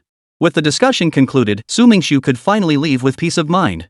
Stepping outside the venue, he found the area deserted. All the contestants had already left, and he was likely the only one still there. Wait, something's off. Bobby had mentioned that NOR Group's development required more than just his expertise. He'd exited the conference room but hadn't seen anyone else enter. Could it be they only meet with one candidate at a time? That couldn't be right. Glancing at the chairs around the conference table, he roughly counted 18 or 19 seats. How much time would it take to meet with that many people? His own meeting had taken over half an hour. Even if there were only 10 people, that would be 300 minutes, 5 hours. It was already past 7 p.m. If they dragged this out any longer, he might as well stay for a late-night snack. Lucky coin, here I come. Su Mingxu couldn't think of anything else now. He just wanted to get back to the ranch and use that lucky coin. Otherwise, this joke had been bottled up inside him for far too long, and it was driving him crazy. Hatton and the others must have left already. Ah well, having missed the bus meant he'd have to hail a cab back. Just as Su Mingxu was about to hail a cab, he spotted a familiar figure. "Su, I never knew your skills were so impressive." "Borgie? Ross? When did you guys arrive?" Su Mingxu walked over and gave each of them a hug. Ross jingled his car keys. "Hop in. We'd love to visit your ranch sometime, would that be okay?" "Of course, it's convenient. Who wouldn't want a free ride?" "Su, who taught you to cook like this?" Borch sat in the front passenger seat, turning his head to look at Su Mingxu in the back. Su Mingxu replied innocently, "No master at all. Just messing around at home with recipes when bored. If I had to name a mentor, it'd be my family's old Buddha." "What do you mean by the old matriarch?" "Oh, sorry, forgot you wouldn't understand." Su Mingxu chuckled awkwardly, explaining to the two of them, "It means my mother." "Then your mother must be an incredible chef," Ross said admiringly, turning the ignition key while checking the rearview mirror for traffic. He skillfully reversed and turned the car around. "So, Su, where exactly is your ranch? Direct directions might be tricky. How about this, I'll have Hatton send you the coordinates." Su Mingxu had Hatton send the coordinates for Qingfeng Ranch, then handed his phone to Ross. With GPS navigation, getting lost wouldn't be an issue. Times have changed. GPS systems have become increasingly reliable, with navigation errors growing rare. The voice prompts are exceptionally clear, they even alert you precisely to speed limits at traffic lights. "I completely forgotten cars even had navigation systems anymore." The car hit the road. Probably due to Ross's poor driving skills, the constant jolting nearly made Su Mingxu vomit up all the drinks he'd had at the networking dinner. "Ross, who the hell gave you your license? I'm going to report them for bribery." Borch opened the window wide, letting the wind rush in. The sudden blast jolted Su Mingxu, who was feeling queasy, and he sobered up considerably. "Why would you accuse my instructor of bribery?" Ross gripped the steering wheel tightly, his eyes fixed intently on the road ahead, not daring to relax for a moment. This was classic rookie behavior. You shouldn't grip the wheel too tightly while driving. Over-gripping makes you prone to uncontrollable reactions during emergencies due to excessive tension. For instance, if you grip the wheel too tightly while driving and an oncoming vehicle collides with you, there's a high probability your arms will stiffen from excessive force. That the brave prevail in narrow paths scenario isn't impossible. With your driving skills, you'd be better off staying in driving school for a decade or so to practice diligently before venturing out. Or get out, let me take the wheel for a bit. Chapter 89, Lucky Coin. Birchie had the vomit bag ready, he was practically done for. "You're actually going to throw up? Is it really that bad?" Su Mingxu glanced at Borch with concern. Motion sickness was a common ailment. Motion sickness is a condition triggered by any form of accelerated movement such as the jolting, swaying, or spinning experienced in cars, ships, or planes that stimulates the vestibular system. Initial symptoms include upper abdominal discomfort, followed by nausea, pallor, and cold sweats. This rapidly progresses to dizziness, mental depression, increased salivation, and vomiting. Depending on the mode of transport, it is referred to as motion sickness, car sickness, sea sickness, air motion sickness, and space motion sickness. Numerous treatment methods exist, though the most effective may be traditional remedies. The first involves controlling breathing during motion, aligning the body toward the center of rotation relative to the direction of travel to reduce dizziness. Think of it like a differential centrifugal method, the closer to the center, the slower the rotational speed. The spin cycle of a washing machine operates on the same principle. As it rotates, clothes are flung against the outer wall, causing water to be flung out. The second method is a luxury in Australia, applying ginger slices to the navel.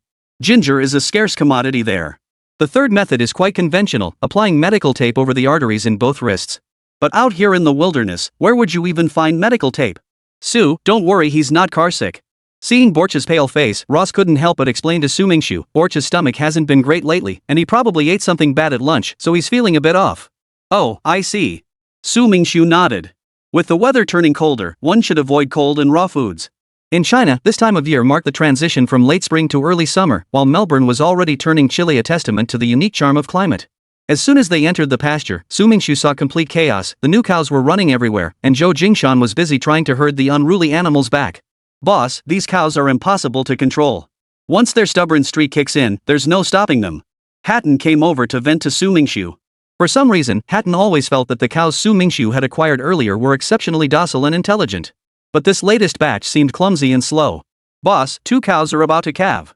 Zhou Jingshan's frantic figure burst into Su Mingxu's line of sight. It should be any day now. What? Su Mingxu nearly dropped his jaw. Then we've hit the jackpot. Generally, farms wouldn't easily sell pregnant cows, because once a cow gives birth to a calf, it means she can start producing milk. After calving, cows enter lactation. If a cow isn't bred again after her first calf, she can keep producing milk indefinitely. However, milk production peaks around the 3rd month and then gradually declines, making it uneconomical. Therefore, cows are typically bred again within about 23 months postpartum. With a gestation period of roughly 285 days, milking is halted for 2 months after the 7th month of pregnancy to ensure fetal development. This is the dry period. Milking resumes after calving. Cows' pregnancy and lactation patterns differ from humans. While humans cease lactation immediately upon conception, cows can lactate while pregnant. Exactly. While Zhou Jingshan chuckled, he also realized a thorny problem: no one on the ranch could assist with the calf's birth. Could he really expect a bunch of inexperienced men to deliver a calf? Boss, if a cow really goes into labor, we'll still need to call the vet. Indeed. Su Mingxu saw no objection to calling the vet. The cost of the service was negligible compared to the value the cows generated, so there was little to hesitate about. He turned to attend to other tasks. Alright, let me introduce you all. I won't reintroduce Borch, you've met him before. This is Ross, a pretty skilled bartender. Su Mingxu introduced Ross to the Qingfeng Ranch crew and recounted his journey into mixology. Wow, I'll have to learn mixology when I get the chance, Hatton said enviously. I'll teach you when I have time. Sue, seeing your ranch is still busy, Ross and I should head out. We'll come visit next time. Su Mingxu's ranch was in complete chaos. Staying would only distract him. Rather than causing trouble for both parties, it was better to leave cleanly and return another time. Su Mingxu couldn't refuse. He absolutely wouldn't pretend to be something he wasn't. Take care on your way back. I won't see you off. All right. As soon as Ross and Borch left, Su Mingxu threw himself wholeheartedly back into the ranch's construction. Hatton, there are 2 cows about 500 meters ahead. Standing at a vantage point, Su Mingxu raised his binoculars and used the walkie-talkie to direct Hatton and Sean to round up the cows. Zhou Jingshan, being slightly older, naturally handled the more technical tasks, namely, calming the captured cows. After calming a newly arrived cow, Zhou Jingshan let out a long sigh. The boss wants me to calm cows? I'd rather be the one catching them. Catching cows was purely physical labor, but calming them drained both energy and nerves, leaving him flustered. The ordeal lasted a full 2 hours. Everyone, you've worked hard. Su Mingxu descended from the elevated platform. With all the cows now accounted for, the corral needed to be built quickly. Leaving them exposed to the sun all day wasn't a viable solution. Alright, I'll contact the lumber yard tomorrow to arrange for the pens. Boss, you'll need to mark out the layout beforehand. Hatton didn't feel qualified to designate the pen locations. Alright, it's getting late. Everyone should get some rest. Su Mingxu nodded. He felt incredibly excited inside. After waiting all day, he finally had the chance to open the lucky coin. Like a thief, he secured all windows and doors, locking both the main entrance and bedroom door. Sitting on the edge of his bed, he silently chanted a few words, and the lucky coin materialized in his palm. Opening the system's lottery interface, a familiar yet unfamiliar spinning wheel appeared before him. Su Mingxu's feelings were somewhat complex. This wheel had altered his life and changed his destiny. What kind of change? What kind of change would it bring him? The slots on the disc remained unchanged, except the Clearwind Ranch deed slot had turned gray. Clearly, the lottery disc didn't refresh each use, permanently removed one prize. The virtual pointer hovered over a white section bearing a black bridle emblem. The bridle appeared carved into the surface of the white tile, strikingly lifelike. Chapter 90, The Drawl. Su Mingxu muttered under his breath, this black rain symbol isn't actually going to give me a pair of reins, is it? Pushing that terrifying thought aside, Su Mingxu held his breath and slipped the sweat-dampened lucky coin into the virtual wheel. The wheel spun as rapidly as he'd imagined, so fast that even straining his eyes, Su Mingxu couldn't discern a single detail. It couldn't be traveling at light speed, could it? All he could make out were blurred concentric circles, not just the symbols, but even the colors had smudged into a chaotic mess. After a dozen seconds, the wheel's speed began to slow. Su Mingxu was too nervous to open his eyes. The moment he'd been longing for had finally arrived, yet he found himself growing timid. What if it was something undesirable? The prizes on the lucky wheel were a motley assortment, covering almost everything imaginable, even a glass cup for drinking water. But Su Mingxiu's worries were completely unnecessary. Anything produced by the super ranch owner system was anything but ordinary. Ah, well, it's already spun. Worst case, I just wasted a lucky coin. Su Mingxiu abruptly opened his eyes.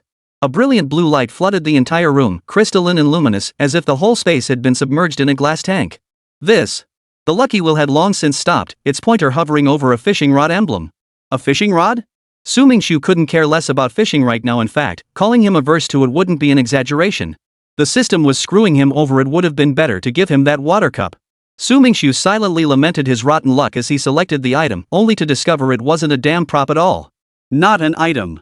Holy crap, so I wasted a lucky coin just for the sake of a laugh? Ding! Congratulations, host, you've drawn the sea fishing feature. Charging now. Charging complete. What the hell is this? Su Mingxiu scratched his ear, curiously examining the new feature that appeared on the system interface. Sea fishing? Could it be related to fishing? Through gradual exploration, Su Mingxiu finally grasped the function's purpose. This feature will be immensely beneficial for my future ocean explorations. It turned out the sea fishing function primarily served to attract schools of fish and provide basic control over them. Imagine this: in the vast ocean, what moves most freely? Not fishing boats, not ships, not submarines, and certainly not divers, but the schools of fish that inhabit the deep. Could this fishing feature help me communicate with them? If so, I might uncover many unexpected rewards. Su Mingxiu now suspected that the cup symbol on the lucky wheel might also be a unique function. If his conjecture held true, then everything on the lucky wheel was extraordinary. Even the most seemingly insignificant item could offer immense assistance at his current stage. The system explained the sea fishing feature as using a unique form of sonar to attract and control schools of fish. If a fisherman possessed this ability, his later years would be lived in great prosperity.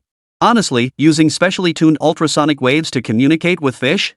It's like having countless pairs of eyes watching you from the depths. Just imagining it is thrilling. The deep sea fishing function, I absolutely have to try it someday. The sheer visual impact of a massive school of fish swirling around you? Unbelievably exhilarating. With that major worry off his mind, Su Mingxiu breathed a sigh of relief. The next big event was his classmates' arrival. Today was Wednesday, 2 days before the agreed-upon Friday. The flight from China to Melbourne took nearly half a day, so he'd count Saturday as part of the preparation time. 3 days left to prepare. Though Su Mingxiu wasn't overly concerned with appearances, when the moment came to prove himself, he wouldn't hold back. People need face, trees need bark. A lifetime is spent fighting for that one breath of vindication. He'd also make sure those who had once looked down on him would have to eat their words, forcing them to re-evaluate their perceptions of him. He'd planned it perfectly: first a day-long ranch experience at Qingfeng Ranch, then a day trip to Melbourne. While they experienced rural life at Qingfeng Ranch, they could also help manage practical tasks, handling his chores while immersing themselves in the countryside. A win-win. What should they do? Handle the pasture grass? No, the grass is growing perfectly. It needs a few more days to reach its peak before harvesting. Build cattle pens? Even less likely. A bunch of complete novices couldn't possibly build a sturdy, well-designed barn. They probably wouldn't even know how to read blueprints, let alone build anything. Ah, got it. A brilliant idea flashed through Su Mingxiu's mind. Why not have them help herd the cows? After all, Qingfeng Ranch has plenty of dairy cows, more than enough to keep them busy. As for Zhou Jingshan and Hatton that day, they could focus on entertaining the students and maybe even get a taste of being slave masters. Boss, you there? It was Zhou Jingshan's voice. I'm here. Hold on a moment. Su Mingxiu threw on his coat, hurried downstairs, and opened the door. What had happened to make him so flustered? Zhou Jingshan's expression and tone screamed 3 words to Su Mingxiu: something's gone wrong. Remember those 2 cows I told you about that were about to calve? What about them? Su Mingxiu panicked at the mention of the cows. Their importance to Qingfeng Ranch was self-evident, and even someone as composed as him felt a surge of tension. Boss, go get the vet right away. A group of grown men had zero interest in delivering calves. Their fear far outweighed any curiosity. Without a moment's hesitation, Su Mingxiu ordered Hatton to drive immediately to the old vet's clinic. What? You ask why the ranch owner didn't go himself? The reason was simple: Su Mingxiu chickened out. The old vet had made a terrifying first impression, looking like a fierce demon. Unless Zhou Jingshan was truly stuck, he wouldn't even want Hatton to go fetch him. The old vet was a peculiar man with a fiery temper, yet his medical skills were extraordinary. Many had urged him to open a pet hospital downtown, where he could earn far more than in this remote backwater. His income would multiply several times over. Nowadays, people treated their pets like their own children and were absolutely generous with their spending.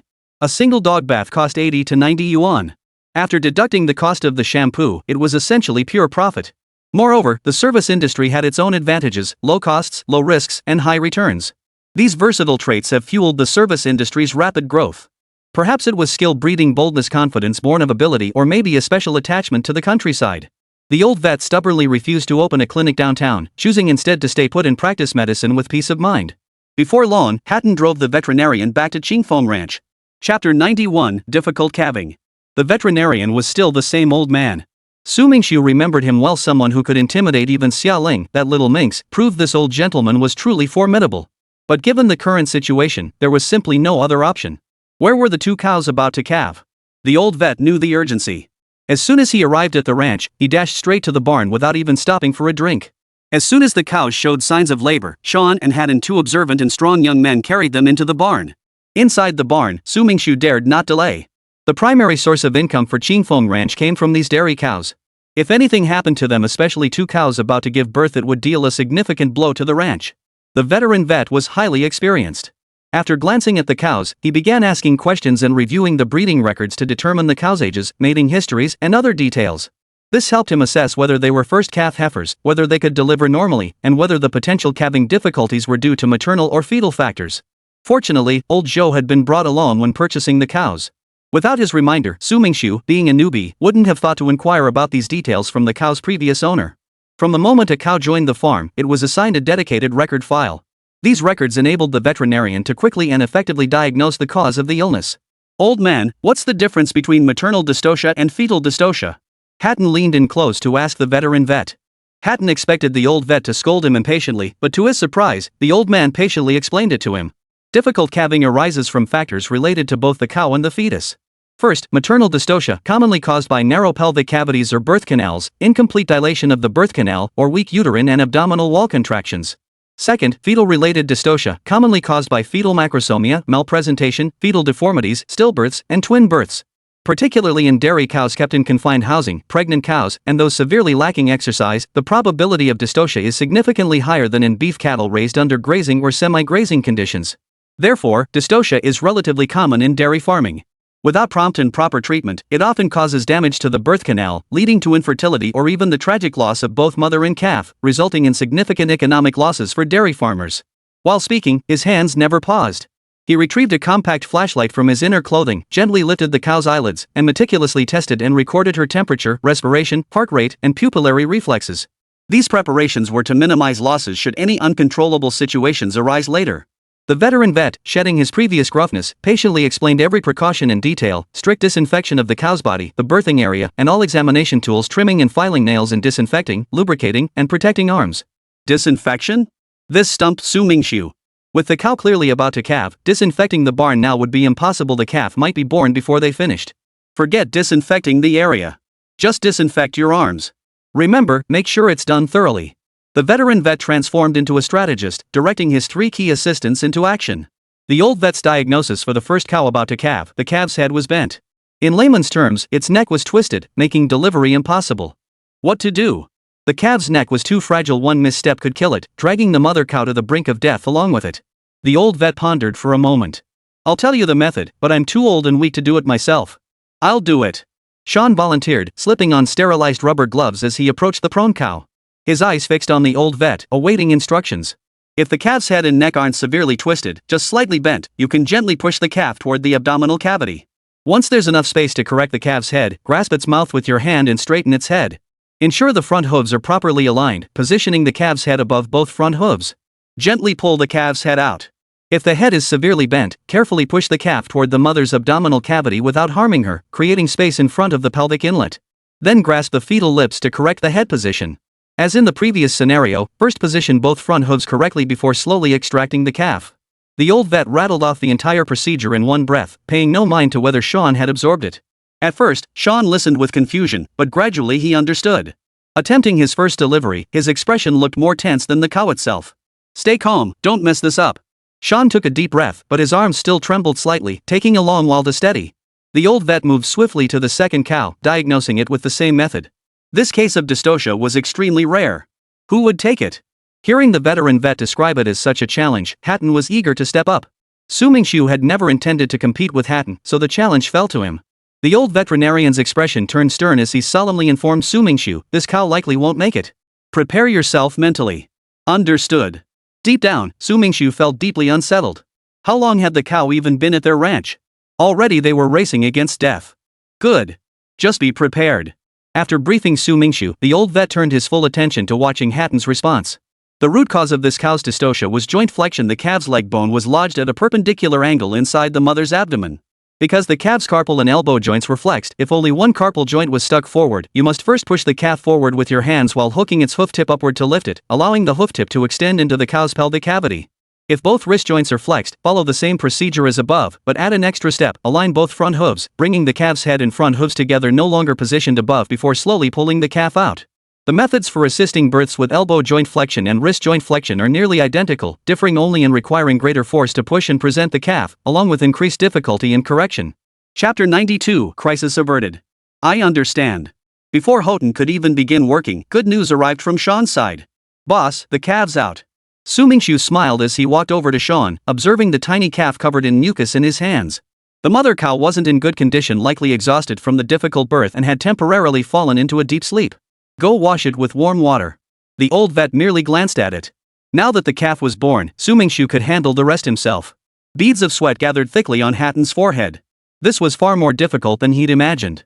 Without an X-ray machine on the ranch, he could only rely on his hands to save the cow. If it really doesn't work, just give up. The chances of saving her are too low. Even the old vet couldn't help but try to dissuade him. He'd seen many such cases before, and the outcome was always the same: most of them couldn't be saved. In the end, it would be a waste of time and energy, not worth the effort. No, he couldn't give up so easily. Only when his arms ached so badly he had to pull them out did he finally withdraw his hands. "Let me try." Sean had just assisted with the birth of another cow nearby and was now resting. With Hatton exhausted, Su Mingxu was the only one left to help.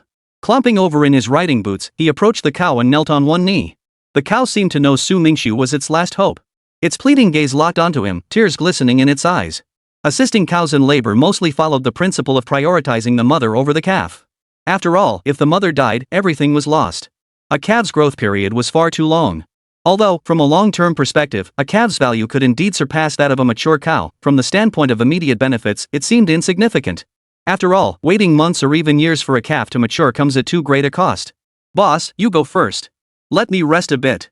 Hatton instinctively stepped aside. "Leave it to me." Su Mingxu mimicked Hatton's posture, placing his hands gently on the calf's small body just as the old vet had taught him. Ouch! No wonder Hatton felt exhausted. Su Mingxu's hands felt like they were about to fall apart. The cow had drained every ounce of strength, slumped sideways on the ground. To spare her, Su Mingxu had to kneel on one leg, supporting his entire weight with his elbows. This posture was incredibly taxing. Maintaining a single position for too long caused muscles to produce lactic acid, leaving him aching all over.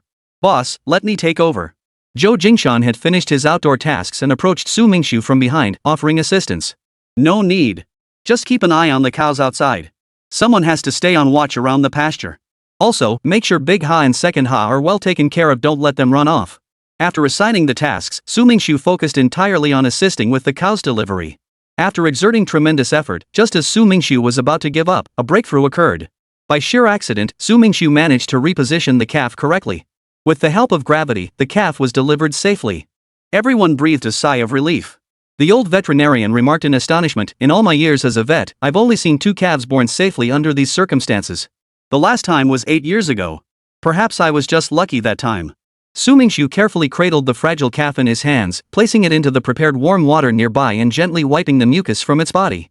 As the calf touched the warm water, it seemed to sense its comfort, instinctively straightening its legs and letting out a soft moo. Hearing the calf's call, the mother cow finally drifted back into her drowsy state. "Is it okay?" Su Mingxu, still uneasy, specifically asked the old veterinarian. "Don't worry, it's nothing serious. The cow just expended a lot of energy during the difficult birth. She needs extra care to help her body recover quickly. Feed her a nutritious, easily digestible diet, starting with small, frequent meals and gradually increasing to normal portions.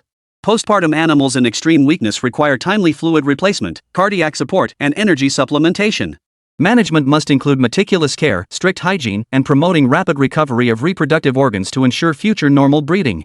The veteran vet gave countless reminders and instructions, leaving Su Mingxu deeply grateful. The old vet could have simply taken his payment and left. These extra words were entirely beyond his duty. Alright then, since everything's taken care of, I'll be heading out. The old vet declined to stay for dinner, so Su Mingxu had Hayden drive him back to the clinic. Old Joe, this is yours and Sean's to handle. I'll go check on Big Ha and Little Ha. Su Mingxu removed his mucus-covered rubber gloves, glanced at the still unconscious cow, and walked away. Big Ha and Little Ha had boundless energy, running here and there as if they never tired. The most critical issue was that the two little huskies, while running and playing, would disturb the cows intently grazing. This left Zhou Jingshan both exasperated and fearful. He was angry that the little huskies were so inconsiderate, and afraid that the cows might hurt these two reckless little creatures. Big Ha! Second Ha! Su Mingxu called out loudly from a distance to the two huskies, who were still playing with a little hedgehog. Second Husky reacted much faster than Big Husky, instantly snapping to attention and sprinting towards Su Mingxu at full speed. Only after his little brother vanished did Big O, the scatterbrained one, finally think to look for him. He frantically circled around for ages, his head practically doing a full 360-degree spin. Big Ha, over here. Unable to bear watching the clumsy dog fluster himself, Su Mingxu called out. Woof! With that slightly puppyish bark, it let Su Mingxu know it had hurt him. The little hedgehog's worries were already pitifully small, but hearing a dog bark for the first time in its life scared it into curling up into a tight little ball. From a distance, it looked like a dried-up turd, truly a sight to make you laugh and cry at the same time. With these lively characters around, Jingfeng Ranch wouldn't be lonely from now on. Come to think of it, where had the dog gone? As a wedge-tailed eagle, Doggy was incredibly dedicated. Smart as it was, it knew its duty was to protect the ranch. So it circled high above, helping Su Mingxu guard the ranch and acting as a mobile alarm system. Calling you Doggy might be a bit much. Su Mingxu propped his chin up, watching Doggy survey the surroundings with its sharp eagle eyes from afar. The name Doggy hardly did justice to the majestic appearance of a wedge-tailed eagle. Chapter 93, Little Paper Slips. And it certainly didn't match the wedge-tailed eagle's capabilities. But knowing he was hopeless at naming things, Su Mingxu abandoned the idea of renaming the dog. Doggy sounds perfectly fine, right? What? You think it's not nice? Fine, but isn't Doggy easy to remember? It really is easy to remember. I'm such a genius. Su Mingxu gave himself a couple of self-admiring compliments, feeling perfectly satisfied and justified in cementing the name Doggy. Little hedgehog, I gave you a little paper last time. Take it out and let me study it again. Su Mingxu crouched beside the little hedgehog. But the little hedgehog was stubborn as hell, refusing to poke its head out. Hey, stop playing dead. Little hedgehog felt deeply wronged. After being teased by two huskies for ages and startled by their barking, Su Mingxu wasn't comforting him, he was threatening him. Everyone knows how hyperactive huskies are. You think they earned the title king of house wrecking for nothing? Owners of huskies complain most about their tendency to wreck the house. After a long day at work, all you want is to rush home and enjoy your own little space. But upon opening the door, they find their home turned upside down by their beloved pet. They can't bring themselves to scold at huskies or masters at feigning innocence, yet leaving it unpunished leaves them seething with frustration. So if you're not mentally resilient, huskies aren't for you. Because this little rascal just loves to run wild. I'll deal with them later. Right now, let's talk business. Su Mingxu wore a sly, lecherous grin. The already timid little hedgehog grew even more frightened, nearly screaming and running away. Big Ha, Second Ha, you two go play over there. Don't interrupt me while I talk business with your hedgehog buddy. Prepared for this, Su Mingxu slipped on a pair of thick leather gloves and picked up the little hedgehog. Big Ha and Little Ha, having been snubbed, paddled their stubby little legs away in disappointment. I heard you can find treasure. Where's that piece of paper you found last time? Let me see it. Though his words sounded like a request, his hand showed no sign of backing down. His stern expression seemed to say, you decide whether you're cooperating or not. The little hedgehog first opened a tiny slit, just wide enough for its eyes to peek at the outside world. It saw Su Mingxu shiver in perfect compliance. Then, timidly, it stretched out a claw to scratch beneath its own rear. Hey, what are you doing? Su Mingxu's mind conjured a vivid image, the little hedgehog pulling a 40-meter-long sword from beneath its tail and declaring, I'll let you run 39 meters. The little hedgehog paid him no mind whatsoever, continuing to rummage about on its own. Finally, after 5 minutes, the little hedgehog stopped its movements. It held up a piece of paper in both hands. Su Mingxu stared at it. It was none other than the very same piece of paper he had seen earlier. Could you possibly shove that paper up your butt? Su Mingxu hesitated to take it. What if it had the little hedgehog's poop on it? Seeing Su Mingxu hesitate, the little hedgehog grew impatient. Was this big dummy plotting to stew him alive? Whoa! The little hedgehog grew increasingly frightened. With a swift dash, it reached Su Mingxu's feet and shoved the paper slip into his pant leg. Startled, Su Mingxu jumped backward, accidentally kicking the little hedgehog away. Now the misunderstanding deepened. Thinking Su Mingxu was about to attack, the little hedgehog turned and ran. Su Mingxu shouted after it, "Mouth agape, come back. Come back quickly." Come back? Yeah, right. He'd comfort it later. Sighing, Su Mingxu bent down to retrieve the small piece of paper from his pant leg, examining it closely. It was a tattered piece of parchment, seemingly a corner of some map. Compared to the last time, he hadn't drawn any useful conclusions, nor had he noticed anything amiss. Whether by fate or chance, Su Mingxu stepped on a patch of soft mud and splat fell flat on his face. The hand holding the paper was now perpendicular to the sunlight. Rays pierced through the paper, casting a faint pattern on the ground barely discernible without close inspection. Ignoring the pain, Su Mingxu bent down to examine the pattern. It resembled the circuitry on a circuit board, yet lacked its rigid feel. Instead, it was smooth, extremely smooth, with the pattern abruptly breaking off at the edges. Could this be some kind of secret? An ocean exploration mission alone had Su Mingxu buzzing with excitement, let alone the prospect of another novel discovery awaiting him. Adventure was a dream every man carried from childhood. While daily grind might have dulled some edges, that thrill remained buried deep within. Thrill and excitement are essential ingredients life simply can't do without. First, he'd look for little hedgehog. After all, it was the one who found the note. Su Mingxu carefully tucked the small piece of paper into his wallet, then brushed the dust off his knees from the fall. He scanned the area but saw no sign of the creature. Finally, he shook his head in resignation. If you won't take the offer, you'll have to face the consequences. He whistled, and Big Ha and Little Ha came trotting over. Big Ha affectionately tugged at Su Mingxu's collar, while Little Ha seemed a bit shy, trailing behind Big Ha. Clearly, he wasn't too keen on this temporary owner.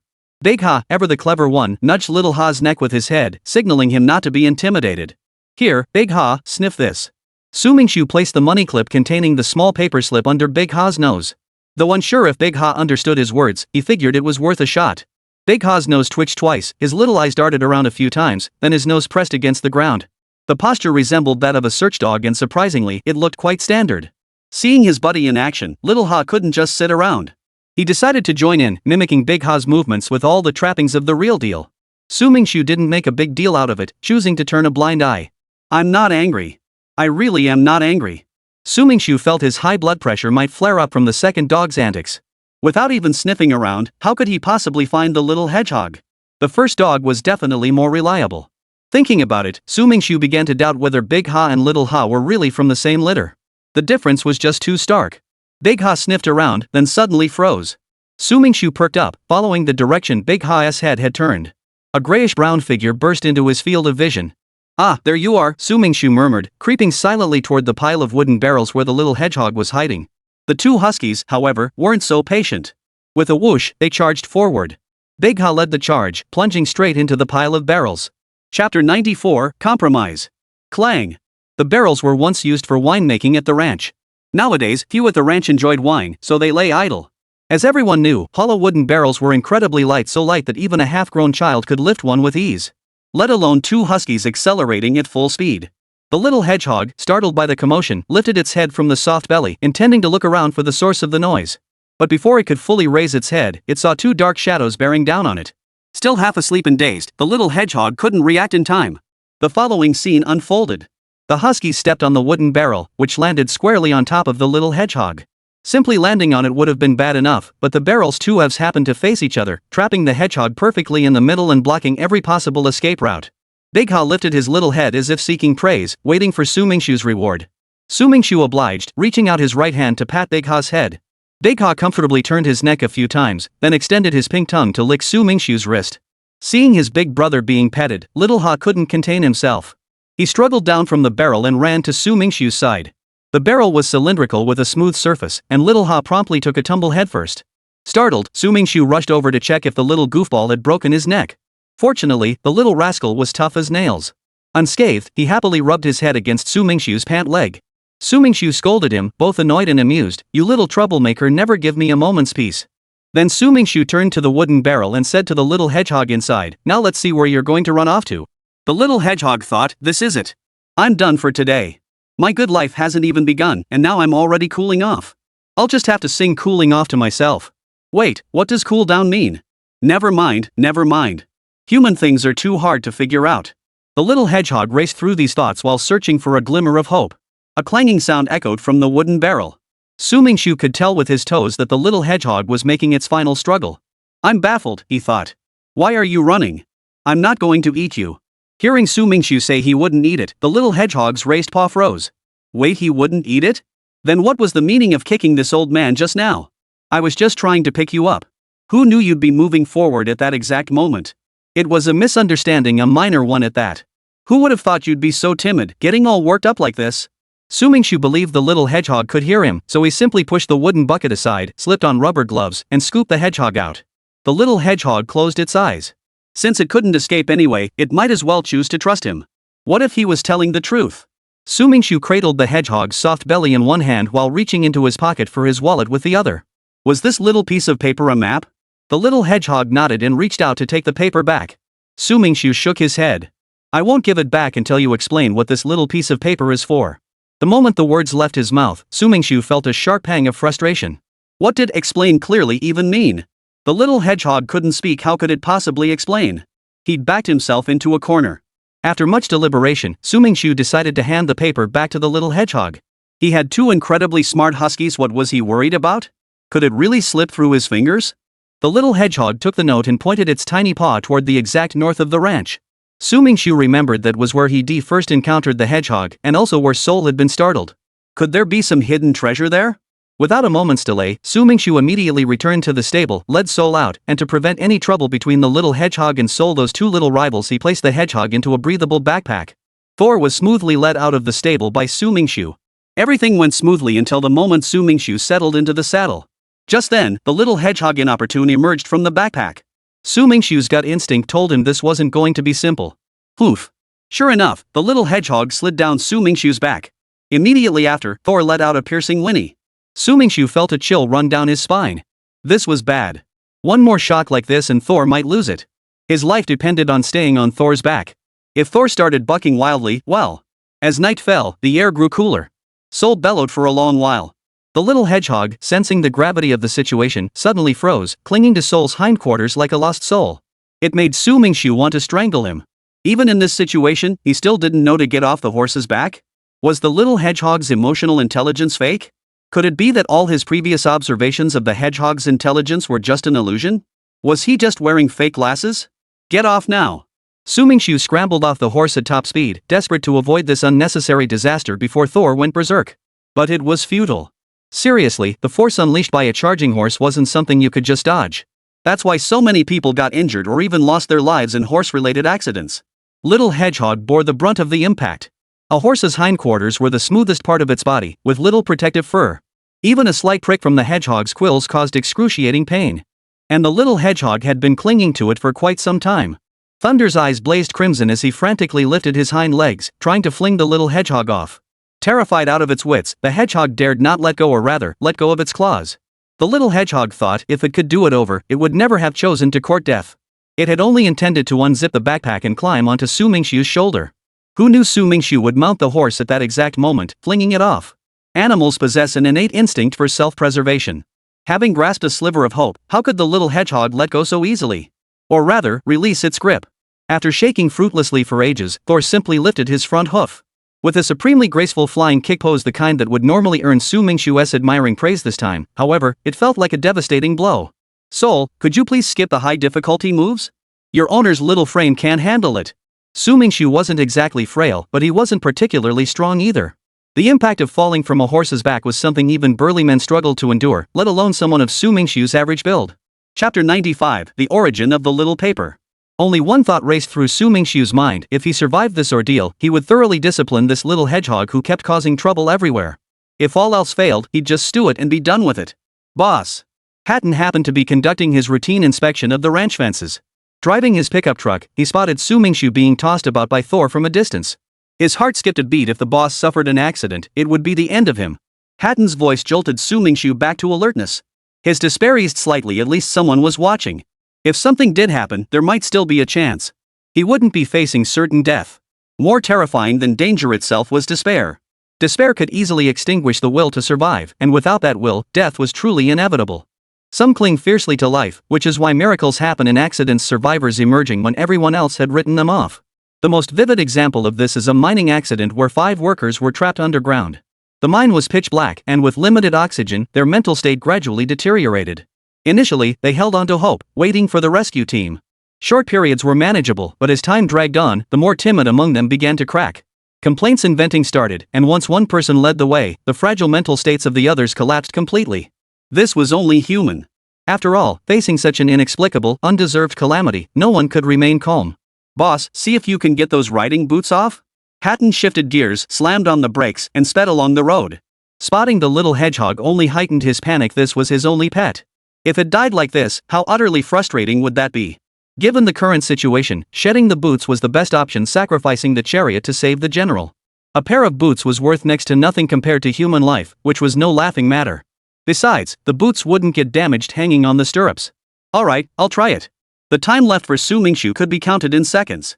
Beads of sweat as big as beans rolled down his temples and onto the ground, eventually absorbed by the earth. If it kept up much longer, Su Mingxu would likely dehydrate. Faster. Much faster. Hanging upside down on the horse's back, all the pressure from his blood flow was concentrated on his heart. His brain was starved of oxygen. His vision blurred, and he even saw that old-fashioned TV Snow White and black static. Riding boots are essentially equestrian gear, categorized into long and short styles. Typically crafted from premium cowhide, they are robust and durable. They usually feature pointed toes and square heels, facilitating easy release from stirrups during falls. The reinforced toe cap protects the foot from injury if trampled by a horse's hoof. While offering superior protection, this design impacts ease of donning and doffing. Su Mingxu's purchase was a pair of long riding boots, featuring a fastening buckle at the top to secure them. The boot style follows traditional European design, thin soles and high ankle stitching. This aesthetic is specifically engineered for riding, preventing chafing from spurs while maintaining elegance. The silhouette is sleek and aesthetically pleasing, with particularly refined ankle detailing. The boot shaft is meticulously tailored to the leg's contours, avoiding the inward curve typical of domestic tank boots that mimic the calf's shape. This prevents the boot from appearing like a sock from a distance, a characteristic long associated with Chinese-made riding boots. A drawback is that thick pants often cannot be tucked in, as most riding boots feature a slender silhouette. Leather boots typically require custom fitting. Many specialized equestrian stores both domestically and internationally now offer custom boot services.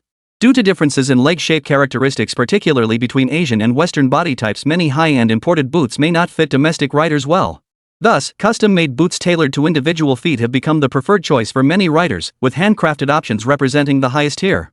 Due to their distinct construction from regular leather boots, riding boots require precise measurements of the wearer's leg.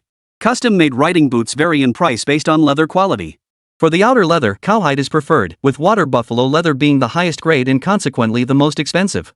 Most riding boots on the market use yellow cowhide. For the inner lining, sheepskin is considered the finest option, though domestically, textiles or pigskin are commonly used, with pigskin being the superior choice. Sole's movements grew increasingly violent, showing signs of breaking free and charging ahead. Su Mingxu had no more than 2 seconds left. 2 seconds felt terrifyingly short. A single breath could consume this life or death interval. Hatton's pickup truck approached within 10 meters of Thor. If Hatton chose, the vehicle could easily crush Thor and halt its rampage. But that risked accidentally harming Su Mingxu. The truck's impact would be too devastating. He couldn't go through. Hatton made an instant decision, slamming on the brakes and yanking the steering wheel in the opposite direction. This double precaution meant that even if insufficient tire grip caused the van to skid, Su Mingxu would be spared harm. The van's size was just right. Hatton roughly estimated the distance to the rear. Su Mingxu was currently hanging on Thor's left side, while the van's tail swing was directed to the right. This would damage Thor's right ribs, causing it to inevitably topple to the right, ensuring Su Mingxu's safety. In reality, however, the outcome differed significantly from Hatton's expectations, and not just a little. The truck did indeed swerve as Hatton had anticipated, but tragically, it missed Thor's ribs and instead struck his right front hoof. The immense impact instantly shattered Thor's right front leg. Thunder let out a mournful whinny and collapsed to his knees. Just as Su Mingxu was about to be crushed beneath the horse's massive frame, his riding boots slipped off cleanly. Like an eel, he slid down the horse's flank. Fortunately, Thunder was a thoroughbred, and when all 4 hooves touched the ground, he stood an average of 165 centimeters tall, nearly as tall as a teenager.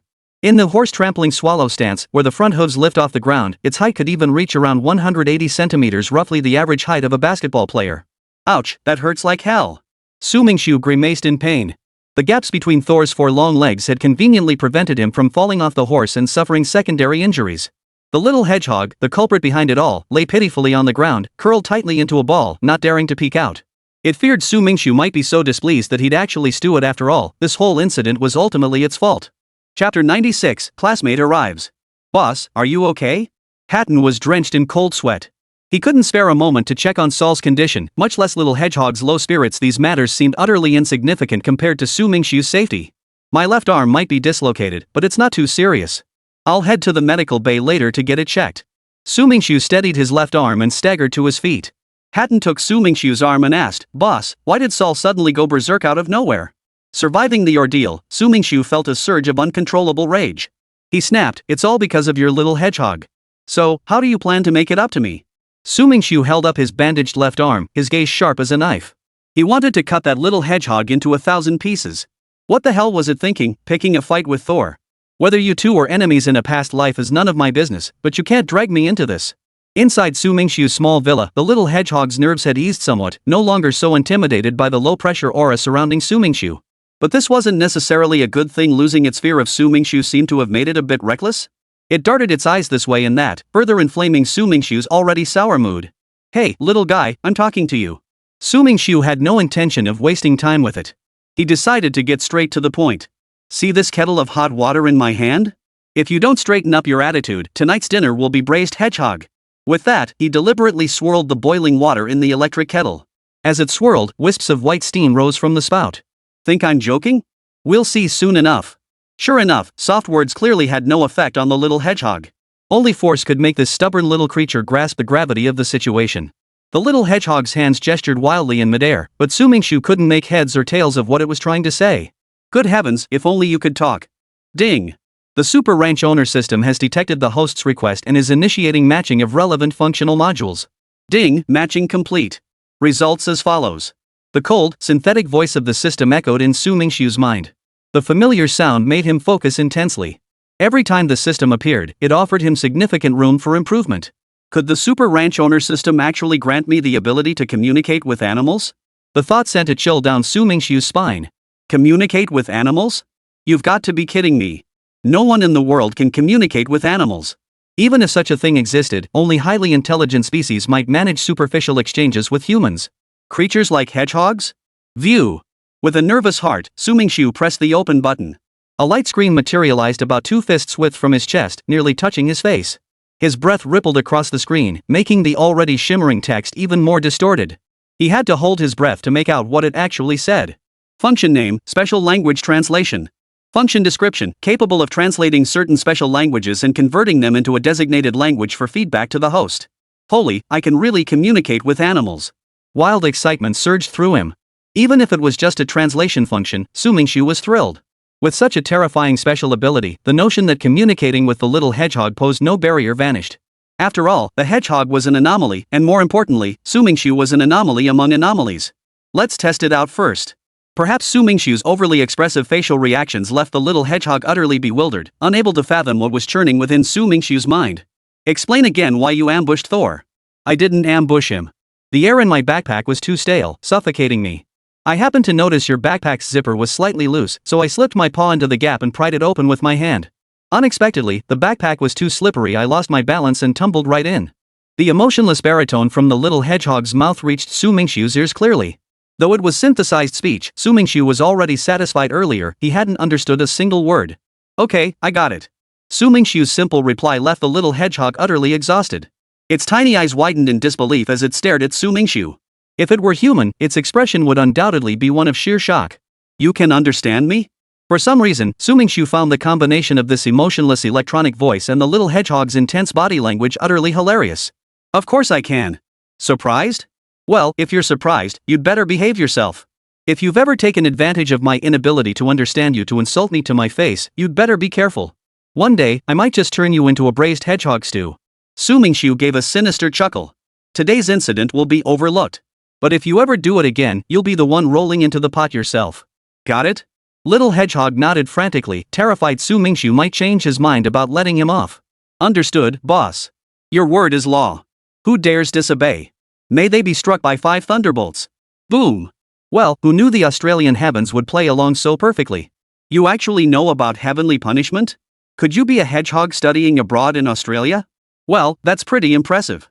Su Mingxu chuckled, reaching out to soothe the little hedgehog startled by the thunderclap, gesturing for it to climb onto his hand. Almost missed the big event. Today is Friday, after all. On a typical Friday, Su Mingxu wouldn't pay such close attention to the time. But this Friday was special. It was the day his classmates were coming to visit his ranch. He figured his old college buddies were probably already bursting with excitement. He glanced at his wristwatch, 2:50 p.m. They still had about 3 hours before they landed at Victoria Airport. 3 hours was more than enough time to get from Qingfeng Ranch to Victoria Airport. Hey, little guy, what's your name? Can't keep calling you Little Hedgehog forever. Su Mingxu surmised that with such high intelligence, Little Hedgehog surely had its own name and it hadn't been given by anyone else, but chosen by the hedgehog itself. My name? It's been so long since anyone called me that. Little Hedgehog's expression held a hint of nostalgia. My name is Billy Jerome. Billy? Su Mingxu inexplicably thought of the term Billy the Demon King and couldn't help but smile wryly. Am I beyond help? My word associations even conjure up that name. Chapter 97, Australia's love-hate relationship with rabbits. So Billy, will you come with me to pick someone up at the airport? Su Mingxu lowered his head. Billy's background intrigued him deeply. He couldn't believe a hedgehog could possess such abilities without any training. Better safe than sorry. He wouldn't let this slip by, regardless of the probability of Billy's genetic mutation. If it doesn't disturb you, I'd be delighted. Billy gave a slight nod. Spending all day on the ranch was making him grow fur. Venturing out alone carried a bit too much risk, otherwise, he wouldn't have been discovered by Su Mingxu on the ranch in the first place. Of course not. You're our ranch's mascot. Just follow my lead when we greet the guests later. Don't let me down, okay? Su Mingxu chuckled mischievously. Billy had a bad feeling about this. Was the boss planning to make him dance in a little skirt? Hell no. A faint gulp escaped Billy's throat. His panic wasn't just an emotion, it was etched across his face, plain for all to see. Boss, may I come in? Hatton knocked on the villa's door, his voice tinged with cheer as if he had some good news to share with Su Mingxu. Come in. The door swung open easily. It wasn't locked. Hatton held a rabbit in his hands. Look, I found a rabbit. What's so special about a rabbit? Su Mingxu slowly unwound the bandage wrapped around his left arm. His injury wasn't that serious. The dislocation had been reset by doctors at the hospital long ago. The elaborate bandaging was purely to intimidate Billy, that innocent little hedgehog. Speaking of which, don't Australians hate rabbits the most? The feud between Australians and rabbits is world-renowned. Even children know there was a time when rabbits were a plague in Australia, overrunning the land. Australia is a magical continent. Isolated from the world and sparsely populated, its wildlife has learned to coexist peacefully with humans. You might spot a koala sleeping in a roadside tree or discover a giant python napping in your own backyard.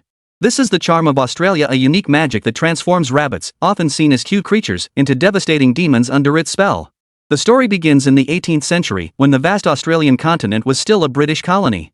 The newly discovered land held immense appeal for farmers, prompting a man named Austin to journey to Australia in search of business opportunities. Why not? After all, what corner of the world hadn't the British reached by then? But Austin brought 29 rabbits with him. And for the sheer thrill of the hunt, he released them into the wild, intending to return when their numbers had multiplied. This proved to be a fatal mistake. As rabbits' greatest predators, hawks and foxes had yet to arrive in Australia. The vast grassy plains became the rabbits' perfect home. The rabbit's reproductive capacity exceeded everyone's wildest expectations.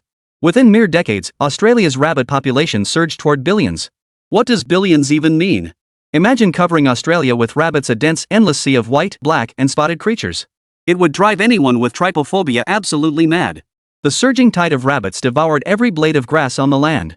As everyone knows, rabbits love to burrow. 3 burrows for a cunning rabbit, so they dug the earth into a patchwork of holes. Australians walking down the road, happily singing along, would suddenly plop into a hole, instantly ruining their fresh clothes. Fed up, Australians launched a massive culling campaign and employed biological control methods to finally suppress the rabbit population. Of course, this control was only temporary, because the species they introduced was a bit peculiar. They brought in foxes, the natural predators of rabbits. The idea was that the foxes would eat the rabbits, and within a few years, the rabbit population would be wiped out. It seemed like a brilliant plan. What Australians didn't anticipate was that the foxes were even more delighted than they were.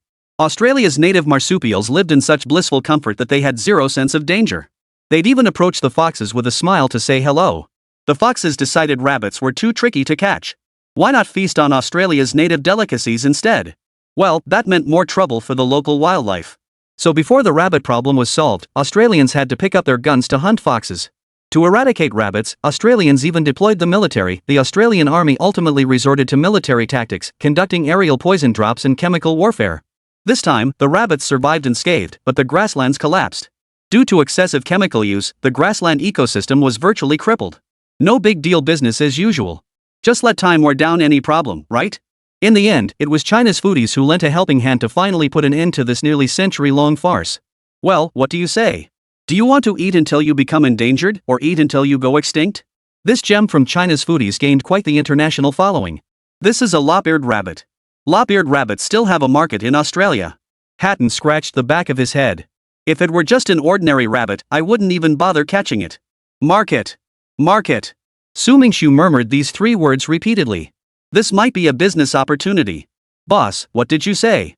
Hatton placed the bamboo leaf-wrapped lop-eared rabbit beside the little hedgehog, pulled out a chair, and sat down. Hatton, do you think selling lop-eared rabbits could be a viable option? If Su Mingxu remembered correctly, the exchange shop and the super farm owner system offered lop-eared rabbits at a reasonable price. Initially, he hadn't paid much attention, assuming Australians disliked rabbits so much that raising them would be pointless. Oh, sure. Lots of Australian kids love buying lop-eared rabbits to raise these days. Lop-eared rabbits are a general term for a specific breed of rabbit. Discovered in the 1970s, they were officially recognized as a new breed at the 1980 American Rabbit Breeders Association show. This breed features drooping ears. Visually, they can be categorized by coat length short, medium, or long and also differ in facial structure. Adult lop-eared rabbits average 25 kilograms in weight and about 40 centimeters in length, though individual size, coat color, and body length vary from other rabbits. Due to their naturally docile temperament and adorable miniature size, lop-eared rabbits make excellent pets for children.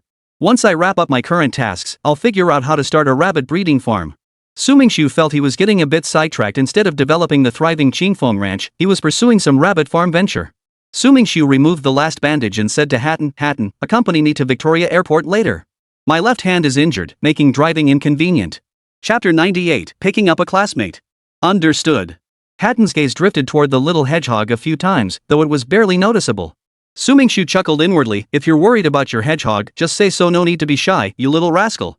This hedgehog of yours has a new name, Billy. Full name, Billy Jerome. Pfft, that name is awful. Hatton's expression darkened as he glanced around. He felt something staring at him, sending a chill down his spine. The day was passing quickly. Why had a cold wind suddenly started blowing? The moment he lowered his head, his gaze met the little hedgehog's piercing stare. Hatton suddenly realized his earlier words had been rude. He quickly backtracked. Sorry. That name is really nice. From now on, I'll call you Billy. Hatton felt a pang of annoyance. Why was he explaining himself to a hedgehog? It couldn't even understand him. Hatton, take me to the airport. Su Mingxu tidied up the desk he'd left in disarray, then scooped up the little hedgehog and headed out. Isn't it a bit early to go now? Hatton opened his mouth. He hadn't even had lunch yet. But he couldn't disobey his boss, so he rubbed his rumbling stomach and soothed it. Just hang in there a bit longer. We'll treat you properly when we get back. Picking up a classmate? You can't exactly drive a truck. It's about appearances, for one thing. Besides, you can't have someone riding in the truck bed, right? That's where Borch's car came in handy. Hey, Borch. Need your car? Nah. Alright, then lend it to me for the day. I'll bring it back tomorrow. Sure thing. After hanging up, Su Mingxu gave a thumbs up and turned to Hatton in the driver's seat. Hatton, remember the location of Borch's ice bucket factory? Sure, why? Su Mingxu replied with relief. I'm hopeless with directions. I never remember routes. Hatton. At the ice bucket factory's main gate, Borch stood before Su Mingxu with the car keys, giving him 1,000 warnings. You better bring my beloved car back in one piece, or I won't forgive you. Don't worry. Hatton's driving skills are reliable, right? Even as he said this, Su Mingxu wasn't entirely sure and turned to confirm with Hatton. Hatton shook his head. Don't look at me. I don't even have a driver's license. No license? You're kidding me. Su Mingxu and Borch's faces turned ashen, instantly turning a shade of green. Su Mingxu especially felt his heart nearly shatter under the crushing blow. He'd always assumed Hatton just didn't drive often and was a bit rusty. Who knew the guy was so blunt he hadn't even bothered to get a license? So you've been teaching yourself the whole time? Yeah, I never had time to get one. Hatton was surprisingly honest, even though his current skills easily surpassed the requirements for a license.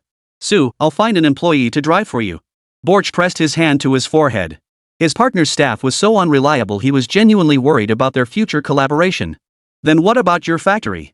Su Mingxu shook his head. Borch had already gone out of his way to lend him a car. Pulling an employee to drive for him would create an even bigger debt of gratitude. But you have this employee right here. Borch raised an eyebrow at Hatton. Just pull one of your people and leave this guy here to cover for him temporarily. Problem solved. Sounds great. I've been wanting to experience the ice bucket factory environment for ages. Before Su Mingxu could respond, Hatton eagerly volunteered, his face lighting up with excitement. How did I end up with an employee like this? Su Mingxu began questioning his judgment. How could he have hired such a foolish employee? A medium-sized factory like Ice Bucket would be exhausting work. How tiring could driving back and forth be? Even a primary school student could figure that out. Hatton's thought process was truly different from most people's. He was thinking, Ice Bucket Factory must provide meals, right? And since they process food, maybe he could sneak a bite? Overall, working on the ranch was fine, but switching things up occasionally sounded like a decent change of pace. See? Your own employee agreed for you. Come on, let's head inside the factory and see who's going to pay the price. Borch laughed heartily, linking arms with Su Mingxu as they strode deeper into the Ice Bucket Factory. No need for formalities between us, we're partners, after all. I know, I'm not stupid. If I don't rip off my partners, who else would I rip off? Su Mingxu pushed open the door. The Ice Bucket Factory's production line was remarkably organized. Everyone was focused on their specific tasks, working with intense concentration. This genuinely surprised Su Mingxu. Logically, in such a large factory, there should be some slackers here and there. Yet the entire staff at the Ice Bucket Factory defied his expectations. What drove these employees to such focused dedication? Was it Borch's welfare system that provided them with sufficient motivation? Lost in thought, Su Mingxu suddenly bumped into a machine. The sharp thud and the pain that shot through his forehead snapped him back to reality. Damn it, that was rough. Su Mingxu's grimacing expression drew quiet chuckles from some workers. A faint smile flickered at the corner of Borch's mouth. After all, Su Mingxu was a guest, and he couldn't let the Ice Bucket Factory's lack of order show in front of him. He raised his voice to scold, "What are you laughing at? If you don't do your jobs properly, today's bonuses will be deducted." At the mention of bonuses, every employee present fell silent, as if the word itself were a terrifying primordial beast. Huh? Bonuses? Are they calculated daily at your factory? Su Mingxu blurted out, then immediately realized his indiscretion inquiring about another company's policies was impolite. He quickly added, "No need to answer if it's inconvenient." What's inconvenient about it? Our partnership isn't wrapped in cellophane. Borch waved his hand dismissively. The Ice Bucket Factory's rules were no secret, it was just that no one dared to question them. Their bonus system was cumulative, each worker had a fixed daily quota. Failure to meet it meant losing 3 days' worth of bonuses, while exceeding it earned an extra day's bonus. Su Mingxu suddenly understood. A single day's failure could wipe out 3 days' worth of effort. Yet everyone had a guaranteed baseline, meaning employees could earn bonuses on top of their hard work. Rewards and penalties indeed, a well-designed system. Hasn't anyone copied your factory system? A clear reward and punishment system would attract many imitators. Even I can't help but want to adopt it. Borgi shook his head regretfully. None. Not a single one. It baffles me, a system we racked our brains to devise, and no one copies it. It's infuriating. Chapter 99, Airport Pickup. Su Mingxiu's lips twitched. Isn't it a good thing no one copied it? If others had a good system, they'd surely keep it under wraps. Why are you acting like you want chaos to break out? No one copying is a good thing.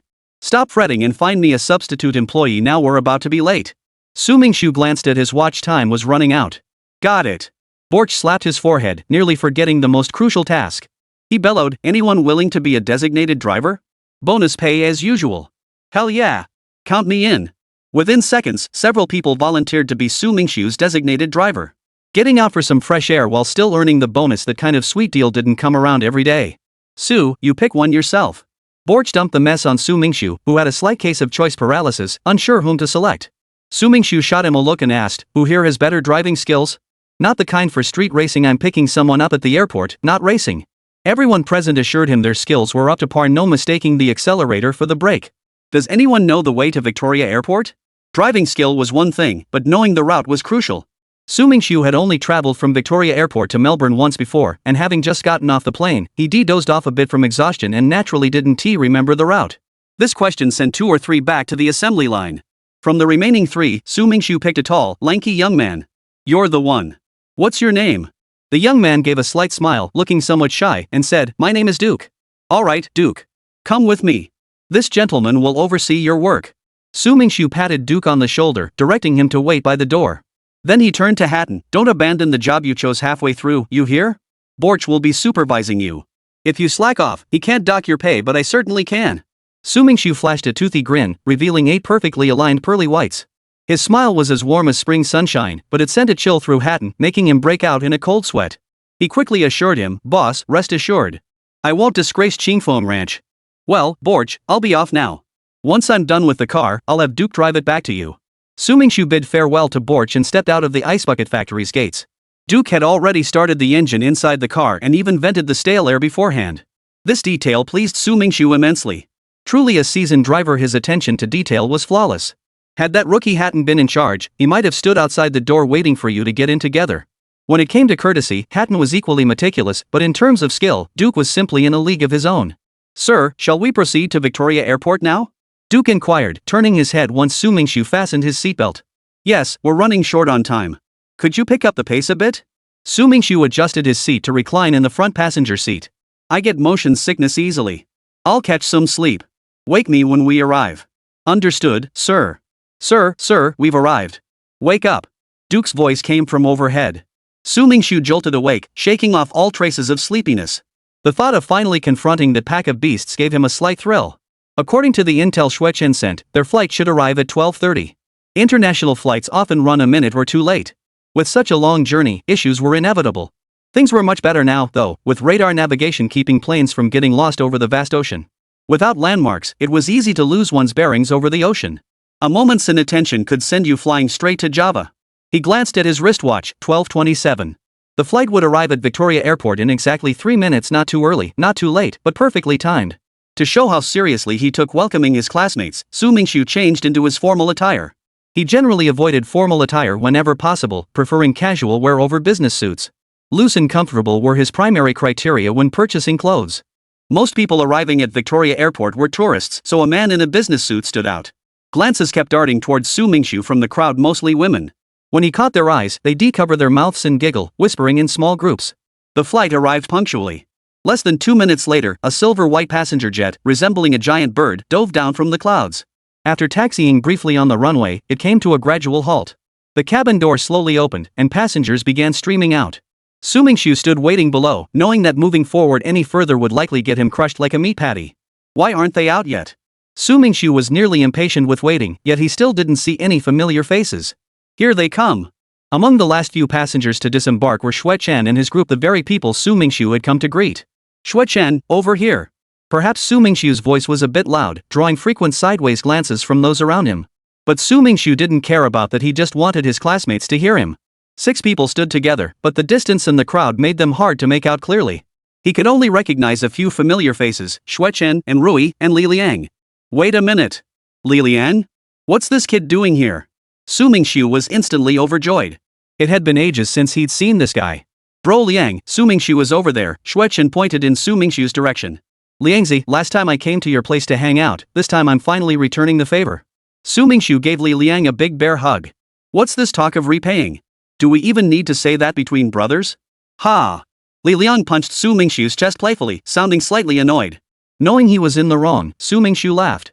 Alright, my bad. Tonight I'll treat you guys to a proper welcome feast to make it up to you. What do you say, Lord Li Liang? Now we're talking. Oomph. It's been ages since the 3 of us got properly drunk together. Tonight, we're drinking until we drop. Xuechen readily agreed. His time working at the company had been stifling and painful, and he wasn't about to let this rare chance to unwind slip away. Drinking with friends was the best way to let off steam.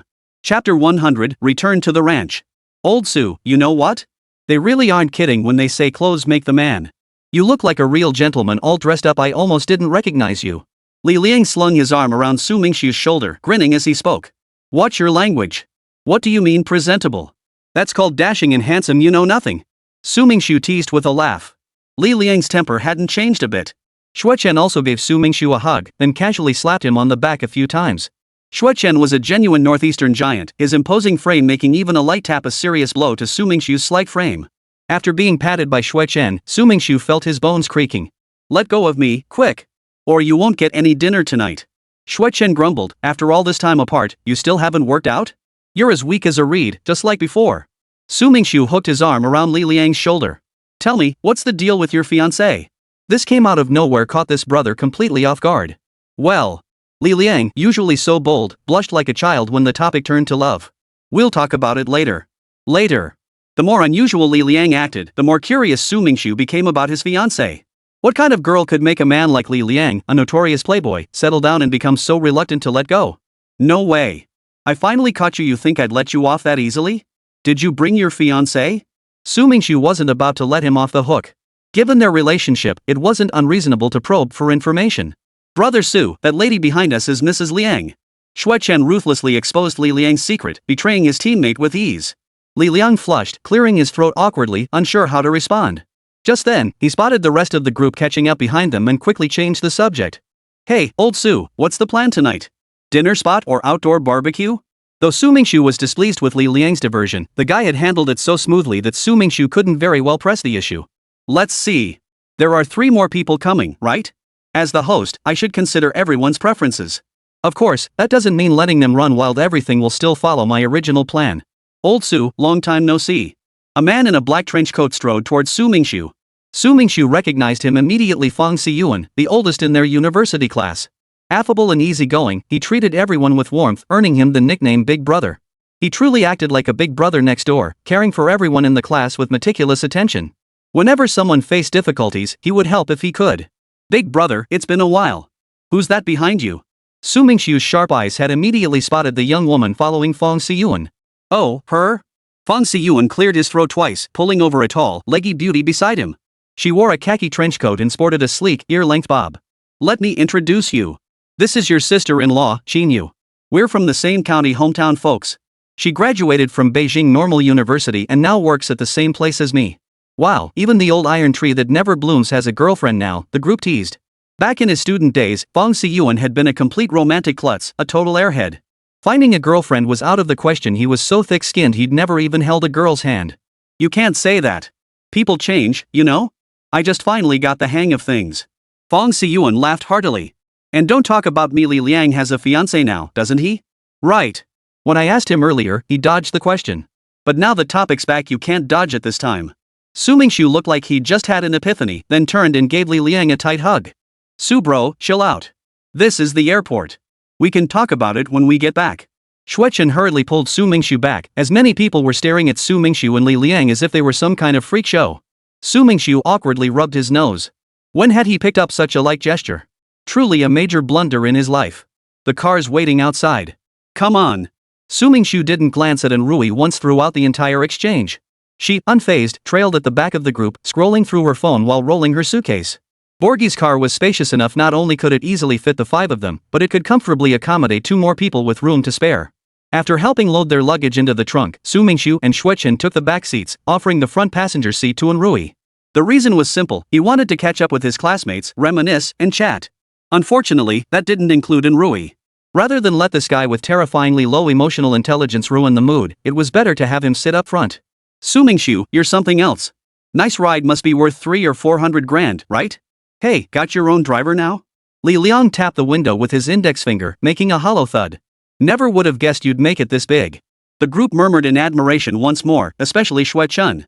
Having worked at the same company as Su Mingxu, he'd been genuinely upset when Su left. But seeing Su's remarkable success now, he couldn't help but feel genuinely happy for him. What's meant to go will go, and what's meant to come will come. When fortune turns, its momentum can't be stopped. Nothing to envy here. If you're interested, you're welcome to join my ranch. The blueprint Su Mingxu envisioned in his mind wasn't just a simple ranch, it was a vast livestock empire. The culinary competition finals are in 2 days. Would you like to stay until after the finals? The finals were scheduled for the day after tomorrow. Perhaps because both finalists were highly skilled, the organizers showed no intention of granting the remaining contestants any preparation time. What? You entered the culinary competition? Handsome, wealthy, great personality, and you can cook? A boyfriend like you is rare, downright scarce. Fang Siyuan marveled. These days, finding a guy who can cook is about as likely as winning the lottery. She teased, if I were a girl, I'd be chasing after you. Su Mingxu deliberately curled his lip in mock disgust. Give me a break, big brother. You, with your looks, chasing me? I'd better work out hard. Getting chased by you would be a nightmare. Chapter 101, Send Sean. The host had business to attend to, and his guests, they certainly couldn't stand in the way. As the senior member, Fang Siyuan took the lead in letting Su Mingxu go handle his own affairs first. They had someone to guide them, after all. Old Su, hurry up and get to work. I'm still waiting for your thoroughbred horse. Li Liang pushed Su Mingxu's shoulders, more impatient than Su himself. Alright, I'll head over first. Hatton, go find Sean and have him take my friends to the pasture. Then come to my living room for a detailed discussion. Got it, boss. You head back first. Hatton nodded and turned toward the sheep pen. At this hour, Sean should be tending to the flock. Boss, I'm here. Within 3 minutes, Hatton entered the villa and promptly locked the door behind him, acting with extreme caution. Have Sean draft the contract for the ice bucket factory. Without even looking up from organizing his desk, Su Mingxu handed this important task to Sean. Hatton hesitated at Su Mingxu's decision. Not only was Sean introverted, but he also lacked experience handling such matters. Don't worry. Sean will just handle the legwork. He won't touch the contract details. I'm not stupid. Business skills take time to develop, you can't rush it, Su Mingxu reassured him. This contract with the ice bucket factory marks the start of our formal partnership. We can't afford to be careless. We won't need a formal handover ceremony, but we should follow basic procedural steps. Alright then, I'll go inform him. Hatton nodded. Su Mingxu's approach to business was always meticulous, and the boss had his own methods, no need for further discussion. He could decide freely. Oh, Hatton. As Hatton was about to leave, Su Mingxu called him back. You and old Zhou should attend tonight's gathering together. Hatton felt a flicker of interest, but hesitated. Boss, wouldn't it be awkward for me and old Zhou to attend your gathering with friends? Not at all. They're not the kind of narrow-minded people who can't handle it. If you communicate with them properly, it should be fine. Besides, leaving Hatton and old Zhou at the ranch would be inhumane. Sean is going to the ice bucket factory to retrieve the contract on behalf of Breeze Ranch. The factory side will definitely provide meals. Are Hatton and old Zhou, two old men who can't cook, supposed to starve at the ranch? Absolutely not. Plus, having Sean, who joined the ranch later than them, handle Qingfeng Ranch's business would inevitably leave them feeling resentful. So bringing them along to the gathering is a win-win solution. Saying they didn't want to go would be a lie. The hotel Su Mingxu booked for the gathering was one of Melbourne's more renowned establishments, roughly equivalent to a 3-star hotel. Coincidentally, this hotel belonged to the Null Group. Upon learning Su Mingxu would be competing in the culinary championship finals, the manager promptly reported it to upper management. After unanimous agreement, the Null Hotel offered Su Mingxu a 30% discount on all expenses. A 30% discount might seem insignificant when buying fruit at a market stall, but at a star-rated hotel where the average bill runs into thousands of Australian dollars, the savings add up to a substantial sum. Hatton had never set foot in a luxury hotel. He'd heard that while the ingredients used in their kitchens were no different from those in ordinary hotels, the flavors crafted by master chefs were worlds apart. It's settled then. After you notify Sean, go with old Zhou to get ready. We can't show up to a dinner wearing work clothes. Su Mingxu made the decision for them before Hatton could refuse, knowing Hatton's lack of immediate objection meant he secretly hoped to go to the Noel Hotel. Alright, boss, I'll head up in. Hatton visibly relaxed. Truthfully, he was eager to go. Had Su Mingxu not made the call for him, he'd likely have declined. After seeing Hatton off and wrapping up the ice bucket factory discussion, Su Mingxu stepped out of the cottage toward the free-range area. Li Lian was probably already itching to experience the powerful attributes of the English thoroughbred. Sure enough, upon reaching the grassy field, Su Mingxu heard Li Liang's distinctive voice before even seeing him. Old Su, hurry up and bring out your English thoroughbred for a spin. A good horse needs plenty of exercise, or it'll get old. Cut the smooth talk, kid. You just want to ride. Su Mingxu saw right through Li Liang's intentions. I know you get me, so stop teasing me. Li Lian was practically itching to bolt into the stables and test the English thoroughbred's temperament. Fine, I'll take you right now. Su Mingxu looked utterly helpless. He had no way to deal with this friend after all, he was his best buddy. Might as well let him have his way. Seeing Su Mingxu agree, Li Liang beamed like a child who'd just gotten candy, his face flushed with excitement. Fong Siyuan squatted solemnly before the goat, mimicking Sean's technique to shear its wool. Their timing was perfect, it was shearing day. Intrigued by the process, Fong Siyuan asked Sean to teach him. Truth be told, Fong Siyuan picked it up remarkably well. Sean couldn't help but praise him. Sean himself had spent an entire day learning the shearing technique from old Zhou before mastering it, yet Fong Siyuan had only studied for less than half an hour and was already capable of shearing on his own. You had to admit, that damn thing called talent was truly infuriating. Boss, Sean greeted Su Mingxu before tactfully stepping aside, not eavesdropping on their conversation. Big bro, you tired? Su Mingxu brought banana milk for his classmates, the kind jointly produced by Qingfeng Ranch and Ice Bucket Factory. It was selling well on the market, with massive pre-orders flooding in upon release. The shortage of supply had Su Mingxu and Borchi grinning from ear to ear. Here, try some. This milk comes straight from our ranch's own herd, I haven't even tasted it myself yet. Not a drop too much or too little. The 5 cases of banana milk Borch delivered were just enough for 1 case per guest. Since they'd made the trip all the way here, Su Mingxu felt they deserved a souvenir. He wouldn't give them anything too extravagant, but a case of homemade milk was certainly within his means. Well then, I'll have to give this a proper taste. Fong Siyuan accepted the milk. Fresh from the cooler, the bottle retained a gentle warmth. The glass surface bore the logos of Breeze Ranch and Ice Bucket Factory. The transparent bottle exuded a refreshingly simple charm no matter how you looked at it. Simplicity and practicality were the core principles agreed upon by Qingfeng Ranch and Ice Bucket Factory during their joint discussions. This minimalist approach became the defining feature of their co-produced milk packaging. Most milk cartons today were overly flashy and dizzying to look at. Keeping things simple might just strike the right chord. First impressions, after all, could significantly influence sales. Chapter 102, Li Liang's Persistence. Why aren't there more animals on your ranch? Li Liang had always imagined ranches teeming with hundreds of cattle and sheep, their dense herds creating a spectacular sight. Yet here at Su Mingxu's place, the vast pasture held only a few dozen scattered cows and sheep, hardly impressive. Don't underestimate these few dozen animals, they're the foundation of Qingfeng Ranch's capital accumulation. You know, I'm not some rich kid with unlimited startup funds, so we're growing slowly. It hasn't been easy. Let me give you a heads up, I absolutely will not give you that thoroughbred horse. If you plan to resort to crying, screaming, and threatening suicide, well, then you can just stay in Australia. Su Mingxu showed Li Liang no mercy whatsoever. With his scheme exposed by his friend, Li Liang responded without a hint of embarrassment. Am I that kind of person? You know how upright I am, right? Big brother? Li Liang was pushing shamelessness to the extreme. Don't you have any self-awareness about your political maneuvering? Su Mingxu kept pressing him verbally, but his footsteps never slowed. Soon, he led Li Liang to the stable.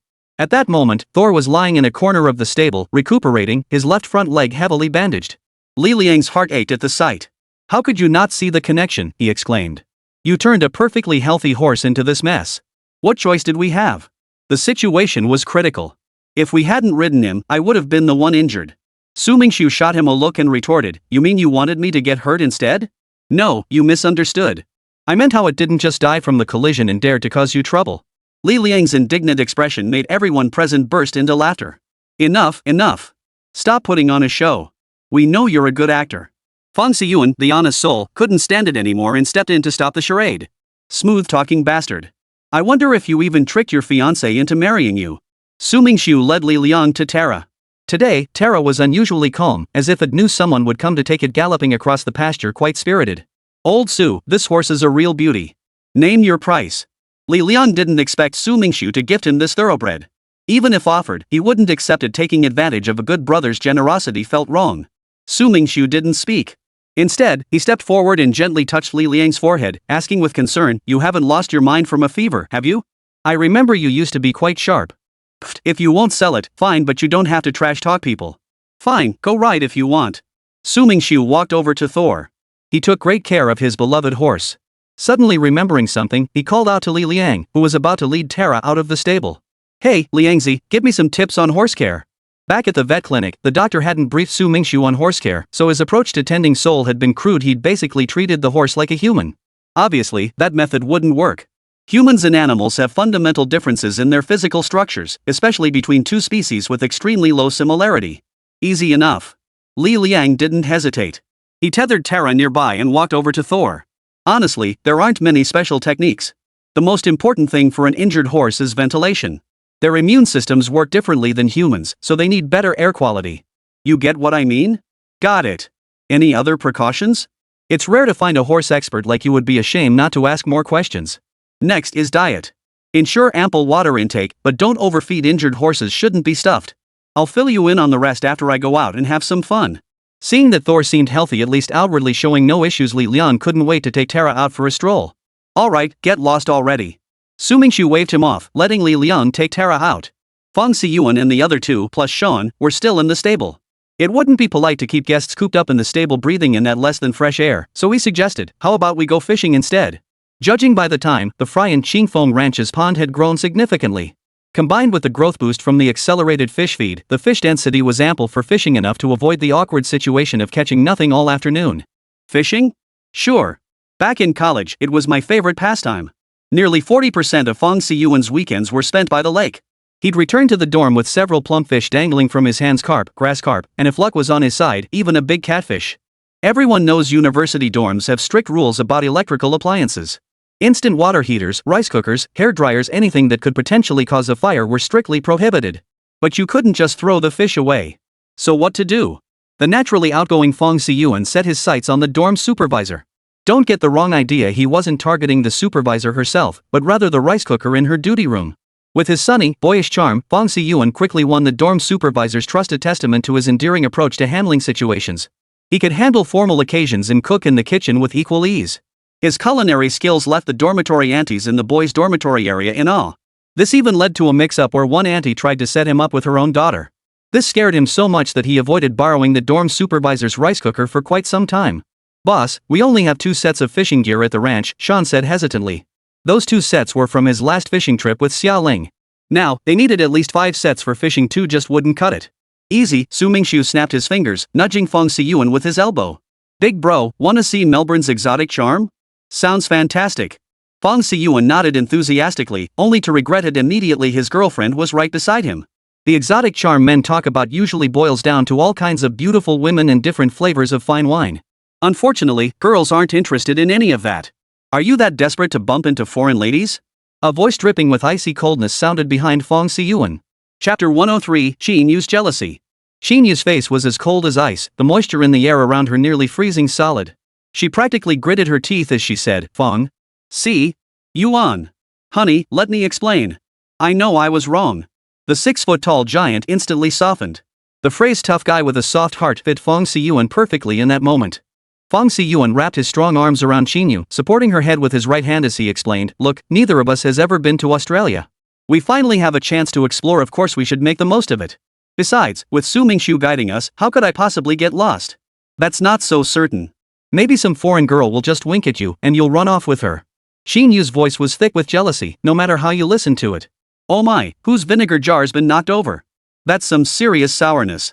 Xuechen pinched his nose dramatically, putting on quite the act. Alright. Save the lovey-dovey stuff for home. Stop making me sick. Su Mingxu waved at Feng Siyuan and Xin Yu. Once Li Liang gets back, we'll head downtown Melbourne to buy fishing gear. Or maybe we shouldn't go fishing after all. We're heading to a hotel downtown tonight anyway. Going now would just mean an extra trip, right? No big deal. An extra trip won't cost much. You guys might not come back for ages. What, looking down on me? Su Mingxu laughed heartily, slinging his arm around Xuechen's shoulder. Xuechen, let's get out of here first. This couple is way too much. Lock them in the stable to get all lovey-dovey. They might just make a baby in there. Right, brother Su, let's get out of here. We can't disturb their private time, can we? Ha! Amid Xuechen and Su Mingxu's banter, Xin Yu finally stopped feeling jealous. But she made Feng Siyuan promise one condition: he had to take her along when they went out. The seemingly unequal treaty didn't even require Feng Siyuan's consideration. Su Mingxu had already agreed for him. They say women in love have 0 IQ, and it couldn't be truer. How could he possibly go out without Xin Yu? Leaving a young lady all alone on the ranch? Clearly unrealistic. So Xin Yu essentially wasted one of her bargaining chips, but everyone was happy. What was wrong with that? He nearly forgot the most crucial matter. Su Mingxu clapped his hands, startling Xuechen and the others, who immediately asked what was wrong. I forgot to pick a place for you guys to stay. Though Su Mingxu's cottage was spacious enough, it lacked beds.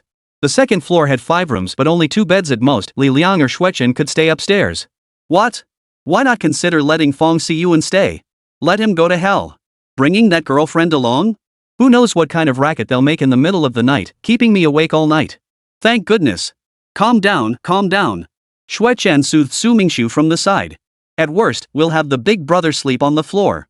No way. Su Mingxu shook his head firmly. My ranch isn't short on places for you to stay, so don't worry about inconvenience. Even if you don't come, I'll still have to clean up eventually. Can't just let the place fall into disrepair, right? Xuechen nodded. That was certainly true. Sean, I'm counting on you for this. Once you've picked out a house for them, head over to the ice bucket factory to handle the contract matters. Just moments ago, Hatton had informed him that Sean would represent Qingfeng Ranch in signing the contract with the ice bucket factory. Even now, Sean's face still wore an excited smile. This wasn't just an honor, it carried Su Mingxu's trust in him.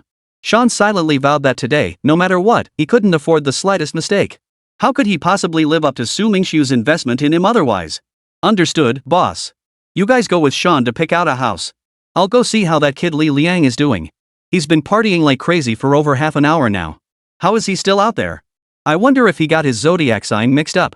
I feel like he must be a Sagittarius, he just loves to party too much. Su Mingxu shook his head helplessly, utterly speechless at this best friend who loved to play so hard it was almost explosive. The vacant cabins at Qingfeng Ranch all came with the standard setup: a bed, a table, and 2 chairs. The only difference was the unique arrangement of furniture in each one. Was this done on purpose? Xin Yu wandered around one cabin with keen interest, quite taken with its particular arrangement. No, it's just how the previous employees arranged them based on their own habits, Sean explained awkwardly. Xin Yu didn't seem bothered. She turned and rested her head on Feng Siyuan's shoulder. Let's stay in this one. As long as you like it. Xuechen stood nearby, tears streaming down his face, screaming inwardly, damn it. This couple is at it again, showering everyone with their love. Is there no peace left for the rest of us? Meanwhile, on the other side, Li Liang, you bastard, have you had enough fun? What about teaching me how to care for horses and tack? Su Mingxu cupped his hands around his mouth like a megaphone and bellowed across the pasture. His magnetic voice carried far, causing grazing cattle and sheep to pause and lift their heads toward their leader, wondering what he was shouting about. In less than 10 seconds, the clatter of hooves grew louder as Li Liang galloped toward Su Mingxu on Terra, kicking up a cloud of grass clippings. Clatter! Terra let out an excited whinny, coming to an abrupt halt before tossing her head. White mist puffed from her nostrils as she panted, clearly thrilled by the gallop. What a horse! Truly a horse! It's been ages since I've felt this happy. Li Liang grabbed the white towel he'd prepared earlier and wiped his forehead. Terra's stamina was 1,000 times better than those weak, skinny horses he usually rode. Got any water? Let me take a couple sips before I tell you. Racing against the wind, Li Liang felt his mouth and nose parched. If he didn't hydrate soon, he'd probably dry out completely. Got it. But don't drink too much, you just worked up a sweat. Since intense exercise causes heavy sweating, it's crucial to rehydrate promptly afterward. However, excessive intake should be avoided to prevent placing undue strain on the heart. However, the body loses substantial fluids during exercise and requires appropriate replenishment. Yet, excessive water intake can dilute blood salt levels, potentially causing abnormal symptoms like muscle cramps or even triggering headaches, vomiting, and other ailments. Therefore, rehydrate gradually after exercise to allow your body to adjust. Simply put, after exercising, divide a bottle of warm water into several portions and drink small sips each time, allowing your body to gradually adjust to the hydration process. Like I need you to tell me that I'm a master theorist, after all. Li Liang took the cup with a smug look and began gulping it down. Chapter 104, Grooming the Horse Tack. Warm water after exercise is the most refreshing. Li Liang smacked his lips and returned the empty cup to Su Mingxu. Old Su, your tack maintenance isn't up to par. Take a look. Li Liang pointed to the far right side of the bridle. The leather strap was severely worn. If you wait much longer, you'll probably have to replace the entire bridle. Su Mingxu followed Li Liang's gesture to the area around the horse's mouth, where obvious and severe marks were visible. When you're with the horse, always tether it securely. Use a lead rope to anchor it to a sturdy object.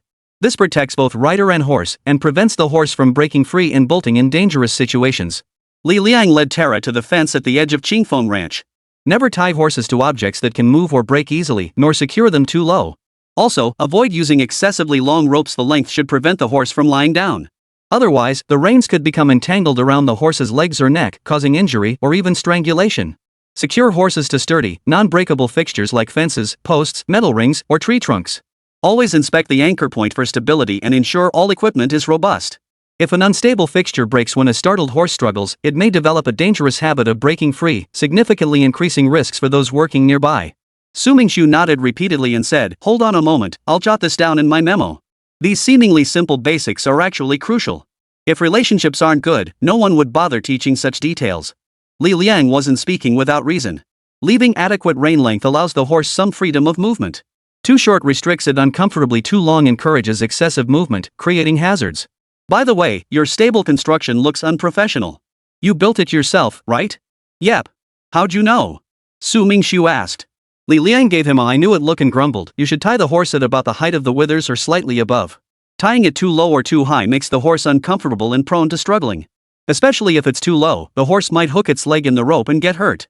If multiple horses need to be tethered in the same area, ensure at least one horse's length of space between them. Never tether horses too close together, as this easily provokes fights. An experienced carpenter would never place two hitching posts too close together. When tethering a horse, always use a halter and lead rope. Never use a water stop halter with a bit, as the bit can severely injure the horse's mouth if it struggles. Wow, I never imagined building a stable involved so many considerations. If it weren't for you, the theoretical expert, I wouldn't have realized there were issues with the stable. Though Terra and Thor are the same breed, conflicts between them are inevitable. Standing too close, one could easily reach out and kick the other. Keeping them separated is crucial. Just imagine the scene: one horse lunges to kick the other, only to be yanked back mid-air by the reins, crashing to the ground with a thud. Enough said. The author is laughing so hard he's splitting his sides. Are there any techniques for leading horses? Su Mingxu noticed a detail: no matter how Li Liang led the horses, he always stayed in a fixed position. Moreover, Terra was exceptionally obedient under his hand. It wasn't that he hadn't ridden Terra before. Her temperament could be said to be even more fiery than Soul's. Getting it to walk steadily was hard enough, let alone making it obey commands. Well, this is actually quite simple. Li Liang reached out and stroked Terra's head. The horse nuzzled his face contentedly. When leading a horse, one should walk on its inside, keeping pace with its head or shoulder. Keep your feet away from the horse to avoid being trampled. Let me clarify, the inside is the left side. Also, never walk in front of the horse. Don't wrap the lead rope around your hand either. If the horse suddenly bolts or breaks free, you could get your hand pulled off. Hold the lead rope with your right hand below the horse's head, keeping your right arm extended at about arm's length. Grasp the end of the rein with your left hand. If the horse is particularly excited, use a lead bit when necessary. Keep your grip on the rein shorter, allowing your extended arm to act as a buffer. When leading, avoid applying constant pressure. Instead, master the technique of pulling and releasing. Imagine the lead rope as a rubber band. Horses instinctively resist sustained pressure, and you cannot subdue them by forcefully tugging. If the horse pushes you with its head, mouth, or shoulder, immediately back the horse up and calm it down, or use a firm voice to say, back. Li Liang said sternly, at this moment, you absolutely must not back down. If you do, the horse will think you're easy to bully and become even more reckless. You understand what I mean? Got it. When passing through narrow passages like entrances, exits, or stalls, the handler must walk ahead of the horse. After passing through, the handler should then move to the horse's side to prevent it from bolting through the passage and causing danger. When caring for horses, observe their reactions. Some horses are ticklish on their legs and belly, while others are ticklish on their ears. They may warn you by dodging, biting, or kicking. Handle these areas very gently, allowing the horse to gradually become accustomed to the contact. If the horse resists, correct the biting or kicking behavior promptly and strictly, while closely monitoring whether this threatening behavior recurs. When startled, horses exhibit tension, swivel their heads and ears, shorten their stride, and prepare to flee. Their natural defense against danger is escape. In such moments, humans must remain calm and composed, striving to soothe the horse, patting its neck, speaking in a reassuring tone, and engaging it verbally. First stabilize the horse, then either allow it to examine the feared object like an obstacle or temporarily move it away. After hearing this, Su Mingxu chuckled mischievously. I've realized that no matter what animal you keep, there's always a corresponding method to manage them. Humans truly are the crown of creation. This wisdom is truly remarkable. No wonder there's such a thing as horse training. To master a horse perfectly, you must first make it submit. Relying solely on brute force won't work. Taming wild animals boils down to two methods, coercion and kindness. Use force to instill fear in the animal, then soften its heart with kindness. As the saying goes, first the stick, then the carrot. This approach of suppression followed by encouragement applies to taming any creature. Chapter 105, to the fishing grounds. Additionally, maintaining a horse's health requires careful attention. Li Liang's tone shifted subtly, and Su Mingxu sensed something amiss, realizing Li Liang was urging him to listen closely. Tell me more. Li Liang extended his hand, gesturing over Tara's body. A healthy horse exhibits a glossy coat, well-developed muscles, alertness and agility, bright eyes, flexible ears and tail, balanced proportions throughout the body, and light yet powerful movements in its limbs. Horses react sensitively to external stimuli. If you notice your horse exhibiting excessive excitement, fear, pacing around the feed trough, reckless charging, or conversely, depression, listlessness, standing motionless, head lowered with ears drooping, eyes half closed, sluggish reactions, or excessive sleepiness, these are all signs of illness. It means your horse needs a health check. Li Liang raised an eyebrow suggestively. These are just the basics. Want to hear some professional inspection tips? I learned these from a renowned expert in China. They're not for sharing, you know. Cut the nonsense. Do we really need to play games with each other? Su Mingxu slapped Li Liang's back without hesitation, laughing as he scolded. Alright, don't rush me. Li Liang's hand returned to Tara's eye area. Assessing a horse's health isn't just about behavioral signs. Physical indicators also reveal its condition. These can be broadly categorized into eyes, body temperature, pulse, respiration, appetite, reflexes, and so on. Of course, mastering these isn't something you learn overnight. It requires extensive experience as a foundation. Let's start with the eyes. Li Liang's right hand gently stroked the edge of Tara's neck. She tilted her head comfortably to one side, presenting her right eye flat. The conjunctiva of a healthy horse's eye appears pink. Any other color indicates illness. This holds true for every known horse breed worldwide, without exception. Su Mingxu boldly stepped forward, using his index finger and thumb to gently lift Tara's heavy eyelids. Perhaps because Li Liang's hand was still stroking her, Tara offered no resistance, allowing Su Mingxu to examine her eyes. Tara's in good health. See? The conjunctiva is pink. True. But how do you judge breathing? After exercise, horses pant heavily. Even experts can't tell, right? Su Mingxu voiced his doubt. Li Liang explained, who told you to listen to its breathing? Observing respiration means checking the horse's abdominal cavity. Unlike humans, horses breathe using both chest and abdomen. Typically, their inhalation is short and exhalation long, with a time ratio of 1 minute and 1.8 seconds. The airflow through their nostrils is even and gentle, and when you place your hand there, you can feel a slight warmth. So if you're unlucky, you'll get a face full of snot? Su Mingxu burst out laughing. Years ago, Li Liang had made such a blunder while showing off his horse to Su Mingxu. He'd been sprayed in the face by his beloved steed. This incident had amused Su Mingxu for ages. Years later, when his friend brought it up again, even Li Liang's thick skin couldn't take it. If you tease me again, he said, I won't share this knowledge which is practically my legacy with you. Legacy? Su Mingxu doubled over, laughing so hard he nearly split his sides. Liangzi, cut it out, you're killing me. Laugh all you want. If I laugh myself to death, I'll inherit your ranch. So you admit you're my son then? Su Mingxu mused. Li Liang hadn't changed a bit since the old days, still digging his own pits to climb out of, a complete goofball through and through. Enough chatter. Hurry up and tell me. Once you're done, we're heading downtown Melbourne to buy fishing gear, then we're going fishing. Alright. Li Liang's facial muscles hadn't fully relaxed yet. Next was the issue of appetite. The quality of appetite is determined by how quickly they eat, the strength of their chewing, and the amount consumed. If you notice a significant decrease in food intake, slow eating, reluctance to eat, inconsistent appetite, or complete refusal to eat, that's pica. Stop. Su Mingxu cut Li Liang off before he could continue. Explain what pica means clearly before moving on. Pica refers to eating things that aren't normally consumed or shouldn't be eaten, like coal slag, wood chips, rags, plastic, animal feces, and so on. It's a pathological condition. Li Liang gave him a look that said, I bet you have no idea. Damn, it really is pica, eating anything and everything. You don't have pica, do you? I felt a strange sense of dread. Cut it out, don't interrupt this master lecture. Li Liang laughed in exasperation. He'd laughed more today than in his entire 3 days back home. A healthy horse keeps its lips tightly closed, using its lips and incisors to take in food. When chewing, the lips remain closed, so no matter what position the head takes, food won't fall out of the mouth. If food does fall out, that's a sign of illness. Sigh, even humans don't always have a good appetite, let alone horses. Liangzi, do you think it's possible that one day a horse might not be very hungry and just not want to eat? No way. Horses have a different digestive system than humans. They process food much faster, so that scenario just doesn't hold up. Li Liang shook his head, flatly rejecting Su Mingxu's hypothetical. I've said everything I needed to. How much you remember is up to you. Li Liang led Tara ahead, while Su Mingxu trailed behind, staring blankly at his memo pad. The memo on his phone was blank. He hadn't managed to jot down anything, partly because Li Liang had spoken too quickly, partly because Su Mingxu had been so engrossed in listening that he'd momentarily forgotten to take notes. We're heading into Melbourne City now to buy fishing gear. You're coming with us. Su Mingxu's tone was firm, leaving no room for discussion. Li Liang had never intended to refuse, so he readily agreed. Li Liang, you're running a bit behind. Fong Xiyuan, Xuechen, and Enrui had already finished selecting rooms. All the desirable ones were gone, leaving only the leftovers for Li Liang to choose from. Li Liang shot the trio a look of utter contempt. Why wouldn't I just stay at old Su's little villa? How short-sighted. Yeah, my cottage has 2 beds upstairs. He could crash there for a few nights, Su Mingxu chimed in, his face wearing an innocent expression. Then why didn't you tell us? Xuechen felt a hint of regret. He'd never stayed at a villa before. Exactly. You've got a luxury place to stay and didn't even mention it? That's not cool, man. Fong Xiyuan chuckled, his tone completely free of blame. You didn't ask me, Su Mingxu shrugged. Enough chatter, let's hurry to Melbourne City Centre to buy fishing gear. If we wait too long, it'll be too dark to fish. Might as well just go eat instead. Chapter 106, Departure. Wait a minute. Li Liang frowned, pondering for a moment before speaking up. Why do we have to fish inside the ranch? Isn't there anywhere we can fish in Melbourne City? There are, but the fish aren't as dense as in our ranch.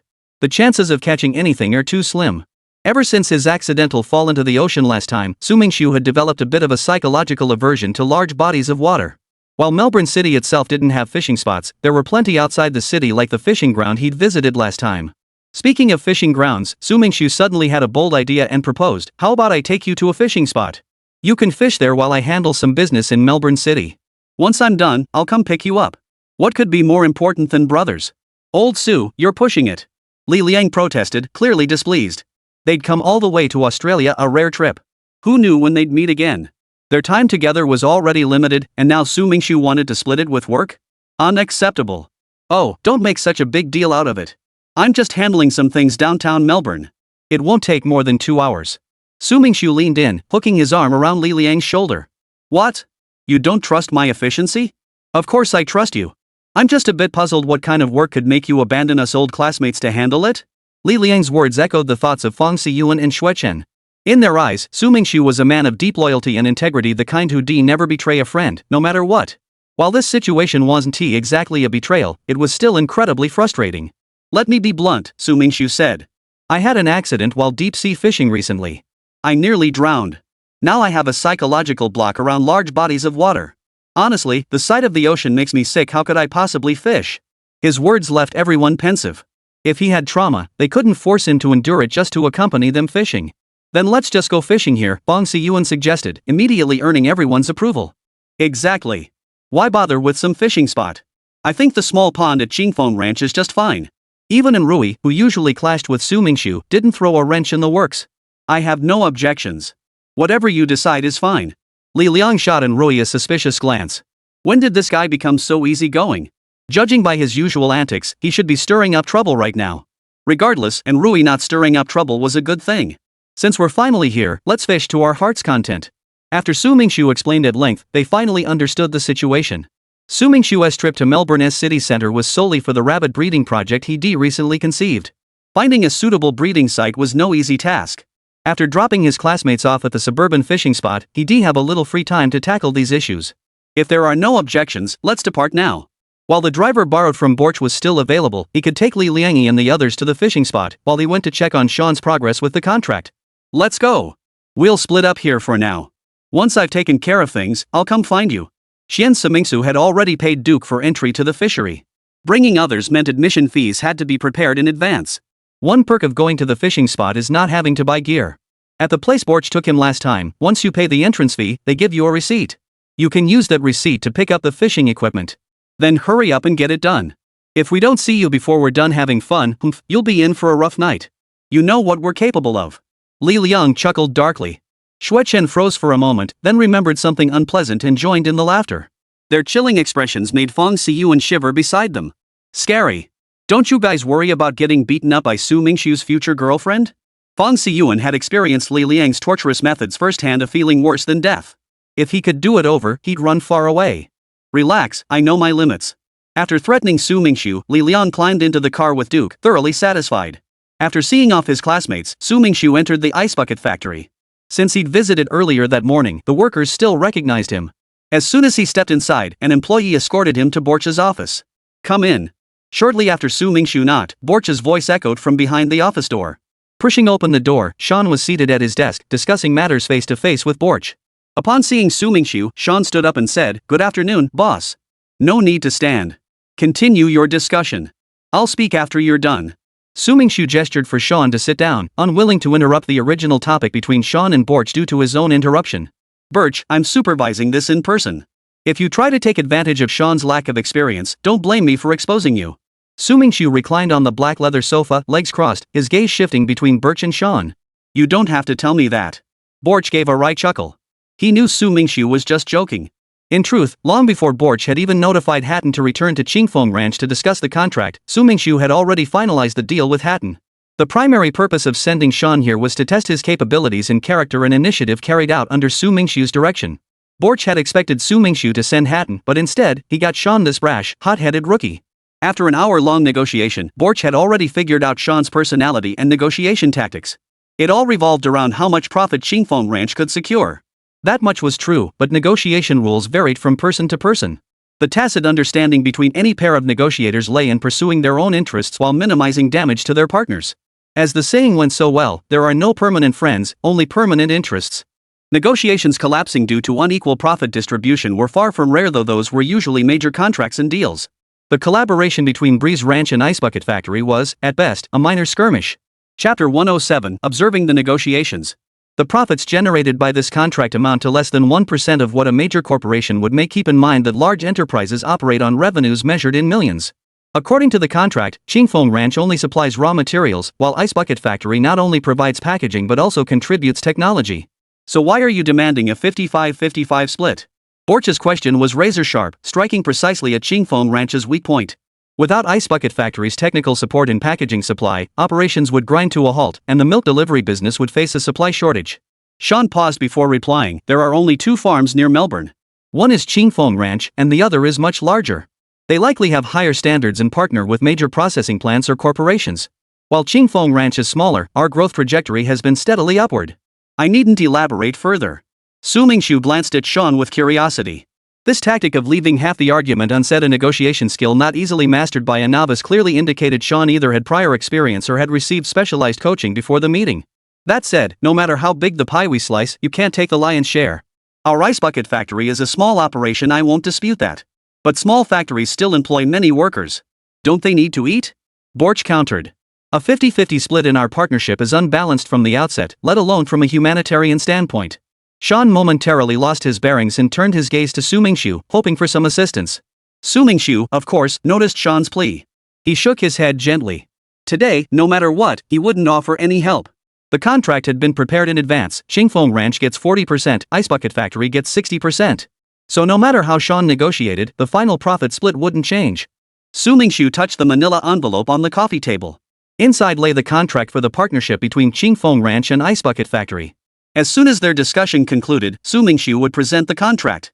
Once signed by both parties' representatives, it would become legally binding. From that moment on, the collaboration would be protected and regulated under Australian law. Should either party breach the stipulated terms, severe penalties would apply. Sean appeared calm and collected on the surface, but inside, he was a nervous wreck. He wanted to reduce Qingfeng Ranch's profit share in the agreement but feared upsetting his boss. After all, what boss wouldn't want to maximize their own gains? This contract between Breeze Ranch and Ice Bucket Factory was set for a 5-year term.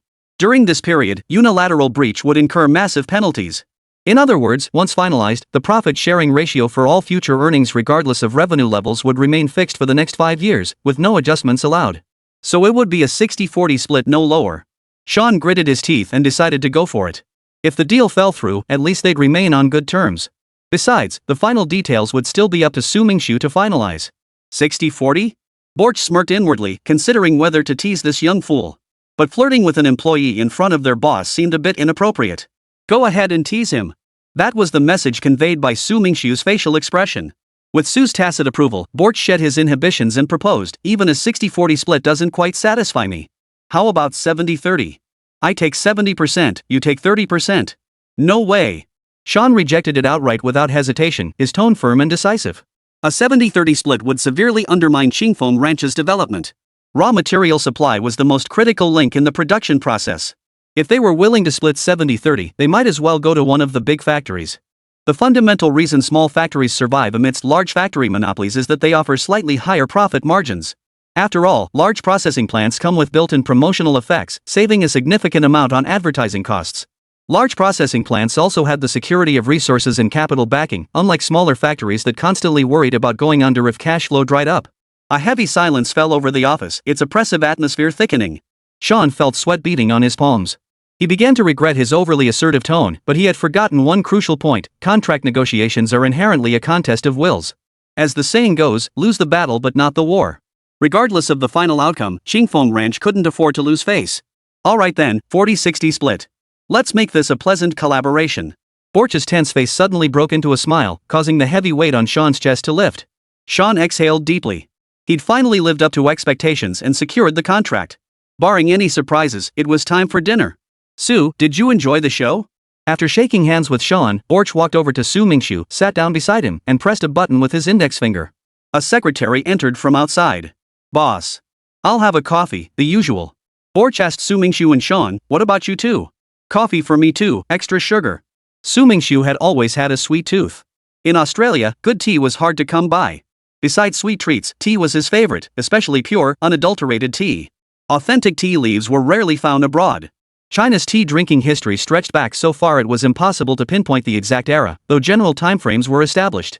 Evidence also suggests that tea drinking customs in many parts of the world did indeed originate from China.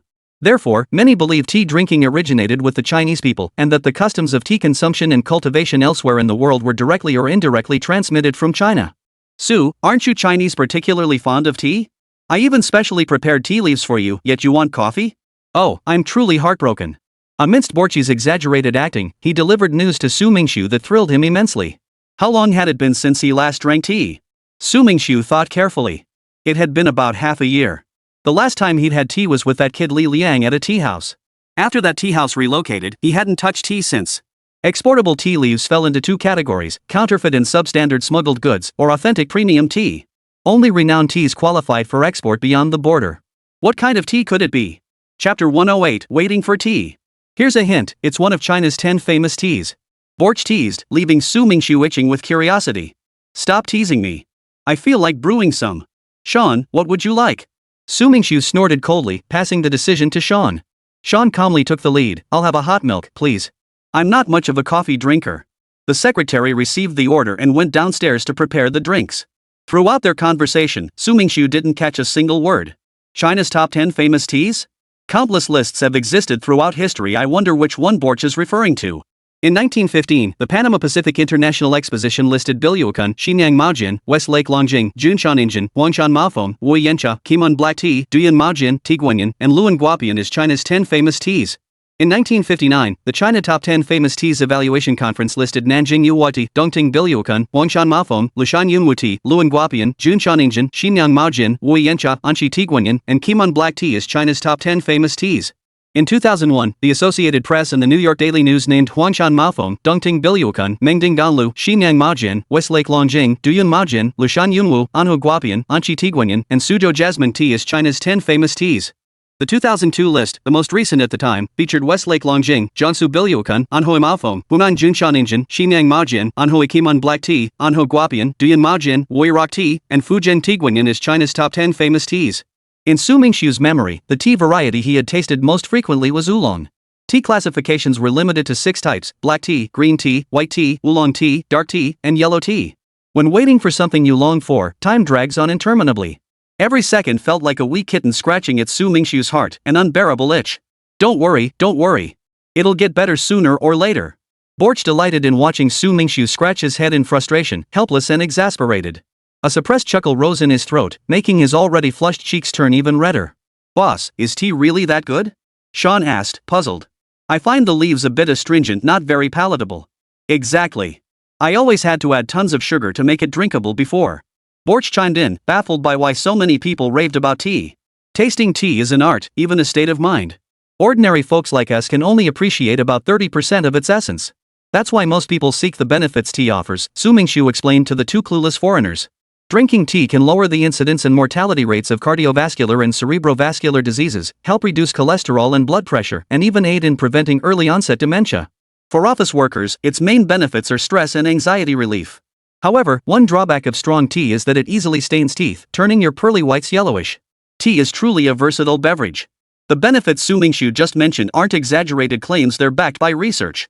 The UK's Daily Mail reports that a recent study found drinking 3 cups of tea daily can reduce the risk of myocardial infarction by 70%. Research from Finland and France also indicates that consuming 2 to 3 cups of tea per day can lower the risk of stroke. Modern urban life brings immense pressure. Mortgage payments, car loans, childcare expenses, and the relentless pace of daily life often trigger feelings of loss, leading to anxiety, tension, restlessness, and depression. Green tea contains L-theanine, a non-sedative relaxant. This compound helps the brain regulate anxiety, enhance focus, and improve mental state and overall function. Typically, 3-4 cups of green tea provide 100-200 milligrams of L-theanine, making it effective for stress and anxiety relief. So you're saying tea combats anxiety? In a way, could it treat insomnia? Borch's eyes lit up. I haven't been sleeping well lately. Not entirely. If I recall correctly, while tea can counter anxiety, it also has stimulating effects. Su Mingxu chuckled to himself. Someone already suffering from insomnia might find their anxiety eased by tea, only to become even more alert. Boss, the coffee's ready. The secretary who had stepped out earlier returned carrying 2 cups of coffee, placing one before Borch and the other before Sean. Only Su Mingxu's tea was still brewing. Mr. Su, please wait a moment. Your tea requires additional time to brew, as the factory's hot water supply has been depleted. Borch's secretary, concerned Su Mingxu might grow impatient, explained the situation first. Su Mingxu knew impatience wouldn't speed up the process. He wasn't new to tea ceremonies and understood the etiquette. Why don't we grab a bite to eat first? I'm starving, Borch suggested, knowing it would take nearly 30 minutes for the water to boil and the tea to steep. Su Mingxu wholeheartedly agreed, as he just recalled a tea drinking taboo. Tea is best enjoyed after meals. Drinking it on an empty stomach can harm the body, especially for infrequent tea drinkers. It inhibits gastric secretion, hinders digestion, and in severe cases may cause palpitations, headaches, or other symptoms of tea intoxication.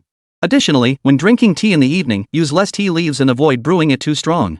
Strong tea stimulates the mind and can disrupt sleep quality, potentially turning a non-insomniac into one. One more thing to note, never drink tea that's been sitting overnight. In summer, when temperatures are high, tea shouldn't be left for more than 12 hours. Also, avoid brewing tea in a thermos to prevent the loss of nutrients. Alright, but I can't eat too much, I've got a gathering this afternoon. Su Mingxu's implied meaning wasn't that he couldn't eat much himself, but rather a subtle hint to Borch that he had other commitments today and couldn't stay to drink until they were both tipsy. Borgie wasn't the sharpest tool in the shed, but he wasn't completely dense either. Relax. I won't force you to drink. Trust me. With Borch's assurance, Su Mingxu felt at ease following him to the French restaurant. Sean naturally tagged along too. After wasting half the day talking, they couldn't very well leave him hungry. The alcohol-free meal wrapped up surprisingly quickly, wrapping up in under half an hour. By the time Su Mingxu returned to his office, Borch's secretary was just entering with a steaming teapot. "Boss, Mr. Su's tea is ready." After reporting to Borch, the secretary turned apologetically to Su Mingxu. "I'm sorry, Mr. Su. No one at the factory knows how to brew tea. The leaves and hot water are ready. Could you please prepare it yourself?" Chapter 109, Brewing Oolong Tea. Put it on the coffee table. You can get back to work. Oh, and have Peter send me a spreadsheet showing the production line's operational status via email. Borch briefly gave some instructions before dismissing his secretary. What's so complicated about brewing tea? Isn't it just putting tea leaves in boiling water? Of course not. There are countless nuances to brewing tea. To brew a perfect cup or pot of tea, mastering the tea quantity is paramount. There's no universal standard for how much tea to use each time. It depends primarily on the tea variety, the size of the teaware, and the consumer's drinking preferences. With the vast array of teas available, different varieties require different amounts. Take teapot size, for example. The appropriate pot size varies significantly depending on the tea type. For brewing standard black or green teas, the tea-to-water ratio is generally around 150 or 1 hour 60 minutes. This translates to roughly 3 grams of dry tea per cup, with 100 to 200 milliliters of boiling water added. For pu'er tea, use 5-10 grams per cup. When using a teapot, adjust the amount based on its capacity. Oolong tea requires the most tea leaves, often filling nearly half the teapot's volume or more.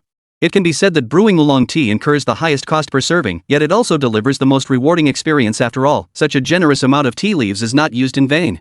Ultimately, the key to brewing tea lies in mastering the tea-to-water ratio. More tea and less water yields a stronger flavor, while less tea and more water results in a milder taste. Everyone's taste preferences differ, so the amount of tea required varies from person to person. Is this oolong tea? Su Mingxu picked up the tea bag and saw the Chinese characters Wulong Cha printed on it, with an English translation below. Oolong tea? Probably. I happened to use it while shopping at the department store. If you want some, I have plenty more. Consider it a gift for our partnership. With a grand gesture, Borch generously decided to give all the oolong tea to Su Mingxu. That's the kind of boldness you expect from a big boss. Su Mingxu happily accepted the tea without a shred of guilt. Oolong tea is one of the most renowned tea varieties, originating in Fujian with a history spanning over 1,000 years. The formation and development of oolong tea trace back to Beiyuan tea. Beiyuan tea was Fujian's earliest tribute tea and the most renowned variety after the Song dynasty. Over a dozen historical texts detail its production, processing, and brewing methods. Beiyuan refers to the area surrounding Phoenix Mountain in Jianouyu, Fujian, where tea production dates back to the late Tang dynasty. Of course, oolong tea encompasses several distinct varieties. While oolong tea is an umbrella term, specific classifications include Oriental Beauty, Luohan Agarwood, Red Water Oolong, and Oolong Black Tea. Many people confuse Red Water Oolong with Oolong Black Tea, believing them to be one and the same. In reality, they are two entirely distinct tea varieties. Oolong Black Tea is a modern tea processing innovation made by converting small leaf oolong tea into black tea, resulting in varieties like honey-scented Oolong Black Tea and honey-scented Jinxian Black Tea. The oolong tea you purchased is Oolong Black Tea. Having identified the tea variety, it's time to brew. Su Mingxu placed the oolong leaves into the teapot, lifted the pot filled with freshly boiled water, and tilted it slightly. The hot water flowed smoothly through the spout. The moment the water touched the leaves, an intense fragrance filled the air. Wow, I didn't realize these leaves were so fragrant. Borch wrinkled his nose and took several deep sniffs. The tea's aroma completely overpowered the coffee's scent. The tea's fragrance was subtle. Without hot water infusion, it wouldn't have revealed itself at all. How could an amateur like Borch possibly notice? Boss, won't pouring hot water directly damage the leaves? Sean watched the tea leaves drifting in the pot with concern. Not at all, Su Mingxu replied with a smile. You might have a slight misunderstanding about brewing tea. Many believe boiling water shouldn't be used for brewing tea, claiming its high temperature destroys vitamin C, especially in vitamin-rich green tea. But that's entirely mistaken. Those substances were already infused into the leaves during the pan-firing process. If you don't use boiling water, you won't fully release the tea's aroma. I see. But why are you holding the kettle so high when pouring into the teapot? What if the boiling water splashes out and burns you? Su Mingxu's peculiar posture was quite eye-catching. He stood half bent over, holding the kettle with his right hand while pressing down on the teapot lid with his left to keep it from popping off. You mean the high pour technique? He asked. It's a method for brewing tea. Su Mingxu patiently explained. The benefit and characteristic of the high pour technique is that it allows the boiling water to agitate the tea leaves, making it easier for the tea's aroma to develop. Because the tea's fragrance is released quickly, the tannic acid in the leaves doesn't have time to dissolve, so the tea liquor won't taste bitter or astringent. Wow, I never imagined such intricate details in something as simple as brewing tea. Chinese culture truly is profound and extensive. I must visit China someday when I have the chance. It would be both enjoyable and enlightening. Most foreigners who know of China yearn to visit this mysterious eastern land, drawn both by its culture and its cuisine. Today's food magazines devote extensive coverage to Chinese cuisine, captivating foreign food enthusiasts. Even dumplings, a staple for Chinese people, are regarded as rare delicacies abroad. 10 minutes later, Su Mingxu lifted the teapot. Within the teaware, the pale red tea gradually filled the cup until it nearly overflowed. With a flick of his wrist, the stream halted abruptly, the tea smoothly returning to the pot. As the saying goes, water is the mother of tea, and the pot is its father. To brew a cup of fine tea, the four elements tea, water, fire, and vessel must harmonize perfectly, with none being dispensable. This is because tea utensils are not merely practical containers for drinking tea, they also enhance the tea's color, aroma, and flavor. Moreover, an elegant and exquisite set of teaware possesses intrinsic aesthetic value and artistic merit. Securing an authentic set of tea utensils abroad can be quite challenging. After all, exporting teaware overseas hasn't gained much traction in the market. Borch was already delighted that someone had thought to prepare a teapot for him. Looks like more than just one teapot. Don't waste it, this tea took a lot of effort to brew. Drink it while it's hot. Don't discard the leaves in the pot just yet, they can be steeped 2 or 3 more times. Su Mingxu took the time to remind Borch of the key points for brewing tea. These leaves won't be good tomorrow, so drink up today, ha. All the tea Borch had bought ended up in Su Mingxu's stash, though he did leave Borch a pot with a 1-day shelf life. Chapter 110, on breeding lop-eared rabbits. That's really kind of you. Borch grunted a few times, then chatted about some trivial matters. Seeing the time was right, Su Mingxu found an excuse and left immediately. As for how Sean would get back, he trusted Borch to handle it. Hey, Hatton, what brings you back? Su Mingxu ran into Hatton outside the ice bucket factory. Hadn't he just sent Hatton and old Joe along with Feng Siyuan and Xuechen to relax at the fishing grounds? Consider it a little perk for the two of them. Boss, didn't you say you needed to find a breeding site for lop-eared rabbits? Since you're unfamiliar with the area, it'd be tough for you to locate it alone. I rushed back to help you search. Hatton scratched the back of his head. Duke had already returned to his post, so Hatton was driving Polch's car. Su Mingxu secretly gripped his hands in anxiety. Ever since learning Hatton didn't even have a driver's license, the sight of him behind the wheel sent a chill running down his spine. He thought, if Borch found out you were driving his car, he'd be furious. Melbourne's city centre was out of the question for now. Rent there was absurdly expensive. Su Mingxu knew his financial limits well. While city centre locations were prime, the cost came with a hefty price tag several times higher. So he set his sights on the fringe between the city and the suburbs, not too cheap, but not exorbitantly expensive either. Agreed. Hatton drove Porchy's beloved car toward Melbourne's suburbs, keeping the route as close as possible to Qingfeng Ranch at Su Mingxu's request. This should be about right. I think the location is good. Hatton pulled the car to a stop outside a warehouse. It was an abandoned warehouse. Reportedly, it had once served as a storage facility for a company, but for some reason, the company went bankrupt and the warehouse was naturally left to decay. After the company went under, the boss couldn't pay the employees' wages and mortgaged the warehouse to them. However, the warehouse's location was too remote, and few people were interested in buying it. These days, even if someone did buy a warehouse, it would likely be for land to build houses on. After all, companies that could afford warehouses would build them near their headquarters. Who would be bored enough to travel 10,000 miles to buy a warehouse in the suburbs of Melbourne? The warehouse was massive, clearly a sign of the bankrupt company's former glory. He wondered if the warehouse was guarded. Su Mingxu was a bit concerned. Typically, collateral like this, especially in the outskirts, wouldn't have any security. No one on site meant no one to talk to. Honestly, Su Mingxu wasn't optimistic about this location. The abandoned warehouse wasn't too far from Qingfeng Ranch, but there was one major drawback. It was extremely distant from any water source. There wasn't a single drop within miles, and by water source, he meant natural resources like rivers or lakes, not tap water. Let's go inside and take a look. Su Mingxu got out of the car and strode purposefully toward the warehouse. Hatton followed closely behind. After walking a short distance, he remotely locked the car doors with his key fob, just in case. Hello? Anyone there? Su Mingxu called out. The warehouse doors were thick with cobwebs, and a large padlock hung on the rust-stained iron gates. Ah, no one here after all? Su Mingxu turned away in disappointment. Looks like we'll have to find another place. Ha? Who's there? A deep male voice echoed from inside the warehouse. Whoa, could it be haunted? Su Mingxu instinctively shrank his neck. The gate was locked tight. How could a human voice suddenly appear from inside the warehouse? This was truly bizarre. Despite his grumbling, Su Mingxu approached the edge of the gate. What if someone was accidentally locked inside? As the saying goes, saving a life is better than building 7 tiers of a pagoda. It was just a small gesture, a chance to do a good deed. Hello, he called out, pressing his ear against the iron door. Are you the owner of this warehouse? The tightly shut door slammed open. The iron padlock hanging on it fell to the ground as if made of paper. A disheveled man emerged through the crack, muttering, "Me? I guess so. What brings you here?" "Well, we're interested in purchasing this warehouse."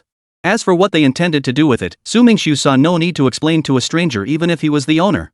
It wasn't that Su Mingxu was petty, it was simply that the fewer people who knew about his plans, the better.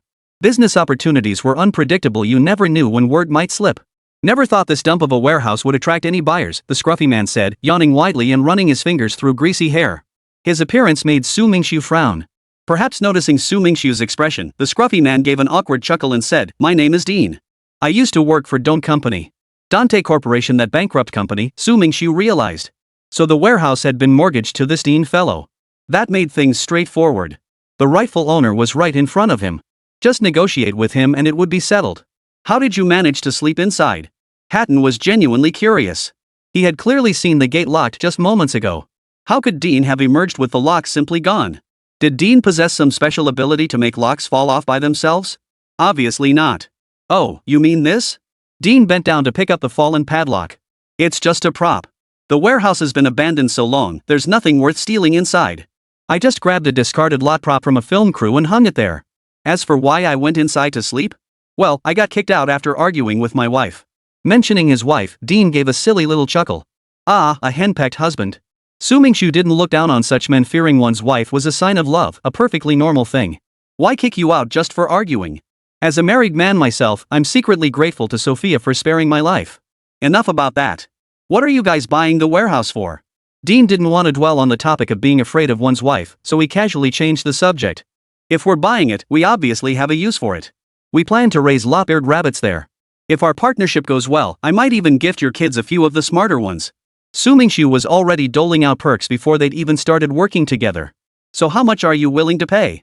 "I've been wanting to get rid of this dump of a warehouse for ages," Dean said resentfully.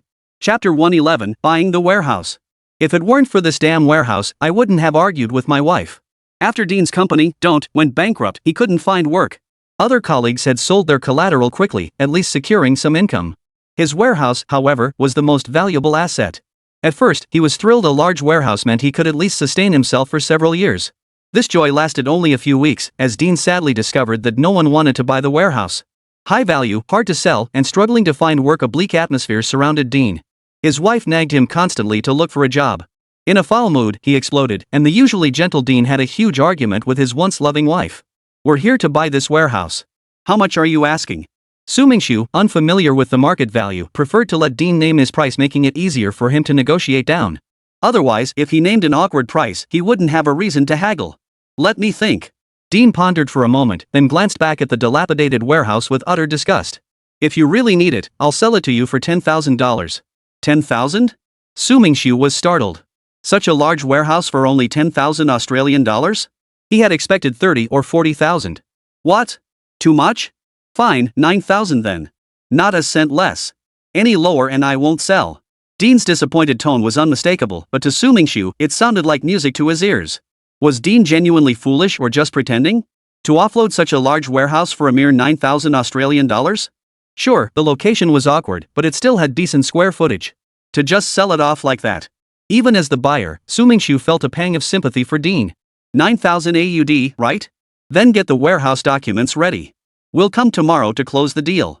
Carrying large sums of cash while traveling was not only too conspicuous but also a burden to carry. No problem. Actually, I left the property deed at home. Dean assured him with a pat on his chest. But then he remembered his wife still fuming at home and quickly backtracked. How about we do the transaction the day after tomorrow? Right here. I need to smooth things over with my wife tomorrow. Fine, whatever makes you happy. Su Mingxu didn't argue. Haste makes waste. Since Dean had agreed to sell it for 9,000 Australian dollars, he probably wouldn't back out now. The urgent task now was to find Fong Siyuan, Xuechen, and the others at the fishing grounds. Otherwise, if Li Liang got impatient waiting, who knew what kind of trouble he'd stir up? Hatton, step on it. Destination, that fishing ground you came from. The two scrambled into the car. Without a moment's delay, Hatton floored the accelerator. The vehicle shot forward like an arrow released from a bow, vanishing in a flash. Dean stood behind, gawking in awe. Rich folks live it up speeding like they're not afraid to die. Not like us, scared to even get on a bike for fear of scrapes and bruises. Seated inside, Su Mingxu felt utterly detached from the speeding experience. Borch's car had a sunroof, which Hatton had opened immediately for ventilation. Gusts of wind poured relentlessly through the open hatch. Hatton let out two excited shrieks, sending Su Mingxu's already zero sense of security plummeting into negative territory. His stomach churned violently, nearly forcing out the meal he'd eaten at Borch's. Slow the hell down. Don't you care about getting pulled over by traffic cops? Su Mingxu yelled angrily. Hatton paid no heed, continuing to drive as he pleased. Boss, you're way too timid. I haven't even really started driving yet, Hatton said with a hint of dissatisfaction. The open road was where he could truly showcase his skills. Most of Melbourne's suburbs were dirt roads, only the main routes were paved. The warehouse was located below the main road, and they'd likely reach it in 2 or 3 minutes. At that point, Su Mingxu couldn't help but shiver, his tone softening. Hatton, let's talk about something. What is it? Hatton was still buzzing with excitement, his eyes fixed on the approaching asphalt ahead, gleaming like he'd spotted a pole dancer. Slow down. Can't we just ease up a bit? Su Mingxu gritted his teeth. After today, he'd never let Hatton drive for him again. How had he never noticed this kid's love for speed before? Might as well send him to be a race car driver. Working on the ranch was a waste of his talent. Slow? We're not even going fast enough yet. Hatton's tone suddenly rose as he shouted, Boss, hold on tight. Huh? What? Su Mingxu was checking his seatbelt when he looked up to see the asphalt road mere inches away. A wave of despair washed over him. He thought, this is it. I'm done for. I wonder if I can handle the consequences of letting this tiger back into the mountains. Just as the car was about to slam into the curb, Hatton shifted gears, slammed on the brakes, and yanked the wheel in one fluid motion. With a masterful tailspin, he successfully flung the car back onto the asphalt. Yay! Hatton pulled over and flashed a peace sign at Su Mingxu. Boss, how'd my driving look? Pretty awesome, huh? Awesome, you're the man. Su Mingxu kept his eyes tightly shut, completely missing the fluid maneuver. His heart pounded violently, nearly leaping out of his throat. You've had your thrill ride. Let's just drive safely from now on, okay? If you keep this up, you'll never touch the steering wheel again as long as I'm around.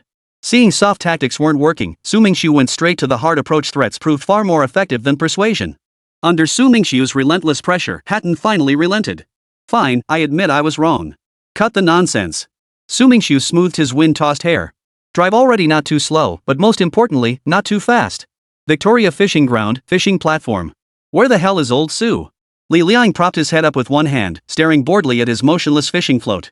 Fong Siyuan and Shuechen beside him had a few fish each in their plastic buckets, and even Qinyu, a girl, had caught a silver fish as long as her forearm.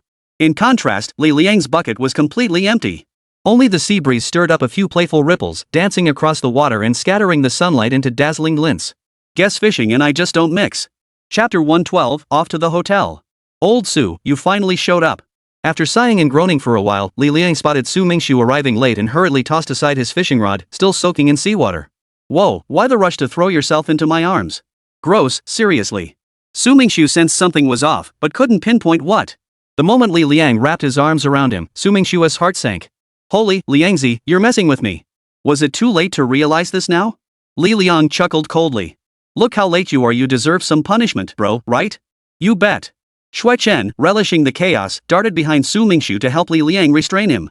Big bro, we're buddies, right? If we're buddies, don't bother with those two idiots.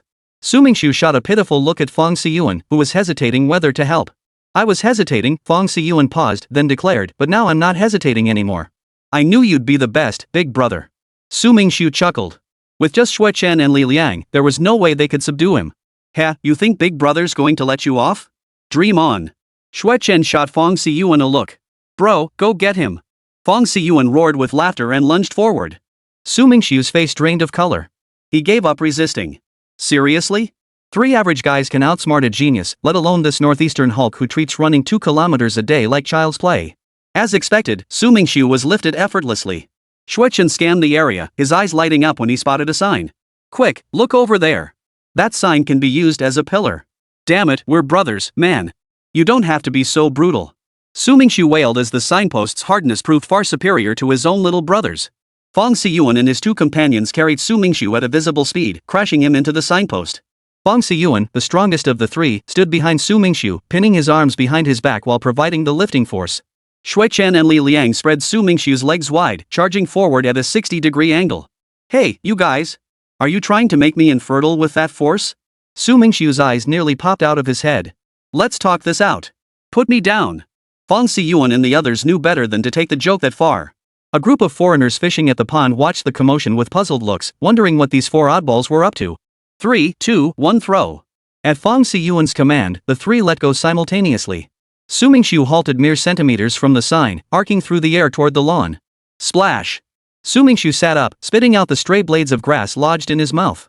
You guys just wait, he growled. Today, I'll drink you all under the table. Sure thing.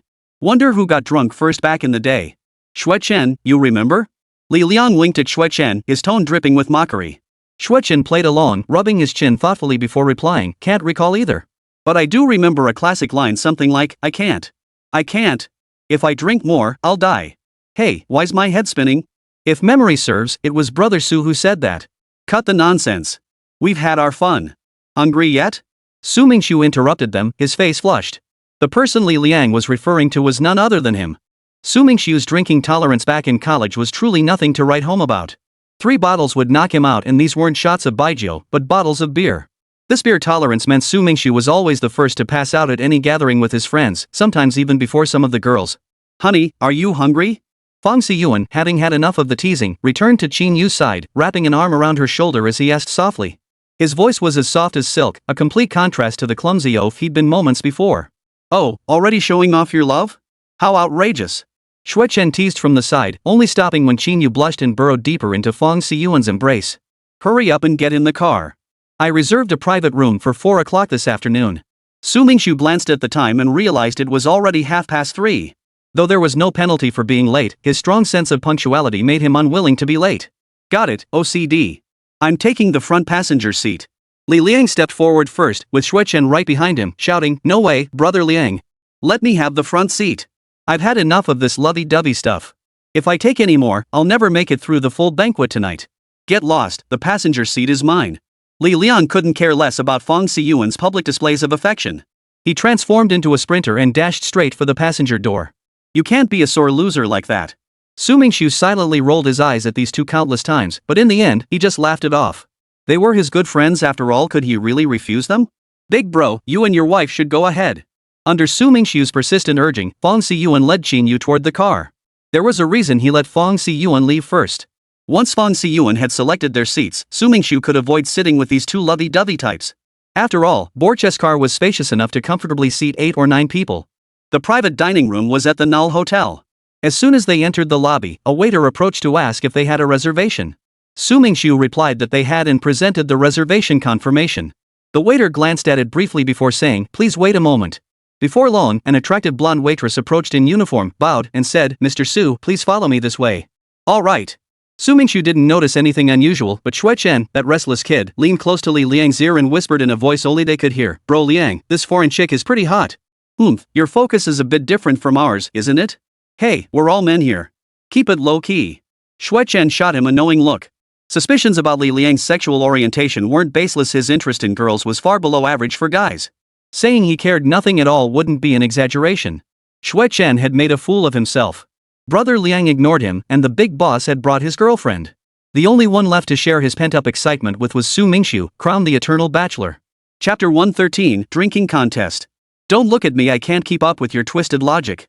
Su Mingxu cut Xue Chen off before he could speak. We're almost at the private room, just chill for a bit. It must be said that the management at the Nor Hotel was top-notch. Upon entering the private room, there was none of the stuffy, stale air he'd expected. Instead, a faint lavender scent wafted through the air.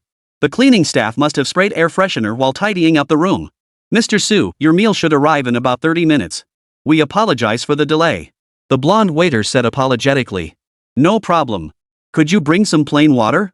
Su Mingxu said with a smile while arranging for his classmates to take their seats. Su Mingxu arrived a full 10 minutes earlier than the scheduled order time, and the hotel kitchen hadn't yet begun preparing the dishes.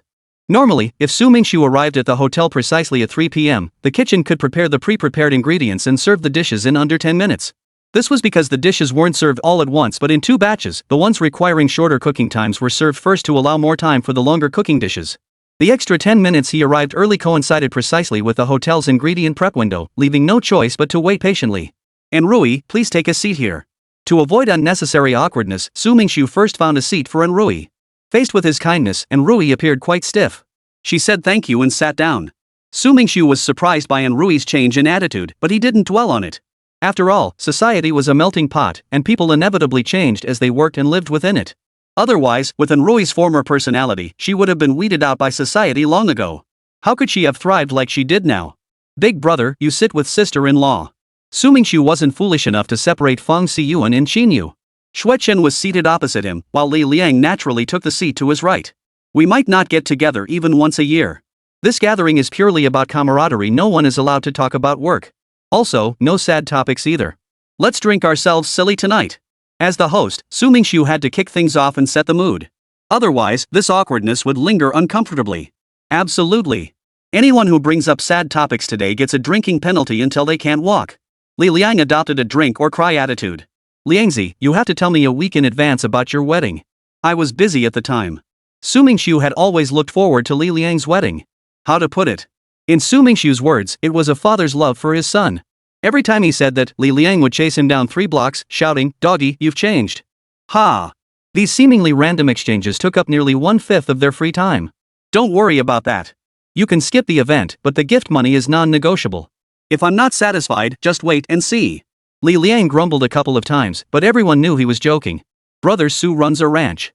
With assets beyond my wildest imagination, I can't speak for other things, but he can definitely afford the gift money.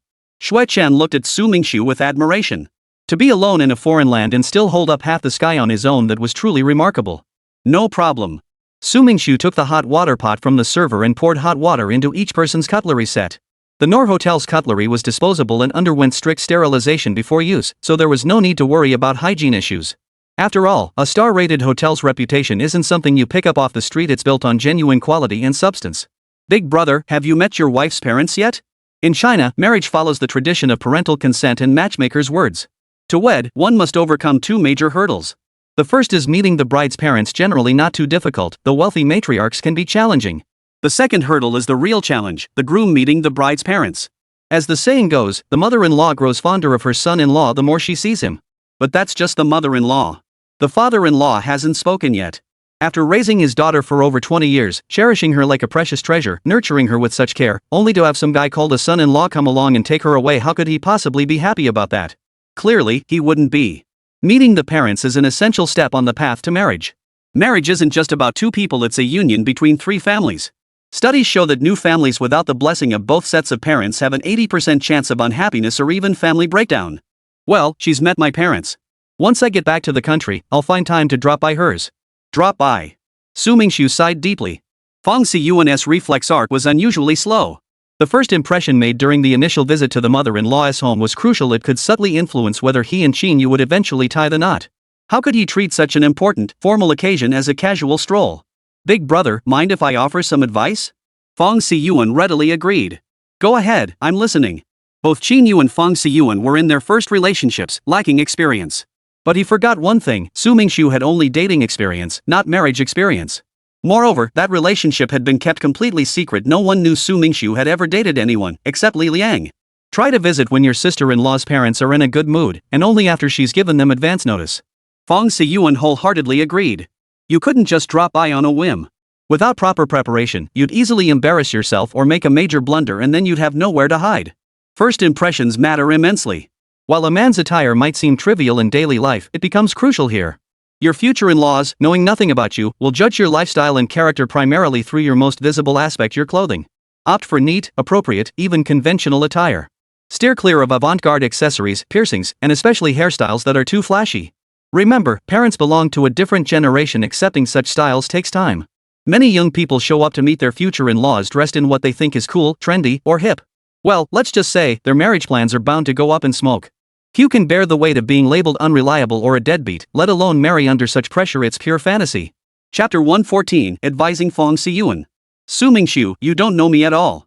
Don't you know what kind of clothes I like to wear? Su Mingxu nodded.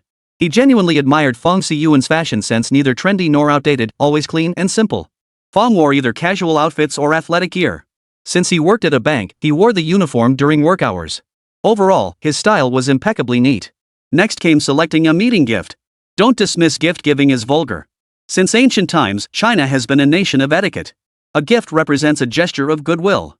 Its value lies not in price or luxury, but in acknowledging shared values and customs. It's also the most direct way for children to express filial piety and devotion. So what should he buy?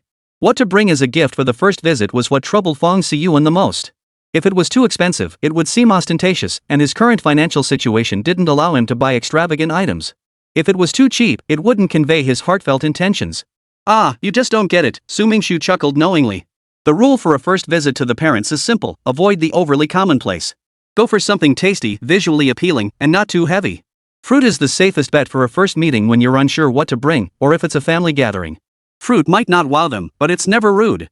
If your visit coincides with a traditional holiday, it's even simpler: mooncakes for Mid-Autumn Festival, Zongzi for Dragon Boat Festival. In short, food gifts should either be practical or holiday-themed. Skip the macarons and such. Fong Siyuan listened intently, while Qinyu took notes beside him, careful not to miss a word from Su Mingxu, this master theorist. What else could be appropriate besides food? After all, they were aiming for marriage, and Fong Siyuan felt food alone might seem a bit too light. Su Mingxu thought carefully before saying, for older relatives, consider health and wellness equipment like massage chairs or foot spa devices. They can easily use these at home for self-care. If you want to win over your future mother-in-law, buy her mother's skincare products, clothes, handbags, perfume, and such. For her father, consider tea, handicrafts, or similar gifts. Of course, you could also give tobacco or alcohol. Some parents actually prefer those. Catering to their tastes can yield excellent results. Su Mingxu repeatedly emphasized one principle: never create conflict within the other party's family. If your sister-in-law's parents might argue over the health implications of tobacco or alcohol, steer clear of that minefield or risk getting caught in the blast. For example, if Qinyu's father enjoys smoking but his mother strictly forbids it, and as the future son-in-law, Fong Siyuan brings a carton of cigarettes, a gesture of goodwill that the elder may find hard to refuse, Qinyu's mother will likely feel deeply displeased. The consequence? Before you've even brought your bride home, you've already alienated your future mother-in-law. Also, are there any special customs on your sister-in-law's side? One crucial thing to note when visiting to present gifts: in many parts of China, there are numerous taboos for first-time grooms bringing gifts. I recall some places forbid giving watermelons or an odd number of gifts. Su Mingxu's reminder sent a shiver down Qinyu's spine. I almost forgot, in my hometown, you can't bring chicken-related items as gifts. Since most families keep dogs, bringing chicken symbolizes no peace in the household and inauspicious omen. Even as a modern young person in the 21st century, I believe we should respect hometown customs. Discard the outdated parts, but remember that traditions passed down by our ancestors aren't necessarily useless. The first meal would naturally be at the mother-in-law's place, no question about it. Typically, you'd choose to dine with the parents, and the best option was always a restaurant. That way, you could ease the tension and avoid awkward silences. If dining out, restaurant choice matters. Both sides might feel stiff during this first meeting. To avoid parents asking too many questions, pick wisely. Never choose fancy Western restaurants. Dim lighting and excessive quiet make them spots for couples to flirt, not for meeting parents. Isn't quiet better? Fong Siyuan picked up his water glass and took a sip. A quiet place is perfect for conversation, right? Ha, you just don't get it. Su Mingxu tapped the table with his index finger. In an overly quiet environment, both parties become psychologically tense. What's the consequence of tension? Awkward silences. And what's the consequence of awkward silences? A lack of topics. Studies show that meeting important people in quiet places significantly increases adrenaline secretion and heart rate. Nervousness becomes almost inevitable. It's like a law of nature, unavoidable. At first meetings, prioritize steady, appropriate language. Don't rush to impress, and certainly don't expect your future in-laws to fully approve or even feel comfortable entrusting their daughter to you from the very first encounter. When your future in-laws ask about your background, aim for thoughtful yet concise answers. Never ramble. Speak deliberately, pause to gather your thoughts before responding, and maintain sincere eye contact throughout. Avoid constantly looking down or glancing around. Above all, avoid constantly checking your phone. It's best to set it to silent mode. When meeting their son-in-law for the first time, parents primarily observe demeanor, character, and refinement. Substance becomes apparent through conversation. Decades of life experience are no mere formality, but genuine, hard-earned wisdom. Show respect to her parents, speak less, act more. When opinions differ, avoid arguing, choose to agree. When chatting with her mother, aim to speak less. Let her mother share stories about her daughter's personality and background. You can gently steer the conversation. Answer her questions when she asks. Don't overdo it and end up making things worse. Sometimes talking too much invites trouble. Avoid making guarantees or exaggerating. Your future mother-in-law will see through empty boasts and generally dislikes smooth-talking men. Especially with promises, keep them sparse. Don't act like you own the place. After all, her life experiences outnumber any soap opera you've watched. I'm learning. You really are a pro. Your theories are on another level. Fong Siyuan was thoroughly convinced, repeatedly thanking Su Mingxu. Xue Chen and Enroi stared at him in astonishment, unable to believe he possessed such rich emotional experience and insight. Chapter 115, The Culture of Toasting. As they chatted, the food arrived. A waiter pushed in a cart, both tiers piled high with dishes. It was clear Mingxu had spared no expense ordering this much food at a star-rated hotel. Couldn't he have been cheap? Talking has left me parched, big brother. After sharing all this with you, don't you owe me a couple of toasts in appreciation? Mingxu urged with a sly grin, his reasoning impeccable. Toasting, or proposing a toast, refers to the act of the host initiating a drink for a specific occasion during a formal banquet. Generally, the order of toasts should follow seniority based on age, position, and host-guest status. Careful consideration of the sequence is essential to maintain proper hierarchy. Even when drinking with unfamiliar people, it's wise to inquire about their status or observe how others address them to avoid awkwardness or hurt feelings. If you have a request for a particular guest at the table, show them extra deference. In other words, flatter them appropriately, aim for the right spot. Flattering the wrong person could backfire, making the effort counterproductive. However, if higher-ranking or older individuals are present, always toast the elders first. Failing to do so creates awkwardness for everyone. Never let personal interests cause embarrassment to seniors. Toasting elders first won't give anyone ammunition against you, and those needing assistance won't dwell on such details. Toasting requires wine in the cup, so pouring is necessary. By convention, guests except the host and servers should not pour for others, as it implies taking over the host's role. Why can servers pour drinks? They're called service staff for a reason. Paying for the convenience of service seems perfectly reasonable. If the host personally pours wine, they should use the finest wine available at the banquet. Guests should raise their glasses in gratitude and stand when appropriate. After pouring the wine according to custom, Mingxu cleared his throat twice, drawing everyone's attention. He said, "The banquet is about to begin. I'd like to say a few words first. First off, welcome to Australia, everyone. I'll skip the pleasantries, our bond is solid, and our drinking is just as solid." With that, he raised his brimming glass. Everyone at the table stood straight, raised their glasses, and toasted across the table. Mingxu led the way, lifting his glass and downing it in one gulp. The others followed his lead, and soon the private room was filled with the aroma of baijiu. Mingxu's method of toasting was known as a formal toast, a traditional expression of drinking etiquette, polite and measured encouragement for guests to drink. At the start of the banquet, the host would often make a few remarks before initiating the first round of toasts. At this moment, both host and guests stand. The host first downs the liquor in their cup, then turns the empty cup upside down to show they have finished, demonstrating respect for the guests. Guests are expected to finish their drinks as well, signifying their equal respect for the host. China's drinking culture has a long history, divided into 5 parts: formal toasts, reciprocal toasts, mutual toasts, drinking on behalf of others, and penalty drinks. The return toast follows the formal toast, where guests reciprocate to the host. This step entirely depends on the guest's disposition. If they aren't very familiar with the host or wish to limit the host's drinking, they might toast the entire table together. If the guest is close to the host and wishes to encourage more drinking, they will toast each guest individually. Declining a toast is somewhat improper, so even if one feels unwell and cannot drink, the next cultural practice, drinking on behalf of another, comes into play. Substitute drinking prevents awkwardness or strained relations between host and guest. The substitute drinker typically shares a special bond with the host.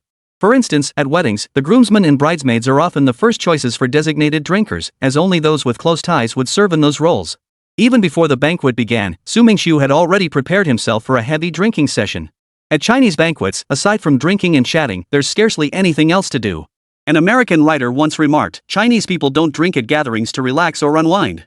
It's often competitive, everyone refuses to back down until everyone is dead drunk." This is precisely where foreigners misunderstand Chinese drinking habits. Daily life certainly doesn't involve such excessive consumption. Occasionally, it serves as a release for pent-up emotions, essentially, a different mindset. Joking aside, drinking like this every day would wear down even the toughest constitution. It's almost self-destructive. The claim that the average Chinese person drinks heavily is incorrect. Most Chinese people don't have a daily drinking habit. Instead, Chinese alcohol consumption primarily involves competitive binge drinking at various social gatherings. The top 3 countries globally for per capita alcohol consumption are Russia, the Czech Republic, and France. So why does China's drinking culture remain so prevalent when other nations don't share this passion? In China, drinking culture is less about food and drink and more about social interaction. Precisely because many cannot hold their liquor, in Eastern civilization, heavy drinking became a symbol of bold character. Figures like Wu Song, who downed 18 bowls of wine before hunting a tiger, and Xiao Feng, who drank like water and remained sober through countless cups, became legendary heroes. Drinking thus naturally became the backdrop for heroism. This cultural legacy has inextricably linked drinking capacity with character. Daring to drink to excess, is seen as a sign of boldness, trustworthiness, and loyalty. Drinking to your heart's content is essential, but know your limits. You surely know how much you can handle. Shui Chen, your stomach isn't the best. You've had stomachaches from drinking before. If you really can't drink, we won't blame you. Yeah, I'm not stupid. Don't worry, Shui Chen replied with a grin. He knew his own limits well, but tonight, he wouldn't be holding back. The opening formalities went smoothly, and soon the rigid rules faded away. The brothers chatted freely about everything under the sun. Even Rui, usually aloof, chimed in a few times. This rare harmony filled the private room with a warm, joyful atmosphere. After 3 rounds of drinks, everyone was feeling a bit tipsy. Su Mingxu's cheeks were flushed, his eyes hazy, and he was muttering something indistinctly. No one could make out his words. Li Liang was the first to notice Su Mingxu's unusual state. He made no sound, instead pressing his ear close to Su Mingxu's mouth, trying to make out what he was saying. It was unusual for Su Mingxu to act this way when drinking.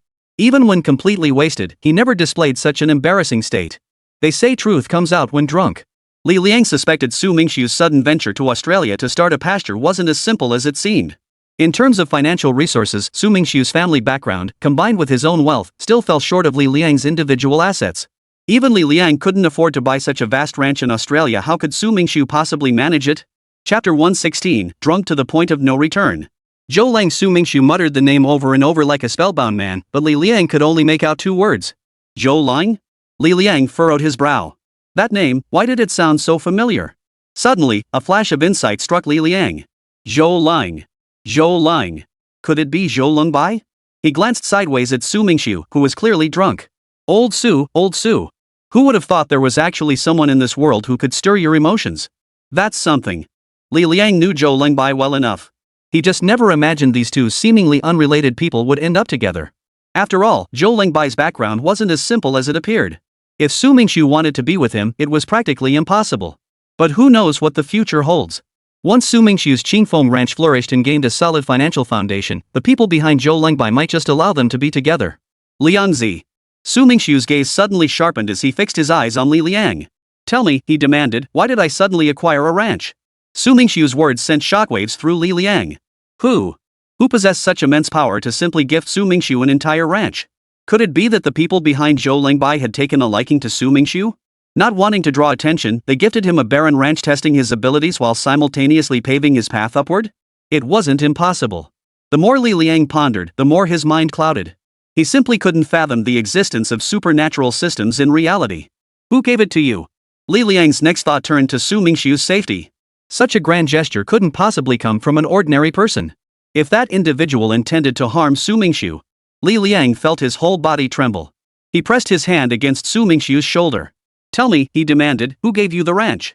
Su Mingxu spoke slowly, I did. Ha! That devilish laugh crushed Li Liang completely.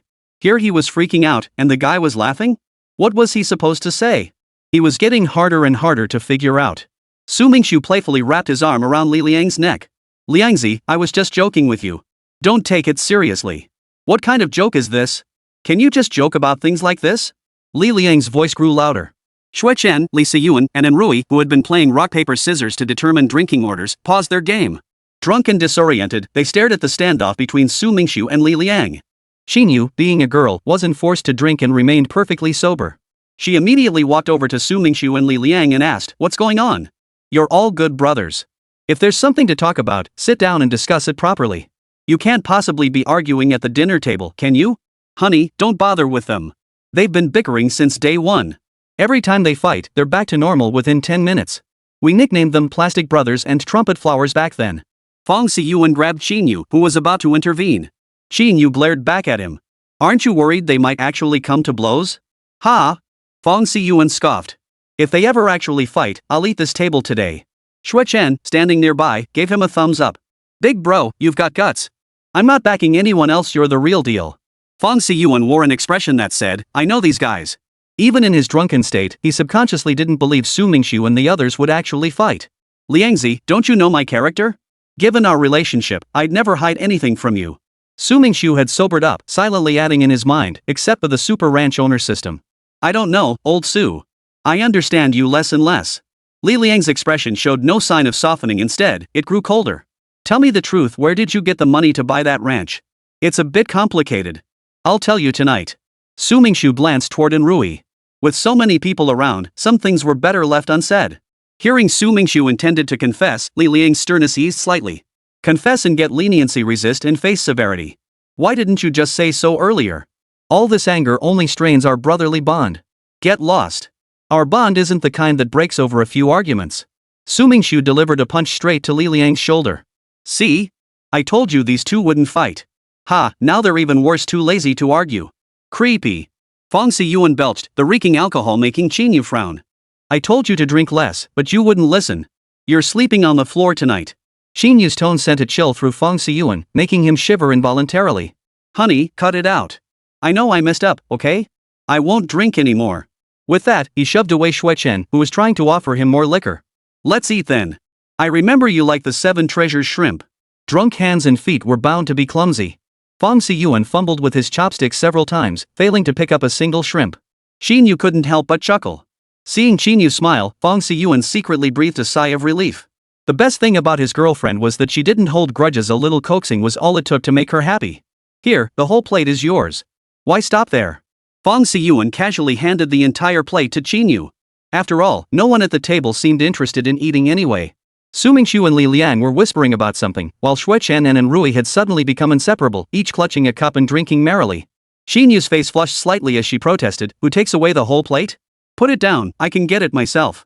Knowing Qinyu valued her pride, Fong Siyuan replaced the plate closest to her with one she could easily reach. Now she could simply stretch out her hand to grab the 7 treasure shrimp. Fine, whatever makes you happy. Qinyu reluctantly acquiesced to Fong Siyuan's gesture.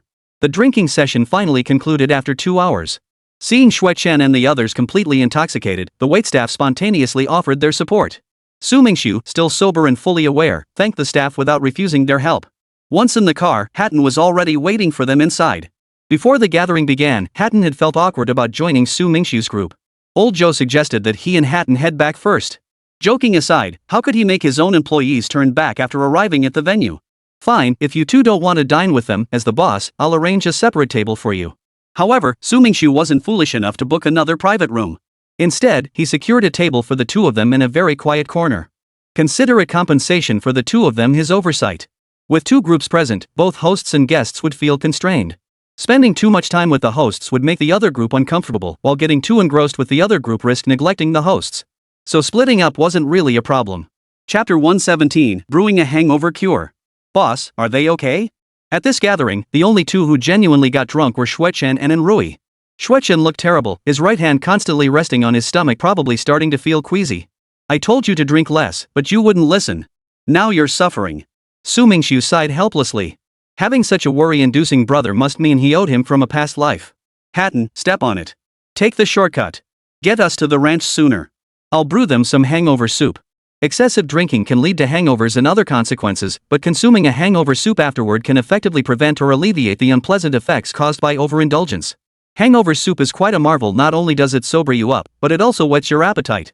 Its flavor is predominantly sweet and sour. If not for the distinct ingredients, you could easily mistake it for plum soup. Wow, Brother Su, you know how to make hangover soup? I'll have to try your cooking then. Xue Chen, still half drunk, blurted this out unexpectedly, startling old Joe. Hatton, who was driving, chimed in, boss isn't just good at making hangover soup, he's skilled at many things. When it comes to cooking, he's the best on our ranch. Alright. Just focus on driving. Su Mingxu smiled wryly. You should have stayed in bed. Your stomach's weak, yet you insisted on showing off. Now you're paying the price. Remember, treating stomach issues is 30% medicine and 70% rest. With current medical technology, there's no quick fix for chronic stomach problems. It's fine. A little discomfort won't kill me. It's rare to feel this happy today. It's been ages since I drank this recklessly, Xue Chen said nonchalantly. Su Mingxu's expression instantly turned serious. Xue Chen, if you don't take care of your stomach, you could easily drink yourself into a gastric hemorrhage. It could even develop into something much more serious later on. Okay, I know. Xue Chen nodded. Drunk and swaying like a comical weeble-wobble toy, he made everyone in the car burst into laughter, though the man himself remained oblivious to the commotion. Upon arriving at the ranch, everyone returned to their assigned rooms from earlier that day. Su Mingxu couldn't leave just yet. He needed to prepare a hangover remedy for Xue Chen and Rui. Liangzi, you go back first. I'll talk to you later. After dismissing Li Liang, Su Mingxu headed into the kitchen to gather ingredients. The ingredients for hangover soups are quite varied, with several types available: tangerine peel hangover soup, fish head hangover soup, dried tangerine peel hangover soup, 80 mortals hangover soup, and others. The most expensive is the Ganoderma lucidum hangover soup. Using Ganoderma lucidum for hangover relief is relatively safe. The Compendium of Materia Medica records that Lingji can neutralize 100 poisons. Modern clinical research shows Lingji can eliminate toxins from the blood and repair and nourish damaged liver cells. Research indicates that Lingji aids the body in rapidly producing alcohol dehydrogenase and aldehyde dehydrogenase, enabling swift alcohol breakdown. However, due to its high cost, only exceptionally wealthy individuals typically prepare this remedy. The most common remedy is the dried tangerine peel hangover soup, whose ingredients are relatively easy to find. However, even the most readily available materials in China become scarce abroad. The ingredients for this soup include orange peel, aged tangerine peel, sandalwood, kudzu flour, mung bean flour, ginseng, white cardamom seeds, and salt. The difference with or without ginseng is noticeable but not significant. Most people consciously choose to omit it for cost effectiveness. Not only is ginseng expensive, but it's also exceptionally delicate. A slight misstep during preparation can ruin an entire day's work, turning a pile of cash into ashes scattered by the wind. The ranch doesn't seem to have any good ingredients. Su Mingxu scratched the back of his head. With the materials currently available on the ranch, he could only barely cobble together a fish head hangover soup. The main ingredient for fish head hangover soup is grass carp head, but it seemed he'd have to substitute with another fish head. The supporting ingredients required tofu, winter bamboo shoots, pickled mustard greens, eggs, and several shiitake mushrooms. The seasonings were numerous and complex: scallions, ginger, cooking wine, salt, MSG, soy sauce, aromatic vinegar, wet starch, sesame oil, chili oil, pepper powder, and rendered pork lard. Simplify everything. Omitting some ingredients will slightly reduce the hangover relieving effect, but what else can be done when materials are scarce? Every little bit helps. Su Mingxu didn't even blink as he swiftly sliced the fish head off. Calmly, he picked up the fish head, rinsed it, and set it aside. He then washed the available ingredients, slicing or chopping them into strips or pieces. With the supporting ingredients ready, it was time to prepare the main ingredient. He poured an appropriate amount of water into the pot, turned on the heat, and brought it to a boil. After about 7 or 8 minutes, Su Mingxu finally placed the fish head into the pot. The fish head hangover soup didn't require the entire head, only the meat mattered. A single head yielded little meat, hence the name soup rather than a thick stew. After being blanched in boiling water and simmered, the meat on the fish head began to loosen. Seeing that it was nearly done, Su Mingxu scooped the fish head out with a ladle and promptly removed the bones while it was still hot. 2 key points to note during this step. First, when boiling the fish head, avoid using too high a heat or overcooking it, otherwise the bones will crumble and break apart during removal. Second, be meticulous and gentle when deboning. Alright, the hardest part was done. Satisfied, he carefully placed the deboned fish head meat aside, treating it like a precious treasure. A fish as long as an adult's arm yielded only the small amount of meat he couldn't risk dropping it on the floor. Bacteria multiply rapidly on the floor, contaminating the raw ingredients. Next comes heating the oil in the wok. Su Mingxu drizzled cooking oil into the pan, waiting until it sizzled before adding the fish head meat. Here lies a common misconception. Some people prepare the fish head soup with the same approach as regular stir-frying, adding seasonings or supporting ingredients first, then the main ingredient later. This approach halves the soup's effectiveness, as the fish head meat's flavor fails to fully infuse into the hot oil. All subsequent ingredients are added to the oil, as the soup's hangover fighting properties largely manifest through the oil. The pan must be thoroughly heated and seasoned with oil beforehand to prevent the fish head meat from sticking. After briefly pan-frying the boneless fish head meat, pour in rendered pork fat, followed by cooking wine and salt. Simmer over medium heat for 10 minutes, then use a strainer to transfer the fish head meat into a soup bowl. Oh no! Su Mingxu slapped his forehead. How could he have forgotten the ginger? Before the broth in the pot came to a boil, Su Mingxu hurriedly chopped the sliced ginger into a powder-like consistency, scraping it along the knife's edge and tossing it into the pot just as it began to simmer. After completing these steps, Su Mingxu closed the pot lid. All the foundational work was done. Now it was just a matter of waiting for the hangover soup to finish simmering. Chapter 118, Night Talk. Lifting the lid, he saw the ginger powder settled at the bottom, while the golden broth held scattered pieces of tender fish head meat. He carefully ladled the soup into bowls. Delivering the soup was a task for Hatton and the others. One pot yielded exactly 4 bowls, one each for Old Zhou, Hatton, Xuechen, and Enrui. Hatton, come here. Drink this bowl first, then deliver these 3 bowls to them. After assigning the task, Su Mingxu locked the front door and turned back toward the second-floor bedroom. He knocked on the door, and Li Liang's voice came from inside. Come in. Liangzi, I'm here. Su Mingxu held a bottle of champagne, the only alcohol left at the ranch. Su Mingxu didn't drink often, so the ranch didn't keep any alcohol. Spill it. Been waiting for you forever. Li Liang yawned, his dark circles deepening from days of poor sleep. The ranch was given to me by an old man. Su Mingxu's words sent ripples through Li Liang's heart, leaving him unsettled for a long time. An old man? What old man? Let me tell you slowly. Su Mingxu's eyes never met Li Liang's as he opened the champagne. Li Liang knew him too well. Even Su Mingxu himself wasn't aware of the telltale signs he showed when lying, but Li Liang recognized them instantly. He feared being caught in a lie, knowing it would only complicate matters further. Golden champagne slid down the glass's inner wall. Fresh from the refrigerator, it felt surprisingly cold in the early summer air. A wisp of misty chill escaped through the narrow rim of the flute, drifting into the air and lowering the already mild temperature a few degrees. An elderly man, terminally ill, had certain reasons for not wanting to leave his inheritance to his children. I happened to have helped him once, leaving a favorable impression. After testing me several times later, he ultimately decided to leave his ranch to me. To cut a long story short, brief words are hardest to find fault with. Why hasn't something like this ever happened to me? It's like manna from heaven. Li Liang waved his hand dismissively. Though he found it hard to believe such luck existed in reality, his trust in Su Mingxu, coupled with his inability to conceive any plausible way Su could have acquired a ranch deed, made him dismiss it as fate, a stroke of divine fortune. Alright. Don't bother telling me the details, I'm not interested. Let's just get going. Honestly, I'm starting to get jealous of you, man. Call me if you need anything. I'm heading back to sleep. Good night. Good night. Stepping out of the room, Su Mingxu smoothed his chest. Thankfully, Li Liang hadn't questioned his story, otherwise, things might have gone south. Time to sleep, let me soothe my wounded little heart. The night passed without incident. Early the next morning, Su Mingxu heard a commotion outside. Still half asleep, he grabbed his shirt from his nightstand and stepped out of his room. What's going on? What's going on? Can't people let a person sleep in peace this early in the morning?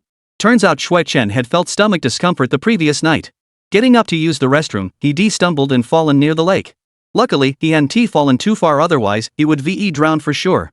This sent a cold sweat down Su Mingxu's back. An accident happening to Shui Chen on his ranch meant he'd be held responsible. Similar incidents had occurred within China too.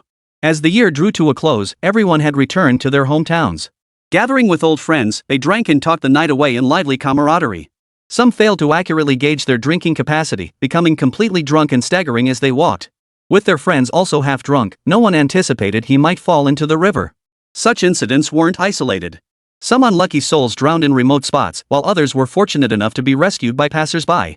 While gatherings with friends naturally involve toasting and sharing drinks, it's crucial not to overindulge or excessively encourage others to drink.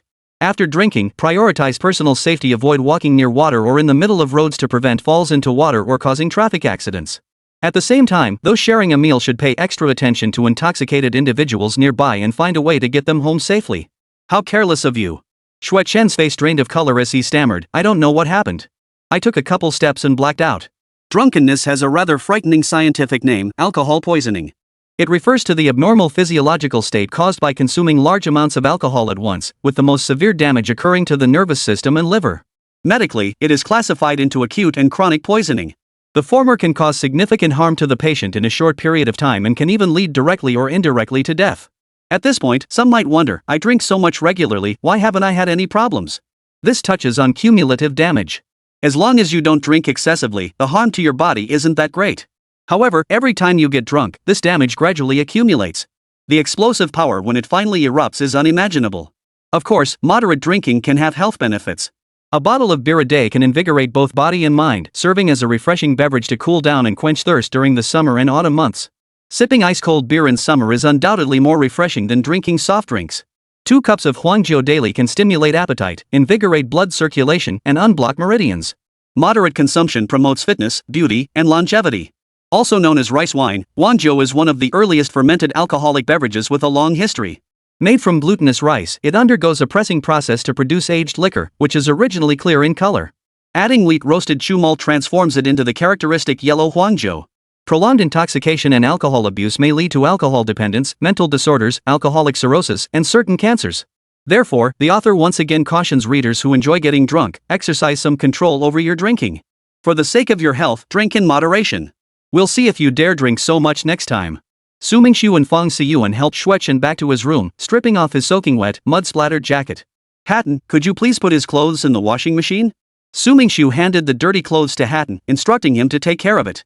Got it, boss. Right away. Hatton grabbed the small bucket, stuffed the clothes inside, and exited the room. That was terrifying. Drunkenness felt awful, his head was spinning, his mouth felt like it wasn't even his own. No wonder they say truth comes out when drunk, the ancients weren't lying. Due to his stomach condition, Shui Chen had never indulged in heavy drinking before. This was his first time. Seeing Shui Chen's unrepentant expression, Li Liang snarled, still got the energy to crack jokes? Looks like the lesson wasn't enough. Next time, I'll just toss you into the river to feed the fish. Chapter 119, Shui Chen in a fix. Fang Siyuan frowned, his voice laced with tension. Shui Chen, this isn't a game. We're on Su Mingxiu's ranch. If something happens to you, you won't escape blame either. And don't you think about your parents? If I recall correctly, you're an only child. Xuechen was born into a scholarly family. Both his parents were middle school teachers who had always been strict with him. It wasn't until he entered university that their discipline eased slightly, supposedly to let Xuechen learn independence. I know how serious this is. I'm not stupid. Xuechen grinned as he burrowed deeper under the covers. Achoo! 2 clear streams of snot shot out. Had Su Mingxu not dodged in time, they would have landed squarely on his clothes. Catching a cold? Su Mingxu sighed. Back in China, you could grab medicine from a pharmacy or drink ginger tea to sweat it out. Abroad, it was different. From what he understood, foreign doctors rarely prescribe antibiotics for colds, instead advising patients to focus on diet and rest. In the United States, hot chicken soup is often called liquid penicillin, and people frequently drink it when they have a cold. Researchers at the University of Nebraska Medical Center discovered through experiments that chicken soup is relatively light, high in calories, and easily absorbed. It has anti-inflammatory properties, soothes sore throats, helps slow the movement of cold viruses, enhances white blood cell mobility, and suppresses mucus production in the nose, thereby alleviating cold symptoms. When Britons catch a cold, they drink ginger tea. Simply simmer fresh ginger with sugar for over 10 minutes. Ginger beer is also a British invention. Strictly speaking, ginger ale isn't an alcoholic beverage but a soft drink made by adding ginger to carbonated fruit juice.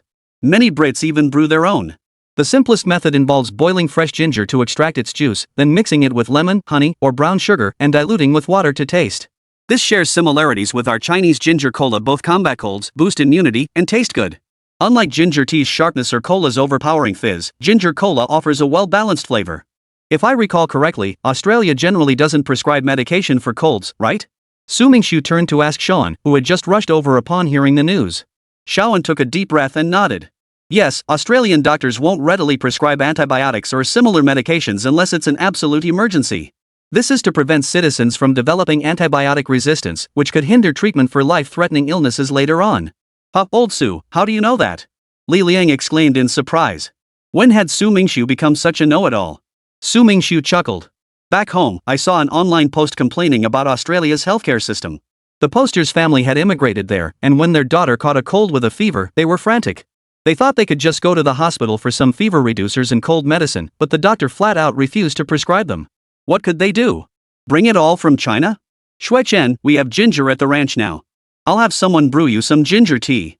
Su Ge, how about ginger-flavored cola? Ginger tea is too spicy. Xuechen stuck out her tongue. Ever since childhood, she'd hated both bitterness and spiciness, which often earned her teasing from friends.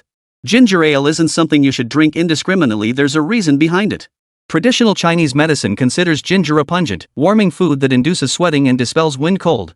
When exposed to wind, rain, or cold drafts, promptly drinking a bowl of brown sugar ginger soup, ginger-flavored cola, or scallion and ginger soup can effectively prevent colds. These 3 are collectively known as cold killers, and in some ways, they work better than over-the-counter cold medicine. However, not all colds are suitable for treatment with ginger-based sweating remedies. Colds are categorized as either cold-type wind cold or heat-type wind heat, and these 2 types differ significantly. For wind heat colds, the body has already been affected by wind heat pathogens or cold pathogens that have transformed into heat within the body. Consuming warming herbs like ginger at this stage is like adding fuel to the fire, intensifying the internal heat. Distinguishing wind heat from wind cold colds involves observing 2 key indicators: sensitivity to temperature and the location of discomfort. Those with wind cold colds experience chills throughout the body and a white tongue coating, while those with wind heat colds produce the infamous yellowish-green nasal discharge and suffer from a sore, dry throat. Does your throat hurt now? It hurts. I can barely speak now. Xuechen nodded frantically, preferring body language over words whenever possible. Sore throat and runny nose? That's a heat-type cold. Forget about ginger cola, that'd just be pouring fuel on the fire. You'd suffer for days. So what's it gonna be, prolonging your misery or treating your taste buds? Then I'll stick with ginger tea. When it came to cold symptoms, Xuechen preferred to steer clear. How many days of misery would one ginger ale cause? Screw that, I'm not having it. Su Mingxu thought to himself, this kid's teachable. Fine, I'll have Hatton make some when he gets back. Ha? Hayden can make ginger tea? Xuechen asked uncertainly. Hayden's unconventional image made it hard to believe this man could even step into the kitchen. He wouldn't know how. Su Mingxu pulled out his phone to text Hayden. After all, Hayden had a wife who was practically obsessed with cooking. Whoa, you're doing some serious digging. That's not like you. Planning something shady? Get lost. You're about to get married and still acting so unseemly. Su Mingxu delivered a sharp smack to Li Liang's head, making him yelp in protest. What if his wife doesn't know how to make ginger soup either? This question stumped Su Mingxu. If Xuechen was right and Sophia couldn't make ginger soup either, that would be a real problem. Plus, Sophia would probably be eager to learn new cooking skills. In the end, he wouldn't just have to make the ginger soup himself, but also demonstrate it for Sophia, doubling as a master chef once more. Well. He'd just have to hope for the best. It had been over a week since he'd last seen Sophia. He had no idea what she was up to. Hatton wasn't as lazy as before either, often tagging along to help Su Mingxu with tasks. His time with Sophia had dwindled considerably, and deep down, Su Mingxu still felt a twinge of guilt toward her. Boss, what if I don't know how to make ginger soup? As expected, Hatton couldn't brew ginger soup, nor could Sophia. But Sophia was intensely curious about the process of making it. Su Mingxu was puzzled. What was so hard about making ginger soup? You just mince the ginger, simmer it in water, add brown sugar after a while, and it's ready in minutes. The whole process takes barely over 10 minutes. Chapter 120, Instruction. If there was a tricky part, it was gauging the simmering time for the ginger.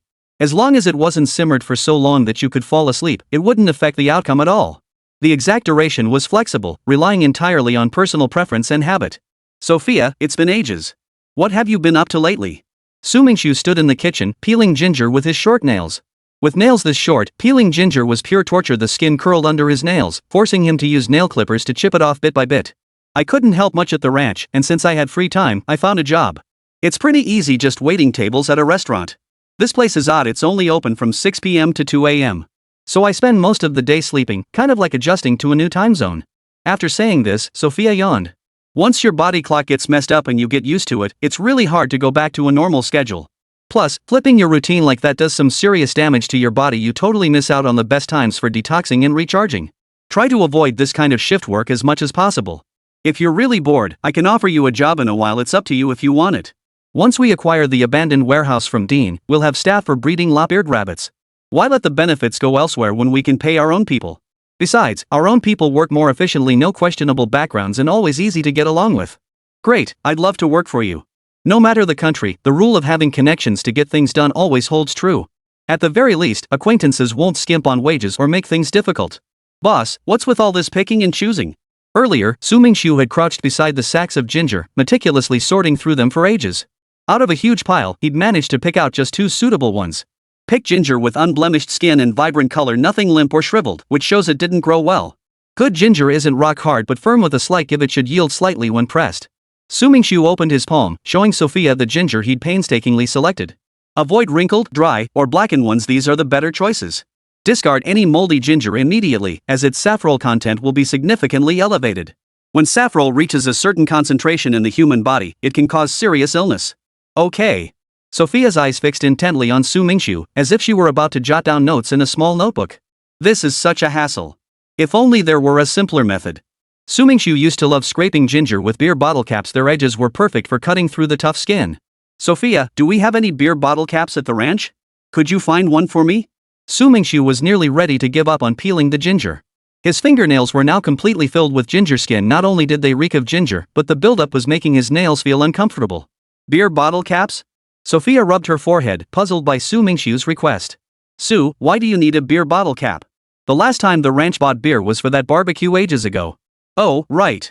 Su Mingxu muttered to himself. That barbecue was a month or 2 ago.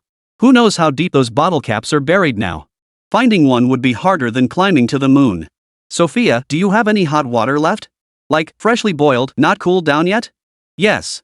Sophia turned and left, returning shortly with a basin of boiling water. Su Mingxu submerged the half-peeled ginger into the scalding liquid, causing the unwashed dirt clinging to its surface to float to the top. Ha! Su, didn't you wash the ginger properly? It's still so dirty. Sophia couldn't believe that someone with Su Mingxu's level of culinary skill would make such a basic mistake as not cleaning ingredients thoroughly. Haha, this isn't a skill issue, Su Mingxu chuckled softly. It turned out Sophia had misunderstood him. The ginger's uneven skin trapped dirt deep in its crevices, making it nearly impossible to scrub clean by hand. Otherwise, why bother peeling it at all? Don't you agree? Then if we wash the ginger thoroughly, could we skip peeling it? Absolutely. Su Mingxu looked at Sophia approvingly. She was now able to grasp concepts quickly. Her comprehension was sharp. Ginger skin is rich in minerals, so it's best not to peel it if possible. But often, to save time and avoid potential issues from unclean skin, we just peel it off. Under Su Mingxu's patient guidance, Sophia had fully grasped ginger's benefits and usage. The first step in making ginger broth is grinding it into a powder. Your knife skills are perfect for this. Go ahead and try. Su Mingxu stepped aside, letting Sophia take his place at the cutting board. You take the knife, and I'll guide each step. This time, Sophia wasn't as nervous as she had been during the cooking competition. Perhaps it was because fewer eyes were watching her now. Sophia methodically picked up each piece of ginger. With each rise and fall of the blade, the ginger gradually pulverized. Only when Su Mingxu called stop did she lower the knife and rub her aching arms. The next step won't be difficult for you. Pour some boiling water into the pot. Sophia complied, but she raised a question: why use boiling water directly? Simple. If you use cold water, it takes time to bring it to a boil. Adding boiling water shortens the heating time, significantly reducing the time needed to simmer the ginger broth. Similarly, when boiling noodles, you can also start with boiling water. But this rule doesn't apply to every dish, it depends on the recipe. For the remaining steps, Su Mingxu offered only brief guidance. Sophia relied on her own experience to successfully simmer the ginger soup. You're quick to grasp things. Once you've memorized ginger's properties and benefits back home, I'll teach you a few ginger-based dishes after the culinary competition finals in a couple days. Su Mingxu was pleased with his apprentice.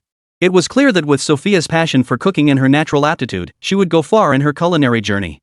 For now, he was helping Sophia navigate her period of uncertainty. Once she achieved some success, she wouldn't forget him as her mentor. Who knew? He might even need her help in the future.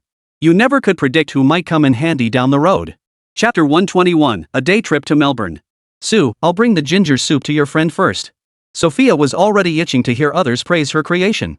Go ahead. Su Mingxu chuckled to himself. Though their names were similar, their personalities were worlds apart. How should he handle this group of playful oddballs today? He frowned in frustration, racking his brain for solutions, but nothing came to mind. Suddenly, an idea struck Su Mingxu. Since he couldn't properly entertain this restless, fun-loving crowd, why not put them to work doing something within their capabilities? Free labor was right before his eyes, might as well take advantage of it. Ha! I'm such a genius. Farm work might hold little appeal for Li Liang, but for Feng Xiyuan and the others, it was as enticing as an atomic bomb. Accustomed to the hectic pace of city life, suddenly finding themselves in a natural setting like the ranch perfect for cultivating inner peace brought unprecedented relaxation to both body and mind.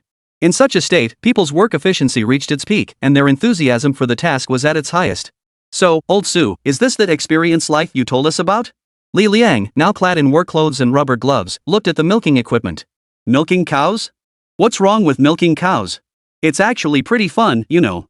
Su Mingxu grinned mischievously, so mischievously that Li Liang felt like dumping the metal bucket he was carrying over his head. I think it sounds fun. Xinyu appeared mature on the outside, but inside she was still a playful child at heart. Never mind milking cows, it was rare enough to even see a cow in the city. If you like it, that's all that matters. Feng Xiyuan, the ultimate girlfriend pampering maniac, was publicly showering her with affection again. Xue Chen was more obedient. While they bickered, he quietly slipped into the barn to start bonding with the cows. Alright. Since old Su hosted us, helping him out is only fair, especially since this isn't an experience everyone gets. Li Liang took a more laid-back approach and set an example. And so, the group embarked on their journey of working like oxen and horses. Ugh, I can't take it anymore. I'm about to collapse. The weaknesses of urban white-collar workers were laid bare in that moment. Their biggest flaw? Terrible physical fitness. Sitting in offices day in and day out, working from dawn till dusk, they barely had time to exercise. Even their precious Sundays were swallowed whole by endless chores. Forget physical exercise, they barely even got to see the sun. Li Liang fared relatively better. Having done plenty of similar work at his own horse ranch, he handled these tasks with ease, though that very ease meant he found little interest in them now, the novelty long gone. Su Ge, how much does a dairy cow cost? Xue Chen patted the cow beside him. I'd love to keep one at home for fun. Cows aren't cheap. In Australia, a dairy cow costs around 3,000 Australian dollars. Convert that to Chinese currency? You do the math. Before Su Mingxu could speak, Feng Xiyuan answered for him. Su Mingxu, I was right, wasn't I? That's exactly right, this is the market price. If you know someone who sells dairy cows, you could get it for a lot less. After saying that, he added, don't even think about it. Even if I wanted to sell you one, you couldn't ship it back to your country. A creature this big and alive, that the shipping costs alone would be enough to feed half a cow. I know, I'm not stupid, Xue Chen chuckled. I want the cow mainly so I can milk it and boil the milk to drink during my free time. I doubt you'll have time for that. Even if you did, you'd be too lazy to bother. Su Mingxu cut him off without mercy. Processing raw milk is incredibly tedious, and it leaves a pungent smell all over the house. If I recall correctly, you have a mild cleanliness obsession. Bro Su really gets me. I'm all enthusiasm for about 3 minutes. Xue Chen smoothly changed the subject. Bro Su, are there any cool spots in Melbourne? We've experienced ranch life, next up, city life, right? That sounds about right. Su Mingxu nodded. The students had completed a full day's worth of ranch work in just the morning. According to the pre-arranged schedule, they were set to return tomorrow morning, leaving only the afternoon remaining. Melbourne has plenty of fun spots, I haven't explored them all myself. This is the perfect chance to join you guys and unwind. After all this time in Australia, he hadn't properly explored Melbourne yet. The only time he'd spent much time wandering around was during the food festival. I'm in. No time to waste, let's go now. Li Liang clapped his hands, sealing the deal instantly. My employer hasn't even spoken yet and you're already jumping in to agree for me? Fine, you can drive the car then. Su Mingxu successfully dodged the driving responsibility. As for where Hatton, the designated driver, had gone. Could a ranch employee really get paid leave every day? Impossible. Hatton should just stay put and do his job. Yesterday's employee benefits were generous enough. I doubt any ranch owner in Australia is more approachable or offers better perks than him. Fine, I'll drive. I have a license, after all. How could I not handle a car? Li Liang, brimming with confidence, soon regretted his words. Though the bumpy dirt road was smoother than the winding country lanes, it remained a dirt track. Potholes were inevitable. Borch's car had been returned yesterday. The ranch's pickup truck, all four wheels firmly planted, kept plowing into pits and skimming over puddles, sending sprays of water flying. Old Sue, this road is a bit rough, don't you think? Li Liang gripped the steering wheel tightly. The pickup truck was ancient, with poor suspension, causing vibrations that made him feel like he couldn't hold the wheel steady. No big deal, no big deal.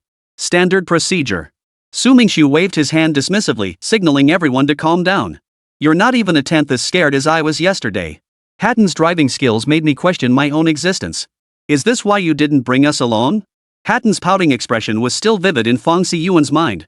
The jarring contrast of a grown man making such a cute face was downright terrifying. Hatton was an employee of Breeze Ranch. Had you ever seen a boss who kept his staff from working properly, instead dragging them around sightseeing all day? Su Mingxu shot Fong Siyuan a look. This big brother's thought process was a bit different from theirs.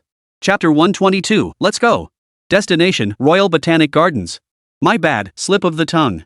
Fong Siyuan covered his mouth as he spoke, realizing the mistake the moment the words left his lips. We'll reach Melbourne's city centre in about 10 minutes. Our first stop is the Royal Botanic Gardens. The Royal Botanic Gardens Melbourne is an Australian botanical garden. Located 5 kilometres south of Melbourne city centre, it sits on Birdwood Avenue in South Yarra, Melbourne, Australia. The gardens feature 19th-century landscape design, housing numerous rare plants and Australian endemic species. Spanning 40 hectares, it ranks among the world's best designed botanical gardens. With Melbourne's frost-free winters, nearly all tropical, subtropical, and temperate tree species thrive here. The garden's herbarium boasts state-of-the-art facilities, earning the Royal Botanic Gardens the title of a contemporary botanical repository. What's so great about botanical gardens? I've been to plenty back home. Xue Qin showed little enthusiasm for the gardens, even appearing somewhat disinterested. You just don't get it, Su Mingxu said with an exasperated tone. Melbourne's Royal Botanic Gardens are vastly different from those back home. It's just different plant species. What else could be different? Since opening in 1845, Melbourne's Royal Botanic Gardens have continuously collected plants from around the world, growing to an immense scale. Simply stacking plants would be too monotonous, so someone came up with the idea of keeping animals. Su Mingxu snapped his fingers. At the Royal Botanic Gardens, you can relax in endless green lawns, stroll along paths lined with exotic plants, sip Devonshire tea at the tea house by Lake Wonmouth, and feed the majestic black swans. That's impressive. Xinyu was already picturing herself strolling across the soft grass with a teacup in hand, encountering black swans. Do you know why a botanical garden can occupy such a vast area? No idea. Everyone present shook their heads, eyes fixed on Su Mingxu's lips, waiting for him to reveal more. Because the Royal Botanical Gardens consist of multiple branches. Sub-gardens? Xue Chen whistled in amazement, declaring he'd learned something new. The Royal Botanic Gardens, Melbourne is divided into the California Garden, Chinese Garden, New Caledonia Garden, South African Garden, Desert Garden, Promenade, Tea Garden, Cycad Garden, Eucalyptus Garden, Fern Valley, Grey Garden, Herb Garden, Oak Garden, Rose Garden, Children's Garden, and Waterwise Garden. Roses, the world's most popular flower of love, are prominently featured in the Royal Botanic Gardens, Melbourne. The Rose Garden houses a collection of many ancient and classic rose varieties. In spring, visitors can admire roses in a variety of colors. In autumn, they can see the changing leaves and rose hips, and in winter, they can appreciate the different shapes of the roses. Visitors strolling through the garden cannot help but marvel at the romantic diversity and unique forms of the roses. After hearing Su Mingxu's introduction, the group, who had initially shown little interest, became filled with longing for this magical botanical garden, wishing they could fly there immediately. Xinyu, in particular, proposed visiting the rose section first upon entering the Royal Botanic Gardens. Su Mingxu said nothing, silently handing over a map of the Royal Botanic Gardens. Xinyu shot Su Mingxu a suspicious glance before taking the map. Her face flushed bright red after just a few glances. Then let's head to the orchid garden first. The rose garden was the farthest section from the entrance, and this arrangement made perfect sense. Based on past management data, the rose garden alone drew as many visitors as 5 or 6 other sections combined. Placing such a high traffic area near the entrance would only cause congestion. The orchid garden housed many beautiful and unusual plants, including rare endangered species. Some orchid species had evolved from simple buds into more complex, intricate forms, even developing defenses against certain insects. At the Royal Botanic Gardens, Melbourne, progress has been made in propagating endangered orchid species using nursery beds. Suge, what time does the botanical garden close? Xueqin didn't want to have the fun cut short by closing time. That would be such a bummer. No need to worry. The garden is open from 6 a.m. to 8 p.m., giving you plenty of time. The Royal Botanic Gardens, Melbourne stays open year-round unless special circumstances require internal maintenance. Best of all, admission is free, and the gardens provide dedicated accessible strollers and guidance systems. With everything said, silence fell in the car, quiet but not awkward, as everyone pondered how to make the most of their time in Melbourne. Of course, this was all thanks to Su Mingxu's suggestion. He asked everyone to come up with a plan for spending their remaining afternoon. Li Liang had no energy left to think. Australia's traffic rules differed from those back home, and even the slightest oversight could lead to unexpected trouble. Ugh, why did I have to say that extra thing? Now I'm the one on edge. Li Liang mentally berated himself for a long while, but finally resigned himself to focusing on driving. Every gain comes with a loss, and every loss brings a gain. Li Liang's reward was not having to waste brainpower on planning sightseeing routes. Wake up, everyone! Wake up! Li Liang navigated to the Royal Botanic Gardens using the car's GPS and parked in the lot. The truck's massive frame and beat-up exterior made them the center of attention. He thought, finally, mission accomplished. But when he turned around, holy crap! I knew you guys had gone quiet. Turns out you're all asleep. Fuming, Li Liang unleashed his signature tickle attack without mercy. We're here. Time flies. Xueqin stretched comfortably, feeling warm all over after drinking ginger tea. Today's bright sunshine added another layer of coziness, making him feel incredibly relaxed, almost sleepy. Damn it, you're driving the car back. Li Liang muttered, pulling out his phone and fiddling with it. Let's head in now. If you get thirsty, there are vending machines in the botanical garden. Su Mingxu led the way at the front, though he'd never been here himself. He tried to act nonchalant, but they ended up wandering aimlessly in circles like headless flies. The first section of the Royal Botanic Gardens was the South African Garden, which collected numerous plant specimens like lilies, succulents, cycads, shrubs, and herbaceous plants, many ideal for home gardens. Initially, everyone was absorbed in admiring the exotic plants, unaware they were going in circles until Enrui's remark snapped them back to reality. Chapter 123, An Unexpected Encounter. Haven't we seen this lily patch before? Her remark stirred a flurry of discussion. Seems like it. Old Su, how could you lead us astray? Su Mingxu smacked his lips awkwardly. Horses stumble, people slip up. So I took a wrong turn. No big deal. I'll go find someone to ask for directions. Stay right here, don't go anywhere. Are you going to buy oranges? Li Liang suddenly recalled a popular internet meme from Zhu Ziqing's The Backview, where the line "Stay right here, I'll go to the platform to buy some oranges" had recently gone viral. It was often used as a playful line among friends or in online posts. Buy some dog poop? Where'd you find oranges in a botanical garden? Su Mingxu, now abroad, had already fallen out of touch with domestic internet slang. Back in the day, he was a big shot in the online world. What internet buzzwords or memes didn't he know? His title as king of memes wasn't earned for nothing. The paths of the South African garden are lined with shrubs of all sizes, forming natural barriers along the edges. First-time visitors easily get lost here, though wandering in circles is the worst that can happen. It's nothing like venturing deep into the jungle and never finding your way out. Xingha, did you find a job? A cool, feminine voice drifted from the bushes on his left. Su Mingxu's footsteps halted abruptly as he froze in place. Not yet. To become a gourmet, you need more than just experience. You need a certain level of reputation and prestige. Otherwise, no one will take you seriously. Su Mingxu sucked in a sharp breath. Good heavens! What on earth were a man and a woman doing in the bushes in broad daylight? Could it be?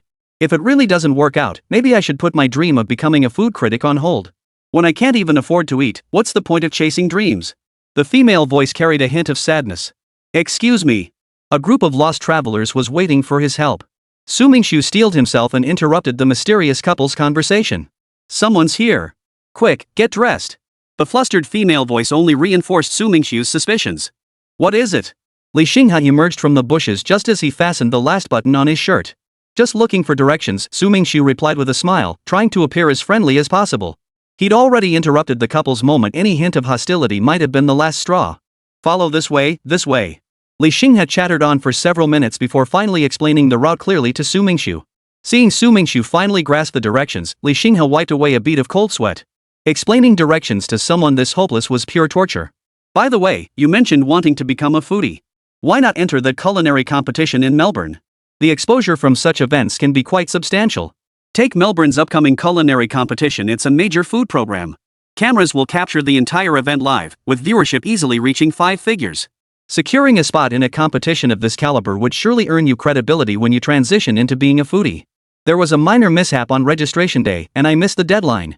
Li Xinghe was deeply frustrated, and after saying that, he shot Zhong Rongyu a fierce glare. Zhong Rongyu gave an awkward chuckle and explained, I overslept that morning. How does oversleeping relate to missing the registration? Su Mingxu racked his brain but couldn't fathom how these two unrelated events could possibly connect. It's related, and very much so, Zhong Rongyu nodded earnestly. I overslept, so no one made me breakfast and I had to go hungry. May I ask what your relationship is? The two didn't look like a couple, yet their bond seemed unusually close. Could they be siblings? I'm his sister. Who's your brother? The two words reached Su Mingxu's ears almost simultaneously, one after the other. The result was that Su Mingxu realized they truly weren't siblings. My name is Li Xinghe. Hers is Zhong Rongyu. We have different surnames, how could we be siblings? Then what are you two? We're not related. We just came here to study abroad together. Don't read too much into it, buddy. Li Xinghe hurriedly waved his hands. He dreaded misunderstandings about their relationship, yet Zhong Rongyu seemed to relish stirring them up, truly a pair of natural adversaries. Different surnames mean we can't be siblings? We could be step-siblings or half-siblings. Zhong Rongyu clearly wasn't satisfied with Li Xinghe's explanation, firing off verbal machine gun fire from the sidelines. Su Mingxiu's mouth twitched. This girl was quite the fighter, she could give Xiaoling a run for her money. Wait.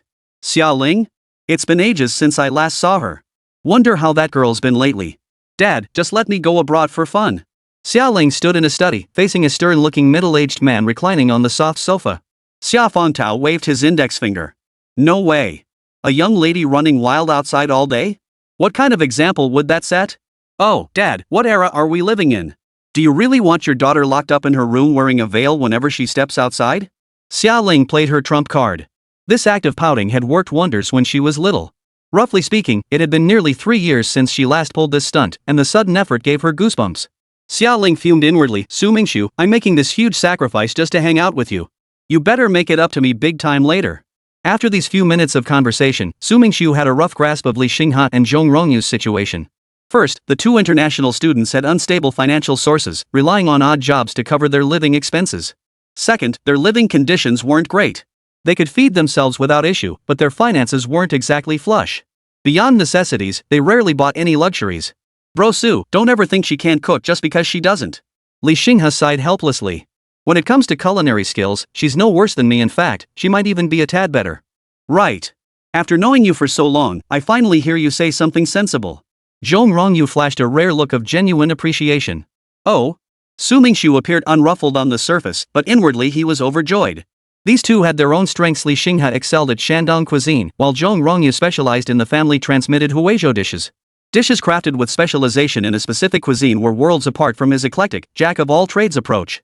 Strictly speaking, Su Mingxu's cooking consisted of home-style dishes without clear culinary classification. After all, he wasn't a professional chef. Chapter 124, Temptation. Though Li Xinghe and Zhong Rongyu studied economics, their family culinary traditions weren't something they could just abandon. Their parents had been close friends and deliberately nurtured them to inherit their culinary traditions, one in Shandong cuisine, the other in Huizhou cuisine. Thus, two distinct culinary styles became inextricably intertwined. To be clear, they were genuinely just friends at most, mutual admirers, like close male and female confidants. What part-time jobs are you two doing now? Washing dishes, serving plates. Li Xinghe spread his hands, his tone dripping with exasperation. For international students, this is already pretty decent work. Indeed, securing stable part-time work while studying abroad was no easy feat. Alone in a foreign land, one could only rely on oneself. Li Xinghe was relatively fortunate he had a rival to keep him company, helping alleviate the loneliness. Though this method of coping was a bit intense, whether he could handle it depended entirely on his own resilience. If you trust me, Su Mingxu said, take on a task. He felt compelled to recruit these two culinary prodigies he'd encountered by chance. Their cooking skills could be tested later. At the very least, they should exchange contact details. He couldn't let this lead go cold. What kind of task? Aren't you two studying economics? Help me investigate the sales and market demand for lop-eared rabbits in Melbourne. Su Mingxu had decided that while he couldn't fulfill Li Xinghe and Zhong Rongya's dreams just yet, he would first help them settle down.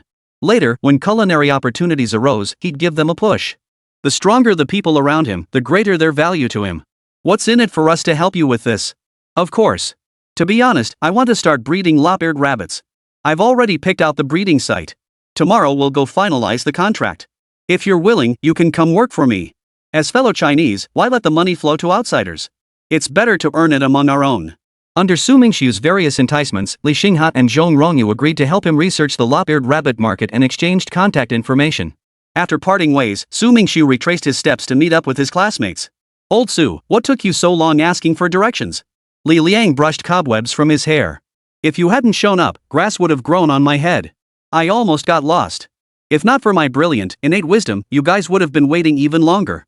Su Mingxu joked as he led the way through a series of twists and turns until they finally emerged. Where should we go now? Once you exit the South African garden, you have two options, the desert garden or the orchid garden. These two sections are closest to the South African garden. Of course, if you want to visit the rose garden, you'll have to walk a bit farther. Before arriving at the Royal Botanic Gardens, Su Mingxu had already memorized the route thoroughly to ensure no awkward moments of getting lost during the tour. Let's go to the desert garden. I've never seen a real desert before, and it'd be cool to check out the unique plants there. Fang Siyuan suggested, speaking up when no one else had. Alright, desert garden it is. Among this group of indecisive souls, Fang Siyuan was the only one with a shred of initiative. As their tour guide, Su Mingxu couldn't interfere with their decision. The desert garden is on the left. The desert garden showcased plants exceptionally resilient to arid conditions. Cacti, aloe, agave, and bromeliads were all on display. The desert garden helped visitors understand the unique characteristics of these plants, highlighting succulents as special plants adapted to arid environments within the landscape. Just as a painting always features vibrant accents to break up monotonous tones, these succulents serve as the finishing touch. Holy cow, the cacti here are huge. Shui Chen stood beside one, marveling at its size. This cactus towered over him by several feet. Desert cacti were undoubtedly dozens of times larger than the miniature houseplants he was used to. This is just the tip of the iceberg. The real spectacle lies ahead. Wow! Wow! Wow!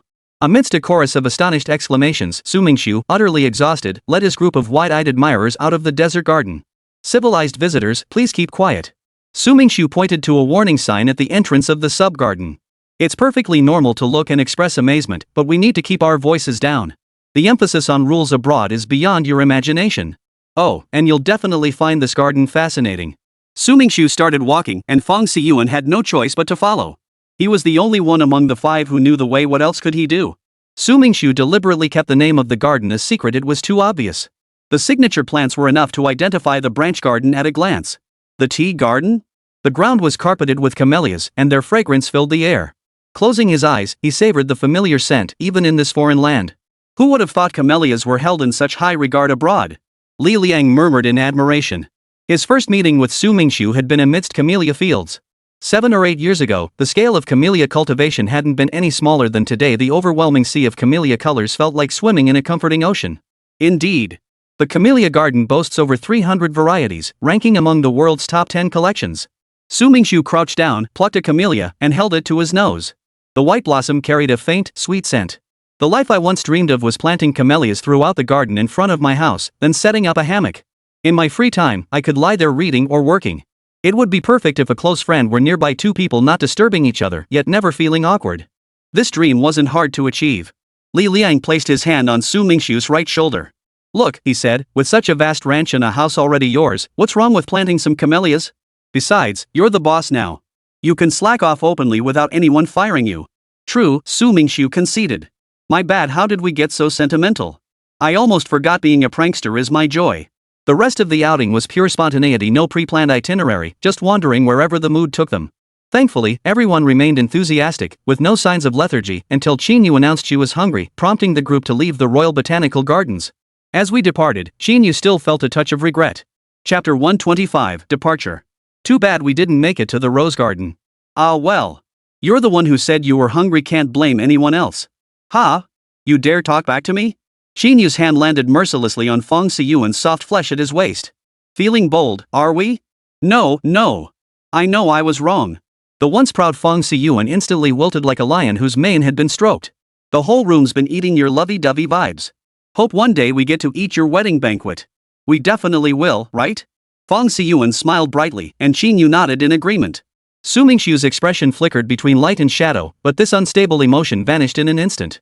If you're hungry, go eat. Don't defy your body's rhythms. Life isn't that long, nor is it that short. Make yourself happy. Sleep when you're tired, rest when you're weary. Like you need to tell me that, huh? Four grown men and one pretty girl sat at a roadside table, each clutching a burger, their mouths smeared with salad dressing. Every so often, they'd grab a few fries from the table, dip them in bright red ketchup, and pop them into their mouths. How long has it been since we last had burgers? Not since graduation. Su Mingxu swallowed the half-chewed beef patty, remembering how much he used to love this. A beef burger with a medium fries, topped off with a large Coke, that was the whole dinner.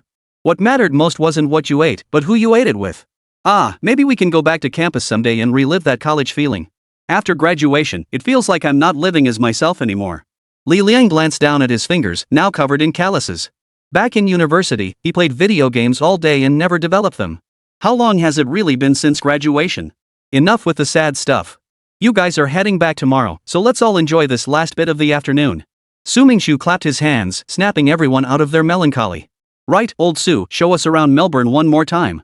Li Liang knew his chances to come back would dwindle, and Su Mingxu's free time would grow scarce. It was 3:30 p.m. now, let us play until 8 before heading back. No way, 8 o'clock is too late. You guys need to get to bed early. With our flight leaving at 10 tomorrow morning, we have to head out by 8. Su Mingxu firmly rejected Li Liang's suggestion. To make sure you don't all nod off like a bunch of chickens on the plane, it's my duty to make sure you get some sleep. Everyone full? Fong Siyuan finished the last French fry and asked contentedly, looking around at the hungry eyes staring at him. After all, one entire portion of the 2 servings of fries had been devoured by Fong Siyuan alone. Big brother, aren't you super health conscious? Eating that much at once your figure goes south, you'll have to hit the gym. That membership you got right before graduation? Bet you've already maxed it out. Su Mingxu suddenly recalled Fong Siyuan's reputation as a fitness fanatic who obsessively watched his diet. He'd get lectured for eating instant noodles in the morning and scolded for drinking soda. People often joke that Big Brother must have been a matchmaker in a past life, now reincarnated as a housekeeper. What's there to fear? I heard sex burns fat. Eat all you want, it'll be gone in a month. I'd actually prefer to be a bit heavier, otherwise I'd be skinny as a stick. Ignoring Qin Yu's murderous glare beside him, Fong Siyuan mustered all his nerve to deliver his excuse. Su Mingxu and the others silently prayed for him, hoping Qin Yu wouldn't make him kneel on the washboard too long tonight, his knees couldn't take it. There's a St. Paul's church nearby. Why don't we go check it out? Among the group was a couple. None of them had ever visited a proper church back home. Witnessing the sanctity of a church to deepen their reverence for the sanctity of love, how perfect. It would be both fun and spiritually enriching. Sounds good. Qin Yu naturally agreed wholeheartedly. With Qin Yu on board, Fong Siyuan wouldn't dare object. As for Li Liang, that reserved yet passionate guy, he'd probably already been scheming about how to make the wedding as grand as possible. Shui Chen, what do you think? Brother Su, you're the boss. You decide. Shui Chen wiped the salad dressing off his finger with a look of disgust, then went to the restroom to scrub it off with soap, worried it wouldn't come clean otherwise. Then it's settled, we're going to St. Paul's Church. Su Mingxu waved his hand grandly, looking every bit the leader. The 5 of them plunged into the crowd, marching towards St. Paul's Church. On the way to St. Paul's, Su Mingxu spotted an acquaintance. Hey, Ross, what are you doing here? Ross was dressed formally today, a tailcoat-style tuxedo, hair slicked back with gel, and polished leather shoes gleaming at the corners. Judging by his attire, he was heading to a very formal ceremony or gathering. Long time no see, Su. I'm here for a friend's wedding today. A wedding? Better late than never, perfect timing to see how Australian weddings are done. But speaking of which, do you have to be a friend to attend a wedding? According to Chinese customs, weddings only invite close relatives and friends. Unrelated people don't receive invitations. Don't worry. Australian weddings are similar to those in China, just a ceremony held in a church, not a full banquet. Surely the entire city wouldn't be barred from churches just because a couple is getting married? That's true. With his question answered, Su Mingxu led Fong Siyuan and the others inside. St. Paul's Church bore a striking resemblance to churches seen in movies. A central font, commonly known as a holy water font, stood before the altar where the priest presided, while rows upon rows of pews lined the nave. The seating was evenly divided into 2 sections by a central aisle, covered in a deep red carpet. To welcome today's couple, the church had specially adorned the entrance with numerous floral wreaths, symbolizing blessings for the newlyweds. Brother Su, isn't St. Paul's Cathedral in London? Shui Chen had been deep in thought since entering the building, finally uttering this question only after they found seats. Yes, that's correct. St. Paul's Cathedral is a world-renowned religious site, the 5th largest cathedral globally, the largest in Britain, and the 2nd largest domed church in the world, ranking among the world's 5 greatest cathedrals. Then why did you say St. Paul's Church? This is St. Paul's Church. Su Mingxu responded with a smile. St. Paul's Cathedral and St. Paul's Church aren't the same place, you silly goose. Though differing by just one character, the distance between them was as vast as the heavens and the earth, and their statuses were worlds apart. Chapter 126, St. Paul's Church. St. Paul's Cathedral in London, built between 1675 and 1710, serves as the central church of the Church of England and is hailed as a monument of classical architecture. The original design featured a Greek crossplan with a prominent porch. However, the church required a longer nave to accommodate traditional liturgical needs, leading to the adoption of the typical medieval Latin crossplan. St. Paul's Cathedral and St. Paul's Church are fundamentally different. St. Paul's Church, also known as Melbourne Anglican Church, is Melbourne's earliest British-style church and the city's most famous building. Its renown stems from its construction with blue stone and the intricate patterns adorning its walls. Xinyu agreed, that's right. The patterns on this church are particularly beautiful. Upon entering St. Paul's Church, the first impression is one of solemnity and gravity, whereas St. Paul's Cathedral exudes a sense of sanctity. Stepping inside St. Paul's Church, the dim lighting creates an aura of solemn coldness. The interior feels spacious and airy, with soaring ceilings and beautiful stained glass windows that carry a distinct Western flavor. It feels like stepping back in time to ancient Europe, majestic and grand. In stark contrast, St. Paul's Cathedral, just one word different, offers a completely different experience. Have you noticed that ever since old Su came to Australia, he's become a walking encyclopedia? He knows everything. I'm genuinely curious what's inside your head. How do you have such an incredible memory? I've noticed it too. Different environments really do shape different abilities. Su Mingxu chose to ignore his friend's teasing. That's just how they are, they love to joke around. The more you argue back, the more excited they get. Enough already, you two, stop picking on me. Just sit quietly and watch the wedding ceremony. Alright. Getting married in Australia, if you choose to have a ceremony, requires both the couple and the officiant to sign the marriage certificate during the ceremony for the union to be legally valid. So the ceremony itself is actually a crucial part of the process. The officiant stood on the platform, waiting quietly for today's two main characters to make their entrance. Amidst gasps from the crowd, a man in a tailcoat escorted a woman in a wedding gown through the church doors. This must be the bride and groom. The bride looked absolutely stunning in her white gown, its train trailing a meter or two behind her. Two flower girls helped lift the hem off the floor to protect the church pews. Two other flower girls followed behind, busily scattering petals. Throughout the ceremony, Xinyu's eyes sparkled with excitement. Feng Siyuan himself felt a flutter of emotion and quietly asked Su Mingxu, how much does it cost to hold a wedding in Australia? Su Mingxu gave a rough estimate, and Feng Siyuan instantly deflated upon hearing the figure. The cost was simply too high. Even for the most basic ceremony, a decent wedding required at least 10,000 Australian dollars in principle. Converted to Chinese yuan, 20,000 Australian dollars equaled over 96,000 yuan, nearly 100,000 yuan.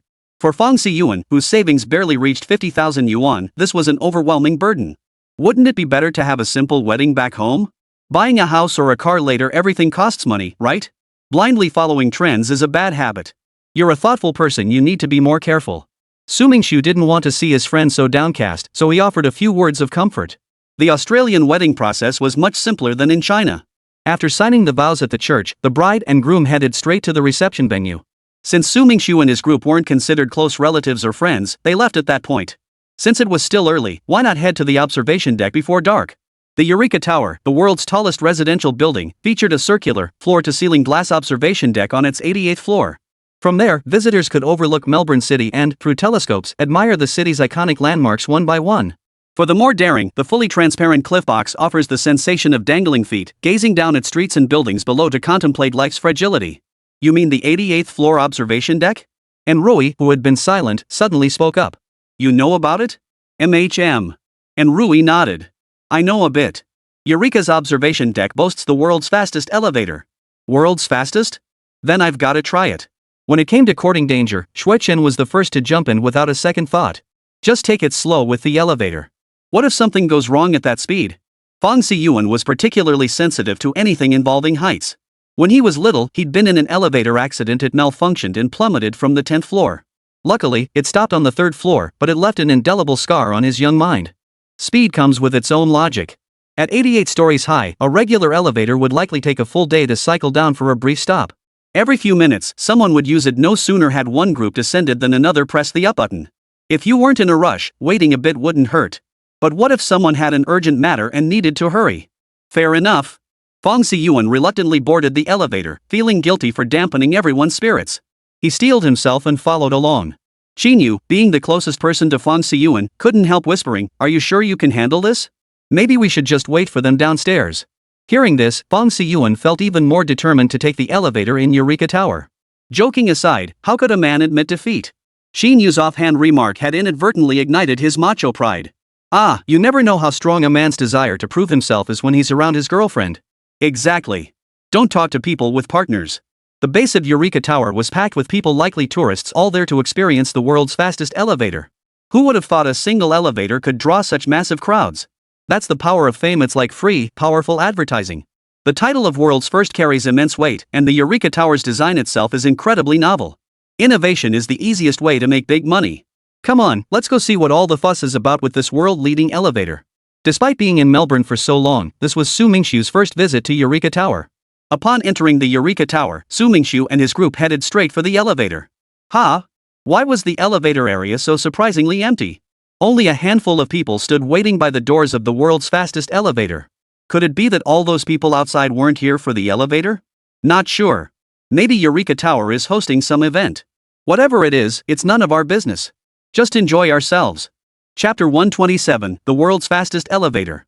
The Eureka Tower's observation elevator charged a fee $20 per person. This price fell within most people's acceptable range and could be considered quite reasonable. Xuechen just couldn't quite wrap his head around why an elevator would charge a fee. Xuechen, you know sightseeing cable cars charge too. They both have sightseeing in their names, why shouldn't a sightseeing elevator charge? Am I right? True, I was thinking too narrowly. Realizing his slip, Xuechen gave an embarrassed chuckle. Inside the elevator were only Su Mingxu and 4 others, plus 2 unfamiliar tourists. The elevator began its ascent. It started slowly, gradually picking up speed, and then... so fast. We're gonna die. We're gonna die. We're gonna die. Faced with the screaming mob led by Qin Yu, Su Mingxu remained unimpressed. So what if the elevator was a bit faster? What was all the fuss about?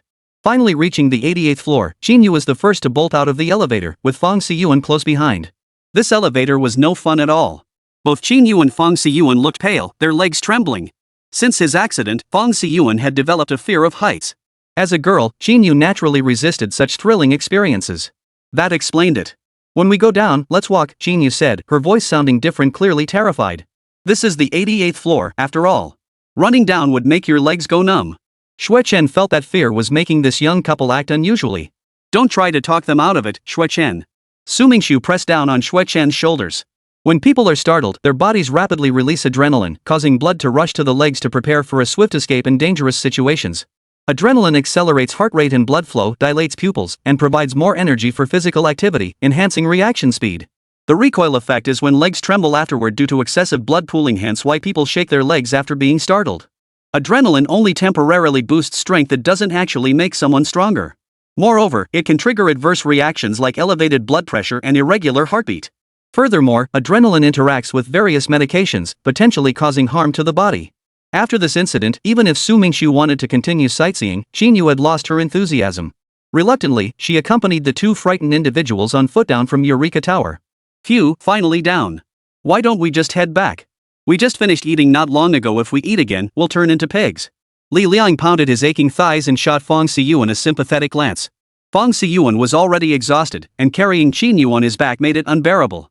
But hey, she was his girlfriend. Alright, then let's hail a cab to the parking lot. Once in the car, Li Liang took the wheel again. Qin Yu, still shaken, had fallen asleep leaning against Fong Siyuan's shoulder. Fong Siyuan's eyes were drooping, and he was on the verge of drifting off himself. Su Mingxu wasn't about to let him doze off. Joking aside, who would look after Qin Yu if he fell asleep? Big bro, wake up. Don't fall asleep. Xuechen, sitting closest to Fong Siyuan, gently nudged him. Fong Siyuan jolted awake. What's up? If you fall asleep, who's going to look after sister-in-law Qin Yu? Oh right, I can't sleep. Fong Siyuan adjusted his posture, trying to make Qin Yu's neck as comfortable as possible. Li Liang knew exactly what to do. He slowed the car to a steady pace, not too fast to miss the Qingfeng Ranch before dark, yet gentle enough to avoid jostling Qin Yu awake. Let's keep our voices down. To accommodate the only girl among the 5, Su Mingxu and the others made significant sacrifices. Smokers refrained from lighting up, and those who loved to tease others kept their mouths shut. The entire car fell into a drowsy silence. As luck would have it, just as Li Liang pulled up to the entrance of Qingfeng Ranch, Qin Yu stirred. Blinking sleepily, she glanced at Fong Siyuan and asked, "Are we there yet?" "We're here. If you hadn't woken up, I was going to carry you down." "Qin Yu considered it. That's a great idea. Then you can carry me back." Fong Siyuan felt an urge to strangle himself. Why dig a hole only to jump into it himself? In the end, he was the one who got hurt. Big brother, you take Sister Qin back to the room first. The rest of us will whip up something to eat. Su Mingxu wasn't particularly hungry, confident everyone else's stomachs were still full from the burgers. But it was almost lunchtime. Skipping a meal and eating late at night wasn't good for the stomach, especially since they had a flight to catch early tomorrow morning. Old Su, do you have any vegetables at the ranch? Suddenly craving some greens. Sure. Li Liang reminded Su Mingxu, who'd almost forgotten the ranch had cleared several plots specifically for vegetable cultivation. The original crops should be ripe by now, especially with the system's accelerated fertilizer boost. What kinds of vegetables? If there's enough, we could cook dinner ourselves. Chinese cabbage, tomatoes, cauliflower, mustard greens, peas, peppers, pumpkin, peanuts, daikon radish. I think there's garlic too. It had been ages since he checked on the vegetables in the fields, and Su Mingxu felt uncertain, fearing they might have withered. That's plenty. Is there any flour at the ranch? Yes. When we went to Melbourne for supplies last time, I had Hatton buy 2 bags of flour. What's this for? You want to make dumplings? Su Mingxu clapped his hands. Dumplings were his absolute favorite. Exactly. You really do know me best. Li Liang laughed heartily. We'll just pick whatever looks good and eat it. Arriving at the farmland, it was hard to believe this place had been a nearly barren pasture just a short while ago. The adjectives vibrant and colorful felt perfectly apt for these crops. These pumpkins look great, and so do the peas. Su Mingxu stood in the field, plucking several pea pods. After shelling them, he found the beans plump and full, perfect for stir-frying tonight. There were also red peppers in the field. While green peppers would pair better with the peas, red peppers would have to suffice for now. Tonight's side dish is settled. The main course will be dumplings, but we can't just have 2 dishes for so many people, right? True. How about adding stir-fried carrots? Sounds good to me. After much back-and-forth discussion, tonight's dinner was finally decided: stir-fried carrots, stir-fried peas, and cabbage dumplings. Chapter 128, Cabbage Dumplings. Cabbage filling carries a special meaning. It symbolizes hundreds of fortunes, hence the name fortune dumplings.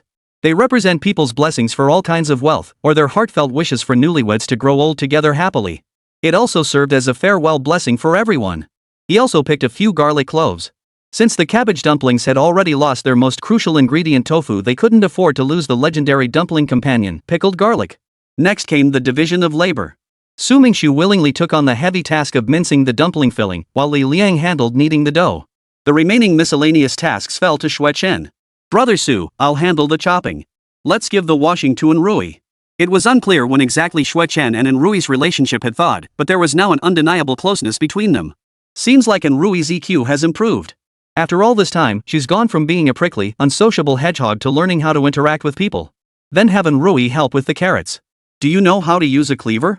Su Mingxu was skeptical that this wealthy young master could handle such a dangerous tool. Of course I know how to use a kitchen knife, Enrui declared confidently, taking the knife from Xue Chen. The carrot's skin had already been peeled, leaving only the task of slicing it into strips. Su Mingxu placed a head of cabbage on the cutting board. Thankfully, Jingfeng Ranch had 2 knives and 2 cutting boards, otherwise, this would have been a real hassle. To save time, he planned to chop the dumpling filling while slicing the vegetables. Su Mingxu's knife skills made mincing the filling effortless. After roughly chopping the cabbage into strips, he began showing off his one-handed technique. Resting one hand behind his back, he wielded the cleaver with the other, chopping the cabbage on the cutting board into fine pieces. Each upward swing of the blade sent a spray of water droplets flying. With a moment to spare, Su Mingxu turned to observe the other's progress, ensuring no one was slacking off. Enrui, closest to him, became his primary focus. She was intensely concentrated, her eyes fixed on the blade's path. Her knife skills were rough carrot strips varied in thickness, some cut into irregular shapes. Liangzi, kneading dough is supposed to be like slaughtering a pig? Is it really that hard? Su Mingxu walked over to Li Liang with the cleaver in hand. You go chop the dumpling filling. I'll handle the dough. Li Liang stood beside a stainless steel basin, utterly lost. When the boiling water hit the flour, it transformed into a starchy solution, a familiar sight from high school chemistry. You've added way too little flour.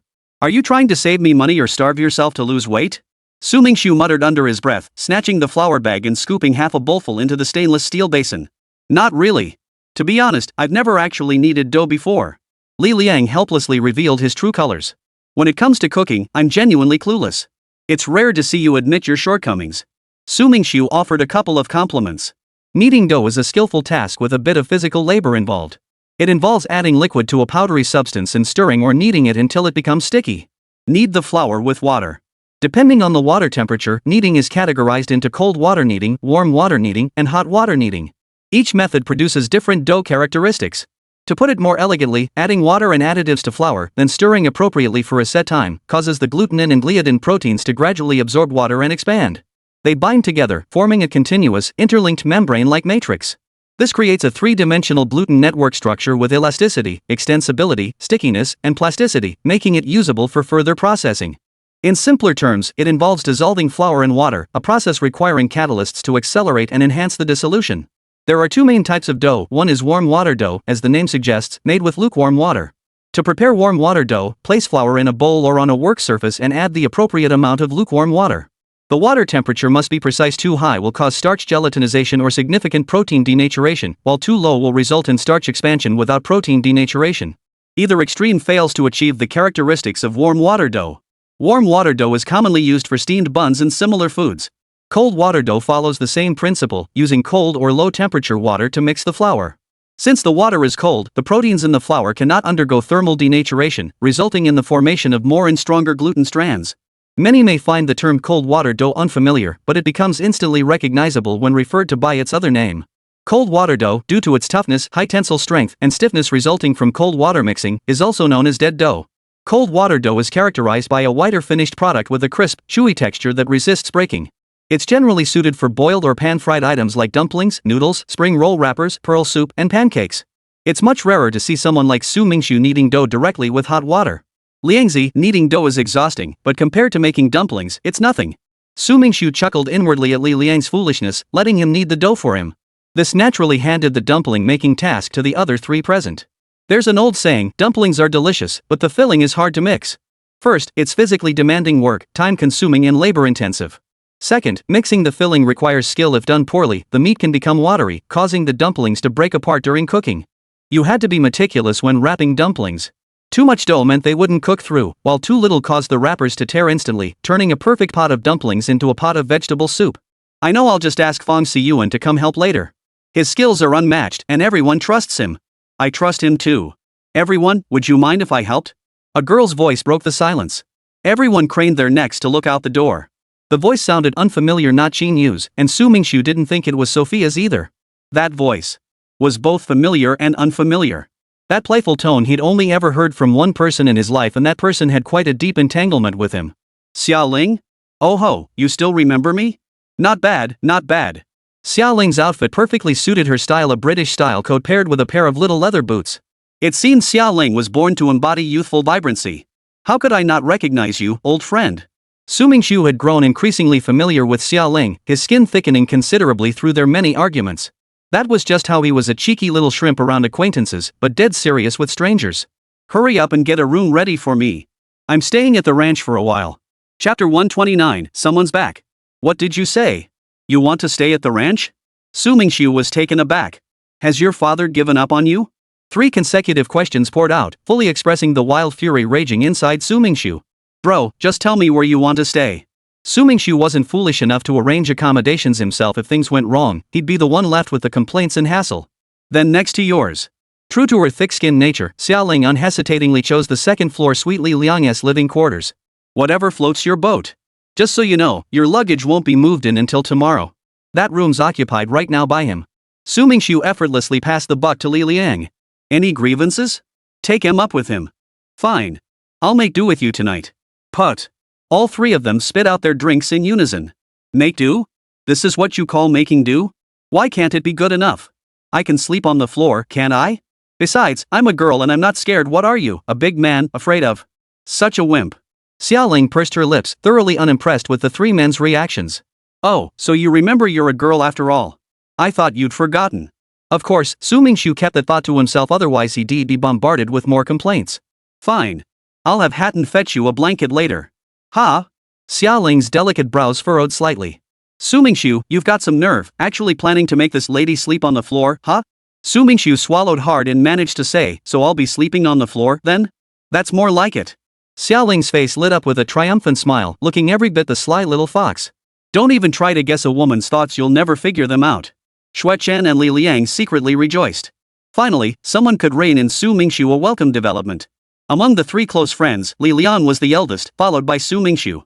Now that Li Liang had a fiancé and their wedding approached, Su Mingxu, the second oldest, hadn't even seen the shadow of a girlfriend. This situation was far from reassuring for Xue Chen, the youngest of the group. Brother Su, just give in. I'd say this lady's looks put you at a disadvantage, don't you think? Xue Chen tried to smooth things over while focusing on his own tasks. Just focus on your own work. Since they were all part of the same circle, Su Mingxu couldn't really snap at him. He could only patiently settle Xia Ling. With this little chatterbox around, his peaceful life was gone. Hey, Su Mingxu, what are you guys having for dinner tonight? Su Mingxu, are you taking them to the airport tomorrow? Can I tag along? Su Mingxu. Heaven help me. Send a bolt of lightning to strike the sky dead. Su Mingxu closed his eyes, his expression as sour as if he'd eaten 10 pounds of bitter melon. Fated enemies and natural rivals were phrases tailor-made for these two. Hatton, where'd you disappear to? Under Su Mingxu's persistent hawking, Hatton rubbed his eyes and approached, asking, Boss, what's up? Do we have any extra blankets at the ranch? Find her a clean one. Sure, I'll go get one right away. Hatton yawned and dashed off to take care of it. Tonight we're having cabbage dumplings. If you're free, could you help peel the garlic? Su Mingxu turned to ask the chatty young woman for her opinion. Knowing Xia Ling, he figured leaving her idle might lead to trouble. Fine. Xia Ling nodded. Just eating without contributing wasn't her style after all, self-reliance brings abundance. As they spoke, the two returned to the villa kitchen. And Rui and Xue Chen had already prepped the carrots and peas. All that remained was Li Liang's dumpling filling. Liangzi, how's your back holding up? Su Mingxu had kneaded the dough into a smooth ball, slicing it in half with a cleaver. They'd use one portion first. If more dumplings were needed later, they'd take the other half. Wasting dough wasn't an issue. It wasn't particularly expensive, but as the saying went, you don't feel the pinch when you eat, but you do when you spill. What goes into your belly? You never feel the pinch no matter how much you eat. After all, it's all absorbed by your body. But food that falls on the floor? That's a different story. It's just going to be thrown away. How could a man admit he couldn't handle it? You agree, right? Without a word, Li Liang grabbed the knife and started chopping. The dumpling filling quickly became scattered, forcing him to pile it back together and chop again. Practice makes perfect. Li Liang gradually mastered the technique of mincing dumpling filling. With experience, the process became twice as effective with half the effort. In less than 10 minutes, the filling was minced and ready. All that remained was rolling out the wrappers and wrapping the dumplings. We can't wait forever for the boss. Which one of you four knows how to make dumplings? The four of them stared at each other blankly, their eyes fixed on Su Mingxu. Seriously, you guys don't know how to do this? Su Mingxu asked cautiously, dreading the possibility that these four clowns might deliver news that would shatter his confidence. You're so smart. We really don't know how. Half an hour later, Su Mingxu straightened his back, clutching his aching waist. Next time anyone whines about wanting to make dumplings, I'll chop them up. Fortunately, Li Liang learned to wrap them, lightening Su Mingxu's load a bit. Otherwise, they wouldn't have finished in half an hour. Who's going to check on the big guy? Let him finish wrapping the rest of the dough. Li Liang grumbled discontentedly. Why did he have to drop the ball at the crucial moment? His brothers needed him now. I'll go. Xue Chen couldn't roll dough or wrap dumplings, making him feel awkward lingering in the kitchen. Running errands was something he could handle, so of course he'd step up. Lianzi, big brother's with his girlfriend right now. Su Mingxu gently reminded him. We get along great with big brother, but he's still just a person. We don't hang out much normally, so let him enjoy some time with his girlfriend. Old Su, you're still the same. Why do you always think for others? Can't you consider how big brother might fit in with us? Li Liang patted his shoulder, then discreetly used the flour on his hand to write SB on Su Mingxu's back. True. Fine, whatever makes you happy. I'm out of this. Su Mingxu tilted his head back, rubbing his lower back. I'll sit for a bit. Keep going, don't stop.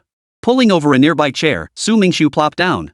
Rolling out the dumpling wrappers had kept him hunched over, leaving his back stiff and sore. Now that he sat, the unexpected comfort felt almost unwelcome. Su Mingxu, making dumplings is no fun at all. Xia Ling gave up on wrapping them. She picked up a dumpling wrapper, scooped a spoonful of filling into it, and rolled it between her palms until it formed a ball. Chapter 130, Packing. Xia Ling held up the round object resembling a tang yuan, saying triumphantly, I can't make dumplings, but I can still make tang yuan. What kind of tang yuan is that? The dough for tang yuan is different from the flour used for dumplings, you know. Su Mingxu couldn't muster any irritation towards Xia Ling's adorable cluelessness. Aren't they the same? Xia Ling exclaimed in surprise. It's all flour, right? Su Mingxu was dumbfounded. True to her spoiled brat princess nature, she was utterly clueless about daily life. He had no doubt that if left to fend for herself, Xia Ling would starve to death. Tang yuan dough uses glutinous rice flour. Glutinous rice is soaked overnight, then ground into a paste with water. This paste is hung in a cloth bag overnight to drain. Once the water drips off, the moist glutinous rice dough is crumbled and air-dried to become the finished glutinous rice flour. Nowadays, with commercial development, you can even buy ready-made versions at the supermarket. The flour used for dumplings is different. These two are fundamentally distinct. Now that I've explained it clearly, don't go around saying things like that when you're out. Got it, got it. You're so long-winded. Having embarrassed herself and then lectured by Su Mingxu, Xiaoling, who was naturally sensitive about her image, felt her mood sour instantly. That should be enough. Let's cook the dumplings. Su Mingxu fetched a pressure cooker. They'd cook one batch first, then prepare the rest of the dumplings before cooking the remaining ones, since they couldn't fit everything in one pot. Okay. The snow-white dumplings slipped into the pot, settling quietly in the clear water and gradually sinking to the bottom. Someone had to watch the pot while cooking dumplings. When the broth came to a boil, you had to add a splash of cold water 3 times, meaning you only needed to wait for the broth to boil 3 times. Su Mingxu smoothly handed this important task to Xiaoling, who was itching to help. So Fang Xiyuan focused on wrapping dumplings while Su Mingxu, Li Liang, and Rui, and Xue and 4 grown men sat on the big sofa outside chatting and joking, the atmosphere buzzing with warmth. Dinner's ready. Xiaoling's call made the 4 slumped on the couch slackers spring to attention. Here we go. After a satisfying meal, everyone tacitly returned to their respective lodgings. No one mentioned tomorrow's parting at this hour. Su Mingxu, why didn't they stay a couple more days before heading back? Miss, not everyone lives as carefree as you do. Su Mingxu sighed helplessly. They have to make a living, earn money, and fight for their futures. I don't quite get it. Xiaoling looked utterly confused, struggling to follow. Never mind. If you don't understand, you don't. You have your destiny, they have their way of life. Everyone is different. Su Mingxu didn't press Xiaoling further on the topic of striving. Now, tell me properly, why did you suddenly come looking for me? Guess. If you get it right, I'll tell you. Xiaoling giggled as she hopped onto Su Mingxu's large bed. We agreed you sleep on the floor. If I could guess correctly, why would I need you to tell me? Su Mingxu felt like he was about to lose his mind. What else could it be? I missed you, that's why. Xiaoling pouted. I'm a helpless woman seeking refuge with you, and instead of welcoming me properly, you're grilling me with questions. Bro, Su Mingxu groaned, rubbing his forehead. I'm asking precisely because you showed up out of nowhere. How am I supposed to know if you're hiding here after getting into trouble? Humph, Xiaoling snorted, her face clouded with displeasure. Do you really think I'd do anything illegal? Right, my bad. I shouldn't have thought that. Xiaoling was a genuine heiress. She wasn't so down on her luck that she'd have to resort to illegal activities just to get by. Then you'll have to make it up to me tomorrow. Tomorrow's troubles are for tomorrow. Plans never keep pace with change. Su Mingxu casually found a mattress, laid it on the floor, spread a quilt over it, and wrapped another quilt around himself. Ugh, this troublemaker, I must have owed her from a past life. The night passed without incident. The next morning, Su Mingxu rose early to wash and prepare to leave. Only when he was about to depart did Xiaoling slowly stir awake. Half opening her eyes, she asked, Why are you up so early? I'm taking them to the station today. You can sleep in. Su Mingxu buttoned his collar. Today was packed. He had to see Li Liang and the others off, then deal with the abandoned warehouse issue. Alright then, I'll sleep in. Xiaoling wasn't one to put on airs. Just don't forget to bring me back some goodies when you return. Alright, as long as you're happy. Liangzi, have you packed everything? Knocking on Li Liang's door, he found Li Liang organizing his luggage, carefully folding each piece of clothing into his suitcase. Yeah, almost done. We don't need sappy talk between us. If you ever need anything, just give me a call. If I can help, I will. Hey, you little rascal. Li Liang slammed his suitcase shut and walked over to punch Su Mingxu in the chest. With a relationship like ours, do I need to be polite? Like you'd ever admit it, Su Mingxu retorted, rolling his eyes. Don't you know your own personality? Li Liang's the type to shoulder everything himself. He hates bothering others, even close friends. He'd rather struggle alone than ask for help. Fine, I'll agree. Same goes for you. If you ever need anything back home, just give me a call. Over the years, I've traveled far and wide. I may not know many people, but I can still get things done. Su Mingxu had always believed this. Li Liang's social skills were no less than his own, perhaps even a notch above. Pack up and wait in the car. I'll check on the others. Go ahead. Su Mingxu left the cottage and headed toward Fang Xiyuan's house. Fang Xiyuan was more diligent, having started packing his luggage early in the morning. With all his gear packed into large and small bags, he was ready to depart. Su Mingxu, you really intend to give it to him? Su Mingxu held a carton of banana milk in his hands and said, You bet. You specifically asked for banana milk as your friend, how could I refuse? Stop making excuses and take it. Milk isn't exactly expensive. Consider it my farewell gift to you. Well then, I'll gladly accept your kindness. Fang Xiyuan didn't refuse and took it with a smile. That's the spirit. Hey, where's Sister Chinyu? Oh, she started putting on makeup first thing this morning. She's still in the bathroom. Fong Siyuan said with a hint of exasperation. Every time she goes out, just getting ready takes half an hour. No big deal. Women love to look good. Besides, if she looks stunning, doesn't that reflect well on you? Chapter 131, Jacking Up the Price. Boss, why are you rushing the delivery? While Hatton was still dozing, Su Mingxu opened the van door and hopped straight into the passenger seat. Can you really take half a year to deliver a person? Su Mingxu teased with a laugh. You haven't even had breakfast. Let's sign the contract quickly so we can grab breakfast. As the car slowly approached Dean's warehouse, Su Mingxu felt an inexplicable unease creeping into his heart, as if something bad was about to happen. Was he just being overly cautious? Suppressing the foreboding feeling, Su Mingxu confidently knocked on the warehouse door. Dean had been waiting inside for quite some time. Seeing Su Mingxu enter, Dean didn't show the expected cheerfulness but instead appeared uneasy. Under the eerie lighting, the dilapidated warehouse bore a certain resemblance to an interrogation room. Dean, is the contract ready? Eager to escape this oppressive environment, Su Mingxu cut straight to the point, skipping any preamble to the negotiation. It was simply a matter of each getting what they needed. It's ready. The slight tremor in his voice made Su Mingxu frown. This was highly unusual. Logically, selling a warehouse that had been a long-standing burden, one that had even impacted his marriage and daily life, should have filled him with immense relief. Freeing himself from this hot potato of a warehouse and using the proceeds to secure a comfortable life for a year or two should have been a cause for celebration. Was Dean hiding something from us? Or had he secretly struck a deal with another party? Impossible. The contract was right there on the wooden table nearby, printed in black and white. Even if Dean had found a new buyer, they wouldn't be conducting the transaction at the same location. Dean, why aren't you saying anything? The more silent Dean remained, the more Su Mingxu felt his suspicions were confirmed. Dean was hiding something, and it was something very detrimental to their deal. Sorry, I was distracted. Dean offered a flimsy excuse he didn't even believe himself. Alright, I've brought the money you requested. Hand over the contract for us to review. Su Mingxu extended his right hand toward Hatton, who understood the gesture and passed over the briefcase. Su Mingxu took the case and gave it a light tap. The sound it made confirmed it contained something inside. As for what exactly? What else could it be? Cash, of course. Mr. Su, could I discuss something with you? Dean stammered. Go ahead. What do you mean, go ahead? Dean asked, puzzled. Damn, I really can't shake my habits from back home using idioms with a foreigner. Yeah, it means exactly what you think it means. Hatton stepped in as translator to prevent Su Mingxu's idiom obsession from flaring up again. I'd like to raise the price by 1,000 Australian dollars. The room fell silent at his words. Though there were only 3 people in the entire room. Wasn't it agreed upon as 9,000 AUD just the day before yesterday? Why the sudden change? Su Mingxu frowned, displeased with Dean's breach of trust, yet powerless to do anything about it. The contract terms were clearly written. Was he really going to have to go through the whole process again? Dean adopted a look of genuine difficulty and explained, it's not that I'm breaking my word, but circumstances have genuinely changed. The $1,000 price fluctuation wouldn't significantly impact Su Mingxu's finances, but it affected his mindset. It felt like reaching a full agreement with someone, only for them to change their stance at the last moment during contract signing, a humiliating sensation that was thoroughly unpleasant. You're the big boss, this $1,000 probably doesn't faze you much. Dean wasn't entirely sure either. Last night, after returning home, he discussed it with a former colleague. It was only after his colleague's persuasion that he'd raised the price by $1,000. No one turns down extra money, and Dean was no exception. Selling a large warehouse for 9,000 Australian dollars was, at the end of the day, a loss. Su Mingxu didn't want to dwell on it. He was ready to pay immediately, better safe than sorry. Besides, the warehouse's utility far outweighed the value of being shortchanged.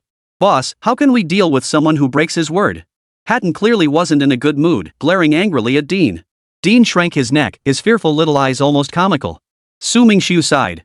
Dean had displayed an extremely mild-mannered personality the day before yesterday, and today he remained just as timid. He didn't believe a timid person could change their mind after just 2 days and 1 night of reflection. Therefore, someone behind the scenes was instigating him. Those who stab others in the back were the kind of people Su Mingxu despised most. Hatton, hold it. Su Mingxu stopped Hatton, who was already rolling up his sleeves ready to confront Dean. Turning to Dean, he asked, can you complete the handover process if we pay now? Yes.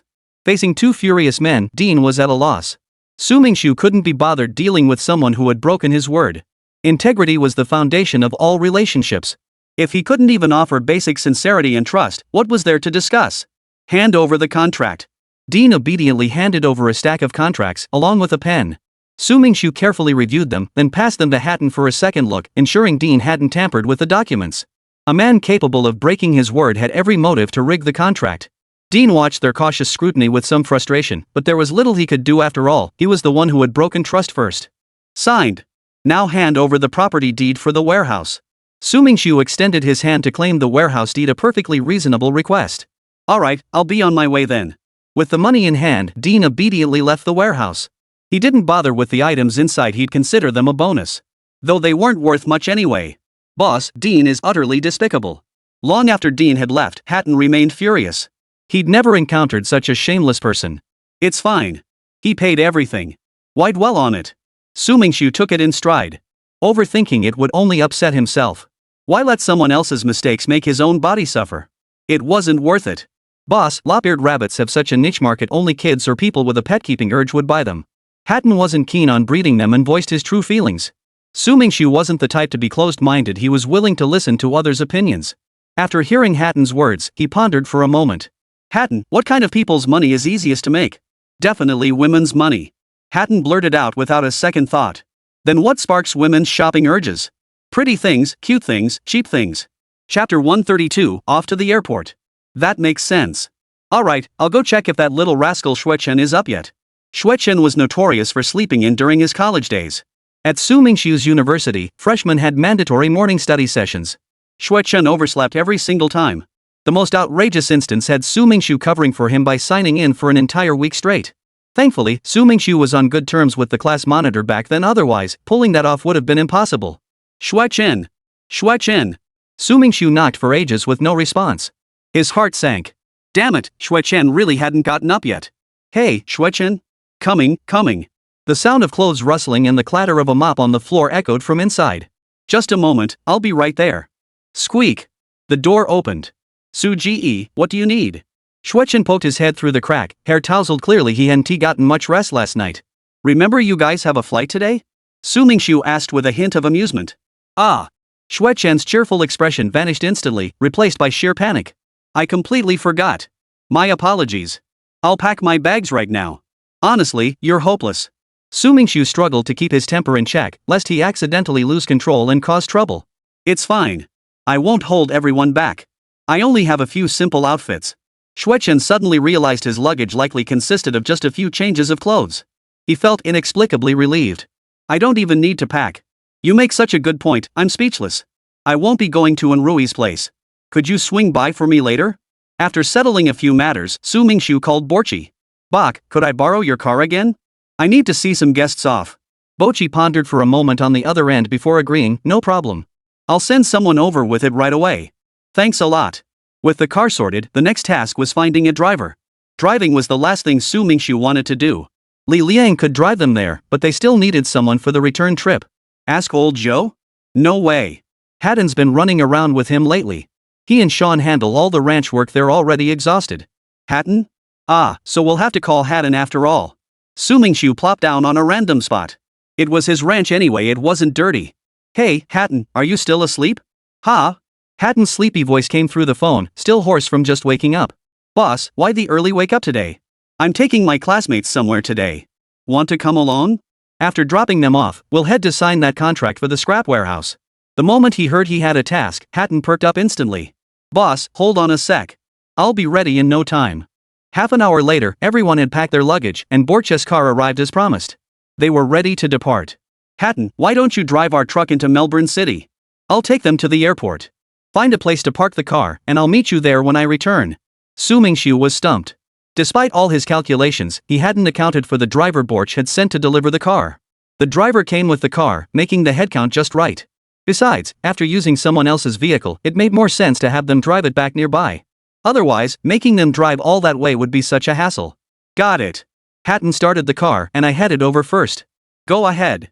Hatton wasn't new to Melbourne's city center, he knew the routes like the back of his hand. Shall we depart too? Su Mingxiu flipped his right hand, pointing his thumb toward the car. No time to waste, let's head out now. The car ride was heavy with tension. No one spoke first, as if the atmosphere had frozen solid.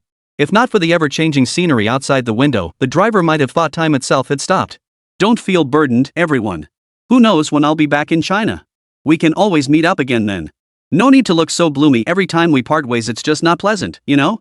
Su Mingxiu couldn't bear to let their final moments together pass in such dull silence. Yes, old Su's return is imminent after all, he's coming home in triumph. Brother Su, you must let us know when you return. We'll throw you a welcome party. One person spoke up, and the rest followed suit. Getting the ball rolling was the hardest part. Once it started, things flowed much more easily. The airport grew closer. Su Mingxu had grown accustomed to the oppressive atmosphere. Arriving at the terminal, he did one final check to see if he'd forgotten anything. Nothing. Are you sure? Once you pass security, even if you left your phone at the ranch, I couldn't bring it to you unless I shipped it via international logistics. Nope. Really nothing. Big bro, once you meet your future father-in-law and set the wedding date, give me a heads up, got it? Don't be shy about telling me. With Li Liang's wedding date set, Fang Siyuan was now the only one left with a girlfriend. Su Mingxu definitely hoped Fang Siyuan and Qin Yu would end up together. He still held high hopes for them. Fang Siyuan was firm yet gentle, upright yet considerate, while Qin Yu was soft yet strong, possessing a spirit that proved women were every bit as capable as men. These two were a perfect match wherever they went. Yeah, you were the one who gave me the idea. Of course I'd tell you first when I had good news. That's going too far, big brother. Shui Chen and Li Liang teased. What about us? Aren't you going to tell us? I never said I wouldn't tell you guys. I only said I'd tell Su Mingxu first. Fang Siyuan played with words. Alright, if we don't leave soon, we'll be late. Alright, no more dawdling. We'll take our leave here. Old Su, you don't need to see us off. Head back early to get things done. At least when you return, you'll have a status to show off. Having a friend like you makes us look good too. Li Liang was as efficient and decisive as ever, bidding a quick farewell before heading to prepare for boarding. After completing all the formalities, Li Liang and his group proceeded through security. Have a safe trip. Su Mingxu stood watching them pass through security until Li Liang and Fang Siyuan were completely swallowed by the crowd, then slowly withdrew his gaze. Just drop me off at Hatton's and head back. Give my thanks to Borch. Su Mingxu patted the slightly flustered driver beside him and strode confidently out of the airport. Chapter 133, Deciding to Raise Lop-eared Rabbits. That settles it then. We'll raise cute things. A smile touched Hatton's lips. The boss had finally given up on breeding lop-eared rabbits because in Hatton's view, they weren't particularly cute creatures. Go find some workers to tidy up the warehouse. I'll look into sourcing the lop-eared rabbits. The first part triggered Hatton's reflexes, and he immediately sprang into action. But when the second part registered in his brain, Hatton froze. Breeding lop-eared rabbits? Hatton's footsteps froze mid-air. He stared at Su Mingxu in utter disbelief, his expression saying, "Are you out of your mind? Boss, did you sleep on the job?" Su Mingxu rubbed his nose. Why was Hatton reacting so strongly? I'm wide awake. I went to bed at 10 last night and didn't get up until 8 this morning. Trust me, I'm perfectly alert. Su Mingxu patiently explained to Hatton, reiterating his goal. But sourcing lop-eared rabbits isn't easy, and we'll need breeding facilities. The ranch just got on track, now's the time to focus. Isn't it premature to rush into breeding them? Hatton remained hesitant about Su Mingxu's decision. If Su were an autocratic leader, Hatton wouldn't have spoken up. I know my limits, Su Mingxu replied. I have an excellent candidate to manage the lop-eared rabbit farm. We just need to secure the supply. As the ranch owner, Su Mingxu cared deeply about its development. But this was an opportunity too valuable to pass up. Moreover, Qingfeng Ranch's growth inevitably requires substantial capital. He wasn't born into wealth, didn't have connections through family or politics, wasn't a business tycoon, and had no investors. His funds could only come from his own efforts. He'd already tasked Rongyu and Xinghe with researching the lop-eared rabbit market. The demand was huge, but supply was scarce, a classic case of scarcity driving value. As the saying goes, scarcity makes things valuable. Lop-eared rabbits represented a delicious, lucrative opportunity that had Su Mingxu itching to get started. Since you've made your decision, boss, I won't say more. I trust you'll run the ranch excellently, Hatton said with a smile. So, have you secured the lop-eared rabbit supply yet? Supply? The Super Rancher's system store is the best source. Safe, reliable, and affordable. Su Mingxu's lips curved upward as he replied, rest assured, sourcing isn't an issue. The price of lop-eared rabbits exceeded Su Mingxu's expectations not because it was expensive, but because it was absurdly cheap. It required fewer farming points than even carp, which was utterly mind-boggling. Well, I won't keep you long, boss. The finals of the culinary competition start in a few days. Are you ready? Damn, I'd completely forgotten about that. Su Mingxu's eyes widened, he hadn't even decided on a dish for the competition yet. You really did forget. A woman's intuition is remarkably sharp. Hatton's expression paused as he continued, Sophia asked me early this morning what dish you'll be using for the competition. She wants to prepare in advance to avoid any last-minute mistakes that could cost you the win. Tell her not to stress. It's just a competition. Losing is no big deal. Don't put so much pressure on herself. Besides, this is a chance for her to grow. Got it. Let's grab a bite to eat, then I need you to meet two people.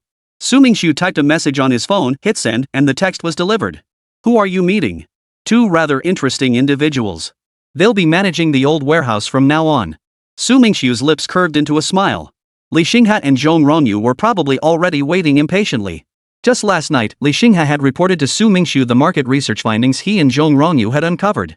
The data confirmed that the prospects for breeding lop-eared rabbits were exceptionally promising. Years had passed since Australia's rabbit plague. Apart from some older folks, the younger generation didn't harbor much aversion toward rabbits. On the contrary, they were quite curious about this fascinating species. Once curiosity was piqued, people would certainly pay to satisfy it. Alright, I'll take your word for it. Xinghe, starting today, you'll accompany Zhong Rongyu to the warehouse. I'll send someone to tidy it up shortly. You'll oversee things there. In a restaurant, Su Mingxiu and Hatton sat side by side, facing Li Xinghe and Zhong Rongyu. No problem. But Su, are you really okay with handing that old warehouse over to me? Li Xinghe still couldn't quite believe Su Mingxiu trusted him so much. How long had they even known each other? Less than a week? What's the big deal? When you're far from home, it's only right for fellow countrymen to look out for each other. But don't let me down, got it? Su Mingxiu wasn't blindly trusting him. He'd already tracked down the universities where Li Xinghe and Zhong Rongyu had studied abroad and obtained their records. Overseas, credibility was a crucial benchmark.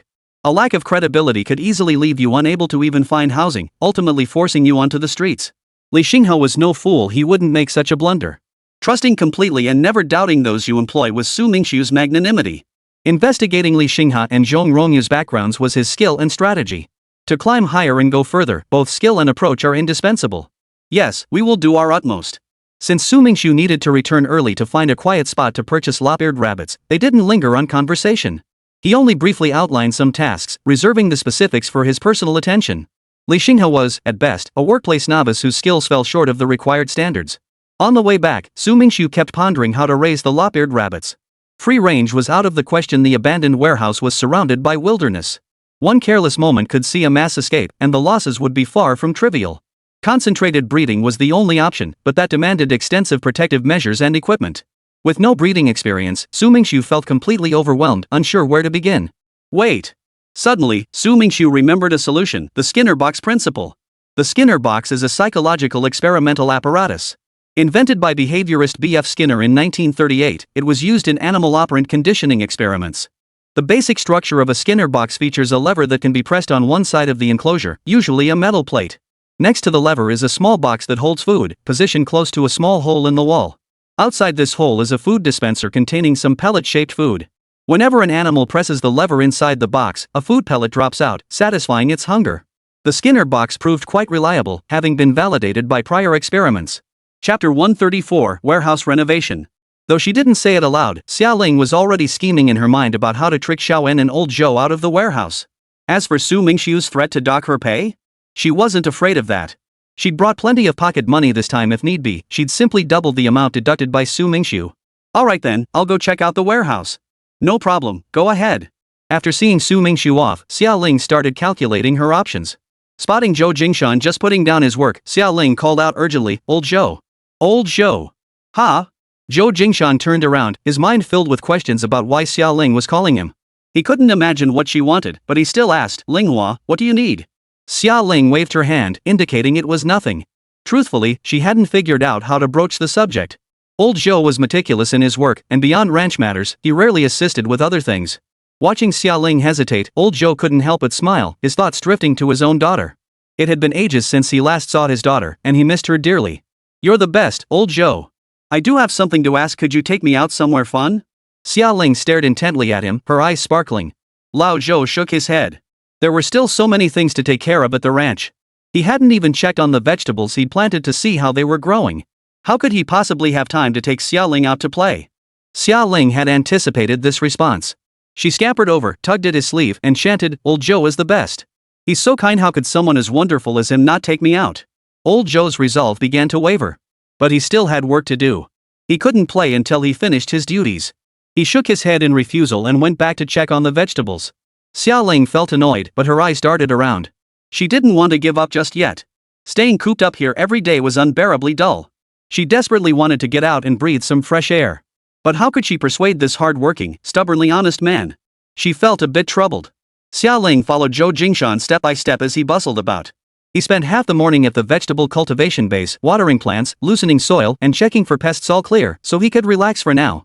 Zhou Jingshan then went inside and brought out the pile of farming tools that had accumulated over time. He laid them out in the sunlight, rinsing them under the scorching sun. He meticulously cleaned each frequently used tool, the light, clear droplets washing away the dirt and dust onto the ground. He worked efficiently, finishing the task in no time. Xiaoling sat in the shade of a nearby tree, staring blankly while watching Zhou Jingshan work. She desperately wanted to go out and play, but she didn't feel right interrupting him while he was busy. She couldn't persuade him either, so she can only wait until he finished before trying again. Just as Zhou Jingshan was about to start preparing for tomorrow's work, Xiaoling rushed over to him and pleaded pitifully. "Old Zhou, that's enough. Tomorrow's work can wait until tomorrow. I want to go out and play. Take me sightseeing, okay? I'm afraid I'll get lost. I'll pay you for your time. Think of it as a little extra cash." Xiaoling's words successfully caught Zhou Jingshan's attention. He thought for a moment today's work was indeed all done. He glanced again, and the image of the vibrant young girl gradually overlapped with that of his own daughter. Zhou Jingshan finally nodded and said, "Alright, I'll go change clothes first. You go back and pack a few things you might need on the road." Xiaoling was practically bursting with joy, nearly jumping up on the spot. She nodded eagerly, then turned and hurried back to her little hut. She grabbed a small shoulder bag and packed a sun umbrella, a bottle of water, a bottle of purple antiseptic solution, and a packet of biscuits. She looked ready for a spring outing. She also slipped into a pretty floral dress before stepping out looking absolutely adorable. Zhou Jingshan, however, was a different story. He carried a bamboo basket strapped to his back, with a sickle hanging from it. A straw hat perched on his head, and the sweat from earlier had been washed clean from his dark, weathered cheeks. Looking full of energy, he stepped out and saw Xiaoling's lively, adorable appearance. He smiled with satisfaction, nodded, and said, "Well then, let's go." "Sure thing, old Zhou. Let's go have fun." Xiaoling beamed, practically twirling on the spot 3 turns left, 3 turns right, neck wiggling, hips swaying. Xiaoling's infectious excitement rubbed off on Zhou Jingshan, who grinned so widely his crow's feet crinkled. The cheerful atmosphere carried them all the way there. Before leaving, Zhou Jingshan sought out Sean and Hatton. "I'm stepping out for a bit," he told them. "I'll be back soon. Keep an eye on Qingfeng Ranch for me." "Thanks. Go ahead." Sean glanced up at Zhou Jingshan, wiped the sweat from his forehead, and nodded in agreement. Hatton nodded beside him, signaling he understood. The surrounding area was dotted with rolling hills neither too high nor too low, though some slopes were quite challenging. While the medicinal herbs on these small mounds weren't abundant, they were better than nothing. Most were common, everyday herbs very useful, though not particularly valuable. And so it went one worked diligently, the other strolled along as if on a spring outing. Zhou Jingshan harbored no complaints. He could have chosen not to work, but since he was out, he instinctively began searching for herbs. As for the child, if she wanted to play, he'd take her to scenic spots that were also easy to navigate. Thinking this, the corners of his mouth curved upward. He felt a genuine fondness for this girl, who was the same age as his own daughter. Showing her kindness was simply a small gesture. Xiaoling wanted to go everywhere, flitting about like a flowered butterfly. She gathered a large bunch of beautiful wildflowers, holding them in her hands to attract the butterflies and bees circling the roadside. She was overjoyed and wanted to pick even more flowers, but her hands were already full. Zhou Jingshan climbed up the nearby slope, his clothes dusted with dry earth. He casually brushed off the dirt and said to Xiaoling, "I've woven flower crowns for my daughter before. If you wear one, you won't have to struggle so much." "Great! Great! Thank you, old Zhou." Hearing this, Xiaoling immediately spun around in delight, handing all the flowers in her hands to Zhou Jingshan, hoping to receive a beautiful wreath as lovely as the mountain gods. Xiaoling was naturally lively and adorable, lacking the spoiled temperament and fussiness of a typical pampered daughter. She habitually loved to play and act coy, and everyone was happy to indulge her, so her nature remained innocent, romantic, and fearlessly carefree. Zhou Jingshan quickly wove the garland together. Green vines formed the main stem, while delicate, pretty little flowers scattered across it, creating a beautiful and intricate design. He handed the floral crown to Xiaoling. Sure enough, Xiaoling's delighted laughter rang out. "Old Zhou, you're amazing. You can do anything," she exclaimed. Zhou Jingshan calmly picked up the sickle from the ground and continued searching for herbs. Chapter 135, Skinner's Principle. Someone once conducted an experiment using a white mouse that hadn't eaten for 24 hours. At first, the mouse struggled to adapt to the environment inside the Skinner box. Later, driven by unbearable hunger, it began exploring its surroundings. By chance, it touched a lever, causing a food pellet to roll out. Over time, the mouse developed a conditioned reflex to press the lever for food, saving the caretakers considerable time. Initially, the mouse may not have noticed the food dropping, but after repeated trials, it formed a conditioned reflex to press the lever for food. Later refinements, such as adding soundproofing and programming the food release mechanism, allowed testing whether animals could learn to press the lever 3 times for food or press it at specific intervals to obtain food. designs vary slightly for different animal species. It remains unclear whether this method would be effective for breeding lop-eared rabbits. Lop-eared rabbits are several times larger than mice, requiring a significantly scaled-up skinner box for breeding purposes, which inevitably increases costs. A sudden thought struck Su Mingxu: why not build one large skinner box and add multiple levers to the surrounding walls? Multiple skinner boxes would require more materials. Instead of occupying idle space, it would be more efficient to build one large skinner box, which would also be easier to monitor. If a bunch of small skinner boxes were scattered around the warehouse, you might accidentally step on one while walking. Not only would it hurt your foot, but it would also be a real pain to break the box. Decision made. Without consulting anyone, Su Mingxu had already finalized the breeding plan for lop-eared rabbits in his mind. All that remained was execution. Once at the ranch, Su Mingxu shut himself in his room and opened the Super Ranch Owner Systems marketplace to check the specific price of lop-eared rabbits. Each rabbit only cost 5 breeding points, quite cheap, really.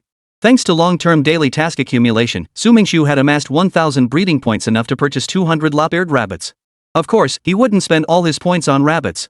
He also needed to buy other supplies like grass growth accelerators and fish feed boosters. Several cows had already calved, adding a touch of vitality to the ranch. Unfortunately, the farmland lay untended and had become a complete mess. Fortunately, the seeds produced by the system were quite disease-resistant, otherwise, they would have perished long ago. After sorting out all the odds and ends, I only bought 100 lop-eared rabbits. At this early stage of breeding, 100 rabbits is already quite a lot. But don't forget why rabbits once ran rampant in Australia. It all comes down to their near superhuman breeding speed. Don't underestimate these 100 lop-eared rabbits. If left to multiply unchecked, they'd likely take over every corner of Qingfeng Ranch within a month. With the supply secured, Su Mingxu organized workers to renovate and clean up the old warehouse. The old warehouse was actually quite spacious, though cluttered with accumulated items that made it appear cramped. In reality, Su Mingxu judged it could easily accommodate 500 to 600 lop-eared rabbits.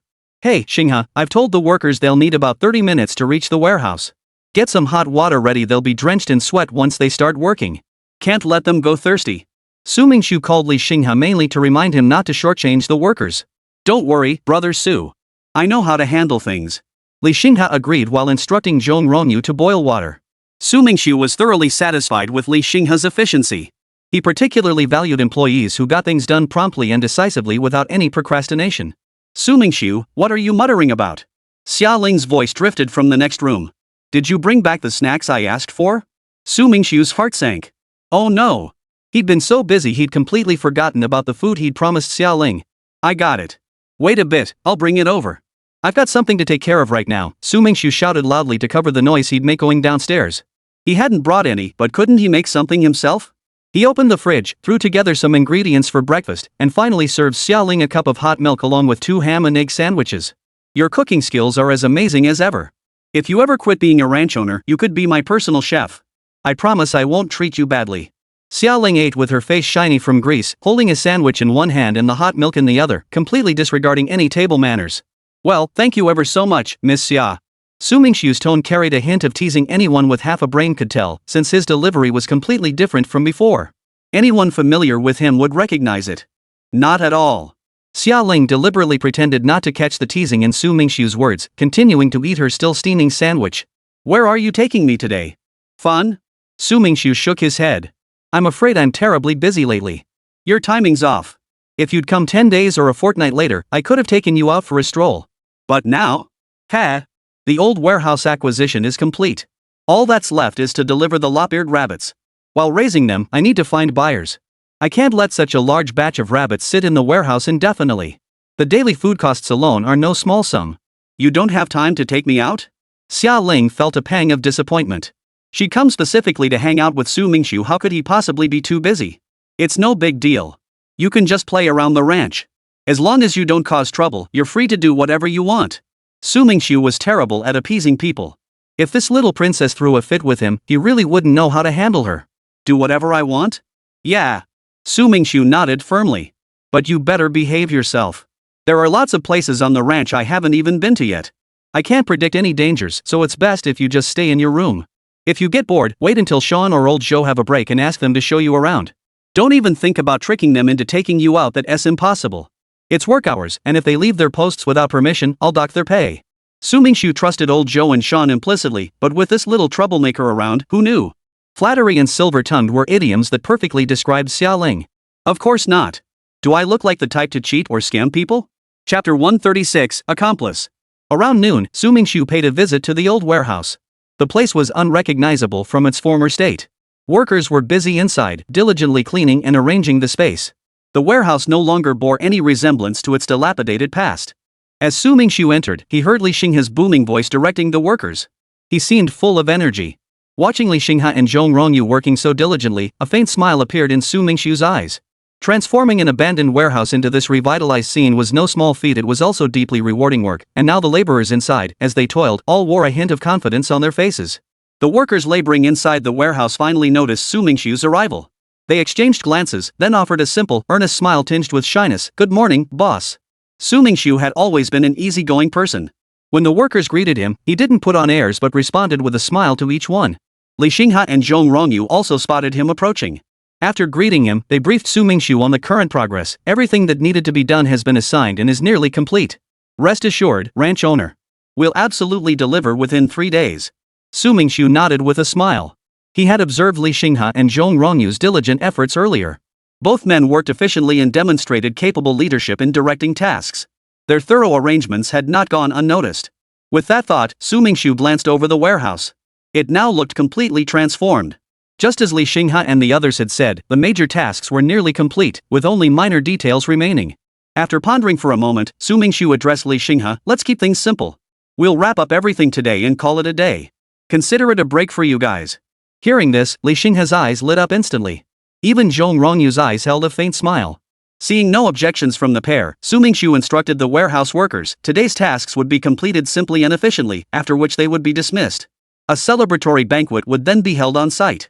The warehouse's cleanliness was evident to all, which was why Su Mingxu made this decision.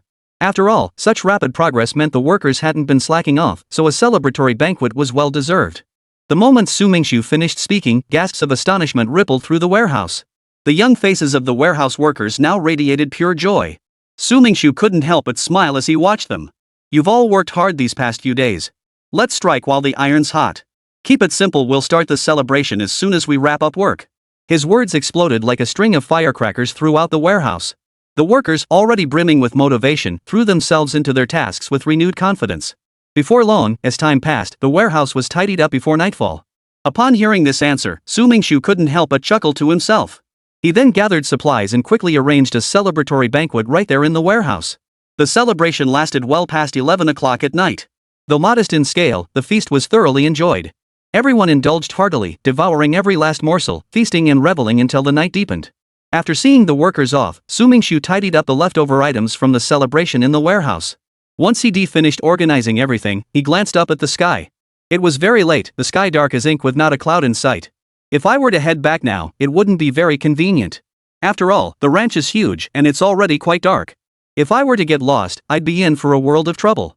So Su Mingxu hesitated for a moment, then decided to see if he could just make do and spend the night in the warehouse. After all, the warehouse was now tidied up and could accommodate someone. As he pondered whether there was anything else to do, Su Mingxu suddenly remembered Xia Ling. He picked up his phone and called Xia Ling specifically to check on her. At this hour, Xia Ling was out with Zhou Jingshan. She had always been playful by nature, so arriving at this ranch, she couldn't wait to see every corner. Being a young lady who had never been to a ranch before, she was like a child encountering new treasures, fascinated by everything around her. Now, even though it was completely dark, Xia Ling still refused to let go of her treasure. She was dragging Zhou Jingshan along, wanting to keep going. Zhou Jingshan was fretting. He deeply regretted agreeing to this young lady's request. Inviting the gods was easy, but sending them away was hard. Now, trying to shake off this young lady was proving difficult. So, he pondered and spoke to Xia Ling. "It's getting dark now. How about you head home and rest?" There was still so much work to do at the ranch. He wondered if Wayne and Hannon could handle it all on their own. All evening, Zhou Jingshan had been itching to get back to the ranch to help Wayne and Hatton. But Xia Ling kept insisting he take her sightseeing, and the tour had dragged on for so long that Zhou Jingshan was truly at his wit's end. Hearing Zhou Jingshan's words, Xia Ling raised an eyebrow slightly. Then, the young lady's brows furrowed, a hint of reluctance in her expression. "But it's so late now, old Zhou. We're friends, right? Could you really bear to send me back alone in this pitch-black night?" Hearing Xia Ling's words, Zhou Jingshan felt his resolve waver. She was just a young girl, and he had neglected her because of work. It really wasn't right. What should he do now? Zhou Jingshan frowned as he pondered. Just then, Xia Ling's phone rang. She pulled out her phone and saw the caller ID, Su Mingxu. What could Su Mingxu possibly want at this hour? He must be calling to inquire about the situation. Instead of answering immediately, Xia Ling shot Zhou Jingshan a meaningful glance. Zhou Jingshan instinctively froze, then watched as Xia Ling answered the call. Sure enough, Su Mingxu's voice came through the phone, inquiring about the situation. Xia Ling glanced at Zhou Jingshan again before lowering her voice to speak to Su Mingxu. Zhou Jingshan was puzzled when he heard Xia Ling speaking fluently. Then she lowered her voice even further, leaned close to him, and whispered, "Old Zhou, it's an emergency.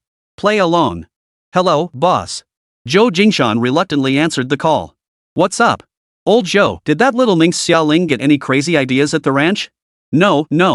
She's been perfectly well behaved." "Good. If anything happens, call me immediately. It's getting late, so I won't be heading back tonight." "Got it." Both Zhou Jingshan and Xia Ling breathed a sigh of relief after the call ended without incident.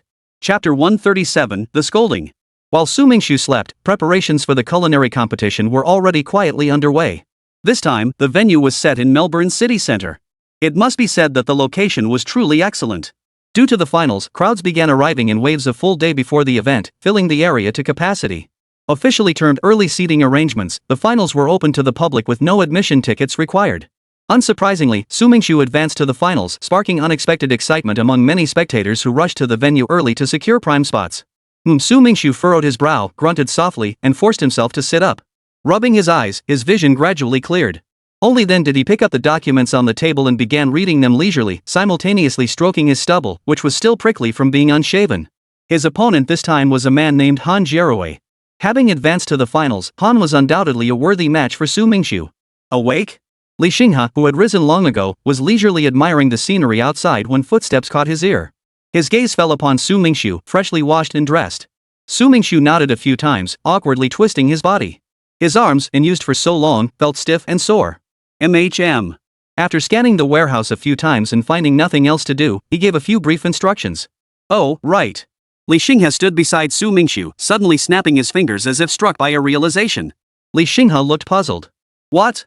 Is something wrong?" He paused, pursed his lips, and looked at Li Xinghe. "Help me procure a large Skinner box. And our supply of lop-eared rabbits is already prepared, right?" "Everything's ready." Li Xinghe answered the second question first, then repeated softly, "Skinner box? All right." Li Xinghe didn't ask any further questions. He shrugged and agreed. After receiving his confirmation, Su Mingxu took a few minutes off before packing up his things. He intended to return to the farm to check on Zhou Jingshan and the others. Before leaving, he didn't forget to instruct Li Xinghe and Zhong Rongyu he trusted them both implicitly. "I'm leaving this place to you too. I'll head back first." Hatton. Su Mingxu drove leisurely into the farm. Hatton was tending to the vegetables, utterly absorbed, as if each plant were his own child. He called out, and Hatton glanced back at him. They both nodded in unison. "Where are old Zhou and Xia Ling?" He parked the car neatly, then crouched down beside Hatton to inspect the vegetable growth. Suddenly, he realized the other two were missing. He asked casually, his hands never stopping their careful stroking of the leaves. "Where are they?" Su Mingxu didn't notice the fleeting oddness in Hatton's movements. His attention was entirely on the vegetables. Hatton blinked, panic filling his eyes. His gaze inadvertently met Su Mingxu's dark pupils like a sharp blade that could pierce your heart without warning, instantly seeing through your thoughts and the shadows within your soul. "Ha?" Hatton froze, momentarily at a loss. He feigned confusion, his reaction painfully slow as he repeated, "Oh, the two of them, huh?" He was about to let it slide when Sophia made a perfectly timed entrance. Su Mingxu caught sight of a garment out of the corner of his eye. Looking up, he saw it was Sophia. He smiled slowly, his expression polite. "Sophia." Sophia offered a gentle smile, instinctively nodding toward Su Mingxu. She still wore an apron, speckled with fresh grease stains evidently straight from the kitchen. The lingering scent of cooking smoke didn't diminish her charm. If anything, it added a touch of earthy allure, enhancing her beauty. Her red lips parted to utter, "Good morning." "Tired?" She shifted her gaze to her husband, Hatton, her soft face radiating gentle warmth. Her mouth curved into a smile, revealing perfectly aligned white teeth. As she spoke, she stepped forward, resting a hand on his shoulder, a tender display of affection. Su Mingxu felt like a sore thumb, awkwardly scratching his nose with a guilty conscience. "What about the other two?" "The other two?" Sophia hesitated for a moment before replying. "They left yesterday and haven't returned yet." "What?" Su Mingxu froze for a moment, but quickly regained his composure. He had just called Xia Ling yesterday, and now she'd run off with Zhou Jingshan? Hatton, who had been reluctant to speak earlier for fear of provoking Su Mingxu's wrath, quickly interjected, "Don't get angry. Didn't they hear me?" Su Mingxu gave a cold laugh, shaking his head imperceptibly with disappointment. "They've been out all day and don't plan to return? What's that supposed to mean?" By noon, Xia Ling finally arrived, late. Su Mingxu tugged at the corner of his mouth, his expression calm. Yet the more composed he seemed, the more frightened Xiaoling became. What? You're back? I just held it in too long. Xiaoling swallowed hard and shrank back. Su Mingxu glanced at Zhou Jingshan, then at Xiaoling, before sitting down in his chair. Not a single word escaped his lips, leaving everyone holding their breath. Oh? Then what did I tell you? Have you forgotten? I told you not to go out casually, yet you dared to conspire with others to deceive me?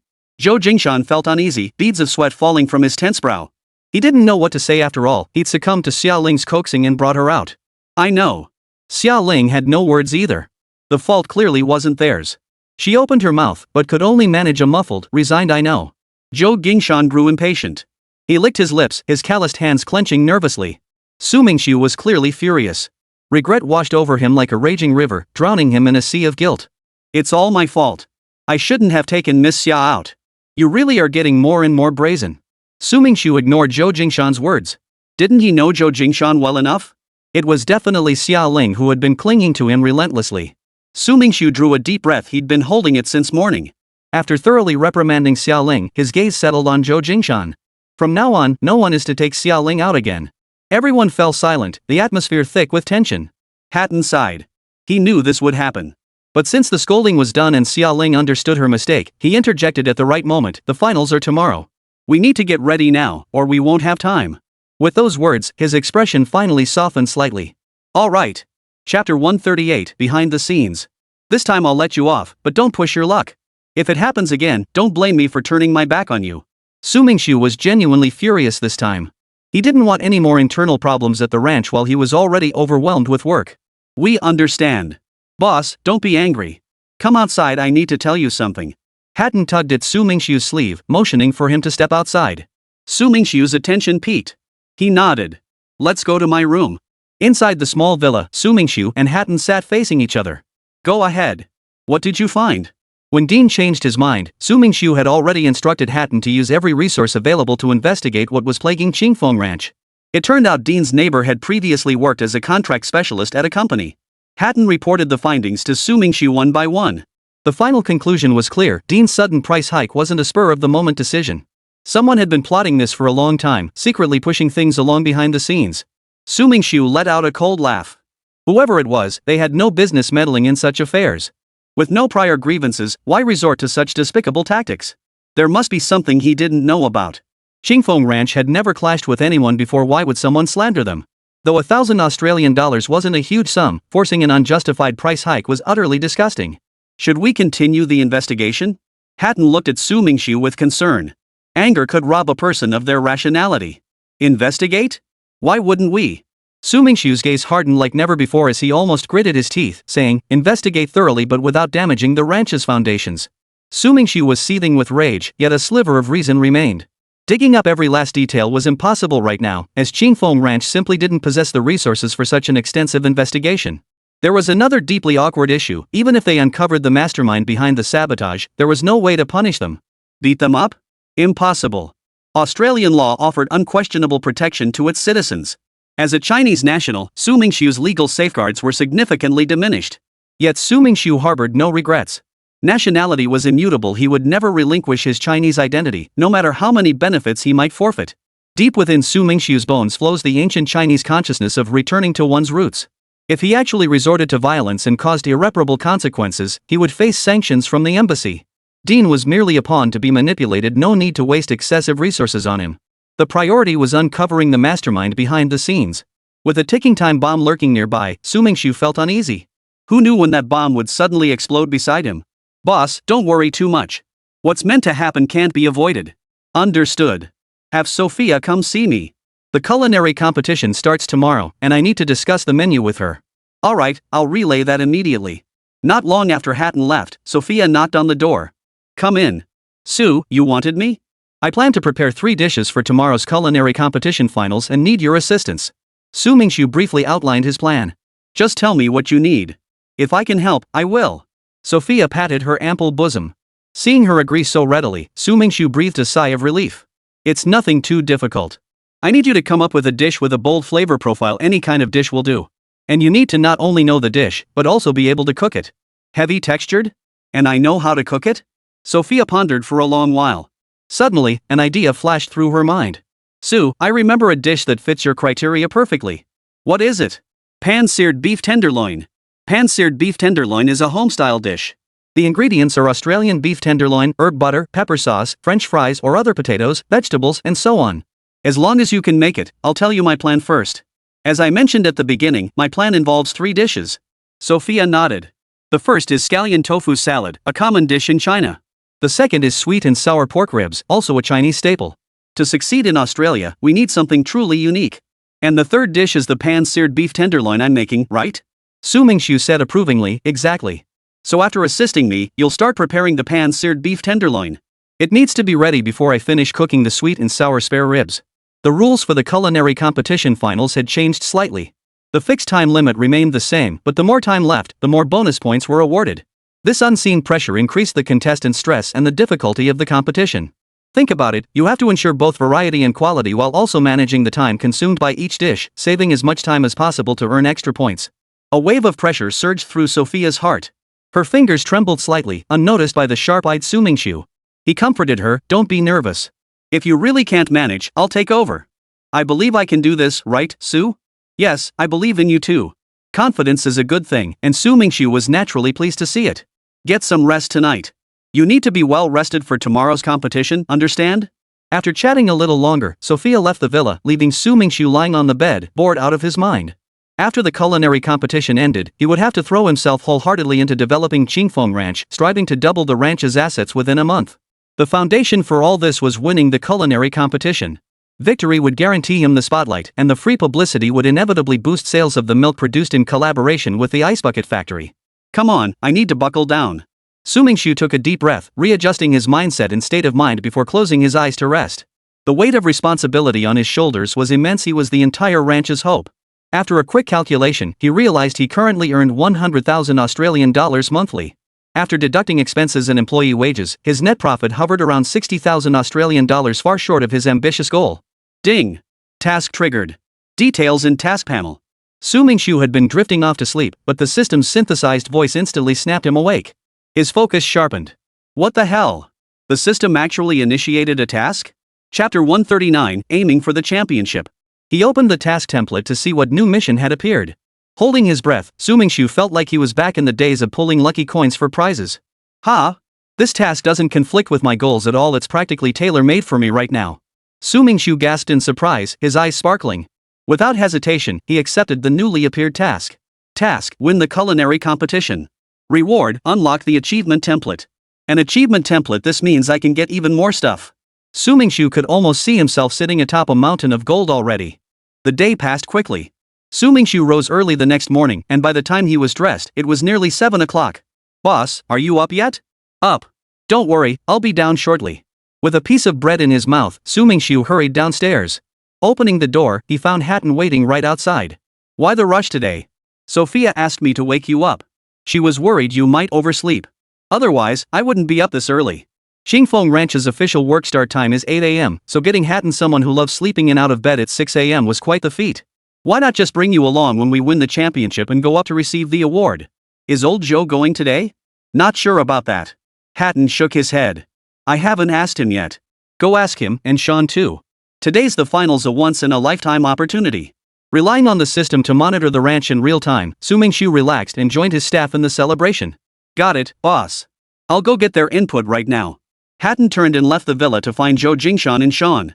Xiaoling, why are you up? Did you expect me to just stay here guarding the ranch? Xiaoling yawned widely, her puffy eyes betraying a sleepless night. No, I wouldn't dare. Right? Su Mingxu grinned. You look a bit rough. Still mad at me for snapping at you? You have the nerve to say that? Even my old man never scolded me like that. Instead, you, an outsider, got to take the credit. Xiaoling grumbled a bit before adding, but I have some good news for you. What good news? My dad gave me permission to stay in Melbourne. Damn, what kind of good news is that? Su Mingxu inwardly complained, keeping his expression neutral. Oh, that's wonderful. Now you can stay and hang out with me all the time. Hey, don't look so reluctant. My dad also said he won't shortchange you when you return to China. Xiaoling smoothed her messy hair. He agreed to let me stay in Melbourne on one condition: that I study at a university here until I complete 2 years before returning. 2 whole years. I get to hang out in Melbourne for 2 years. Just thinking about it is thrilling. You might be thrilled, but I'm doomed. Su Mingxu practically wept. With Xia Ling the troublemaking demon on the ranch, it was bound to be chaos. Boss, old Joe and Sean are worried something might go wrong if the ranch is left unattended. They don't seem too keen on going. Hatton returned, panting, to report the situation to Su Mingxu. Alright, let's wait until we're well into the competition before telling them to come. Having 2 people at the ranch is still plenty. Su Mingxu was pleased with his employees' diligent attitude. With staff like these, Qingfeng Ranch's success was only a matter of time. Let's go championship or bust. By the time the competition began, the venue was indeed packed to the rafters. Su Mingxu forced a wry smile as he pushed his way onto the stage, shielding Sophia from the surging crowd. Su, there are so many people here for the competition today. Yeah, you're forgetting the semi-finals. Wiping sweat from his brow, Su Mingxu replied, that draw was already huge. Now it's the finals, at least double the crowd. The 7 rows of seats surrounding the stage were packed to capacity. Su Mingxu couldn't help but wonder why Melbourne had so many people with free time. Ladies and gentlemen, welcome to the finals of Melbourne's annual culinary competition. I'm sure you've all been waiting patiently for quite some time. Without further delay, let's kick off the finals. The host's opening remarks immediately drew thunderous applause. The audience's high spirits were a boon for the MC. Let's take a look at the 2 heavyweight contestants on stage. First up, Han Jiarui. Spotlight shone on Han Jiarui, who brought an assistant this time. This assistant was no stranger to Su Mingxu. She was the female contestant who got knocked out in the semi-finals last time. Looks like Han Jiarui's got his pick of the pretty ones now. He's got a stunning young assistant too. After a few playful remarks, Su Mingxu got down to business, preparing the necessary tools and ingredients. Next up is Su Mingxu, Mr. Su. Mr. Su needs no introduction. Since the competition began, he has swept through the rounds, captivating both the audience and judges with his extraordinary culinary skills. He is truly a prodigy in the world of gastronomy. Flattery like that makes me a bit embarrassed, Su Mingxu murmured with a faint smile. The spotlight on him didn't faze him in the slightest, though Sophia felt a little nervous. After all, she'd never experienced such a grand stage or been the center of so much attention before. Don't panic. With me here, nothing will go wrong. Just focus on perfecting your dish. Su Mingxu patted his chest confidently. Got it. A fiery determination ignited in Sophia's eyes. Even as her hands trembled, she gripped the knife handle tightly, using the steadiness to calm her nerves.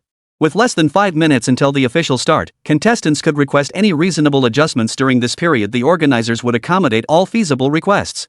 If there are no further questions, please remain on stage and refrain from moving about. Once the competition begins, no personnel will be permitted on stage. Therefore, please ensure all utensils and ingredients are complete and in order. The organizers will not be held responsible for any consequences arising from incomplete preparations. The host explained the competition rules in very standard, fluent English. The rules for the culinary championship finals left Su Mingxu speechless. How could the same competition become so much more difficult just because it was the finals? Sophie, what should I do if I still feel nervous? She kept taking deep breaths, but it didn't help. Chapter 140, The Shocked Audience. It's fine. You just need to focus on preparing the beef tenderloin. Su Mingxu frowned but patiently tried to reassure Sophia. I'll give it a try. 5 minutes passed in the blink of an eye. At the host's signal, the competition officially began. Sophia, stay calm. I'll start on the sweet and sour spare ribs first. The moment the competition began, the atmosphere became tense and charged. Su Mingxu had no time to spare for Sophia, focusing entirely on preparing the sweet and sour spare ribs. Sweet and sour is a flavor profile found across China's major culinary traditions. Originating in Wuxi, Jiangsu, it's now widely used in Jiangsu, Zhejiang, and Sichuan cuisines, often featured in stir-fry dishes. Sweet and sour spare ribs are a quintessential and beloved traditional dish within this flavor profile. Made with fresh pork ribs, the meat is tender and succulent. The finished dish boasts a glossy, reddish-brown sheen, offering a crisp texture with a sweet and tangy flavor that's particularly popular among diners in the Jiangnan region. Among the various regional adaptations, only Shanghai-style sweet and sour spare ribs incorporate tomato sauce into the sauce mixture. Shanghai cuisine tends to be milder in flavor, while Zhejiang and Sichuan styles are more robust. Shanghainese and Zhejiang-style sweet and sour spare ribs are braised dishes, whereas the Sichuan version is a renowned cold dish. Prepared through deep frying and glazing, it features a sweet and sour flavor profile. The ribs are coated in a golden, glossy glaze, delivering a sweet and savory taste with each bite. This dish makes an excellent accompaniment to drinks or as an appetizer. Ribs, scallions, ginger, garlic, starch. Su Mingxu picked each ingredient from the large pile. He first washed the ribs and drained them. He then grabbed a pot, placed the cleaned ribs inside, and brought them to a boil. After a while, judging they were cooked through, Su Mingxu lifted the lid. To avoid contamination, he endured the heat by wearing thin disposable gloves to carefully lift the ribs out. The steaming ribs rested on the cutting board. Su Mingxu patiently cut them into smaller pieces. He mixed 1 tablespoon of cooking wine, 1 tablespoon of light soy sauce, half a tablespoon of dark soy sauce, and 2 tablespoons of aromatic vinegar. He then tossed in several chunks of chopped ribs to marinate. This entire process took about 10 minutes. Just watching it made the audience and judges below drool. Wow, Chef Su's skills are getting better and better. Exactly. He hasn't even started cooking yet and he's already got us drooling like this. Honestly, I don't think this has much to do with culinary skill, we're just way too greedy. Bro, you're way off at Chef Su's incredible skills that have us all grinning from ear to ear. The audience's high energy level delighted the host, sparing him the need to waste breath trying to liven up the atmosphere. Actually, there's another reason the host stayed quiet and it's the main one, he was drooling too. Standing in front of the camera, he couldn't let any droplets fall that would be downright rude to viewers watching the live broadcast nationwide. He had to force it back, desperately fighting the urge to swallow. The sound of gulping saliva echoed around the host for a moment. The assistants and cameramen were still searching for the source of the sound, never imagining that it was coming from the host standing closest to them. Su Mingxu glanced sideways at Sophia and couldn't help but breathe a sigh of relief. She was really hitting her stride now. From her initial flustered confusion to her current smooth and orderly performance, her progress was remarkable. He'd have to treat Sophia well tonight. Snapping back to reality, he scooped out the ribs that had soaked long enough and tossed them into the oil to fry. He fried them until golden brown before removing them. He hadn't discarded the broth from boiling the ribs earlier. Su Mingxu ladled half a bowl of the broth into a pot, brought it to a boil over high heat, then added half a teaspoon of salt for seasoning. He simmered it on low heat for 10 minutes before turning up the flame to reduce the sauce. Right at the end, he added a tablespoon of aromatic vinegar, bringing out that sweet and sour flavor. The key to this dish lies in pan frying the ribs. They shouldn't be undercooked or burnt, but rather lightly browned with crispy bones. Ribs are rich in nutrients like osteopontin, collagen, calcium phosphate, vitamins, fats, and proteins. Pork provides heme iron and cysteine, which aids iron absorption, helping to alleviate iron deficiency anemia. Though sweet and sour spare ribs are flavorful, easily digestible, and readily absorbed, the ribs themselves are relatively high in fat. It's best to enjoy them alongside vegetable side dishes and grain-based staples. Never eat too much sweet and sour ribs at once, as it can upset your stomach and lead to fat accumulation. So if you want to stay in shape, try to control your taste buds and don't indulge too much. Wow, Chef Su's dishes look absolutely delicious. That golden sauce paired with the golden pork ribs, just one bite is pure bliss. Raise your hand if you want some. Let's see how many there are. Me. Can I raise multiple hands? How many hands do you even have? Don't you have any self-awareness? Does raising my foot count? Unfazed by the commotion below, Su Mingxu delivered an extraordinary performance, finishing ahead of schedule. All that remained was the scallion top tofu. Sophia, how's your beef tenderloin coming along? Su, I'm having some trouble. Sophia was sweating profusely, her face flushed red. Messing up at such a critical moment was truly embarrassing. What's the problem? Let me take a look. Su Mingxu didn't rush to plate the sweet and sour spare ribs, because once plated, the heat would dissipate. By the time they were served, they might be cold, and he certainly didn't have time to reheat them. What stage are you at now? I can't get those stripes on the beef tenderloin. Ah, that's why. Fair enough, that's the trickiest part of stir-frying beef. Let me handle it for you. I'm confident you can manage the rest. Do you believe in yourself? I believe I can. Summon your courage and trust that you're the best. Su Mingxu kept encouraging Sophia. To braise the beef tenderloin, it needed to be twisted into shape. Su Mingxu pressed one end of the tenderloin with his fingers and twisted it forcefully. With each twist, a section of the tenderloin successfully took shape. Okay, done. Su Mingxu exhaled deeply. The remaining steps were simply steaming the raw beef and adding some decorative snacks. Nothing difficult, just a bit tedious. Thanks, Su. I'll handle the rest. Sophia closed her eyes for a deep breath before stepping over to take Su Mingxu's place. Preparing the scallion top tofu didn't take long. Calculating precisely, it would finish just as Sophia completed the pan-seared beef tenderloin. Chapter 141, Victory. Mr. Su has already prepped all the dishes. Let's see what he's got. 20 minutes later, Su Mingxu pushed a cart bearing 3 plates. These are the dishes I prepared. Please taste them, esteemed judges. Su Mingxu lifted the lids one by one, releasing an immediate burst of aroma. The judge closest to Su Mingxu, on the far left, was the first to pick up his chopsticks. He selected a piece of sweet and sour spare ribs. The golden oil and crispy pork were irresistible, making him want to stuff the whole plate into his mouth. Sweet and sour, delicious, delicious. The judge couldn't resist taking another piece. Hey, Charles, if you keep eating, there won't be any left, urged the judge beside him. Su Mingxu had been meticulous with his portions. There were only 9 pieces of sweet and sour spare ribs in total, and there were 5 judges. Besides, tasting is one thing, but you can't possibly finish the whole plate. This is a live broadcast. We definitely need to leave some sweet and sour ribs on the plate for decoration. Got it. Wow, this is amazing. Mr. Su, right? Yeah. Could you teach me sometime? Oh, you're interested? That's wonderful. Su Mingxu smiled. Of course you can learn. I'm usually busy at the ranch, but if you don't mind the drive, you're welcome to come by. I'll teach you for free. Thanks. The judge smiled with satisfaction. Han Jiarui inwardly cursed. Before the official judging even began, Su Mingxu had already pulled in a vote. What a mess. The subsequent judges couldn't stop praising the sweet and sour spare ribs. It must be said that Su Mingxiu's dish had perfected the three elements of appearance, aroma, and taste. No big deal, just standard techniques. Hatton restrained Xiao Ling, who was nearly jumping up to cheer. Young people shouldn't be so impulsive. Stay calm, understand? Just like me calm. You're only a few years older than me. I'm the same age as Su Mingxiu. Xiao Ling was 24 this year, born in the same year as Su Mingxiu. Even if I'm only a few years older than you, my life experience far surpasses that of a pampered young lady like you who's never done a day's work in her life. Hatton knew Xiao Ling was lively and cheerful, so he felt comfortable teasing her. I'll show you when I get home today. Xiao Ling grumbled in defiance, then pouted as she turned back to watch Su Mingxiu's performance. Now it was Han Jiarui's turn to present his dish. Han Jiarui took a deep breath and, with his assistant's help, pushed the dishes toward the judges' table for them to sample one by one. Soon the tasting concluded, and the judges entered their deliberation phase. During this time, contestants were free to come and go from the stage. In other words, contestants were no longer restricted while the judges discussed their scores. After all, nothing could alter the outcome at this stage. With 5 judges under the watchful eyes of the entire audience and tens of thousands of viewers at home, there was absolutely no chance for cheating. Su Mingxiu and Sophia chatted and laughed their way to the audience seats. Spectators along the path made way for them, and Su Mingxiu nodded his thanks, causing quite a stir. Boss, you're a celebrity now. Feels like you're a big star. Su Mingxiu, you're being a real jerk. You won't let me experience something this awesome? You want to experience it? I wouldn't even want you as my assistant, you'd just cause trouble. Su Mingxiu tapped Xiao Ling's forehead with his finger. You should learn more from your sister Sophia. We're both women, yet why is there such a huge difference? Nonsense. Sister Sophia is a woman, but I'm still a girl. Xiao Ling retorted, her neck stiff with defiance. Oh, playing word games with me now? Su Mingxiu thought for a moment before instantly grasping the hidden meaning in Xiao Ling's words. How come you, a young lady, don't know shame? You actually bring up such things in public.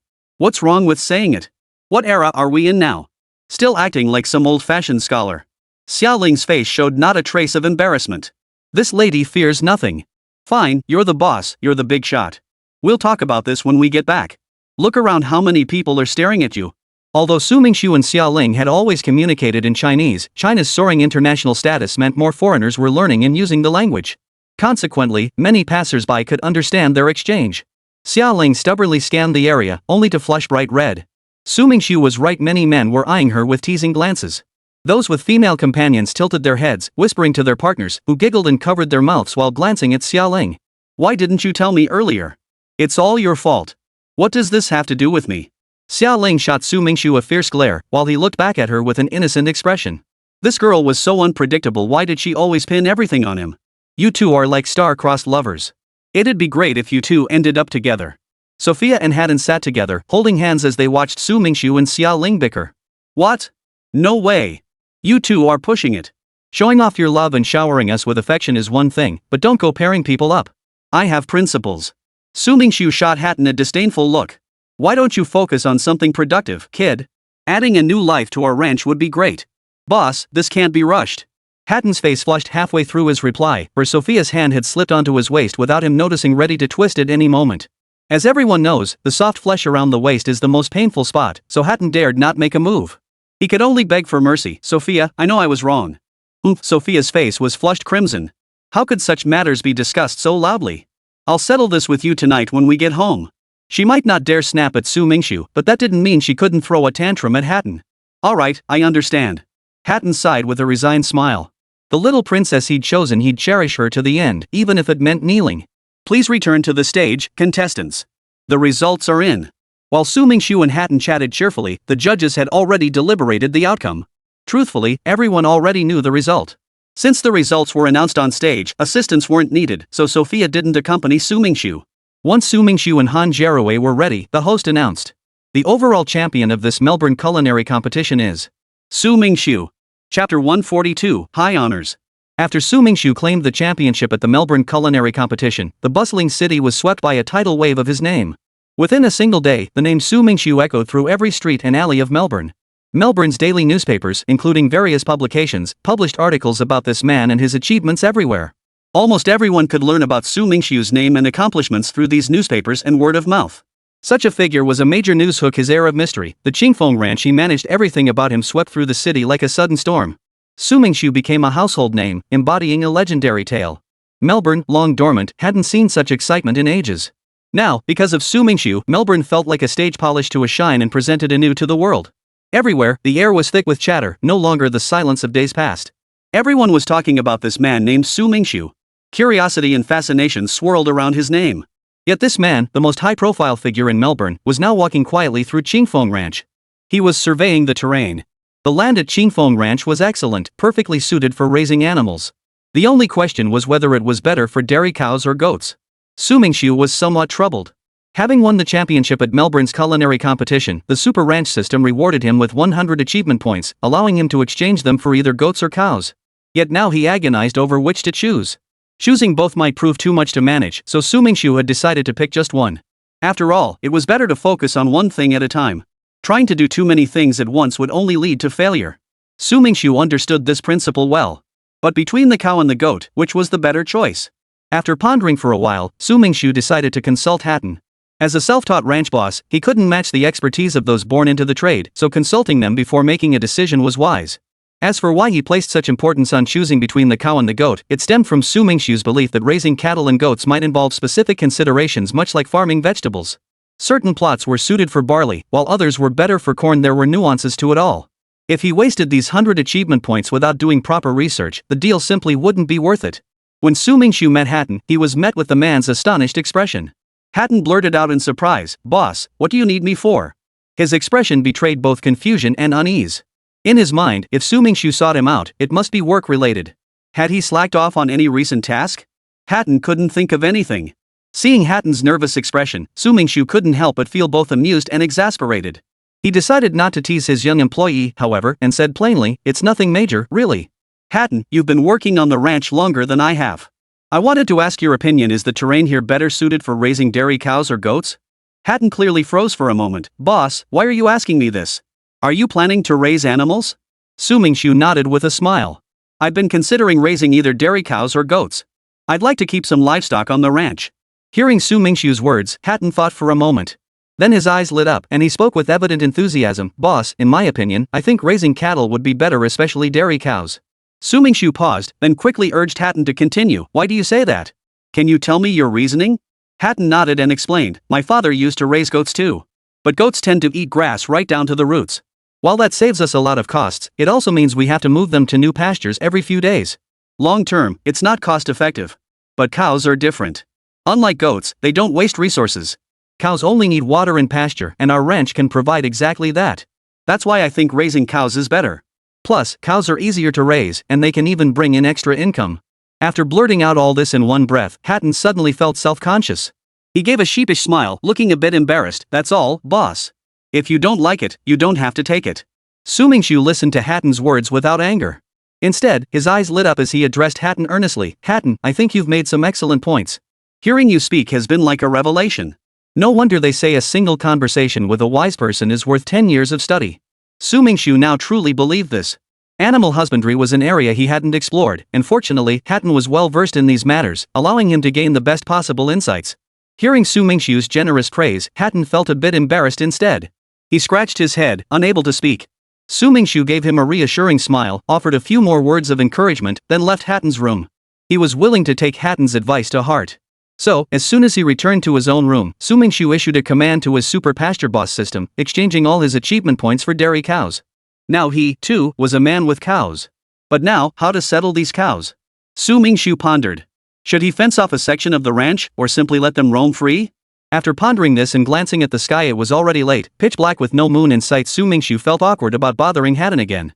He decided to consult Hatton tomorrow and discuss how to settle these cows together.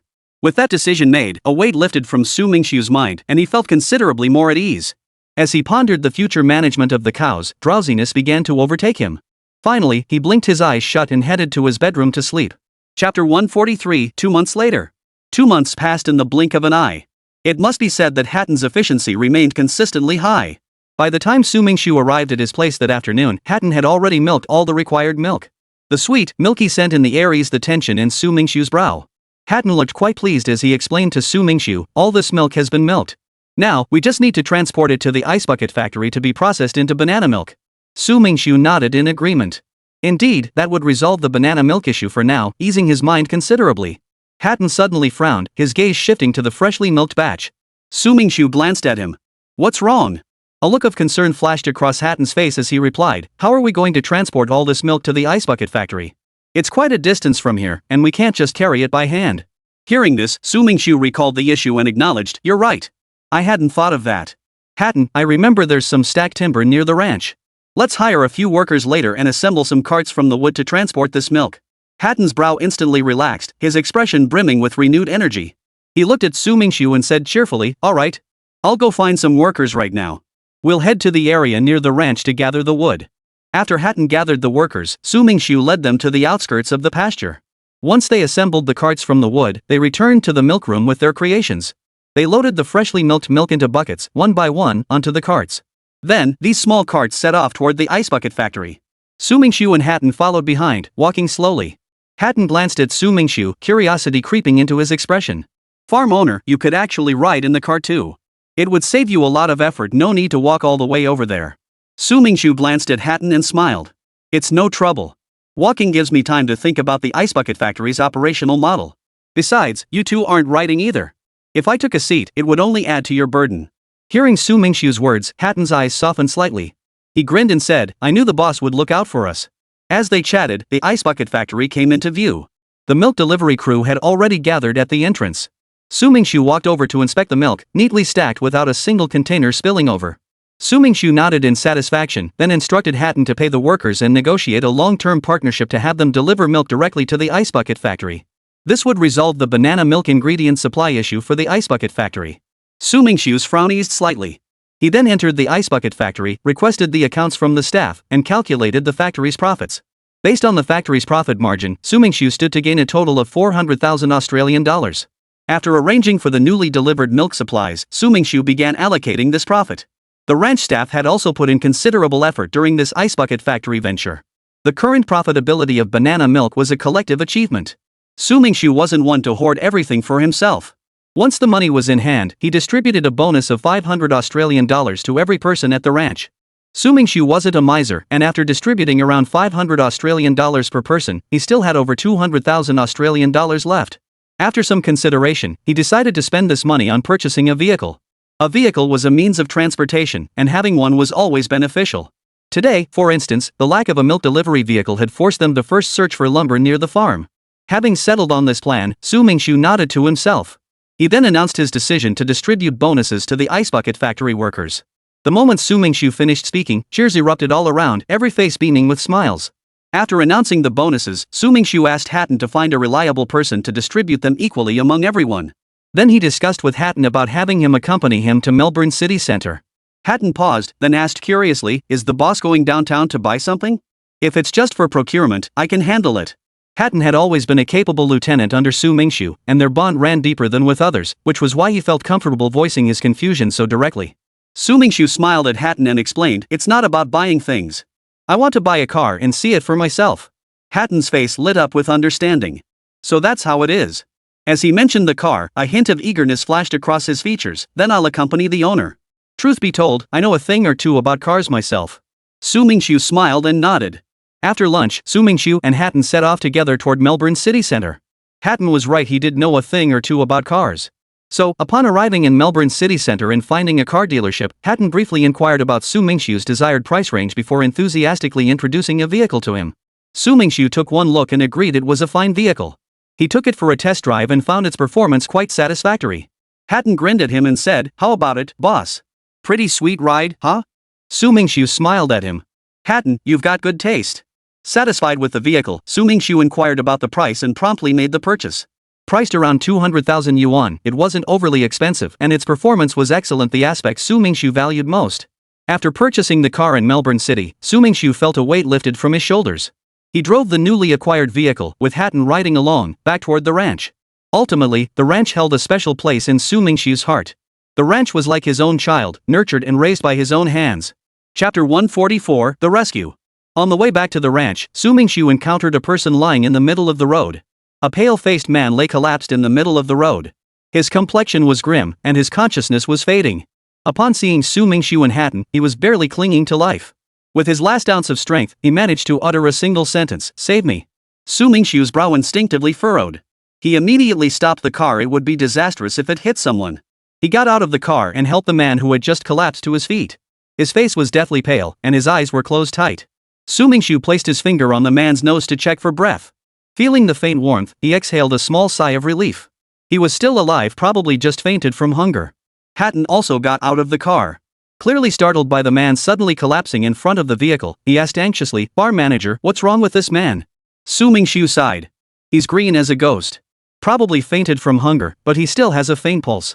He even called out for us to save him just now. Hatton, help me carry him back to the ranch. Feed him something and wait for him to wake up." Hearing Mingxu's explanation, Hatton no longer harbored any doubts. He quickly climbed down from the carriage and, together with Mingxu, lifted the man who had fainted from hunger onto the back seat. Only after lifting him into the vehicle did Mingxu get a clear look at his attire. It was a Western cowboy-style outfit, complete with a small knife on his belt. He looked somewhat like an adventurer from a TV drama. As Mingxu pondered this, Hatton spoke up curiously, "Farm owner, this guy's dressed like some kind of adventurer." Hearing this, Mingxu felt a flicker of curiosity himself. "I think he looks like an adventurer too. He must have gotten lost to end up passing out in such a remote place." Hatton adjusted the man's position so he could lie more comfortably in the back seat before adding, "It's lucky he ran into us. This is pretty much the middle of nowhere. If he'd encountered wolves or leopards, it would have been trouble." Mingxu nodded. He was truly a man who sought fortune in peril. After saying this, Mingxu turned the steering wheel, and the car slowly headed toward the ranch. It was Mingxu's first time driving into the ranch, drawing the attention of many people there. Only when they recognized Mingxu and Hatton in the driver's seat did they refrain from stopping the car. This left Mingxu feeling both amused and exasperated. Only after the car entered the ranch did Mingxu stop. He then called out to Hatton, and together they carried the man they had just rescued out of the vehicle. After doing this, Mingxu had someone bring over some milk and simple food. After feeding the man a few sips of milk, the latter finally opened his eyes, still groggy. "Still hungry? Want something to eat?" Seeing the man awake, Mingxu set down the milk and placed it, along with some food, beside him. The man blinked, his vision clearing. With some effort, he managed to look at Mingxu. After that glance, he spoke weakly, "Thank you." After saying this, he slowly picked up the milk and bread beside him and began to eat. Once he had eaten his fill, Mingxu inquired, "Are you an adventurer from around here? How did you end up unconscious on the ground?" The man seemed to gather his thoughts, scratching his head as he pondered for a moment before speaking. "I am indeed an adventurous sort. My name is Yusuan. I suppose you could call me a hunter. My hunting skills are quite good, so I didn't bring much food on this trip, thinking I could hunt for sustenance. But I never imagined the game would be so scarce this season. I couldn't find anything, and eventually, I fainted from hunger on the road. Luckily, I encountered you, sir." After finishing his explanation, Yusuan felt a bit embarrassed. His face flushed as he gave Mingxu a shy, sheepish smile. Hearing Yusuan's explanation, Mingxu couldn't help but feel both amused and exasperated. So this was an adventurous hunter, admirable, yet also a bit exasperating. How reckless could this man be? Because he was a hunter, he trusted his hunting skills so much that he hadn't even brought much food with him. Mingxu's silence made Yusuan think he didn't believe him, which made Yusuan a bit anxious. He rummaged through his belongings for a moment and finally pulled out a phone. Then, like presenting a treasure, he said happily, "I'm telling the truth. Besides hunting, I also do live streams. Look, kind sir, I'll definitely pay you back when I get back." Upon hearing Yusuan's words, Mingxu realized his silence had been misinterpreted. With a sigh of resignation, he addressed Yusuan, "I didn't doubt you, nor do I need your reward. Rest assured, just relax at the ranch these days. If anything comes up, go find Hatton. He'll handle it for you." Yusuan froze for a moment. At that moment, Mingxu realized he'd already spent quite a bit of time here. He stood up, preparing to take his leave. Just as Mingxu turned to leave, Yusuan snapped out of his daze. He hurriedly called after him, "Sir, thank you for your hospitality. You're a good man. I'll definitely tell my viewers that I met an incredibly kind gentleman who saved me and took me in." Mingxu glanced back at him, catching the sight of his flushed face, visibly moved. This moment left Mingxu momentarily speechless. He offered Yusuan a brief smile before taking his leave. Leaving Yusuan behind, Mingxu had barely departed when he received a notification from the Super Ranch Owner system. "Notice, this system will temporarily shut down in 2 years. Host, please ensure you return to the country to complete your mission by that time." Su Mingxiu's foot, poised to take another step, paused slightly. He lifted his head and gazed at the sky before him. It was dusk now, the evening glow setting the entire sky ablaze, vying for prominence with the birds soaring overhead. The sky was vast and boundless, as it had been since ancient times. The glow of the sunset reflected in the murky light within Su Mingxiu's eyes. He had now completely stopped in his tracks, standing rooted to the spot as he gazed at the sky. 2 years? Chapter 145, Return to the Homeland. Time flowed by like rushing water. In the blink of an eye, 2 years had passed. Su Mingxiu hadn't deliberately kept track of the days. For him, each day was simply about dedicating himself to running his ranch, the rest was none of his concern. Until that morning, when he received a notification from the system. The notification was as straightforward as ever. 2 years have passed. You are now requested to return to China to complete the assigned mission and enjoy life. Upon your return, this system will provide sufficient funds to fulfill the mission. Su Mingxiu furrowed his brow slightly. If that was the case, then he would have to let go of everything he could here in Melbourne. After a quick plan, Su Mingxiu stepped out of his room. The moment he stepped out, his eyes immediately fell upon Hatton. Though it was still early, the staff at Clearwind Ranch were already hard at work with great enthusiasm. Hatton was one of them. He was directing his team to transport the freshly milked milk to the ice bucket factory. The entire process ran smoothly and efficiently. From milking the cows to transporting the milk to the ice bucket factory, where it was processed into banana milk for sale, there had been very few errors over the past 2 years. Moreover, over these 2 years, Breeze Ranch had steadily established itself in Melbourne, growing increasingly expansive. It had become a formidable force dominating a segment of the market. The partnership between Breeze Ranch and the Ice Bucket Factory had also grown ever closer and more frequent. After a moment's thought, Su Mingxiu walked over to Hatton. Hatton was organizing personnel to head to the Ice Bucket Factory. Spotting Su Mingxiu, he immediately stopped what he was doing, looked up, and smiled. "Boss, you're here." Su Mingxiu gave Hatton a nod with a smile. "I came to check on your work and discuss something with you." Hatton nodded eagerly. "Boss, please speak. Whatever you need done, I'll handle it immediately." As he spoke, Hatton reflected inwardly. He was nearly finished with the Ice Bucket Factory tasks. After giving final instructions to his team, he'd be free to attend to any urgent matters from Su Mingxiu without delay. Seeing Hatton's earnest expression, Su Mingxiu couldn't help but feel both amused and exasperated. Why did it look like he was sending Hatton off to face some life-threatening mission? Recalling how long Hatton had been by his side, warmth filled Su Mingxiu's eyes. He couldn't help but smile as he teased his old comrade. "What's up? You look like you're rushing to drop everything for something else. Got something urgent to attend to?" Hatton's face flushed slightly. He was naturally shy, and being teased by his boss left him at a loss for words. "Boss, please don't make fun of me." Seeing Hatton grow increasingly bashful, Su Mingxiu felt a twinge of embarrassment himself. He dropped the playful tone and turned serious. "Hatton, you know I'm not from Australia. I can't stay here long term, running Qingfeng Ranch forever." Hearing Su Mingxiu's earnest tone, Hatton's eyes softened slightly. He looked up at Su Mingxiu. "Boss." Su Mingxiu sighed and said, "What I mean is this. I need to return to China now. I certainly won't let Qingfeng Ranch here be neglected without anyone managing it. Hatton, you've been with me for some time now. You understand many things far better than I do. So, my plan is this: while I'm away from Australia, I'll temporarily entrust the management of Qingfeng Ranch to you. When I return, I'll take back control from you. Does that sound acceptable?" Hatton was an honest man. Ever since Su Mingxiu called him here to assist and gradually made him his confidant, Hatton never once entertained thoughts of overstepping his bounds. In his heart, he held deep respect for Su Mingxiu. Su Mingxiu had given him a job, saved him from unemployment, and helped put his life back on track. For that, Hatton remained loyal to Su Mingxiu. His thoughts were grounded and steadfast, never once entertaining the notion of replacing Su Mingxiu. So when Su Mingxiu said this to Hatton, Hatton's first thought was he dreaming? Managing Qingfeng Ranch temporarily while Su Mingxiu was away, this was something Hatton had never even considered. After a moment of stunned silence, he declined. "Boss, I'm just a slow learner, not very flexible. Why don't you just stay here? Don't go back to China. Qingfeng Ranch is thriving every day now. How could you possibly give up such a business?" Su Mingxiu sighed, his gaze toward Hatton tinged with resignation. "But Hatton, I am a Chinese national.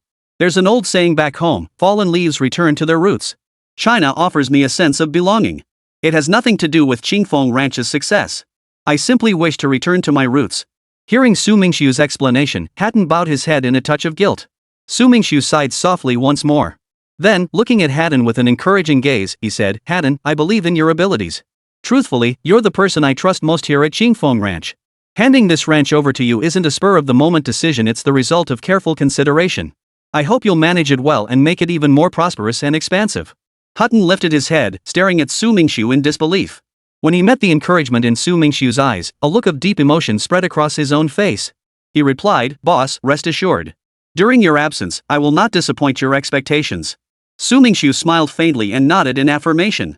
After settling matters with Hatton, Su Mingxu briefly addressed his staff, instructing them to follow Hatton's leadership. He then purchased 2 plane tickets and headed to meet Xiaoling. At that moment, Xiaoling had just woken up. When Su Mingxu called her out, she yawned lazily. Su Mingxu gave a helpless smile and said, "Xiaoling, get ready. We're heading back to China shortly." Xiaoling froze for a moment, then came the sharp slam of the door as she shut it behind her. The sound of things clattering and rustling could be heard as she hurriedly packed her things on the other side. Su Mingxu smiled faintly. He wasn't the only one longing to return home. Chapter 146, Arrival in China. At midnight, the flight from Melbourne, Australia, touched down smoothly at Huanghai International Airport. Su Mingxu stepped off the plane carrying 2 suitcases, gazing up at the city's twinkling lights with mixed emotions. 2 years ago, Su Mingxu had been just a lowly clerk at a company in Huanghai City, a true nobody. 2 years later, Su Mingxu returned bringing 50 million Australian dollars with him. 50 million AUD equated to over 200 million RMB. And the most surprising part? His primary mission upon returning was to enjoy life. Had it not been for the arrival of the super ranch owner system, he might have lived an ordinary life. Fate was truly mysterious. Sometimes, young people should venture out into the world. You never knew what extraordinary encounters might await. Take Xiaoling, for instance, who had returned with him now. Xiaoling had successfully completed her studies at the University of Melbourne, and her father had ordered her to return home immediately. Coincidentally, that very day, the super ranch owner system issued a mission. As Xiaoling put it, this was fate's arrangement. The laws of nature were inescapable. It was best to go with the flow. Thus, after Xiaoling's persistent persuasion, Su Mingxu advanced his return plans. Naturally, Xiaoling found herself with company, flying back alongside him. Su Mingxu packed only the essentials. Since the mission back home was to enjoy life, he chose to travel light. Otherwise, lugging around heavy bags would only make the journey a burden. Xiaoling, however, packed 2 full suitcases. Inside were cherished items she'd collected over the years, as well as gifts for relatives and friends back home. "Su Mingxu, why are you walking so fast? Wait for me." Xiaoling dragged one suitcase, catching up from behind Su Mingxu and shoving the other suitcase toward him. "Xiaoling, why bring so much stuff? You can buy anything you need back home now." Su Mingxu stared at Xiaoling's 2 large suitcases, looking utterly helpless. "Stop thinking so crassly, will you? What you buy back home are just commodities, but what I'm bringing back is sentiment. Sentiment is priceless, you understand?" Xiaoling pouted playfully, feigning disgust. "If that affection is so precious, you carry it yourself. Don't go lugging it around. I don't want it turning into my affection. I couldn't possibly compensate you for that," Su Mingxu said, setting down the suitcases and making a show of leaving. "Mingxu, I'm a girl, you know? Can't a big man like you show a little tenderness? Look at me. How am I supposed to lift this? Ouch, my poor little waist. I can't do it, I can't." Xiaoling hadn't even lifted the suitcase before letting go, clutching her waist and wailing. Sometimes when men meet women, it's like scholars meeting soldiers, utterly baffling. "Don't look so reluctant. I'm not stingy, I can reward you," Xiaoling said with an air of magnanimity. "What kind of reward? I can't afford to think in worldly terms right now. I don't want merchandise, and I certainly don't want gifts meant for someone else." Su Mingxu pointed at the box on the floor, unsure what scheme Xiaoling was cooking up this time, determined to give her a hard time. Xiaoling walked in front of Su Mingxu, turned her back to him, shrugged her shoulders twice, and struck a pose. "Now look at my back view. Isn't it alluring? Isn't it beautiful? My runway walk is worth every penny, oomph." She stamped her foot, swayed her hips twice, and glided forward. Su Mingxu carried the suitcase, following Xiaoling as they moved with the crowd out of the airport. Outside the airport gates, a black Bentley was parked by the roadside. 2 burly young men stood on either side of the car, dressed in black suits, black pants, and black leather shoes. Their expressionless, cold faces immediately identified them as bodyguards. A third young man stood in front of the car, dressed casually. Though his clothes looked ordinary, they were all internationally renowned brands, highlighting his different status from the 2 young men beside the car. The young man at the front glanced at his gold watch, then looked up toward the airport exit. "Xiaoling, over here." Spotting Xiaoling emerge from the airport, the young man waved his hand and called out loudly, then quickened his pace to meet her. Compared to 4 years ago, Xiaoling had shed her youthful awkwardness, blossoming into a woman with grace and poise.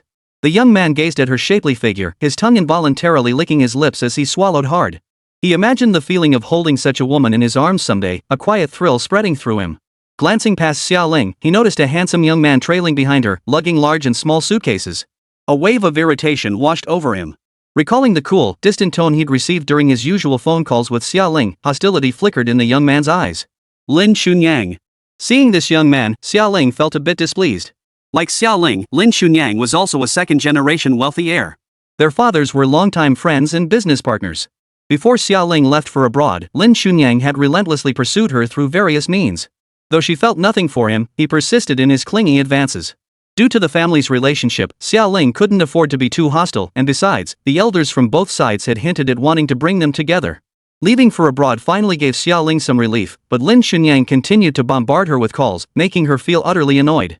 "Xiaoling, you're finally back. Your aunt and uncle have been waiting for you to return. When they heard you were coming, they sent someone to pick you up, but I couldn't rest easy, so I came myself." Lin Xunyang beamed, his eyes inadvertently glancing at Xiaoling's prominent chest before he swallowed hard. "Thank you so much for coming. Let's get going then." Xiaoling avoided Lin Xunyang's burning gaze and replied indifferently. Faced with Xiaoling's lukewarm attitude, Lin Xunyang's resentment towards Su Mingxu deepened. "You guys are really something, running around picking people up at the airport in the middle of the night." As they approached the car, Lin Xunyang pulled 200 yuan from his pocket and handed it to Su Mingxu, signaling he could leave. The payment was a pretense. Lin Xunyang was deeply annoyed with Su Mingxu and merely wanted to use this chance to taunt him. "Not enough. That's too little."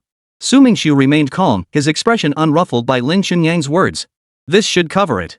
Take the money and hurry home. If you're late, your wife and kids will probably starve to death." He'd intended to humiliate the man, but to his surprise, Su Mingxu showed no anger and even asked for more. Though Lin Xunyang looked at him with utter contempt, he felt a strange sense of satisfaction inside. Perhaps the guy was just a penniless loser pretending to be composed in front of him. "Fine, whatever. Thanks." Chapter 147, A New Journey. Su Mingxu smiled faintly, accepting the money while patting Lin Xunyang's shoulder. Lin Xunyang pushed Su Mingxu's hand away with obvious disgust and sidestepped to the side. Lin Xunyang thought to himself, "Smile my ass. He just got 1,000 yuan for free, and he's probably secretly thrilled inside." Su Mingxu gave the bills a light shake, folding them in half. Across the street, a shabby-looking figure approached a beggar, by the looks of it. It seemed odd to be begging this late at night, though perhaps he was just passing through. Su Mingxu bent down and symbolically wiped his leather shoes with the money before tossing it toward the man ahead. "Damn, this guy really knows how to play it cool. If you don't want it, you could have just given it to me."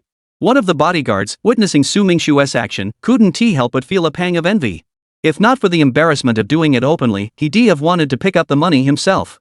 Though bodyguards earned decent wages, every penny counted. Whoever complained about extra cash? The man who appeared to be a beggar quickly caught on to Su Mingxu's intent and hurried forward to pick up the money. He had intended to express his gratitude to Su Mingxu, but upon seeing Su Mingxu's face, he felt a jolt of shock. He quickly turned his face away and hurried off at a brisk pace. Su Mingxu watched the back of the man who looked like a beggar. He felt the face was familiar, but couldn't quite place it, so he didn't dwell on it.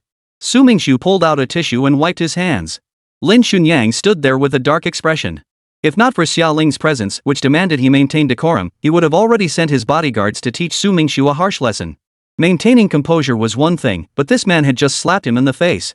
To show no reaction would make him look weak. Lin Xunyang decided to speak up and give Su Mingxu a piece of his mind. After wiping his hands, Su Mingxu casually crumpled the tissue into a ball. With a flick of his finger, the crumpled paper shot through the air. Just as Lin Xunyang opened his mouth to reprimand Su Mingxu, something flew toward him at breakneck speed.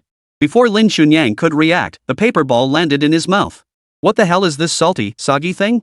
Lin Xunyang spat the crumpled paper out, his stomach churning violently as he bent over the roadside, retching dryly. Su Mingxu watched Lin Xunyang with a look of sincere apology on his face, though inside he couldn't help but chuckle. Xiaoling worried that the tension between Su Mingxu and Lin Xunyang might become too strained, leaving her caught in the middle.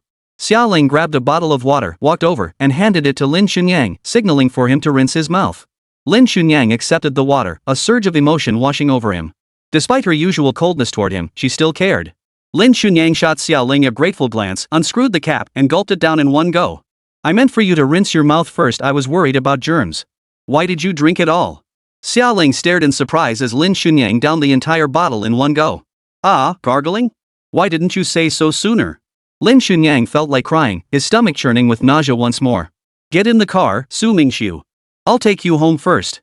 Xiaoling motioned for a bodyguard to start the car while addressing Su Mingxu. "The car only seats 4. If Su Mingxu gets in, one person won't fit, though it could squeeze in if we're cramped. Lin Xunyang, you can rest here for a bit. Once you feel better, you can take a taxi.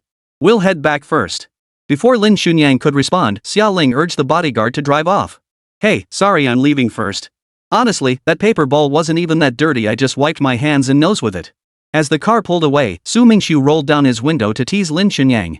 Truthfully, Su Mingxu had only wiped his hands with that paper ball. He hadn't blown his nose at all. He said it just to gross the other guy out. Damn it. Lin Xunyang watched the receding car, his rage boiling over as he cursed furiously. He couldn't let that kid get away with this. He couldn't swallow his pride. He'd have to find someone to dig into that kid's background when he got back. He'd get his revenge and then some. Su Mingxu, you're really mean, throwing that paper ball into someone's mouth. Xia Ling in the car said to Su Mingxu with a hint of reproach. The two bodyguards in the front seats remained expressionless, as if they hadn't heard a thing. In the bodyguard business, sometimes you just don't see what you shouldn't see, and you don't hear what you shouldn't hear. If a bodyguard gossips about their employer and it gets out, their career is over. No one would hire a bodyguard who gossips about them. I say it was unintentional, just a coincidence. Would you believe me? Su Mingxu put on an innocent act. Who'd believe such a coincidence? Where do you live? I'll drop you off first. Xia Ling shot Su Mingxu a dismissive glance. Home. At the mention of that word, Su Mingxu's expression darkened. His parents had passed away early, leaving him with only one lingering attachment, a 70-square-meter apartment. Before leaving for abroad, Su Mingxu had fallen seriously ill, racking up substantial medical debt. He was subsequently dismissed from his company. Normally, companies couldn't fire employees under such circumstances, but Su Mingxu was merely a temporary worker without a formal employment contract.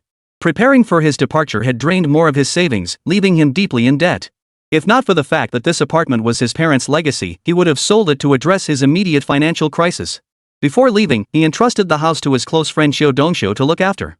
He solemnly instructed Xiu Dongxiu that if he ever failed to return, Xiu should sell the house and repay all creditors.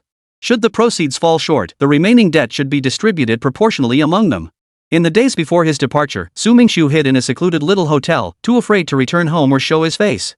Gossiping old ladies in the building were spreading rumors with great solemnity that Su Mingxu was fleeing his debts.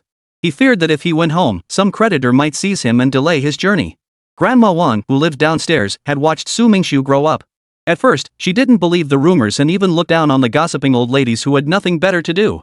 When Su Mingxu fell ill, Grandma Wang took pity on the poor child and voluntarily brought him 2,000 yuan. But in the days that followed, Grandma Wang saw no sign of Su Mingxu. She knocked on his door several times with no response, and her patience began to wear thin. Could those rumors be true? Had that little rascal really run off? Grandma Wang couldn't help but sigh. You really can't judge a book by its cover. Chapter 148, Checking into the Hotel. Take me to the Starlight Hotel, Su Mingxu said to Xia Ling once he regained his composure. Noticing the change in his mood, Xia Ling said nothing more and signaled the driver to head for the Starlight Hotel. The Starlight Hotel was the largest five-star establishment in Huanghai City. Before leaving the country, Su Mingxu had only ever passed by its entrance, never stepping inside. Now, he could finally check in openly. The driver activated the car's navigation system. The Starlight Hotel was easy to locate, and within about half an hour, the Bentley pulled up at its entrance. Xia Ling's home wasn't in Huanghai City. Overcome by homesickness, she wanted to rush back that very night. So, Xia Ling and Su Mingxu bid each other farewell outside the hotel entrance. Watch out for kidney deficiency. Xia Ling seemed to want to say something, hesitating as if she couldn't quite find the words. Finally, she patted Su Mingxu's shoulder and said earnestly. Just then, Lin Xunyang arrived. The taxi fare was over 50 yuan.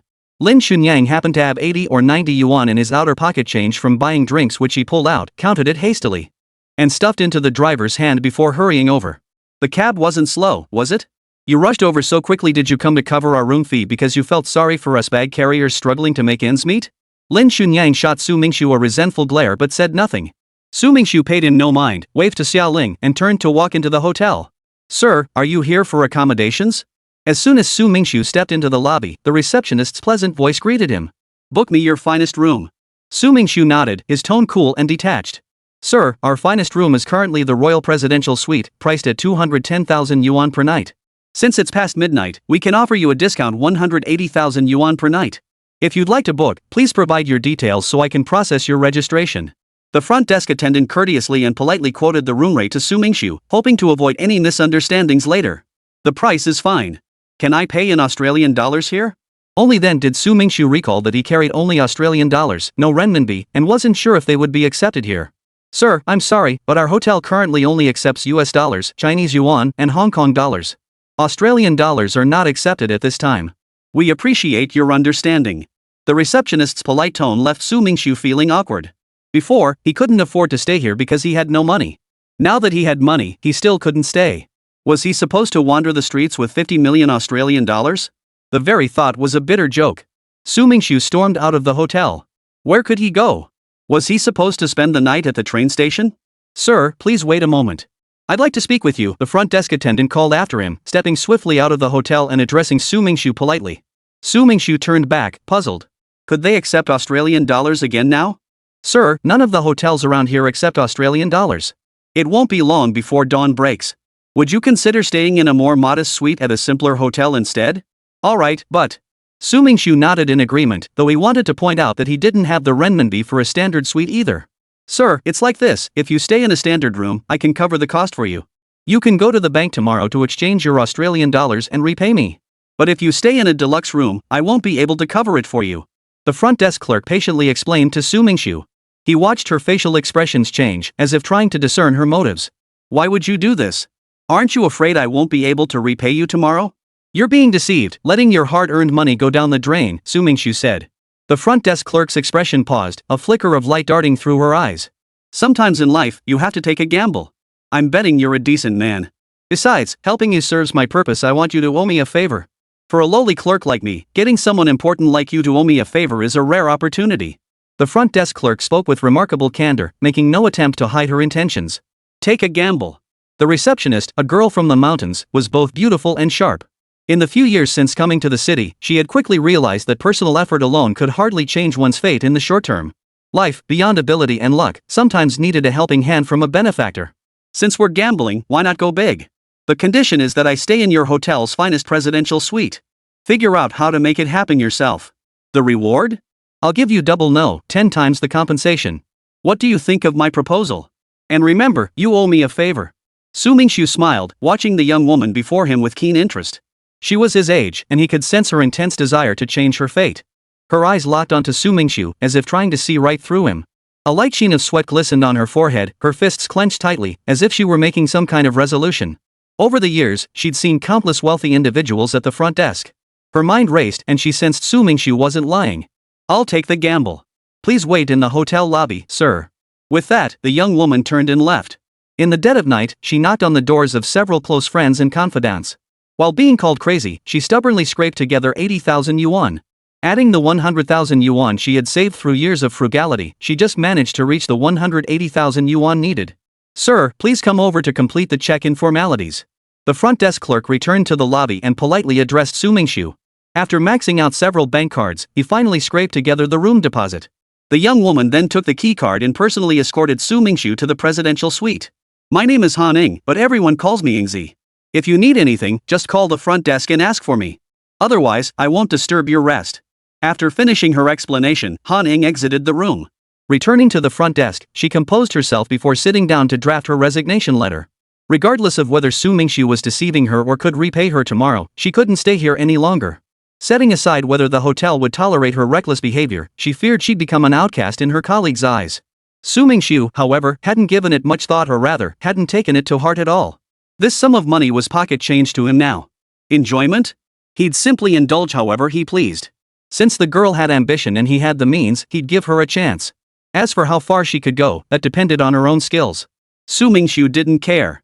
Once she left the hotel tomorrow, they'd go their separate ways, and perhaps their paths would never cross again. Chapter 149, Utterly Awkward. As for gratitude or repayment, Su Mingxu wouldn't dwell on that either. There were plenty of ungrateful people in the world, why invite trouble? Su Mingxu slept soundly, waking only after 8 in the morning. After washing up and dressing, he noticed a black wallet in his pocket. It belonged to Lin Xunyang. Su Mingxu had slipped it into his own pocket last night. Not because he coveted the money, but purely to spite him. Inside were several cards and tens of thousands in cash. Su Mingxu didn't bother to examine it closely. The money wasn't his anyway. He'd donate it to an orphanage when he had time. To a rich kid, it was barely enough for a meal. The hotel offered complimentary breakfast downstairs. Guests staying in presidential suites or premium rooms like the one Su Mingxu had booked didn't need to dine in the public restaurant. The room featured a smart ordering system, allowing direct meal requests delivered by dedicated staff. Opening the system revealed an extensive breakfast menu more lavish than many restaurants' offerings. Su Mingxu casually selected a few items and pressed confirm. Moments later, several women dressed in period attire knocked and entered. Leading the group was a woman in her 30s, likely the head attendant, followed by several other young ladies. Good morning, sir. Your breakfast order is ready, the lead attendant said respectfully to Su Mingxu. A woman dressed as a palace maid approached carrying a tray with several dishes. She placed the tray on the dining table before stepping back and standing at attention. Sir, these ladies are Shishir, Daochan, Wang Zhaojun, and Yang Yuwan. They can respectively provide tea ceremony, coffee service, kanji preparation, and dance performances. These are complimentary services offered by the Royal Presidential Suite. The service itself is free, but tips are at your discretion. Would you like to consider any of these?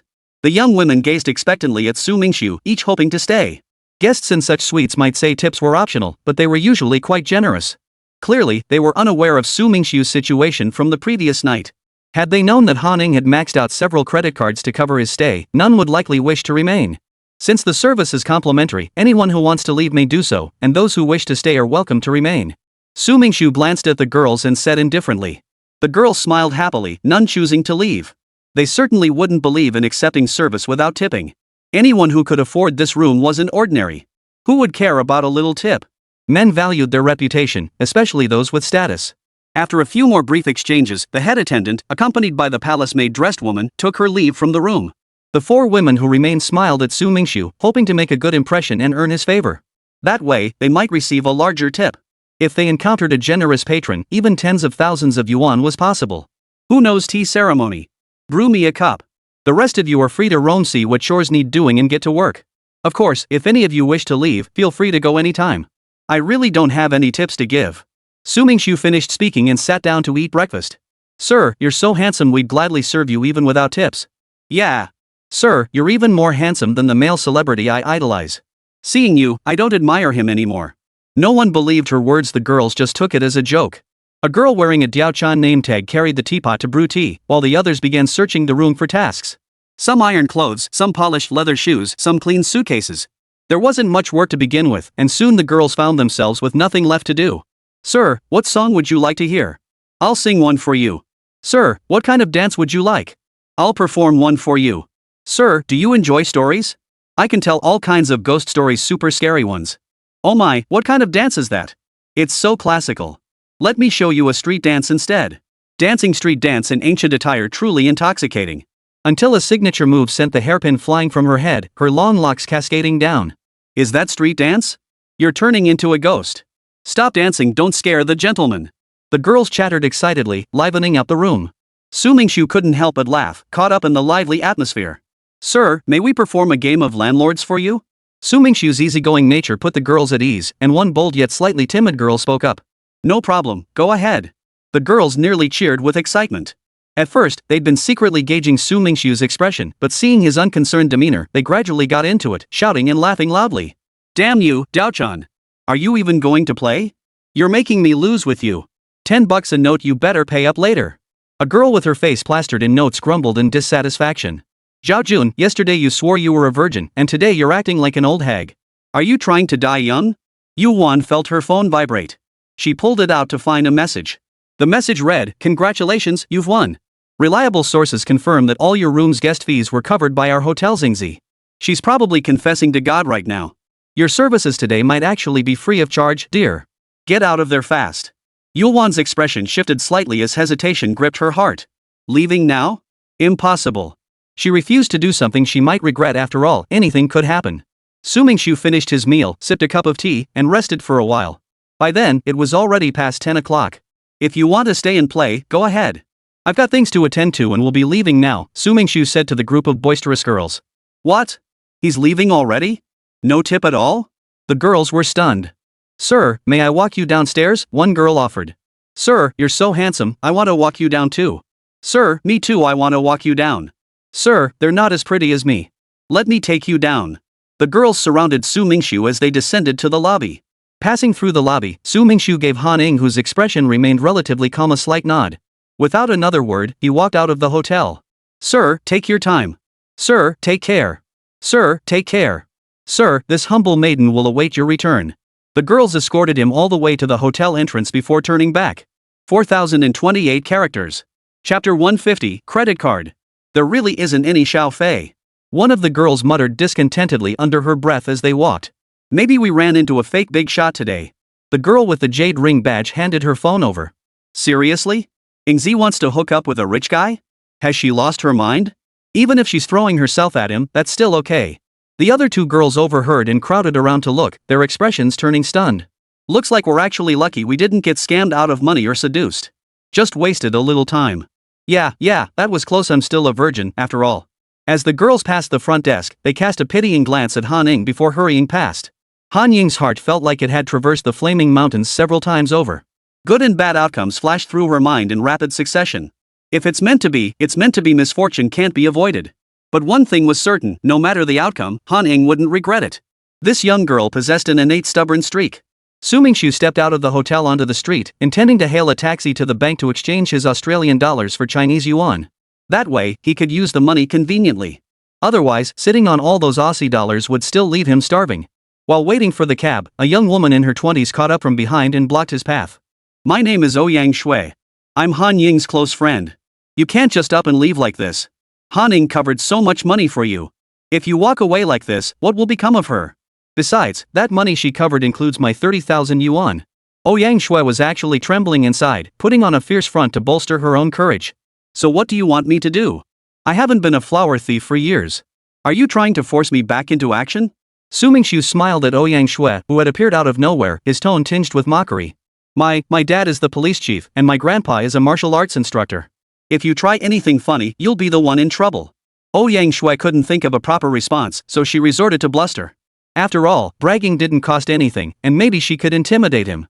Even if your grandfather were Ouyang Feng, it wouldn't matter. I've already sold Han Ying, one more won't make a difference. If you've got the guts, get in the car. Just then, Su Mingxu hailed a taxi, opened the door, and climbed in. Seeing Su Mingxu about to leave, Ouyang Shui steeled herself, opened the door, and got in too. Her fair face flushed crimson, clearly having wrestled with her emotions. Huchuang Bank, Su Mingxu instructed the taxi driver. Hearing the destination was a bank, Ouyang Shui felt slightly reassured.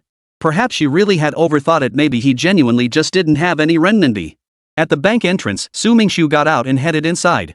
Ouyang Shui tried to follow, but the driver called her back, insisting she pay the fare first. Why should she pay for a ride he hailed? Yet the driver wouldn't let her go without settling the fare. Ouyang Shui pulled out over 20 yuan to cover the cost, then hurried after Su Mingxu. Was he already deceiving her? She needed to be cautious. What if he really did sell her out? That would be trouble. Su Mingxu approached the lobby manager at the bank to inquire about exchanging Australian dollars for Chinese yuan. After learning about Su Mingxu's situation, the manager escorted him to the VIP lounge for major clients. For VIP clients, the bank's efficiency was remarkable. After Su Mingxu signed a few documents, the 50 million Australian dollars on his black card transformed into over 240 million yuan in his Fortis bank account. Mr. Su, I recommend applying for a credit card. You can set the credit limit based on your actual needs. This will make transactions much safer and more convenient. Alright then, I'll get one. Set the credit limit at 20 million for now, Su Mingxu said indifferently. The bank staff member was delighted. Sometimes it was difficult to sell a card to a major client, as they usually already had various cards. She hadn't expected this person to be so agreeable. Mr. Su, my name is Lin Chanqian. Here's my business card. Should you have any questions in the future, feel free to call me anytime. After Su Mingxu signed a few more documents, the credit card was processed and he withdrew 300,000 yuan in cash. The bank clerk smiled warmly as she handed him her card. She felt quite fond of this young man, who seemed to be around her age, and harbored a small hope that she might receive a call from him someday. Su Mingxu nodded his thanks and left the VIP lounge. Lin Shanxian watched his retreating figure, then picked up a small mirror to check her own reflection. Still pretty, huh? Why didn't he even glance back? Su Mingxu entered the bank lobby, not even glancing at Ouyang Shui, and walked straight toward the exit. Ouyang Shui had been watching the VIP lounge intently. Seeing Su Mingxu emerge carrying a tote bag, she thought, that must be the money, and quickly stood up to follow him. From the bank staff's respectful attitude towards Su Mingxu, Ouyang Shui could tell he wasn't a con artist. Not a con artist? Then he must be some wealthy second-generation heir. Ouyang Shui's mind raced with random thoughts, and she found herself looking at Su Mingxu differently than before. I'm going to the restroom. You're not following me, are you? Su Mingxu sensed someone following and remarked without turning back. Having someone tailing him like this felt awkward. Ouyang Shui felt equally uncomfortable, mostly because she felt guilty. If she knew he wasn't a con artist and still followed him, that would be inexcusable. Su Mingxu tossed his tote bag to Ouyang Shui and headed toward the restroom nearby. She caught the heavy bag but didn't follow him. A wave of secret delight washed over her. Maybe he gave it to me because I'm pretty. Su Mingxu entered the restroom and relieved himself. From his pocket, he pulled out Lin Xunyang's wallet. Inside were 3 unopened stacks of cash, likely 30,000 yuan, along with several thousand more in loose bills. Su Mingxu stashed the cash away. As he emerged from the restroom, he tossed Lin Xunyang's wallet into a trash bin. Such things were best discarded. Keeping them around felt like bad luck. Glancing at his watch, Su Mingxu saw he still had time. He hailed a cab to Qinghai Orphanage in Huanghai City. The city had several orphanages, but he was heading to one of the smaller ones. Its modest scale meant it drew less attention, resulting in fewer donations and a harsher life for the children.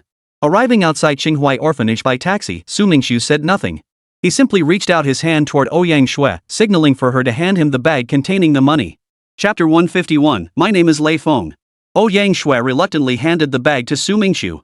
So this wasn't for her after all. She'd overthought it again. Couldn't this rich kid be a little more generous to a young girl? Please pay the taxi fare first. It's 26 yuan. The taxi driver, seeing Ouyang Shui standing there in a daze, reminded her impatiently. Ugh, why do I always end up paying? Ouyang Shui glared at Su Mingxu's retreating figure as he entered the orphanage, both annoyed and frustrated. How could a grown man let a girl pay? Especially one as pretty as her? He must have something wrong with his eyes, or he's... Ugh, disgusting. Ouyang Shui mentally cursed Su Mingxu countless times in an instant. Reluctantly, Ouyang Shui handed over the fare and demanded a receipt from the driver. Yes, she needed a receipt. She'd make him reimburse her later. Hey, this should be 25 yuan and 70 cents. Why are you charging me 26? I have change. Ouyang Shui glanced at the fare receipt the driver handed her and immediately started yelling. That rich kid didn't pay his fare, and you, a taxi driver, overcharged me? Are you even men? Why are you all picking on this delicate little girl? I'm so pitiful. What a love-struck fool. The taxi driver shot Ouyang Shui a dismissive glance, muttered under his breath, and sped off. Though the driver's voice was low, Ouyang Shui, standing right beside the car, heard it perfectly. Suck my sister's lovey-dovey ass. Your grandmother's the lovey-dovey one, you stinking man, you pervert. Ouyang Shui nearly jumped up in fury, cursing at the receding taxi. How could I be a love-struck fool? Only you stinky men are love-struck fools.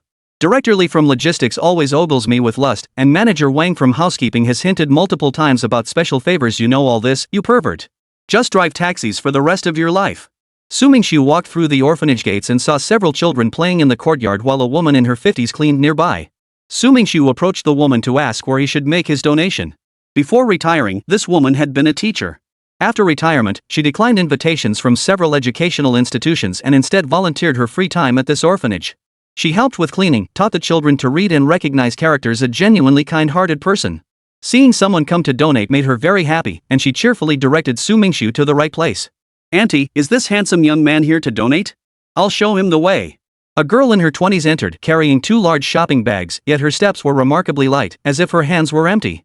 Su Mingxu glanced at the girl. She must have trained in martial arts, otherwise, carrying 2 such heavy shopping bags while maintaining that graceful stride was beyond the capability of an ordinary athlete.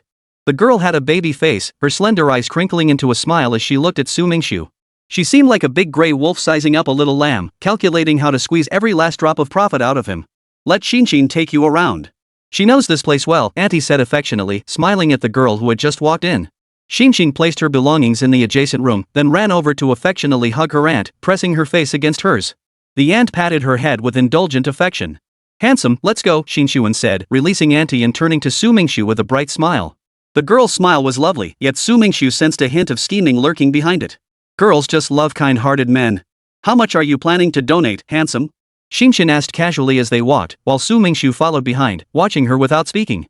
I'm embarrassed to say how much I'll donate, but it definitely won't be much. A fleeting, almost imperceptible disappointment flashed in the girl's eyes. A handsome guy like you, making a special trip to the orphanage, you wouldn't just donate a few hundred yuan, would you? That would be so embarrassing for a grown man. It'd tarnish your glorious image, and your girlfriend wouldn't be happy either. Though disappointed, Xinshin wasn't giving up. She deliberately put Su Mingxu on the spot, using his pride to prod him. No. Facing Xinshin's intense gaze, Su Mingxu answered simply. See? I knew it. Someone as compassionate as you would give at least 10 or 20,000. 3 or 500? That's not even worth mentioning. Right? Disappointment flickered in Xinshin's eyes, but hope reignited. Wrong. Su Mingxu's answer remained 2 words. Not hundreds, not 10 or 20,000, then it must be thousands. The girl sighed softly inside. Xinshin was a kind-hearted girl, always hoping someone would donate more to the orphanage so the children could live a little better. Handsome, you probably don't know this, but our orphanage has a special reward for donors who give over 20,000. Like, having a stunningly beautiful woman, a real knockout, join the donor for a thank you dinner. Of course, the donor still pays for the meal. Handsome, do you want this reward? It's a rare opportunity. Xinshin finally played her trump card, using her charm to launch a beauty ploy at Su Mingxu. She pointed at herself, implying that the breathtaking beauty was none other than herself. Xinxin flashed Su Mingxu an angelic smile, her large, watery eyes blinking rapidly at him. Aren't I beautiful? Hurry up and donate more, her heart urgently pleaded. The girl was indeed radiant and quite lovely. No. Su Mingxu chuckled inwardly. This girl was truly quirky and clever, going to great lengths to encourage donations. Yet he was certain Xinxin was kind-hearted. Her elaborate tactics were for the orphanage and its children, not for herself. Still, Su Mingxu offered only 2 indifferent words, though he harbored genuine fondness for her. What's with the act? 2 words every time he speaks. Does he think he's the emperor, that his words are golden? It's just a few thousand yuan. What's there to be so stuck up about? Seeing Su Mingxu's indifference, Xinxin stopped talking and led him straight to the director's office. The director's office was sparsely furnished, a desk, a few chairs, a sofa, and a water dispenser, nothing else of note. The director was a woman in her 60s with an elegant, scholarly demeanor, clearly well educated. Chapter 152, Transfer completed. Upon hearing the visitors had come to make a donation, the director warmly invited Su Mingxu to sit down.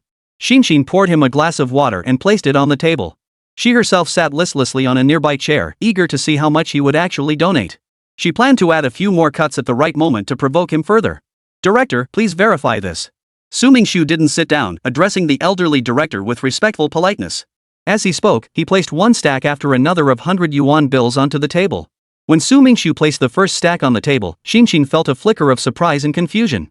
The donation was substantial. Why the hesitation? Hesitation could be interpreted as modesty, but why decline the reward of a beautiful companion for dinner? Was she truly that unappealing, lacking charm? It shouldn't be. Then she watched as Su Mingxu pulled out stack after stack of cash and laid them on the table. With each stack placed, her heart skipped a beat in shock. 1, 2, 38, 19, 20. Xinxin's heart raced with anticipation. Keep going, keep pulling them out. Fantastic, keep going. Oh no, why did he stop? Why isn't he pulling anymore? 20 stacks lay spread across the table. Su Mingxu's hand finally came to a halt. For a large orphanage, this donation might not be a huge sum, but for this small orphanage, it was a massive contribution. Faced with such a large donation, the director was overjoyed and prepared to express his gratitude. Yet Su Mingxu merely gave the old director a polite nod before turning and walking away. Just like that? Doesn't he need to sign a receipt confirming his donation? Shouldn't he first lament the orphan's misfortune and pitiful circumstances, then express his own profound compassion before departing with a look of sorrowful sympathy? Handsome, what's your name? The director stared at the 20 stacks of cash on the table, momentarily speechless. Xinxin jumped up from her chair, dashed outside, and called out loudly to Su Mingxu. Su Mingxu. Su Mingxu's departing figure didn't turn back, but a gentle, unassuming voice drifted over. This time it wasn't 2 words, but 3. Wow, so cool, so handsome. Su Mingxu. Xinxin silently committed the name to memory. He's a decent young man. The old director of the orphanage looked at Xinxin as she walked in from outside and said, "What does it matter to me if he's good or not?" Seeing the old director looking at her yet praising Su Mingxu, Xinxin pouted and said with feigned anger, "I meant you're a good kid too." The old director gazed at Xinxin with affection and continued, "Old director, I'm upset. How can he compare to me? I'm so much better." Xinxin said shyly. The old director smiled at her without speaking. Su Mingxu stepped out of Qinghai orphanage to find Ouyang Shui waiting by the roadside, fuming. Ouyang Shui had seen Su Mingxu enter the orphanage, followed closely by a girl carrying 2 shopping bags. She'd assumed the girl was there to donate money. Could they actually be on a date? Rich people sure know how to have fun. Why choose a place like this for a date? Maybe they wanted to experience something different, like reflecting on hardship to appreciate the good life. Standing alone by the roadside, Ouyang Shui's mind wandered. Why did she feel a twinge of discomfort seeing that girl walk in? Why did the thought of them possibly dating unsettle her? Was she jealous? It shouldn't be possible. She'd only just met him, less than 3 hours ago. Su Mingxu was oblivious to Ouyang Shui's wild imaginings and didn't care to notice. He walked to the roadside, didn't glance at her, hailed a taxi, climbed in, and was about to drive off. Ouyang Shui, ignored as if she were air, felt a twinge of hurt. She stomped her foot, quickly opened the door, and stormed into the back seat.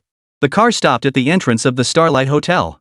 Ouyang Shui had already paid for the fare twice and wasn't about to take the hit again. She'd prepared in advance. The moment the car stopped, she swiftly opened the door and dashed out. Su Mingxu solemnly whispered to the taxi driver, "All my money is with her. If she leaves, I won't be able to pay the fare." The driver shot Su Mingxu a dismissive glance. So this guy was henpecked. If his wife really ran off, he'd be stuck with the fare hardly worth calling the cops over. With that thought, the driver swiftly opened the door and sprinted toward Ouyang Shui at full speed, blocking her path with a menacing glare. "What do you think you're doing?" Ouyang Shui had been walking so fast she nearly collided with the taxi driver. "Are you genuinely clueless or just playing dumb? Running like that you're not trying to skip out on the fare, are you? The driver glared at her feigned innocence, his anger rising. There's someone behind you. Go ask him for the fare. Yang Shui snapped back, thinking to herself, is this driver stupid? There's a rich kid chasing after me demanding the fare. Does he think I'm easy to push around? Let me tell you, women like you need a good scolding. If you don't get your ass kicked every 3 days, you'll start tearing the roof off. You won't give your husband a penny, so how's he supposed to pay for the fare? It's only because your husband has such a good temper. If it were me, I'd have kicked you out long ago. The taxi driver ranted indignantly, clearly taking Su Mingxu's side. What kind of nonsense are you spouting? Husband? What husband? Husband? Yang Shui was a bit dazed. She was just a young girl who hadn't even dated anyone yet. How could a husband suddenly appear? Don't play dumb with me. That guy just said all the money was on you. If he's not your husband, who else could he be? You're not leaving here today without paying the fare. The taxi driver's voice grew louder, drawing the attention of passers-by who gathered to watch the commotion. You're talking nonsense. He's not my husband. I'm your husband. No, wait, he's your husband. Yang Shui had already figured out what was going on. That man was despicable. How could he treat a young woman like this? Yang Shui felt utterly wronged, tears welling up in her eyes as her speech became incoherent. The taxi driver was amused by Yang Shui's words. Exactly. You're not my husband. What a scoundrel. Yang Shui glanced at the gathering crowd. She couldn't bear the humiliation. She fished 50 yuan out of her pocket, tossed it at the taxi driver, and fled in disarray. Hey, wait. Who's the scoundrel here? Is that fair? Come back, I haven't given you your change yet. Watching Yang Shui's hastening figure, the taxi driver shook his head with resignation. If she'd just paid the fare willingly earlier, none of this would have happened. Now he'd wasted over 20 extra yuan. He was right about what he said. This woman really needed a lesson. 6,075 words. Chapter 153, 5 more minutes. Su Mingxu returned to the hotel. Passing through the lobby, he approached the front desk to ask Han Ning for her bank account number so he could conveniently transfer the money to her. Sir, hello. I have my bank card information saved on my phone. Would you mind giving me your phone number? I can forward it to you. Han Ning forced herself to maintain a neutral expression, though inside she was overjoyed. The real reason she wanted to send him her bank details was simply to keep his contact information. Su Mingxu didn't mind. It was just a phone number. A girl like Han Ning wouldn't bother him, and besides, she owed him a favor. His original intention was simply to give this girl, who desperately wanted to change her fate, a chance to fulfill her dream.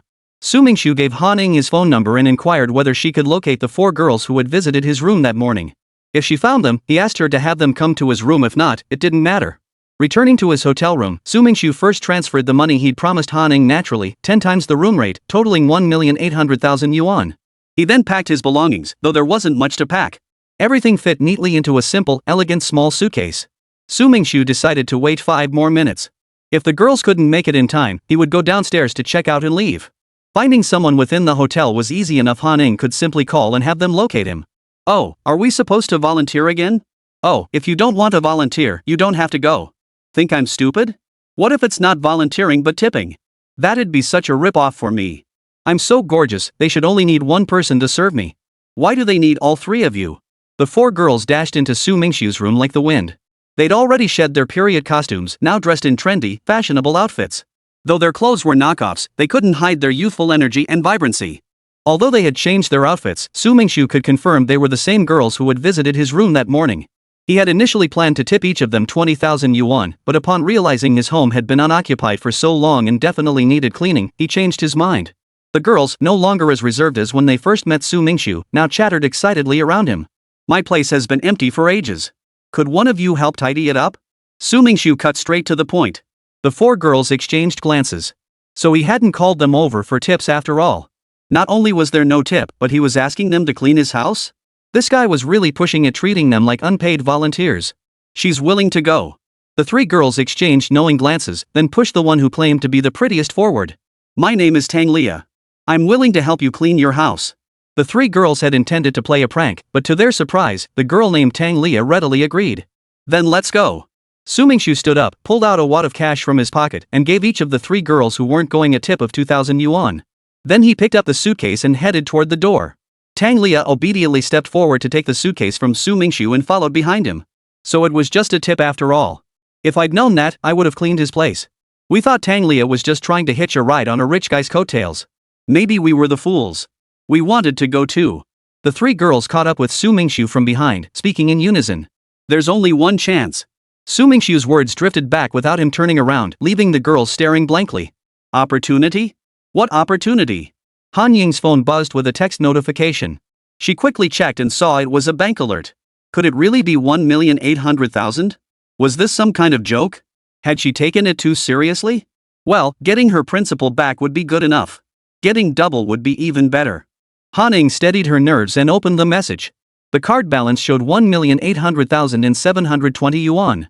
Unsure, she checked her phone again and confirmed the transfer was indeed for 1,800,000 yuan. A wave of disbelief washed over her. She thought it was a joke, but it had actually happened. You really hit the jackpot this time, didn't you? Because of you, I followed him all morning. Not only did I pay for the taxi myself, but the driver called me a. When you pay me back, you better double the amount, or I'll never let you off the hook. Ouyang Shui entered the lobby looking somewhat flustered. Approaching the front desk, she lowered her voice and glared at Han Ying as she spoke. Han Ying was completely baffled by Ouyang Shui's outburst, unsure what had transpired.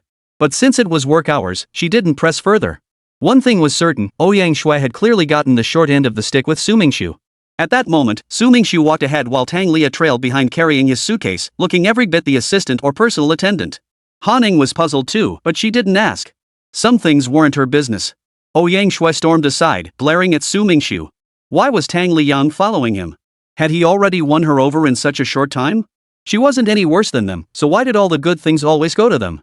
Ouyang Shui tugged Tang Lia aside and whispered, "What are you following Su Mingxiu for?" Tang Lia didn't hide anything and told Ouyang Shui they were going to help Su Mingxiu tidy up his place. "Brother Su, thank you." After completing the checkout procedures, Han Ying whispered to Su Mingxiu.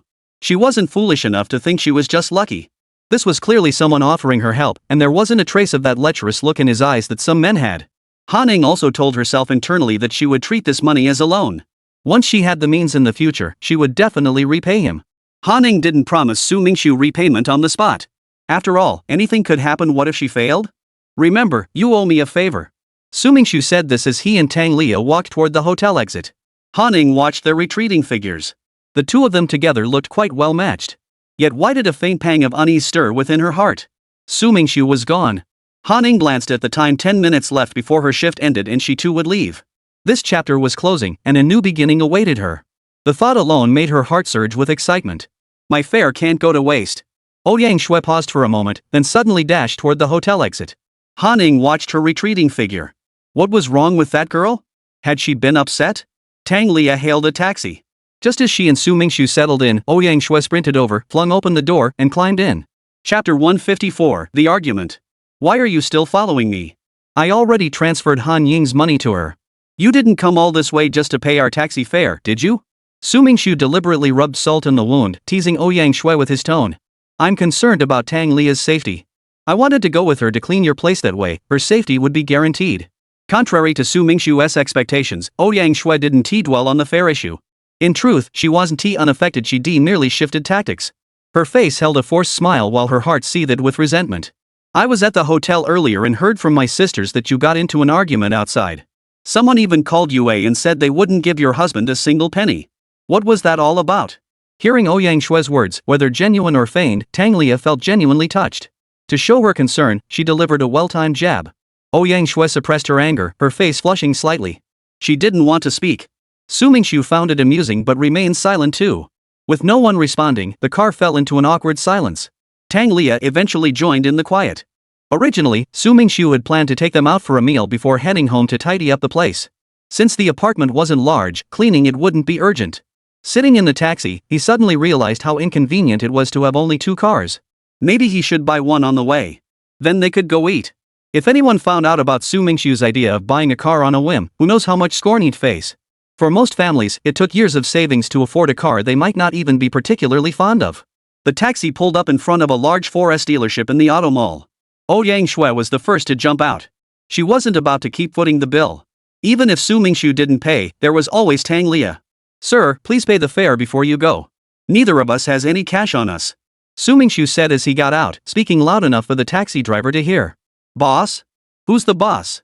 Ouyang Shui turned back in confusion, catching the taxi driver's glare. Su Mingxiu and Tang Lia walked past Ouyang Shui and entered the dealership together. You can't leave without paying the fare. Ouyang Shui turned and stormed off, but the taxi driver took a few strides to block her path. What's wrong with your eyes? Do I look like the boss? Is there a boss like me? Yang Shui was truly furious. The taxi driver sized her up. She certainly didn't look like a boss, more like a hotel attendant. But he couldn't let her leave either. Who would pay the fare? Whether you're the boss or not, you rode in the car, so you have to pay the fare. Yang Shui sighed in resignation. She really didn't want to argue. Arguing wouldn't win her any points anyway, since she had indeed ridden in the taxi. Reluctantly, she pulled out 30 yuan to pay the fare. Glancing at the car dealership, she felt a pang of anxiety. What if this guy drove off with the car and left her stranded here? At least she could afford the fare. But if it were the cost of a car? That was something she truly couldn't pay. Wu Mini's life these days was anything but beautiful. After graduating from university, Wu Mini got a job at this car dealership. With no sales experience, she hadn't sold a single car in 3 months. The sales manager told her bluntly that if she didn't close a deal today, she'd have to pack her bags and leave. When Su Mingxu and Tang Lia walked in, the staff were in the middle of their lunch break. Everyone gestured for Wu Mini to handle them. The reason they assigned her the task was twofold. Firstly, they wanted to give her a chance. Despite her lack of sales, she was well liked, and everyone hoped she could stay. Secondly, they wanted to enjoy their meal in peace, knowing from experience that customers arriving at this time rarely made a purchase. Of course, the second reason was the main one. Salespeople worked on commission who would turn down money? Wu Mini quickly set down her chopsticks and bowl to greet them. Finding a decent job wasn't easy these days, and she cherished this position and opportunity. Even if the chances of closing the deal were slim, it was better than having no hope at all. Before Wu Mini could reach Su Mingxu and Tang Lia, a young woman walked in from outside. The moment Wu Mini saw her, her heart sank. This woman was Li Sha, the boss's niece. Leveraging that connection, she constantly poached deals from other sales staff. Everyone dared not speak up, especially since she was sharp and capable, the store's top salesperson. I'm looking to buy a car. Could you show me around? Su Mingxu casually asked upon seeing Li Sha in her company uniform, her name tag reading Automotive Sales Manager. I'm too busy to deal with low-end customers like you buying Wuling or Hyundai cars. You can talk to salespeople like her. Li Sha said coldly, pointing at Wu Mini who was approaching. Li Sha noticed they had arrived by taxi. A customer arriving by taxi at this time of day couldn't possibly be buying anything high-end at best, a car costing 100,000 to 200,000 yuan, which wouldn't bring in much commission. She decided to pass them off to Wu Mini. Wu Mini was pleased Li Sha wasn't competing with her. She warmly led Su Mingxu and Tang Lia to the reception area, served them 2 glasses of water, and inquired about their desired price range and preferred car brands. Su Mingxu didn't usually care much about car brands.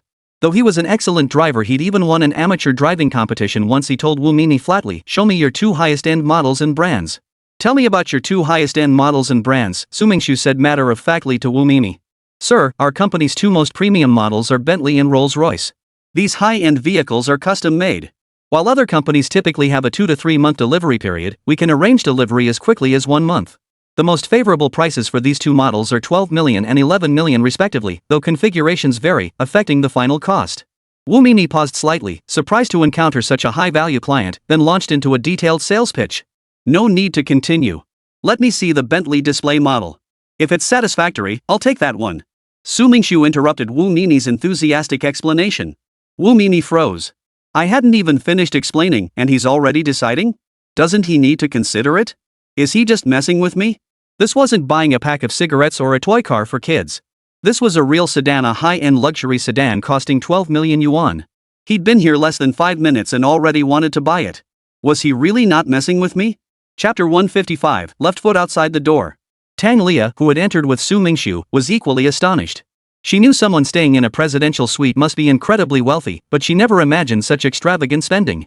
Was this the world of the so-called nouveau riche? Yang Shui now found herself with 1 foot inside and 1 foot outside the door. A Bentley? Having arrived late, she hadn't heard Wu Mini mention the price and didn't know the exact cost of the vehicle. Yet from casual conversations among her sisters, she knew it was an extremely expensive car. The owner of the Starlight Hotel drove one just like it. A wave of hesitation washed over Yang Shui. Should she go in, or should she run? If Su Mingxu drove off in such an expensive car and left her with a single sentence, "All the money is on her," she might never pay it off, even working for several lifetimes. Lately, Yang Shui always seemed to come out on the losing end when dealing with Su Mingxu. She was starting to believe it was entirely possible that he could actually sell her out. But leaving felt unbearable. She'd just lost over 100 yuan for no reason, a whole day's wages. Why should she? Just because he called her his wife didn't make it true. The claim that all the money was on her person was unverifiable. What was there to fear? To play it safe, Yang Shui activated her phone's voice recorder. This way she could gather more evidence in her favor, guarding against any unexpected situations. Then she stepped inside. What are you spacing out for? Our boss came to buy a car, not to watch your facial expressions. For a car costing 2 or 3 million yuan, our boss doesn't even need to think about it. If your service is good, he might even buy several at once. You know, our boss spends 10,000 yuan just on a bowl of noodles. Yang Shui walked in, mimicking the mannerisms of a wealthy person's assistant from TV shows, and said smugly to Wu Mimi. Yang Shui deliberately emphasized our boss several times. It's not my fault. He doesn't have a car. It's not me, it's not me. Wu Mimi couldn't help but roll her eyes. Truly, what kind of boss you have, that's the kind of employee you get. If you said you two didn't come together, no one would believe it otherwise. How could you both be so shockingly outrageous? Your boss eats noodles? He eats gold bars, right? Sir, that Bentley model is priced at 12 million yuan. I'll take you to see the display car right now. Wu Mimi felt a surge of excitement and anticipation, but she reiterated the price of the sedan to ensure the customer understood clearly and avoid any misunderstandings. 12 million yuan. Yang Shui's heart raced. Her instinctive first reaction was to flee, though her legs were trembling slightly. I know we're not short on cash. If you're uneasy, we can leave her as collateral here first. Su Mingxu spoke calmly, pointing at Yang Shui, who stood frozen in place. You really intend to leave me as collateral here? This time, Yang Shui didn't hesitate. She vanished from sight like the wind. Seeing Yang Shui's hasty departure, Tang Lia couldn't help but giggle. Wu Mimi also watched Yang Shui's vanishing figure with puzzlement. Didn't this person realize they were joking? Even if you wanted to leave her here, we wouldn't take her. What use would she be? We'd have to feed her too. Little did she know, Yang Shui already harbored deep-seated fear of being scammed. Wu Mimi led Su Mingxu and Tang Liyang out of the dealership toward the luxury car showroom next door. Yang Shui hadn't gone far. Once outside the storefront, she calmed down slightly and realized she'd been publicly humiliated. She stood outside the dealership, seething. Why was she always the one getting the short end of the stick? Was this person truly her nemesis? Seeing Wu Mimi lead Su Mingxu and Tang Lia out of the dealership, Yang Shui reluctantly followed behind them. The path to the luxury car showroom passed through an open-air vehicle display area. Tang Lia spotted a red Honda Accord among the display cars. Both its model and exterior appealed to her immensely, causing her to glance back repeatedly. She couldn't help but sigh inwardly. With her current salary, that car was still out of reach for now. Better not to dwell on it. Still, if she cut back on cosmetics and clothes, saving diligently for a few years might make it possible. Tang Lia had always dreamed of owning her own car. Her family had won an old Santana sedan. Whenever she returned to her hometown, she loved taking that old car out for aimless drives. Sometimes, when she saw handsome men and beautiful women zooming past in all kinds of fancy cars, Tang Lia felt her pretty figure didn't quite match that old Santana. So she secretly resolved to work hard and one day own her own car. Do you like it? Seeing Tang Lia constantly glancing back, Su Mingxu casually asked. Tang Lia, who had been daydreaming, heard Su Mingxu's question and quickly shook her head in panic. Realizing that was wrong, she immediately nodded repeatedly. I want one of those cars too, Su Mingxu said to Wu Mimi, who was walking ahead. Wu Mimi walked ahead, both thrilled and anxious. She kept thinking, if this sale goes through, maybe I won't get fired. Salespeople like her often went months without selling a single luxury car like this. But if she didn't close this deal? If she didn't sell it, she might really be out of a job. 3 months without a single sale. Could she really expect a miracle to happen this afternoon? So Wu Mimi clung to Su Mingxu's business like a lifeline, her mind racing with thoughts. Another one? Hearing Su Mingxu's words from behind, Wu Mimi's feet abruptly halted. Stopping so abruptly, her body leaned forward uncontrollably, causing the high heel beneath her left shoe to wobble precariously. Sir, are you saying you want to buy another one? Wu Mimi realized her awkwardness, steadied herself, and asked with a hint of embarrassment. Yes, Su Mingxu nodded. Sir, what model would you like this time? Wu Mimi wondered inwardly, could it be another Rolls-Royce? Today truly felt like meeting a benefactor. Su Mingxu remained silent, instead turning his gaze toward Tang Lia. Tang Lia's cheeks flushed crimson, her heart racing. A car gifted out of the blue, was this the start of him keeping her? This Su Mingxu was handsome, well-spoken, and clearly wealthy. Being his mistress wouldn't be a bad deal, but she wasn't the kind of girl to be taken lightly. Chapter 156, Are you buying me a car? Could he genuinely fall for her because of her looks? She was so accomplished it was possible. Oh dear, she wasn't mentally prepared for this yet. As she pondered, Tang Lia raised her hand and pointed toward the red Honda Accord. Miss, are you referring to that red Honda Accord? This model suits young ladies your age perfectly, and it's quite affordable. The base price is 180,000 yuan, and with all paperwork included, it comes to about 210,000 yuan. Wu Mimi excitedly listed the car's advantages to Tang Lia. Su Mingxu wasn't interested in the sales pitch but didn't interrupt. Compared to that Bentley, this Honda was indeed affordable, roughly the cost of one night in a presidential suite. But that was relative for some people, it still wasn't cheap. Tang Lia only caught fragments of Wu Mini's pitch, the rest lost to her wandering thoughts. I never promised you anything, right? You were charmed by my beauty and gave it to me of your own free will. Can't blame me, can you? If he ever makes unreasonable demands I can't accept, I'll just return the car. Yeah, that's the plan. Wu Mini remained silent, turning her gaze toward Su Mingxu. After all, he was the one footing the bill, he should be the one to nod in agreement.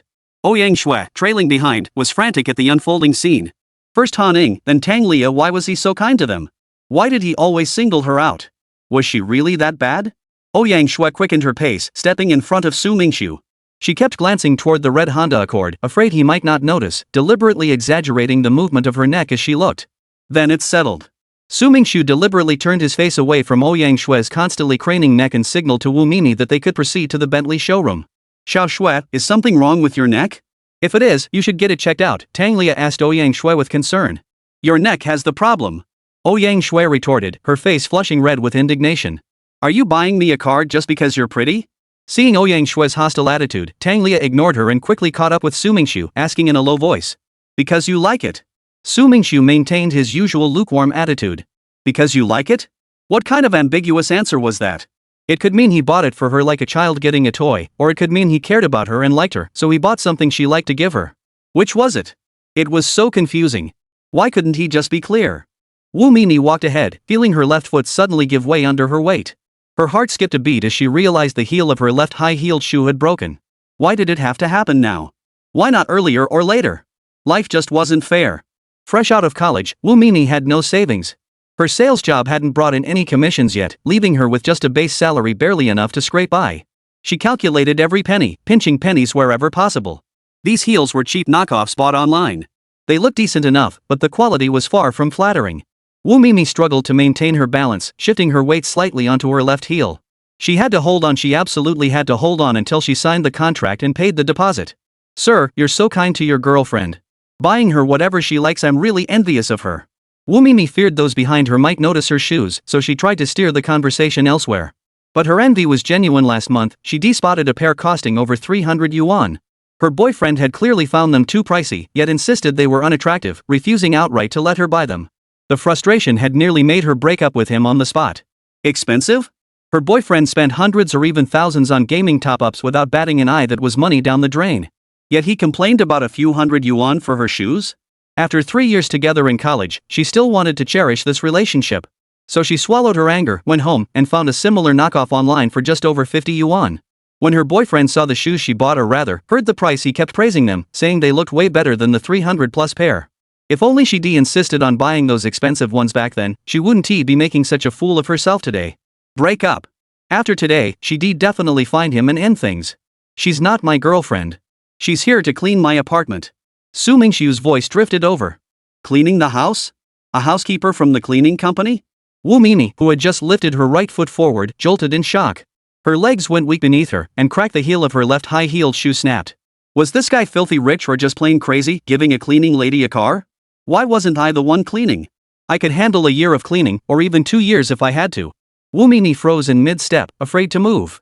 The slightest shift might make her shoe heel fall off. What should she do? What should she do now? She wasn't a statue. She couldn't stay frozen like this forever. Wu Mimi turned her head away, hiding her face that was torn between laughter and tears. Losing a heel wasn't the end of the world. She could walk barefoot if she had to. But this was at the company. It affected the company's image. Looking like this, regardless of her performance, she'd probably get fired. Tang Lia fought back a laugh. What was going on today? One bizarre thing after another. First Ouyang Shui, now Wu Mimi right in front of her. She couldn't laugh. Laughing in this situation would look like schadenfreude, making her seem heartless. The incident happened so suddenly that Su Mingxu momentarily froze, unsure what to say.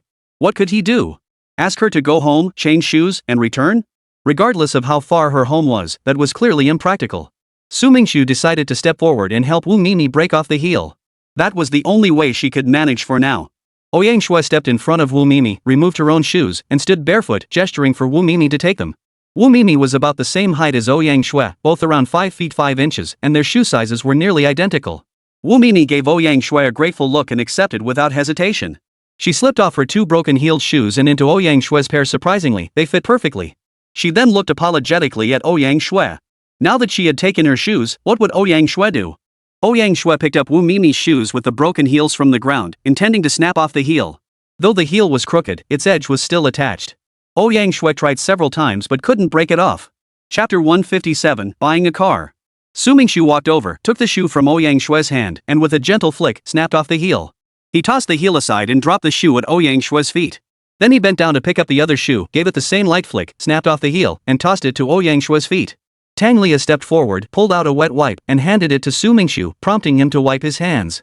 Ouyang Shui stared at Tang Lia, thinking, why not give me one too?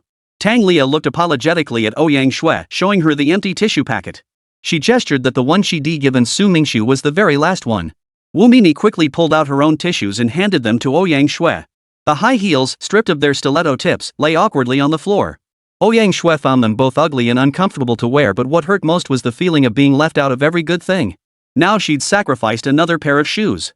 These were the ones she'd splurged on, spending over 100 yuan. Adding up the day's expenses, including transportation, it must have cost nearly 1,000 yuan. The thought alone made her heart ache. Wu Mimi led Su Mingxu and the other two to the luxury car showroom, where over a dozen models were displayed, each with a base price exceeding 8 million yuan. She stopped in front of the latest Bentley sedan and enthusiastically began detailing its exterior features and performance specs to Su Mingxu. Su Mingxu glanced at it briefly, nodded, and signaled he had no objections. Tang Lia, however, circled the car excitedly, examining it from every angle while asking questions about maintenance and other details as if she were the one buying it. If she were ever with him, she'd be the mistress of this car. How could she not inspect it thoroughly? A 12 million yuan vehicle? His casual attitude wouldn't do. She had to be the one to vet it properly. Wu Mimi knew Su Mingxu had the final say on the purchase, and he just mentioned Tang Lia was hired to clean his house. Yet she patiently answered every one of Tang Lia's questions. What kind of housekeeper cares more about buying a car than the employer does? Mistress, paramour, one-night stand, whatever their relationship, they were definitely having an affair. Without a special connection, who'd believe otherwise? Wu Mimi was convinced money truly corrupts, even extending to domestic help. If Su Mingxu knew her thoughts, he'd surely protest his innocence. Jealousy burned fiercely within Ouyang Shui. The price of one Bentley could buy 60 Honda Accords. Why was he so stingy with her? In what way was she inferior to Han Ning or Tang Lia? Ouyang Shui glared at Tang Lia, who was acting like she owned the place. She wanted to kick the car twice. But reason stopped her. She'd had enough bad luck today. If she damaged the car and couldn't afford to pay for it, she'd really be stuck here. Wu Mimi and the others returned to the dealership to finalize the paperwork and sign the contracts. It felt like a dream to Wu Mimi. She couldn't believe she'd finally sold 2 cars, one of them a luxury sedan. Once she got her paycheck, she'd buy 2 pairs of nice shoes, one for herself and one for Ouyang Shui, who helped her through that embarrassing moment. After finishing her meal, Li Sha was about to head to the city's fashion boutique. There was a dress she'd admired earlier but couldn't bring herself to buy at the time. With her sales performance strong this month, she'd finally decided to splurge and purchase it. Li Sha watched Wu Mimi's face, unable to hide her excitement, and her own expression was filled with disdain. Getting so worked up over selling a cheap car? What a small-minded person. Mimi, it's your first sale. Let me help you check the paperwork. You might mess it up without experience. Li Sha walked over to Wu Mimi, feigning concern. In truth, she was merely curious about what kind of car Mimi had sold to be so overjoyed. Deep down, Mimi didn't want Li Sha to see it. She'd rather avoid her altogether. If Li Sha found out she'd sold 2 cars and one of them a Bentley, who knew what ulterior motive she might have? But Mimi dared not cross her. If she did, even if she managed to keep her job at the company, Li Sha would make her life miserable. Wu Mimi hastily placed the Honda sedan contract on top, covering the Bentley contract beneath. Selling a Honda every few months shouldn't draw any trouble, right? Li Sha glanced over and saw Honda Accord written on the contract. Wu Mimi had luck on her side. She'd assumed these customers would only buy cars costing around 100,000 yuan, but unexpectedly, they'd purchased a Honda Accord. A flicker of annoyance crossed Li Sha's mind. This deal could have been hers, but due to her misjudgment, she'd handed the opportunity to Wu Mimi. Remembering that Wu Mimi hadn't closed a single deal in months, Li Sha said nothing and prepared to leave. After taking a few steps, doubt crept into Li Sha's mind. Wu Mimi's flustered reaction earlier seemed like she was trying to cover something on the table. Driven by a girl's curiosity, Li Sha turned back, reaching for the contract on Wu Mimi's desk to see what she was hiding. Wu Mimi panicked, slamming both hands down on the contract. She couldn't risk Li Sha discovering this agreement before Su Mingxu paid the deposit. Wu Mimi's reaction only deepened Li Sha's suspicion something fishy was definitely going on. Li Sha's expression darkened as she yanked at the contract, refusing to let go. Wu Mimi, equally determined, clamped her hands down on it, refusing to budge. Li Sha released her grip on the contract and shoved Wu Mimi hard. Wu Mimi stumbled backward, nearly falling to the floor. A wave of hurt and anger surged through Wu Mimi. This was it, she was finished. Clenching her fists in fury, she desperately wanted to punch Li Sha in the face. This was outright bullying. Tang Liya watched Li Sha's domineering behavior and felt indignant herself. She glanced at Su Mingxu with a hint of expectation. As the only man present, shouldn't he say something now? Su Mingxu remained seated, calm and silent. He merely gave a faint glance before striding over to help Ouyang Shui lift Wu Mimi to her feet. Li Sha picked up the Honda contract from the table, only to discover another contract beneath it. She hadn't expected this girl to sell 2 cars at once, no wonder she hadn't been allowed to see it. A pang of regret washed over Li Sha. Her momentary carelessness had let Wu Mimi snatch the deal. Li Sha took the contract beneath it and saw the vehicle listed, Bentley SUV. What? A Bentley? She had truly misjudged this situation.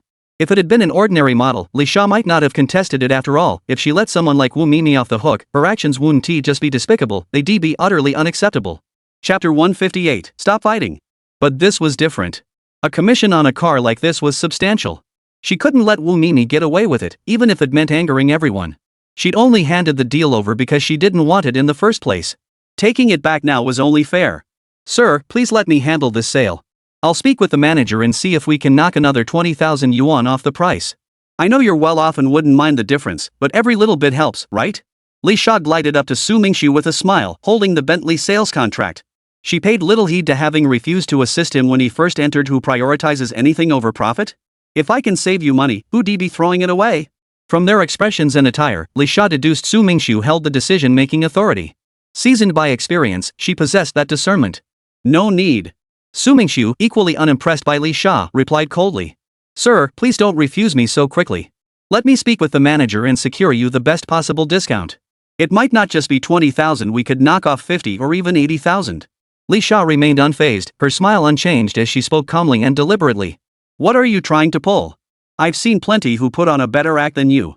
Just playing to the ladies to save face? I've seen it all. As long as I secure the best deal, I know you'll be tempted. If those 2 women weren't here, I bet even 20,000 would sway you. You woman, are you going through early menopause? Our boss already said no, yet you keep nagging. Think you're the only one who can haggle? We just don't want to. Do you think 20,000 yuan is much? Our boss earns 100,000 yuan in the time it takes to say a word. Talking to you is a loss. Call your manager over, I can knock off 200,000 yuan. You believe that? Ouyang Shui had long disliked Li Sha. With a belly full of resentment today, she found her outlet and unleashed it all on Li Sha. Li Sha glared at Ouyang Shui, but held her tongue. After all, they'd come together, she didn't know how close their relationship was. If she snapped now, this deal would be dead in the water. Li Sha sized Ouyang Shui up. Her clothes looked like cheap knockoffs worth a few hundred yuan at most, especially those odd-looking leather shoes. She certainly didn't look like someone of any standing. Observing Su Mingxu's expression, she saw little reaction. He hadn't even glanced at Ouyang Shui. Li Sha concluded Ouyang Shui was likely just an unpopular junior staffer at the company. Such insolence from a lowly clerk was utterly intolerable to Li Sha. When others are discussing business with your master, you should stay quietly by his side like a servant. A servant should act like a servant. Stop daydreaming about showing off in front of your master. Thinking you could get a 200,000 yuan discount? I doubt you'd fetch enough to cover the cost of those shoes on your feet, even if you were sold off. Li Sha was no one to let insults slide. After being inexplicably snapped at by Ouyang Shui, she naturally wouldn't let it go, responding with equal venom. You're the slave. Your whole family are slaves. Even if you all piled up together, you wouldn't be worth the shoes on my feet. These shoes cost me a fortune, 25 yuan. Do you think your family is worth that much? Even if your entire family knelt down and licked my shoes, I wouldn't accept it. Ouyang Shui was no pushover herself. Facing off against Li Sha, it was a match made in heaven. Li Sha had never endured such treatment. At the company, everyone feared and respected her as the boss's relative. They paid her lip service and gave her leeway, and over time, she came to believe it was all her due, her inner arrogance growing unchecked. Today, being humiliated like this by Ouyang Shui was more than she could bear. Li Sha flung the contract from her hand and lunged at Ouyang Shui, raising her hand to slap her across the face to teach this clueless brat a lesson. Smack! Smack! Smack! 3 sharp slaps echoed through the air, but none landed on Ouyang Shui. The first crack came as Ouyang Shui, seeing Li Sha charging at her, darted aside. The blow struck Wu Mimi squarely across her stunned face. Wu Mimi clutched her face, shrieking as 5 red marks bloomed where struck. 2 more sharp slaps followed. Ouyang Shui had dodged again, then returned the favor with 2 resounding slaps of her own. You! How dare you hit me? I'll fight you! Li Sha's face burned with pain both from the physical blows and the humiliation of being struck in public. Cursing, she lunged forward and grappled with Ouyang Shui. Tang Lia felt torn. I'm not good at this kind of physical fight, she thought. Actually, I'm no match for them in a verbal fight either. But she couldn't just stand by and watch. Ouyang Shui was her colleague and they had come together. It wouldn't be right for her to just stand aside and watch the show. Tang Lia stood up, ran forward, and wrapped her arms around Li Sha's waist from behind. Ouyang Shui, who had been at a disadvantage in taking blows, finally breathed a sigh of relief. The shrieks from the women's fight inside the store alerted the security guard at the entrance, who hurried over. Rushing in, he saw Li Sha wrestling with one woman while another held her from behind. The guard was startled. It wouldn't matter if it were anyone else, but if Li Sha got beaten up by outsiders in his store, he'd lose his job. Ignoring Su Mingxu standing nearby, the two security guards instinctively raised their fists toward Tang Lia, striking without mercy. Just as their fists were about to connect with Tang Lia, they were seized by a pair of hands. The grip was so powerful that the guards couldn't budge an inch. The one gripping their fists was none other than Su Mingxu, who had been standing nearby moments before. With a slight jerk and push of his arm, the two guards stumbled backward several steps before plopping down onto the floor, grimacing and shaking their hands. Sitting on the ground, the two guards gestured to each other to go first, but neither moved. They both sensed that even if they attacked together, they would be nothing more than cannon fodder against that young man. Fighting to the death for a mere 2,000 yuan wasn't worth it. With unspoken agreement, they decided to call their captain immediately. Enough, stop fighting. Su Mingxu didn't stop the guards from calling for backup. Instead, he addressed the three fighting women. His voice wasn't loud, but it carried a stern authority. Though the fight had been brief, Tang Lia was still holding her own, but Li Sha and Ouyang Shui were panting heavily, their strength waning. Hearing Su Mingxu's words, all three women instinctively released their grips. Chapter 159, Security Mobilized. At that moment, Captain Li of the security team hurried over with several guards. His gaze first fell on Li Sha, standing there disheveled and bedraggled. He couldn't help but sigh inwardly. This woman, usually so arrogant and domineering in the company, had finally met her match. Though the security captain didn't know the exact cause of the altercation, Li Sha's typical behavior suggested she was most likely the instigator. Li Sha was notoriously arrogant, never even deigning to glance at the security captain, let alone speak to him. The captain, for his part, had never held her in high regard. But now that he was here, he had to maintain his authority as the head of security. The security chief was relatively smooth-talking and wasn't foolish enough to jump into a fight like those two guards earlier. He'd worked at this company for years, finally climbing his way up to this position. The title itself wasn't important, what mattered was the extra few hundred yuan monthly paycheck. For an employee earning a few thousand yuan, that was a welcome boost.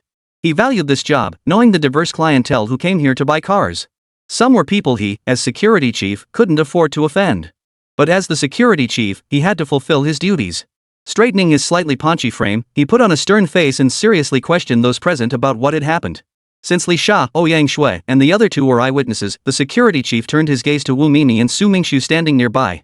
Wu Mimi was already furious with Li Sha's behavior, and now she'd been slapped across the face for no reason. Even if it wasn't intentional, the sting was still burning. Hearing the captain's inquiry, she stepped forward promptly. She recounted how Li Sha had snatched her order, then detailed how the verbal altercation between Li Sha and Ouyang Shui had escalated into a physical fight. Since Wu Mimi secretly favored Ouyang Shui, she deliberately painted Li Sha as an arrogant bully who picked on others. Fatso, what's the point of all these questions? The fact is that hit me. Get her arrested now. Li Sha, furious, cut Wu Mimi off. Pointing at Ouyang Shui, she yelled at the security chief. Arrest her? What kind of joke is this? You think you can just order people around like you're the Empress Dowager? The security chief was thoroughly annoyed by Li Sha's demand. He needed some face in front of everyone, otherwise, how could he possibly maintain his position as head of security? Besides, both women bore the surname Li. He was so much older than her, whether they were distantly related or not, a little respect was only fair. The captain had pieced together the incident. It started with Li Sha snatching a customer, though it took two to tango that Ouyang Shui bore some responsibility too. You're the Tai. Your whole family are Tai es. I dare anyone to arrest me. Mark my words, my dad's the police chief. Try arresting me if you dare. Ouyang Shui fired back defiantly, though she feared someone might actually lay a hand on her. After all, she was just a girl. Even if she wasn't arrested, she'd still suffer some kind of humiliation. So she launched into a wild, fabricated boast. Since she couldn't compete with real power, she'd just invent some. Blowing smoke didn't cost a thing, just a few words. The security guards watched Ouyang Shui's earnest expression. Though they doubted her words, they stood their ground. How could an ordinary family afford such an expensive car? Of course, they didn't know Ouyang Shui and Su Mingxu weren't actually related. If they'd realized she was just an ordinary hotel waitress, they wouldn't have been so polite. Manager Li, you're not seriously hurt. In business, we value harmony and mutual benefit. This conflict arose from minor issues. Why not resolve it through mutual understanding? What do you think? Since neither party was seriously injured, this matter is easily resolved. Running a company is all about business. Even if Li Sha went to complain to higher-ups, I doubt the boss would approve of her actions. By now, some company employees had gathered, drawn by the commotion. Whatever decision is made should be for the company's benefit. Everyone here heard everything and can serve as witnesses. Though the security chief asked for input, his visible displeasure toward Li Sha meant he was primarily seeking Ouyang Shue's opinion. Ouyang Shue remained silent, indicating no objection. She didn't want to escalate the situation. Outnumbered and outmatched, she knew she'd ultimately suffer if things got out of hand. Although Su Mingxu and Tang Lia had come with her, she dared not count on them offering help if things got tough. Especially Su Mingxu, who knew if he might kick her while she was down. After all, he'd already made her suffer several times today. While the money involved wasn't huge, the nature of the offense? Well, it was pretty serious. Since neither side had any objections, they could just disperse. Managerly, you should get back to your duties. The three of you should continue with your car purchases. The security chief gestured for everyone to disperse, urging them to return to their duties. People murmured among themselves as they slowly scattered. Most seemed to take a certain schadenfreude in Li Sha's misfortune. If she got her comeuppance, so be it. Maybe it would teach her a lesson and curb her self-righteous attitude. What do you mean, no objections? Did I say I had no objections? Did you even ask my opinion? Do you think I'm invisible? Can even a security chief like you bully me? Smack! Li Sha strode swiftly to the security chief, raising her hand to deliver a resounding slap. Caught off guard while urging everyone to leave, the blow landed squarely. Those about to depart halted, watching with varied expressions. You traitorous scum! Looks like you don't want to be captain anymore. What do you mean it's no big deal? Is it only a big deal if I'm beaten to death? If you let her walk away like this today, you're out on your ass too. Li Sha's finger was practically pressed against the security chief's face. The onlookers looked down on Li Sha's actions, yet no one stepped forward to speak. They stood there, seething silently, wanting to see how this would end. Su Mingxu approached a male employee standing off to the side and whispered something to him. The man looked hesitant at first, then nodded excitedly. Su Mingxu fiddled with his phone for a moment. Next, he moved to a female employee and whispered something to her as well. Chapter 160, Taking Advantage? The female employee's expression shifted, and after a moment, she bit her lip lightly, as if making a decision. Su Mingxu fiddled with his phone again before walking away. Everyone's attention was now focused on Li Sha and the security captain in the center of the room. No one noticed Su Mingxu's actions. The security chief stood frozen, covering his face. While Li Sha's lack of regard for him was understandable, he never expected her to publicly humiliate him like this, to slap him in the face and berate him in front of everyone. His dignity was utterly shattered today. Not only now, but he would never be able to hold his head high in the company again. He would become the laughingstock of everyone. Smack! The security chief raised his hand and slapped Li Sha back, then ripped off his security cap and flung it forcefully to the ground. Li Sha, don't you dare bully me with your authority. I'm quitting this damn job. The captain turned and stormed off in a rage. This was outright harassment. The job was unbearable now. The other guards, seething with anger, jeered in support. Though none actually quit, it was a show of solidarity for their well-liked captain. A lowly security guard dared to strike me? How dare he? Li Sha stared in disbelief at the captain's retreating figure. Smack! A male employee from the company walked up to Li Sha and raised his hand, delivering a sharp slap across her face. I'll teach you a lesson. The employee said before turning and walking away with a satisfied grin. At worst, she'd quit in a few days and find another job. Better than enduring daily humiliation in front of her. Instantly, the employee felt his posture straighten noticeably. Li Sha stared in shock at the man's hasty retreat, momentarily frozen. This lowly clerk who usually avoided her like the plague had suddenly struck her out of nowhere. What was going on today? Had she really fallen so low that anyone could bully her? Smack! A quiet, demure female employee suddenly leaped in front of Li Sha. Li Sha thought she was coming to comfort her and felt a flicker of relief. But unexpectedly, the woman raised her hand and delivered a sharp slap across Li Sha's face. Let me teach you a lesson. Like the male employee before her, the woman left a parting remark and walked away, leaving Li Sha standing there dumbfounded. She even forgot to retaliate or fight back. The female employee exhaled deeply, glancing at her hand with a tinge of excitement. She never imagined she could actually strike someone, and it was Li Sha, the very person everyone feared. She resolved to resign immediately upon returning to the office. Even if it meant forfeiting this month's salary, she refused to endure another day here. It wasn't the job itself, it was the terror of Li Sha's retaliation. What was going on? This woman who was usually meek and submissive in front of her had dared to strike her. Did that mean anyone could push her around now? Just then, the onlookers, no one knew who started it, suddenly began clapping. One or two joined in, then two or three more. Soon, nearly everyone was clapping enthusiastically, as if venting the resentment they'd harbored from Li Sha's past mistreatment. Li Sha glared angrily into the crowd, trying to memorize who had started the applause so she could exact double revenge on them later.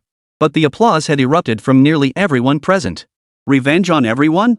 That was ridiculous. If she did that, even her own relatives wouldn't tolerate her. Why did everyone bully her? Staying any longer wouldn't benefit her. Covering her mouth, Li Sha ran off crying. Tang Lia and Ouyang Shui felt like spectators watching a play, unconsciously shifting from participants to bystanders. Ouyang Shui was puzzled she hadn't been alone in her struggle after all, with so many supporting her. But really, she'd been overthinking it. Just then, the company manager arrived late, looking surprised as he asked what had happened.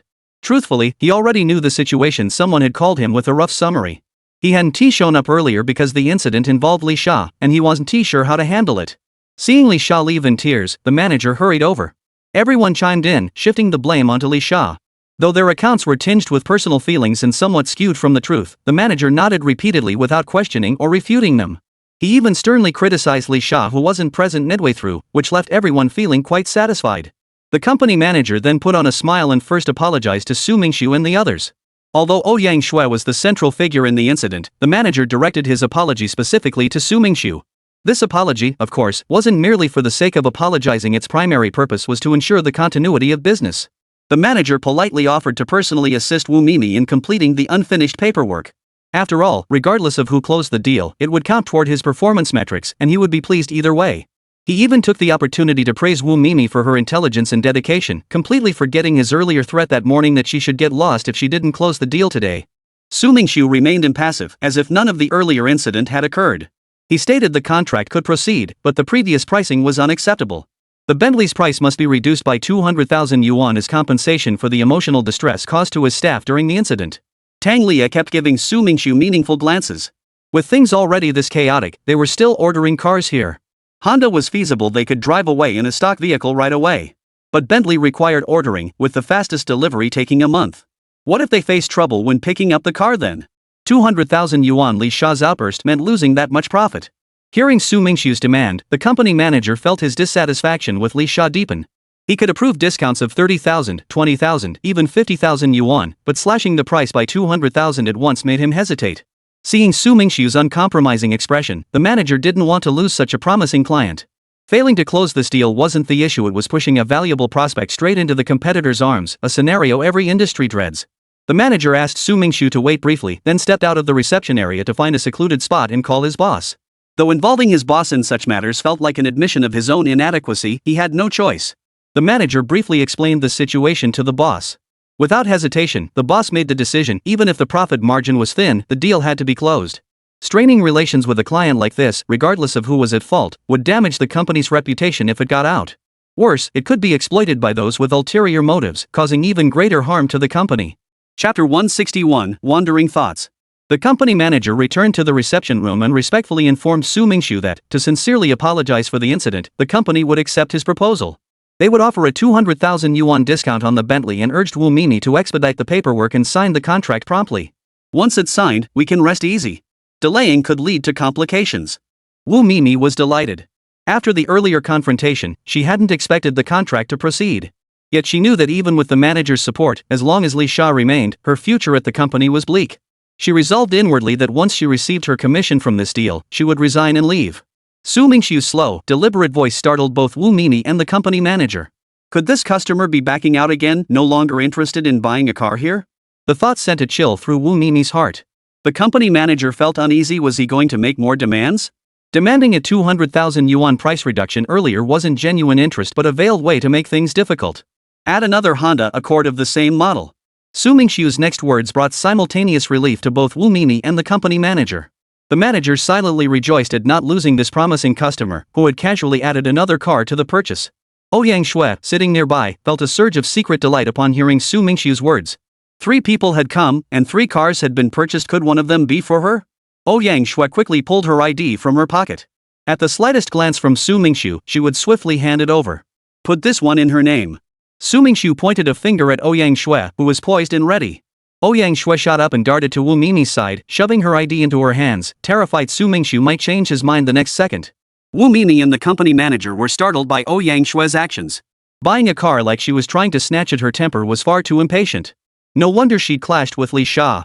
That Honda Accord was meant for Tanglia, who was cleaning Su Mingxu's apartment. Now it was going to Ouyang Shui. Could she also be cleaning Su Mingxu's place? The thought made Wu Mimi feel a surge of excitement. Should she try her luck too? With the company manager assisting, the paperwork was processed swiftly. Only when Su Mingxu transferred the funds into the company account did the manager finally relax. With the matter settled, the manager saw no need to linger. After offering Wu Mimi a few words of encouragement to keep up the good work and exchanging polite pleasantries with Su Mingxu, he departed. Wu Mimi led Su Mingxu and the other two out of the parking lot to retrieve the two brand new Honda Accords. When the keys were handed to Tang Lia and Ouyang Shui, both women felt a sense of disbelief. Could this man really be that rich and gullible? Ouyang Shui instantly regretted not bringing her close girlfriends along. How wonderful it would have been if he'd bought each of them a car. Wealthy? That much was evident. But foolish? Not so fast. She'd been taken advantage of multiple times today. Was he seriously trying to keep all of them as mistresses? If he truly intended to marry her, that might be worth considering. But being kept? No thanks. If he really wanted to keep her, she'd have to return the car. How heartbreaking. She should have refused. Maybe she should claim irregular periods, or perhaps even suggest she had AIDS. Ouyang Shui was lost in her wild thoughts when Wu Mimi quietly approached her, asking for her contact info so she could buy Ouyang Shui a new pair of shoes later. After getting the contact, Wu Mimi whispered to Ouyang Shui, "Are you also going to his place to clean his room?" "No, I'm his bodyguard." Ouyang Shui quickly denied Wu Mimi's question. If she admitted she was also cleaning his place, no one would believe her. They'd just assume she was his mistress or second wife. Bodyguard? Wu Mimi was skeptical. From her scuffle with Li Sha, Ouyang Shui hadn't shown any signs of being a skilled fighter. Maybe she was hiding her abilities, or perhaps it was because her dad was the police chief. Does he even need his room cleaned? After hesitating, Wu Mimi approached Su Mingxu and whispered the question. Su Mingxu didn't speak, only shook his head. Though Wu Mimi's voice was low, Tang Lia heard it and felt utterly speechless. She was still anxious about whether accepting this car was a blessing or a curse. There was no such thing as a free lunch. Su Mingxu had his driver's license, no surprise there. But Tang Lia was taken aback when Ouyang Shui also produced hers. What was going on? She had a license too, but who carried it around when they lived in a dorm at the hotel and didn't own a car? Truthfully, Ouyang Shui had it purely by accident. Han-Ning had borrowed money from her, rummaged through her things, and casually slipped the license into her pocket, forgetting to return it. Su Mingxu drove one car, Ouyang Shui drove another. Tang Lia hesitated briefly before settling into the passenger seat of Su Mingxu's vehicle. Su Mingxu led the way, with Ouyang Shui following behind. Since he wasn't sure about her driving skills, he kept the speed low. After all the commotion earlier, it was already 2 in the afternoon. Su Mingxu decided they should find a place to grab a bite first. Both cars pulled up in front of a food court. Su Mingxu parked and went inside with Tang Lia first. Ouyang Shui, having driven infrequently, felt a bit rusty and arrived slightly later than Su Mingxu. As Ouyang Shui approached the entrance, the food court security guard scrutinized her. Noting her disheveled hair and odd-looking black leather shoes, he deemed her appearance inappropriate. To ensure the safety of diners inside, the guard stepped forward to block her. "Beggars aren't allowed in here. Get out of here now and go play somewhere else." The security guard rudely shooed Ouyang Shui away. Damn it, Ouyang Shui wanted to curse out loud. What the hell was going on today? Was she going to get into another fight? Her life used to be so ordinary, never filled with all these kinds of troubles like now. How did today turn out like this? All because of Su Mingxu. Meeting this man had turned her life upside down. Otherwise, she wouldn't have ended up at the car dealership or come to this food court. "I'm here because of a fight. You want to pick one up too? That red car over there is mine. I came to eat, not to beg." A security guard ran over to check with the parking attendant, confirming that the car belonged to Ouyang Shui. "Miss, please come inside. It was just a minor misunderstanding. No hard feelings." Chapter 162, Apology. The security guard immediately put on a smile and apologized repeatedly to Ouyang Shui. She glared at him but said nothing, striding into the food court. Dinner time had passed, so the food court wasn't very crowded. As soon as Ouyang Shui entered, someone approached her, asking if she was Ms. Ouyang Shui. They informed her that her 2 friends were waiting in private room 508 upstairs. 4 dishes and a soup graced the table. Tang Lia and Ouyang Shui were genuinely hungry, but to maintain their ladylike image, they ate with great refinement. Though all civility had gone out the window during the earlier altercation with Li Sha, they didn't want to leave the impression of gluttony on their first meal together. Su Mingxu noticed their slight stiffness at the table but said nothing. Whether they ate their fill was entirely their own business. Ouyang Shui was particularly attentive, promptly refilling Su Mingxu's glass whenever it dipped below half full. Su Mingxu ate quickly and soon finished, impressed by the culinary skills of this food court's chef so much so that he even toyed with the idea of opening a food court himself someday. Tang Lia and Ouyang Shui, however, savored every bite, clearly reluctant to stop eating. Su Mingxu excused himself to use the restroom. Ouyang Shui and Tang Lia breathed a collective sigh of relief, tucking into their food with gusto, no longer needing to maintain their ladylike facades. What a relief! When Su Mingxu pushed open the door, Ouyang Shui was lifting her plate, shoveling food into her mouth. She awkwardly held the plate aloft, the ladylike image she'd worked so hard to maintain just moments ago crumbling to the ground. Actually, I just wanted to test the quality of this plate. It's really sturdy, I can't even bite through it. Ouyang Shui scrambled for an excuse, though even she didn't believe it. Her ladylike image had already crumbled, so what did one more crack matter? Su Mingxu glanced at the empty plates on the table and thought to himself, these two girls really do have hearty appetites. I was already full when you stepped out, Tang Lia said to Su Mingxu with a hint of embarrassment, implying she wasn't a glutton and hadn't eaten the food on the plate. Damn, that's not very loyal. Did she expect me to eat all that alone? Could I even finish that much? Does she really think I'm a glutton? After finishing the meal, they left the private room and approached the front desk of the food court. Su Mingxu pulled out his card, ready to pay. Unexpectedly, Ouyang Shui stepped forward and declared with unexpected generosity, I'll cover this one. Ouyang Shui thought that although she had paid for a few taxi rides, it only amounted to a little over 100 yuan. This car cost over 200,000 yuan. This meal with 4 dishes probably cost a little over 100 yuan too. Treating them to a meal was just a small way to show her appreciation. The front desk handed the receipt to Ouyang Shui. She approached. Upon seeing the total amount, she froze, her hand still reaching into her pocket. 1,200 yuan? Are you kidding me? How could this be more expensive than the 5-star hotel where I work? Oh dear, my stomach hurts. I need to use the restroom first. Ouyang Shui said, shoving the receipt to Tang Lia behind her before hurrying off to the restroom. Tang Lia glanced at the receipt, feeling awkward. It wasn't that she didn't want to pay, she just didn't usually carry that much cash on her. In the restroom, Ouyang Shui splashed water on her face and smoothed her messy hair in the mirror. Oomph. After being so ungenerous in the private room, now it's your turn to feel awkward. Su Mingxu took the receipt from Tang Lia and settled the bill. The three of them walked out of the food court. As the car drove towards Su Mingxu's home, Tang Lia and Ouyang Shui were both curious about how luxurious his villa might be. Would there be a first wife, a second wife, or something like that? Or was Su Mingxu someone who relied on women for sustenance, spending money outside only to vent his inner pressures? The car wound its way through twists and turns into an ordinary residential complex. For the rapidly developing city of Huanghai, this was an older development from long ago low-rise buildings, only 6 stories tall. Su Mingxu parked in front of a plain, somewhat aged apartment building. Standing before the building, Su Mingxu felt as if he were in a dream. The neighborhood hadn't changed much since he left, it remained familiar. 2 years felt like yesterday. Su Mingxu led Tang Lia and Ouyang Shui to the 3rd floor, standing before his own door. 2 years had passed, and he was finally back. When he left, he'd even worried whether he'd ever step through this doorway again. As he climbed the stairs, Su Mingxu deliberately glanced at Grandma Wang's door. He wondered how the old lady had fared these past 2 years. He still owed her 20,000 yuan. If she had passed away, he would feel terribly guilty. Grandma Wang, shopping at the market, let out a sharp sneeze. Achoo, she exclaimed. Which bastard is thinking about me now? Su Mingxu pulled out his keys, pushed open the door, and hesitated before stepping inside. Unoccupied for 2 years, the place was bound to be dusty. Contrary to his expectations, the room wasn't covered in dust. It was still relatively clean. Every month, Shosho came by to clean it once, preventing the room from becoming too gloomy and damp from being unoccupied for so long. Su Mingxu circled the room. Everything remained exactly as he'd left it. He flung open every window to let fresh air circulate. Tang Lia and Ouyang Shui were both surprised.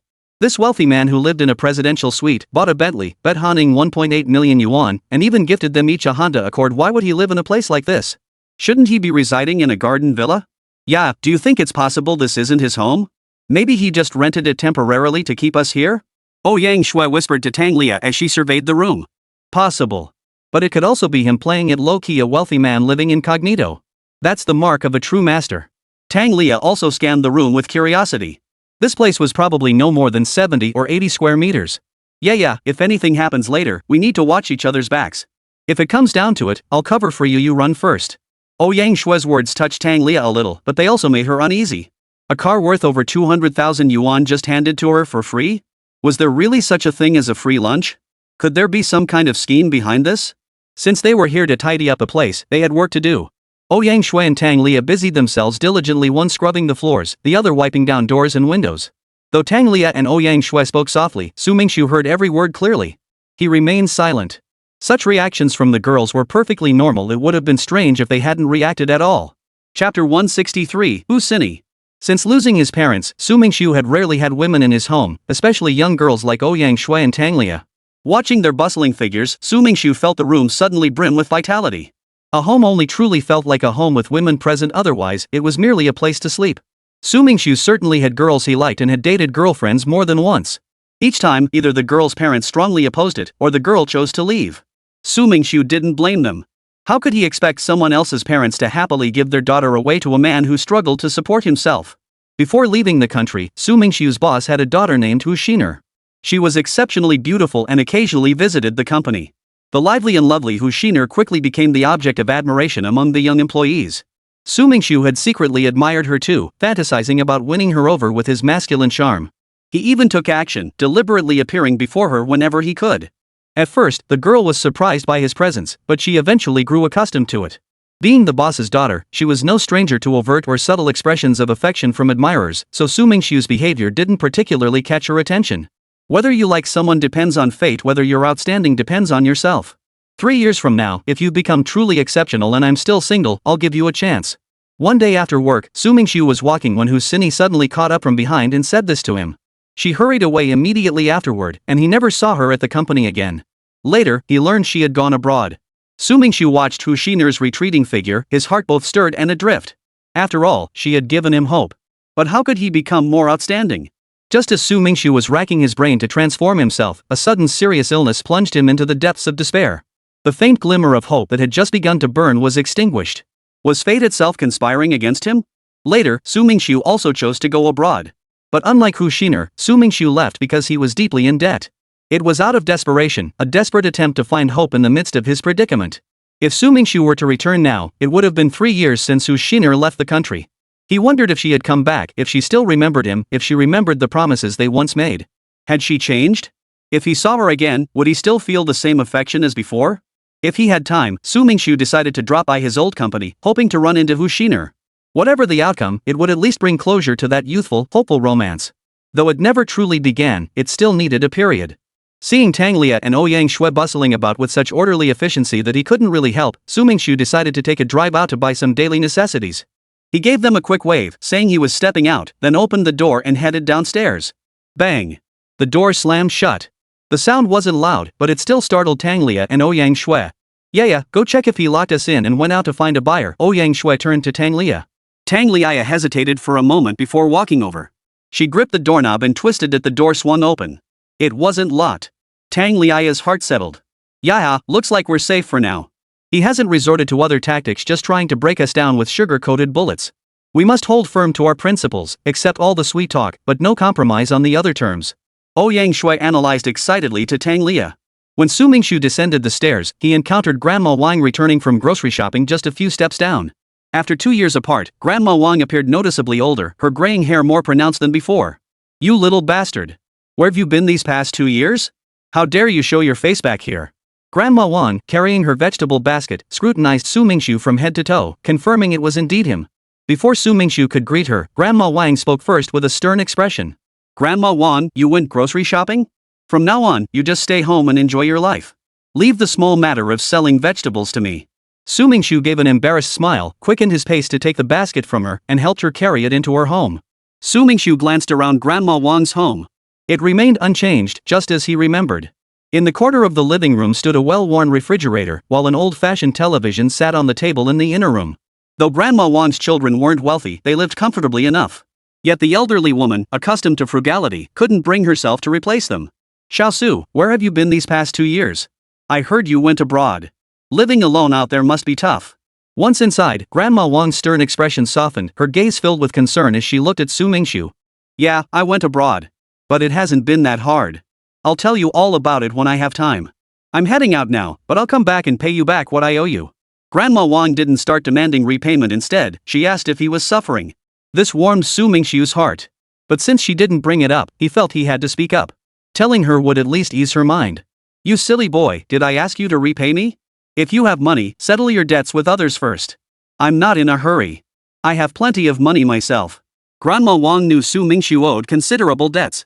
Even though she faced her own hardships, she didn't want to burden him, understanding how difficult it was for him to manage alone. Grandma Wang, I'll follow your advice. I'll pay back everyone else first, then repay you last. Though Su Mingxu now had money, he didn't want to disappoint Grandma Wang's kind intentions. This wasn't just about money, it was deeply rooted in affection. Su Mingxu asked Grandma Wang for her bank account number, planning to transfer the money to her as soon as he returned. Grandma Wang, your refrigerator and TV are getting a bit old. They still work, but they're real energy hogs. Why don't I help you replace them? You can find a used one at the flea market that's practically like new and much more energy efficient. Grandma Wang's TV and refrigerator were only a few years younger than Su Mingxu himself, but they were solidly built and had never broken down, so she'd been making do with them. Su Mingxu wanted to replace them, so he emphasized how much electricity the old TV and refrigerator consumed. Otherwise, the elderly woman wouldn't be willing to part with them. Sure, when you have the money, you can replace them for me. I'm just waiting for you to make it big so I can share in your success. Chapter 164, Utterly Pointless. Grandma Wang had only said it casually, not taking it to heart. The thought mattered more than anything. Money? That wasn't something you could just earn easily. After leaving Grandma Wang's place, Su Mingxu called Xiu Dongxiu to ask if he was free. He hadn't seen him since returning and wanted to grab dinner together. Xiu Dongxiu worked as a security guard at a company and was currently on duty. He was thrilled to hear Su Mingxu was back and immediately said he could take time off if Su Mingxu set a time. Su Mingxu asked Xiu Dongxiu to send his company address so he could pick him up that evening. Su Mingxu first drove to the city's largest department store. The first and second floors housed brand-name appliance counters, while the third and fourth floors were the supermarket's food sections. Su Mingxu hurriedly browsed the first floor before purchasing a Samsung refrigerator priced at over 24,000 yuan and a Sharp television costing 188,000 yuan. Some sales staff couldn't help but marvel, rich people shopping is so satisfying. They agonize over buying a pair of shoes costing a few hundred yuan for days, while the wealthy walk in, browse for less than 5 minutes, and walk out with 200,000 yuan worth of purchases. A pretty saleswoman approached Su Mingxu and said, "Thank you for helping me make up my mind." She then turned and went to resign from her job. Su Mingxu then went to the third floor and bought 2 or 3,000 yuan worth of nutritional supplements for the elderly, enough to fill the entire refrigerator. He pushed it downstairs and asked the delivery personnel to take it all over together.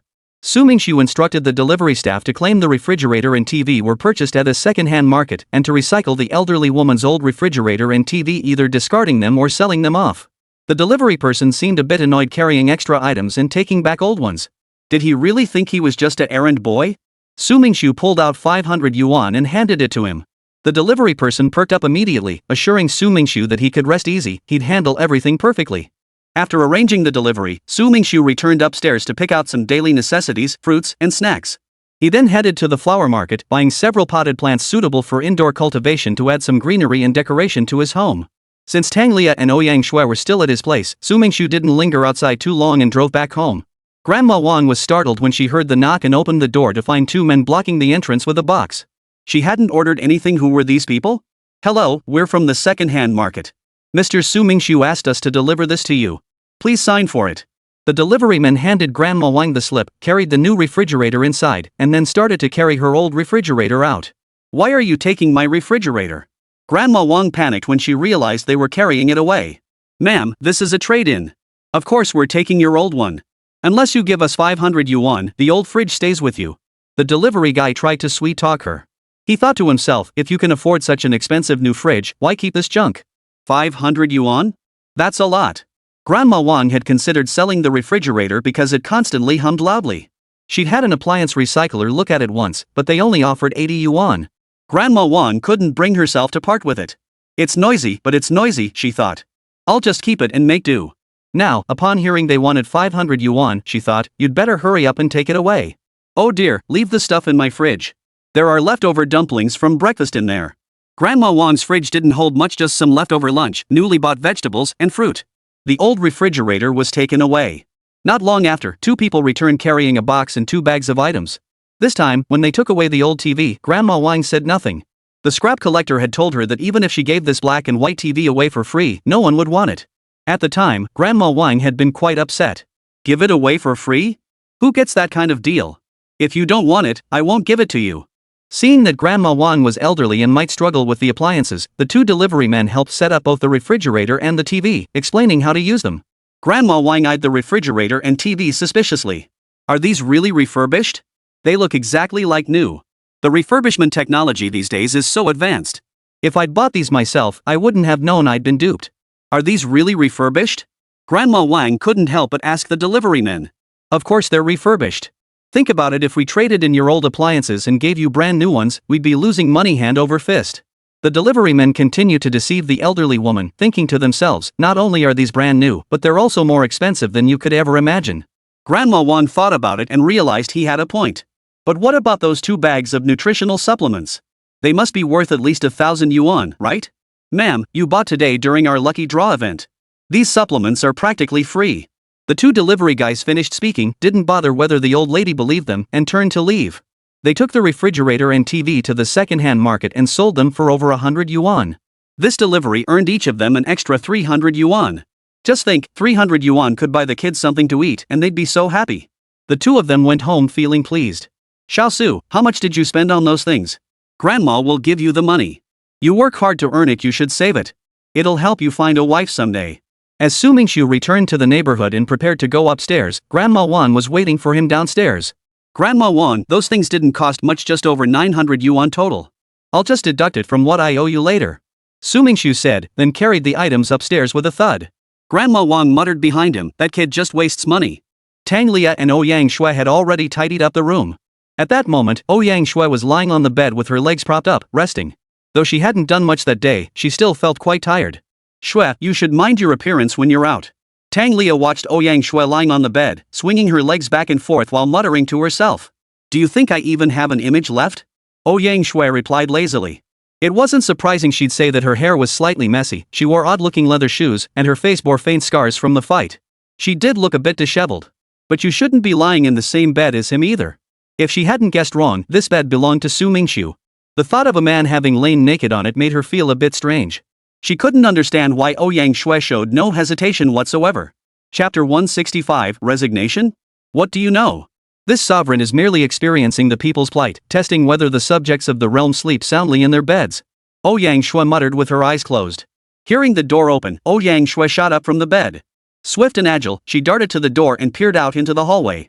Seeing it was only Su Mingxu carrying 2 shopping bags as he walked in from outside, Ouyang Shui breathed a sigh of relief. Since he was carrying 2 bags, perhaps he felt it was too much work for her and Tang Liang to clean the room alone and had bought them each something as a gesture of kindness. Ouyang Shui thought to herself, maybe she was overthinking it, Su Mingxu wasn't such a bad guy after all. Ouyang Shui pulled Tang Lia over to him, each taking a bag from Su Mingxu's hands. Oh, you're too kind, first the car, now these gifts. You must be tired. Have some fruit? Su Mingxu took several fruits from the bag, washed them in the kitchen, arranged them on a plate, and placed it on the table, inviting them both to come eat. Not tired at all. I've got plenty of energy left. Is there any more housework you need done? Ouyang Shui said, flexing her arms to show off her strength. No more houses to clean, but if you're not tired, why don't you go downstairs and bring those flower pots up? Su Mingxu was about to head downstairs to fetch the pots when he heard Ouyang Shui say she wasn't tired.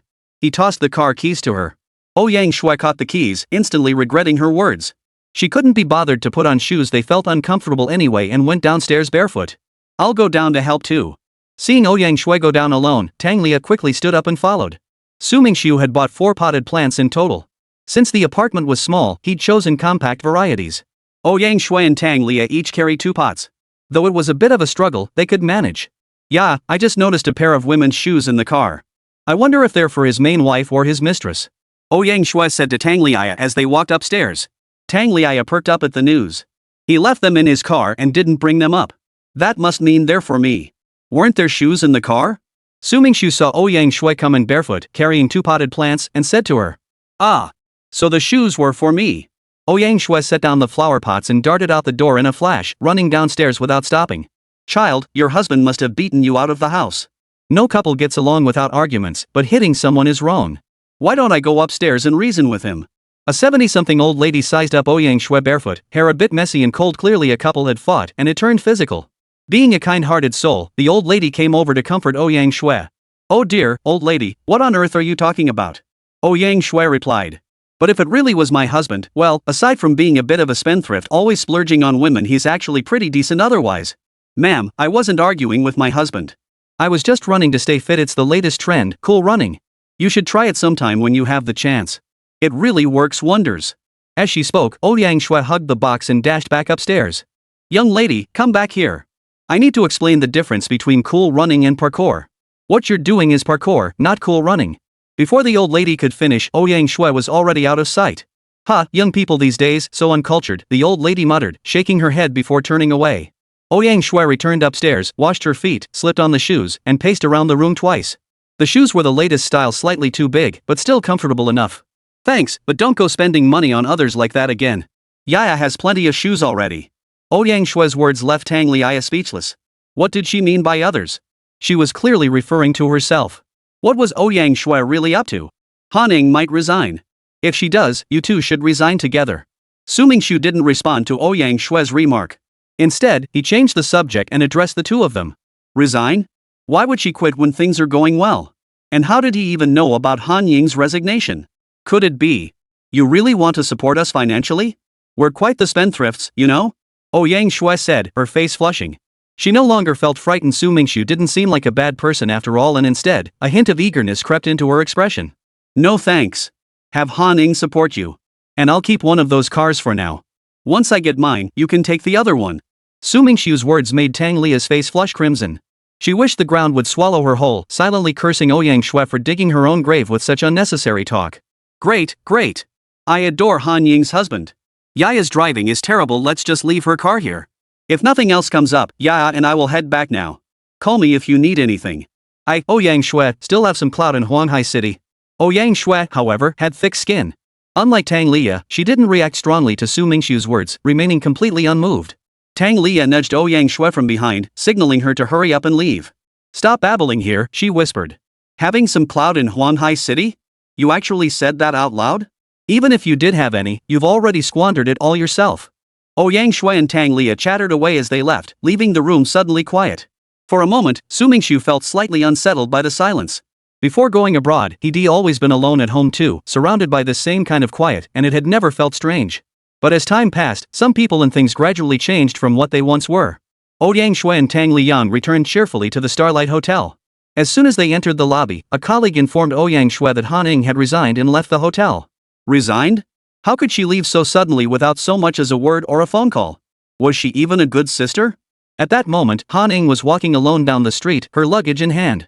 The flow of cars and people around her stirred a surge of emotion within her, much like the feeling she had experienced when she first arrived in this unfamiliar city all those years ago.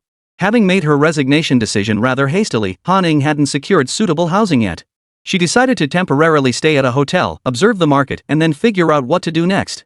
When Ouyang Shui called to voice her grievances, Han Ning apologized repeatedly. She had intended to wait for Ouyang Shui's return to say goodbye in person, but when Ouyang Shui didn't come back, Han Ning decided to find a place to stay first and then call Ouyang Shui. Chapter 166, Torn Apart? Little did he expect the call would find him first. Haha, Hingzi, where do you think you're running off to? Your benefactor said we should both quit our jobs and let you support us. Soon, a red Honda Accord pulled over to the curb. Two girls stepped out, one on each side, and wrapped their arms around Han Ning. They were Ouyang Shui and Tang Liya. Han Ning froze in surprise. Both of them were quitting too? Then she understood the implication in their words. These were the reinforcements Su Mingxu had arranged for her. A flicker of emotion stirred within her. But he didn't even have a place to live. How could he possibly support two people? Still, he silently resolved to do his best, knowing he had to earn the trust and support others had placed in him.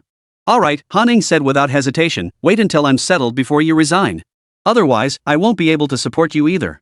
No way, Ouyang Shui and Tang Liyang declared in unison. Han Ning could only offer a helpless, wry smile. What's the deal with this car? Did you buy it or borrow it? Han Ning asked, pointing at the red Honda Accord. Neither. It was gifted.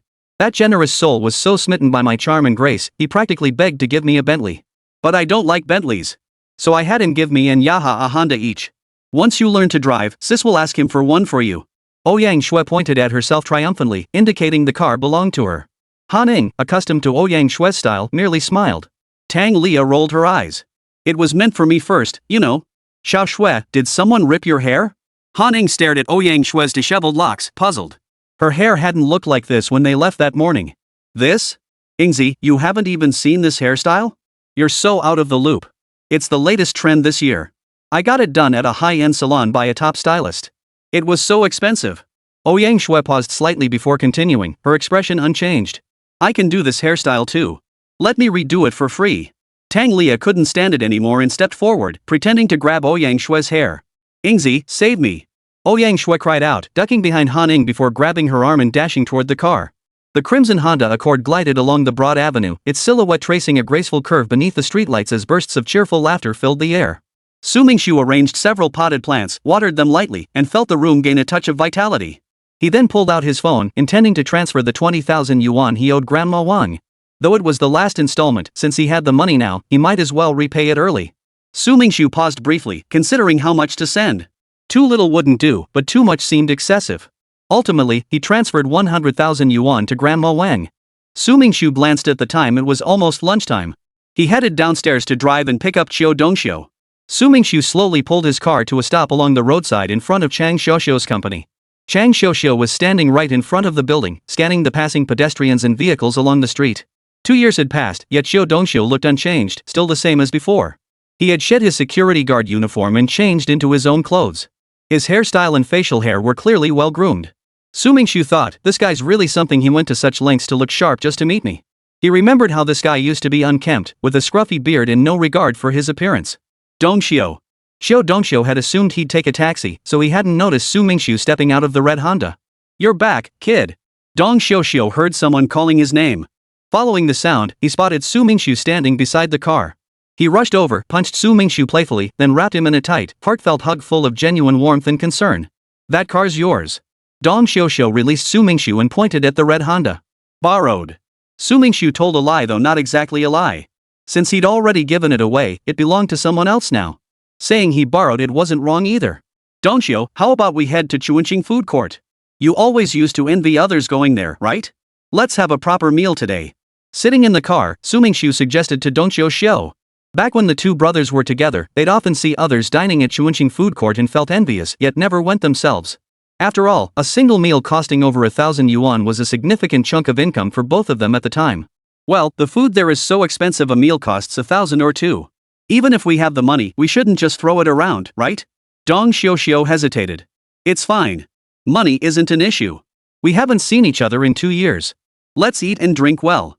Su Mingxu thought Qiu Dongxiu was worried he'd spend too much.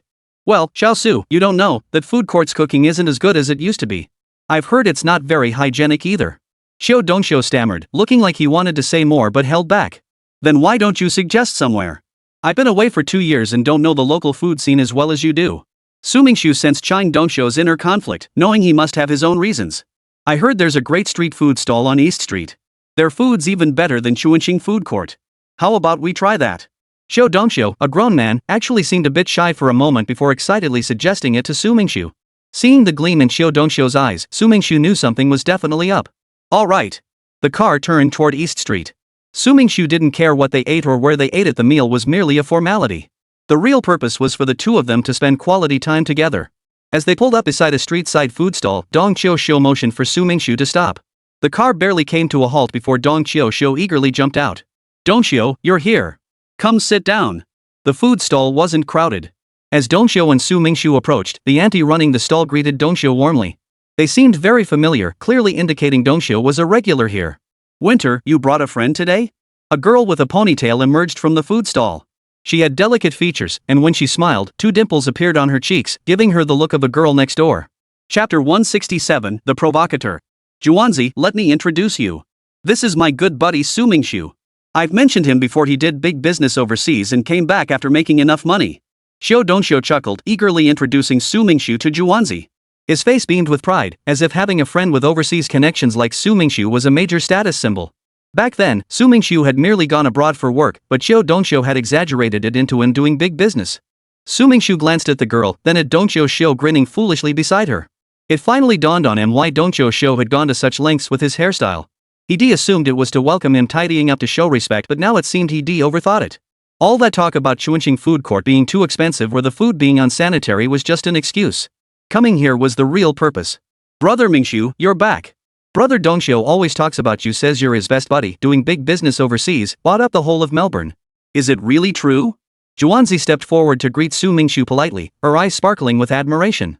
Clearly, Dongxiu had spent no shortage of time bragging about him to her. Buying up Melbourne? Why not say he bought New York too? Dongxiu's boasts were getting way out of hand. Juanzi, don't listen to his nonsense. Melbourne isn't just out of my price range. Even if I could afford it, no one would sell it to me. Su Ming felt it necessary to have a serious talk with Dong Xiuxiu. Next time you brag about me, at least make it somewhat plausible. Otherwise, even if I wanted to cover for you, I couldn't. Brother Dongxiu, I told you buying Melbourne to raise cattle was impossible, but you wouldn't believe me. Now you see? Zhuanzi turned to Dongxiu, a hint of smugness in her voice. I mean, Xiaosu wanted to buy Melbourne for cattle ranching, but it was too small, so he didn't. This time he came back specifically to discuss with me whether we could buy New York instead. Dong Xiaoxiu, embarrassed by Zhuanzi's retort, started rambling again. If not for Zhuanzi being present, Su Mingxu would have kicked him. Jumping from one topic to another like that, it's become second nature to him. How could a girl feel secure? Even if you tell her the truth later, she'll probably think you're just spouting nonsense. Autumn-winter, if you keep talking like this, I'll starve to death before we even buy New York. Su Mingxu clutched his stomach, changing the subject with a loud protest. Brother Mingxu, what would you like to eat? I'll get it ready right away. Jianzi felt a bit embarrassed by Su Mingxiu's words and quickly offered. I know exactly what he likes to eat. Zhuanzi, just pick the best and most expensive dishes, the finest and priciest wine, bring plenty of it. Xiaosu isn't short on cash. Just look at that car, he just bought it. Before Su Mingxu could respond, Qiu Dongxiu interjected, blatantly trying to fleece him. Su Mingxu knew Qiu Dongxiu's character all too well. He was just showing off in front of the girl and trying to help Jianzi's family business. But he couldn't shake his habit of exaggerating. Just moments ago in the car, he told Su Mingxu it was borrowed, yet now it was his own brand new purchase. Come to think of it, it was indeed brand new. He'd just gifted it to someone else. Let's do it as Dongxiu suggested. That car was bought for fun. If you and Dongxiu like it, I can buy you one to play around with too. Melbourne can't afford it? Buying a car is no big deal. Su Mingxu wasn't trying to show off his wealth. Since Dongxiu was boasting so much, he might as well play along. Besides, unlike Dongxiu's wild claims, what he offered was actually quite achievable. Moreover, Su Mingxu could see the intense look in Dongxiu's eyes when he mentioned Zhuanzi. The kid was already hooked. Yeah, Xiaosu kept begging to buy me a car, but I didn't need one, so I turned him down. Zhuanzi, if you like it, just give him the favor and let him buy you one. It'll make running errands like grocery shopping or getting noodles way easier. Qiu Dongxiu would climb any pole he could find. When did he ever beg to give you a car? Now he needs your favor just to get one? The power of love has brought out the shameless side of Qiu Dongxiu in full force. Sure thing. Once I get my license, I'll ask Brother Mingxu to give me one. Zhuanzi stood nearby, smiling with pursed lips. Truthfully, she already had her license. Buying a car had always been her dream. The lack of a license was just an excuse. She took Su Mingxiu's offer as a joke. A car that expensive? How could he just give it away? Even if he genuinely wanted to, she wouldn't dare accept it. What would that make her? After all, she wasn't like Ouyang Shui or Tang Lia. Ouyang Shui and Tang Lia saw Su Mingxiu as nothing more than a rich second-generation heir who was both naive and loaded. They aimed to extract as much benefit from him as possible before walking away. Even if they encountered Su Mingxiu again on the street, they might pretend not to recognize him. Su Mingxiu didn't expect gratitude in return. Gratitude couldn't be forced. If one demanded it, certain things simply shouldn't be done, lest they only bring heartache. His primary motivation for acting this way was Haning. He wanted Ouyang Shui and Tang Lia to help her. With money, a car, and support now available, if Haning still couldn't succeed, she'd only have her own lack of ability to blame. Su Mingxiu genuinely wanted to gift them a car. In their free time, they could take joyrides together, chat about life, and perhaps their relationship might truly blossom. Zhuanzi turned away, stealing a quiet smile before stepping inside to prepare the meal. Business at the food stall was slow, so it was always just her and her daughter running the place. They handled everything themselves, working tirelessly from dawn till dusk. Whenever Qiu Dongxiu wasn't working, he'd rush over, order a dish and a bottle of beer, and drink until the stall closed. He'd help the mother and daughter tidy up before cycling home, a journey of over an hour. Of course, to save face, Qiu Dongxiu always parked his bike far away, walked over, and claimed he'd taken a taxi. One day, his bicycle was stolen. It took him 3 hours to walk home. Just as Su Mingxiu worried that if Qiu Dongxiu exaggerated too much, people wouldn't believe him, Zhuanzi never truly believed he was taking taxis both ways. She occasionally saw him lock his bike far away. Since Qiu Dongxiu wanted to do it that way, Zhuanzi didn't want to call him out on it. Qiu Dongxiu's daily, tireless trek back and forth from afar had its own reasons. The crowd at the food stalls was diverse. All sorts of people gathered there. Inevitably, some rowdy youths would make jokes at Zhuanzi's expense. Chapter 168, Waiting. Xiu came mainly to protect Zhuanzi from harassment, spending hours here with just a bottle of beer. Though Zhuanzi served them the finest beer and dishes, to Su Mingxiu, a connoisseur of fine cuisine, it all seemed rather ordinary. Every establishment had its price point. At a street food stall, even an expensive meal might only cost a few hundred yuan. It simply couldn't afford premium ingredients or liquor. Those craving shark's fin soup or Louis XIII cognac wouldn't choose a street stall in the first place. Su Mingxiu and Qiu Dongxiu chatted over drinks, savoring their meal. It wasn't about the quality of the food or wine sometimes, it was all about the mood. They shared stories of their experiences over the past 2 years, alternating between sighs, reflections, and bursts of excitement. Of course, Su Mingxu only shared what he could. Matters like the ranch system were secrets. Even if he told Xiao Dongxiu, the latter wouldn't understand, so it was better left unsaid. Xiao Dongxiu watched the waitress, Zhuanzi, serving customers and moving back and forth, practically drooling. Su Mingxu felt a bit speechless inside. Dude, show some restraint. You look like a wolf-eyeing sheep. Any girl would be scared off by that look. Clink. Su Mingxu tapped his wine glass on the table. Xiao Dongxiu snapped back to reality, offering an awkward, sheepish grin. Yeah, kid, you really should find a girlfriend. Otherwise, you'll end up bottling it all up and making yourself sick. Su Mingxu genuinely wanted to help his good buddy. If Xiao Dongxiu stayed stuck as a security guard, their chances of being together were slim. A girl as beautiful as Zhuanzi had high standards. She surely had plenty of admirers. She might not demand a man be wildly successful, but he'd at least need to be on par with her in capability. Stories of gorgeous girls falling for penniless losers were inspiring, but they were rare, too rare. Pinning hopes on such miracles was probably harder than winning the lottery. Xiao took a sip of his drink to mask his awkwardness. Suddenly remembering something, he pulled a set of keys from his pocket, detached 2 of them, and handed them to Su Mingxu. These were the keys to Su Mingxu's home, entrusted to Xiao before Su left the country to look after his house. Now that Su Mingxu was back, the keys naturally had to be returned. A red Porsche sports car was parked across the street from the food stall. Several young men and women jumped out. Leading the group was a girl with silver-white dyed hair and oversized black sunglasses. Flanked by a few young men, she made her way toward the food stall. Waiter! Waiter! Where are you? Hurry up and bring the menu for our boss. The girl approached a table. A young man stepped forward, pulled out a chair, wiped it down with his sleeve, and waited for her to sit. The other young men stood behind her, mimicking the swagger they'd seen on TV, the kind of posturing typical of street toughs. Zhuanzi had noticed the girl approaching long ago. She wanted to avoid her but couldn't, if not today, then tomorrow. The girl seated at the table was Zhuanzi's classmate, Shang Qianwen. The 2 girls had little prior connection, but the root of the matter lay with Zhuanzi's ex-boyfriend, Lin Hui. Lin Hui, Zhuanzi's ex-boyfriend of 6 years, had always been deeply devoted to her. Then he suddenly broke up with Zhuanzi and became Shang Qianwen's current boyfriend. Zhuanzi was heartbroken for a while and eventually cut off all contact with Lin Hui. But Shang Qianwen was deeply insecure about the relationship, constantly suspecting Lin Hui and Zhuanzi were secretly in touch. She had come over before to warn Zhuanzi for no apparent reason, telling her not to flirt with Lin Hui. Seeing no way to avoid the confrontation, Zhuanzi approached Shang Qianwen's table with the menu. Without a word, she placed it on the table. What kind of attitude is that, waitress? Are you dumb or mute? Apologize to our boss right now, or we'll wreck this whole place. A young man behind the girl shouted, clearly indicating they weren't there to dine. The girl raised her hand to silence the shouts from the young man behind her. With a wave, a young man carrying a tote bag walked to the table and laid stacks of cash on it, appearing to be about 200,000 yuan. Sun Li Juan, here's 200,000 yuan.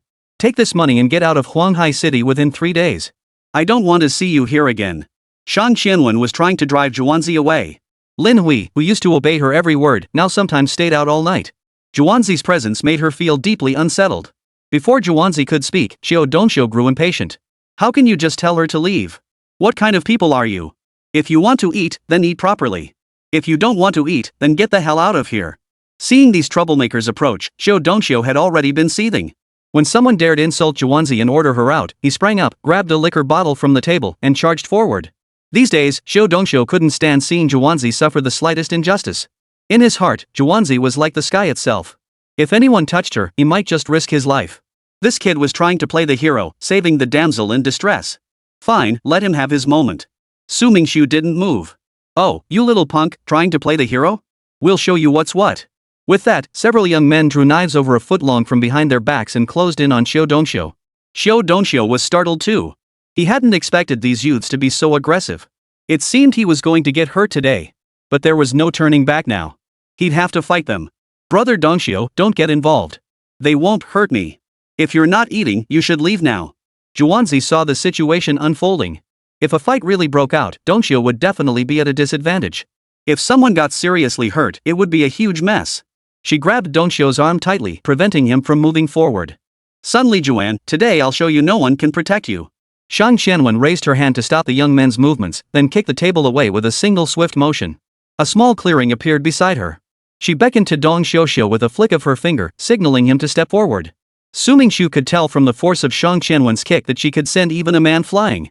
If it came to a real fight, Xiao Dongxiu wouldn't stand a chance against her.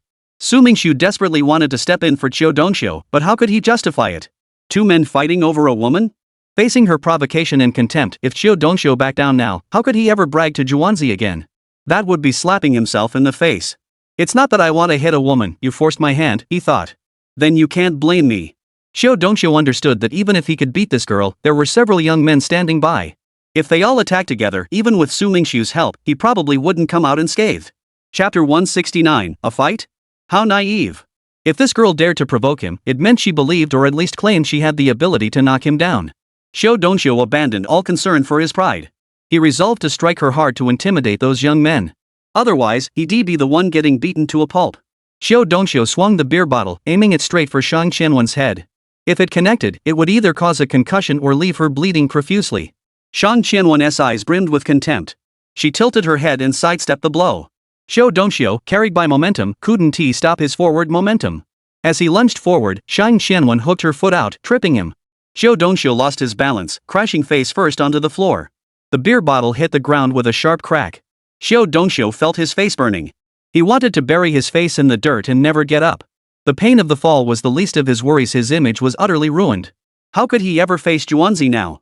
Brother Dongxiu, are you okay? Zhuanzi shouted as she ran over to help him up. Dongxiu hung his head, unable to meet her eyes. Son Li Juan, this is the fate of those who protect you. I advise you to take my suggestion and leave Huanghai City immediately, Shang Qianwen declared, pointing at Dong Xiaxia lying on the ground. Xiu Xiu scrambled to his feet and dashed into the back of the food stall. Grabbing a kitchen knife, he charged out. Su Mingxu rushed forward in a few strides, wresting the knife from Xiu Xiu's grasp. At that critical moment of impulse, if he really killed someone, there would be no way to clean up the mess. Su Mingxu briefly comforted Zhuanzi's anxious mother, then instructed Zhuanzi to lead her inside. He didn't want the women to witness his violent side, though Shang Qianwen was an exception. Two choices, walk out standing, or crawl out. Su Mingxu stared at Shang Qianwen, his voice cold. We'll see who walks out and who crawls. Shang Qianwen's knuckles cracked as she clenched her fists, then hopped in place to warm up. Su Mingxu remained silent, his form suddenly shifting. His fist slammed heavily into the faces of several young thugs nearby, sending them crashing to the ground with shrieks. Shang Qianwen froze, bewildered that he hadn't attacked her. A pair of hands seized her shoulders, lifting her body off the ground. She was flung sideways, crashing heavily onto the floor. Su Mingxu hadn't struck Shang Qianwen's face after all. He knew girls were particularly sensitive about their appearance. He only wanted to teach them a lesson, not truly hurt them. The whole incident unfolded rapidly. From the moment Su Mingxu acted to the moment the men hit the ground, it took less than a minute.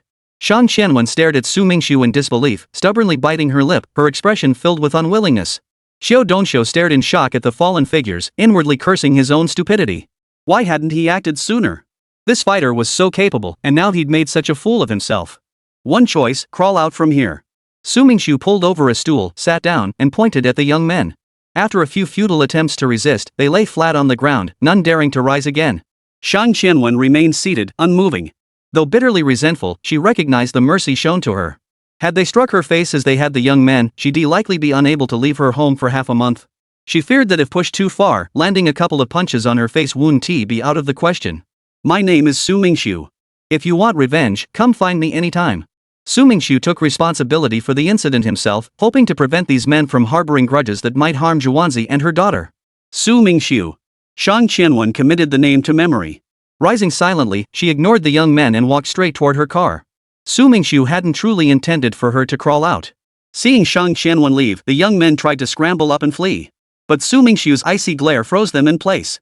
Crawling forward a few steps, they finally leapt up and ran. Xiu Dongxiu scooped the money from the table into a handbag and tossed it toward the fleeing youths. One of them caught the bag, and the group piled into their car and drove off. With few customers to begin with, this commotion drove away the last diners. Su Mingxu and Xiu Dongxiu had nearly finished their meal, so Zhuanzi and her daughter decided to close up and head home. Su Mingxu contemplated helping Zhuanzi and her daughter open a shop someday. But would Zhuanzi still have eyes for Xiu Dongxiu once she had money? Heck, even now, whether Zhuanzi could genuinely see Xiu Dongxiu as a partner was anyone's guess. Though Jianzi and her daughter repeatedly declined, insisting on riding their tricycle home, Su Mingxu insisted on driving them out of safety concerns. He dropped them off first, then gave Jianzi his and Xiu Dongxiu's contact information. If those troublemakers came back, Jianzi could call them. Grandma Wang was having dinner with her son, daughter-in-law, and grandson all gathered together. She was delighted to see her grandson and told Xiaodong there were fruits in the fridge he could help himself if he wanted some. Xiaodong's parents noticed the two new appliances Grandma Wang had replaced. Her belongings were usually well used for years, so the new refrigerator and TV stood out conspicuously in the room. Xiaodong's father had long wanted to replace grandma's refrigerator and TV. But their income was limited, managed by his wife. With his son's upcoming wedding and the need to buy a house, the financial pressure was immense. Every penny saved counted, so the plan to upgrade grandma's appliances had been put off. Seeing her replace them herself now still brought him a sense of relief. Xiaodong's mother felt a twinge of unease. Why replace them now, of all times? Just when her grandson was scrambling to buy a house and borrowing money everywhere. Though the fridge and TV together didn't cost much, as a grandmother, she clearly didn't care about her grandson as much as she cared about herself. Xiaodong headed to the outer room to check the refrigerator, hoping to find something he liked to eat. Opening the door, he froze in shock. The fridge was packed full of nutritional supplements. Had grandma suddenly come into money, or had she finally let go? In his memory, she was a very frugal person who would never splurge on such supplements. Even if she occasionally bought some, she certainly wouldn't buy this much all at once. Xiaodong pulled out a few fruits but didn't leave. Instead, he circled the refrigerator, examining it. A Samsung model, this must cost at least 20,000 yuan. He hadn't even dared dream of buying such a high-end refrigerator for his own wedding. Could grandma have a large savings account? No, that didn't make sense. Grandma always doted on him the most. If she had savings, she wouldn't ignore her grandson. Right now was precisely when he needed money. Today, the entire family had come with only one purpose. Chapter 170, Borrowing Money. They were here to ask grandma if the money auntie had lent her had been transferred yet. They needed it urgently. Xiaodong's parents noticed their child had gone out to get some fruit but hadn't returned. Opening the door to peek into the outer room, they saw him circling the refrigerator. What was so interesting about a refrigerator? Curious, Xiaodong's parents walked over too. Xiaodong's parents knew their son was particularly interested in appliances and such because of his upcoming wedding. He often searched online for styles and prices of these items, but that didn't mean he had to stare at the refrigerator all the time. Xiaodong's mom walked over, glanced a few times, and didn't notice anything unusual. She casually opened the refrigerator door, a completely unplanned gesture, not meant to inspect anything in particular. Xiaodong's mom's face first froze in shock, then darkened. Noticing his wife's expression, Xiaodong's dad walked over to look. The fridge was packed full of nutritional supplements. He was equally surprised this wasn't his mother's style. She's getting older, buying some supplements is only natural, Xiaodong's father explained to his wife, still protective of his mother. But inwardly, he thought it was a bit wasteful for the old lady to buy so much at once. Xiaodong's mother shot her husband a glare. If they'd been at their own home instead of his mother's, the couple would have argued for sure. I trust mom isn't the type to waste money. There must be more to this. Seeing his wife's face darkening like storm clouds, Xiaodong's father added. After all these years together, Xiaodong's mother knew her mother-in-law wasn't one to splurge. But how could she explain the current situation? Suddenly, an idea flashed through her mind, though she herself felt it seemed rather far-fetched. Xiaodong's mother's gaze met her son's. Xiaodong chuckled, clearly thinking the same thing. Do you think your mom hooked up with some rich guy? Xiaodong's mom's expression softened slightly as she whispered to Xiaodong's dad. What nonsense are you talking about? Mom's age, how could she hook up with some rich guy? Xiaodong's father was displeased with his wife's remark, feeling she was making fun of his own mother. Grandma, I can't say whether she hooked up with a rich guy or not, but I can tell you for sure this refrigerator wasn't bought by grandma herself. Xiaodong declared firmly to his parents. Truthfully, neither Xiaodong's father nor mother believed the old lady had bought it herself. But who would buy such things for her?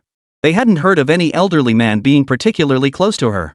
Though Xiaodong's father didn't want to admit his inner thoughts, he couldn't help but consider that possibility. Otherwise, there was no way to explain what was happening. Just then, Grandma finished her meal and emerged carrying her bowl and chopsticks, intending to wash them in the kitchen. Seeing the expressions on everyone's faces, she instantly understood what was going on. She couldn't blame them for looking that way. Even after pondering it herself for ages, she still couldn't shake the nagging doubt. This refrigerator, along with its contents and the TV in the room, were all bought from the second-hand market. Trading in old appliances for new ones, it cost over 900 yuan in total. Though refurbished, they looked as good as new. The craftsmanship was truly impressive. The old lady paused and explained to the group. Over 900 yuan? That's ridiculous. There's even a TV in the house. Grandma, you're pulling the wool over our eyes.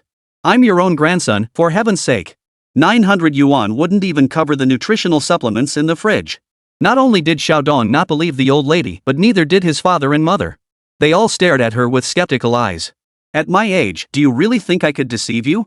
The old lady felt uncomfortable under their stares. Seeing their disbelief, she snapped back. Grandma, how could we not believe you? But I'm certain you didn't buy these things yourself, right? Xiaodong looked at his grandmother's expression and voiced the question on everyone's mind. How would you know? The old lady shot Xiaodong a surprised look. Whoever bought them, didn't I end up paying for them anyway? Xiaodong's father, mother, and Xiaodong exchanged glances, their expressions saying, "Ah, so that's how it is." But who had actually sent these things? "Grandma, you really did hook up with a rich guy, didn't you?" Xiaodong suddenly blurted out as he jumped beside her, startling the old lady so much she nearly dropped her bowl and chopsticks. "You little brat. What nonsense are you spouting? Making fun of your grandmother? What kind of rich guy would even look at your wrinkled old face?" The old lady scolded as she carried her bowl and chopsticks back to the kitchen. Hooking up with a rich guy? She couldn't fathom where they got such an idea. Staring at her reflection in the mirror, she shook her head. Back in her youth, she might have had the looks to pull off something like that. "Xiaodong, how much did this refrigerator cost?" Xiaodong's mother couldn't help but ask, seeing his excited expression. Xiaodong didn't speak, just held up 2 fingers and wiggled them. 2,000? That's so expensive. Xiaodong's mother felt a pang of regret seeing his gesture. How wonderful it would be if the refrigerator could be turned into money. "No, it's over 20,000. Xiaodong checked his phone and confirmed. Over 20,000? Both Xiaodong's mom and dad froze. Who would be so generous as to give the old lady such an expensive gift? They were certain she hadn't bought it herself. 3 or 2,000 might be possible, but asking a woman who'd been frugal her whole life to spend over 20,000 on a refrigerator? Absolutely impossible. "Xiaodong, are you sure this refrigerator cost over 20,000? Xiaodong's mother's expression softened. She glanced at Xiaodong's father, who was equally baffled. "Mom, think about what I do. I can tell if something's refurbished or genuinely used. This fridge is definitely brand new, the latest model," Xiaodong declared with confidence. No wonder he'd worked 2 years in appliance repair, so he could easily spot common issues. Thinking about the TV still inside, he figured it couldn't be cheap either. With that thought, Xiaodong hurried into the house, eager to see what price tag the TV carried. Xiaodong examined the TV from every angle, front and back, left and right, several times. He pulled out his phone to compare prices repeatedly, growing more stunned by the moment. How could this be? 18,000 yuan? That was outrageously expensive enough to buy a car. Xiaodong couldn't help but feel a twinge of resentment toward his grandmother. She must have kept his existence a secret from the buyer. Otherwise, wouldn't they have at least given him a gift? Even a cheap car would have been nice. Chapter 171, The TV Issue. "Xiaodong, this TV isn't cheap, is it?" Xiaodong's mom and dad walked in from outside. Seeing Xiaodong's uneasy expression, his dad asked. "It's not just expensive, it's outrageously expensive. This TV costs 180,000 yuan. 180,000 yuan. Xiaodong shot his father a pitying glance. Ignorance was truly frightening. TVs can cost that much? Xiaodong's mother gasped, clutching her chest. Who did the old lady win over? She's being far too generous. Honestly, even I might be tempted. Why did I have to marry him? Was I blind back then, or just unlucky? She shot a glance at Xiaodong's father, who stood there dumbfounded.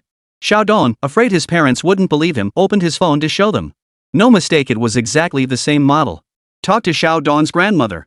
Have her get that rich guy to buy our son a car. Nothing too fancy, just something around 200,000 or 300,000 yuan. Xiaodong's mother said to his father with a hint of resentment. Xiaodong's father understood the reproach in his wife's eyes, blaming him for his lack of ability. He lowered his head and said nothing. Asking his own mother to get someone else to buy a car? How utterly shameful. Xiaodong's father didn't argue with his wife. After all these years of marriage, she'd only endured hardship and never enjoyed much happiness. He felt he owed her something emotionally, so it was only natural for her to vent a little frustration. This stuff from the flea market isn't bad at all. Looks brand new to me. The old lady, having finished her chores in the kitchen, walked into the room and saw everyone gathered around the TV. Bought at the flea market, she remarked. Grandma, you really know how to get a bargain and still complain. Xiaodong desperately wanted to slip Grandma 900 yuan, urging her to find that wealthy guy and buy another one. 1,000 would be fine too. Grandma, how about I give you 2,000 yuan, plus a brand new TV and refrigerator? Can you give me back the ones from the flea market? Xiaodong wrapped his arm around the old lady's, speaking affectionately. Xiaodong's father shot his son a look. This kid even tries to outsmart his own grandmother. Xiaodong's mother, however, was delighted. Her son really was quite the schemer. You little rascal. If you like it, just take it. No need to spend Grandma's money. If you ever want to watch TV again, Grandma will have them help you buy another one at the flea market. The old lady looked at her grandson with doting affection and said generously. Ha? Buy another one? Are you sure that rich guy won't spit blood? Xiaodong beamed, almost wanting to plant a kiss on his grandmother's cheek. Xiaodong's mother was also pleased. Selling this TV, even if not at full price, should fetch around 10,000 yuan. That would ease their financial strain considerably. Grandma, has Auntie transferred the money she owes you? We're still waiting for it. Everyone was so engrossed in the refrigerator and TV that they'd completely forgotten the reason for their visit. Xiaodong's mother gave him a subtle nudge. It was easier for the grandson to broach the subject no matter how grandma felt about it, she wouldn't blame him for asking. Grandma pulled a card from a cloth pouch and handed it to Xiaodong, telling him to check it himself. Better to verify if the money had arrived first. If it hadn't been transferred, calling his aunt later wouldn't be too late. But if it had already been sent, going to her then might come off as pushy even if she was his own aunt. Xiaodong picked up his phone and checked. He was delighted to find 2 transfers had arrived today, one for 100,000 yuan and another for 20,000 yuan. Could it be that his aunt, worried he might not have enough, had accidentally sent an extra 20,000? But if it was her, why make 2 separate transfers? Wouldn't one have been simpler? Xiaodong's mother felt a little better hearing about the 120,000 yuan transfer. Her feelings toward her sister-in-law improved somewhat. Over the years, she'd often grumbled that grandma probably had some savings stashed away, and her sister-in-law was the one benefiting from it. She hadn't expected her sister-in-law to be so thoughtful in important matters, going out of her way to transfer an extra 20,000 yuan. Those 20,000 yuan might be what Xiao Su upstairs returned to me. The old lady sensed something was off. Her daughter-in-laws were an ordinary family too. When their child got married a few years ago, they'd taken 100,000 yuan from her. In her phone call, her daughter had also hinted that coming up with 100,000 yuan might be difficult. That afternoon, Xiao Su had asked for her account number, saying he wanted to return the money. That extra 20,000 yuan was most likely from Xiao Su. Xiao Su? You mean that kid upstairs? Didn't he run away to dodge his debts? Xiaodong's father used to be quite close with Xiao Su. But as Xiao Su grew older, they rarely met and had almost no contact. Xiaodong and Xiao Su had seen each other too. They played together when they were little, but as they got older and attended different schools, their relationship gradually grew distant. He's back. I told you all before, never underestimate a young man's potential. The moment he returned, he asked for my card number to repay the money. You all thought this money was lost for good, but look, he's back now. I'm sure this 20,000 yuan was sent by him. Mentioning this, the old lady felt a bit indignant. 2 years ago, after Su Mingxu went abroad, her son and daughter-in-law had both blamed her for being senile, for letting 20,000 yuan go down the drain for nothing. The old lady was furious at the time. I watched this child grow up, she'd snapped. Don't look down on him just because he's going through a rough patch. Who knows? One day you might need his help. No one took her words to heart, dismissing them as the stubborn defense of an old woman. Even if he paid you back, it's only right. Debts are meant to be repaid. For over 2 years of using the 20,000, he could have at least given 100 or 200 in interest. It's not about the amount, but the gesture. Doesn't he realize money is depreciating? This isn't how one should behave. When I see that boy, I'll have a word with him. Xiaodong's mother dismissed the old lady's words. She had complained about the old lady the most back then. Now, wasn't the old lady just slapping her in the face? Feeling resentful, Xiaodong's mother retorted a few words back at the old lady. Grandma, call auntie and ask exactly how much she sent. Whoever made the transfer, we need to get to the bottom of this. Hearing the tension in his mother and grandmother's voices, Xiaodong quickly interrupted. We don't even know who sent the money. Arguing about it is pointless. The old lady realized he had a point. What if the money really had come from her own daughter? Then everything she just said would be rather inappropriate.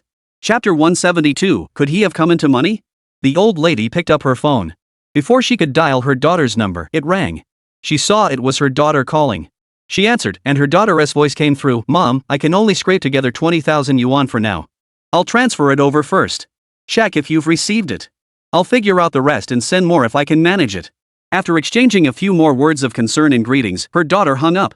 Since the old lady used a senior phone with loud volume, Xiaodong and his parents overheard the entire conversation. 20,000 yuan, Xiaodong's mother thought, feeling deeply disappointed. This sister-in-law is truly unreliable. You really can't count on her when it matters.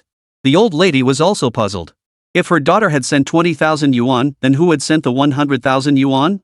Could it be Xiao Su? That child was kind-hearted, but earning money wasn't easy. Even if it was interest, it didn't need to be that much. Su, this is your grandma Wang. Was it you who transferred the 100,000 yuan to my account? The old lady found a piece of paper with a phone number written on it and dialed the number. Su Mingxu was driving when he heard the call. He pulled over briefly and answered, Grandma Wang, it was me who sent the money. Consider the extra amount as interest for you. I'm driving now, so I'll hang up if there's nothing else. With that, Su Mingxu ended the call. It really was that kid calling. Had he struck it rich? How else could he afford to send so much money? Xiaodong's mother felt her face flush. This was a slap in the face and it came so fast. She just complained about the lack of interest and now he'd sent an extra 80,000 yuan. 20,000 yuan over 2 years yielding 80,000? What kind of exorbitant interest rate was that? Xiaodong's mother even began to regret why she hadn't borrowed some money from him back then. The old lady made it clear, Su Mingxu's 80,000 yuan was untouchable. They'd repay it when they could. She refused to be some modern-day Huang Shirun demanding such exorbitant interest. How dark a heart would that require? Xiaodong's mom grew flustered at the old lady's words. We need this money. Since it's already given, why return it? Unable to speak up herself, she kept signaling to Xiaodong's dad. Grandma, since he gave you the money, just take it. Be kind to him when you can. If you really have to repay it, you won't be able to anyway. Xiaodong reasoned. 80,000 yuan is one thing, but how would you repay the money spent on the TV and refrigerator? That's 200,000 yuan. If he's willing to spend that much, he must have the means. How can I not pay it back? I'll just transfer the money back to him when I have time. That's all it takes. The old lady had no idea what her grandson was up to again, muttering incomprehensible words. Grandma, if I'm not mistaken, this refrigerator and TV were also gifts from him, right? Xiaodong was fairly certain that Xiao Su had bought the refrigerator and TV. They weren't gifts. The fridge, TV, and supplements together cost over 900 yuan. I told him I'd pay him back and he said he'd deduct it from what he owes me. The old lady didn't see anything wrong with this. She had wanted Xiao Su's things and had promised to pay for them. Over 900 yuan. Grandma really trusted him. Xiaodong hadn't planned to tell her the prices, but now he felt it wouldn't be right to keep it hidden. Grandma, since he gave you these things, you can't possibly repay him. This TV cost over 180,000 yuan and the refrigerator over 20,000 yuan. Together, they're worth more than 200,000 yuan. Xiaodong decided to tell his grandmother the prices of the TV and refrigerator outright. 18,000 yuan for this TV? The old lady nearly fell backward in shock. Thankfully her heart was strong, otherwise she might have suffered a scare. If that happened, Su Mingxu would have inadvertently caused trouble. Since it was a gift, a gesture of goodwill, returning it would only create awkwardness for both sides. Better to accept it and find ways to compensate her later. The old lady came to this conclusion. See what I mean about never underestimating a young man's poverty? Look at this kind-hearted child. I didn't misjudge him, did I? Grandma started talking again, clearly more confident this time. The facts were right there, impossible to argue with. This time, Xiaodong's mother remained silent, but she and his father nodded in agreement. Experience truly counts for something. The old lady saw it clearly. Never underestimate a young man's potential. On the way home with Xiao Dongxiu, Su Mingxu proposed he quit his security job and open a restaurant with Zhuanzi. He assured Xiao Dongxiu not to worry about money, he'd handle it. If it were any other matter, Xiao Dongxiu might have hesitated. But at this suggestion, he nodded eagerly without a second thought, afraid Su Mingxu might change his mind. Watching Xiao Dongxiu's hopelessly smitten state, Su Mingxu genuinely wanted to help him. But running a business? That was beyond Xiao Dongxiu's capabilities. As for making Zhuanzi fall deeply and willingly for a lowly security guard? Not impossible, but highly improbable. Partnering with Zhuanzi, however, was a brilliant idea. Spending more time together would increase their interaction and communication. If Zhuanzi truly harbored even a hint of interest in Xiao Dongxiu, it could greatly benefit their relationship. If I ever end up with Zhuanzi, you'll be my reborn parents, my second set of parents. Xiao Dongxiu knew Su Mingxu was trying to set her up with Zhuanzi. He was so moved he couldn't find the words. Get lost, stop spouting nonsense. I don't want a son as big as you. Su Mingxu couldn't help but snap. Whenever Zhuanzi was mentioned, Xiao Dongxiu lost his composure. Su Mingxu genuinely worried if Zhuanzi truly didn't fancy him, what would become of Xiao Dongxiu then? Xiao Dongxiu chuckled softly, lost in thought, completely ignoring Su Mingxu's words. Suddenly, he exclaimed excitedly, "Stop the car. Stop. I need to get out." Su Mingxu looked at Xiao Dongxiu in confusion. What the hell was this kid up to? Heh, I just want to walk around and check out the storefronts, Xiao Dongxiu explained somewhat sheepishly, turning his face away, unable to meet Su Mingxu's gaze. Su Mingxu pulled the car over to the curb, opened the door, and promptly shoved Xiao Dongxiu out. He knew that if he didn't let the kid get out, he'd probably toss and turn all night at home before sneaking back out. Xiao Dongxiu shrugged indifferently, patting his backside. He glanced left and right at the shops lining both sides of the street as he walked forward. Su Mingxu genuinely worried this kid might get picked up by the police for scouting locations. Chapter 173, I Can't Afford It? What a joke! Su Mingxu watched Xiao Dongxiu's retreating figure, shook his head, then drove back to his own neighborhood. No matter how luxurious the hotels or guesthouses outside, none could match the familiarity and comfort of home. After returning, Su Mingxu sat cross-legged in meditation for a while before lying down on his bed and drifting off into a deep, restful sleep. The next morning, Su Mingxu had barely gotten out of bed when he heard a knock at the door. Someone coming to collect debts this early? Could it be someone who knew he'd returned? Opening the door, he found Grandma Wang standing there, carrying a pot of freshly cooked millet porridge and homemade steamed buns. Su Mingxu hurriedly took them from her, setting them on the table before telling her, "Please don't do this again. If I want to eat, I'll come to your place." Grandma Wang didn't mention the refrigerator, TV, or money again. Some things were better kept in mind. Bringing them up constantly felt like making a fuss.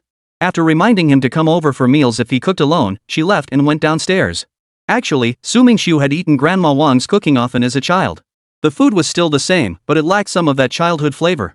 After breakfast, Su Mingxiu's first task was to call each creditor, asking them to send their card numbers so he could transfer the money owed. Visiting them in person would have been more appropriate, but since they didn't live nearby, it would take considerable time. Better to settle the debts first and express gratitude in person later when the opportunity arose. As expected, the card numbers came in quickly.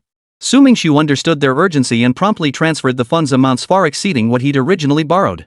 Upon seeing the balance updates on their phones, the creditors' 2 years of grievances vanished. Some even regretted not lending him more. Life is lighter without debt. Su Mingxiu felt a weight lift from his heart. How could he complete his mission or enjoy life while carrying the burden of these unpaid debts? Having been away from Huanghai City for 2 years, he noticed both big and small changes on the streets. With nothing pressing today, he decided to take a stroll downtown. Su Mingxiu drove to the city center square, where bustling companies and shops lined both sides of the surrounding streets. After parking, he chose the liveliest street and began strolling aimlessly. Before he knew it, he found himself standing in front of a luxury clothing boutique. Su Mingxiu looked up at the sign above. In the past, when passing by such places, he'd glance once and never look again. The prices felt worlds away from his own reality. "Hey, isn't that Su Mingxiu? What are you staring at? You don't seriously think you can afford anything in here, do you?" A man's voice drifted out from the store. Su Mingxiu followed the sound and saw a chubby man in his 30s standing inside, glaring at him with a sneer. Su Mingxiu recognized him, Yu Tao, a former colleague and his ex-department manager. Yu Tao's wife was related to a high-ranking executive at the company. Leveraging this connection, Yu Tao frequently bullied and harassed his subordinates, especially the female employees. Once, Yu Tao had verbally harassed a new female colleague, scaring the young woman into tears. Su Mingxiu, standing up for her, had clashed with Yu Tao, nearly coming to blows. Yu Tao remained unscathed at the company, while Su Mingxiu nearly got fired. Though he kept his job, his position became awkward. Colleagues, fearing Yu Tao's retaliation, kept their distance, effectively isolating him at work. "Manager Yu, don't look down on me. I can earn several thousand yuan a month now. What kind of clothes could I not afford?" Su Mingxiu hadn't brought much luggage back from abroad. If he found suitable clothes, he wouldn't mind buying a few extra pieces. Nodding to Yu Tao, Su Mingxiu spoke timidly, his face flushing with embarrassment as he stepped inside. Yu Tao saw Su Mingxiu's expression and sneered inwardly. This kid was clearly too proud to leave, so he came in pretending to be something he wasn't. Yu Tao wasn't about to let this chance to humiliate Su Mingxiu slip away. Yu Tao cleared his throat and addressed the nearest attractive sales clerk. "This guy used to be a temp at our company.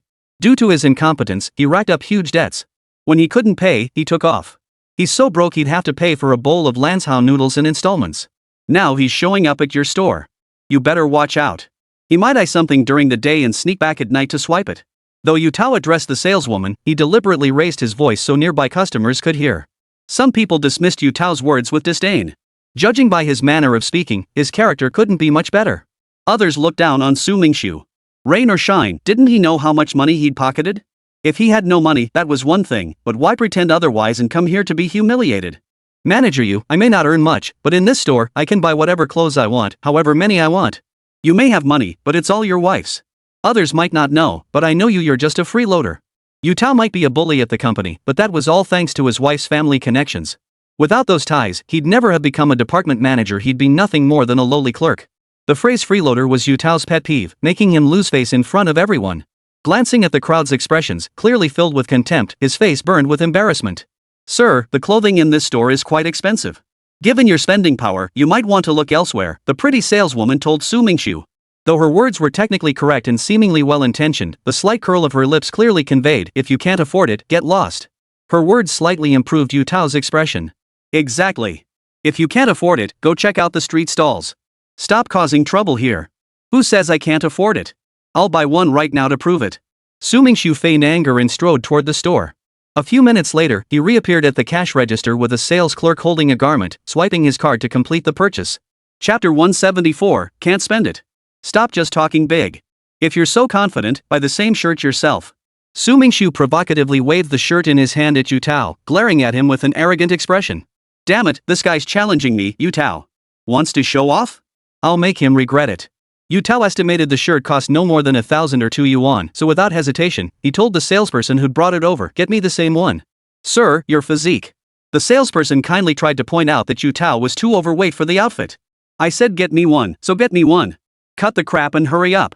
Yu Tao rudely cut off the salesperson before they could finish explaining his size. The salesperson, who had meant well, was now feeling wronged after being snapped at. The salesperson had also intended to mention that the garment cost 19,900 yuan. After being scolded, the salesperson lost all motivation to speak further. After all, it wasn't their money, and whether it fit or not was none of their concern. Moments later, the salesperson returned with another identical garment. Yu Tao grandly produced his bank card, paid, and settled the transaction. Mingxu pretended to be sulking, flinging the garment to the floor and stomping on it. Yu Tao, seeing this, tossed his own shirt down, stomped on it twice, and spat on it. "Go ahead, buy more. Whatever you buy, I'll buy the same." Yu Tao flicked his finger at Mingxu in a taunting gesture. "Bring me the darker one over there," Mingxu instructed the salesperson. In this manner, Mingxu purchased 4 garments, and Yu Tao followed suit, buying the exact same 4 items. Mingxu tossed his onto the floor and stomped on it once. Yu Tao tossed his onto the floor and stomped on it twice, then spat on it afterward. Mingxu calculated that the 4 garments cost nearly 800,000 yuan. He decided to call it quits, figuring this lesson would be enough to teach Yu Tao not to look down on people in the future. Seeing Mingxu had no intention of buying more, Yu Tao thought to himself, he chickened out over a few thousand yuan? Come to think of it, 4 outfits couldn't possibly cost more than 8,000 yuan. Might as well treat it as money spent for a laugh. Back down already? Cowards like you should just stay home. Don't go out trying to act tough for no reason. Heh, got your ass kicked this time, huh? If you've got the guts, go ahead and buy it. Prove you're a real man and keep shopping. Seeing Mingxu back down, Yu Tao figured he'd spent enough and was giving up. How could he pass up this chance to humiliate him? Truthfully, Yu Tao didn't want to buy either. He'd never wear them anyway. Though the amount wasn't huge, it was still money. He'd just used this as an excuse to rub it in. Seems this kid still thinks he hasn't been taught a lesson. Why not buy a couple more? Mingxu casually grabbed a women's dress from nearby, paid for it, and instead of tossing it on the floor, he tossed it to a sales clerk beside him. "Here, take it and play with it. It's yours." The clerk hesitated for a moment before tucking it away. 2 men sulking over a bet had actually given her a bargain. Yu Tao bought the same dress and tossed it to a pretty saleswoman, who gave him a sweet smile. Yu Tao thought she might be interested in him. He'd get her contact info later, maybe he could hook up with her someday. Mingxu bought a second women's dress and tossed it to another sales clerk nearby. The other clerks watched with envy. These were dresses costing tens of thousands of yuan each. Yu Tao planned to buy it and give it to the pretty saleswoman. He even felt a bit grateful to Mingxu. Without him, he wouldn't have had an excuse to give her a gift. He was already fantasizing about the pleasure of pinning that beautiful saleswoman beneath him. "Sir, do you have another card?" "This one has insufficient funds," the cashier politely said, handing the card back to Yu Tao. "What? Insufficient funds? Impossible. I have 800,000 yuan on this card. How could buying a few clothes cause insufficient funds? Is your card reader broken?" Yu Tao looked at the cashier suspiciously. "Oh no. Oh no. Our card's been stolen. Call the police immediately." At that moment, a woman rushed out from the back of the store, clutching her phone, her face frozen in terror. She approached Yu Tao and thrust her phone toward him. It was Yu Tao's wife. She had been trying on clothes inside, left and right. When she heard the phone notification sound, she didn't pay attention, thinking it was a WeChat message. After trying on the clothes, she picked up her phone and was shocked to see that the 800,000 yuan on her card had dwindled to just a few thousand. Yu Tao stared blankly at the phone, frozen in place. Sweat broke out on his forehead as an unbelievable sense of dread washed over him. "What are you doing? You idiot! Call the police right now." Yu Tao's wife saw him standing there in a daze and thought he'd been scared out of his wits. Yu Tao suddenly rushed to the cash register, snatched the printed shopping receipt, and saw the numbers on it. His head buzzed. How could this be? How was this possible? After the cashier took his payment, she had handed him the receipt. To show off, he had taken it without even glancing at it and casually tossed it back on the counter. "What's going on, you fatso? What the hell is this?" Yu Tao's wife followed him over, puzzled by his strange behavior. She too stared at the numbers in bewilderment. Yu Tao stood frozen, clutching the receipt. His wife's shouts seemed to go unheard as beads of sweat rolled down his forehead. "Ma'am, these are the receipts for the clothes this gentleman just purchased." Yu Tao remained silent, so the cashier explained to his wife. "Receipts? Has he lost his mind? He dared to buy such expensive clothes, and several pieces at that. She herself had spent ages trying on a single garment costing tens of thousands of yuan and still hadn't decided to buy it. Fatty you, what the hell is going on? Explain yourself." Yu Tao's wife glared at him, her anger boiling over. Fatty Yu stood frozen, not uttering a word despite his wife's shouts. At that moment, a nearby sales clerk recounted the entire incident to Yu Tao's wife. "Look at you, you useless piece of trash. You still can't even find a job and have to live off me, yet you go out and act all high and mighty." Yu Tao's wife pointed her finger right at his face, not caring who was around, and started yelling at him. "Return these clothes for us. We don't want them." Yu Tao's wife suddenly remembered this was the main issue at hand. Chapter 175, Internal Strife. "We can't process a return for these items," the sales clerk politely explained to Yu Tao's wife, feeling a bit sorry for the woman. How could she have ended up with such a moron for a husband? At the time, Su Mingxu had only stepped on it once, and Yu Tao hadn't even noticed. Though Su Mingxu's foot had touched the ground, it hadn't actually touched the clothes. There was still a small gap between them. Yu Tao, however, was quite the character. Not only did he stomp on it twice with all his might, but he also spat on it. Returning or exchanging it was now impossible. "You fat idiot, have you lost your mind?" Yu Tao's wife couldn't fathom how a sane person could do such a thing. She began questioning whether she should continue this marriage. To a rich kid, this money might be nothing, but to Yu Tao's wife, it represented years of hard-earned savings, squandered so carelessly. No one could easily accept that. "Manager Yu, that dress you gave the lady should be returnable, right?" Su Mingxu offered his wife a helpful reminder, as if genuinely concerned about her finances and trying to minimize her loss. At Su Mingxu's words, everyone instinctively turned to look at the attractive saleswoman. Startled by the collective gaze, she had been secretly delighted moments before at the prospect of getting a dress worth several thousand yuan for free. Now the garment felt like a hot potato she wanted to toss far away. Her expression shifted as she sidestepped 2 paces, distancing herself from the discarded dress on the floor, desperate to sever any connection. Yu Tao's wife, who moments ago had been debating whether to stay with this man, now felt utterly done with him. She'd spent ages trying on that dress herself, hesitating to buy it, yet Yu Tao had just gifted it to another woman in front of everyone. This was the last straw. Yu Tao's wife felt her face burning hot, like a laughingstock in front of everyone. Divorce, yes, divorce this idiot. The thought that had once flickered in her mind now crystallized into a clear and resolute determination. Yu Tao's wife lunged forward, raising her hand to deliver 2 resounding slaps across the pretty saleswoman's face. The saleswoman stood frozen, clutching her face in shock and distress. The saleswoman felt genuinely wronged. "It was your husband who gave them to me. I didn't ask for them. Why hit me instead of him?" But such things were impossible to explain. Sometimes the more you tried, the worse it got. "Divorce. I'm divorcing you." Yu Tao's wife lunged at him, landing 2 slaps across his face before turning and sprinting out the store. "Honey, I don't want a divorce. I was wrong. Let me explain." Yu Tao cried as he chased after his wife, leaving the clothes he'd bought behind. Truthfully, he couldn't wear them anyway, but at least he could give them to someone else. The sales clerk picked up the clothes from the floor and chased after him, shoving them back into his hands. Yu Tao had intended to fight Su Mingxu to the death, but he knew he couldn't beat him. Fighting would only bring humiliation. He'd been set up by someone he despised. "Su Mingxu, you bastard, you really screwed me over." Yu Tao cursed Su Mingxu 1,000 times in his mind. "Sir, are you shopping here?" A girl suddenly appeared before Su Mingxu and addressed him respectfully. Su Mingxu looked up. It was none other than Ouyang Shui. "Boss? This guy is the boss?" The pretty sales clerk was utterly bewildered. Just moments ago, she'd been slapped twice for no apparent reason. Now this guy, who claimed to earn a few thousand a month, was being called boss. Even rich people didn't play games like this.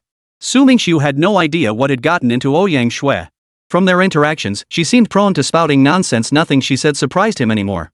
Ouyang Shui flatteringly picked up the few garments Su Mingxu had purchased and followed him out of the luxury boutique. She couldn't resist glancing back several times at the store. Just wait, she thought. One day, I'll be a customer here. Ouyang Shui was on a mission.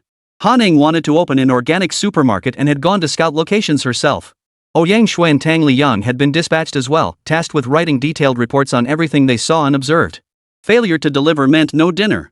Tang Lia went to another street, while Ouyang Shui wandered into this luxury boutique. Girls always have a special fondness for high-end goods, and she couldn't resist taking a look inside. There, she encountered Su Mingxu.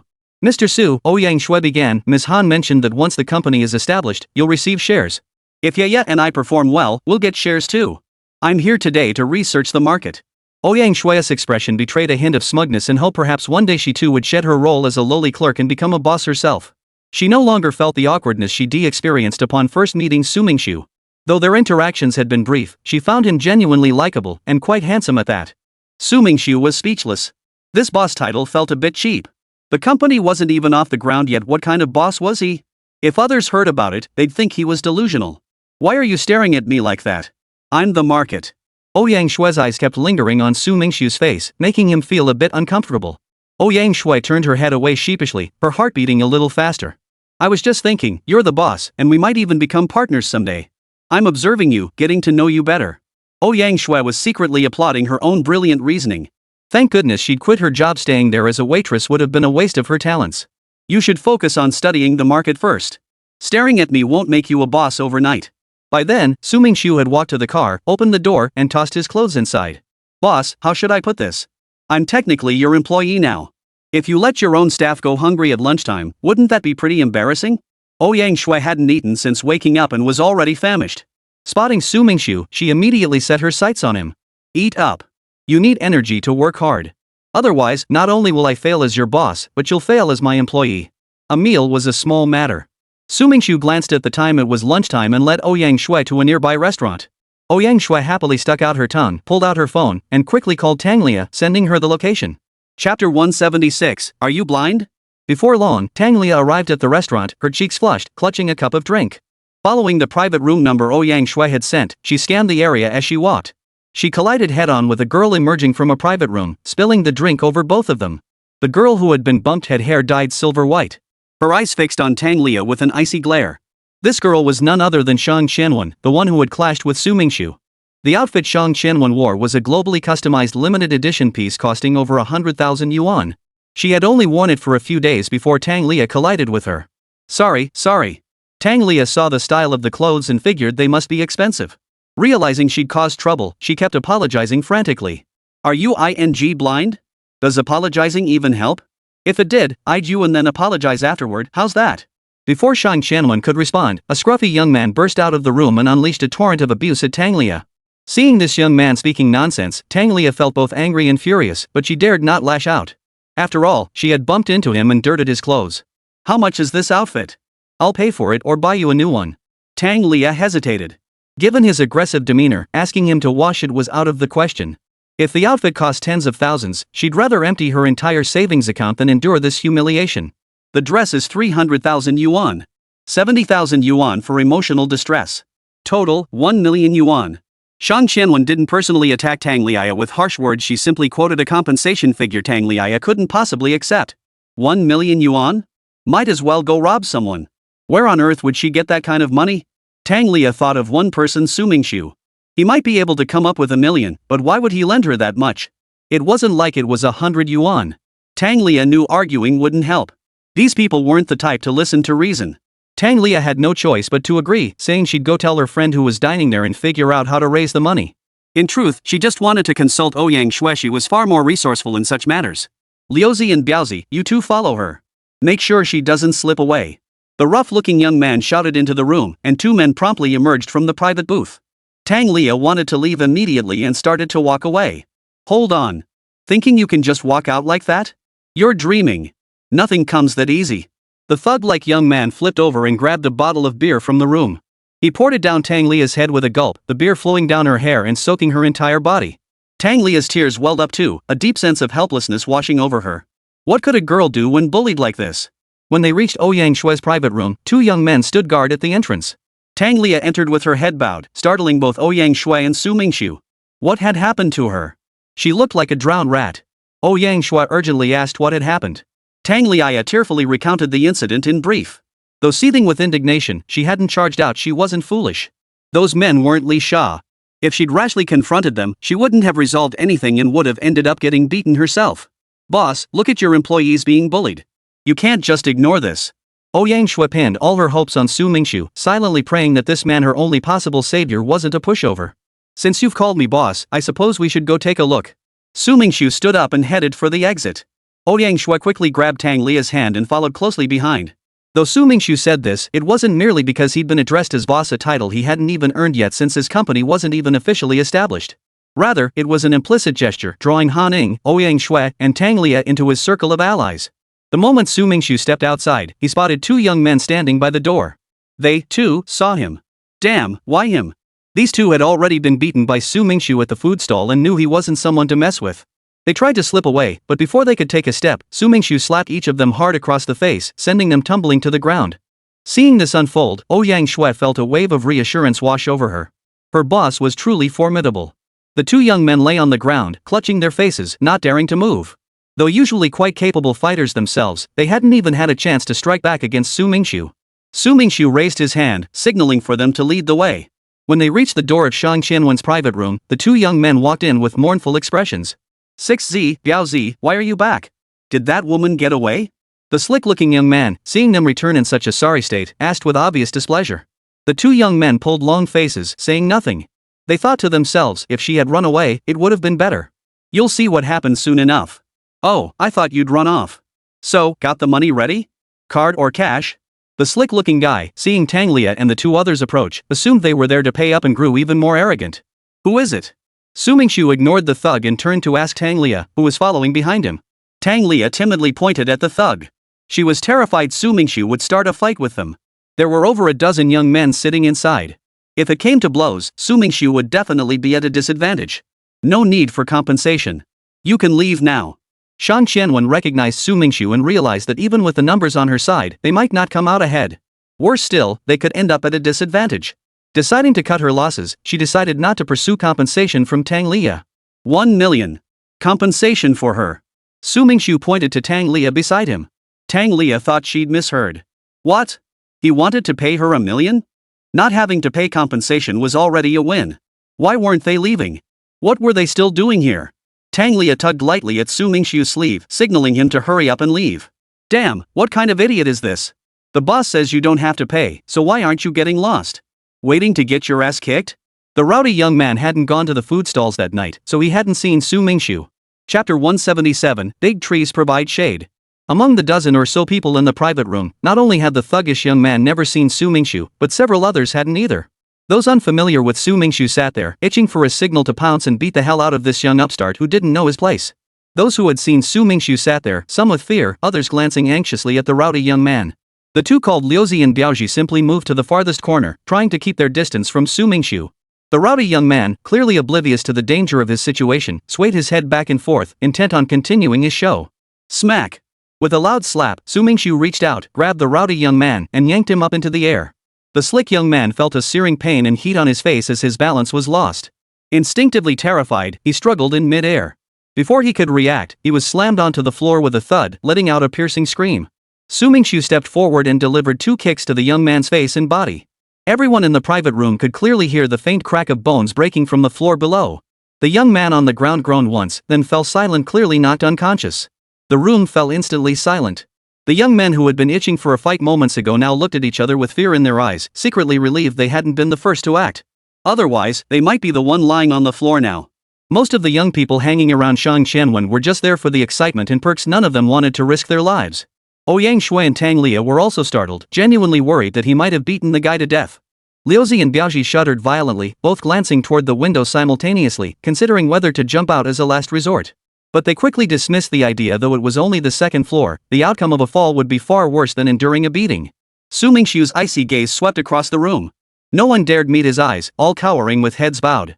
Especially those who had been restless moments before, their hearts pounded with dread, terrified they might be the next to be grabbed.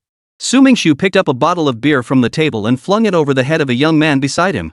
The youth shuddered, letting the beer drench his head as he sat frozen in place. Su Mingxu fixed his gaze on the second person nearby. This young man was quick to catch the hint. He grabbed the beer in front of him and poured it over his own head. Then the third, the fourth. Some young men shot Shang Qianwen glances laced with resignation, silently pleading, "Boss, say something." Shang Qianwen's father operated several upscale nightclubs and large entertainment venues in Huanghai City, wielding considerable influence in both legitimate and underground circles. With such powerful backing, Shang Qianwen naturally attracted a crowd of young people with their own agendas. Whenever she went out, a group of underlings swarmed around her, giving her the air of a big boss. So the young men present hoped Shang Qianwen would stand up and block the way. If that didn't work, she could always call for backup. Her nightclubs had plenty of security guards, essentially enforcers. Shang Qianwen wasn't unwilling to speak or hadn't considered calling for help. It was just that the nightclub's security guards, while fierce and formidable against ordinary people, were utterly useless against someone like Su Mingxu. Shang Qianwen had received specialized martial arts training from masters hired by her family for her protection. Most people couldn't beat her, yet that night she'd been knocked out without even a chance to fight back.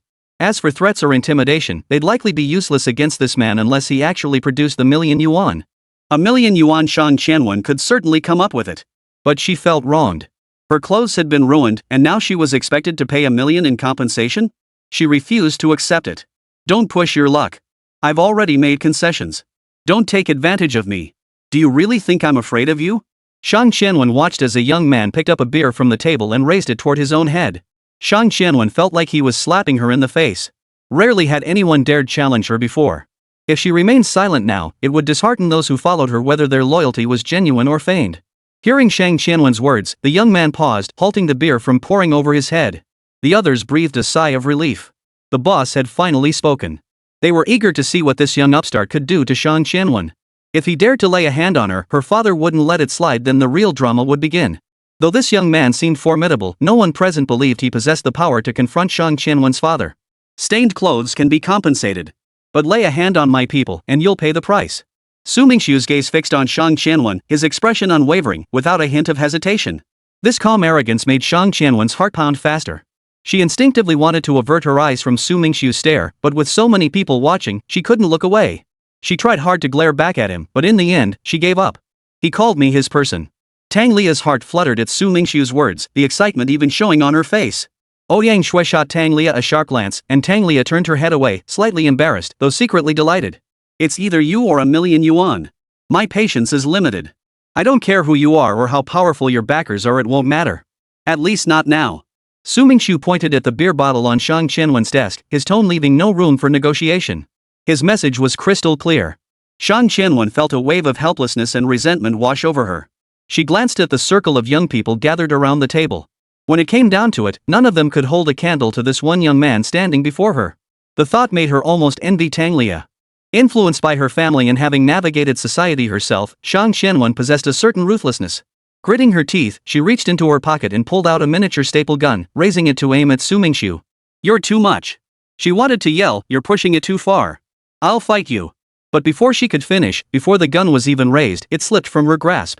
Su Mingxu snatched it, twisted it with both hands, instantly deforming the staple gun. He tossed it aside onto the floor. Su Mingxu's gaze toward Shang Qianwen burned with fury. If he hadn't held back that night, he wouldn't hesitate to strike a woman today. Chapter 178, You're here? Shang Qianwen stood frozen, staring at her empty hands, once again overwhelmed by helplessness. Was this man her nemesis? She'd run into him twice in 2 days, and each time, she'd come out worse for wear. The young men in the private room were dumbfounded. Where had this guy come from? He was way too intimidating. Why hadn't they heard of such a figure in Huanghai City before? Otherwise, they would have avoided him at all costs. Shang Qianwen sat there, tears falling uncontrollably. Then, suddenly, she burst into laughter. The young men exchanged bewildered glances. Had their boss been scared silly? Crying and laughing at the same time? This man before them, willing to stand up for a woman like this, was indeed a real man. This woman wouldn't be at a loss following him.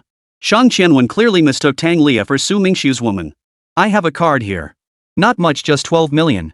But it's not a bank card, it's a casino chip card. If you want it, go collect it yourself. Shang Qianwen pulled an elegant card from her pocket, an underground casino chip card.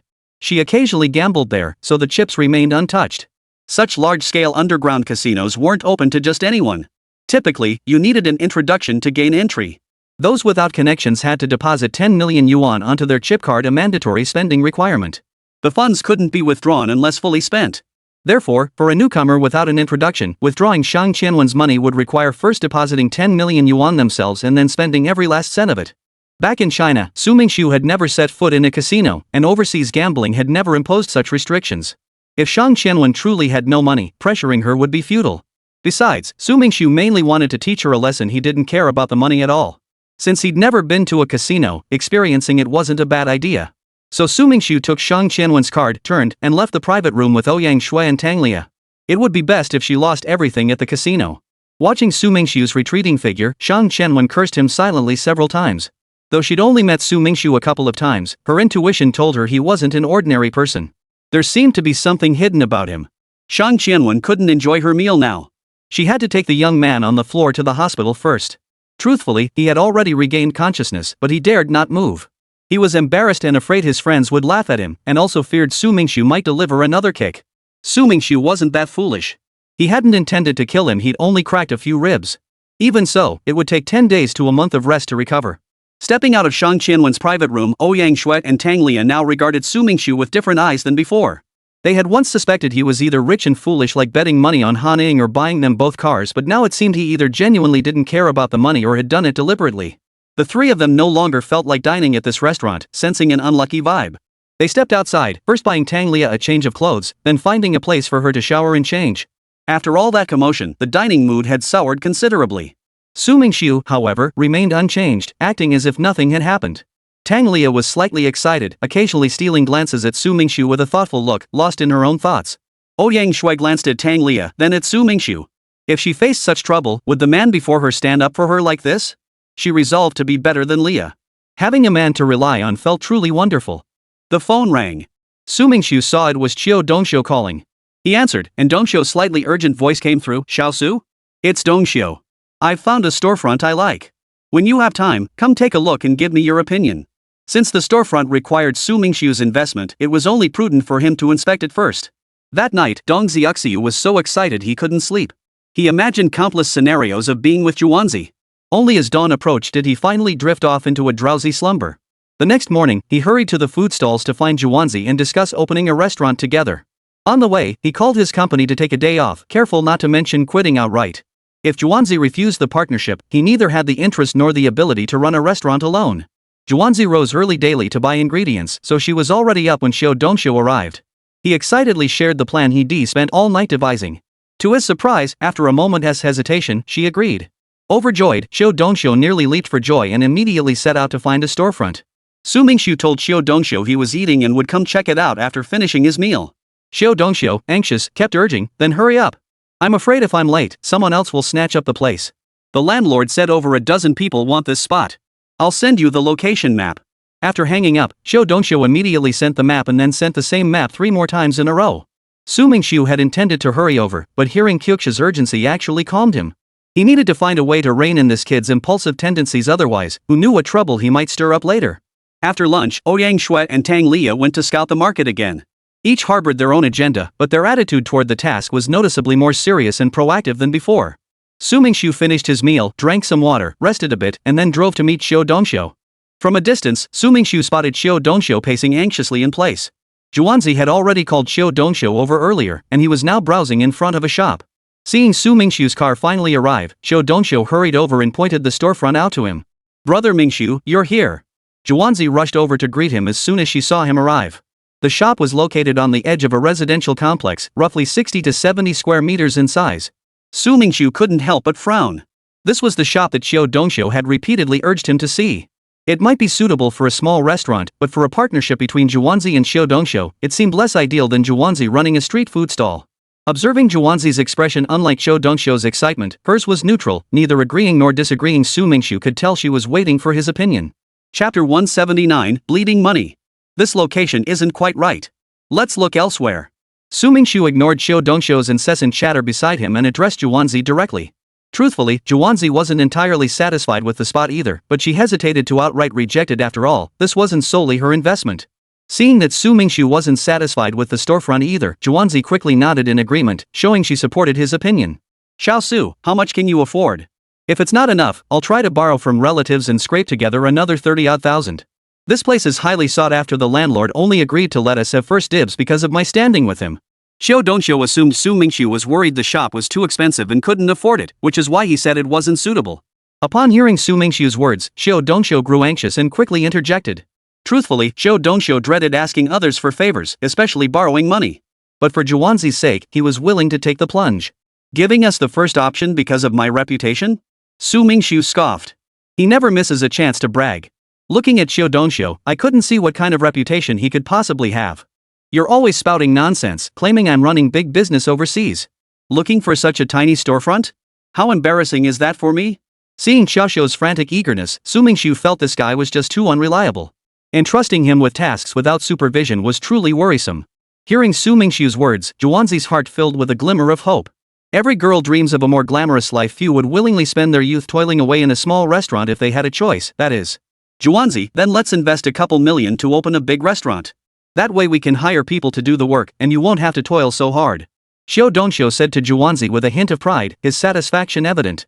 Though his words were directed at Zhuanzi, his eyes were fixed on Su Mingxu. He needed Su Mingxu's approval. If Su Mingxu couldn't come up with that much money, then everything he said would be meaningless. Though Qiu Dongxiu's proposal fell short of Zhuanzi's hopes, she knew she couldn't expect others to provide a high starting point. Success ultimately depended on her own efforts and steadily growing the business. Observing Chiu Dongxiu's demeanor, Su Mingxu felt an urge to kick him a couple of times, worried Zhuanzi might find him off-putting. Dongxiu, just proceed with an investment plan around 2 or 3 million yuan. Find a suitable storefront, draft an investment proposal for me to review, and stop calling me in such a frantic rush. Su Mingxu wanted to test Dong Xiuxiu and Zhuanzi. He knew Dong Xiuxiu alone couldn't possibly draft a business plan. If Zhuanzi proved equally incapable, this investment would likely go down the drain. Though he wouldn't be heartbroken over wasted money, he still wanted the investment to yield some value even if thrown into water. It should at least make a splash. 20 or 30 million yuan, and he had to write a business plan? Xiu Dongxiu was a bit dazed. For someone who had never done business before, 20 or 30 million yuan was an amount he didn't even know how to spend or allocate, let alone write a business plan for. Zhuanzi's eyes lit up. She hadn't realized Xiu Dongxiu had such a wealthy friend. Though he'd boasted before, she'd never taken it seriously. If she could truly invest in this restaurant, she might finally touch her dream and stop being the laughingstock among her classmates. If it works out, I'll transfer 5 million yuan as initial funding. If you feel it's too much to handle, just go back to work at the company. We can talk again once you've thought it through. Su Mingxu looked inquiringly at Xiu Dongxiu. But Xiu Dongxiu had no intention of returning to work. How could he pass up this chance to be with Zhuanzi? Sure, absolutely. My grandmother always said I was destined for big things. Running a small restaurant? I couldn't handle that. An investment of 20 or 30 million? Perfect. No sooner had Su Mingxu finished speaking than Xiu Dongxiu eagerly chimed in. To secure the storefront lease, Xiu Dongxiu happened to have his bank card on him. Su Mingxu immediately transferred 5 million yuan to his account. As the text notification chimed, confirming the funds had arrived, Xiu Dongxiu carefully tucked the card away. Su Mingxu planned to spend the afternoon shopping, picking up a few pairs of leather shoes and household essentials like a computer. As they were leaving, Su Mingxu noticed Xiu Dongxiu had arrived by bicycle and Zhuanzi by tricycle. Such slow modes of transport would waste too much time on the road and hinder their business. You two should buy a car first, Su Mingxu suggested to Xiu Dongxiu and Zhuanzi. His words struck a chord with Zhuanzi. A pretty girl riding a tricycle just didn't look right. If she went to negotiate business deals, claiming she wanted to open a restaurant worth tens of millions, wouldn't be credible. Well, I have money now. I can buy one myself. No need for you to treat us, Xiu Dongxiu said with a thick-skinned confidence that actually impressed Su Mingxu. They agreed to meet later to look at cars together, and then Su Mingxu drove off. After Su Mingxu left, Xiu Dongxiu pulled out his bank card, handed it to Zhuanzi, and even told her the PIN, explaining he felt uneasy keeping it on him. Zhuanzi didn't refuse and tucked the card away. Zhuanzi, Dong Xiaxia said awkwardly, there's something I need to make clear to you. What is it? Brother Dongxiu, go ahead. Well, about that plan, you'll have to handle it yourself. I just don't have the time anymore. Brother Dongxiu, then what are you doing?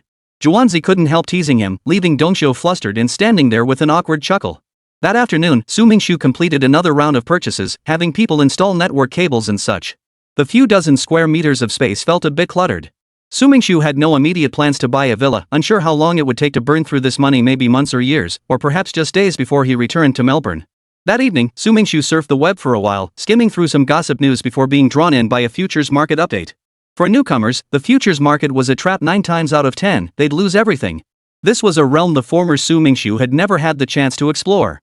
Though futures markets followed certain patterns, for newcomers, they were essentially no different from gambling. Su Mingxu still held a casino chip card in his hand. He decided that if possible, he would try his luck at both the casino and the futures market. Chapter 180, Indecent Assault? Su Mingxu was a level-headed individual. If not for this being a mission, he wouldn't have cared about profits or losses. He had absolutely no desire to get involved in futures trading or gambling, especially casinos. The next day, Su Mingxu planned to visit his former workplace to inquire whether Husini had returned. Before he could leave, Xiu Dongxiu called, asking Su Mingxu to help buy a car. Su Mingxu figured buying a car wouldn't take long, so he decided to accompany Xiu Dongxiu first. If time permitted afterward, he'd head to his former company. Su Mingxu drove to pick up Xiu Dongxiu and Zhuanzi at the auto mall, where they happened to run into the manager of Wu Mimi's company. The manager had a strong impression of Su Mingxu, and not just the manager. Due to Li Sha's altercation, several employees recognized him.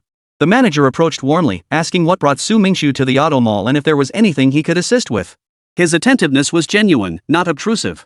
Upon learning Su Mingxu was there to buy a car, he immediately called Wu Mimi to have her come greet them.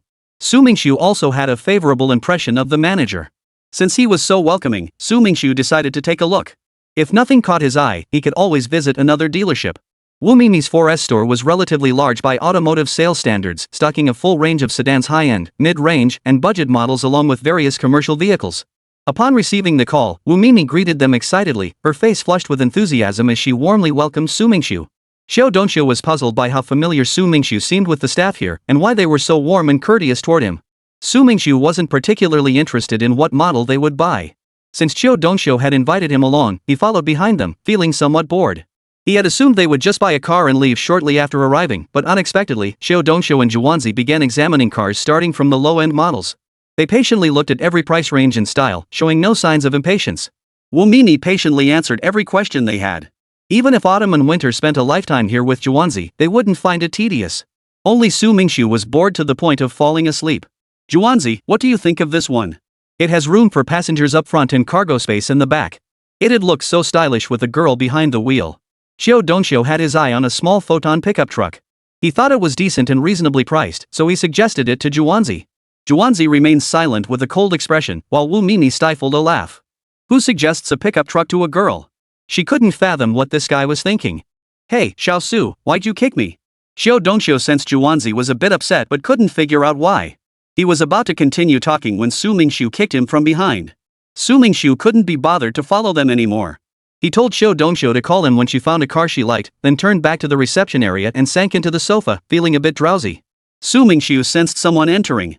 The footsteps were light, and a faint fragrance drifted over. It must be a woman. The one who came in was none other than Li Sha. The moment Wu Mimi left, Li Sha had noticed. She wanted to see if Ouyang Shui had come again. Having suffered a loss in the last fight, she was unwilling to let it go and was looking for a chance to get revenge. She saw Su Mingxu suddenly enter the reception room alone. Peering through the window, Li Sha thought he appeared to be asleep. Stealing her resolve, she decided to take revenge on this man. She felt certain those final slaps she'd received were likely connected to Su Mingxu. Li Sha had recently started dating a new boyfriend, a kickboxing coach, who had promised to visit her soon but hadn't arrived yet. Li Sha's eyes darted around, and she decided to use her boyfriend to teach Su Mingxu a lesson. Li Sha entered the room and swiftly poured a packet of powder into a glass of water on the table. It was an aphrodisiac she had originally intended to use on Wu Mimi to humiliate her publicly. Then, she quietly undid the top 2 buttons of her blouse. Seeing Su Mingxu hadn't noticed, she lunged at him, attempting to assault him. As she threw herself forward, she cried out, landing with a thud on the sofa. Su Mingxu coldly watched Li Sha sprawled on the sofa. To seek revenge, this woman would resort to any means. Lying there, Li Sha felt awkward. Her actions had been noticed all along. Just as she was about to stand up and leave, someone entered. Her boyfriend. Upon entering, he had heard a woman's voice from the reception area but hadn't caught what she was shouting. The voice sounded familiar, like Li Sha's, so he rushed over to check. The boyfriend walked in just as he saw Li Sha collapsed on the sofa. He hurried over, concerned, asking what was wrong. Li Sha could only say she felt dizzy and would be fine after sitting for a while. The boyfriend helped her sit back on the sofa, not even bothering to glance at Su Mingxu, completely ignoring him. Her boyfriend, likely thirsty, casually picked up the glass of water Li Sha had laced with the drug from the table and drank it down. Li Sha, too nervous to notice. Su Mingxu didn't know what had been slipped into that glass, but he knew it couldn't be anything good. Staying any longer would only make things awkward for him, so he left the reception room, taking care to close the door behind him. Li Sha's boyfriend was secretly pleased to see Su Mingxu close the door, thinking the guy had some sense after all. After exchanging sweet nothings with Li Sha for a while, her boyfriend felt a wave of heat wash over him. Gazing at her ample chest, he was overcome with an urge to pin her beneath him. He remembered the necklace he'd bought for her. This was the perfect moment to put it on her himself, allowing him to savor the intimacy up close. Li Sha sensed something off about her boyfriend, but couldn't bring herself to refuse him outright. She let him fasten the necklace. This was the first time he'd been this close to her. The faint scent of perfume wafting from her body made him even more uncontrollable. The 2 buttons she'd just undone on her blouse remained undone. Through the open collar, he glimpsed the pale skin beneath her blouse and lost all restraint. He pulled her close and kissed her wildly, tearing at her clothes as he kissed her. Li Sha tried to scream in frustration, but her mouth was covered by his, muffling her cries. She lacked the strength to break free, and tears of helplessness welled up. Though Li Sha was often willful and unreasonable, she was relatively conservative in matters of intimacy. That cup of water had been intended for Su Mingxu to drink, to humiliate him in front of Wu Mei. She never imagined that instead of outsmarting Su Mingxu, she ended up compromising herself. Chapter 181, I'm no con artist. Su Mingxu wandered around outside for a bit before deciding to head back to the reception room to see what the hell Li Sha was up to. Before he even reached the door, he heard unusual sounds coming from inside. No way they were doing it in broad daylight in the reception room? Su Mingxu raised his foot and kicked the reception room door open with a loud bang. The door was sturdy and didn't fly off its hinges, but Su Mingxu didn't actually go inside. He just wanted to scare the 2 of them. Li Sha and her boyfriend jumped in fright. Her boyfriend, completely absorbed in Li Sha, was so startled by the sudden loud noise that he instantly went limp. Li Sha was already stripped down to just her bra and shorts, while her boyfriend, bare-chested, was in the process of pulling down his pants.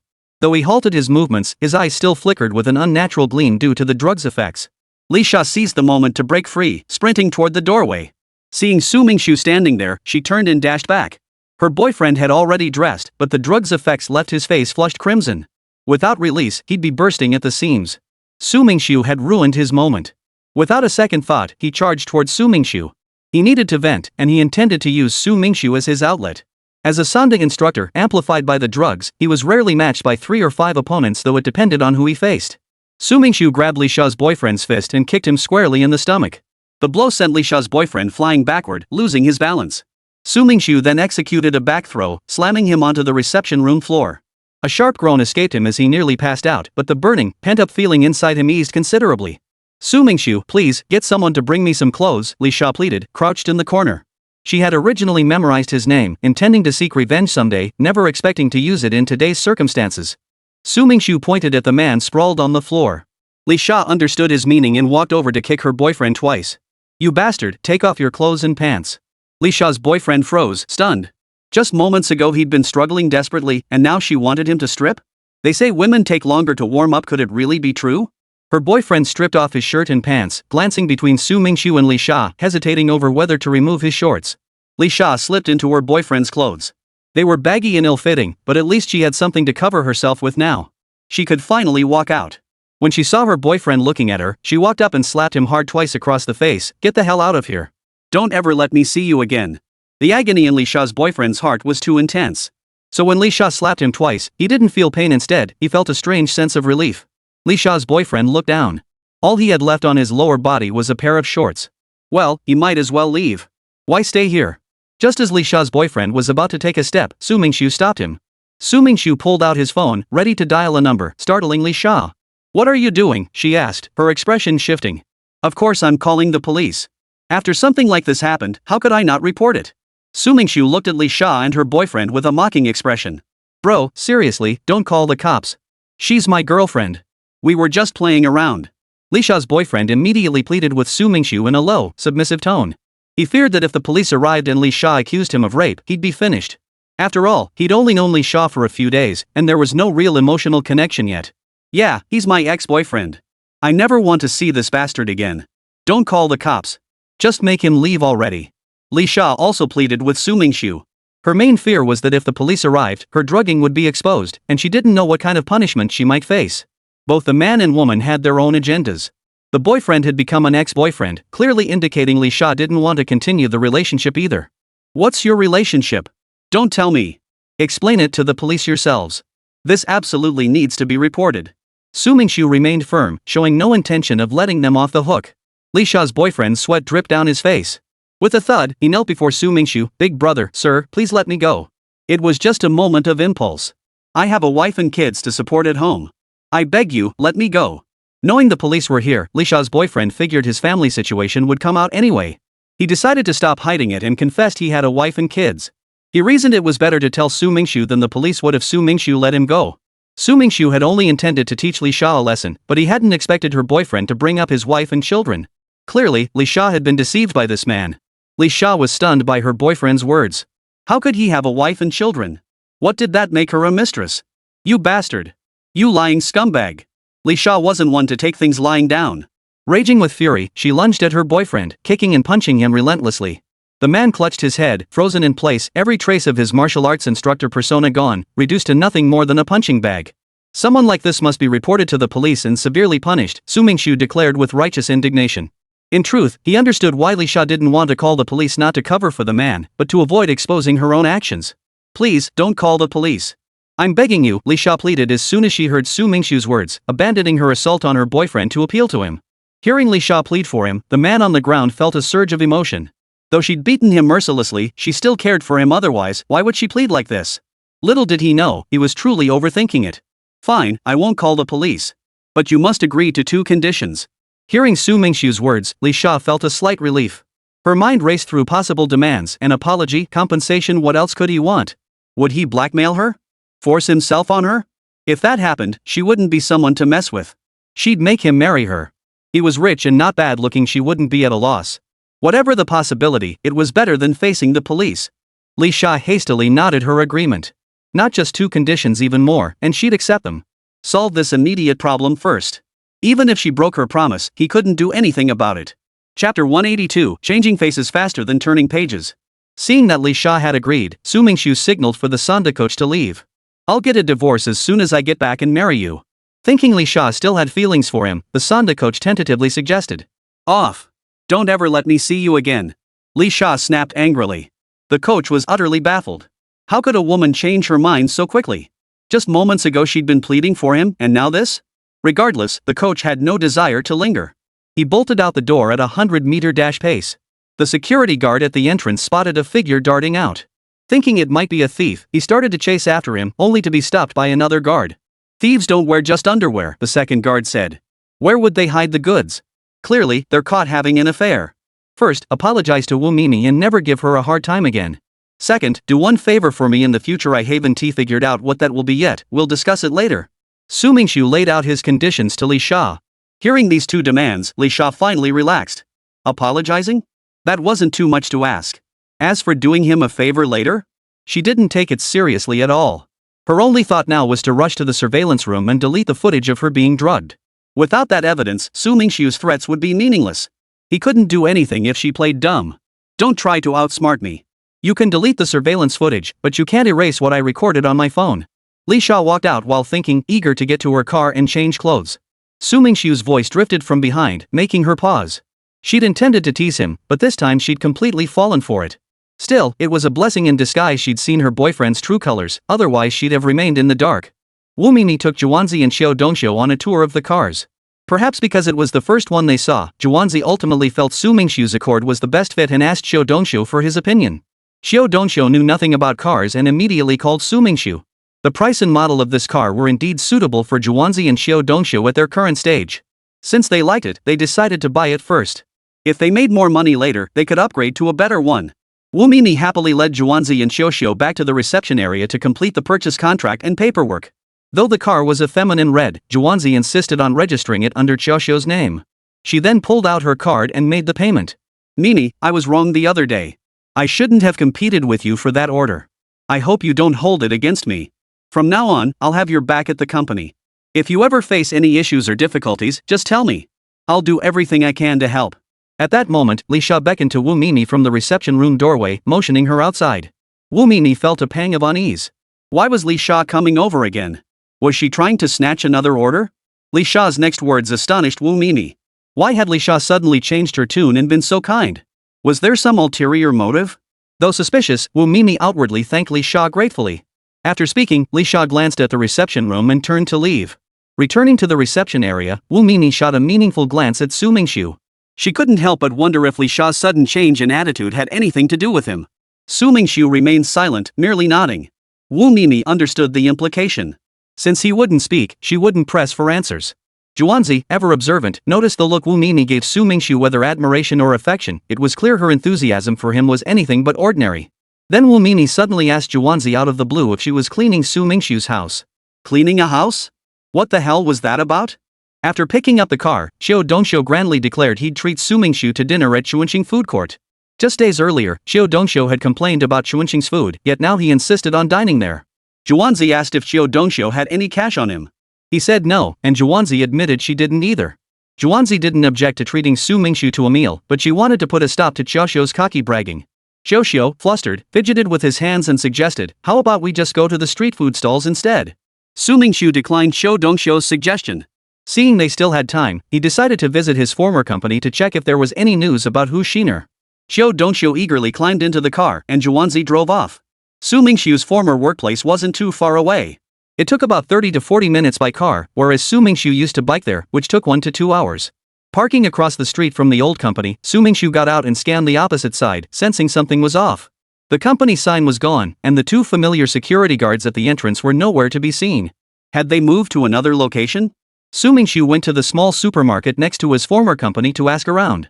Since he shopped there often, the owner recognized him. She told him the company had apparently been defrauded and gone bankrupt a year ago. No one knew where the boss had gone, probably hiding from creditors. Su Mingxu was surprised the company had collapsed. Such a large enterprise, gone bankrupt just like that? Of course, whether it went under or not didn't really concern him. He just felt it might be difficult to see who's sinning again.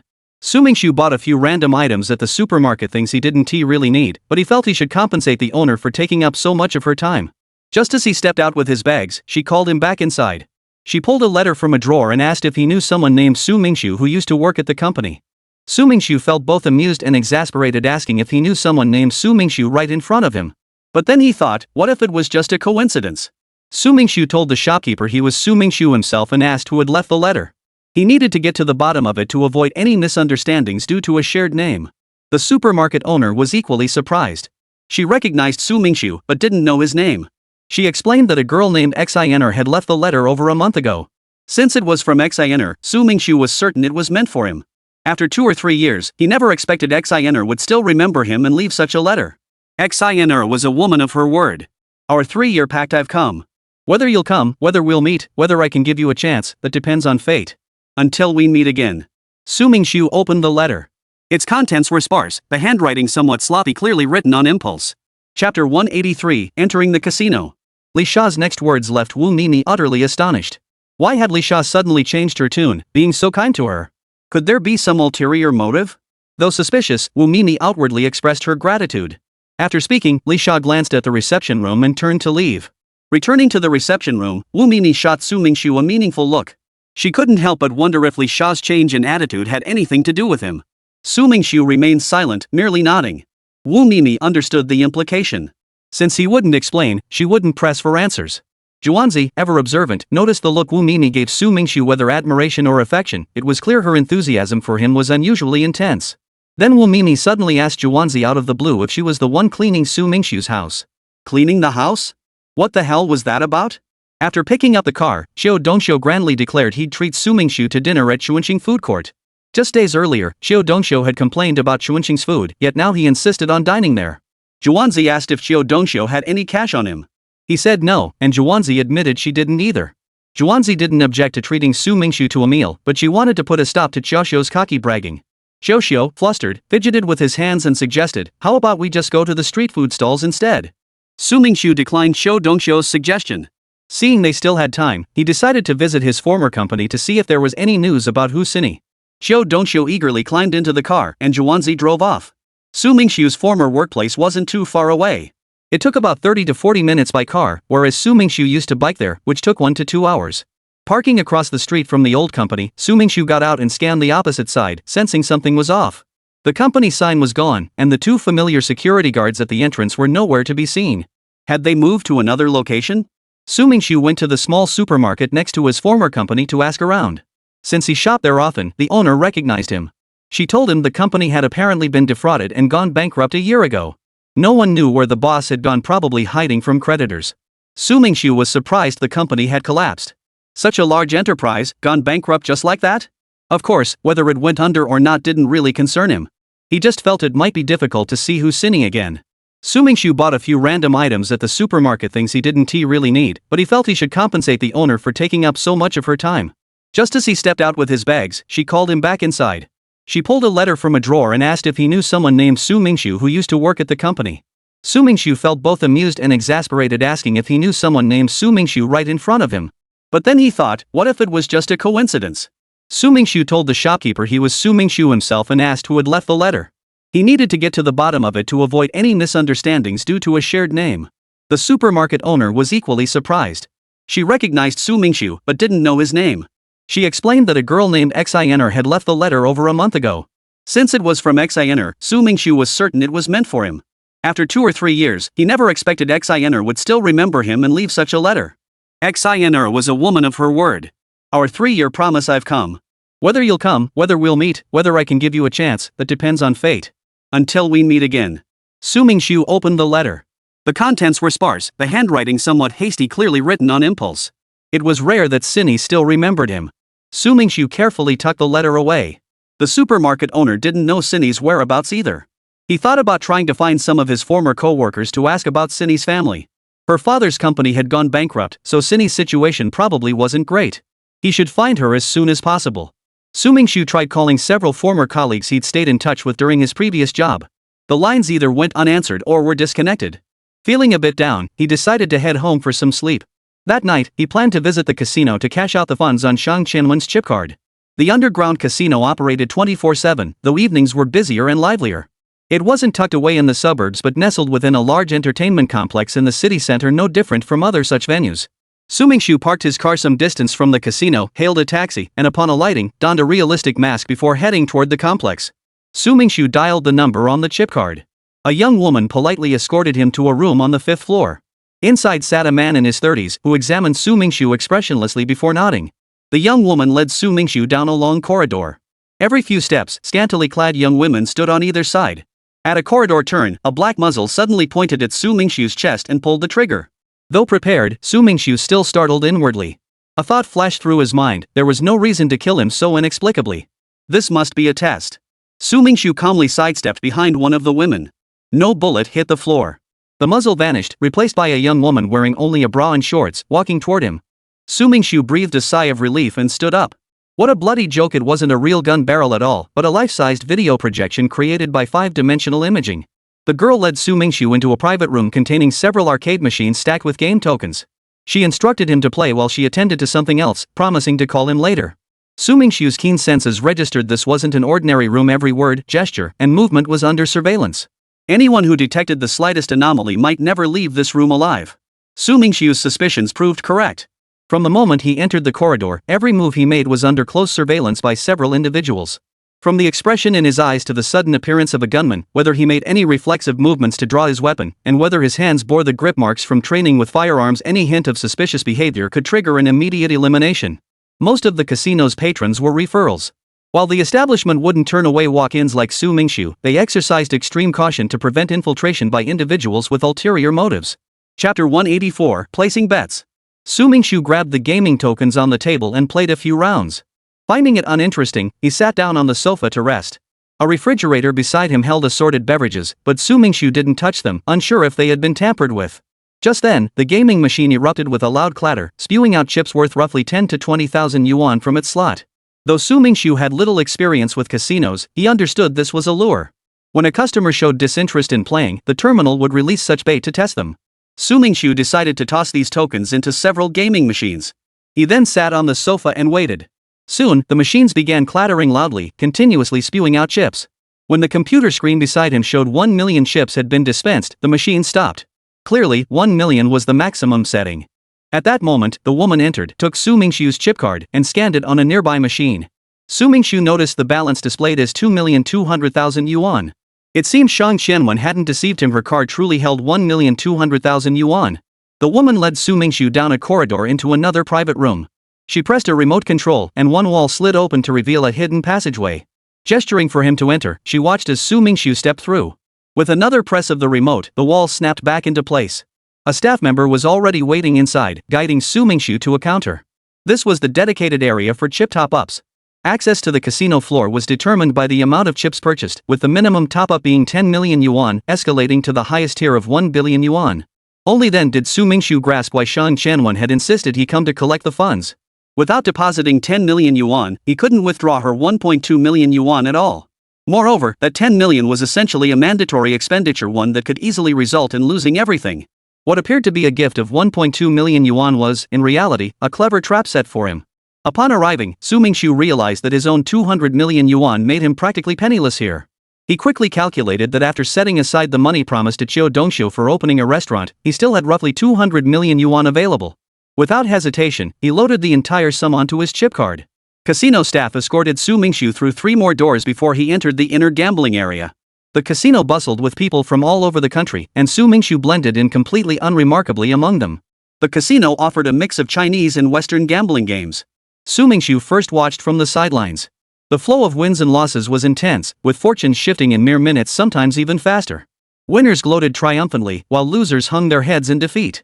Of course, there were also wealthy individuals and second-generation rich who seemed utterly indifferent to either outcome. A bald young man, clearly having lost everything, watched others place bets nearby, his impatience palpable. Spotting Su Mingxu standing by without rushing to join in, the bald man hurried over. He asked if Su Mingxu was new here, boasting that he was the next generation's gambling god. If he helped Su Mingxu play, he guaranteed Su would only lose, never win. Su Mingxu observed the bald man. Though he was spouting nonsense, he didn't seem like a scheming type, so Su Mingxu didn't refute the bald man's suggestion. The bald man was thrilled, unsure of the outcome, but finally able to play again. Su Mingxu chose the simplest poker game, with a payout ratio of 1 to 5, meaning a loss meant forfeiting the bet, while a win earned 5 times the stake from the house. At first, the bald guy bet millions at a time, but no matter how he placed his bets, he kept losing.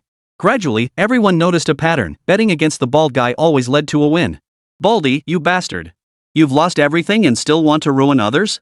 People nearby looked at Su Mingxu with pity, wondering if he was stupid for letting this idiot Baldy play for him. Within 10 minutes, Su Mingxu's 100 million chips were gone. Baldy's forehead glistened with sweat from the pressure he bragged to Su Mingxu earlier, betting 10 times straight without a single win. Now he stared awkwardly at Su Mingxu. Su Mingxu shrugged indifferently, pushing his last 100 million chips onto the table. This time, even more people crowded around, betting against the bald guy. Their combined wagers far exceeded Su Mingxu's 100 million. Even the casino staff hovering nearby hoped Su Mingxu would win, otherwise, the house would have to pay out even more. This time, Su Mingxu's luck wasn't so bad. He won, and his chips grew to 500 million. The bald guy jumped up excitedly. "Damn it, let's see who still calls me a jinx." Su Mingxu then placed another 400 million chip bet and won again. After losing several hundred million, he hit another 500 million chip bet. Within a few hours, Su Mingxu's chips had grown to over 40 billion. Now, whether it was the other bettors nearby or the casino staff, the looks they gave Su Mingxu and bald guy were a bit strange. Su Mingxu sensed he couldn't stay here any longer. Otherwise, not only would he be unable to take his winnings away, but he might even lose his life here. Su Mingxu transferred 200 million chips to Bald Man and informed the staff he was done playing, requesting to cash out his chips. Bald Man looked at Su Mingxu with deep gratitude. This guy was truly generous, handing over 200 million chips in one go. The casino staff escorted Su Mingxu to the cashier's counter. Here, depending on the amount of chips, funds could be directly transferred from the casino's external bank account to the customer's personal bank account. The cashier examined Su Mingxu's chips. The amount was substantial, so he asked Su to wait briefly while he went into the back room to call the casino manager upstairs and brief him on Su Mingxu's situation.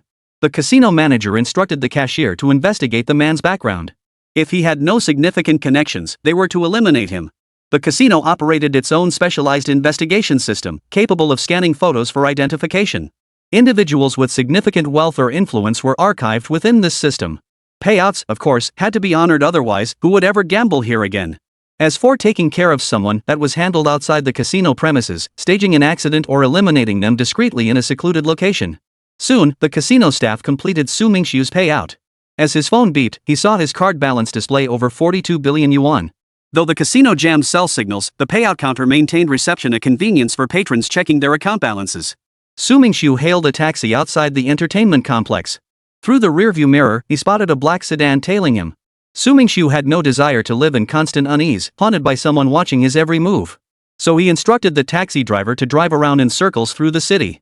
The black sedan stayed close behind, its driver clearly experienced at this sort of surveillance. No matter how hard Su tried, he couldn't shake them. Chapter 185, Running Away. It was rare that Cindy still remembered him. Su Mingxu carefully tucked away the letter. The supermarket owner also didn't know Cindy's whereabouts. He considered reaching out to former colleagues to inquire about her family's situation. With her father's company bankrupt, Cindy's circumstances couldn't be good. He needed to find her soon. Su Mingxu tried calling several former colleagues he'd stayed in touch with during his previous job. The lines either went unanswered or had been disconnected. Feeling a bit down, he decided to head home for some sleep. That night, he planned to visit the casino to cash out the funds on Shang Qinwen's chip card. The underground casino operated 24/7, though evenings were busier and livelier. It wasn't tucked away in the suburbs but nestled within a large entertainment complex in the city center, no different from other such venues. Su Mingxu parked his car some distance from the casino, hailed a taxi, and upon alighting, donned a realistic mask before heading toward the complex. Su Mingxu dialed the number on the chip card. A young woman politely escorted him to a room on the 5th floor. Inside sat a man in his 30s, who examined Su Mingxu expressionlessly before nodding. The young woman led Su Mingxu down a long corridor. Every few steps, scantily clad young women stood on either side. At a corridor turn, a black muzzle suddenly pointed at Su Mingxu's chest and pulled the trigger. Though prepared, Su Mingxu still startled inwardly. A thought flashed through his mind: there was no reason to kill him so inexplicably. This must be a test. Su Mingxu calmly sidestepped behind one of the women. No bullet hit the floor. The muzzle vanished, replaced by a young woman wearing only a bra and shorts, walking toward him. Su Mingxu breathed a sigh of relief and stood up. What a bloody joke! It wasn't a real gun barrel at all, but a life-sized video projection created by 5-dimensional imaging. The girl led Su Mingxu into a private room containing several arcade machines stacked with game tokens. She instructed him to play while she attended to something else, promising to call him later. Su Mingxu's keen senses registered this wasn't an ordinary room. Every word, gesture, and movement was under surveillance. Anyone who detected the slightest anomaly might never leave this room alive. Su Mingxu's suspicions proved correct. From the moment he entered the corridor, every move he made was under close surveillance by several individuals. From the expression in his eyes to the sudden appearance of a gunman, whether he made any reflexive movements to draw his weapon, and whether his hands bore the grip marks from training with firearms, any hint of suspicious behavior could trigger an immediate elimination. Most of the casino's patrons were referrals. While the establishment wouldn't turn away walk-ins like Su Mingxu, they exercised extreme caution to prevent infiltration by individuals with ulterior motives. Su Mingxu grabbed the gaming chips from the table, played a few rounds, found it uninteresting, and sat down on the sofa to rest. A refrigerator beside him held assorted beverages, but he didn't touch them, unsure if they had been tampered with. Just then, the gaming machine erupted with a loud clatter, spewing out chips worth roughly 10 to 20,000 yuan. Though Su Mingxu wasn't a frequent gambler, he understood this was a lure. When a customer seemed disinterested, the terminal would release such bait to test them. Su Mingxu decided to toss these gaming tokens into several machines. He then sat on the sofa and waited.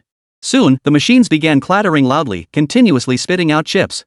When the computer screen displayed 1 million chips had been dispensed, the machine stopped.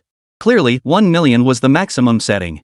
At that moment, the woman entered, took Su Mingxu's chip card, and scanned it on a nearby machine. Su Mingxu noticed the balance displayed as 2,200,000 yuan.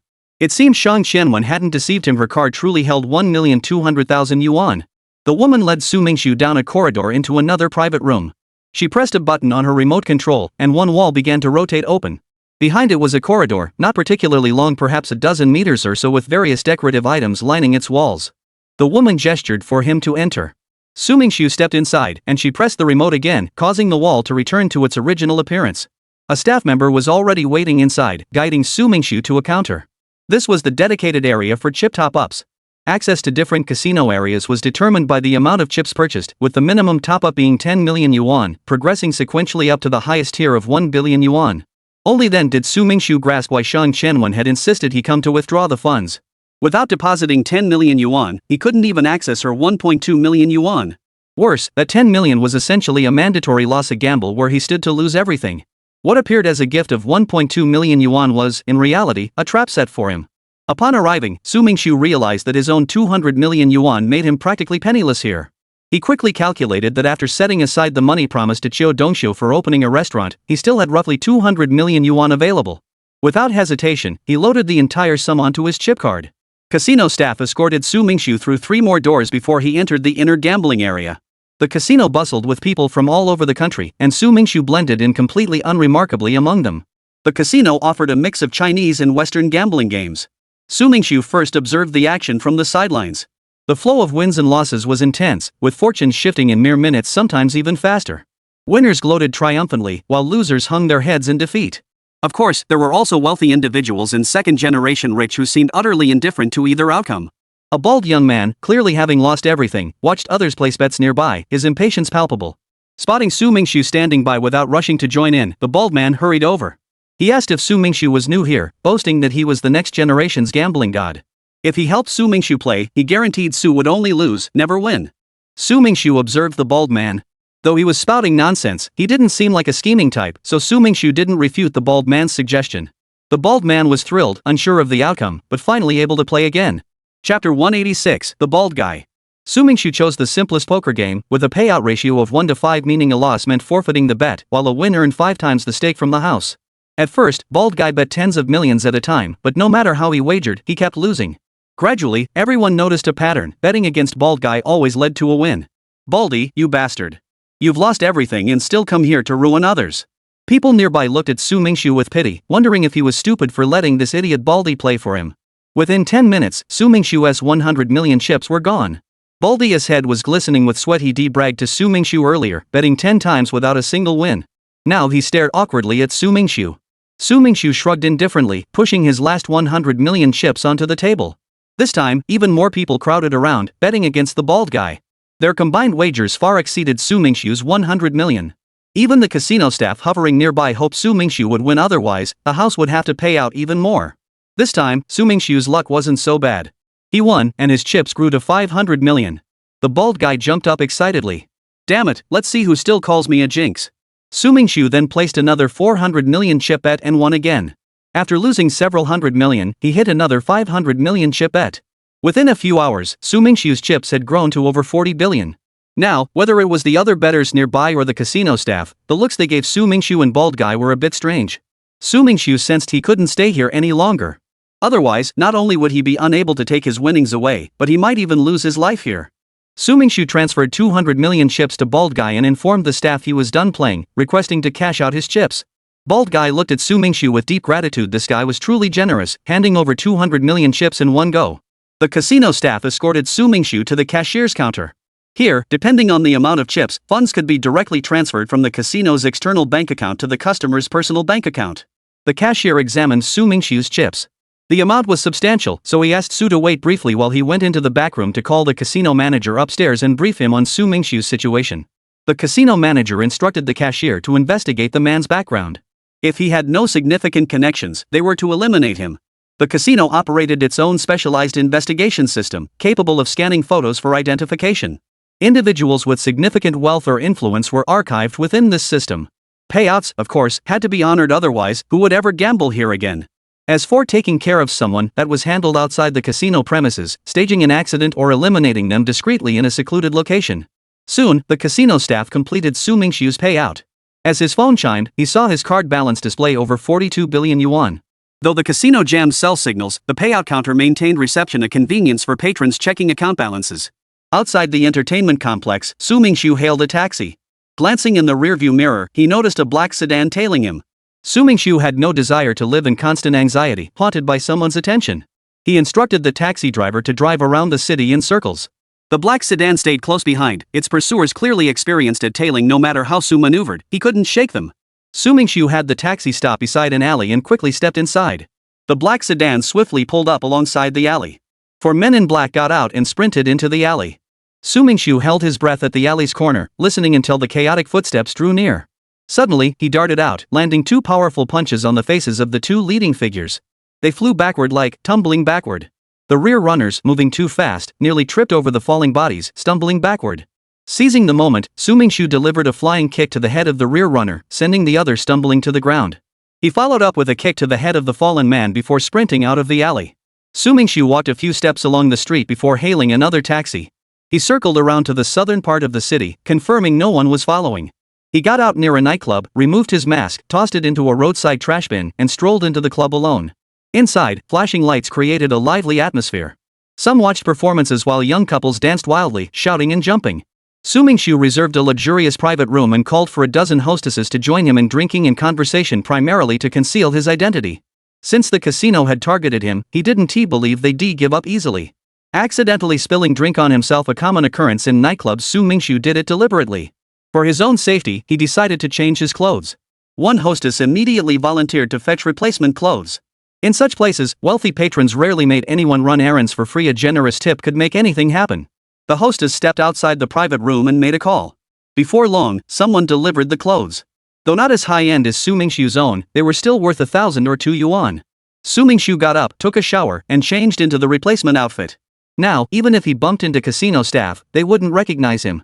He packed away his original clothes, then went to the cashier to exchange some cash tips for the hostesses. Back in the private room, the girl saw Su Mingxu carrying a bag, likely filled with cash, and became even more attentive. As the drinking continued until dawn, Su Mingxu distributed the tips among the girls, naturally giving the one who helped find his clothes an extra 10,000 yuan.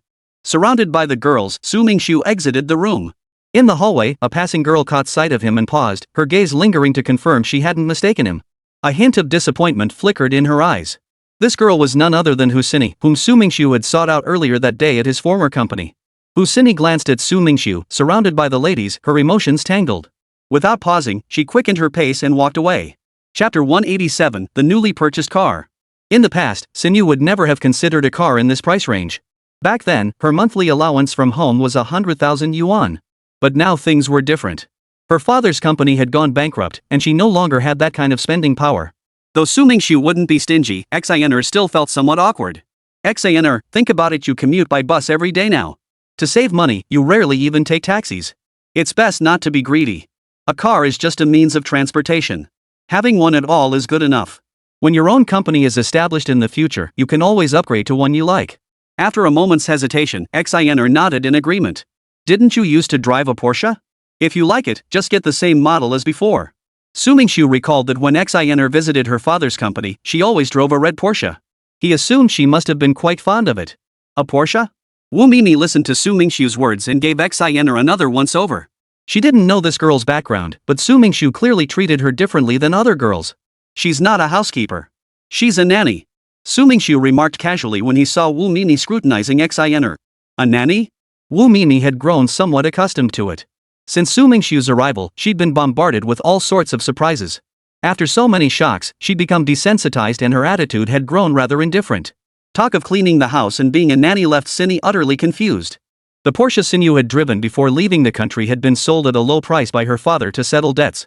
Upon returning home, Sinew discovered the car was gone, leaving her heartbroken. Since you insist I buy a Porsche, I'll do you the favor and agree, Sinew murmured with a smile, her heart brimming with delight. Everything she'd hesitated to voice, he'd anticipated and taken initiative to discuss and act upon. Xiner selected a Porsche identical to the model she had driven before. The single unit price was 2.49 million yuan. It felt like a touch of nostalgia, and she experienced a sense of regaining what she had lost. During the reception and paperwork, the company manager brought out the tea reserved for important guests, brewed it, and personally served it to Su Mingxu. Buying a Bentley or a Porsche might not be a big deal, there are plenty of wealthy people out there. What the company valued was the purchase frequency. Su Mingxu's frequent purchases would be noticed and appreciated by any company. Amidst the stunned gazes of her co-workers, Li Sha completed her resignation paperwork. No one had ever imagined Li Sha would voluntarily quit. Her domineering personality, coupled with her kinship to the boss, had instilled a healthy dose of fear in the company's managers. It could be said she ran roughshod through the company. If she were to resign, other companies would likely struggle to accommodate her arrogant and overbearing nature. Her performance at the company was outstanding, and her combined salary and bonuses placed her among the highest earners. To most employees, this should have been reason enough to be satisfied.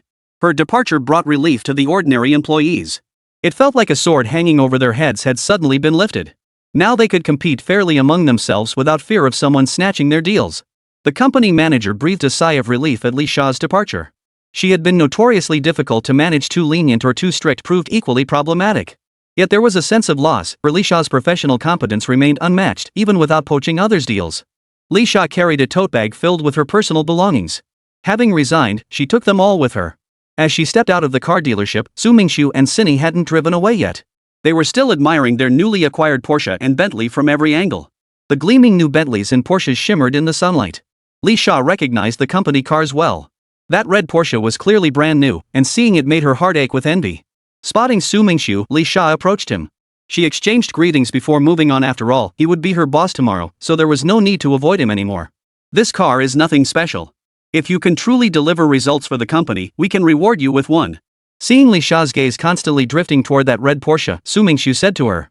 Every word Su Mingxu spoke tugged at Li Sha's heartstrings, and that was precisely his goal, to give her efforts a tangible target and motivation. Had anyone else said this, Li Sha would have dismissed it as empty talk or nonsense. But given Su Mingxu's approach to business, gifting an employee a car was entirely within the realm of possibility. Glancing at the time, Su Mingxu saw it was already noon. He invited Li Sha to lunch. After all, there had been some misunderstandings between them in the past. Sharing a meal and exchanging views would help Li Sha feel more at ease and focused on her work. Naturally, Li Sha accepted Su Mingxu's invitation. With Su Mingxu and Senny in the lead car and Li Sha following behind, the trio drove away from the auto dealership. Li Sha feared that driving her newly acquired Accord alongside Su Mingxu's luxury vehicles might draw unwanted attention. She opted to drive her own Hyundai for now, planning to return later to collect the new car.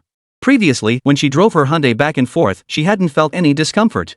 But now, following behind Su Mingxu and Cindy's Bentley and Porsche, her car seemed a bit shabby by comparison. Contrary to Li Sha's expectations, Su Mingxu didn't head to Shuli Food City. Instead, he took a detour to Huanghai City's largest food court, Chuanqing Food City. The three vehicles Su Mingxu's, Xiner's, and Li Sha's didn't enter Chuanqing Food Court's dedicated parking lot. Instead, they stopped across the street. What I need you to do is surpass it. Stepping out of the car and steadying himself, Su Mingxu pointed toward Chuanqing Food Court across the street and said to Li Sha standing beside him, assist the company's leadership and other colleagues in surpassing it together. Su Mingxu's voice wasn't loud, but his tone was unusually resolute. It was dinner time, and the Spring Prosperity Food Court parking lot was packed with all kinds of vehicles. The constant flow of people coming and going showed how busy the place was. Hearing Su Mingxu's words, Li Sha couldn't help but look up and take in the 20-story Chunqing Food City building. Chunqing Food City was a comprehensive commercial complex integrating dining, parking, lodging, bathing, and shopping. Chapter 188, Kindness Invites Abuse. Li Sha had visited Chunqing Food City before, dining there several times, but usually accompanied by company executives or during group gatherings. The high prices deterred her from coming alone. Spending thousands on a single meal, even with her decent salary, seemed less economical than allocating funds elsewhere. Facing the imposing Chunqing Food City building across the street, Li Sha felt a pang of insignificance and insecurity. Yes, surpassing if she chose a formidable opponent, she had to surpass it to feel grounded and secure. At this thought, her eyes sharpened with resolve. Su Mingxu watched Li Sha. He saw no trace of fear or hesitation in her eyes. Satisfied, he nodded, feeling certain he hadn't misjudged her. Li Sha withdrew her gaze and turned to the young man beside her. Though he appeared 2 years her junior, he radiated an overwhelming presence that made one instinctively believe he could achieve anything he set his mind to. Xaner, standing nearby, was also inspired by Su Mingxu's words. She felt eager to dive in, almost wishing she could get the company up and running right away. This was precisely why Su Mingxu had brought Li Sha to Chunqing Food City for dinner, to immerse her in this competitive atmosphere beforehand. Had he detected any hesitation or retreat in her eyes, he would have reconsidered her suitability for the role. The three of them were about to cross the street toward Chunqing Food Court. Just then, a taxi pulled up at the curb. A petite, pretty girl stepped out. She wore a slightly faded decathlon shirt, faded jeans, and sneakers, a typical student outfit. She walked around to the other side of the taxi, opened the door, and lifted a woman in her 50s or 60s out of the back seat. The woman looked pale and emaciated, as if she were gravely ill. From the way the girl addressed her, it was clear this woman was her mother. The girl, petite herself, stumbled slightly as she carried her mother across the street, heading toward Chunqing Food Court. Stop! Stop right there! A security guard on duty spotted the girl staggering toward the food court entrance while carrying the woman. He immediately ran over and blocked her path. Miss, this is a food court, a place to eat, not a hospital. You've come to the wrong place. The guard assumed the girl might be from out of town, unfamiliar with the city, and had mistaken the food court for a hospital. Officer, I'm here to eat. I just want to take my mom inside for a meal. The girl blinked her eyes, speaking to the guard with a hint of pleading, afraid he might block her entry. Miss, it's not that I want to stop you. But if you go in, you'll scare away all the customers eating inside. Then I'll get fired too. The security guard seemed like a decent guy. Even though he said that, he still used his walkie-talkie to notify the restaurant staff inside, asking if they could make an exception and let the mother and daughter enter. The restaurant manager informed the guard that while they could be allowed into the food court, dining in the main hall was prohibited as it would negatively impact other customers. If they entered, they must use a private room, and even the cheapest meal in such a room would cost tens of thousands of yuan. Tens of thousands for a private room? The girl clearly hadn't imagined dining could be so expensive and froze in surprise. Xiaomei, put Mom down quickly. Don't tire yourself out. Mom doesn't like restaurant food. Let's just go home to eat, the girl's mother said in a slightly weak voice, sounding quite anxious. Fearing the ground was dirty, the girl had kept her mother on her back the entire time. She wasn't particularly strong, and though her mother wasn't heavy, beads of sweat formed on the girl's forehead. Mom, don't worry. I'll figure something out.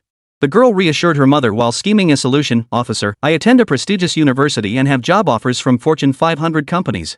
I can leave my student ID as collateral. After we eat, I'll return with payment. How does that sound? The security guard felt helpless. Regardless of whether the girl's words were true or false, this kind of situation was beyond his authority as a single security guard. Leaving the student ID as collateral, eating first and paying later, not just Chunqing Food Court, but any other restaurant wouldn't allow it. Lier, what the hell are you dawdling around here for? A portly security captain approached with 2 guards in tow, addressing the guard with obvious displeasure. The guard named Lier roughly explained the situation to the captain. The captain eyed the girl up and down. Her attire clearly marked her as coming from a poor family. Most patrons at Chunqing Food Court were well off or well connected. The captain was usually cautious, wary of provoking the wrong people. But this girl didn't seem to have any backing, so he felt more confident. Where the hell did you crawl out from, you dirt poor nobody? What prestigious university and Fortune 500 job offer? Those cheap tricks don't fly here. Got money, eat. No money, get the hell out. The captain felt like he was constantly playing the underdog, bottling up his frustration. Now that he'd found someone he could push around, he was determined to vent that pent-up anger. The girl's mother closed her eyes in helpless frustration. The girl herself, flushed crimson from the security guard's tirade, stood frozen, unable to find words. Su Mingxu and Cinny Li Sha, seeing the girl stopped by the security guard, didn't rush into the food court but paused to watch. Su Mingxu wasn't one to meddle in others' business, but he had a flaw: he couldn't stand seeing women bullied. What the hell are you staring at? Get the hell out of here. The feeling of trampling someone was exhilarating. Seeing the girl frozen in place, the security captain grew even more arrogant. He walked right up and shoved her hard. The daughter, who had been carrying her mother on her back, was already exhausted and trembling slightly. The security chief shoved knocked her off balance, sending both her and her mother tumbling to the ground. The girl gritted her teeth, fighting back tears. Her mother lay weakly on the ground. Please, I beg you, don't bully Xiaomei. She's just a child. Chapter 189, My Son? Everything was different now. Back then, Hu Xinyu was the daughter of Su Mingxu's company boss, while Su Mingxu was just an unremarkable junior employee. Now her father's company had gone bankrupt, leaving behind massive debts. Hu Xinyu worked at a regular company during the week and moonlighted as a singer at a nightclub on weekend nights. Each month, she could supplement her family's income by 2 or 3,000 yuan, sometimes even more on good nights. Su Mingxu, however, was a customer here. The private room and the tips for the hostesses added up to easily over 200,000 yuan for a single night. Su Mingxu didn't spot Hu Xinyu. He left the nightclub, hailed a cab to his parking spot, and drove home. Upon arriving, he collapsed into bed. The night had been exhausting, and he wanted nothing more than to rest. He slept until dusk, then drove to a nearby restaurant for a meal before heading straight back home. Lately, Su Mingxu had been keeping a low profile. His days were spent gaming at home, studying stock and futures market trends, or occasionally hitting the nightclub for drinks. Life was pretty comfortable. Su Mingxu enjoyed a favorable reputation among the hostesses. Young and wealthy, he wasn't stingy either. His generous tips always left them satisfied. Most importantly, he wasn't sleazy like other patrons who, after a few drinks, would grope them relentlessly, making the girls miserable. Having chosen this line of work, the girls maintained their own boundaries. That's why they adored Su Mingxu as a customer. Whenever he arrived, they practically threw themselves at him. When Su Mingxu entered the nightclub, he noticed the usual clamor seemed somewhat subdued. He typically headed straight to a private room upon arrival, paying little attention to the commotion outside. Whenever he drank, Su Mingxu was usually accompanied by a dozen or so hostesses chatting, singing, dancing. After getting to know him, the girls understood his temperament and grew less reserved. Sir, let me introduce a new girl today, guaranteed untouched. First time serving a guest, so you might want to tip generously. A hostess who'd previously shopped for Su Mingxu's clothes pushed a young woman inside, enthusiastically promoting her. She calculated that if Su Mingxu took a liking to this girl, she'd surely get a cut. The girl being pushed kept her head down, her posture awkward. Clearly unaccustomed to the high heels on her feet or the tight, revealing outfit she wore, she was timidly shoved in front of Su Mingxu. Oh my, she really is a newbie. Lift your head up, let the big shot take a look, some of the other girls teased from the sidelines. Sir, I'm a newbie too. If she won't let you see, just take a look at me instead. See if this girl's fresh and pretty enough. One girl struck a flattering pose as she spoke. Cut the crap. You're a virgin? Not a soul would believe that. If you dare lie to the gentleman here, we'll throw you out. Su Mingxu stared at the girl before him, feeling a sense of familiarity, as if he'd seen her somewhere before, though he couldn't be sure. The girl bit her lip, as if gathering immense resolve, her face flushing crimson as she lifted her head. Ah! The moment her eyes met Su Mingxu's face, she froze, then let out a shriek. Covering her face, she bolted out the door like a shot, her high-heeled shoes heel flying off in her haste. The hostess in the private room froze, then felt utterly baffled. She hadn't done anything to the girl. Why all the commotion? Was she putting on an act of innocence in front of everyone? The hostess who had pushed the girl inside looked at Su Mingxu apologetically, feeling awkward. It's none of your business. I know her, Su Mingxu said, and the hostess felt a wave of relief wash over her. Su Mingxu did indeed recognize this girl. He'd met her at the Qinghai orphanage. Xinshin, the one with the baby face who'd enthusiastically shown him around. He just couldn't fathom why she'd be here today. But why Xinshin was here wasn't Su Mingxu's concern, so he continued drinking with the girls. Xinshin leaned against the corridor wall, trying to calm her racing heart. She never imagined running into Su Mingxu again in such a setting. It felt utterly humiliating. Back at the orphanage, Su Mingxu had donated 200,000 yuan before walking away. That had made Xinshin think he was a kind-hearted man, seeking neither fame nor profit. But seeing him here today, drinking and surrounded by so many women, the image she had built up in her mind crumbled. So he was just another man who indulged in debauchery. Xinshin wanted to turn and leave, yet a stubborn streak held her back. If this man could shamelessly surround himself with women, why should she feel ashamed? Even though she'd already lost face earlier. Today, because of him, she had been thoroughly humiliated in front of everyone. Why not find a way to make him look foolish in front of others too? That would at least restore some balance to her mind. Xinshin flung off her high heels, returning barefoot to Su Mingxu's private room. Standing before him, she spoke with feigned distress. Husband, you haven't given any formula money for 3 months now. If you don't pay up soon, the child will starve to death. That's your own flesh and blood, you know. When Xinshin returned, everyone noticed she seemed shorter. They saw she'd come back barefoot. One heel had flown off, making her shoes impossible to walk in. Her words stunned the crowd. The girls present weren't fools. Xinxin didn't look like someone with a child at all. So she really had been playing innocent earlier. This was a true schemer. Don't worry, I'll give you double the formula money. Now, let's figure out how to have another baby. Su Mingxu had no idea what Xixin was up to. He simply grabbed her arm and dragged her into the inner room of the private booth. Ah! What are you doing? Let go of me right now, or I'll scream for help. Xinxin's heart raced with panic. She hadn't expected Su Mingxu to dare drag her into the inner room in front of so many people. She tried to resist but couldn't break free. What do I want? Didn't I already tell you? I want to have another child with you. Su Mingxu tossed Xinxin onto the bed but made no further moves. I'm sorry, I mistook you for someone else. You're not the child's father. You just look so much like him. I need to hurry back to feed the baby. Xinxin jumped off the bed, ready to slip away. Su Mingxu raised his hand to block her. What exactly do you want? Oomph. I just want to humiliate you in front of everyone. Xinxin plopped down on the bed and declared angrily, though she herself didn't understand why she was so upset. Chapter 190, Congratulations. Congratulations. You achieved your goal, but I haven't reached mine yet. Su Mingxu stepped forward, his strong hands shoving Xinxin onto the bed. Ah. You're not going to do it, are you? Xinxin panicked. Let me go. I'm not really a prostitute. I just came here to hang out with Sinew. Xin. Su Mingxu froze. Could it be that coincidental? He released his grip on Xinxin.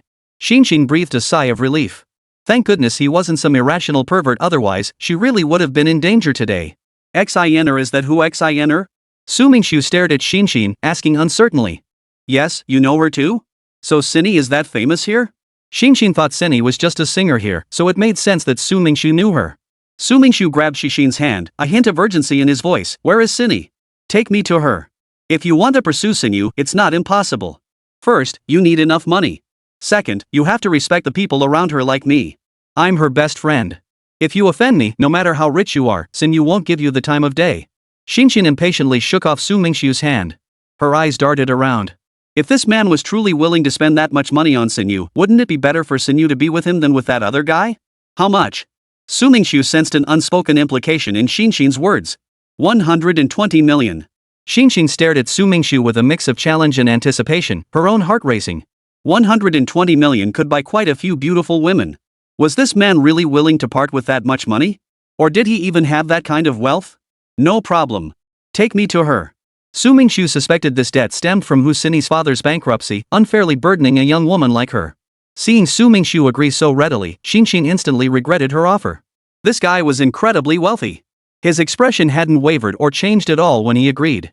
If she'd known, she would have asked for 150 million. The remaining 30 million could have gone to the orphanage. Now that Su Mingxu had agreed to pay, Xinxin felt certain matters needed clarification to avoid future complications. Shang Zhengfa, the nightclub owner and father of Shang Qianwen, happened to see Hu Sinei performing as a singer at the club and fell instantly in love. His wife had passed away from illness years ago, and he rarely allowed himself to feel this way. He expressed his affection to Hu Sinei several times, but she politely declined each time. After all, Shang Zhengfa was nearly the same age as her father. Undeterred, Shang Zhengfa had Hu Sinei's family background investigated. He learned her father had incurred massive debts after his company went bankrupt. Seeing this as an opening to advance their relationship, Shang Zhengfa proactively offered to settle her father's debts if she agreed to be with him. He also pledged to financially support her father's business revival. Though 130 million yuan was no small sum, Shang Zhengfa reasoned that if it meant winning the beauty's heart, it would be well worth the cost. Hu Sinei couldn't help but hesitate. In this nightclub, beautiful women were plentiful, yet here was a man willing to offer over 130 million yuan for her, a clear sign of his deep regard. Then she thought of Su Mingxu. She had waited for him at his old company and even left him a letter. Though she'd gone merely to test the waters of a relationship, he was here carousing with countless women. Perhaps he'd long forgotten the promises he'd made back then. Men were probably just like that. Hu Sinei found her longing for love wavering. If men were all like this, then who she married didn't really matter. The main point was that Shang Zhengfa had not only agreed to help pay off the debt but could also assist her father in rebuilding his business. This wasn't something just anyone could do. Hu Sinei didn't want to see her father's despair and helplessness again. Su Mingxu seemed to grasp the gist of what Xinxin was saying. Today, Hu Sinei had decided to give Shang Zhengfa a definitive answer: accept or reject. But from what Sinei told Xinxin, it meant she was willing to swallow her pride and help her father. Su Mingxu clasped Xinxin's hand and hurried them out. Outside, a dozen or so young women watched them emerge with curiosity. Had they finished so quickly? Ignoring the stares, Su Mingxu tossed a handbag from his seat onto the table. Bundles of cash spilled out, tips for the staff. Xinshin watched with a pang of heartache. Shouldn't there be a share for her too? Today, the performance hall had been cleared by Shang Zhengfa. The seats had been temporarily removed, revealing a massive heart-shaped pattern formed by roses in the center. Security guards stood at intervals around the perimeter, about 50 or 60 of them. Behind a table in the middle sat a middle-aged man. Not far behind him stood 4 men in black, clearly Shang Zhengfa's bodyguards. Shang Zhengfa gazed at Hu Xin'er performing on stage, looking as if he'd suddenly grown several years younger. He stared, utterly entranced, his heart surging with emotion, rediscovering that long-lost feeling of being captivated. After finishing a song, Hu Xin'er couldn't help but glance around, as if expecting something. Then she gave a self-mocking smile. That man was probably out somewhere right now, carousing with women. Hu Xin'er stepped down from the stage and walked toward Shang Zhengfa. He watched her approach with a smile lighting up his face. His eyes brimmed with anticipation. If she nodded her consent, he could have her. Hu Xin'er turned her head, glancing expectantly to the side. She bit her lip lightly, steeled her resolve, and decided to accept. Perhaps this was simply her fate. Wait! Just as Hu Xin'er was about to nod, a young man sprinted onto the stage and shouted loudly at her. Su Mingxu hadn't brought Xixin along. Judging by the situation today, it would be difficult to leave easily, so he had Xixin wait on the sidelines while he rushed over alone. Hu Xin'er's heart skipped a beat. The man she never expected to see had appeared after all. Hu Xin'er felt a mix of worry and relief, tears welling up uncontrollably. Relief that Su Mingxu had finally appeared in such a situation, proving she still held some place in his heart. Worry that Su Mingxu was facing no ordinary opponent. Shang Zhengfa was surrounded by dozens of security guards, essentially enforcers plus 4 formidable bodyguards. If a confrontation erupted, Su Mingxu was bound to suffer heavy losses. Chapter 191, Standing Idly By. Hu Xin'er had intended to tell Su Mingxu to leave immediately, suggesting they discuss matters outside. But by then, Su Mingxu had already reached Hu Xin'er's side. He grabbed her hand and pulled her around to leave. Su Mingxu didn't glance at Shang Zhengfa's expression or exchange a word with him, choosing instead to ignore him completely. Su Mingxu understood that even if he patiently negotiated with Shang Zhengfa, it would be futile, a waste of breath. Since negotiation was useless, only force could speak. Su Mingxu had no absolute guarantee they could leave, but that wasn't a reason to abandon Hu Xin'er. Hu Xin'er had once promised Su Mingxu a chance to get to know each other, and she hadn't forgotten to wait for him. Regardless of whether they would truly become a couple in the future, today Su Mingxu would take Hu Xin'er away from here. Either these men would have to trample over him to keep Hu Xin'er, or he would carry her away himself. Su Mingxu's gaze was unwavering, his stride showing not a hint of hesitation. Hu Xin'er hesitated briefly before following closely behind Su Mingxu. Though seeing him drinking with that woman in the private room made her uneasy, if forced to choose between Su Mingxu and Shang Zhengfa, she would still pick Su Mingxu. Not for any other reason, but because he possessed the courage to stand here. Hu Xin'er understood the perilous situation Su Mingxu now faced, and she believed he understood it too. Even if he didn't possess the wealth of Shang Zhengfa to help her repay her father's debts, she had decided to leave with him. Any man could pamper a woman in a stable environment that was within the reach of almost all men. But for a man to step forward and protect a woman in the face of extreme danger? That was something few men could manage. Seated behind the desk, Shang Zhengfa's expression shifted constantly: surprise, shock, disbelief, contempt, and finally, amusement. Su Mingxu's appearance had genuinely taken Shang Zhengfa by surprise. It had been years since anyone dared to challenge him like this, especially a young man attempting to take the woman he loved away from his territory. If Su Mingxu were allowed to walk out with Hu Xin'er today, in full view of everyone, and word got out, Shang Zhengfa would have no place left in this world. If outsiders learned that a woman he desired could be so easily taken from his territory right before his eyes, those with ulterior motives would draw conclusions. They'd reason that if his beloved woman could be snatched away, then his company, his assets, even his life itself, could be seized. The thought was terrifying. "Young man, if you let her go now, I might consider letting you leave." Shang Zhengfa spoke magnanimously. From Su Mingxu's actions, it was clear he had some connection to Hu Xin'er.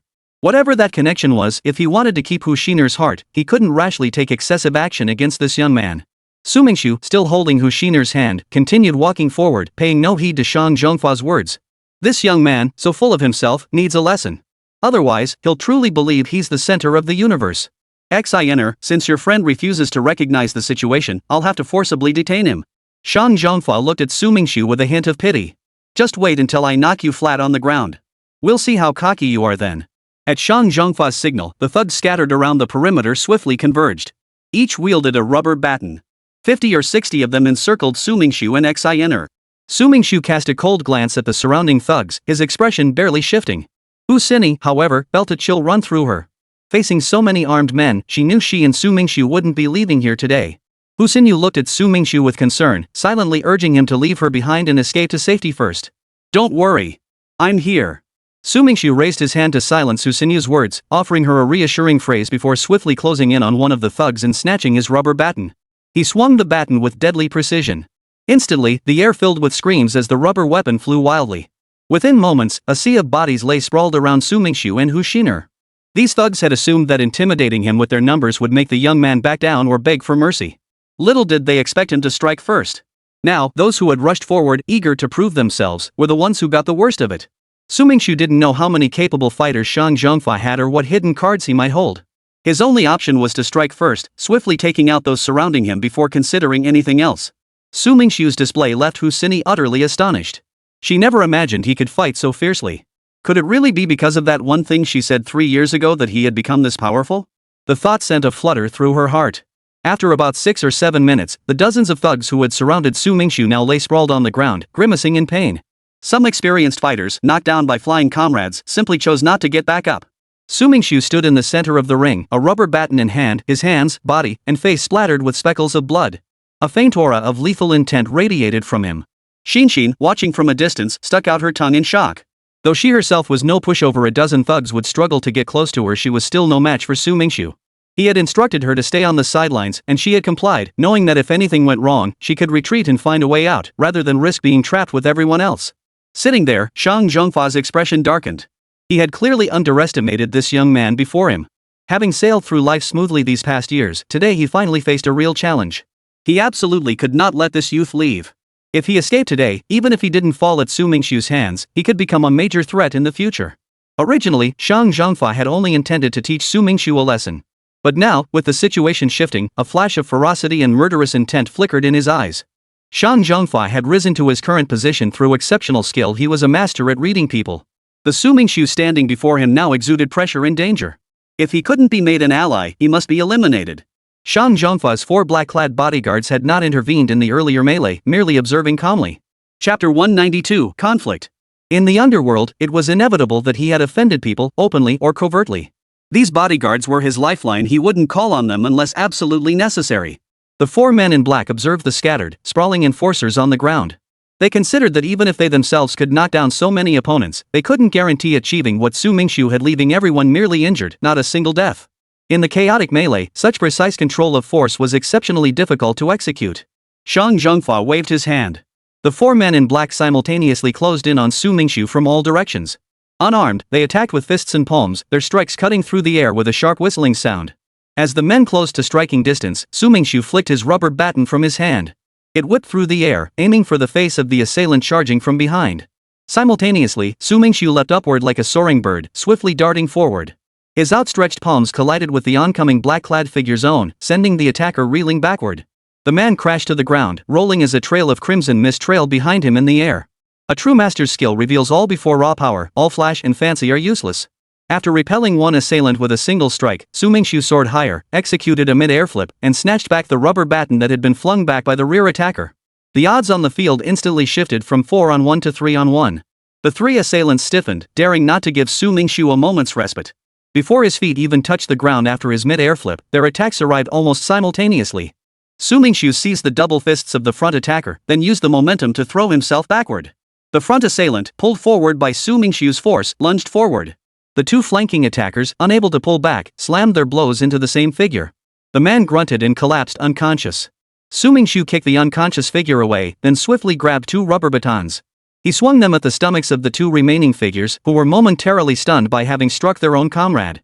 Gripping one baton, Su Mingxu leaped upward, delivering a flying kick that sent the left side assailant reeling. He then swung the baton, connecting squarely on the right side man's shoulder. A crisp crack of breaking bone echoed as the figure collapsed to the ground. Within mere minutes, all 4 black-clad assailants lay defeated. Yet Su Mingxu had expended considerable energy, feeling his strength drain away. At that moment, Hu Xiner's shrill scream pierced the air. Following her gaze, Su Mingxu saw that Shang Zhongfa had somehow produced a black, studded pistol. Its dark muzzle was trained directly on him. Yet Su didn't flinch or retreat. Clutching the rubber baton, he walked steadily toward Shang Zhongfa. Shang Zhongfa hadn't realized that his 4 bodyguards, whom he prided himself on, had been taken down by Su Mingxu in such a short time. Now this young man was actually walking toward him, directly facing the muzzle of the gun. The sheer audacity was terrifying enough. The moment Shang Zhongfa pulled the trigger without hesitation, Su Mingxu hurled his rubber baton. The bullet and baton collided mid-air, sending a shower of rubber shards flying as the bullet plummeted to the ground. Before Shang Zhongfa could react, Su Mingxu had already lunged forward, snatched the gun from his grasp, twisted it out of shape, and tossed it to the ground. Shang Zhongfa flinched in shock, turning to flee. But escape was impossible. The moment he spun around, a figure blocked his path. Shang Zhongfa's heart skipped a beat. This time, he was truly finished. Before he could think further, Su Mingxu grabbed him by the throat and lifted him off the ground. Su Mingxu felt a surge of anger. This man had actually tried to shoot him dead, so Su Mingxu was naturally a bit harsh with him. Shang Zhongfa kicked wildly with his feet, on the verge of passing out, when suddenly a girl's voice rang out, "Let go of my dad." A young woman, accompanied by a dozen or so youths, shouted as she ran over. Seeing the dozens of people lying on the ground, the young people were also thoroughly startled. This girl was none other than Shang Qianwen, who had clashed with Su Mingxu twice before. As she approached and recognized Su Mingxu, she nearly burst into tears. Why him again? Was he some kind of nemesis for her family? Su Mingxu also recognized the approaching figure as Shang Qianwen. He promptly dropped Shang Zhongfa to the ground. Shang Zhongfa exhaled a long breath, a sense of defeat welling up inside him. Instead of attacking Su Mingxu, Shang Qianwen hurried to help her father up. Most of these young people had seen Su Mingxu at the restaurant earlier. Now, seeing the men lying on the ground, not a single one dared to approach. "Mr. Shang, I'm so sorry," Husseini said apologetically to Shang Zhongfa. After all, he had always been kind to her, never making things difficult. Though his help with her father's debt had carried a hint of coercion, he had consulted her opinion and never forced her into anything. Su Mingxu stepped forward, took Husseini's hand, and under the stunned gazes of the crowd, they left the performance hall together. "What happened today? Tell everyone present that no one is to leak a word of it," Shang Zhongtian said weakly to Shang Qianwen. "Today's events might blow over, but other troubles are likely to follow." Outside the performance hall, Xinxin bounced out excitedly, staring in surprise at Su Mingxu holding Hu Xiner's hand. Their relationship was developing a bit too fast, wasn't it? They were already holding hands. Hu Xiner shyly pulled her hand away. Su Mingxu didn't seem to mind. He had simply intended to escort her out and had naturally taken her hand without any ulterior motives. The three quickly left the nightclub and drove along the wide streets. For safety's sake, Su Mingxu decided to drop Hu Xinyu and Xinxin off at home first. "Handsome, going home at this hour is both inconvenient and unsafe. Could we borrow your villa to stay the night?" Xixin quickly interjected upon hearing Su Mingxu offer to drive them home. She genuinely feared that once he left, his promise to help Cindy might fall through. "A villa? I don't have one. How about I take you both to a hotel for the night?" Su Mingxu considered it reasonable. Who knew if Shang Zhongfa might secretly follow and retaliate? He planned to put them up in a hotel first. Large hotels had fairly good security measures. "No, that won't do. Xiner isn't used to hotels. Let's stay at your place instead." From Su Mingxu's donations to the orphanage to witnessing his extravagant spending at the nightclub, Xinxin absolutely refused to believe he was broke. With that kind of wealth, even if he didn't own a villa, he surely had a spacious apartment. Chapter 193, Suffocating Maneuver. "Xinxin, what exactly are you trying to do?" Since getting in the car, Hu Xiner had barely spoken, lost in thought. Hearing Xinxin's seemingly nonsensical suggestion, what girl would insist on staying at someone else's house? She couldn't help but voice her frustration. "To help you seduce him, of course." Xinxin leaned close to Xiner's ear and whispered. Xiner flushed at the suggestion. Had her situation deteriorated to the point where she needed to pursue someone else? As she pondered, she glanced at Su Mingxu driving ahead. She recalled telling him years ago that if he grew stronger within 3 years, she'd give him a chance to pursue her. If she were to pursue him now, wouldn't that be forcing him to give her that very chance? Su Mingxu didn't object to Cindy staying at his place. It would also better protect her safety. He drove around the city a few times to confirm no one was following, then navigated his car through twists and turns into his residential complex. Xinxin had already scrutinized every room in Su Mingxu's apartment, even inspecting the bathroom toilet, just an ordinary one, with a non-gold toilet seat. She couldn't help but doubt whether Su Mingxu could truly afford to help Xinyu with such substantial sums. Returning to his room, Su Mingxu stripped off his blood-stained clothes and tossed them into the washing machine. He then took a shower and changed into clean attire. Since Su Mingxu lived alone most of the time, there was only one bed in his apartment. He arranged for Xinxin and Cindy to sleep in the bedroom, while he himself slept on the sofa in the living room. Perhaps the excitement from the earlier fight, combined with the unexpected encounter with Cindy, kept him awake. Su Mingxu turned on his computer and continued studying the futures market. Through his research over the past few days, he had gained some understanding of the futures market. However, he was always cautious in his approach. Although he had registered an account, he hadn't made any actual trades yet. Having just experienced those events, Xiner also couldn't sleep. Seeing Su Mingxu alone in the living room at his computer, she approached out of curiosity. Standing behind him, she recognized the familiar futures market data he was viewing and leaned in to look over his shoulder. The living room was quiet. The faint, pleasant scent emanating from Xianer's body was comforting to Su Mingxu. Her hair brushed against his face by accident, tickling him. He enjoyed the sensation and tried to keep his posture still. Do you trade futures too? Cindy must have grown tired from maintaining that position for so long, for she straightened up and addressed Su Mingxu. That pleasant sensation suddenly faded beside him. Feeling a touch of reluctance, Su Mingxu glanced back at Xianer, then quickly averted his gaze from her face, sensing a slight awkwardness. I'm thinking about doing some investing. I don't know much about it yet, so I'm researching. If you don't understand, you can ask me. I majored in this abroad. A beautiful smile appeared at the corner of Cindy's mouth. This was the first shared topic they'd found since Su Mingxu arrived. Su Mingxu happened to have some questions he couldn't ask anyone else, forcing him to figure things out alone. Hearing Sinyu's offer, he tentatively posed a few questions. Her professional answers suddenly made everything click for him. The confusion that had plagued him for days vanished instantly, leaving him with a profound sense of awe. So that's how it is. Su Mingxu approached things with his own stubborn persistence. He promptly pulled up a chair for Cindy and invited her to sit.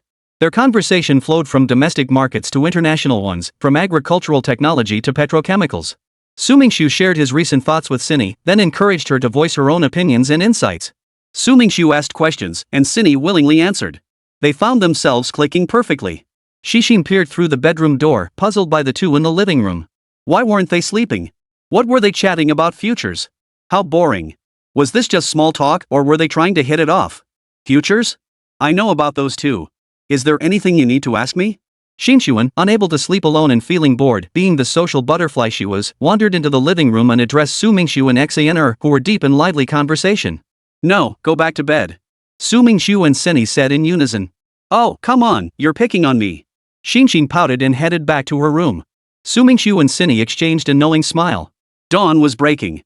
Su Mingxu suggested Cindy rest in the bedroom she hadn't slept at all. He himself lay down fully clothed on the living room sofa. Oh my gosh, I never expected you two to hook up so fast. Xianer, you're so good at this. As soon as Xianer returned to the bedroom, Xinxin eyed her up and down with a mischievous grin, as if she'd uncovered some huge scandal. Jealous, are you? But I don't even look at you. Who told you to be less pretty than me? Cindy tilted her little face up smugly. The two were used to bickering, and Cindy wouldn't pass up a chance to deeply hurt Xinxin. No way. You have to save your first kiss for me. Xixin declared, lunging forward to hug Cindy and dramatically attempt to kiss. Cindy pushed her away with disgust and ordered her to go to sleep. Su Mingxu lay on the sofa, half asleep, when the pungent smell of burnt food and smoke choked him awake. Daylight had already broken. The odor wafted from the kitchen. Su Mingxu went to investigate and found Hu Xinyu standing there, disheveled and flustered. Su Mingxu rushed over, turned off the stove, and opened the kitchen window. The eggs in the pan had fried to a blackened mess, releasing a pungent stench. Cindy looked at him awkwardly. She'd intended to make breakfast for everyone after seeing Daylight, but things had gone terribly wrong. Just then, Xinxin, drawn by the strange smell, ran over. She saw a charred, blackened object floating in a pot half filled with oil. Xianer, you didn't take off your own socks and toss them into the pot to fry, did you? How could it smell this awful? Xinxin exclaimed, covering her nose. The situation was already awkward enough, but seeing Xixin's smug, gloating expression made Cindy want to grab the pot and splash the oil right in her face. Before Cindy went abroad, their family had a dedicated chef, so she rarely set foot in the kitchen. After moving overseas, she just ate out whenever she could, so it was only natural she didn't know how to cook. You two go watch TV in the living room. Today, I'll let you taste my cooking. Chapter 194, 300 million in debt? Su Mingxu offered Cindy a few words of comfort before gently ushering her out of the kitchen. Su Mingxu's kitchen was fully stocked, but he rarely cooked at home because he found it bothersome. Meeting Hu Cindy lifted his spirits, and he busied himself in the kitchen. Before long, the aroma of cooking wafted from the kitchen to the living room, where Xianer and Xinxin sat. Their stomachs couldn't help but growl. Su Mingxu had prepared 4 dishes and a soup, arranging them on the table. They were visually appealing, fragrant, and delicious. No wonder he'd won first place in Melbourne's culinary competition. Looks good, but how does it taste? Xinxin picked up her chopsticks, took a bite, and hummed in satisfaction. Delicious, even better than restaurant food. This guy must be a professional chef. Without waiting to see if Su Mingxu or Xianer had touched their food, Xinxin dug in, wolfing down her meal. Why are you staring? You guys should eat too. Xinxin sensed the strange looks from Su Mingxu and Xianer. Xinxin, you look like you haven't eaten in days. No one's rushing you, slow down. Xinyu watched her friend in bewilderment. Her bestie really had no concept of self-image. It's delicious, really delicious. Try some if you don't believe me. Xixin said, her chopsticks never stopping. Xianer quickly picked up her chopsticks too, not because of Xinxin's words, but because if she didn't eat now, she'd end up eating Xinxin's leftovers. Xiner sampled each dish first. The flavors were genuinely excellent, better than many restaurants. But she wouldn't dare eat like Xinshin. Though equally hungry, she maintained her ladylike composure. Xinshin belched from being stuffed, finally setting down her bowl and chopsticks. She rubbed her belly so full she could barely straighten her back. After breakfast and a short rest, Su Mingxu asked Cindy for her bank account details. He then inquired whether she needed 102 million yuan information Xixin had shared with him, but he wanted to confirm directly with her. Cindy shot a glare at Xixin beside her. This matter was essentially a deal between Xixin and Shang Zhongfa. Cindy had only told Xixin about it, so it was certain Xixin had relayed it to Su Mingxu. Xiner felt awkward and reluctant to admit it. Even if he knew, he probably couldn't help her, and it would only make Su Mingxu uncomfortable too. But she didn't want to deceive him either, so she nodded and confirmed it was true. Soon, as Cindy's phone chimed, Su Mingxu transferred 120 million yuan to her account. Xinshin snatched the phone from Cindy's hand and opened the notification. No mistake, 120 million yuan had truly been transferred. Xinshin couldn't quite believe it. Seeing Su Mingxu's casual demeanor transferring such a huge sum without batting an eye was exactly the same expression he'd worn when donating to the orphanage. But the orphanage donation had been 200,000 yuan, this was 120 million. The difference was staggering. This was no comparison. Could this man really have so much money he didn't know what to do with it? Xinshin glanced around Su Mingxu's room again. It was ordinary, not even middle class. Someone this wealthy should be living in a mansion or villa. Seeing Xinshin's strong reaction, Xiner leaned in to look. When she saw the account balance on the message, she was also startled. Had Su Mingxu become this wealthy in just a few years? Xiner's cheeks flushed as she looked at Su Mingxu, unsure what to say. Saying thank you seemed inadequate for such a large sum. It's nothing. You needed money, and I happen to have it. Don't worry about it. If it's not enough, or if you need more for your business, just let me know. I'll transfer more over. Su Mingxu spoke casually, afraid Cindy might feel burdened. This money truly meant nothing to him. As he said, it was simply a matter of one needing it and the other having it. Since it was going to be spent anyway, spending it on someone he cared for wasn't just insignificant, it brought him joy. But for Cindy, this sum felt like a mountain, crushing her family's ability to breathe, weighing down her father so he couldn't even turn over. Xiner stared at Su Mingxu without speaking, only nodding slightly, her voice trembling. Back when she told him she'd consider giving him a chance to pursue her, she thought she was his benefactor. Now it seemed he was hers. My dad's business failed too, and he owes 300 million. See if you can help out, lend me 300 million first. Xinshin shoved the phone into Cindy's hands, then scampered over to Su Mingxu and piped up at the perfect moment. No money. Su Mingxu and Xiner almost answered in unison. After exchanging a glance, Xiner's face lit up with a beautiful smile. Xixin shot her mother a displeased look. I wasn't asking you for money. Why are you joining in? Xiner planned to return home first and have her father settle the debts, so the family could finally live with peace of mind. Xinshin naturally followed her. Su Mingxu drove them to Xiner's residential complex. He didn't accompany them inside after all, his sudden appearance felt abrupt. He simply told Xiner to call if she needed anything, then drove away. After returning home, Husini recounted the entire incident to her father. He was delighted, never had he imagined such an outstanding young man had worked at his former company. Why hadn't he noticed him back then? With the debts settled, they could finally stop living in hiding. Yet as he watched his excited daughter, a thread of worry and shame tugged at his heart. This money was clearly intended for his daughter. If this man harbored ulterior motives or ill will toward Sinyu, it would mean sacrificing his own daughter. Yet judging by her expression, Sinyu seemed quite taken with the young man. From her and Xixin's descriptions, he appeared genuinely decent. Hoping this marked the beginning of a good relationship, the thought brought some relief to Sinyu's father.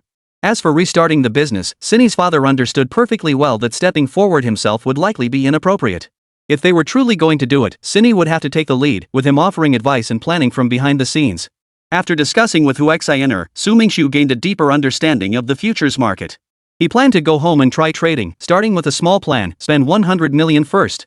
He bought several boxes of instant noodles in bulk, eliminating the hassle of eating out or cooking at home. After returning home, through 3 days and nights of relentless effort, Su Mingxu finally achieved his goal. Chapter 195, 1 billion. He had very successfully lost 100 million. Su Mingxu temporarily halted his futures trading, determined to address the issues plaguing his strategy. If he kept playing around like this, he estimated he'd be back in Melbourne within 2 months. Having just met Cindy, he was in high spirits and had no intention of returning anytime soon. After lying low for a while, Qiu Dongxiu called to ask where Su Mingxu was. He finished the business investment report and wanted to bring it over for Su Mingxu to review. Since Qiu Dongxiu wasn't an outsider, Su Mingxu simply invited him and Zhuanzi to come directly to his home.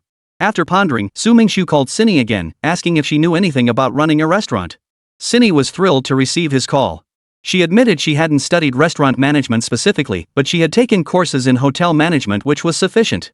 Whether Cindy actually knew anything didn't matter. Su Mingxu just needed a reason to bring her over. Xaner took leave from work and rushed over by taxi, arriving at Su Mingxu's home even before Qiu Dongxiu. Her good mood made her look radiant and vibrant, seeming much more energetic and beautiful than before. Though Su Mingxu didn't care about losing that 100 million, he still felt a bit down. But seeing Xaner glide in like a breeze instantly lifted his spirits. Xaner noticed the scattered empty instant noodle cups in the trash bag in the corner and couldn't help but frown slightly. Had he really fallen to eating instant noodles just because he'd transferred the money to her? If that were the case, how could she possibly face him? Su Mingxu, ever sharp, immediately picked up on the subtle shift in Cindy's expression. He promptly explained the reason for the instant noodles. Hearing his words, Cindy felt an immediate weight lift from her heart. Yet, she simply couldn't reconcile the Su Mingxu before her who'd been surviving on instant noodles for days to get things done with the Su Mingxu she remembered from the nightclub, drinking and chatting with numerous women. Learning Su Mingxu had lost a significant amount of money recently, Xaner felt a pang of heartache. Before going abroad, she hadn't grasped the true value of money. After returning home, her father's company went bankrupt, and Xaner reluctantly took a job, only then realizing how hard it was to earn a living. Of course, Su Mingxu hadn't told Xaner he'd gambled away 100 million yuan, wanting to avoid the impression of being a spendthrift. Just as Cindy was about to ask Su Mingxu how futures trading worked, she heard a knock at the door. Qiu and Zhuanzi had arrived. Qiu Dongxiu had changed into fresh clothes, his hair meticulously styled, giving him a much more energetic appearance. Following behind him, Zhuanzi looked unchanged, still the same girl next door type.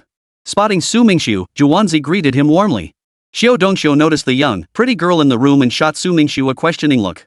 "This is an expert I invited, a specialist in restaurant management." Su Mingxiu's introduction made Sinyu feel a bit embarrassed. What kind of expert was she, really? Unfamiliar with Cindy's background, Qiu Dongxiu accepted Su Mingxiu's word that she was an expert. To make a good impression, he promptly approached her with polite greetings. Su Mingxiu accepted the investment feasibility report Qiu Dongxiu handed him. The report was meticulously prepared, typewritten and bound together, detailing everything from restaurant location selection to management strategies. It was clear considerable effort had gone into it. For a newcomer, it was quite impressive. The restaurant's name, Lixiu Food City, combined one character each from Qiu Dongxiu and Zhuanzi's names. The equity distribution section divided the restaurant's shares into 3 equal parts, with Su Mingxu, Qiu Dongxiu, and Zhuanzi each holding 1/3. According to Ouyang Shui, Han Ying's company shares included 1/3 of Su Mingxiu's equity. Qiu Dongxiu's equity allocation also mentioned his 1/3 stake. Su Mingxu raised no objections to Qiu Dongxiu's equity distribution plan. This arrangement allowed him to secure some returns while easing their investment burden. Moreover, he could effectively be a hands-off owner while still holding company shares. What was there not to like? A vague yet growing concept took shape in Qiu Dongxiu's mind. Perhaps he could build his own business empire, something he'd never considered before. Su Mingxu wanted to test Qiu Dongxiu, so he picked a question from the business plan and asked him to answer it. Qiu Dongxiu scratched his head, stammered and mumbled for a long time, sweating with anxiety, but still couldn't come up with a coherent answer. He looked to Zhuanzi for help. Seeing Chang Xiuxiu stumped, Zhuanzi glanced at Su Mingxu. With a nod from him, Zhuanzi stepped in to answer for Chang Xiuxiu. Her response matched the business plan almost word for word, making it clear Zhuanzi had drafted the entire document. Su Mingxu was an expert in cooking, but he knew little about restaurant management and other aspects. So he handed the proposal to Cindy, who was nearby. Although Cindy majored in hotel management, certain principles overlapped with restaurant operations. Xaner carefully reviewed the proposal, offering her own thoughts and suggestions as she read. Zhuanzi nodded frequently, occasionally adding her own opinions, while Qiu Dongxiu, pretending to understand, kept agreeing enthusiastically. Su Mingxu stated he hadn't originally planned to get involved in restaurant operations. But since Qiu Dongxiu and Zhuanzi had allocated him equity, he was now part of the team. If the investment was too small, it would feel embarrassing. Why not make the food court bigger? Build it into a comprehensive commercial complex integrating dining, lodging, shopping, and bath facilities. Su Mingxiu's proposal startled Qiu Dongxiu. Good heavens, how much money would that require? Jianzi listened to Su Mingxiu's plan, her eyes lighting up. This was true vision, this was what a business should be. The look in her eyes as she watched Su Mingxu held an added layer of admiration. Xaner, listening nearby, felt a surge of excitement and fervor. The man before her was no longer the junior clerk she once knew. 3 years had transformed him into someone powerful, so powerful she barely recognized him. His words and actions, though seemingly casual, carried an undeniable aura of dominance. For now, let's stick with the 200 million yuan investment. If things go well later, we can always add more. Su Mingxu made the final decision, setting a new investment amount, a significant jump from the previous 2 or 300 million yuan to the current 200 million. Chapter 196, Breathless. 200 million?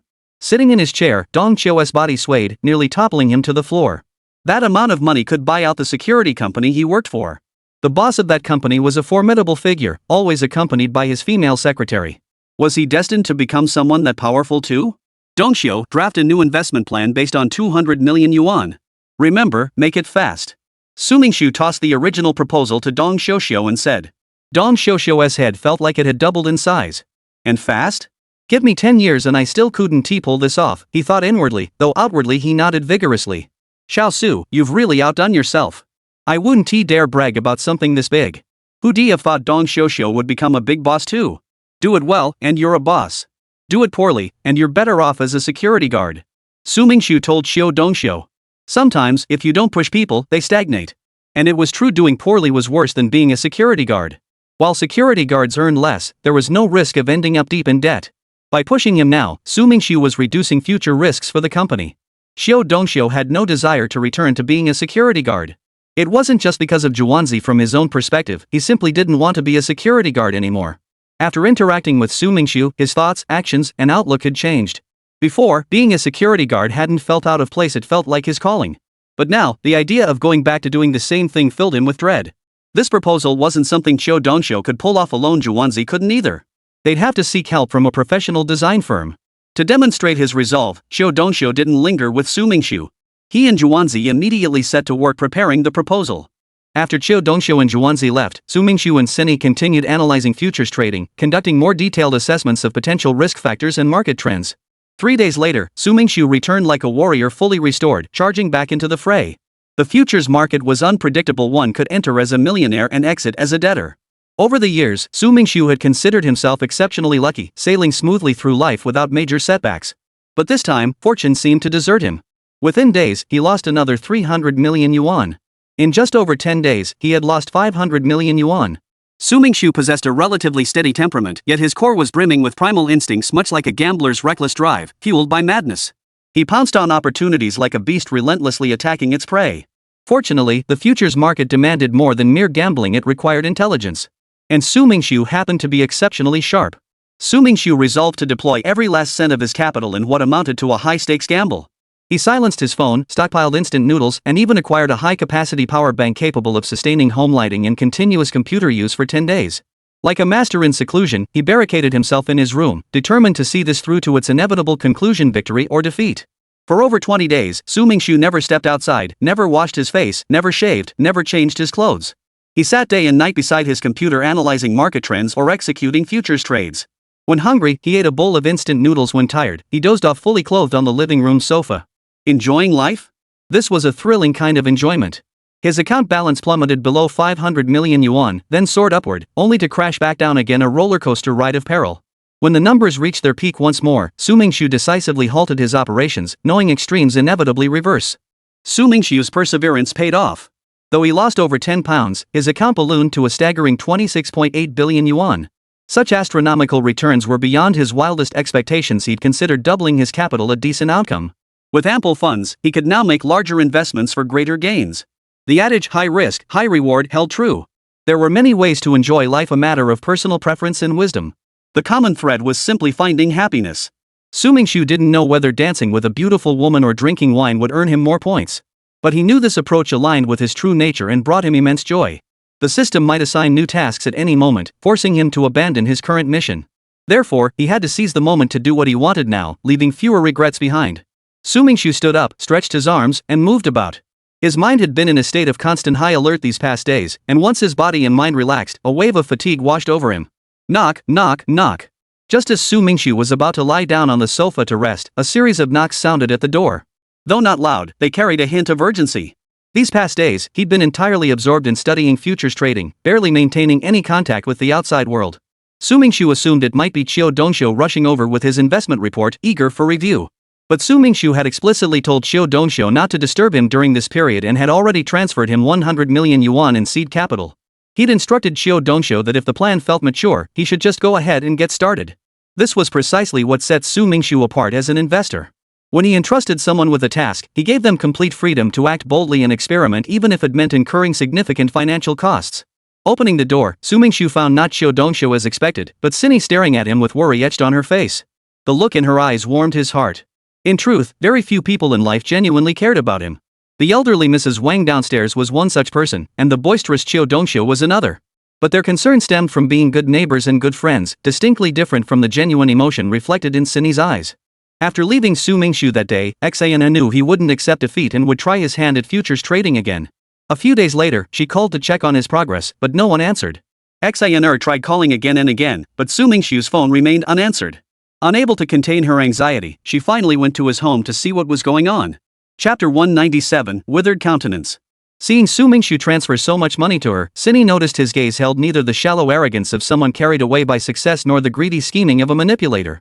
Instead, his eyes were as clear and pure as when they first met at her father's company.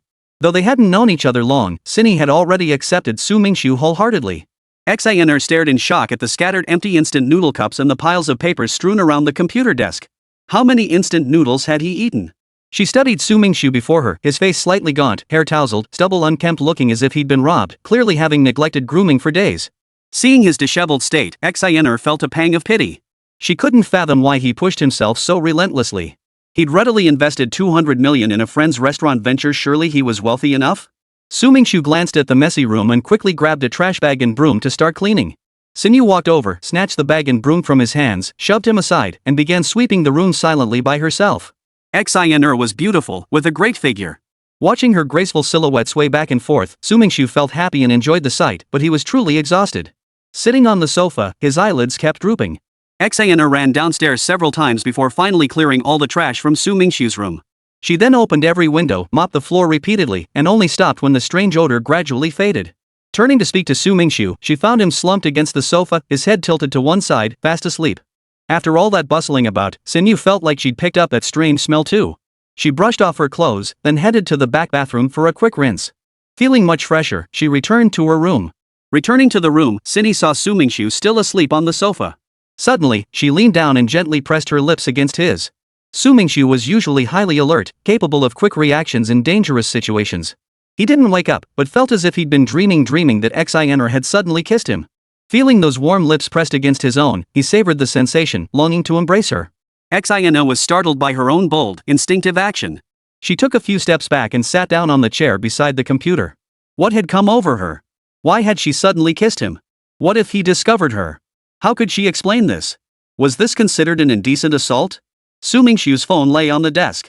Seeing his disheveled state, Xina couldn't help wondering if his appearance stemmed from heavy losses. Xina wasn't spying on Su Mingxu's phone, she just wanted to understand why he'd become this way. Picking up his phone, she froze again when the account balance notification appeared, 268 billion. Even at its peak, her family's former company hadn't held assets amounting to a fraction of that figure. When Su Mingxu awoke, it was already around 7 or 8 in the evening. Cindy hadn't left, she was sitting there, looking at the computer. Su Mingxu felt a bit embarrassed. Cindy had come, and he'd left her alone, sleeping for 7 or 8 hours straight. In his dream, Sinew had kissed him, and he found himself tracing his lips with a lingering sensation. Sinew immediately looked away, her gaze shifting nervously from Su Mingxu. I saw the messages on your phone.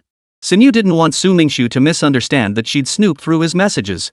Everyone had their privacy, and their relationship hadn't progressed to the point where one could just check up on the other. So she proactively explained to Su Mingxu. If you like it, you can come see it every day. Su Mingxu surveyed the room, now tidy and neat thanks to Xina's efforts, and shrugged indifferently. There wasn't really anything on his phone he feared her seeing, though he certainly wouldn't want others to see it. If people found out how much money he had, it might stir up trouble. I don't want to work anymore. I want to be a rich lady with you. Seeing Su Mingxu's utterly unconcerned expression, Xina realized she'd overthought it. He clearly hadn't taken her words to heart. Perhaps she underestimated some things too. Due to her family's changed circumstances, the once proud Sinew now felt a slight twinge of insecurity around Su Mingxu. She wasn't sure if he still liked her as much as before. After all, his status had changed dramatically, and finding a beautiful girl was now effortless. Rather than stewing in uncertainty, she'd rather know the truth sooner and feel more at ease. He couldn't have asked for more. Su Mingxu smiled at the slightly flustered Xina. He knew she'd phrased it as a joke, but the blush on her cheeks revealed her true feelings. It took considerable courage to voice that question. Why are you staring at me like that? Have you been secretly crushing on me for ages? Let me make the first move. Sinyu, flustered by Su Mingxu's gaze, pounced toward him as she spoke, burying her face in his chest. Su Mingxu instinctively wanted to pull away. His clothes hadn't been washed in over 20 days, and he feared Sinny might dislike the smell. Yet he couldn't avoid her doing so might make her think he was rejecting her. Standing there awkwardly, he found himself caught between a rock and a hard place. This perfect moment turned into an impossible dilemma. Su Mingxu gently embraced Sinny and suggested going out for a meal. This warm moment was abruptly interrupted by Su Mingxu's excuse of eating. Sinny lifted her head from his embrace with displeasure, pulled a small mirror from her pocket, and urged Su Mingxu to look into it. Su Mingxu saw his unkempt reflection unshaven for days. He knew he looked rough, but hadn't expected to appear quite so disheveled, resembling a street vagrant. Whose photo is this? He muttered self-deprecatingly, recognizing the face as vaguely familiar. Grabbing 2 changes of clothes, he practically fled into the bathroom. First, he shaved off his stubble, then brushed his teeth, and finally took a thorough shower. Changing into clean clothes, Su Mingxu felt light as a feather, exceptionally refreshed and comfortable. Chapter 198. The proportions are off. Clothes suit the man, just as a saddle suits the horse. Especially since Su Mingxu's outfits were all purchased from luxury boutiques, expensive, high-end custom-made designer labels that looked absolutely sharp on him. When Su Mingxu reappeared before Xiner, she was instantly dazzled. Gone was the scruffy, disheveled look from earlier. Though his face appeared slightly thinner than before, it did nothing to diminish his handsome appearance. Standing there, he was the very picture of a fresh-faced young hunk. Xiner nodded, thoroughly satisfied with Su Mingxu's appearance. Su Mingxu decided to drive into town first and take Sinny to Chuanqing food court for a bite. At noon, seeing Su Mingxu still asleep, Xiner didn't go out for lunch. Spotting several boxes of instant noodles in the corner of the room, she boiled a pot for herself. She was famished by now. On the way to Chuanqing food court, Su Mingxu noticed a new restaurant opening by the roadside, Zuliuxia Food Court. Li Shou Food Court, the name felt vaguely familiar. Li Shou Food Court. In the investment plan that Xiao Xiaoxiu and Zhuanzi had shown him, he recalled it being called something like that. Zuliuxiu. Su Mingxu. His own name ended with the character Su. Could this restaurant be run by Qiu Dongxiu and Zhuanzi? Zuliuxia Food Court had just opened and was running a promotion. Diners not only got half-price meals but also a small gift. Xiner clamored beside him to try it out. Su Mingxu found a parking spot, parked the car, and the two entered the restaurant. The restaurant's lobby was crowded with diners, mostly ordinary folks, many with children in tow. The main draw for most, perhaps, was the freebie gift. Such promotions held no appeal for the wealthy, unless the restaurant boasted signature dishes of exceptional quality. Only with a stellar reputation and standout dishes would affluent patrons seek it out. Hello, sir, ma'am. All private rooms are currently reserved. If you don't mind, we can add a table for you in the main dining area. A server, spotting Su Mingxu and Sinny, approached them warmly. Su Mingxu frowned. He didn't particularly care where they ate, but being in the noisy, bustling lobby with Sinny wasn't ideal. He'd rather find another restaurant. Let's just try it here. So many people are eating here, the food should be decent. Sinny was getting hungry and didn't want to go to another restaurant. In a corner of the restaurant lobby, the waiter added a table for Su Mingxu and Sinny. The restaurant served quickly, and soon the dishes Su Mingxu ordered arrived. The food tasted decent enough, but to Su Mingxu, it felt rather ordinary. When it came to cooking, he was an absolute master chef. If they were using dishes like these for their grand opening promotion, it would be hard to leave a lasting impression on customers. That meant low customer retention. After a few bites, Sinny tasted the dishes too. This restaurant's food isn't as good as what you made at home that day. Why don't you come work here as a chef?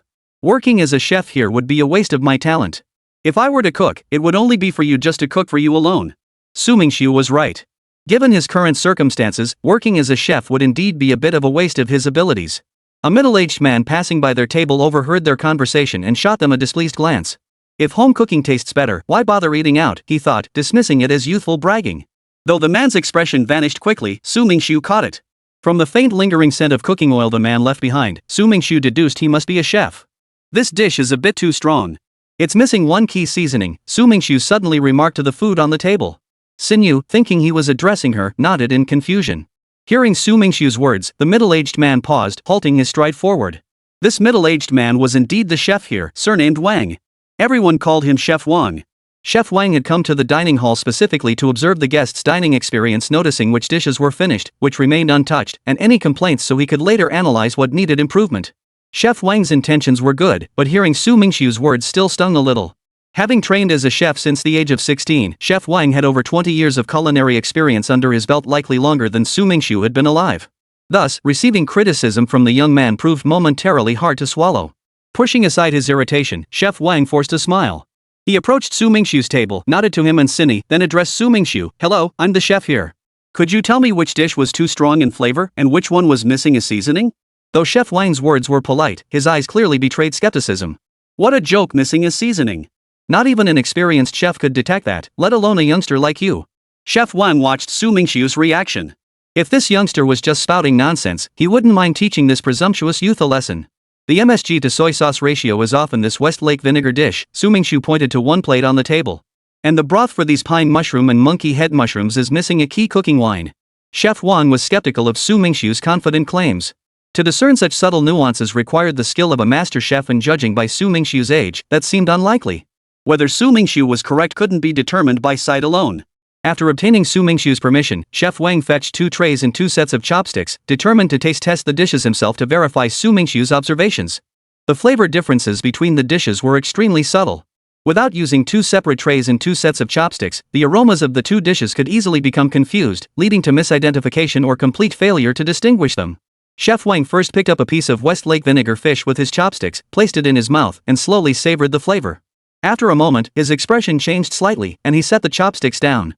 Chef Wang rinsed his mouth with water, picked up another pair of chopsticks, and carefully picked up a piece from the pine mushroom dish. He placed it in his mouth and savored it slowly and meticulously. Chapter 199, Price Reduction. Starting as an apprentice, Chef Wang had worked his way up step by step to become a chef, and now, as head chef, his senses and ability to discern flavors were exceptionally keen. Chef Wang's expression shifted constantly from initial skepticism and disdain to growing solemnity and seriousness. Drawing on years of experience, he realized the young man was absolutely correct. The ratio of Westlake vinegar to MSG and soy sauce was off, and the broth for the pine mushroom dish was missing a crucial splash of cooking wine. That damn Lier. How many times had he told him to be meticulous when cooking? The kid never took it seriously. Now he'd met a true expert and been thoroughly exposed. He'd have to settle the score with him back at the kitchen. Chef Wang cursed his apprentice silently several times over, but the immediate issue demanded attention first. Chef Wang forced an awkward smile, apologizing profusely to Su Mingxu. He offered to remake both dishes free of charge and add a complimentary dish as compensation. Su Mingxu declined, explaining that while the dishes weren't perfect, they were still edible. Having them remade would mean wasting food they couldn't possibly finish. Chef Wang profusely apologized, grateful Su Mingxu hadn't pressed the issue. If he had, it wouldn't just be about 1 or 2 dishes, it would be a direct blow to his reputation and the restaurant's standing. If the owner found out, it would undoubtedly leave a bad impression. Chef Wang promptly waived the charge for both dishes and left, his face flushed. Quick, tell us. What else can you do? Cindy gave Su Mingxu a thumbs up while clamoring for him to confess his other talents. 3 years had transformed Su Mingxu beyond recognition. He could take on dozens of people single-handedly. He could cook delicious meals, even better than those served in restaurants. From his earlier exchange with Chef Wang, Cindy sensed Su Mingxu's professional expertise in cooking. She found it hard to believe he wasn't actually a chef. He was good with money. The balance in his bank account spoke volumes. Xiner stared at Su Mingxu. 3 years ago, he was just a lowly clerk at her father's company. Now he was this enigmatic man who knew how many secrets he still kept from her. Before Su Mingxu could speak, a rowdy group of over a dozen young men burst into the restaurant from outside, shouting and yelling. Who's the owner here? Get out here now. The leader, a punk with dyed yellow hair, yelled at the waiter by the door. The others chimed in, yeah, get the owner out here fast, or we'll trash this place. This was trouble brewing. Some diners grew alarmed, scrambling to leave. Others, bolder souls, remained seated, watching with schadenfreude, ready to enjoy the spectacle. At that moment, several figures hurried down the stairs from the upper floor. Leading the way was none other than Xiao Xiuxiu, followed by 4 young men wearing sunglasses. Su Mingxu now knew for certain that this restaurant was indeed run by Qiu Dongxiu and Zhuanzi. What's more, the restaurant's name even included one character from his own name. Everyone, please don't panic. Those who wish to eat, continue eating. There's no need to worry, it's just a minor issue. Qiu Dongxiu called out to the diners as he hurried toward the exit. Guys, let's talk this out calmly. Do us a favor and step outside, okay? Standing here is disrupting everyone's meal. Qiu Dongxiu wore a forced smile, bowing and scraping to the blonde-haired leader, terrified that a confrontation here would scare away all the diners. The blonde-haired man did grant Qiu Dongxiu some face, leading his group outside the restaurant. Since it was Qiu Dongxiu's restaurant, it was essentially Su Mingxu's restaurant. Su Mingxu not only held shares but had also invested all the capital. Even if he held no shares or had made no investments, given his personal relationship with Qiu Dongxiu, he couldn't just stand by. Xiner had met Qiu Dongxiu before and knew his restaurants were all funded by Su Mingxu. So Su Mingxu and Xiner stood up and followed the group out of the restaurant. Enough chatter. Pay us 100,000 yuan monthly protection money and we'll handle your restaurant's security. No objections? Then hand over this month's payment first. Seeing Xiao Dongxiu bowing and scraping like a pushover, the blonde thug puffed out his chest and demanded. 100,000 a month? That's 1,200,000 a year. This ING robbery in broad daylight. Xiao Dongxiu wanted to spit right in that yellow-haired punk's face. Xiao Dongxiu had thought that finally opening his own restaurant and becoming a boss would let him hold his head high in public. Yet here he was, forced to bow his head and play the underling. With the restaurant just opening, Xiao Dongxiu dared not offend these people. If they came to cause trouble today and again tomorrow, scaring away all the customers, the restaurant would be on the brink of closing. But 10,000 yuan a month was simply too much, utterly unacceptable. Xiao Dongxiu decided to bargain with the blonde punk. Bro, 10 grand is way too much. The place just opened, I can't swing that. How about 5 grand? If you can take it, I'll pay you right now. Xiao Dongxiu thought it over and decided to cut his losses. Better to get rid of these guys first. You idiot. 5,000? You actually have the nerve to say that? You want my brothers to starve? Yellow Hair spat angrily, then blurted out a curse. 100,000 yuan, not a cent less. If you can't pay, my brothers and I will just go inside for a little visit. 100,000 yuan, not a cent less. If you don't pay up, we'll tear this place to shreds. The young thugs behind the blonde-haired guy echoed his demands. Being cursed like this stung Xiao Dongxiu's pride. He was naturally quick-tempered and had only been groveling to avoid trouble. He never expected these punks to not only refuse to give him face but also call him an idiot. Take 5 grand or get the hell out of here. I ain't got time for your bull. Seeing that soft tactics weren't working, Xiao Dongxiu decided to play tough. But he hadn't completely closed the door. If 5,000 could settle things, he still hoped to wrap this up. Damn it, you call me an idiot and I get defensive? Looks like you need a lesson. As soon as the blonde-haired guy finished speaking, the young thug behind him, rubbing his fists together, moved toward Xiao Dongxiu, ready to teach him a lesson. Don't think having backup makes you tough. Guys, get him. Beat the crap out of him. Xiao Dongxiu shed his earlier servile demeanor, waving imperiously to the 4 men in sunglasses behind him, signaling them to act. The 4 men in sunglasses exchanged glances, as if they hadn't heard Xiao Dongxiu's command. They stood frozen in place, their faces instead showing fear. Chapter 200, Verbal Threats. Juzi, you were bragging earlier over drinks that you could take on 10 or 8 guys by yourself. Now's your chance, get moving. Xiao Dongxiu couldn't help but feel annoyed. Those guys had been shooting their mouths off earlier, but when it came down to it, they were backing down like cowards. Brother Xiao, I was just bragging to you. I've got a wife and son to support at home. I can't afford to get into trouble. Juzi's face flushed red with embarrassment as he lowered his head, speaking sheepishly. He knew his current behavior was truly unbrotherly. Truth be told, Juzi used to be a fiery young man. He never backed down from a fight or trouble. But after marriage, especially after having a son, he became the family's pillar. With more responsibilities came more worries. Naturally, he grew timid, his personality softening considerably, his actions constrained. Xiao Dongxiu felt utterly speechless and helpless. To screw up at the crucial moment, what the hell kind of situation was this? He genuinely wanted them to get lost right now, but that wasn't an option either. Left alone, he'd just be a sitting duck. Staying put at least gave some semblance of a front. Juzi's words sent the blonde-haired youth and his crew into uproarious laughter. Seeing the 4 burly men in sunglasses standing behind Xiao Dongxiu had initially sparked some apprehension, but now it was clear they were all just bluffing. Ha! What a bunch of cowards. Brothers, attack! The blonde youth's tone grew even more arrogant. Several youths charged at Xiao Dongxiu, while others lunged at the 4 sunglasses-wearing men standing behind him. Though imposing and intimidating, the 4 men turned tail and fled the moment the youths approached. Xiao Dongxiu turned to call them back, only to see them vanishing into the distance. The frustration made him want to curse. By then, 2 punches were already hurtling toward his forehead. With no time to dodge, Xiao Dongxiu instinctively ducked his head and closed his eyes. Su Mingxu moved like the wind, combining punches and kicks with pinpoint accuracy to strike precisely where he aimed. He sensed his skills had improved again. Taking down this group of over a dozen youths from the moment he struck until they all lay on the ground took less than a minute. Xin gazed at Su Mingxu in the fray with rapt attention, finding him incredibly handsome. Having such a man by her side to protect her filled her with a profound sense of security. The fist didn't land on Xiao Dongxiu's head. Instead, he heard several cries of surprise and pain. Xiao Dongxiu felt puzzled. Had Juzi and the others suddenly had a change of heart, unable to bear seeing him suffer, and come to his aid? Xiao Dongxiu opened his eyes to see a familiar figure and over a dozen young men lying on the ground, grimacing in pain. Xiao Su, you're here. Seeing it was Su Mingxu, Xiao Dongxiu's heart finally settled. With Su Mingxu around, there was nothing to worry about. Not just this many people, even if 100 more showed up, he'd probably take them all down. Of course, Xiao Dongxiu had no idea about Su Mingxu's fight with dozens at the nightclub. If he knew, his jaw would have dropped even further. Su Mingxu nodded to Xiao Dongxiu, then turned his gaze to the blonde-haired thug staggering to his feet. The blonde-haired thug stared at Su Mingxu in terror.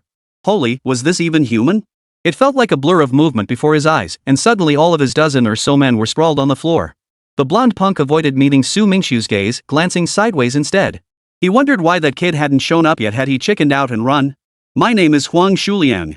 I'm from the local police station. What happened? Who's been giving you trouble? A sharp-featured young man sauntered over. Without asking for details, he addressed the youths lying on the ground, clearly intending to take their side. One bold youth nervously pointed at Su Mingxu. Huang Shuliang, who'd been hiding nearby, had witnessed the entire incident and was thoroughly shaken. But he couldn't stay hidden. These youths wouldn't let him off the hook. So he steeled himself and stepped forward. Huang Shuliang was indeed a police officer at the station, but only an auxiliary cop. Because he'd become obsessed with gambling, his regular pay wasn't enough to supplement his household expenses, let alone cover his gambling debts. So he often hung out with some shady young punks, occasionally covering for them and doing all sorts of shady deals to pocket some kickbacks. Rest assured, I will severely punish the assailant and ensure he compensates you properly, Huang Shuliang declared to the young man with the yellow hair and the others lying on the ground. Now then, you were the one who initiated the assault, correct? This is utterly unacceptable. How dare you bully people so casually?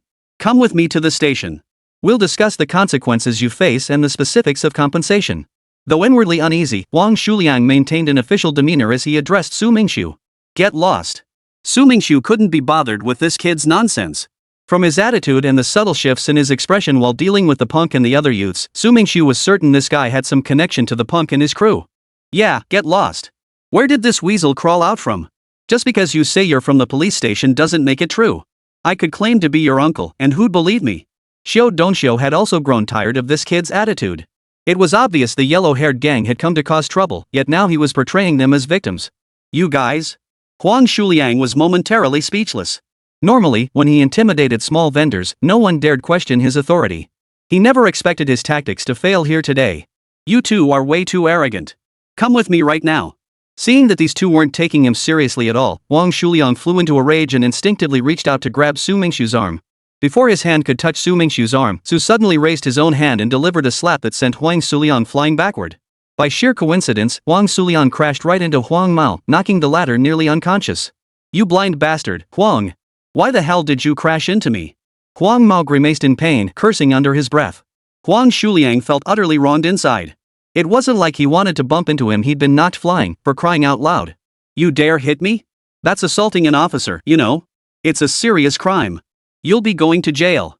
Huang Shuliang couldn't just back down like that, but he didn't have a better solution, so he resorted to threatening Su Mingxu with words.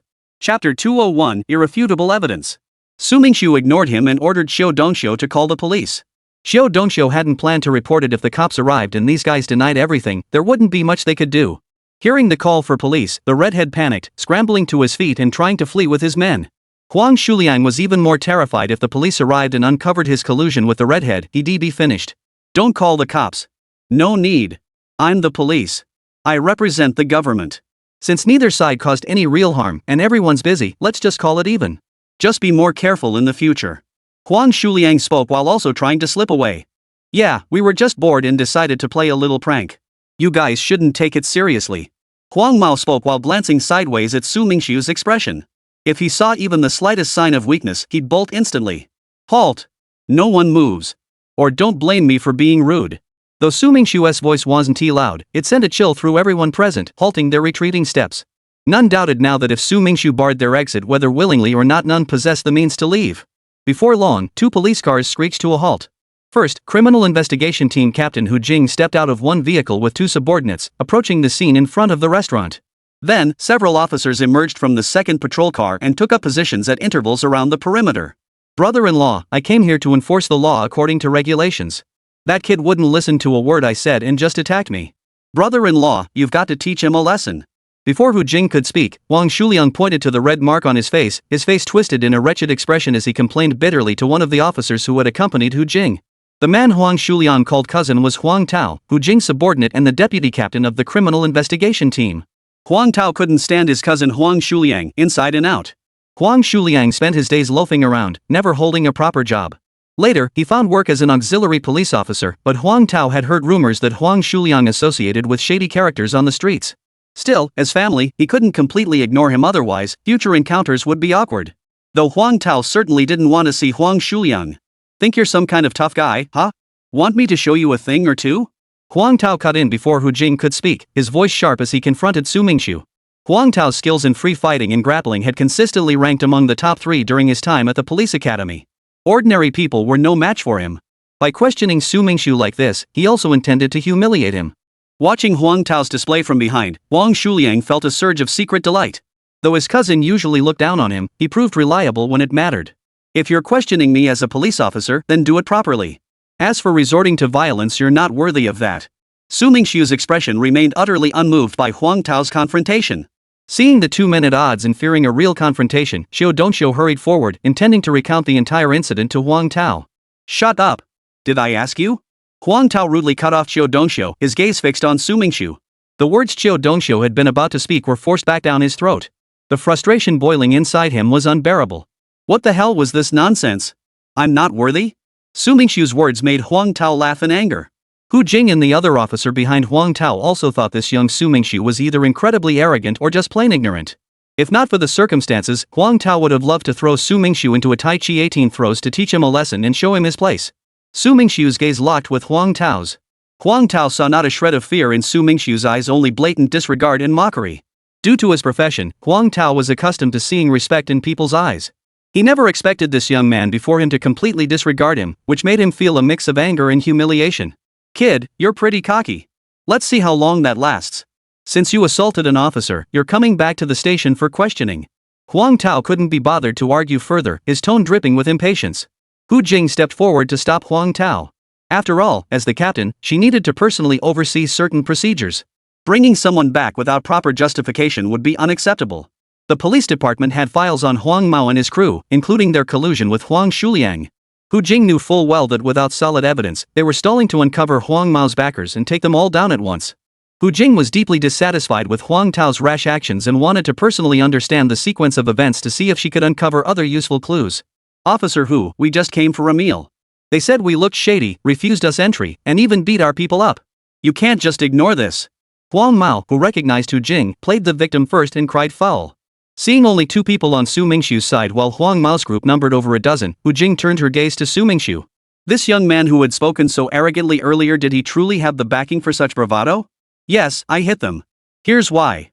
Su Mingxu nodded to Hu Jing, pulled out his phone, and tapped to play a voice recording. Huang Mao felt an ominous foreboding when he saw Su Mingxu pull out his phone. He sensed he might be caught out this time.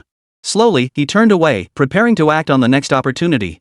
From Su Mingxu's phone came the audio recording of Yellow Hair and his crew demanding 100,000 yuan monthly, along with their negotiations with Xiao.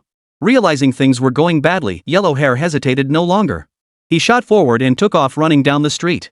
With everyone's attention fixed on Su Mingxu's phone recordings, they failed to notice Huang Mao's attempt to flee. Though Huang Mao's agility couldn't compare to Su Mingxu's, it was still considerable, far more nimble than the average person. Otherwise, so many people wouldn't have chosen him as their small-time boss. Su Mingxu had, of course, sensed Huang Mao's attempt to flee.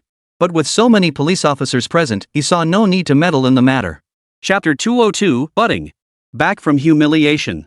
Huang Tao was usually arrogant within the team, but he hadn't expected to meet someone even more reckless. Another of Hu Jing's men, seeing Huang Tao return with a flushed face, couldn't resist teasing him by holding up 3 fingers, 3 moves. Whether I can beat him? Not sure yet. But taking you down?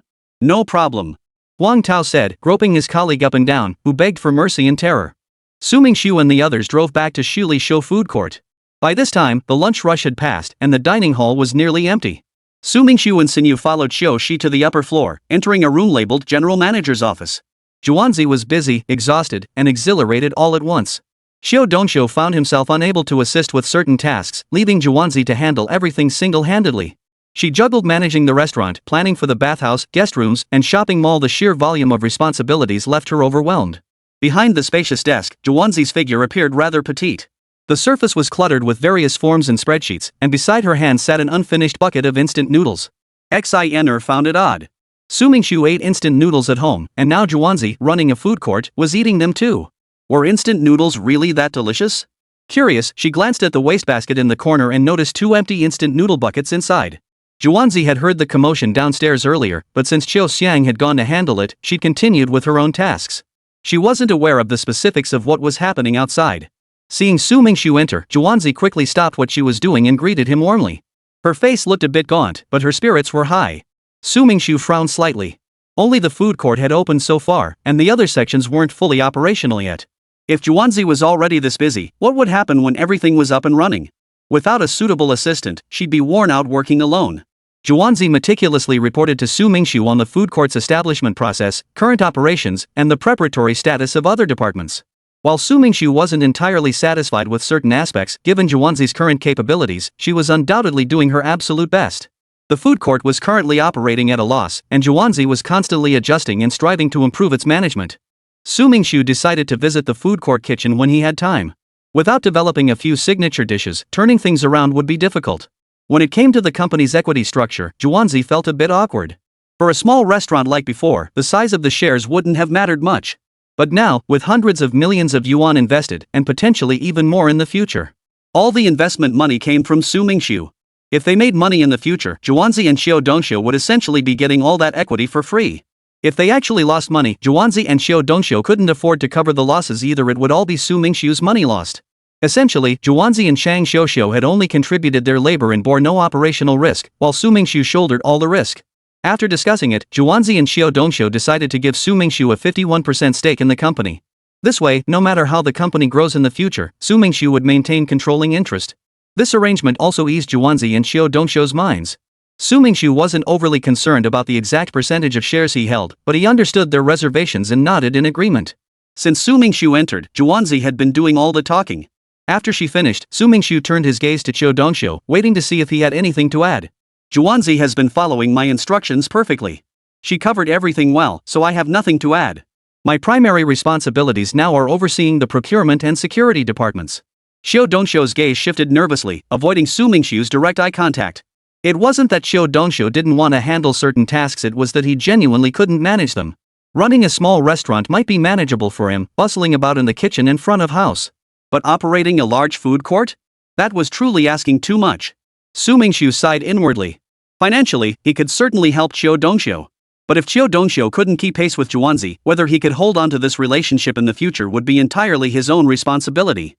Su Mingxu could easily make Xiao Dongxiu rich overnight, but he couldn't guarantee Xiao Dongxiu's emotional fulfillment. Based on the budget results from the other departments, Su Mingxu transferred another 100 million yuan to Juanzi to accelerate the subsequent preparations and operations. Su Mingxu told Juanzi that if this model proved successful, they could replicate it in other locations and open several more branches. Funding wouldn't be an issue.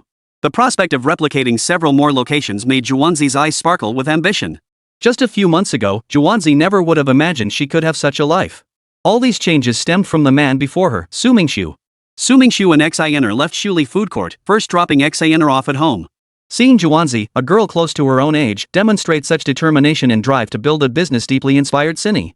Xiner's resolve to quit her job hadn't been so strong before, but influenced by Juanzi, she decided to return to the company tomorrow to hand in her resignation. But the investment capital would naturally have to come from Su Mingxu. There was nowhere else to find such funding. Yet how could she bring herself to ask him for an investment when he had just paid off her father's debts? For the first time, a thought took root in Xiner's mind to revive her father's failed business. Xiner stole a glance at Su Mingxu, who was driving. She really couldn't bring herself to say it. Would he think differently of her if she did? Who do you think is prettier, me or Juanzi? Xiner asked Su Mingxu innocently. You're prettier, of course. Su Mingxu replied without hesitation. This question didn't require any thought. Anyone with eyes could see that Xiner was indeed prettier than Juanzi, except during autumn and winter when she wore makeup. Xiner nodded with satisfaction. And who do you like more, me or Juanzi? You, of course, Su Mingxu answered without hesitation. Xiner nodded contentedly again. If both me and Juanzi fell into the river, who would you save first? Of course I'd save you first, Su Mingxu answered without hesitation. Xiner nodded happily, looking thoroughly satisfied. A voice inside her heart called out, hurry and save me. Isn't my current situation just like falling into the river? Chapter 203, The Price of Contempt. A look of contempt flashed across Huang Tao's face. He gauged the distance to the blonde-haired man, then suddenly leaped forward with a burst of energy. In an instant, he had dragged the blonde-haired man back and tossed him onto the ground. Huang Tao's breathing showed slight fluctuations, yet he showed no signs of panting. His explosive power and lung capacity were truly remarkable. A hint of smugness flickered in Huang Tao's eyes as he shot a taunting glance at Su Mingxu. He thought to himself, this display should have intimidated the kid, right? Su Mingxu's expression remained utterly calm, showing no trace of surprise. Instead, his eyes betrayed a hint of disdain, as if to say, so that's all he's got. Su Mingxu's expression infuriated Huang Tao to no end. How dare this kid be so cocky? Did he really have the credentials to be so arrogant? If given the chance, Huang Tao vowed to exchange blows with him, otherwise, the frustration would gnaw at him forever. The blonde-haired guy grimaced from the fall, realizing escape was impossible now. He plopped down on the ground with a carefree air, grinning as he said, "Officer Hu, your men are too polite. I just wanted to run around and stretch my legs a bit. Since you're so fond of exercise, given what you did today, we'll just let you exercise somewhere else." A cop beside Hu Jing shot the smirking punk a glare. The blonde-haired man shot a resentful glance at Su Mingxu, adopting a defiant attitude. "I just like to joke around." Is joking a crime? I've even said I'd assassinate the American president. Does that make me a murderer? Whether you're guilty or not isn't up to you or me, it's up to the law. Hu Jing gestured for the entire group to be taken back to the police station for investigation and interrogation. "Cousin, I've got a lot of work to handle at the station. If there's nothing else, I'll head back now." Huang Shuliang, seeing the blonde-haired guy arrested, knew he was likely going down too. This gang wouldn't stick up for him out of loyalty. "You can't leave. Get in the car and go to the police station for questioning and to give your statement." Seeing Huang Shuliang trying to slip away, Hu Jing ordered the officers to push him into the police vehicle as well. Huang Tao, observing Hu Jing's attitude toward Huang Shuliang and the latter's evasive gaze, drew on his years of investigative experience to conclude his cousin was undoubtedly concealing something. As parties involved in the incident, Su Mingxu and Xiao Dongxiu also drove to the police station to give statements. Cindy, still feeling unsatisfied, hopped into the car as well. As a bystander, Xaner participated in the questioning alongside Su Mingxu and Xiao Dongxiu. The process lasted about an hour before concluding. After leaving their contact information, Su Mingxu and the others prepared to leave. Huang Tao strode to the doorway and called out to Su Mingxu in the hallway, "Kid, I'm not talking as a cop here, just as a regular guy. I'd like to trade a few moves with you sometime. Got the guts? Of course, if you're not a real man, you don't have to say yes." Huang Tao had already heard from Huang Mao about how Su Mingxu had instantly knocked down over a dozen of them. This only made Huang Tao itch with impatience, desperate to settle the score with Su Mingxu right then and there. Fearing Su Mingxu might back down, Huang Tao deliberately made his challenge sound like a personal insult, suggesting Su Mingxu wasn't a real man if he refused. "Said you weren't worthy. If you want to humiliate yourself, I won't stop you. I'll be waiting any time." Without a hint of hesitation or fear, Su Mingxu readily accepted the challenge, his tone as arrogant as ever. His words weren't entirely bravado. From his observation of Huang Tao, he judged that if they fought, defeating him wouldn't be a problem. Huang Tao had been anxious about what would happen if Su Mingxu refused. Now that Su Mingxu had readily accepted, it only made Huang Tao more displeased. This was blatant disregard for him. 3 moves. Just 3 moves. If you can survive 3 strikes from me, I'll concede defeat. Su Mingxu held up 3 fingers toward Huang Tao, his head never turning back. What? 3 moves? Huang Tao gritted his teeth, his anger causing a sharp pang in his stomach. No one in the entire police force had ever dared to talk back to him like this. He couldn't fathom where this young man, several years his junior, got the audacity. "If you really must fight, please go easy on him," Cindy said to Su Mingxu with concern. Others hadn't seen Su Mingxu's true strength, but she had. She didn't believe this police officer could be more formidable than the dozens of thugs and bodyguards at the nightclub. And now she was telling him to go easy? Did these people really see him as some soft target they could push around? Huang Tao felt his face flush with heat. Since it was nighttime, Su Mingxu's words were heard loud and clear by Hu Jing and her subordinates in the office. Hu Jing was deeply dissatisfied with Huang Tao's approach. Why must he pick a fight with an ordinary person? But after hearing Su Mingxu and Xaner's conversation, Hu Jing sensed Su Mingxu wasn't just spouting nonsense. She couldn't help but feel curious about this young man.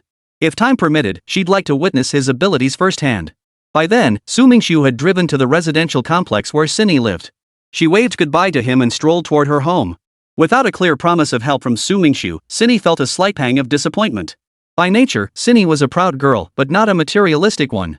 Even if Su Mingxu didn't help her with the investment, she wouldn't blame him. Ever since Su Mingxu had taken her away from the nightclub stage, Xaner had resolved to follow this man whether he was rich or poor, she would stand by him.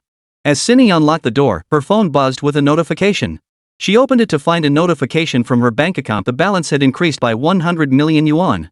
In the past, such a large sum would have startled her. But perhaps because of Su Mingxu, Cindy had grown immune to such staggering figures. Xaner pressed her lips together in a smile. She didn't need to guess, she knew it was Su Mingxu. He had seen through her thoughts all along, just hadn't said it to her face, or maybe he was deliberately teasing her. Ugh, Cindy muttered silently, her heart brimming with sweetness. Her father, Hu Jigang, seeing his daughter's expression, knew exactly what was going on. As someone who'd been there before, he understood immediately. Seeing Cindy so happy, he felt deeply gratified. Chapter 204, Unrestrained. Catching her father's gaze fixed on her, Xaner thrust her phone toward him. Before he could even see the screen, she puckered her lips and strode past him with an air of haughty independence. Her mother, smiling reproachfully, watched her child. Even at this age, she still acted like a mischievous little girl. Mom, if you pick the wrong side, don't regret it later. Cindy wrapped her arm around her mother's shoulder and showed her the message. Oh my, so much money. Though Cindy's mother had once lived a life of luxury, her recent financial struggles made her eyes light up at the sight of such a sum. Xaner's father, hearing this, hurried over to look. Seeing the figures, his eyes flashed not with shock but with excitement. His mind was already racing, calculating how to invest for maximum value. The next morning, when Sinyu woke up, her father, who hadn't slept all night, handed her a USB drive containing a fully organized investment plan. Of course, this investment plan hadn't been compiled by Cindy's father overnight. Ever since Su Mingxu helped him repay his debts, Cindy's father had glimpsed a sliver of hope for a comeback, allowing him to begin planning this proposal. Gazing at her father, who had stayed awake all night, Xaner finally understood that her entrepreneurial dream was valid. Her father had been waiting for this opportunity all along, but had been too embarrassed to mention it to his daughter. Xaner first rushed to her company to resign, then printed out the investment proposal and headed to meet Su Mingxu. After arriving at the auto mall, Su Mingxu first called Tang Lia. Since he'd picked up the Bentley, the Honda was no longer needed. He asked Tang Lia to come over so he could return the car to her. The manager of Wu Mini Auto Sales spotted Su Mingxu approaching from afar and rushed over to greet him warmly. The manager had already identified Su Mingxu as a promising potential client and was actively courting him. At that moment, Li Sha stepped out of a car carrying a document folder. Spotting Su Mingxu, her gaze shifted nervously. She considered returning to the car, but Su Mingxu had already noticed her. Going back inside would have signaled avoidance, which seemed inappropriate. Li Sha's desire for revenge against Su Mingxu had faded. She never gained the upper hand, and each time, she was the one who had jumped into the fray. Though she no longer desired retribution, facing Su Mingxu still made her feel awkward. Li Sha might be domineering and stubborn, but she was undeniably capable. Zhuanzi was starting her own business, and Xiuxiu wasn't reliable. If Li Sha could serve as Zhuanzi's right-hand woman, charging into the fray, she might be just the person for the job. Why not give it a shot? With that thought, Su Mingxu beckoned to Li Sha, motioning for her to approach. Li Sha had no choice but to steel herself and walk over, unsure what Su Mingxu intended. He had once asked her to agree to do something for him. He wouldn't be trying to make things difficult for her, would he? Li Sha wondered as she approached Su Mingxu. The company manager noticed Li Sha approaching. Uncertain what business she had with Su Mingxu, he exchanged a few polite words before courteously excusing himself. Li Sha reached Su Mingxu and forced a smile. Mr. Su, are you here to buy a car today, or to pick up your order? She calculated that Su Mingxu's Bentley should be ready for pickup. Is that your car? Su Mingxu asked, pointing to the sedan Li Sha had just stepped out of. Li Sha drove a red Hyundai she'd owned for several years. Though she could afford a car costing hundreds of thousands, she couldn't bring herself to spend years of savings on one. That money would be better spent as a down payment on a house, waiting for its value to rise. Hearing Su Mingxu's question, Li Sha nodded slightly, feeling a bit embarrassed. She was a proud woman who disliked being outdone in anything. But without the money to match, she couldn't compete with Su Mingxu in terms of what kind of car she drove. How about trading in that car? I'll temporarily give you an Accord. Su Mingxu thought it would be awkward to gift Li Sha a car too luxurious. After all, Zhuanzi currently drove an Accord. If Li Sha's car were fancier than Zhuanzi's, it wouldn't look right. What's the catch? Li Sha's eyes flashed with recognition. She knew there was no such thing as a free lunch. Su Mingxu was bound to have conditions. We've launched a new project, Shuli Food Court. I don't know if you've heard of it. The food court is just one part. There are other ancillary projects yet to be rolled out. The team there is overwhelmed. If you're interested, you could join as an assistant. Since he intended to hire Li Sha, Su Mingxu elaborated slightly. Zuliuxi, a food court? Li Sha not only knew about it but had even dined there. Merely being an assistant there wouldn't sway her. She preferred the freedom and ease of working at the 4S store, where she could operate without worrying about others' opinions. For now, the annual salary is 1 million yuan, with a 3-month probationary period. Su Mingxu continued. To secure someone like Li Sha, he needed to offer compelling incentives. 1 million yuan, and that was just temporary. If anyone else had said it, Li Sha might not have believed them. But coming from this young man who bought cars as casually as buying a pack of cigarettes, she accepted it without a second thought. Li Sha earned around 200,000 yuan annually at her auto dealership, a relatively high salary compared to her colleagues, yet it paled in comparison to 1 million. Li Sha's current concern wasn't the salary itself, but whether Su Mingxu's company could last. No matter how high the pay, if the job didn't last, it would be a losing proposition. You needn't worry about how long you'll stay at the company. If you leave for reasons beyond your control, I'll compensate you with 1 million yuan. If you perform well, your year-end bonus won't fall below 1 million yuan, provided, of course, you possess the matching skills and work hard enough. Su Mingxu's words carried considerable persuasive power, striking a chord with Li Sha. The repeated mentions of 1 million yuan left her dizzy with excitement. It truly felt like manna from heaven. Such terms weren't something one encountered every day, they were rare and hard to come by. Should we establish a new company in the future, if you prove sufficiently outstanding, you may receive no less than 10% of the company's shares. Su Mingxu delivered another powerful blow. If his earlier words had stirred Li Sha's heart, these new terms ignited her ambition. Chapter 205, Short on Cash. Boss, I accept your offer. I'll resign immediately and start working for you tomorrow. Li Sha didn't hesitate, nodding her agreement instantly. She even changed how she addressed Su Mingxu. Su Mingxu nodded with satisfaction. It was a bit underhanded to come to someone's home and poach their employees. Wu Mimi watched as Li Sha followed Su Mingxu into the reception room, puzzled. Had their relationship improved? Su Mingxu transferred the car purchase funds to the dealership's account. After Li Sha signed a few documents, Wu Mimi handled the rest while Li Sha went to process her resignation. Nini, I'm off. Keep up the good work. Before leaving, Li Sha gave Wu Mimi a warm farewell, leaving Wu Mimi completely baffled. At first, Wu Mimi felt uneasy, suspecting this Wu Mimi was openly poaching her deal again. But the buyer was listed as Li Sha, and the salesperson was listed as Wu Mimi. Nini was puzzled. Buying a car for someone else wasn't unusual, but why had she bought one for Li Sha too?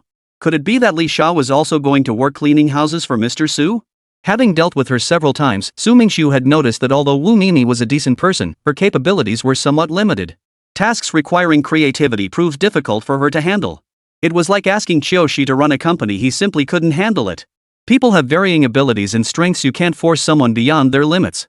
Wu Mimi swiftly guided Su Mingxu through the car pickup procedures. Just then, Ouyang Shui and Tang Liya arrived by car, both looking hurried and flustered. Ouyang Shui and Tang Lia's complexions were slightly darker than before, but their eyes held a new sparkle. Boss, I'm here. Ouyang Shui's voice drifted over before she even arrived. Ouyang Shui and Tang Liya showed a hint of excitement and nervousness upon seeing Su Mingxu.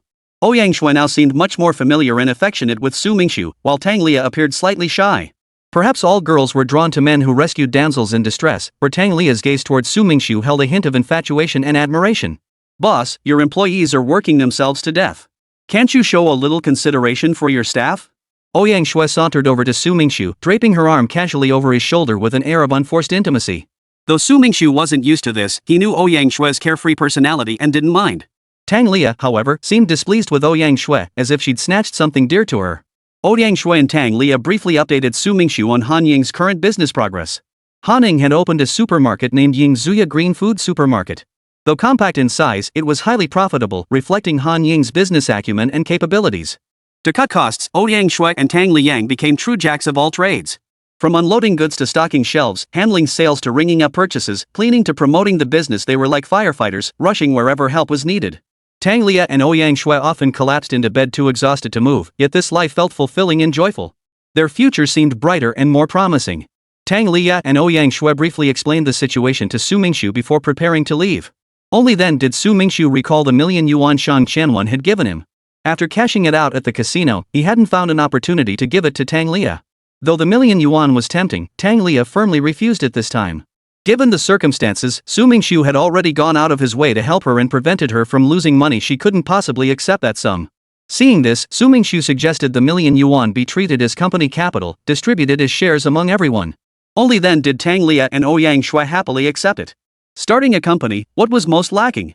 Money. Han Ying's supermarket was constantly overwhelmed by cash flow issues.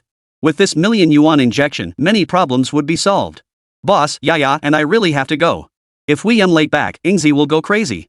If you have time, come give the company some guidance, you are a boss too, after all. Ouyang Shui said as she and Tang Liya opened the car door and drove off. Su Mingxu hadn't initially planned to get involved with Han Ying's company. He'd simply wanted to give dreamers a chance. But hearing Ouyang Shui call him boss repeatedly had genuinely piqued his interest in the supermarket these girls ran.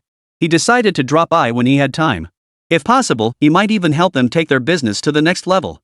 Su Mingxu called Xin Yu again to check on her resignation. If it was finalized, he'd come pick her up. If time permitted, he'd buy her a car afterward, making errands and travel much easier. Xianer's resignation had gone smoothly. She was now at the copy shop printing out the investment proposal from her USB drive. Upon receiving Su Mingxu's call, she told him she wouldn't need him to come over and would take a taxi to meet him instead. Before long, Cindy arrived at the auto mall by taxi. Spotting Su Mingxu, she immediately handed him the investment proposal with a satisfied look, urging him to review it. Su Mingxu was somewhat surprised that the investment proposal had been compiled so quickly, though not entirely. After all, although Cindy's father had gone bankrupt, his business acumen was undeniable. Preparing the entire proposal couldn't have been too difficult. Su Mingxu took the proposal and flipped through it. It was professionally crafted and detailed, clearly the work of an expert. Cindy herself certainly didn't possess that level of skill at present. With her father's backing, Xianer's entrepreneurial journey would avoid many pitfalls. This gave Su Mingxu greater confidence to let her pursue her venture independently. After reviewing it, Xinyu looked at Su Mingxu with eager eyes. She had read the plan herself but wasn't entirely sure about certain parts. Wondering how well she'd done, she waited for his feedback. Very good. Quite good indeed. Su Mingxu didn't mind praising Xinyu a little more, hoping to boost her confidence in handling things. After all, her father would be there to support her. Wu Mimi was overjoyed. After months without a single sale, meeting Su Mingxu had changed everything. Not only had he purchased several cars himself, but she'd also managed to sell a few to other clients. Suddenly, her confidence soared. She no longer hesitated when dealing with customers, and her sales naturally improved. Previously, when Su Mingxu brought several girls over including Li Sha, they all bought red Accords. So Wu Mimi immediately recommended that red Accord sedan to Cindy. Chapter 206, a brand new car. In the past, Xiner would never have considered a car in this price range. Back then, her monthly allowance from home was 100,000 yuan. But now things were different. Her father's company had gone bankrupt, and she no longer had that kind of spending power. Though Su Mingxu wasn't stingy, Xiner still felt a bit awkward about it. Xiner? Think about your commute, you're taking the bus back and forth every day. To save money, you rarely even take taxis. It's best not to be greedy. It's just a means of transportation. Having a car at all is good enough. When your company does well in the future, you can always upgrade to one you like. After a moment's hesitation, Xiner nodded in agreement. Didn't you used to drive a Porsche?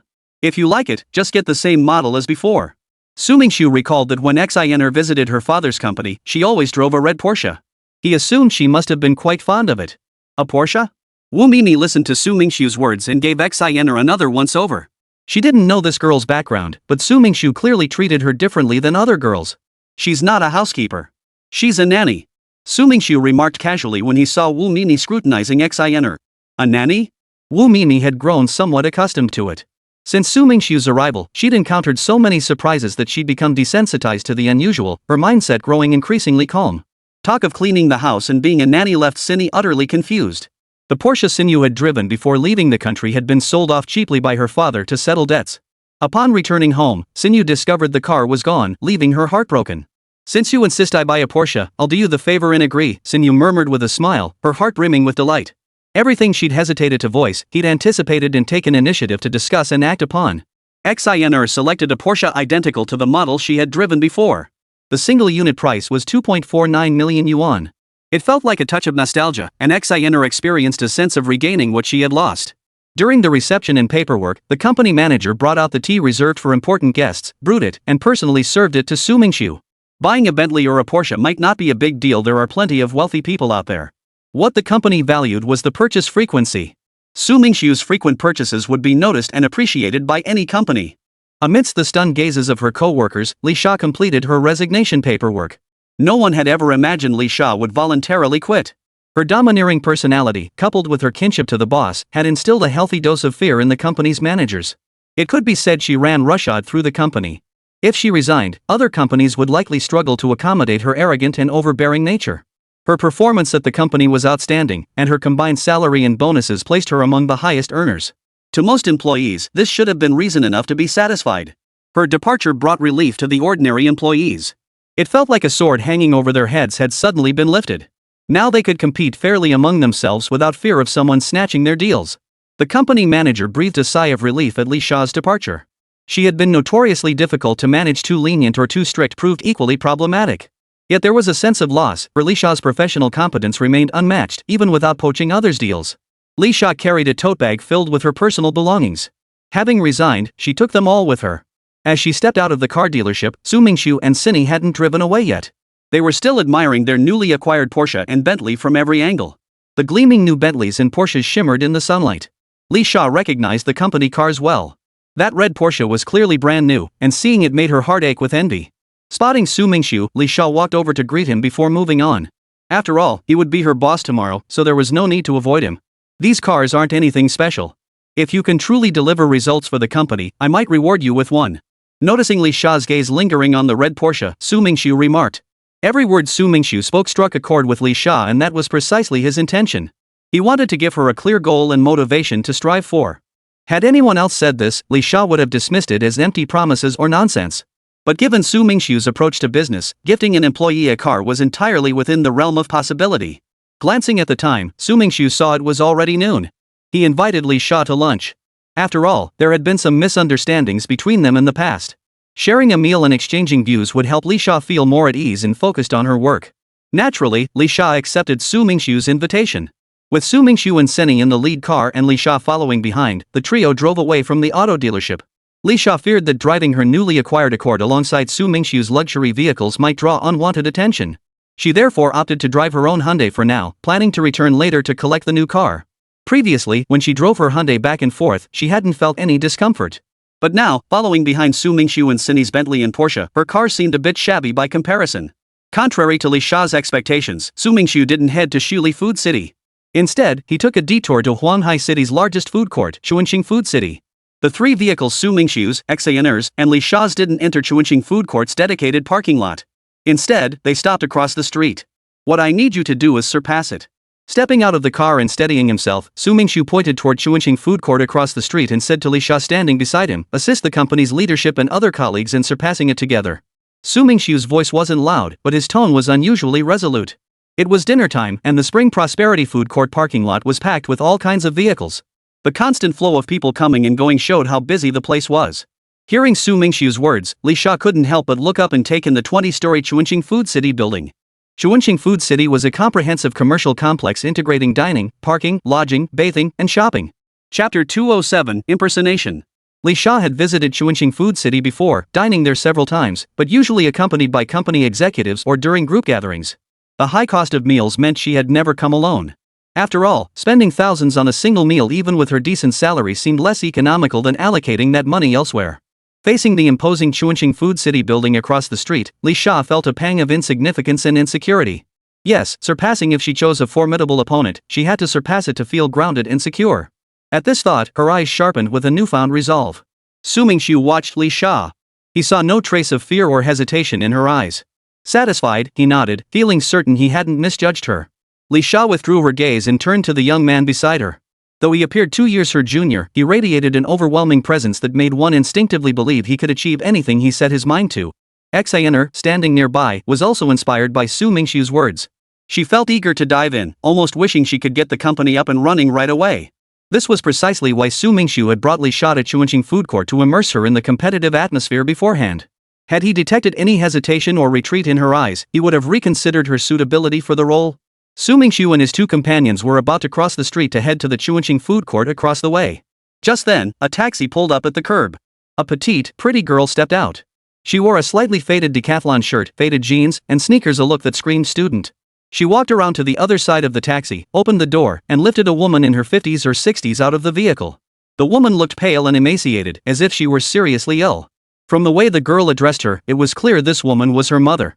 The girl, petite herself, stumbled slightly as she carried her mother across the street, heading toward Chuanqing Food Court. Stop! Stop right there! A security guard on duty spotted the girl staggering toward the food court entrance while carrying the woman. He immediately ran over and blocked her path. Miss, this is a food court, a place to eat, not a hospital. You've come to the wrong place. The guard assumed the girl might be from out of town, unfamiliar with the city, and had mistaken the food court for a hospital. Officer, I'm here to eat. I just want to take my mom inside for a meal. The girl blinked her eyes, speaking to the guard with a hint of pleading, afraid he might block her entry. Miss, it's not that I want to stop you. But if you go in, you'll scare away all the customers eating inside. Then I'll get fired too. The security guard seemed like a decent guy. Even though he said that, he still used his walkie-talkie to notify the restaurant staff inside, asking if they could make an exception and let the mother and daughter enter. The restaurant manager informed the guard that while they could be allowed into the food court, dining in the main hall was prohibited as it would negatively impact other customers. If they entered, they must use a private room, and even the cheapest meal in such a room would cost tens of thousands of yuan. Tens of thousands for a private room? The girl clearly hadn't imagined dining could be so expensive and froze in surprise. Xiaomei, put mom down quickly. Don't tire yourself out. Mom doesn't like restaurant food. Let's just go home to eat, the girl's mother said in a slightly weak voice, sounding quite anxious. Fearing the ground was dirty, the girl had kept her mother on her back the entire time. She wasn't particularly strong, and though her mother wasn't heavy, beads of sweat formed on the girl's forehead. "Mom, don't worry. I'll figure something out." The girl reassured her mother while scheming a solution. "Officer, I attend a prestigious university and have job offers from Fortune 500 companies. I can leave my student ID as collateral. After we eat, I'll return with payment. How does that sound?" The security guard felt helpless. Regardless of whether the girl's words were true or false, this kind of situation was beyond his authority as a single security guard. Leaving the student ID as collateral, eating first and paying later, not just Chuanqing food court, but any other restaurant wouldn't allow it. "Lier, what the hell are you dawdling around here for?" A portly security captain approached with 2 guards in tow, addressing the guard with obvious displeasure. The guard named Lier roughly explained the situation to the captain. The captain eyed the girl up and down. Her attire clearly marked her as coming from a poor family. Most patrons at Chuanqing food court were well off or well connected. The captain was usually cautious, wary of provoking the wrong people. But this girl didn't seem to have any backing, so he felt more confident. "Where the hell did you crawl out from, you dirt poor nobody? What prestigious university and Fortune 500 job offer? Those cheap tricks don't fly here. Got money, eat. No money, get the hell out." The captain felt like he was constantly playing the underdog, bottling up frustration day after day. Now that he'd found someone he could trample, he was determined to vent that pent-up anger. The girl's mother closed her eyes in helpless frustration. The girl herself, flushed crimson from the security guard's tirade, stood frozen, unable to find words. Su Mingxu and Cindy Li Sha, seeing the girl stopped by the security guard, didn't rush into the food court but paused to watch. Su Mingxu wasn't one to meddle in others' business, but he had a flaw: he couldn't stand seeing women bullied. "What the hell are you staring at? Get the hell out of here." The feeling of trampling someone was exhilarating. Seeing the girl frozen in place, the security captain grew even more arrogant. He walked right up and shoved her hard. The daughter, who had been carrying her mother on her back, was already exhausted and trembling slightly. The security chief shoved, knocked her off balance, sending both her and her mother tumbling to the ground. The girl gritted her teeth, fighting back tears. Her mother lay weakly on the ground. "Please. I beg you, don't bully Xiaomei. She's just a child." Chapter 208, 5 million. Su Mingxu frowned but didn't immediately step forward. Instead, he glanced at Li Sha standing beside him, wanting to see how she would handle such a situation. Li Sha was no fool. A single glance from Su Mingxu was enough for her to grasp his meaning. Li Sha strode forward swiftly. With a swift motion, she delivered 2 sharp slaps to the security chief's face. Caught off guard, the blows landed with a resounding crack. Simple and brutal methods weren't the best approach, but sometimes they were the quickest way to resolve problems. The security chief clutched his face, momentarily stunned. He'd finally found someone he could intimidate and was about to flex his authority when he got slapped in the face. The captain sized Li Sha up. She dared to strike him without a word. Who was she? He dared not treat her as casually as he had the mother and daughter. As the standoff dragged on, curious diners passing by began to gather. The security chief sensed trouble brewing. If the crowd grew larger, the restaurant management would surely intervene, and he would be held responsible. Li Sha stepped in to help the girl lift her mother to her feet, then briefly inquired about the girl's situation. Her name was Xiaomei. Her parents had divorced when she was very young, and her mother had raised her alone with great hardship, managing to send her to university. She was about to graduate and had received a job offer from a Fortune 500 company. Xiaomei's mother had been diagnosed with cancer a year ago. She had intended to keep it hidden until her daughter graduated, but after several bouts of unconsciousness and at the doctor's urging, she finally called Xiaomei to tell her. Upon receiving this devastating news, Xiaomei was utterly devastated. For years, her mother had never bought herself a new piece of clothing or dined at a restaurant. Xiaomei had finally reached the point where she could earn money after graduation, hoping to properly care for her mother and spare her from such hardship. But she never imagined her mother would fall ill like this. Given Xiaomei's family circumstances, they simply couldn't afford the high cost of hospitalization, and the prognosis for treatment wasn't promising either. The doctor advised Xiaomei to take her mother home for conservative treatment. If she wanted to eat something delicious, let her have it. It would be a way for her to fulfill her filial duty as a child. Xiaomei's heart ached unbearably. She understood the doctor's meaning in plain terms. It meant going home to wait for death. At that moment, Xiaomei felt utterly helpless and heartbroken, unable to afford the best treatment for her mother. Thinking of her mother's years of hardship, Xiaomei resolved that if she couldn't do much else, she would at least treat her to a good meal. Ignoring her mother's protests, she insisted on taking her to the city's finest restaurant, Chuanqing Gourmet City. Xiaomei wasn't lying. She truly attended a prestigious university. To prove her words, she pulled out her student ID and showed it to Li Sha. Li Sha took it and saw it was indeed a prestigious university ID. She then handed it to Su Mingxu standing nearby. Su Mingxu examined Xiaomei's ID and nodded. If this girl had received a job offer from a Fortune 500 company, it must be true. Being recognized by such a major corporation was proof enough of Shui Mei's excellence. A talent like hers was worth retaining if given the chance. She should be brought on board for Zhuanzi or any future startup ventures. Zhuanzi, Li Sha, and now Shui Mei, with all three working together, the chances of business success would be significantly higher. His original intention in doing this was to help Xiu Dongxiu, but in the process, Su Mingxu had inadvertently neglected him. He couldn't count on Xiu Dongxiu for anything now. All he could hope for was that he would hold on to his shares securely.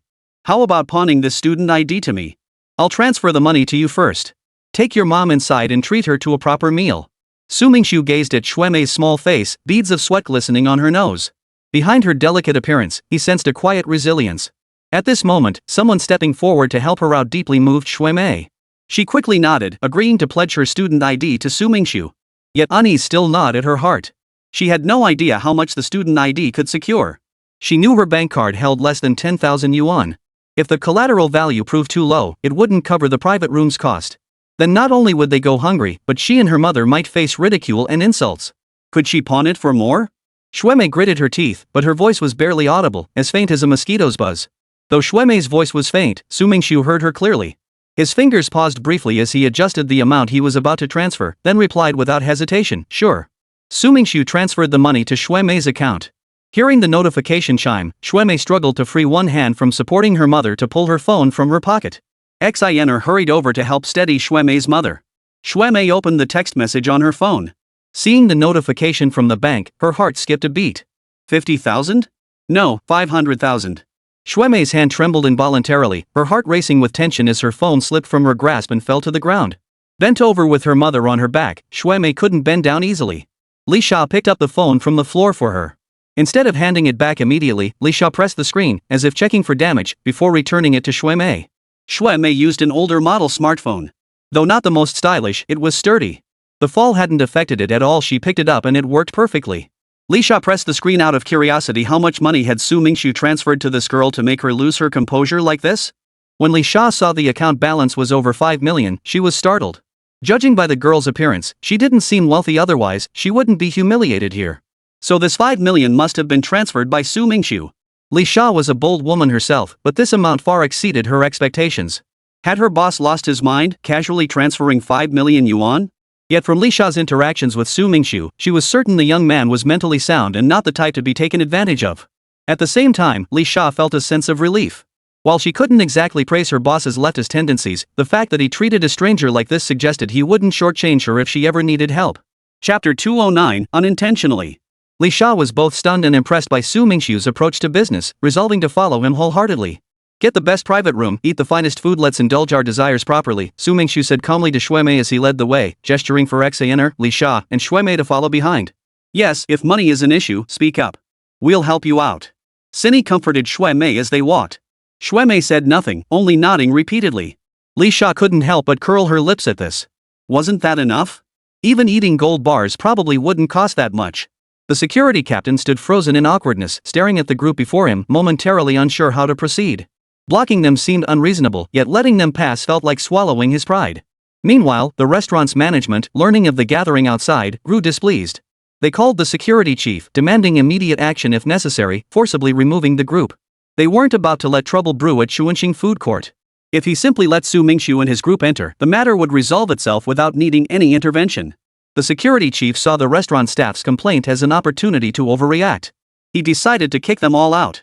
If they refused, he wouldn't be held responsible after all. The restaurant staff had ordered the eviction. You lot, get out of here immediately. Our food court doesn't welcome you. The security chief, flanked by several guards, strode over in a few strides and blocked Su Mingxu's path. Feeling empowered, his attitude grew even more arrogant, especially as he glared hatefully at Li Sha, scheming for an opportunity to repay those 2 slaps. Give me a reason to leave. Su Mingxu's gaze fixed on the security chief, his piercing stare making the man's heart race. To mask his fear, the captain bellowed, You really think you're some big shot? Do I need a reason to tell you to leave? Get the hell out of here, or don't blame me for what happens.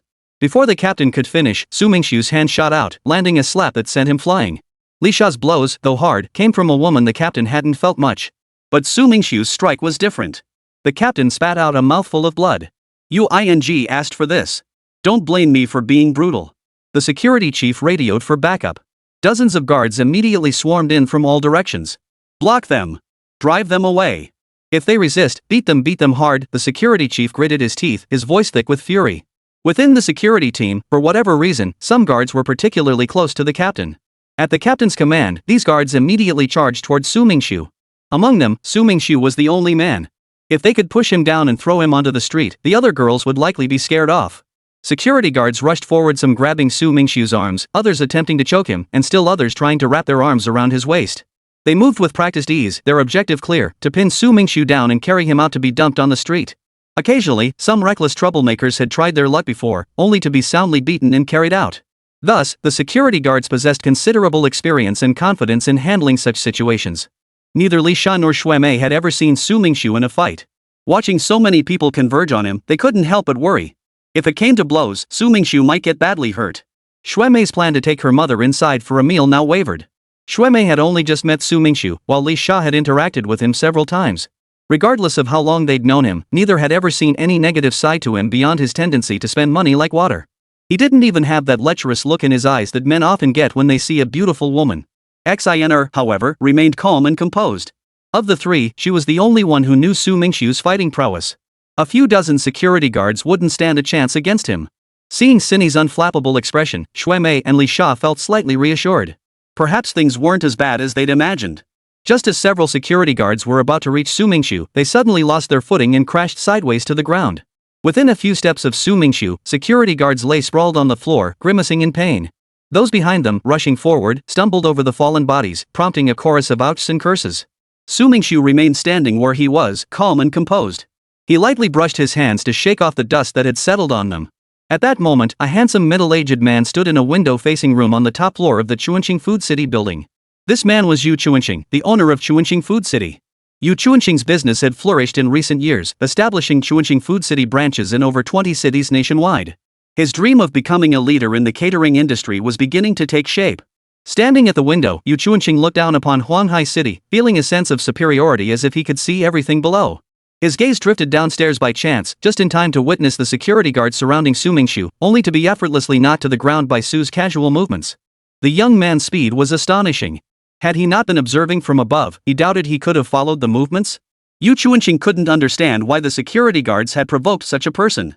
Someone with such skills wouldn't waste his time picking a fight with a security guard. It must have been some blind security guard who provoked him. As the chairman, Yu Chuanqing was well aware of the security guard's tendency to bully the weak and fear the strong. Not just the dozens of guards downstairs, even if dozens more arrived, they wouldn't stand a chance against this young man. Yu Chuanqing pulled out his phone and called the food court manager, instructing him to arrange for Su Mingxu's entry. He intended to have someone meet this young man. Yu Chuanqing had two capable bodyguards, both highly skilled martial artists with exceptional close-quarters combat abilities. If his two bodyguards could subdue this young man, then teaching him a lesson would suffice to make him understand that causing trouble at Chuanqing Food Court came at a price. Chapter 210, Ancestor-Level Treatment. If his two bodyguards couldn't handle this young man, it would mean the youth was dangerous. Someone who could take your life in an instant was best not provoked. Otherwise, even with all the money in the world, it would be worthless without your life to spend it. Upon receiving Yu Chuanqing's phone instructions, the manager of Chuanqing Food Court immediately dispatched staff to handle the situation. Dozens of security guards in front of Chuanqing Food Court were all lying flat on the ground. The security captain stared at Su Mingxu in terror, holding his walkie-talkie and frozen in place. He dared not call for backup, afraid Su Mingxu would notice him and come over to flatten him. Just then, several police cars screeched to a halt. This wasn't a call from Chuanqing Food Court. Typically, fights like this were handled internally without involving the police. Instead, it was bystanders watching from a distance who saw the conflict escalate and quickly dialed 911. A dozen officers emerged from the vehicles, with Hu Jing and Huang Tao leading the way. Surveying the dozens of bodies sprawled on the ground, Huang Tao felt a sense of familiarity wash over him. His gaze settled on the young man standing in the center, Su Mingxu. Holy, it was that kid again. Huang Tao didn't even need to think to know that the people lying on the ground had been taken down by Su Mingxu. Most people didn't have that kind of skill. You've got some skills, kid. Tell me what happened here. Huang Tao headed straight for Su Mingxu. Though they hadn't known each other long, it felt like encountering an old acquaintance. I came here to eat. Not only did these people refuse to let me in, they tried to attack me. I was forced to defend myself. I'm the victim here. Your arrival is perfect. You need to uphold justice and punish these people severely. Su Mingxu hadn't expected to run into Huang Tao again. Though this cop seemed to have it out for him, he didn't strike as a bad person. Besides, this time, it really wasn't his fault. You're the victim? Huang Tao glanced at the security guard sprawled on the ground, then scrutinized Su Mingxu from head to toe. There was no sign of a struggle on Su Mingxu, not even a strand of hair out of place. What kind of victim looks like that? Let me explain. It all started because Xuemei carried her mother on her back as she approached Huang Tao, supported by Xinr and Li Sha on either side. Without their help, her slender frame would have collapsed under the weight long ago. Even so, sweat beaded on Xuemei's cheeks.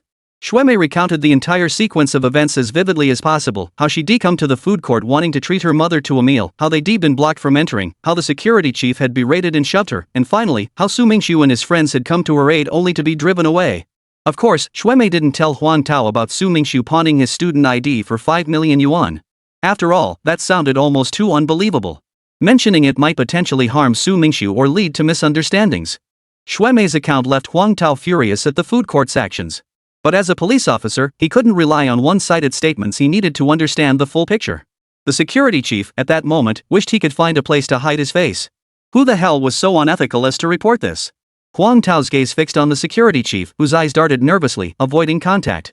With so many security guards present and the evidence staring them in the face, the captain couldn't deny it. He could only weakly insist he hadn't cursed anyone. No sooner had the captain finished speaking than Li Sha handed her phone to Huang Tao, activating the speaker.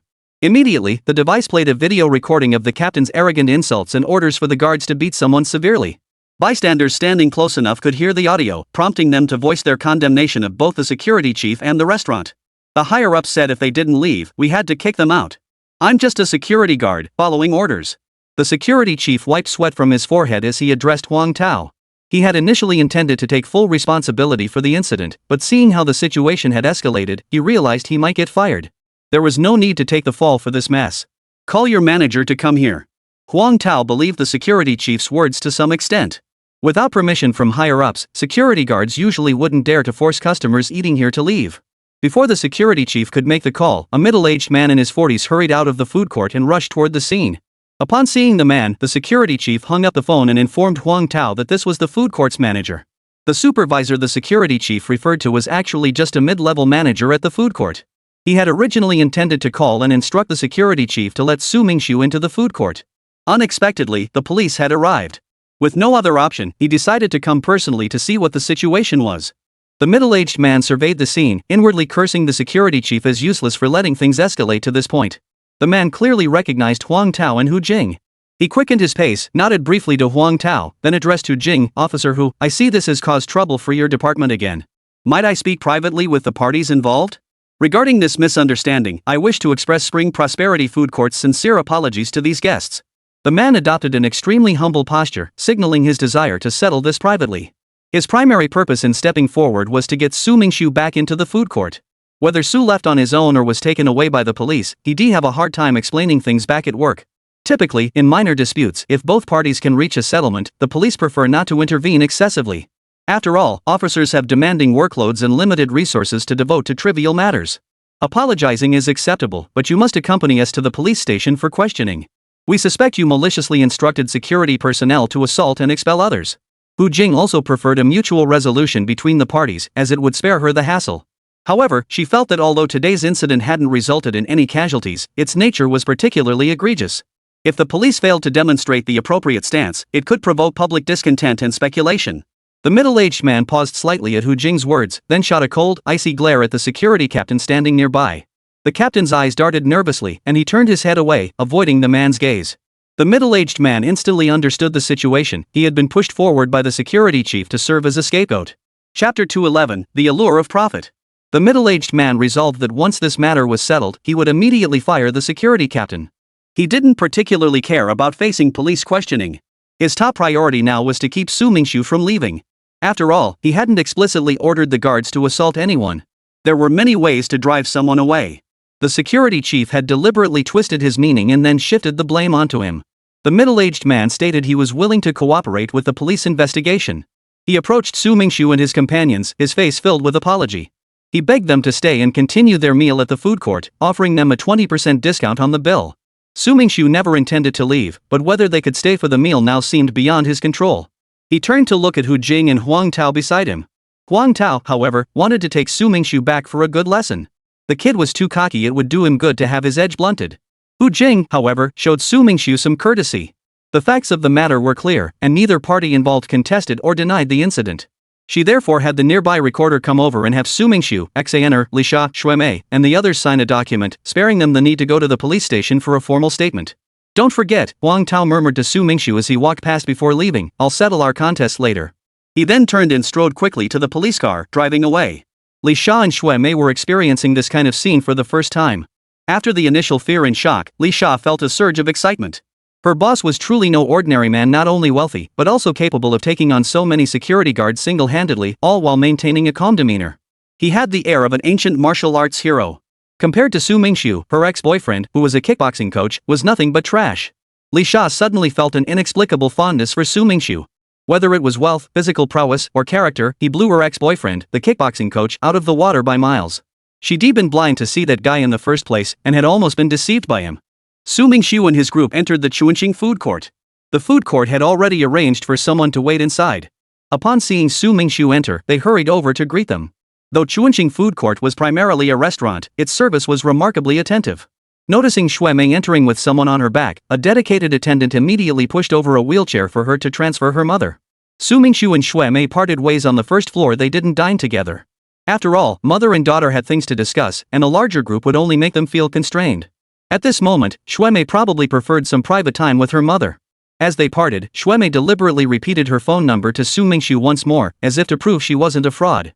Shuemei couldn't fathom why Su Mingxu had transferred her so much money, but she followed his instructions to the letter. She reserved the finest private dining room, ordered the best hair moss, and treated her mother to a truly splendid meal. Everything else could wait for another day.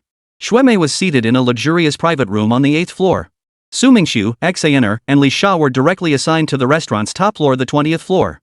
The 20th floor of the food court wasn't solely for dining, it also included accommodations, bathhouses, and shopping areas. For dining convenience, guests were often placed on the highest 20th floor. Su Mingxu possessed an acute sensitivity to danger. His intuition told him this arrangement was deliberate. The food court staff escorted Su Mingxu and his companions to a private room on the top floor before turning and exiting. Su Mingxu noticed the private room's door was thicker and heavier than those in ordinary restaurant private rooms. Closing it made the room exceptionally quiet, clearly designed with special soundproofing for both doors and windows. The entire private room was spacious, divided into two separate sections. The outer section was vast, easily 6 or 7 times the size of a standard private room, yet its decor was minimal. Aside from the surrounding walls, there was virtually no ornamentation. The ceiling featured a sky blue backdrop dotted with white clouds. Embedded within the cloud patterns was a sun-like lamp, emitting a bright yet gentle glow. The outer room's walls were adorned with lifelike tree patterns, while the floor featured a grass motif. The space stood completely empty, creating the sensation of standing amidst a forest. Su Mingxu surveyed the room, piecing together the events unfolding outside. His doubts gradually dissolved, leaving him with a distinct sense of being lured into a trap. If the door were closed, even loud shouts from within would remain unheard in the hallway. The inner room of the private dining area wasn't large, but it was lavishly decorated. Even a single ordinary wall lamp would cost at least several 100,000 yuan. A dining table stood in the center of the room, while a nearby cabinet held an array of exquisite tableware, capable of accommodating both Western and Chinese cuisine. Judging by the overall decor, this space was clearly intended for hosting important guests. Though compact, it could comfortably seat over a dozen people for a meal. Li Sha curiously surveyed the entire room. She had dined here before, sometimes with her relatives who also happened to be her bosses, but she had never seen a private room like this. Had she not come with Su Mingxu, she might never have set foot here in her lifetime, nor known that Chuanqing Gourmet City had such a place. The world of the wealthy truly was different. Li Sha's ambition and desire swelled ever larger. Asking her to return now and contentedly resume her role as a car salesperson wasn't impossible, but it would surely feel like torture. Li Sha kept urging herself onward in her mind, strive harder, harder still. Only by seizing this chance Su Mingxu offered could she one day walk through these doors unaided, dining here with her head held high. Compared to Li Sha, Xayena was much calmer. Having once been a girl from a wealthy family, though she'd never visited such a place before and was now down on her luck, she didn't feel the same intense sense of disparity as Li Sha. No server had yet approached to take their order. Catching Su Mingxu's gaze, Li Sha paused briefly at the water dispenser before taking out cups and brewing tea for everyone. The leaves were premium varieties costing tens or even hundreds of thousands per ounce. As the tea brewed, a delicate fragrance filled the room, making Li Sha wonder if she should take some leaves with her when she left. Chapter 212, A Familiar Face. Xaner and Li Sha, unaware of any irregularities, sat sipping their tea lightly, waiting for the waitstaff to take their orders. Su Mingxu sat there, his expression unchanged from usual. He found the tea delicious, though he wasn't sure about the food. A soft creak of the door signaled someone entering. The footsteps were light, and Su Mingxu sensed there were two people. These visitors weren't waitstaff, their footsteps were deliberate and measured, unlike the casual, scattered sounds of servers. Their footsteps were light, almost as if they touched the floor without a sound. The ones he was expecting had finally arrived. Su Mingxu told Xinyu and Li Sha to stay seated and not move. He would step out to handle something and return shortly. With that, Su Mingxu vanished in a flash, opened the suite door, and appeared in the outer room. In the outer room of the private suite stood two ordinary-looking young men in their 30s. Their appearance was unremarkable, the kind of people who wouldn't draw a second glance in a crowd. A person's strength has nothing to do with their appearance. The two young men sized Su Mingxu up from head to toe, their eyes flashing a hint of disdain. It wasn't that they deliberately looked down on Su Mingxu, it was more that they harbored an instinctive aversion toward him. Yu Chuanqing had just sent these two young men to the private room to meet the guests there. They had assumed the visitor would be a martial arts master of considerable skill, someone they could test themselves against. To their surprise, the person before them was merely a young man in his 20s. A faint irritation stirred within them, as if the host were belittling them while elevating this young man. Bodyguarding was inherently a high-risk profession. While it often involved long stretches of inactivity coupled with high pay, a moment of sluggish reaction during a critical situation could mean life or death. Though both young men were generally level-headed, their growing resentment toward Su Mingxu caused their eyes to betray a hint of contempt. The taller of the two motioned to the shorter one beside him, signaling him to go first. The shorter one looked somewhat reluctant, his eyes mocking as he stared at Su Mingxu. "Hey, buddy," he said, "you sure you want to mess with me? Think you're up for it?" They were the ones who sought out this private room, yet they asked Su Mingxu such a question. The implication was clear: if you can't handle it, just admit defeat and bow out. But giving up without a fight wasn't in Su Mingxu's nature. But today, with Xaner and Li Sha present on this top floor, if trouble really erupted, escaping alone would be easy. Bringing them along would make things far more difficult. Though Su Mingxu wasn't afraid of trouble, it was better to avoid it if possible. "If you don't want to fight, you two should just go back," Su Mingxu said indifferently to the two of them. The shorter youth hadn't expected such a response from Su Mingxu and couldn't help but pause in surprise. Anyone invited by the boss to this room was clearly no ordinary person, they'd surely act cocky, right? Was this guy before him some kind of cowardly wimp? The tall youth shot the short one a glare. The boss had ordered a showdown, they had to put up a fight, or how could they face him back at the bar? He turned to Su Mingxu. "Brother, since you're here, we should at least spar a bit. 10 moves. If you can last more than 10 moves against him, you win." 10 moves? The short youth wasn't satisfied with the tall youth's terms. When masters clash, a single exchange often decides superiority, there's no need for 300 rounds of battle. If two fighters could exchange 10 moves, it generally meant they were fairly evenly matched. The short youth didn't think Su Mingxu could last 10 moves against him. 3 moves. Su Mingxu sized up the short youth. Judging by his opponent's aura, defeating him in 3 moves shouldn't be a problem. The short youth snorted through his nose. He felt Su Mingxu was being reasonable, voluntarily lowering his target to 3 moves, which instantly made him feel much better. "If he can last 3 moves against me, he wins." Su Mingxu continued addressing the tall youth. "What? You mean I have to survive 3 moves against him? Put. Kid, if I can't last 3 moves against you, I'll kowtow and call you master. I'll crawl out of this room on my hands and knees." The short youth spat angrily on the floor, as if publicly slapped. "Fine." Su Mingxu said no more, silently gathering his energy. The short youth arrogantly raised his arm, stretching lazily. The tall youth watched the short one with concern. At that moment, he faintly sensed an unusual aura emanating from Su Mingxu. Suddenly, a powerful aura erupted from the short youth. His toes lightly touched the ground, propelling his body upward. With both palms thrust forward, he aimed a strike at Su Mingxu's face. Simultaneously, the aura radiating from Su Mingxu surged violently. Su Mingxu stood motionless until the shorter youth's palms neared, his body already in descent. Su Mingxu's body snapped backward rapidly. One foot shot off the ground, kicking toward the short youth's chest. The short youth's body was sent flying into the air, slamming into the ceiling before plummeting back down. At that moment, Su Mingxu's other foot connected, sending the youth ricocheting off the opposite wall before crashing heavily back onto the floor. Li Sha and Xaner, meeting for the first time, didn't have much in common to talk about. Sitting in the private room, the atmosphere grew somewhat stifling. To break the awkward silence, Li Sha picked up the remote control on the table and turned on the wall-mounted TV. Li Sha watched as one person was kicked onto the ceiling by another. Before they could fall back down, they were kicked again, sent flying into the wall, and then crashing to the floor. It was a martial arts film. The fighters' skills were impressive, those rapid-fire flying kicks were almost on par with Wang Fei Hung's. Li Sha usually enjoyed watching these high-intensity, intense combat films, finding a sense of satisfaction in witnessing the thrill of victory. Wait, the back of the attacker looked familiar. Su Mingxu. At that moment, Xiner also looked up at the TV on the wall. When she saw that silhouette, she couldn't help but brace herself against the table and stand up. Su Mingxu? Hearing Cindy say that, Li Sha looked at the silhouette.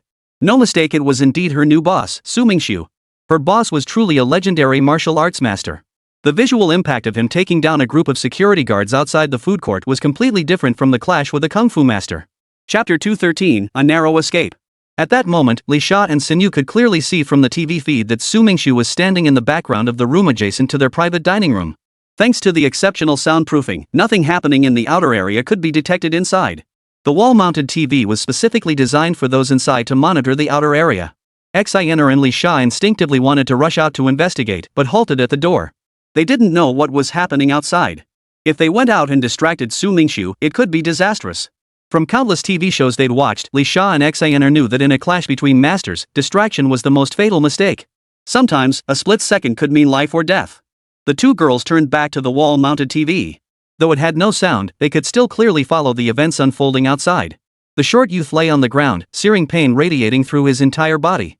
Yet more unbearable than the agony was the shame. Martial artists placed immense importance on victory and defeat, especially after he had just boasted so arrogantly. One move. The other had used just one move to reduce him to this state. The short youth buried his face in the dirt, tempted to play dead. What if the other demanded he kowtow as a disciple or crawl out? The short youth heard the tall youth calling out. Both were skilled fighters, and their control over force was generally quite precise. The tall youth could tell, from the way Su Mingxu had struck in the bounce of the short youth off the wall, that the injury shouldn't have been severe enough to leave him lying motionless. Realizing he couldn't hide it, the shorter youth staggered to his feet, wiped the blood from his mouth, and unsteadily assumed a fighting stance. He glared at Su Mingxu and snarled, "Come on then." The tall youth pulled the short one aside, motioning him to stand off to the side. There was no need to continue fighting. Even when uninjured, he was only a single-move opponent. Now, beaten like this. The shorter youth stood aside, ashamed. Being pulled back by the taller youth was a relief, otherwise, he might have ended up flying through the air again. The tall youth now re-examined Su Mingxu. Gone was the contempt he'd held upon entering the private room. His gaze held a new gravity. The taller youth's martial arts were slightly superior to the shorter ones, but he privately mused that in terms of skill, he might not be a match for the youth before him either. "Sir, your martial arts are truly exceptional. I must admit I am no match for you. However, since we are here, let us engage in a friendly sparring match. We'll stop at the right moment, so please go easy on me." The tall youth clasped his fists in a respectful salute and addressed Su Mingxu with a humble tone. Hearing this, the shorter youth seethed inwardly. They'd made him go first to test the opponent's strength, using him as cannon fodder. Seeing his friend get beaten so badly, not only did the other not stand up for him, but he was actually fawning over the opponent. One doesn't strike a smiling face. Su Mingxu nodded at the tall youth, his tone respectful as he replied, "There's no hierarchy in martial arts, only different strengths. We spar to learn from each other and improve." The shorter youth now felt a twinge of regret. He was usually cautious, but today he'd let his guard down just a little and hit a snag. "Please show me your skills." The tall youth wasted no time, stepping forward and striking first a punch aimed squarely at Su Mingxu's chest. Instead of clashing fists, Su Mingxu leapt upward, soaring over the taller youth's head and delivering a double kick to his back. The shorter youth watched from the sidelines as Su Mingxu's movements unfolded. He couldn't help but curl his lips in disdain. That brown nosing really worked, didn't it? Had Su Mingxu's leg extended downward just one more centimeter, the tall youth would have been kicked to the ground. But Su Mingxu didn't do that. Instead, his leg swept over the youth's head and landed on the opposite floor. Su Mingxu and the tall youth exchanged blows 5 or 6 times before Su Mingxu landed a punch that sent the tall youth reeling backward. The tall youth staggered back several steps before regaining his footing. At this point, the outcome was clear. There was no need to continue. Having exchanged 5 or 6 blows, the tall youth knew his opponent had held back. To press forward now would be to show a lack of grace. "Thank you," the tall youth acknowledged without pretense, addressing Su Mingxu respectfully. Had Su not held back, he likely would have collided intimately with the wall opposite them. "I merely won by a fluke," Su Mingxu replied politely. "Had you reduced the force of your final strike by just a fraction, it would have matched mine." His gaze and expression betrayed not a trace of arrogance or conceit. The shorter youth, observing Su Mingxu's calm and composed demeanor, felt a quiet admiration welling up inside. He had no idea just how much stronger this man was than himself. Recalling the slight hint of arrogance he'd shown earlier, he now felt like nothing more than a clown. The taller youth pondered Su Mingxu's words for a moment before a sudden realization dawned on him. He immediately punched the wall, feeling the force behind his strike was significantly greater than usual. Sometimes, power is a delicate thing. Too much is no good, too little is no good either.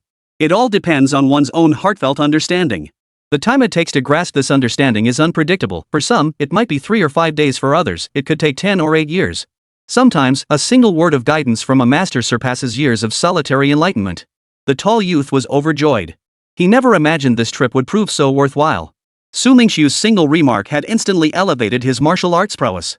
The tall youth hastened to express his gratitude once more. Thank you for your guidance, sir. My name is Gao Huai.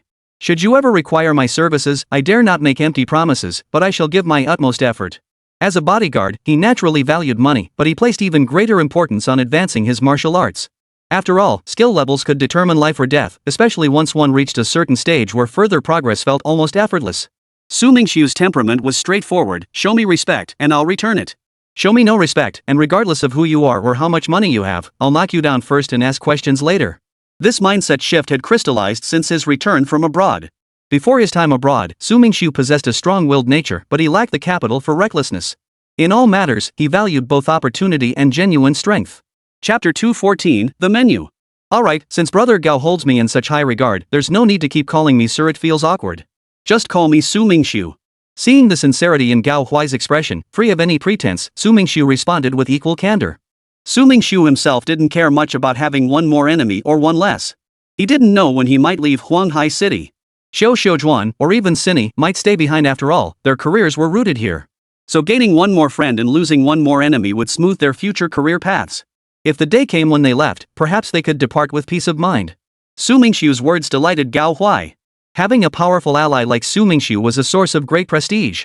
Moreover, if Su Mingxu was in a good mood and offered some pointers, Gao Huai's skills might even improve. Alright then. Since I'm a few years older, I'll take the liberty of addressing you as Brother Su Mingxu. Gao Huai laughed heartily as he spoke, his joy surpassing even that of receiving a raise from his boss. Watching Gao Huai's delighted expression, the short youth's face darkened to the point of dripping with gloom. He felt played just moments ago. Gao Huai had hinted for him to go first, yet now he was already bonding like brothers with the other man. The sparring match was over. Regardless of the outcome, their purpose in coming here had been fulfilled. Gao Hui suggested to Su Mingxu that they should get together properly sometime, then turned to lead the short youth away. Suddenly remembering something, Gao Huai pulled a pistol from his coat and tossed it to Su Mingxu. Su Mingxu caught it with a raised hand. It felt like not a real gun. It turned out to be a toy pistol. Su Mingxu was baffled. What was the point of tossing him a toy pistol? I just tinker with these for fun. Watch, I'll show you how it works. Knowing Su Mingxu was confused, Gao Hui pushed the short youth back toward the center of the room.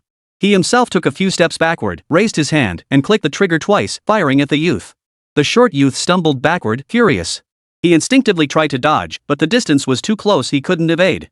The rubber bullets struck his body, and his legs buckled. He sat down on the floor. Rubber bullets from a pistol couldn't cause any real harm to a person. However, Gao Huai aimed precisely at the body's acupoints, the most vulnerable areas that could instantly disable a person's ability to defend themselves. At close range, the bullet speed made evasion nearly impossible. After Gao Huai demonstrated once, Su Mingxu understood the principle. For most people, this technique would be practically useless. It required firing accurately at specific acupoints from a precise distance to be effective, a feat beyond the capabilities of many. Identifying and striking acupoints was difficult for others, but for Su Mingxu, it was no challenge at all. He holstered his gun, intending to study the technique when he had time. Gao Hui glanced at the short young man sitting on the ground and felt a twinge of embarrassment. Not only had he been beaten by Su Mingxu earlier, but now he'd also been used as a demonstration target. Gao Huai stepped forward, yanked the short guy up from the ground, and introduced him to Su Mingxu. Let me introduce you. This is my buddy. He's a decent guy, just a bit of a hothead. Hell, what kind of introduction is that? The short youth clenched his fists, his patience with Gao Huai reaching its limit. He desperately wanted to punch him right in the face. Su Mingxu noticed the young man's frustration and tried to change the subject to ease the awkwardness. So, what's your buddy's name? When Su Mingxu asked the short guy's name, Gao Huai's expression suddenly turned a bit strange. Su Mingxu was puzzled. Was there something wrong with asking that? His surname is Jin. His name is Jinhu. Gao Huai replied to Su Mingxu as seriously as he could manage. Su Mingxu was speechless. Jinhu? What a ridiculous name. He really couldn't help this guy. Jinhu, do you have any other business? If you do, get it done quickly. If not, we're leaving. Gao Hui seemed oblivious to the short young man's shifting expression as he urged him on. Jinhu suddenly choked up, his face flushing red as words failed him. Oh, come on, acting like a woman. Didn't you say you'd kneel and kowtow if you couldn't last 3 moves? Seeing Jinhu stammering, Gao Huai reminded him. Jinhu had been dreading Su Mingxu bringing this up, but unexpectedly, Su Mingxu hadn't said anything, and Gao Huai had brought it up instead.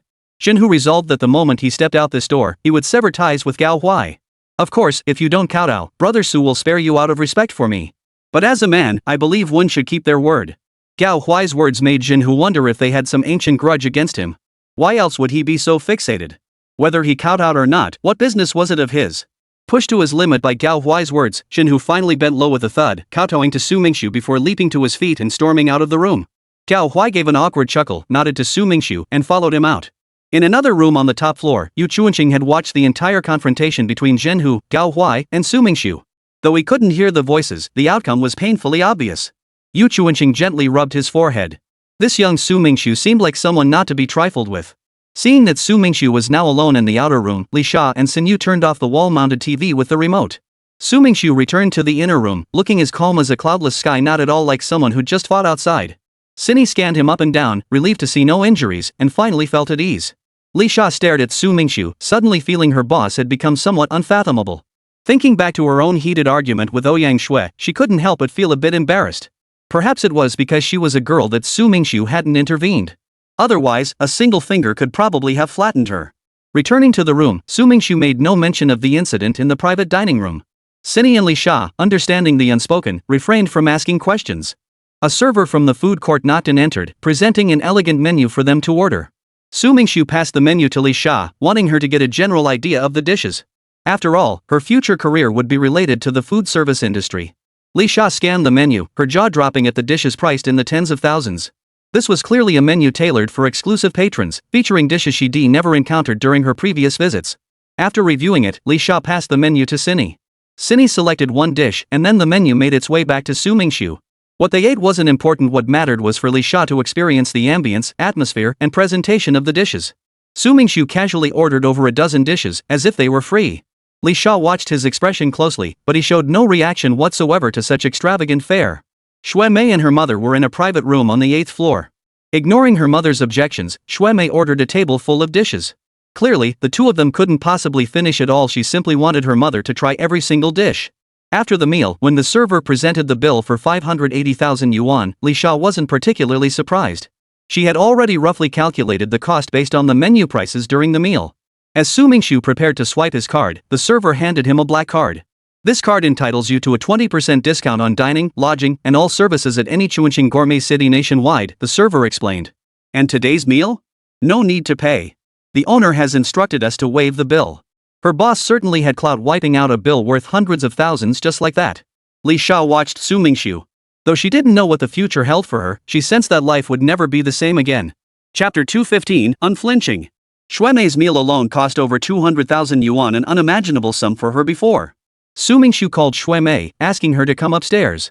Whether she was willing to work at the company or not, he wanted to talk to her today. If it worked out, great. If not, Li Sha and Zhuanzi could handle things for now.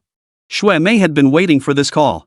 She knew there was no such thing as a free lunch. No one would hand over 5 million yuan for nothing, let alone 500,000.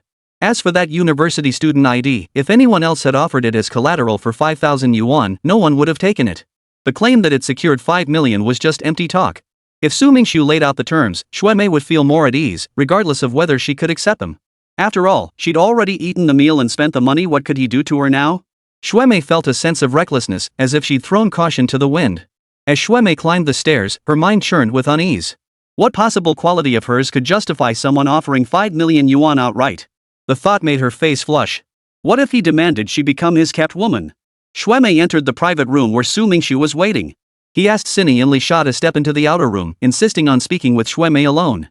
Without others present, Shui Mei could better express her stance.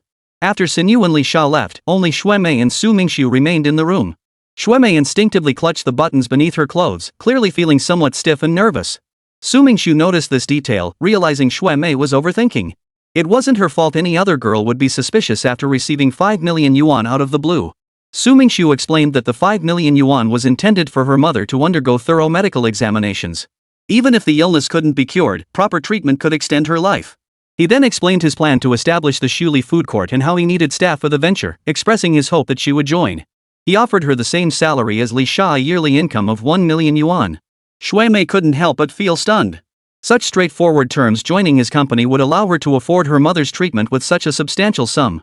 Although she had received job offers from Fortune 500 companies, her career prospects there were uncertain. Getting the company to pay 5 million yuan upfront was out of the question. Even 5,000 yuan was impossible. Shuemei realized that with the terms Su Mingxu offered, he could easily find someone more qualified than her. After all, she was just a college student about to graduate with no work experience. Su Mingxu told Shuemei she could take 2 minutes to consider and give him an answer. Su Mingxu disliked drawn-out deliberations. If it worked, great. If not, forget it. He couldn't stand the idea of someone taking 3 or 5 days to decide. That kind of inefficiency was not what he wanted to see. Shuemei didn't take 2 minutes, she didn't even take a minute. She accepted immediately, promising she could start work right after settling her mother's affairs. She'd only need to return to campus for her graduation thesis defense. With Shuemei's matter settled, Su Mingxu promptly called in Xiner and Li Sha to introduce them to each other. Though they'd already met earlier, they hadn't known each other's names. Before even reporting to the company, Li Sha had become Shuemei's senior colleague. While Li Sha found Su Mingxu's hiring method somewhat questionable, she dared not voice her doubts. After all, Su Mingxu was like an enigma she couldn't fathom, and besides, she herself was essentially someone Su Mingxu had picked up along the way. Li Sha didn't feel any aversion toward Shuemei. On the contrary, the two seemed to hit it off quite well. After all, in a company this large, they would be recruiting a large number of new employees in the future. Mutual exclusion simply wouldn't work. The key was to focus on doing one's own job well and becoming an indispensable part of the company. After a brief exchange, Li Sha affectionately took Shuemei's hand, and the group headed together to the 8th floor, where Shuemei's mother was staying. After resting, Shuemei's mother looked much better. She was overjoyed to learn that Shuemei had joined Su Mingxu's company. Outside the food court, several young people had stepped in to defend her, leaving Shuemei's mother with a favorable impression of them.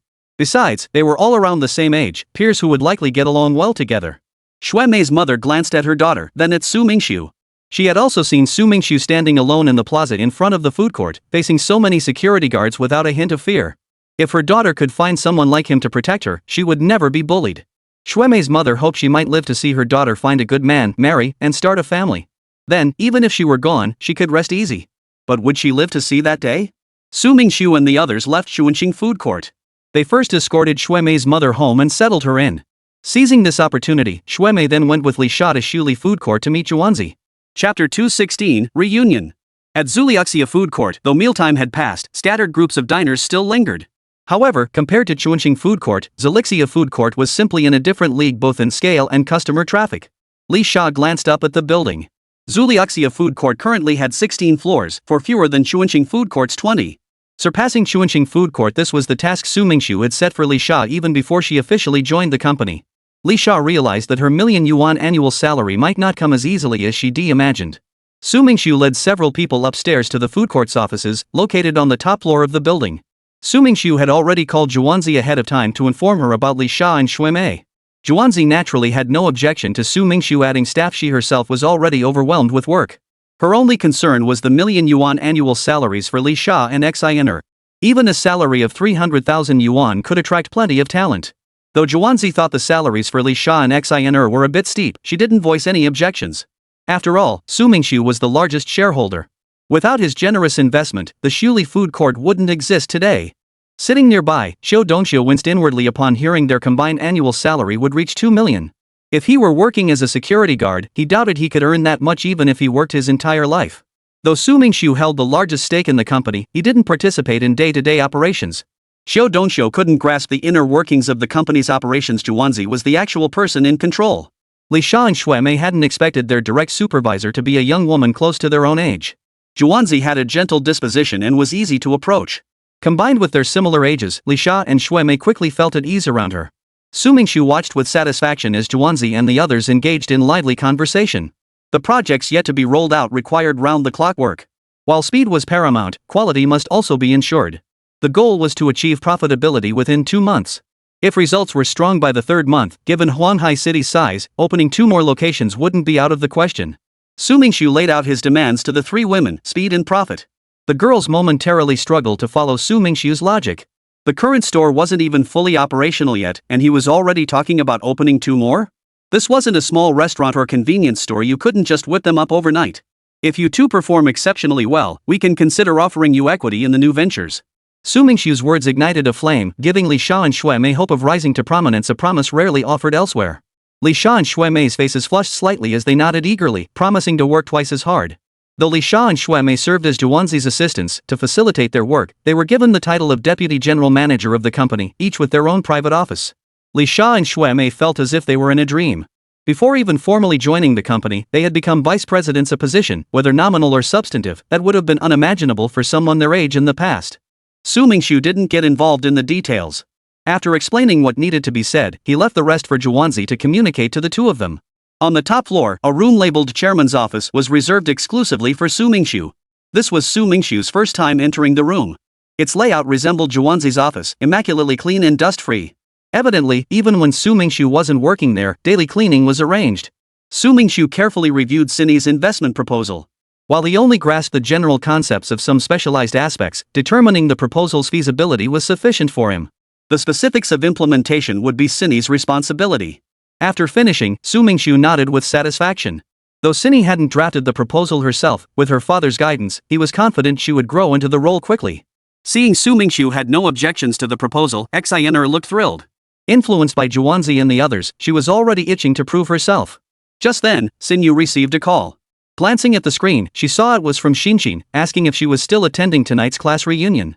Today was the birthday of Yun Qianqian, the daughter of her former boss at the company she had resigned from. If she invited everyone under the guise of a birthday celebration, some might hesitate about attending due to the need to prepare birthday gifts. After all, for a family like Yun Qianqian's, ordinary birthday presents wouldn't suffice. Since most of Yun Qianqian's classmates came from ordinary families, she chose to gather everyone under the guise of a class reunion. This way, she could boost the atmosphere and liveliness. Those who brought gifts would naturally be pleased, while those who used forgetting as an excuse to skip gifts would have a valid reason, avoiding awkwardness for both sides. That day, Cindy was with Mingxu, and with so much going on, she would have completely forgotten about Yun Qianqian if Xinxin hadn't called. Covering the phone, Xiner sheepishly asked Mingxu if he could accompany her to a class reunion that evening. If Mingxu agreed to attend, it would essentially confirm to everyone that he was her boyfriend. Mingxu had no interest in gatherings with people he didn't know, but seeing the hopeful look in Xiner's eyes, he nodded and agreed. Seeing Mingxu agree, Xiner sent Xixin the location and asked her to meet at Shuli food court before heading together to Yun Qianqian's gathering.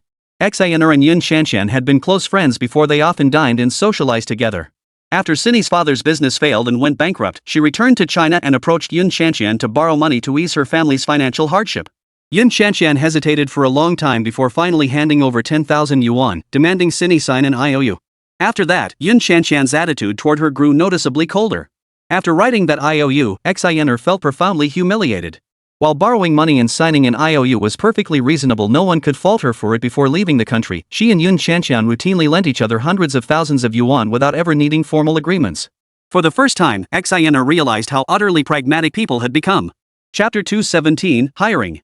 When Mingxu transferred the money to Cindy to repay her debt, he didn't mention the IOU despite the large sum. This deeply touched Cindy. Xiner knew today was Yun Qianqian's birthday, but she had no intention of buying her a gift. She only planned to return the 10,000 yuan to her later and keep her distance from now on. Xiner waited for quite some time. By now, Xinxin should have arrived, yet there was still no word. Xinxin had actually arrived long ago and was currently undergoing an interview at the HR department of Shuli Show food court. Xinxin had decisively quit her previous job because her supervisor constantly harassed her. A couple of days ago, she received an interview invitation from Zuliuxia food court, asking her to come in when she had time. Seeing that Xiner had sent her the location as Zuliuxia food court, Xinxin arrived at the lobby but didn't spot her. She decided to go through with the interview first and call Xiner afterward.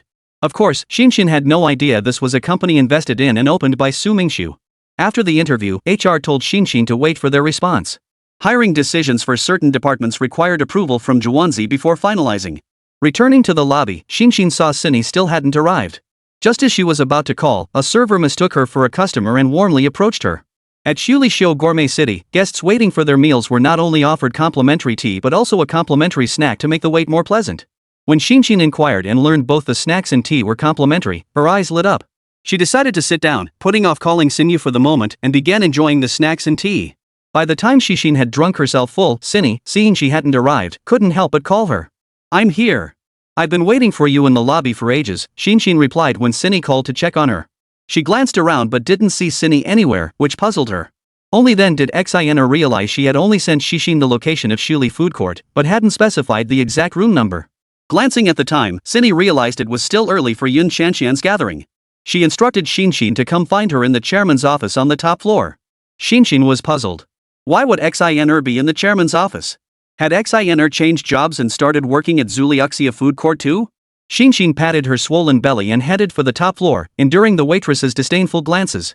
The top floor had dedicated security, not just anyone could enter freely.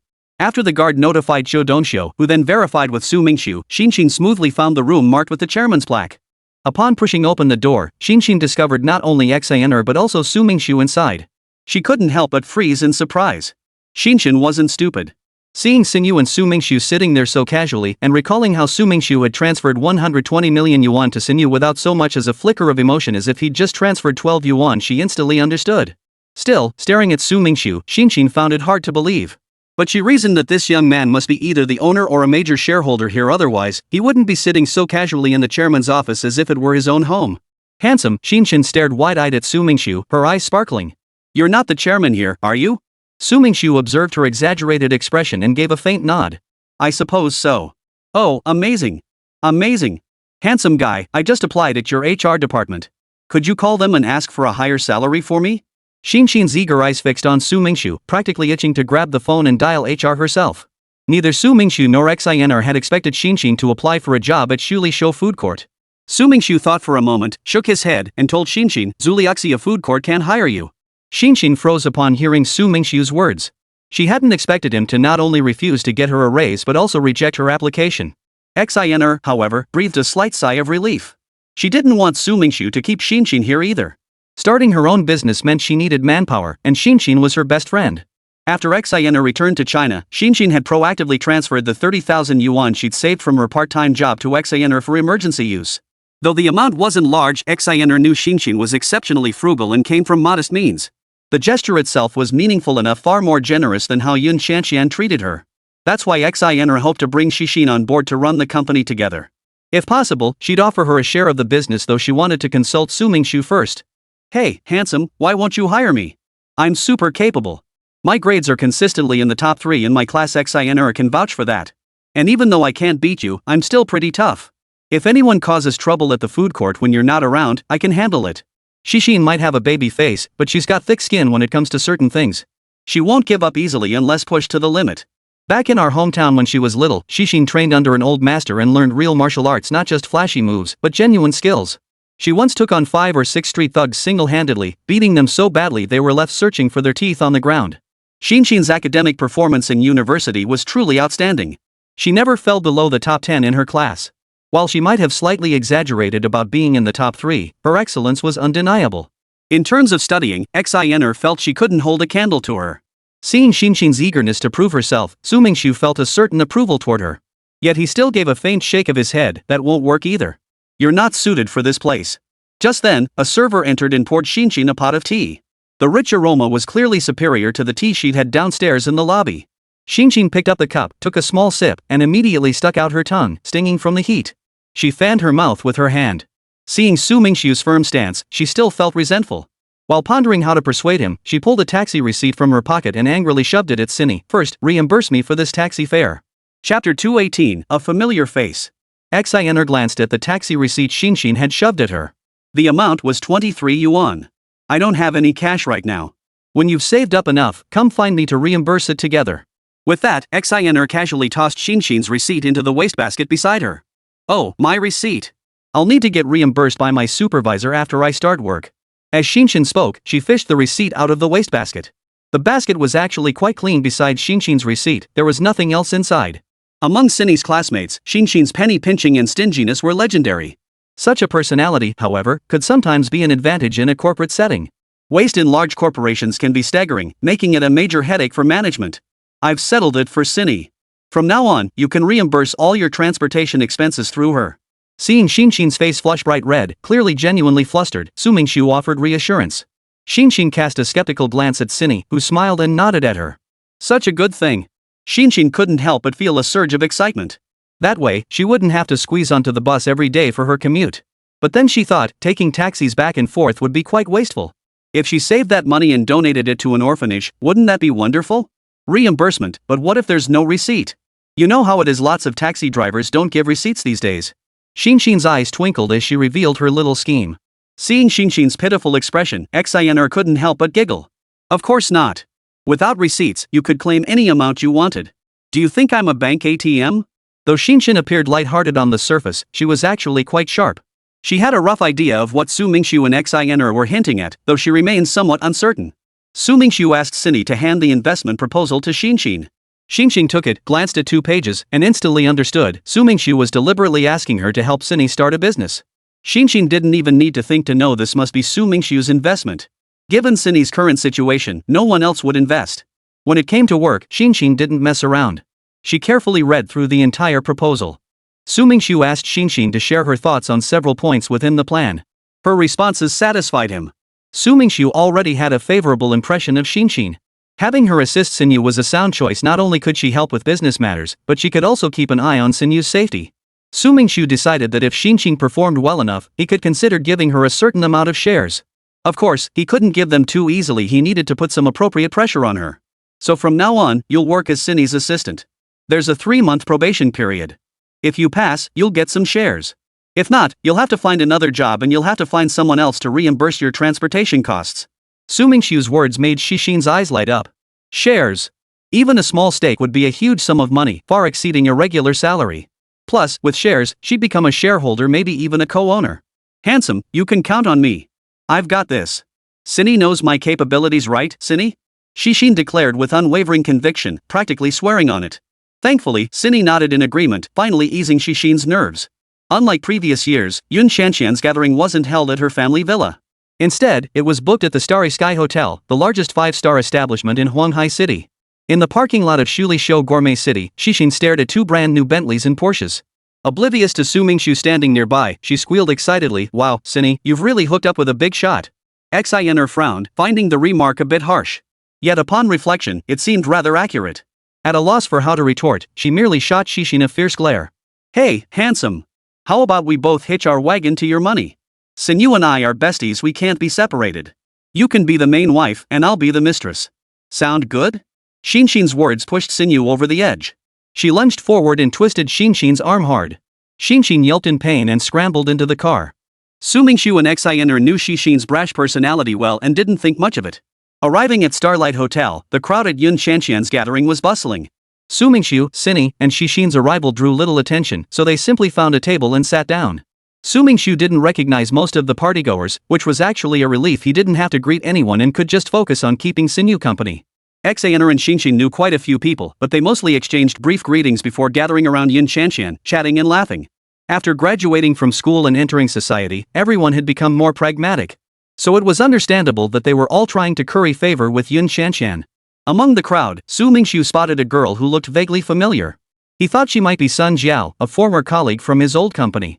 However, since they only worked together briefly and young women's appearances can change significantly, he couldn't be certain. Sun Jiao was Cindy's high school classmate and had indeed worked with Su Mingxu before. While Sun Jiao and Cindy had only a casual relationship, Sun Jiao had once gone to great lengths to curry favor with Cindy in order to get hired at Cindy's family company. After that company went bankrupt, Sun Jiao had transferred to Yun Xianxian's family company. Sun Jiao clearly recognized Su Mingxu. Seeing him seated with Xiner, she curled her lip without a word and turned to chat with Yun Xianxian instead. The first segment of the gathering involved presenting Yun Xianxian with birthday gifts. Though ostensibly a class reunion, most attendees had prepared presents. After all, cultivating connections with someone of Yun Xianxian's family background was generally advantageous. Xiner hadn't prepared a birthday gift for Yun Xianxian, and Cici certainly hadn't either. But Xiner planned to take advantage of this gathering to return the 10,000 yuan to Yun Xianxian. When Yun Xianxian saw Xiner approach, her face remained largely expressionless. She merely gave Xiner a nod in greeting. In Yun Xianxian's eyes, Xiner no longer held the same weight as their past friendship. Chapter 219, Inseparable. Xiner pulled out the 10,000 yuan and handed it to Yun Xianxian. Yun Xianxian accepted it without hesitation and tucked it away casually. After a moment's thought, Cindy felt a bit awkward but still whispered to Yun Xianxian, asking her to return the IOU when she had time. Yun Xianxian's expression darkened at Cindy's words.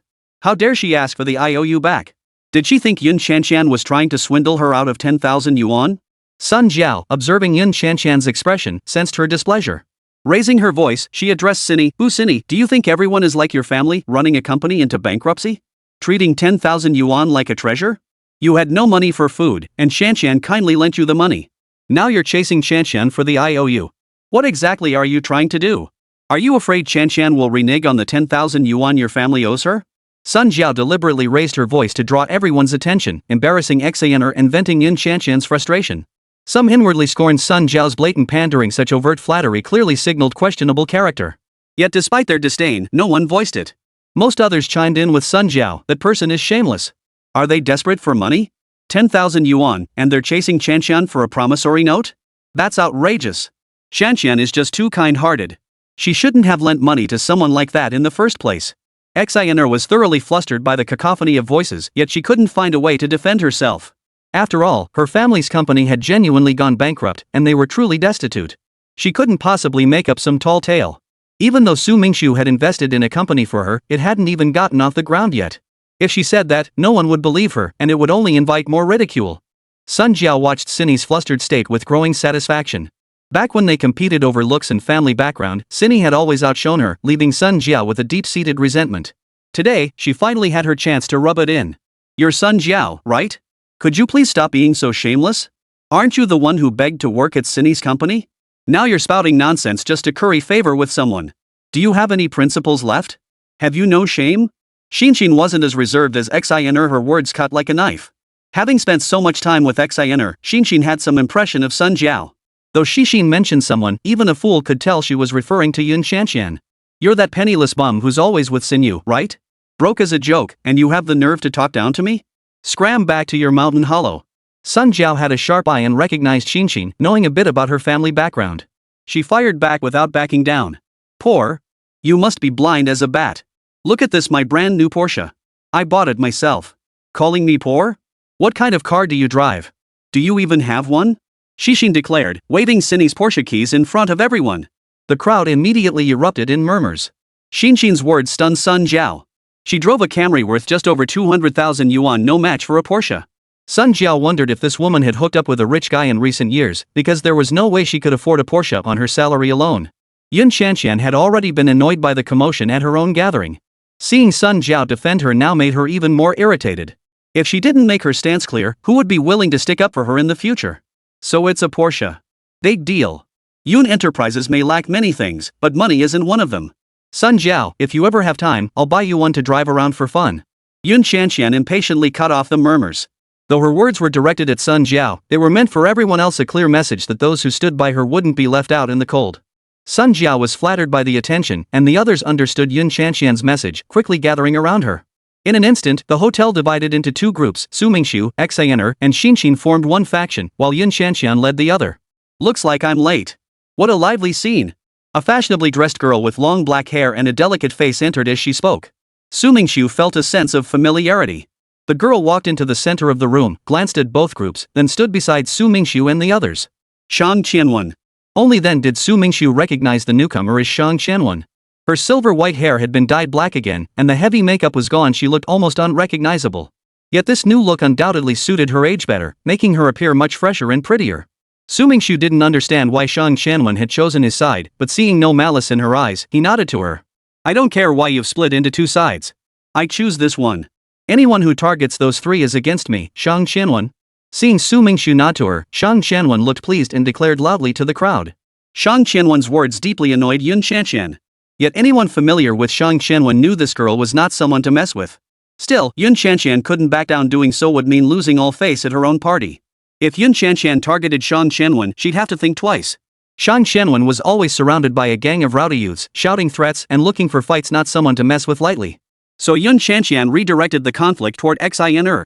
I've said it before, our Yun family isn't short on money. I've already tossed that IOU. Take this 10,000 yuan. I don't want it. Yun Shanxian stepped forward, flinging the 10,000 yuan onto the floor in front of Xiner, her tone flat and indifferent. This 10,000 yuan was practically charity. Most people wouldn't dare pick it up in front of so many witnesses, but Xinxin didn't care about such niceties. She bent down to grab it in her eyes. Free money was free money. Her actions immediately drew a wave of disapproving glares from the crowd. Su Mingxu frowned, then lightly kicked the money toward Yun Shanxian with his foot. Xinxin couldn't help but wince at the sight. The Yun family isn't short on money, and neither am I. In your price, I'll buy the Yun family. Su Mingxu raised his hand to silence Shang Qianwen, who was about to speak, and addressed Yun Shanxian, who stood there with a cold expression. Chapter 220, Looking for a Fight? Su Mingxu's words sent ripples of astonishment through the crowd. What audacity to openly declare he'd buy the entire Yun corporation. Where did this guy come from, showing off like this? The room erupted in murmurs, laughter, sarcastic remarks, and even curses. Yun Shanxian, too, was so enraged she burst into laughter. Yun Enterprises had always been Yun Shanshan's pride and a major reason people gathered around her. Now, some arrogant young upstart dared challenge her authority, brazenly declaring he'd buy Yun Enterprises? Ridiculous. No sane person would believe such nonsense. The combined assets of the Yun Corporation exceeded 2 billion yuan. This wasn't something that could be bought with mere empty words. Of course, two people believed him.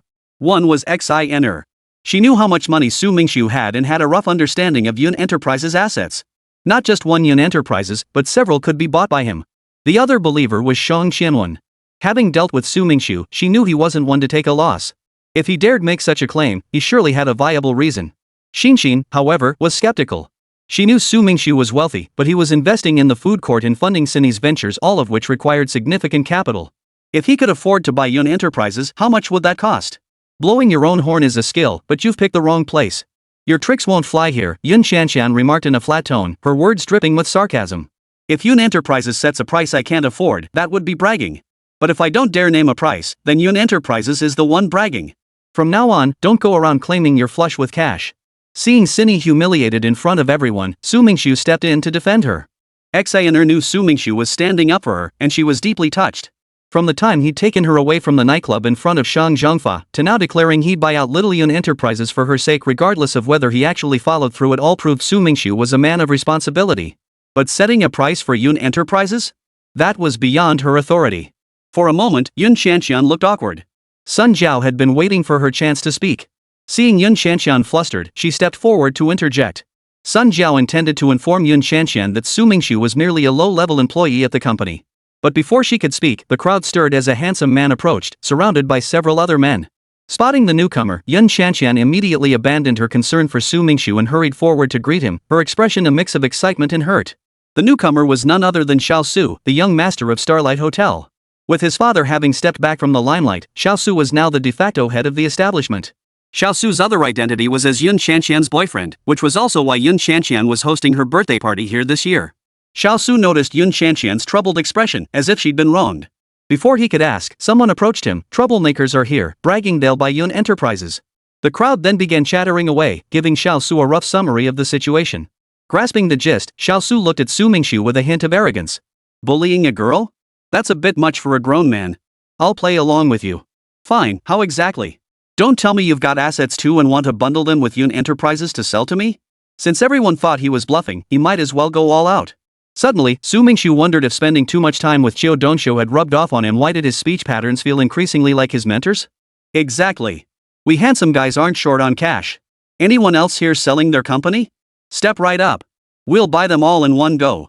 Before Xiao Su could respond, Xinxin, ever the busybody, strode forward with a swagger. She addressed the crowd with an air of superiority, her domineering demeanor even more arrogant than Su Mingxu's. Seeing Xinxin stir up trouble, Xin rushed forward and yanked her back. Let go of me. Why are you pulling me back? What I said is spot on. Buying up all their businesses would be perfect, no more trouble later. Xinxin continued, still relishing the moment. This feeling of reckless abandon was truly exhilarating. They're all lunatics. They must be mentally ill, escaped from a psychiatric ward. He picked the wrong place to show off. Throw him out.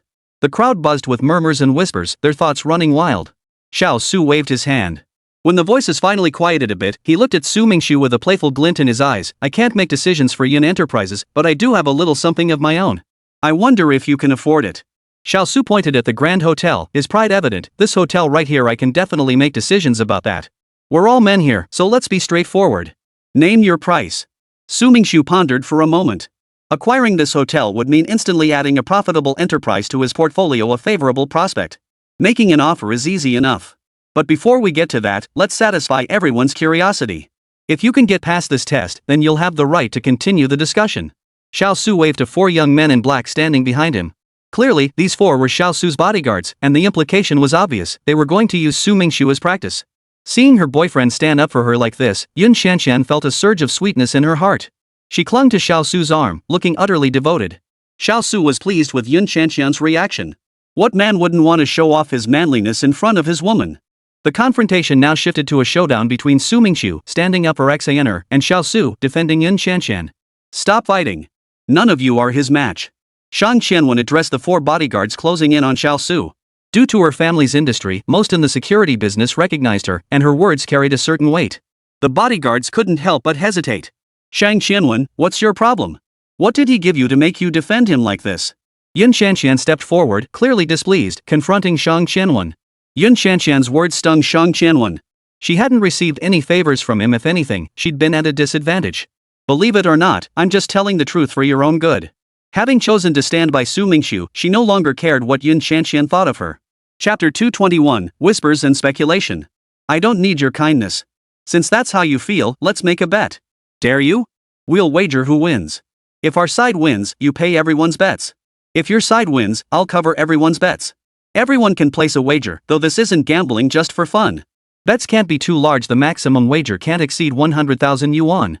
Yun Shanshan suddenly had a brilliant idea, a way to put Shang Qianwen in her place.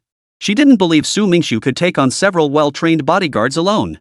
She'd heard Xiao Su brag before that even elite special forces soldiers couldn't match these bodyguards. Feeling confident, Yun Shanshan said to Shang Qianwen with conviction. Shang Qianwen almost laughed. How did she end up with such a naive girl? But then again, Yun Shanshan had every reason to be skeptical. When Shang Qianwen first met Su Mingxu, she too had tried to challenge him one-on-one. It took several humiliating defeats before she truly understood Su Mingxu's formidable strength. Shang Qianwen kept her thoughts to herself, replying calmly to Yun Shanshan, since you're so confident, others can bet up to 100,000. How about we raise the stakes a bit? Otherwise, it's no fun. Let's each bet 2 million. If you win, I give you 2 million. If we win, you give me 2 million. Dare you? Shang Qianwen's proposal left Yun Shanshan little room to refuse. To decline would contradict her earlier claim that the Yun family had no shortage of money, effectively contradicting herself. Shang Qianwen recalled how Su Mingxu had once asked her for 1.2 million yuan. Today presented the perfect opportunity to win it back. It's just a little money, Shanshan. Don't worry about the wager. If they win later, whoever placed the bet can come to me for payment. Xiao Su declared to the group with great generosity, not even considering the possibility of his side losing. He then turned his gaze back to Shang Qianwen. Qianwen, would you like to raise the stakes? 5 million is fine. Since we're playing, what's a little extra money? Shang Qianwen felt a surge of delight at the thought of someone actively chasing after her to hand over money. Yet she feigned hesitation, as if making a difficult decision, and said with feigned reluctance, alright, since you say so, 5 million it is. Xiao Su was thoroughly satisfied with Shang Qianwen's reaction. This was precisely the effect he wanted. Even if he did lose the bet, a few million yuan was mere pocket change to him. Besides, he was utterly certain he wouldn't lose. Xiao Su snorted derisively, then turned his taunting gaze to Su Mingxu. You were the one who made the big talk, yet you're letting a girl take the fall for you and pay the wager. Don't you feel ashamed?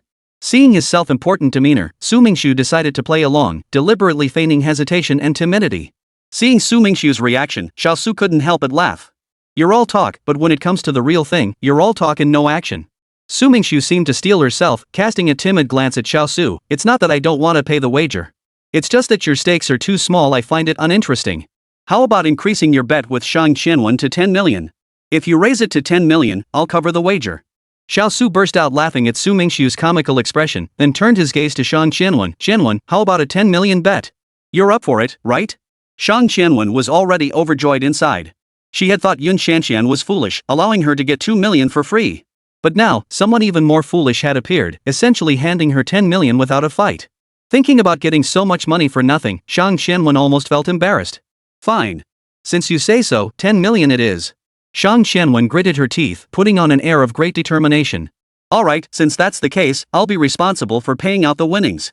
If I lose later, whoever placed bets can come to me for their payout. This time, Su Mingxu didn't hesitate, agreeing readily. Who's betting? Come register over here. As Xiao Su's words fell, the crowd instantly buzzed with excitement. Who would have thought attending a gathering could come with such perks? Was this even a contest? Xiao Su's side was bound to win. It was practically free money. Some who hadn't brought much cash even called their families to transfer funds urgently. Nearly everyone around Yun Shanshan bet on Xiao Su to win. Only one girl, dressed plainly, hesitated before placing a 100,000 yuan bet on Su Mingxu. Everyone immediately shot the girl strange looks, as if they'd discovered a traitor in their ranks. Yun Shanshan also gave her a look of disgust. Xiaoqin, have you lost your mind? How could you bet on him to win? Xiaoqin, your family isn't well off. Betting on him is like throwing money down the drain. Go change it right now.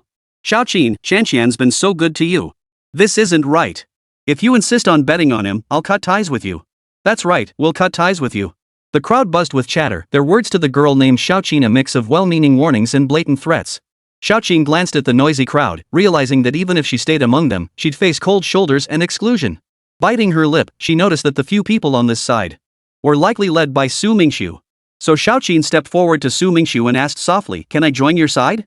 It was difficult for a girl to ignore the threats and scolding of the crowd and stick to her choice. So, she nodded at Xiaoqin. "Xiaoqin, it's you. How come we didn't spot you earlier? Where'd you hide?" Cindy and Xinxin immediately came over, enthusiastically grabbing Xiaoqin's hands and bombarding her with questions. Xiaoqin was Cindy and Xinxin's college classmate. The three had been close throughout university, but after graduation, Xiaoqin chose to return to her hometown township for work, and they gradually lost touch. They never expected Xiaoqin to attend this reunion. "All right. I just hope you don't lose both money and face later. Then our match." Although Xiao Su was displeased with Xiaoqin's choice, he didn't care much. She was just an insignificant nobody. Just as Xiao Su was about to announce the start of the match, a girl's voice cut him off. He glanced at the speaker with irritation. Chapter 222, Compensation. "I know this guy. He couldn't even afford a night at the Starlight Hotel, let alone buy it. Before Cindy's company went bankrupt, he was just a lowly clerk there. Later, he ran away because of massive debts. Who knows when he came back? 2 years. How much could he have earned in 2 years? Yet he brags about having unlimited funds to buy Yun Enterprises? Think about it, is that even possible? How could he possibly compensate everyone for their bets? What does he have to offer? He has nothing but a swindler, a fraud who has deceived us all." Sun Jiao stepped forward. She'd been waiting for the perfect moment to expose Su Mingxiu's true colors and to impress Yun Qianqian. So she unleashed everything she'd been brewing inside, aiming for maximum shock value. After a brief pause in her speech, before anyone could react, she shot a contemptuous glance at Xaner. "Who'd have thought you'd end up with him? Truly birds of a feather flock together. He racked up massive debts and fled. Your company went bankrupt. You two together? Perfectly matched." A hint of triumph flickered in Sun Jiao's eyes as she spoke. Never in her wildest dreams had she imagined she could feel such vindication in front of Husini, a woman she had once looked up to from afar. If Sun Jiao were a man, Su Mingxu would have slapped her across the face without hesitation for treating Xinyu like this. Xiner, however, couldn't care less. With her confidence intact, she regarded Sun Jiao as nothing more than a clown performing a show, not even bothering to acknowledge her. Sun Jiao's words had indeed taken effect. The crowd erupted like boiling water, a cacophony of angry shouts, accusations, and curses filling the air. Earlier, the mockery and scolding directed at Su Mingxu and his group had largely stemmed from a desire to curry favor with Yun Qianqian. But now, most had placed bets, hoping to win some money or gain an advantage. Because of Su Mingxu, their hopes were on the verge of shattering. The fury boiling within them was palpable. Xiao Su's expression darkened considerably. If Sun Jiao's account was accurate, it meant he'd been publicly humiliated by Su Mingxu in front of this crowd. As the controller of Starlight Hotel, spending money wasn't an issue. But being publicly disgraced by Su Mingxu, especially in front of Yun Qianqian and all these people, was something he found extremely hard to tolerate. His expression darkened instantly, anger flaming in his eyes as he fixed Su Mingxu with a glare. "You wouldn't be here to toy with us like she says, would you? I may not be a big shot, but I'm not someone anyone can play around with." Xiao Su had made up his mind. If Su Mingxu truly was the pretentious show-off Sun Jiao described, his men would teach him a lesson. We'll see soon enough who's the one toying with others. As the owner of the prestigious Starlight Hotel, do you really lack even this much patience? Su Mingxu said calmly, completely ignoring Xiao Su's displeased expression. Xiao Su considered it. Su Mingxu couldn't escape from here. Waiting a little longer would be wise. If he was indeed just bragging and showing off, dealing with him later would be more convincing to everyone. But if he lost and couldn't pay up, who would cover the wager? Yeah, if he pulled that, he'd pocket all the winnings. But what if he reneged after losing? The crowd buzzed with chatter. Unlike Xiao Su, they weren't concerned with saving face. Their primary worry was the issue of paying the wager. He's responsible for paying the winnings, so he needs to provide collateral. A tall young man in the crowd shouted loudly, and the others quickly agreed. Most eyes turned to Shang Qianwen, but some also looked at Xiao Su. Both had the means to cover the winnings. Of course, Xiao Su wouldn't offer a guarantee, they just wanted him to make a statement. Before Xiao Su could speak, Shang Qianwen stepped forward and addressed the crowd. "I will guarantee for him. If he loses later and cannot pay you, feel free to come to me." Shang Qianwen's family possessed considerable assets, lending her words considerable weight. The crowd's clamor instantly subsided. "Me too. I'll vouch for him as well," Xinxin declared, stepping forward without hesitation. Truthfully, she couldn't guarantee anything, she was just making a statement and joining the commotion. "I'll vouch for him too." Cindy couldn't fathom why Shang Qianwen was so protective of Su Mingxu, but she stepped forward nonetheless and addressed the crowd. Xiaoqin hesitated, then moved closer to Cindy without speaking, silently declaring her allegiance. The three of them stepping forward not only failed to calm the crowd but drew a wave of derisive laughter. What could the daughter of a bankrupt boss and two poor people living off manual labor possibly offer as compensation? "Are you ready? Our contest is about to begin. Xiao Su's inquiring gaze fell upon Su Mingxu. As he spoke, the crowd dispersed to the edges of the hall. All the dining tableware and other items in the center were cleared away, leaving a sizable open space in the heart of the hotel. Su Mingxu nodded and strode to the center of the hotel lobby. Xiao Su's 4 bodyguards swiftly took their positions opposite him. The 4 bodyguards did not attack together. After all, 4 against 1 would make victory less honorable. They decided to send one forward first to test Su Mingxu's strength. One bodyguard, standing nearby and eager to show off his skills before the crowd, executed a swift, elusive step. His form flickered and vanished, reappearing instantly before Su Mingxu. This young man employed Xingyi Bagwazang. His body spun, instantly shifting to Su Mingxu's left side. His palms transformed into blades, thrusting straight for Su Mingxu's vulnerable flank. Su Mingxu's stance seemed to waver. His body tilted to the right and he crashed directly to the ground. Nice! Well played! The crowd erupted in excited cheers. Many eyes gleamed with surprise. They hadn't expected the wager to be won so easily. It was practically handed to them on a silver platter. All that swagger for nothing, turns out he's just a one-trick pony, some shouted with contempt. Xaner, though aware of Su Mingxu's prowess, felt only a slight unease. Shang Qianwen and Xinxin, however, remained impassive. With their keen eyes, they could see that Su Mingxu hadn't actually lost his balance when he fell. The young bodyguard who had struck him paused in surprise. As the one who had delivered the blow, he knew his palms hadn't even touched the man. How had he fallen? Could this be some kind of trick? Chapter 223, A Kick in Midair. The situation left no time for the young bodyguard to ponder. He swung his leg, aiming for Su Mingxu's midsection. Propelled by momentum, Su Mingxu's body flew through the air, eliciting gasps and cheers from the crowd. Xiner let out a startled shriek. She had already come to regard Su Mingxu as the most important person in her life. Seeing him in danger, her instinctive reaction was to cry out. A faint smile touched Xiao Su's lips. He'd expected a thrilling fight today, but never imagined his opponent would prove so easily defeated. The young man who delivered the kick, however, showed a hint of terror on his face. He could feel that although his foot had made contact, it hadn't struck solid flesh. Instead, it had been skillfully redirected, sending him soaring through the air. The young bodyguard sensed something terrifying about Su Mingxu's movements and began to retreat, opening his mouth to call the other 3 to join the attack. Before he could utter a word, Su Mingxu's leg swept horizontally across the young bodyguard's shoulder. The youth grunted softly, his body flying backward like a projectile. The young bodyguard slammed heavily onto the ground, sliding several meters before coming to a halt. One arm was already swollen and numb, devoid of sensation. Staggering to his feet, he coughed up a mouthful of blood and collapsed back onto the ground. The scene fell instantly silent. The turn of events had been too swift. The opponent had clearly been defeated, yet suddenly the outcome had reversed. That formidable young bodyguard had actually been bested. Xiao Su's lips twitched slightly. He hadn't expected this kid to actually have some skills. The 3 bodyguards exchanged glances, signaling to attack together. From Su Mingxu's sudden display, they sensed that relying on individual strength alone, none of them could defeat him. The 3 bodyguards launched their attack on Su Mingxu simultaneously from the front and both flanks.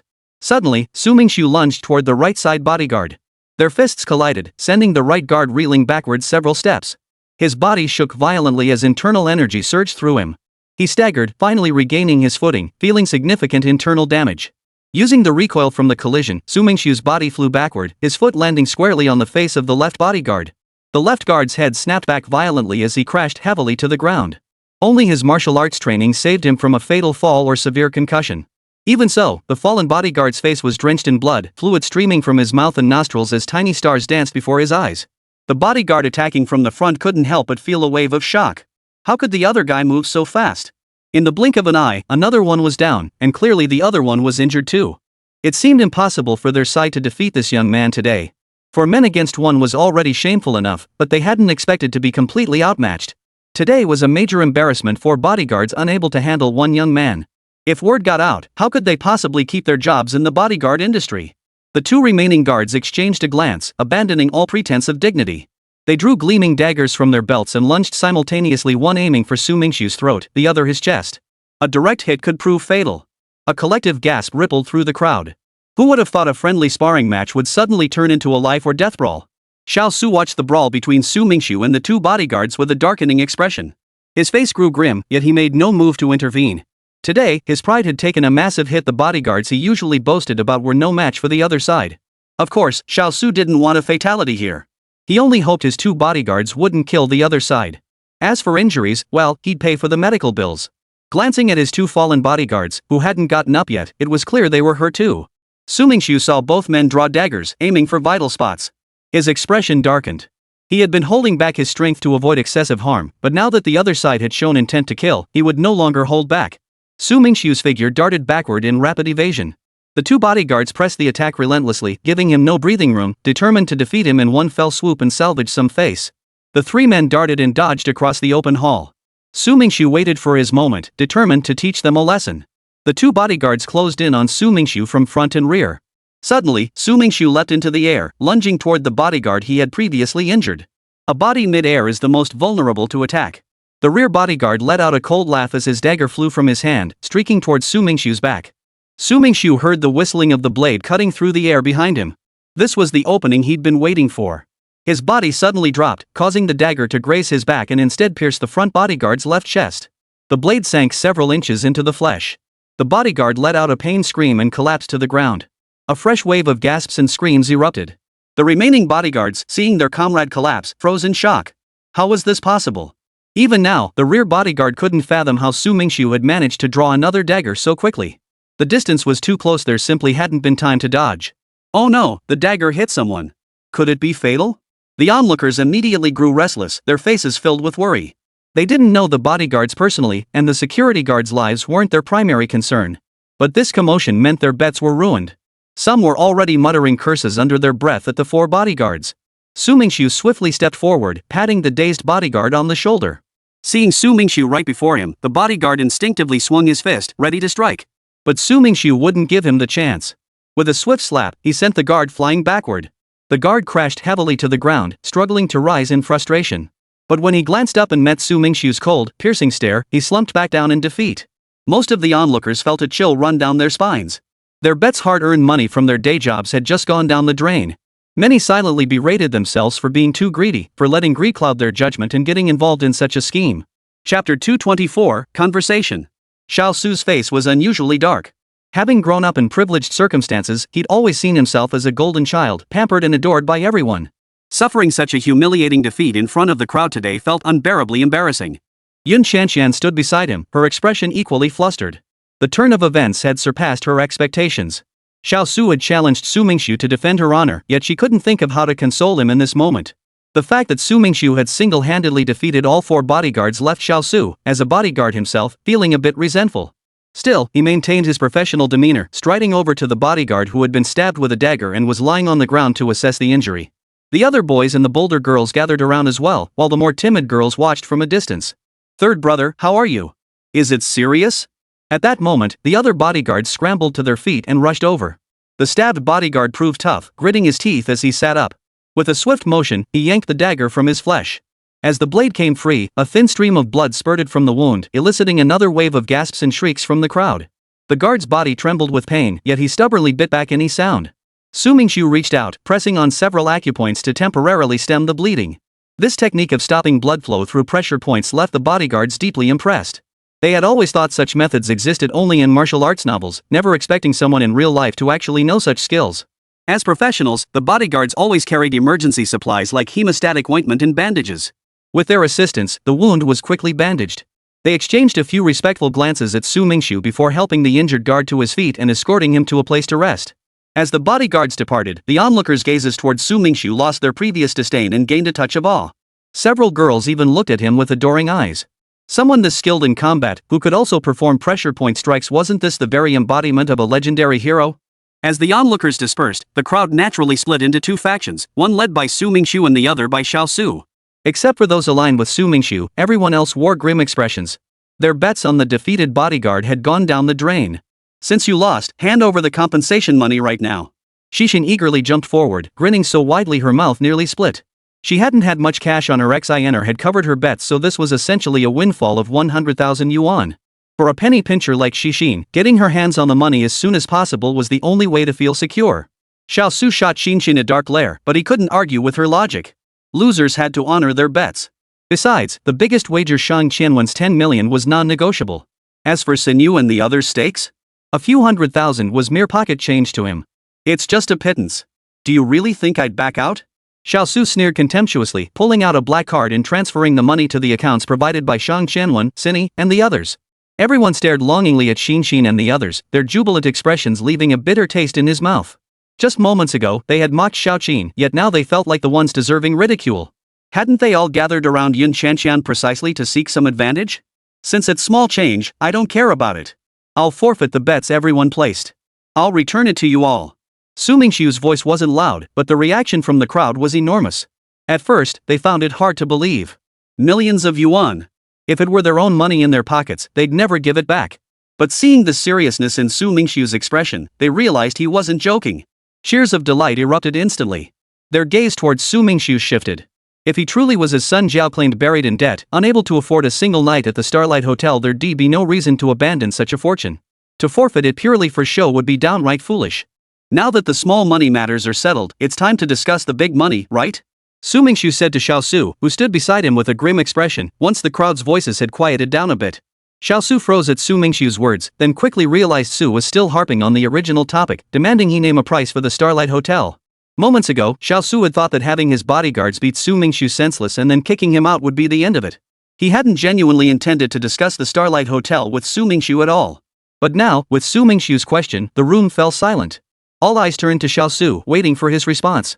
Suddenly, no one thought Su Mingxiu was just a young man full of hot air anymore. Perhaps he really did have some capital to back him up. Fine. Let's talk. A cold smile spread across Xiao Su's face. With so many eyes on him, especially in front of Yun Qianqian, he couldn't back down now. So what if Su Mingxiu had taken down 4 bodyguards? So what if the bets were off? That was all small change compared to buying the Starlight Hotel. Xiao Su waved his hand, and someone approached carrying a laptop. This was the device Xiao Su used for temporary work during his travels. Xiao Su opened the laptop and, in full view of the crowd, clicked on a specific page. It displayed an appraisal report for the Starlight Hotel, showing its assessed value at 18 billion yuan. The report's date was April of the previous year, meaning it was a year-old appraisal. Given the rapid appreciation of property values, if this report was accurate, the Starlight Hotel's current price should far exceed 18 billion yuan. Seeing the valuation on the screen, the crowd couldn't help but gasp. 18 billion yuan, how many lifetimes would it take working a regular job to earn that much? All eyes turned to Su Mingxiu, eager to see how this young man would react. Xiao Su deliberately flashed a smug smile, watching Su Mingxiu with satisfaction, eager to see him flustered. Yun Qianqian felt slightly more at ease. Having such assets was one thing, but being able to produce that much money immediately was quite another. Chapter 225, Raising Funds. Among these people, Yun Qianqian and Shang Qianwen were the wealthy ones. Yet neither they personally nor their family businesses could produce such a sum at once.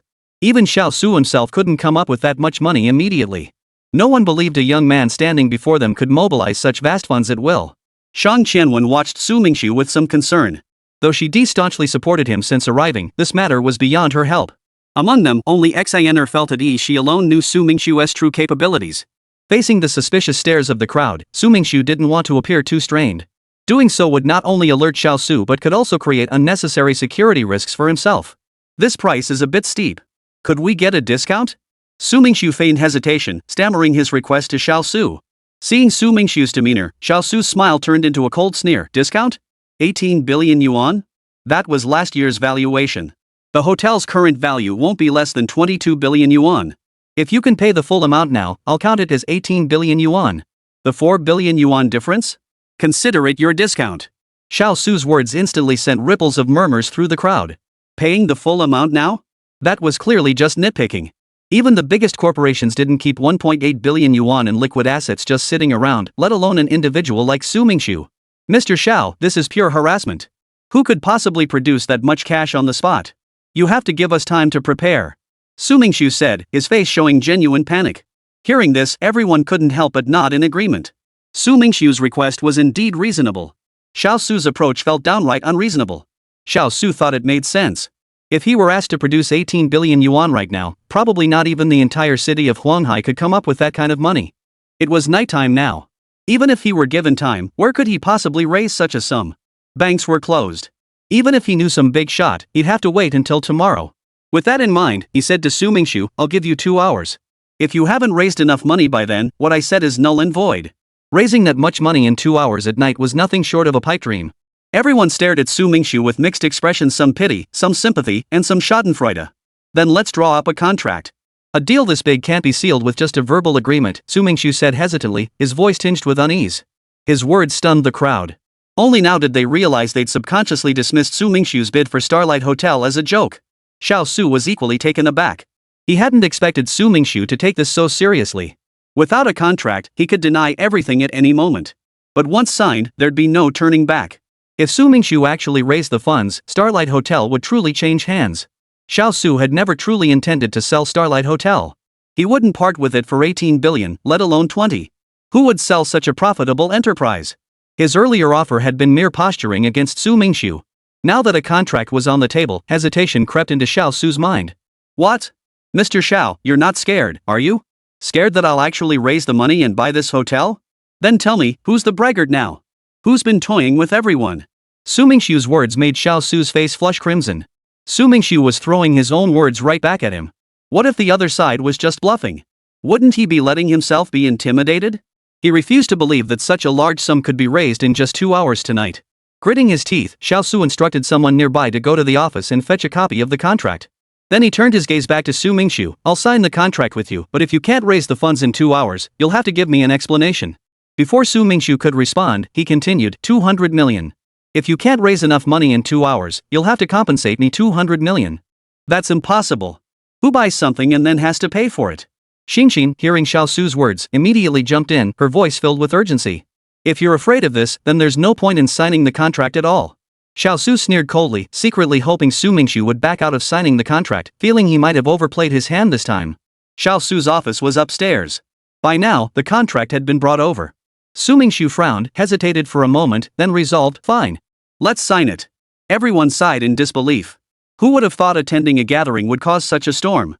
With no room for retreat now, even Xiao Su, who had seen his share of high-stakes situations, felt his hand tremble slightly as he signed the contract. After signing, Xiao Su slammed the pen down on the desk, feeling a cold sweat break out on his body. Su Mingxu, however, remained composed and promptly tucked away his copy of the contract. I'll go raise the funds immediately. With that, Su Mingxu turned and walked out, followed by Sinyu, Xinxin, Xiaoqin, and the others. Hold on. You can't all leave. What if you run away? Where would I find you? Someone must stay here. Xiao Su called out loudly to Su Mingxu and the others. Shang Qianwen stood at a distance, still on the phone. Only Xixin, Xaner, and Xiaoqin remained by Su Mingxu's side. Xiao Su would never agree to leave Xiaoqin behind, so his gaze settled on Xixin. Hey, why are you looking at me? I'm not worth that much money. Xinxin flinched when Su Mingxu's gaze landed on her. Even if she sold herself multiple times, she couldn't fetch that kind of sum. I'll stay, Xaner volunteered, stepping forward to address Xiao Su. He nodded in agreement, keeping Xaner was the most practical choice. As for Shang Qianwen, even if Su Mingxu couldn't raise the money and fled, Xiao Su wouldn't dare detain her. Seeing Cindy volunteer to stay, Xiaoqin also declared she would remain, reasoning it would give her company. Su Mingxu raised no objection. I can scrape together 100 million. I can transfer it over for you to use first. As Su Mingxu reached the doorway, Shang Qianwen caught up from behind and whispered to him. Su Mingxu couldn't fathom why Shang Qianwen's attitude toward him had shifted so dramatically. Yet her gaze remained clear, showing no signs of ulterior motives. Chapter 226, No Need to Rush. All right. If I can't raise enough, I'll ask you to transfer more later. Are you free now? I need to run an errand. Su Mingxu didn't outright refuse Shang Qianwen's offer. He happened to have something to attend to, and perhaps Shang Qianwen could assist. Sure. Hearing Su Mingxu suggest she accompany him, Shang Qianwen felt a flicker of delight and nodded eagerly. Let's go. We'll talk in the car. Su Mingxu said as he walked toward his vehicle. Shang Qianwen had previously seen him driving an Accord sedan, but now he was in a Bentley. It seemed his background might indeed be quite extraordinary. After Shang Qianwen got in, Su Mingxu didn't start the engine right away. Do you know any lawyers or hotel appraisers? Su Mingxu turned to ask Shang Qianwen, seated in the back. Having been just a low-level employee before going abroad, he hadn't built many connections since returning. In terms of networking, he was still far behind Shang Qianwen. Shang Qianwen understood his meaning immediately. He was serious about buying the Starlight Hotel. Xiao Su was clearly about to take a big hit on this deal. I know a lawyer, but I'll need to check about an appraiser. Since Shang Qianwen's family ran an entertainment business, they frequently dealt with lawyers. Even though it was late at night, finding one wouldn't be difficult. Both the lawyer and the appraiser would be paid 10 times their usual rate. First, arrange for the lawyer to come over. Reliability and speed were paramount. The meeting would be at Qingyaxian Tea House. As Su Mingxu spoke, he started the car, leaving Starlight Hotel and heading straight for Qingyaxian. En route, Shang Qianwen had already contacted the lawyer. The tenfold fee proved quite attractive. He abandoned his night out at the bar and immediately drove to the address Shang Qianwen had sent. Upon arriving at the tea house, Su Mingxu reserved a private room with an inner and outer compartment, then ordered 2 pots of fine tea. They sipped tea while waiting for the lawyer's arrival. A knock sounded at the door. A slightly overweight middle-aged man entered. "Hello, is Miss Shang in this room?" Seeing only Su Mingxu sitting alone inside, he continued, "Uncle Lu, you're here. Uncle Lu, you're here." Shang Qianwen, who had been in the inner room arranging matters with the appraiser, heard someone enter and came out to greet him. Uncle Lu nodded to Shang Qianwen. The two appeared quite familiar with each other. "Uncle Lu, this is a friend of mine who'd like to consult you about something." Shang Qianwen introduced Su Mingxu to the lawyer without mentioning his name. Some details clients choose not to disclose, and lawyers won't pry. Su Mingxu nodded to Uncle Lu and gestured for him to sit down and talk. "You two talk first. I'll step into the inner room to make a call. Call me if you need anything." Shang Qianwen proactively excused herself and turned toward the inner room. Su Mingxu pulled out the contract he'd signed with Xiao Xiao regarding the Starlight Hotel and handed it to Uncle Lu. "Could you take a look at this contract? Is it well drafted? Are there any issues or loopholes?" Uncle Lu took it and was immediately startled. Starlight Hotel. This lawyer, whom Uncle Lu knew through regular contact, hadn't mentioned any operational difficulties. Why was it suddenly being sold? Uncle Lu's eyes flickered. Should he call Chairman Xiao of Starlight Hotel to inquire about the situation? But when he looked up, he met Su Mingxu's piercing gaze fixed on him, and his heart sank. "I respect you enough to call you Uncle Lu. I hope you won't entertain any other thoughts. Just do your job and earn what you're owed. A tenfold reward isn't exactly stingy, is it?" Su Mingxu said, raising his hand and slamming it down hard on a cup on the table. The cup shattered into fine powder with a loud crack. "Yes, I know. Uncle Lu shuddered violently. Good Lord, that was brutal. He dared not entertain any further thoughts. He scrutinized the contract 3 times before assuring Su Mingxu it was flawless. He feared that any oversight might provoke this man, who could easily smash his skull flat with a single slap. "Fine. I trust you. Now prove you're worthy of my trust." Su Mingxu's smile masked a chilling, murderous intent in his eyes. "I've reviewed this contract 3 times. It's absolutely flawless," Uncle Lu said nervously, deeply regretting his decision not to accept the tenfold reward tonight. This man before him was no one to trifle with.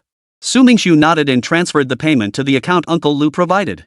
"If there's nothing else, I'll be heading back now." Uncle Lu forced a few strained smiles onto his face, his eyes fixed on Su Mingxu. The moment the other nodded, he would quickly leave this place, never wanting to linger here again.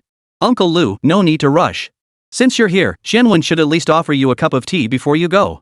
Su Mingxu called Shang Qianwen over and instructed her to take Uncle Lu to the inner room for tea. Shang Qianwen informed Su Mingxu that the hotel asset appraiser had been located and was on his way. Based on the time, he should arrive shortly. "Oh, and could you hold on to Uncle Lu's phone for now?"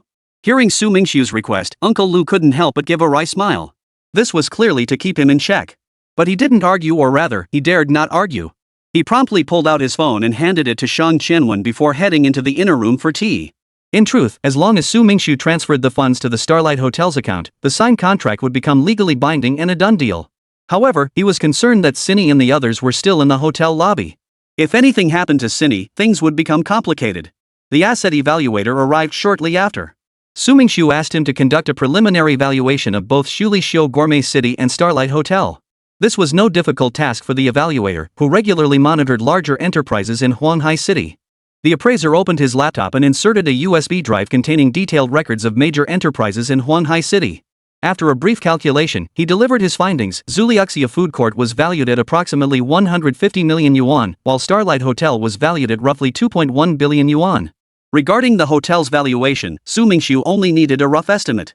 He wasn't overly concerned about whether it was slightly higher or lower, as long as it wasn't wildly inaccurate. He just didn't want to be taken for a ride. Su Mingxu didn't invite the appraiser for tea. After the consultation, he transferred the fee 10 times the standard rate. The appraiser, surprised by such an effortless tenfold payout, thanked him profusely and departed in high spirits. Chapter 227, Pointing at the Mountains and Rivers. Upstairs at the Starlight Hotel, another table was occupied. Yun Shanxian's father, Yun Shan, had invited several business associates to celebrate his daughter's birthday, an opportunity to socialize and strengthen connections. These attendees were all prominent figures in Huanghai City's business circles, including Xiao Su's father, Xiao Zhan Shang Qianwen's father, Shang Zhongfa, and Yu Chuanqing, owner of Chuanqing Gourmet City. The commotion in the hotel lobby hadn't entirely escaped the attention of those upstairs. After all, it was mostly young people downstairs, and some noise was to be expected.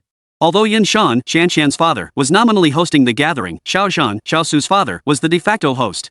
Both men intended to use this meeting as an opportunity to discuss whether they could formalize the marriage between their children. Xiao Su's father, quietly inquired why it was so noisy downstairs. The hotel staff informed him that a young man attending the gathering had declared he would buy the Starlight Hotel outright. Young people these days, truly the future is bright. Xiao Zhan shook his head. Though his words seemed to express admiration and praise, his eyes were filled with sarcasm. This young upstart, who knows where he came from, sure is bold. The question is, does he have the real chops to back it up? Xiao Zhan's words drew knowing smiles from the assembled guests. Many had been bold in their youth. The difference lay in whether one gradually built the capital for such boldness through luck and effort, or whether, like most, that boldness simply faded away. When Shang Zhengfa rose to take a call and returned, his gaze toward Xiao Zhan grew grave. Tonight, this veteran of the business world might stumble at the hands of the young upstart he had underestimated. With only half an hour left until Su Mingxu and Xiao Su's agreed upon meeting time, the crowd in the lobby began to stir restlessly once more. He couldn't have failed to raise the money and actually run away, could he? The time is almost up. Unlikely.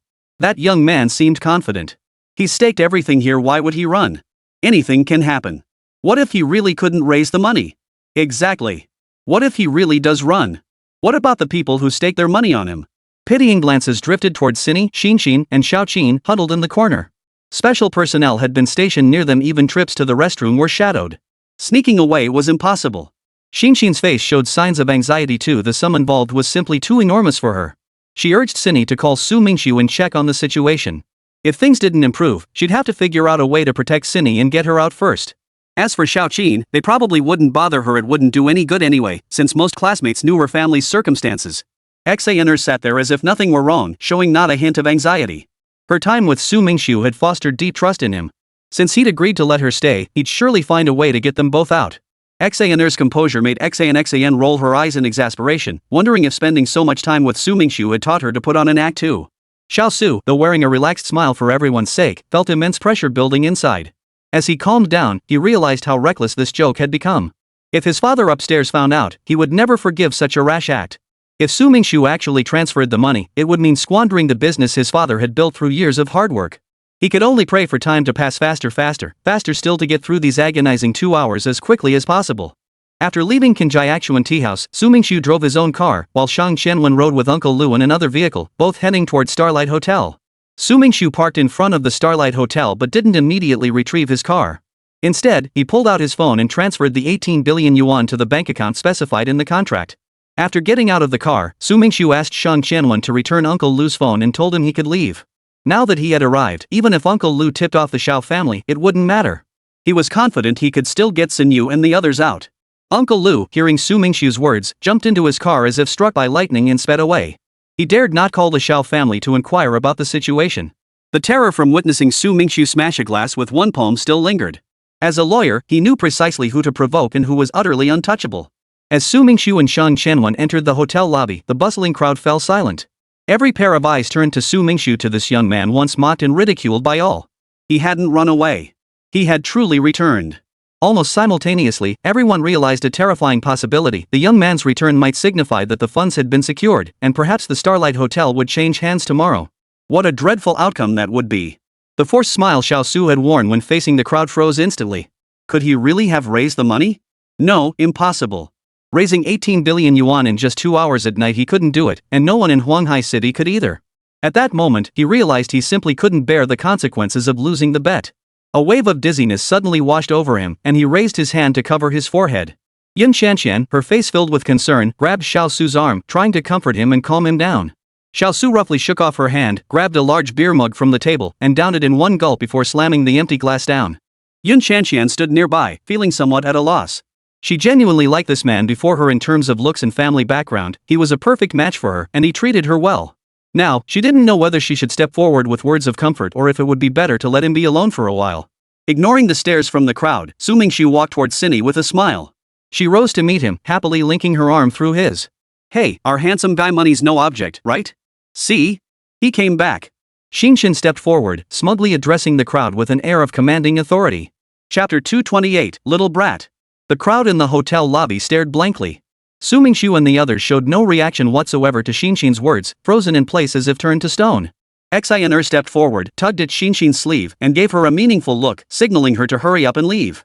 Xinr linked arms with Su Mingxu and led the way. Shang Qianwen, Xinxin, and Xiaoqin walked side by side behind them, all heading toward the hotel exit. Hold on. Xiao Su abruptly stood up and shouted. A sliver of hope lingered in his heart. The person he'd assigned to monitor the payment hadn't yet reported whether the funds had arrived. The payment hasn't arrived yet. You can't leave. He stood there arrogantly, still projecting the demeanor of the Starlight Hotel's controller. He wanted everyone to know that whether in the past, present, or future, this largest 5-star hotel in Huanghai City could only belong to him, Xiaosu. Su Mingxu halted, turning to face Xiaosu with a smile. That smile felt like a gale, shattering the fragile facade of strength Xiaosu had painstakingly built. The funds have been transferred to your account. You can check any time. Su Mingxu's words struck like a hammer blow to the head. Xiaosu felt darkness cloud his vision, as if he might faint. Just then, a hotel staff member hurried toward him. This was the person Xiaosu had assigned to monitor the account balance. The staff member's face was tense and unsettled. Reaching Xiaosu's side, he whispered urgently, "Mr. Xiao, it's bad news. The 18 billion yuan has been deposited. Under normal circumstances, an 1.8 billion yuan deposit into the company account would be cause for immense celebration. But now, witnessing this colossal sum arrive had become a terrifying prospect." Xiaosu's expression instantly darkened. His handsome face twisted slightly with agitation as he stared straight at Su Mingxu, shouting hoarsely, "Impossible. Absolutely impossible. You didn't transfer this money. You were just putting on a show to leave the hotel, weren't you?" "What? 18 billion has already been transferred?" Those standing near Xiaosu overheard the staff member's words and began whispering among themselves. Within moments, everyone in the hotel lobby knew this shocking truth. Though most had suspected the outcome, the confirmation still sent shockwaves through their hearts. "You may remain here for 2 more hours. After midnight tonight, everyone must vacate the premises. I will dispatch personnel to take over the hotel. Anyone found maliciously damaging, stealing, or concealing property here will face legal consequences." Su Mingxu ignored Xiaosu's shouts. There was nothing left to say to him now. Who asked him to stick his neck out for a woman? This was the price of trying to look cool. Glancing at the time, it was already 10 p.m. Su Mingxu planned to make arrangements overnight, preparing for the hotel's imminent takeover. Just then, a middle-aged man in his 40s or 50s burst down the stairs, followed by several others of similar age. "Hold on. I'm the one who decides what happens to this hotel. I haven't agreed to sell it, and no one else has the authority to make that decision." Leading the charge was none other than Xiao Zhan, the former owner of Starlight Hotel and Xiaosu's father. Given the gravity of the situation, while someone had come to notify Xiaosu, another had already rushed upstairs to inform Xiao Zhan, who was dining. Upon hearing the news, Xiao Zhan was stunned. He couldn't believe his son would do such a thing. Young people were competitive and eager to save face, that was understandable. But this was beyond the pale. "This hotel is mine now. It's not up to you, nor anyone else. I said we take over at midnight tonight, and that's exactly when we will. I'm the one who decides here." Su Mingxu stood there, his voice not loud, yet every word carried an unshakable certainty. At that moment, everyone sensed an aura of stern authority emanating from him, making them doubt if this was truly the same young man who had seemed somewhat timid just moments before. "You dare!" Xiao Zhan instinctively retorted at Su Mingxu's words. As the once mighty hotel president, he'd been revered and fawned over everywhere he went. Never before had a youngster dared to openly challenge him like this. In the past, he truly held the final say. But now, even if Su Mingxu hadn't acquired the company, his authority had already begun to wane. 3 months prior, Xiaosu, seeking to bolster his professional achievements, had persistently persuaded his father to transfer the legal representative status to his name. His father hadn't given it much thought. He had only this one son, and his empire would eventually pass to him anyway. Whoever held the legal representative title, the decisions would still be his to make. Little did he know this fiasco would unfold. Regret now came too late. "You little bastard. What the hell is going on here?" Xiao Zhan strode up to Xiaosu, roaring with fury. Xiaosu flinched, his body trembling. He kept his head down, saying nothing, only sweat streaming down his face. A hotel staff member handed Xiao Zhan a contract. Having dealt in business for years, he was intimately familiar with such documents. A quick glance confirmed it was perfectly legitimate, without a single flaw or loophole. "You good for nothing. You bloody bastard." Xiao Zhan's hand trembled with rage. Smack! He raised his hand and delivered a resounding slap across Xiaosu's face. From childhood, Xiaosu had always been the pampered one. This was the first time his father had ever laid a hand on him. Xiaosu knew he'd really messed up this time. He stood there, head bowed, not uttering a word.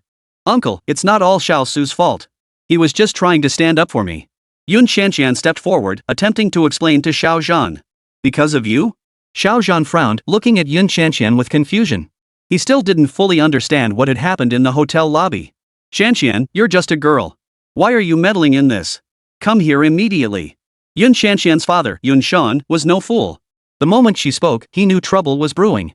His foolish daughter was trying to shift the blame onto herself. Before she could say another word, he strode over and yanked her aside. Xiao Zhen glanced at Yun Shan, understanding the old fox's scheme. By then, someone nearby had already briefly recounted the incident, how Yun Qianxian had tried to humiliate Xaner, how Su Mingxu had stood up for Xaner, and how Xiao Su had attempted to defend Yun Qianxian, sparking the entire commotion. Chapter 229, The Red-Haired Troublemaker. You bloody well are a woman's curse. For the sake of some woman, you treat this massive enterprise like a child's game, just to amuse her. How could I have such a good-for-nothing son? Xiao Zhan, overcome with fury, pointed an accusing finger at Xiao Su as he railed. Old Xiao, who are you calling a femme fatale? It's your own son who's good for nothing and did such a stupid thing. What does that have to do with anyone else? Yun Shan, Yun Qianxian's father, overheard this and immediately grew displeased. This matter concerned his daughter's future reputation. If such a scandal spread, it would affect her marriage prospects. He stood up without hesitation and loudly refuted Xiao Zhan's words. Any thoughts of formalizing the match between his daughter and Xiao Su vanished. Marrying her off to such a man could spell ruin for his Yun Corporation, the very business he'd spent decades building. Young man, this is just youthful banter. I'll transfer the money back to you. How about you return the contract? Xiao Zhan ignored Yun Shan's words and turned directly to Su Mingxu. He deliberately softened his tone, adopting a conciliatory approach. After all, a man who could produce 18 billion yuan on the spot was clearly no ordinary person. I don't care about others. All I know is I wasn't joking. Su Mingxu remained utterly unmoved by Xiao Zhan's attempt at negotiation, his tone unwaveringly firm. From this young man, Xiao Zhan could tell he was highly persuasive. His expression darkened. He couldn't tolerate giving up his business so easily. Young man, since you're so stubborn, I can only say I'm sorry. As the first-generation founder of Starlight Hotel, he had clawed his way up from the bottom to build this empire. He was no pushover.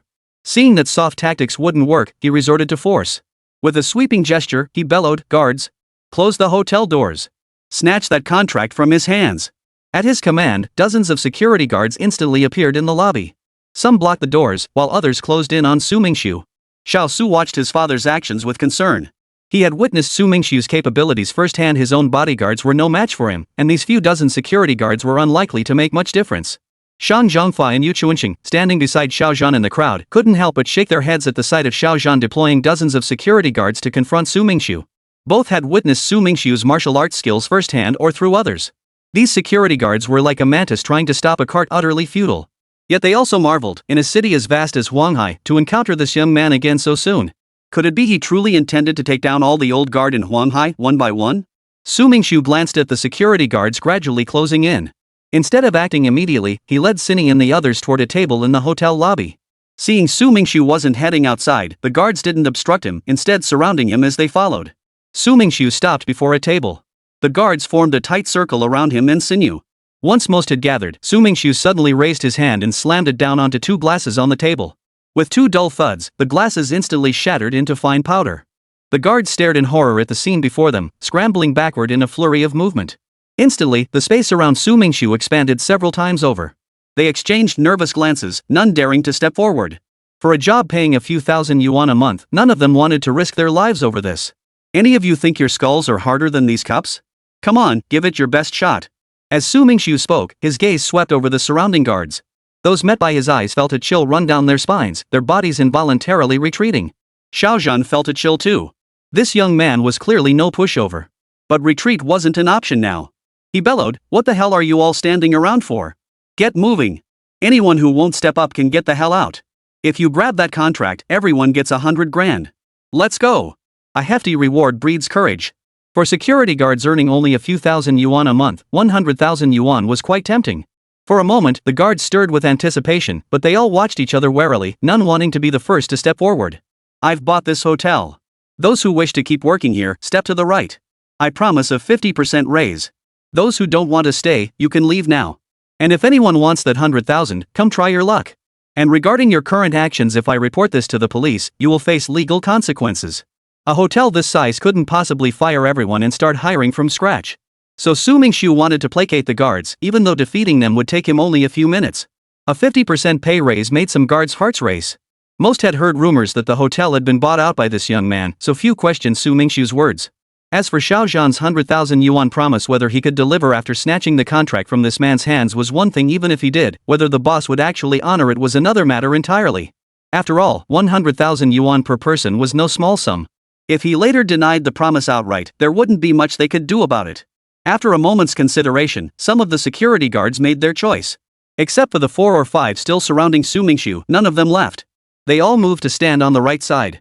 Those remaining with Su Mingxu included some with close ties to the Xiao family relatives or friends who had recommended them, while others were genuinely tempted by the prospect of the 100,000 yuan reward. They were gambling on a fluke. If they could snatch the contract, wouldn't that be a windfall?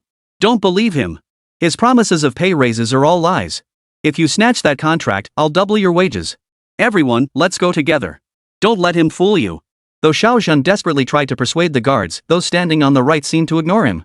They kept their heads down, not a single one moving. Double pay? That's a load of crap. Even if they bumped it up this month, they'd find some excuse to cut it back in a few months or just fire us. Security isn't rocket science. No company would pay double to hire a bunch of bodyguards long term.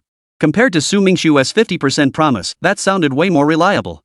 Chapter 230, Extraordinary. The men surrounding Su Mingxu exchanged knowing glances, preparing to act.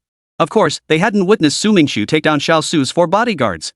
Had they seen it, they'd be too scared to even think about confronting him. The crowd watched the security guards surrounding Su Mingxu with a mix of pity and amusement. These money-crazed unlucky souls would likely be beaten to a pulp within minutes. Su Mingxu glanced at the surrounding security guards, saying nothing. Instead, his body suddenly shifted. Before any of the guards could react, they were knocked sprawling to the ground, sprawled haphazardly in all directions. The guards standing to the right, witnessing the pitiful state of their fallen comrades, each silently thanked their luck for not having foolishly risked their lives for that 100,000 yuan reward. Who's the captain here? Su Mingxu asked the security guard standing on the right. He's the security captain. One of the guards standing in front pointed at the slightly overweight security guard Su Mingxu had knocked down. What's your name? Su Mingxu glanced at the guard lying on the ground, then turned to ask a sharp-looking young man standing in front. My name is Lu Sanhuang. Lu Sanhuang, good. Then you'll be the security captain. Su Mingxu said to Lu Sanhuang. Lu Sanhuang paused slightly upon hearing Su Mingxu's words, then quickly understood. A surge of excitement welled up inside him. He stepped forward from the crowd and said to Su Mingxu, thank you, boss. Su Mingxu nodded, pointing at the security guards lying on the ground. They're all fired. Arrange for someone to record their names. Yes, boss. Lu Sanhuang felt elated. He'd endured constant bullying from the former security chief, never imagining this day would come. Finally, he wouldn't have to swallow that humiliation anymore. He immediately signaled several security guards to rush toward the men lying on the ground. Stop pretending. Get up. You're all fired. Pack your things and get out. Come collect your pay tomorrow and get lost. Xiao Zhan stood there, his face grim. He had anticipated this security guard might be powerless against Su Mingxu. His bodyguards included 2 of the 4 who had been knocked down by Xiao Su. But if Su Mingxu walked out unchallenged and the contract couldn't be retrieved, even if he sued, he wouldn't win. Old Shang, look, could you have your bodyguards step in and retrieve that contract? I'll put up 20 million. He turned his pleading gaze toward Shang Zhengfa, knowing Shang's bodyguards were far more capable than his own. 20 million wasn't a small sum. Shang Zhengfa felt a twinge of awkwardness at Xiao Zhan's words. Even with 20 million, his bodyguards weren't a match for this young man.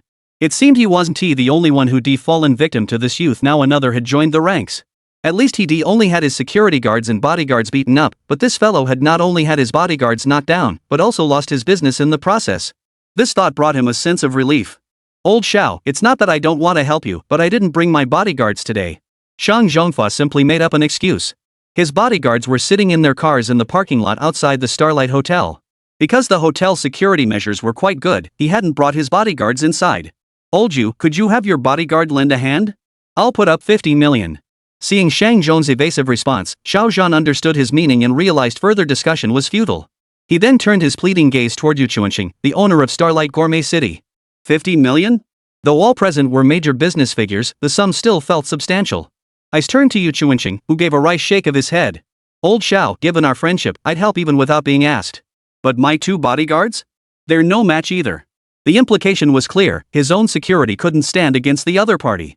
Xiao Zhan's expression stiffened. He didn't doubt Yu Chuanqing's words, but how to handle the situation now? It seemed there was no one present capable of restraining this young man. A helpless sigh rose in his chest. After weathering countless storms over the years, he never imagined his own son would be the one to trip him up. Oh well, let him learn his lesson.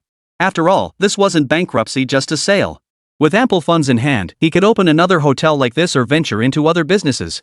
You little bastard, Xiao Zhan muttered under his breath. Just wait until we get home. I'll deal with you then. He waved dismissively at the group he'd been dining with upstairs and stormed out, his anger palpable. With Xiao Zhan's departure, everyone present understood one undeniable truth: Starlight Hotel had unquestionably changed hands. The new owner was the young man standing in the hotel lobby. Some people now looked at Su Mingxu differently than before, and even their gaze toward Xiner had changed. With Xiner arm in arm with Su Mingxu, it was obvious to anyone that their relationship was anything but ordinary. Those who had been hovering around Yun Shanshan, already wavering in their resolve and debating whether to approach Sinyu to build connections, now abandoned their hesitation. They swarmed towards Sinyu, and a flurry among them were her classmates and some acquaintances. They surrounded Sinny, some offering concerned greetings, others warmly exchanging pleasantries, acting as if they were all best friends. Sinny felt somewhat uneasy with this sudden 180-degree shift in everyone's attitude, appearing slightly flustered amidst the crowd. She glanced at Su Mingxu standing beside her. Seeing no sign of displeasure on his face, she finally felt reassured. Xinshin, however, thoroughly enjoyed being the center of attention.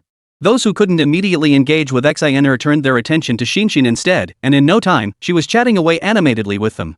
Su Mingxu didn't harbor much resentment toward these shifting alliances. After all, given the realities of the situation, some people were simply acting out of necessity. Expecting everyone to stand by you through thick and thin was unrealistic. The crowd around Yun Shanshan suddenly thinned by more than half.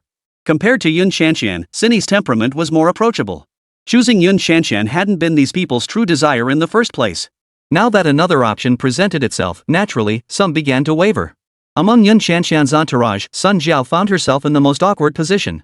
She had been the one to disparage Su Mingxu, only to see him successfully acquire the Starlight Hotel. Now filled with regret, she feared Yun Shanshan would blame her for the incident. To avoid detection, Sun Jiao deliberately kept herself hidden within the crowd. Chapter 231, The Purchase. Earlier, with all eyes fixed on Su Mingxu and Xiao Su, Yun Shanshan hadn't even thought about Sun Jiao. Now, drawing her gaze back, she spotted Sun Jiao in the crowd. It was this woman. If she hadn't been so talkative, Xiao Su might not have acted so impulsively, doing something so reckless. Shanshan, let's go home. You're forbidden from associating with that foolish, wasteful man anymore. Yun Shan addressed Xiao Su, who remained seated in a daze, saying not a word. His meaning was clear, he would not permit their relationship to continue. Shanshan ignored her father's words. Her face darkened as she strode towards Sun Jiao. The crowd parted naturally, clearing a path for her. The gazes directed at Sun Jiao held some concern, but more often than not, they were filled with schadenfreude. People held little affection for this woman, skilled in flattery and scheming to outdo others. Shanshan, listen to me. Sun Jiao watched Yun Shanshan approach with fear, instinctively wanting to explain. Before she could finish, Yun Shanshan raised her hand and delivered 2 sharp slaps across Sun Jiao's face. You're fired. Get out. Get out of here. Don't ever let me see you again. Sun Jiao stood there clutching her face as Yun Shanshan and her father walked away. She muttered angrily under her breath. Pfft. I don't even want to serve you anymore. The hotel got sold? Serves you right. Su Mingxu briefed Lu Sanawang, instructing him to step up patrols and security at the hotel to prevent looting or theft amid the chaos. He then motioned for Xiner and the others to leave, intending to discuss how to take over the hotel next.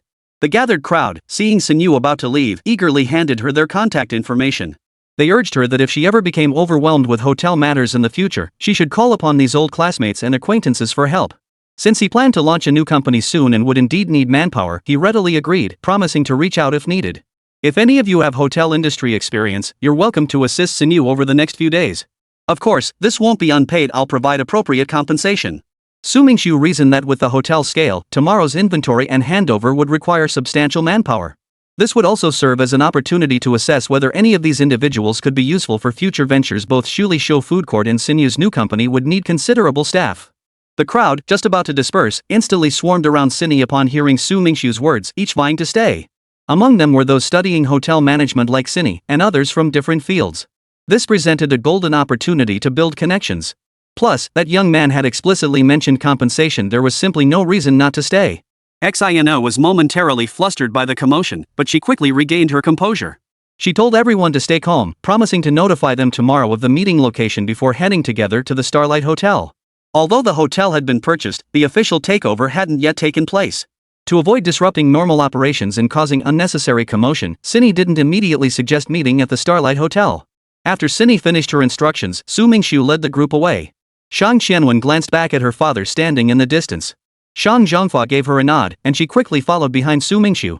Su Mingxu didn't object to her joining them. If she harbored any ulterior motives, keeping her close would make it easier to uncover them. Stepping out of the Starlight Hotel, Su Mingxu felt deeply moved.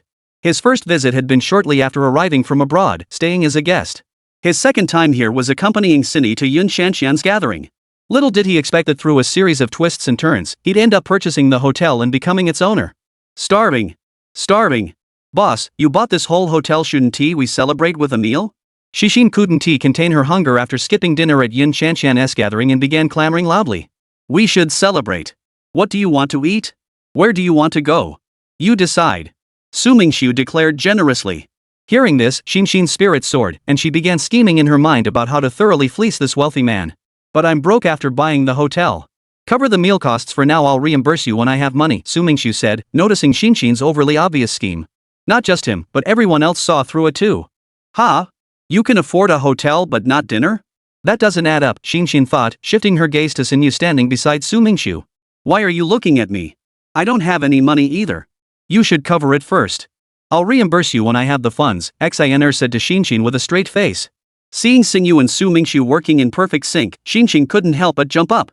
Your boss wants to celebrate and makes the employees pay? Where's the justice in that?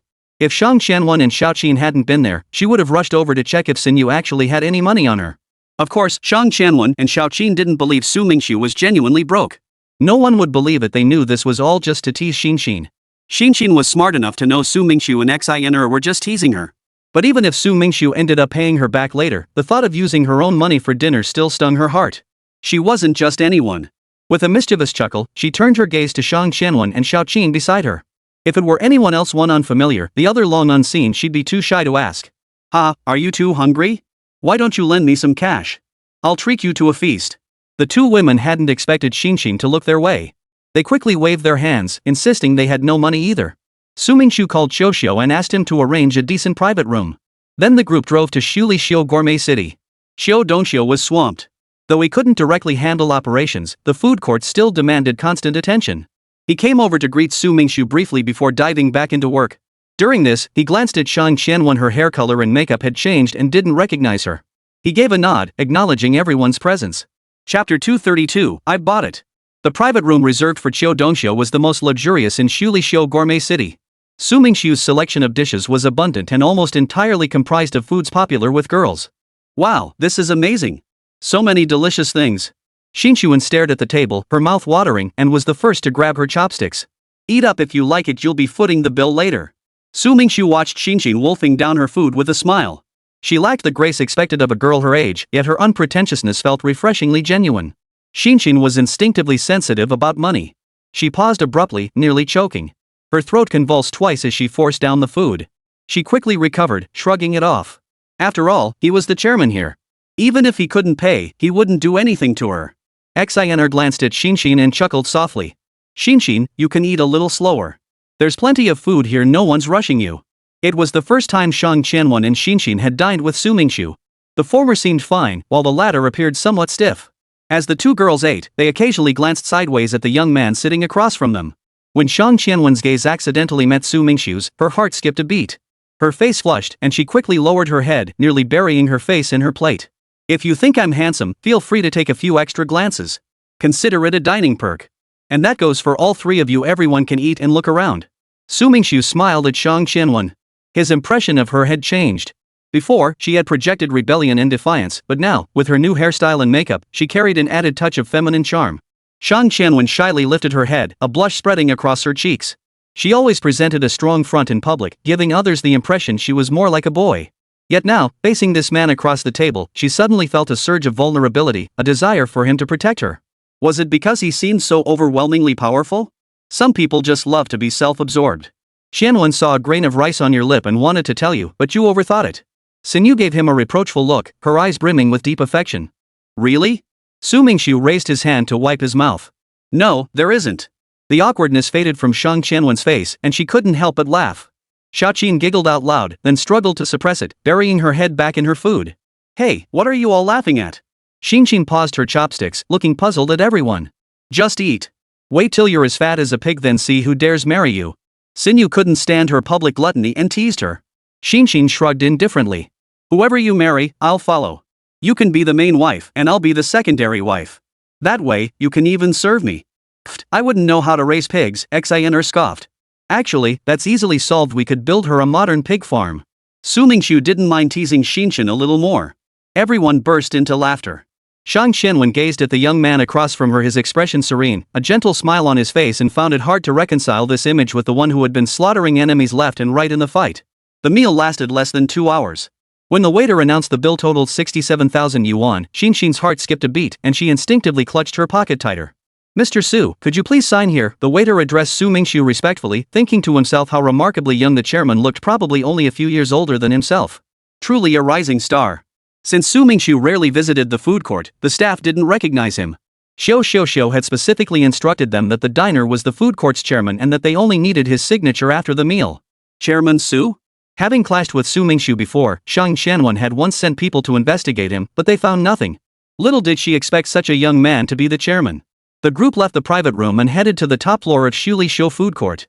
When they reached a room bearing a sign reading Chairman, Shang Xianwen and Xiaoqin finally understood this young man was indeed the chairman of the food court. Inside the room, everyone took their seats. As the business discussion began, Su Mingxu's expression turned serious.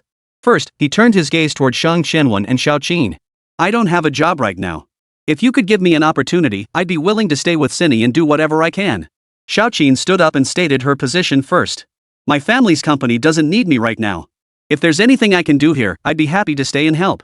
After speaking, Shang Xianwen felt a flutter of anxiety, worried Su Mingxu might refuse her. She cherished this feeling of being together with everyone. It felt so much better than her daily routine of leading a group of people in constant conflict. Su Mingxu nodded. "Xiaoqin, you'll stay by Cindy's side as her assistant. Just follow her instructions. Xianwen, if you can stay, there are some tasks you could assist with." Hearing she could be useful, a flicker of quiet joy touched her heart. Although Cindy had studied hotel management, her knowledge remained theoretical. She lacked real-world experience. While Shang Qianwen's family primarily operated in the entertainment industry, they also had small-scale hotel-related ventures. "Xianwen, could you find a few reliable people now and have them go to the Starlight Hotel to keep an eye on things?" "No problem. Would 20 people be enough?" Even though it was late, this sort of thing was a piece of cake for Shang Qianwen. "That's sufficient. Tell them to assemble at Shuli Gourmet City. I'll gather a few more people here, and we'll head over together when the time comes." Shang Xianwen stepped aside to make the necessary calls. Su Mingxu then called Xiu Dongxiu to request his presence. "Food City kept me working late every day, so I decided to stay right here during the autumn and winter, saving myself the hassle and time wasted commuting back and forth." After finishing his work, just as Xiu Dongxiu was about to lie down to rest, he received a call from Su Mingxu. "What? Find some people to take over the Starlight Hotel?" Xiu Dongxiu rushed over and was startled by Su Mingxu's words. That was a 5-star hotel, an awe-inspiring place in his mind, one he probably wouldn't have a chance to visit in his lifetime. Now, his first visit would be to take it over. Had they really bought the Starlight Hotel? Xiu Dongxiu still couldn't suppress his doubts. "Yes, bought it." Chapter 233, Subtle Showboating. Su Mingxu remained as calm as ever, as if he hadn't bought a grand hotel but some ordinary commodity. "Whoa, Xiao Su, you really pulled out all the stops here. You caught me completely off guard. Talk about a shock." Xiu Dongxiu didn't linger. He turned and headed out. "I'll go gather the staff right away." With the team assembled, they'd arrive at the food court in about 20 minutes. Shang Qianwen's efficiency was remarkable. She quickly wrapped up the personnel arrangements. The group then discussed the specifics of tomorrow's hotel takeover. Acquiring the Starlight Hotel was such a major event that it might attract journalists. Su Mingxu wasn't keen on such high-profile media exposure, so he decided Cindy would handle the main matters while he'd just make a brief appearance. "Xianwen, could your company spare a few experienced managers to come tomorrow?" Su Mingxu considered that with so many people attending tomorrow, without a couple of true insiders, things might get chaotic. There was no time to recruit new staff, so he could only ask Shang Qianwen. "That shouldn't be a problem. I'll have them come over first thing tomorrow morning." Just then, the personnel Shang Qianwen had arranged arrived. Su Mingxu instructed Xiu Dongxiu to contact a man named Lu Sanhuang upon arrival, emphasizing vigilance against nighttime theft or removal of hotel property.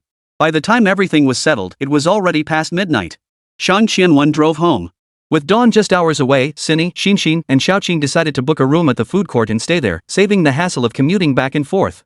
Su Mingxu felt somewhat tired today, yet also pleased. The day's gains were substantial. Not only had he hired 2 employees, Shuimei and Li Sha, but he had also acquired the Starlight Hotel. Unbeknownst to Su Mingxu, as he drove out of the food court parking lot, a black unlicensed sedan parked across the street began tailing him. Inside sat 4 young men in black, each dressed in tight-fitting, sharp attire, their brows hiding a murderous aura. Old black, the target's heading your way. Get ready to intercept." Seated in the front passenger seat was a young man with a scar across his face. Judging by his expression while on the phone, he appeared to be the leader of the group. Roger. White Wolf stands ready to intercept." A deep, icy voice answered from the other end of the line. Shortly after passing the traffic lights, a right turn intersection lay ahead.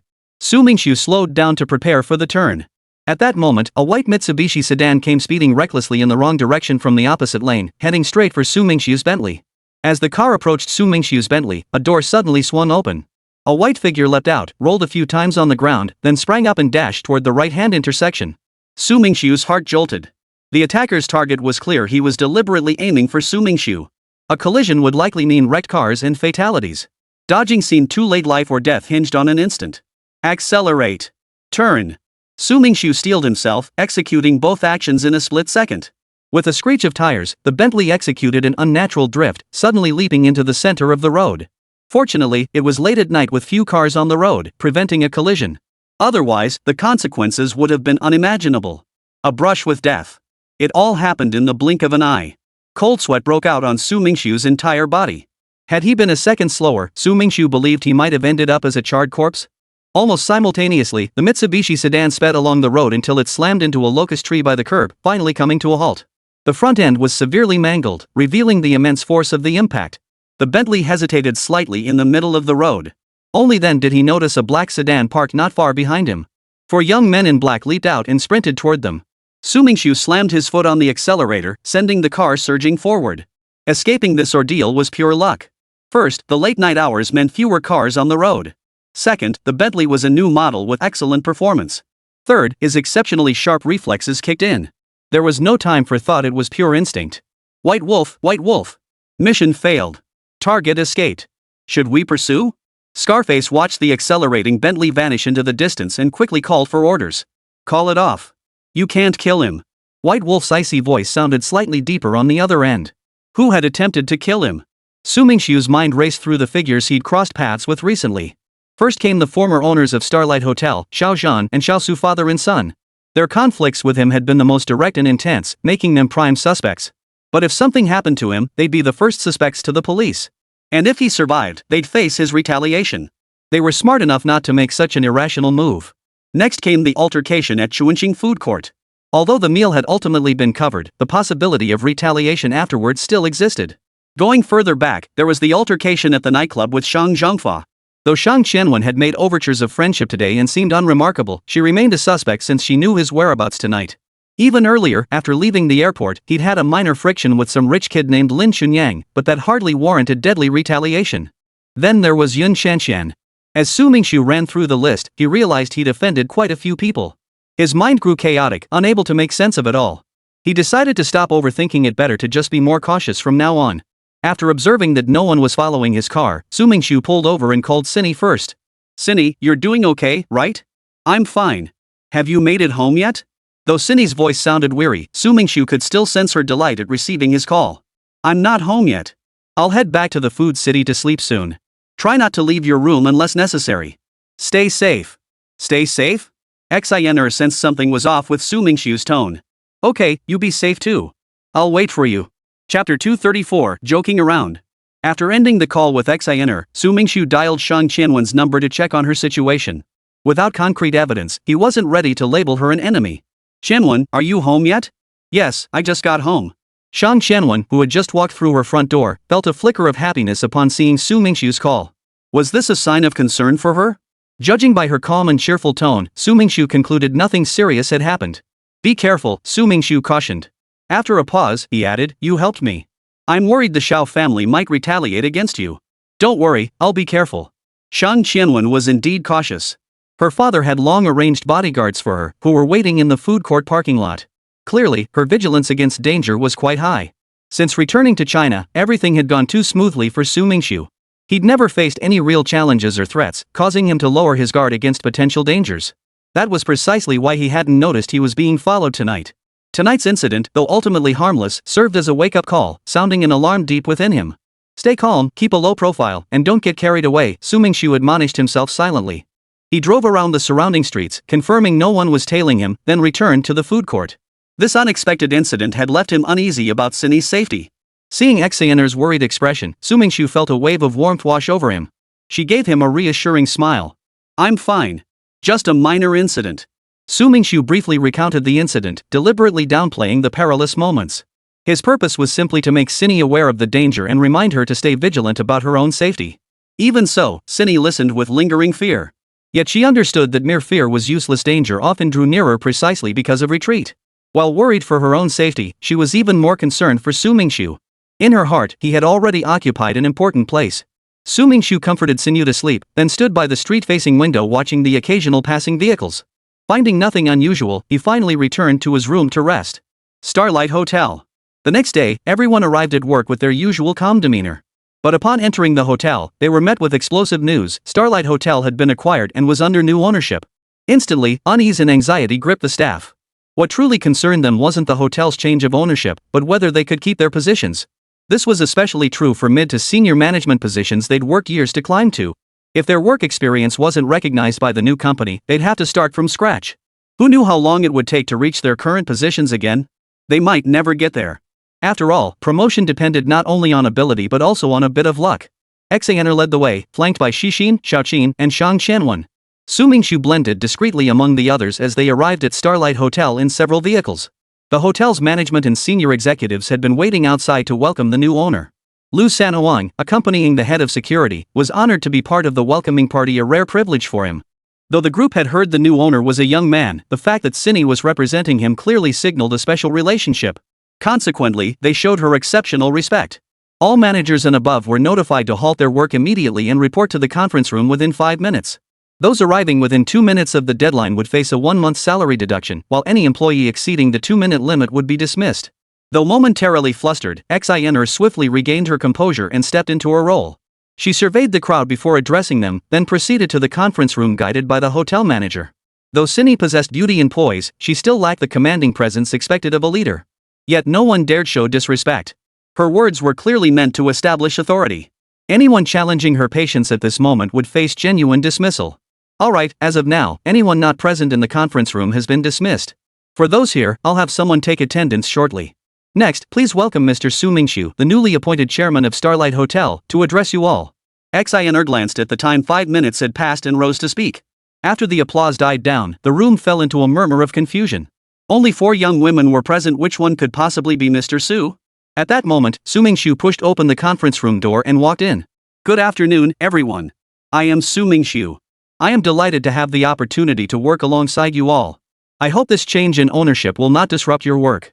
Provided there are no personal issues, I encourage everyone to continue working at the Grand Hotel. Your current positions will remain unchanged, and your compensation will increase by 15%. That is all I have to say for now. Specific details will be discussed and arranged by General Manager Hu. I hope you will support her work. Thank you all.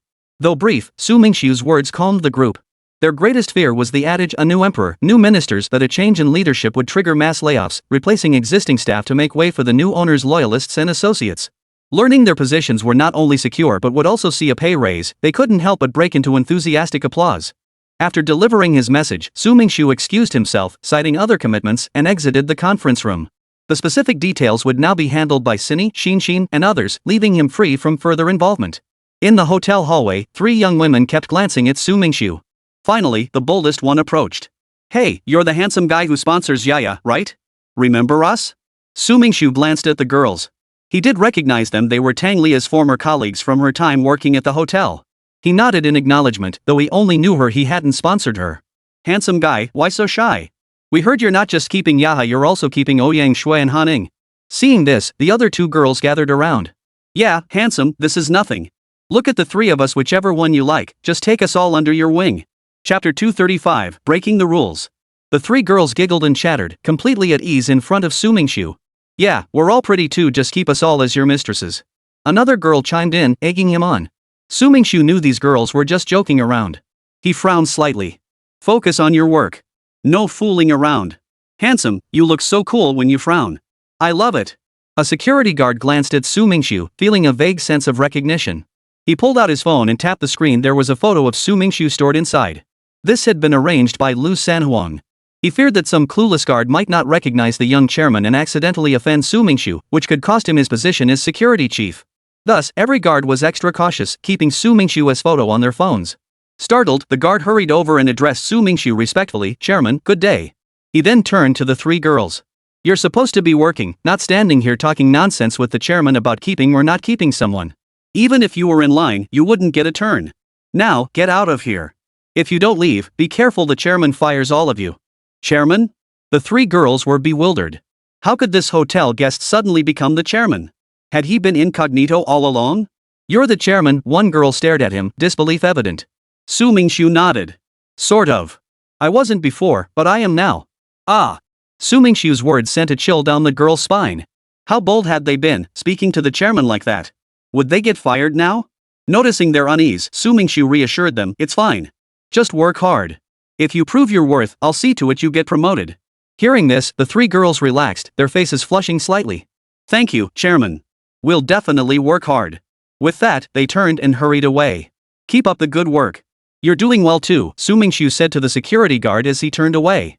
As a security guard, he rarely had the chance to speak with the chairman.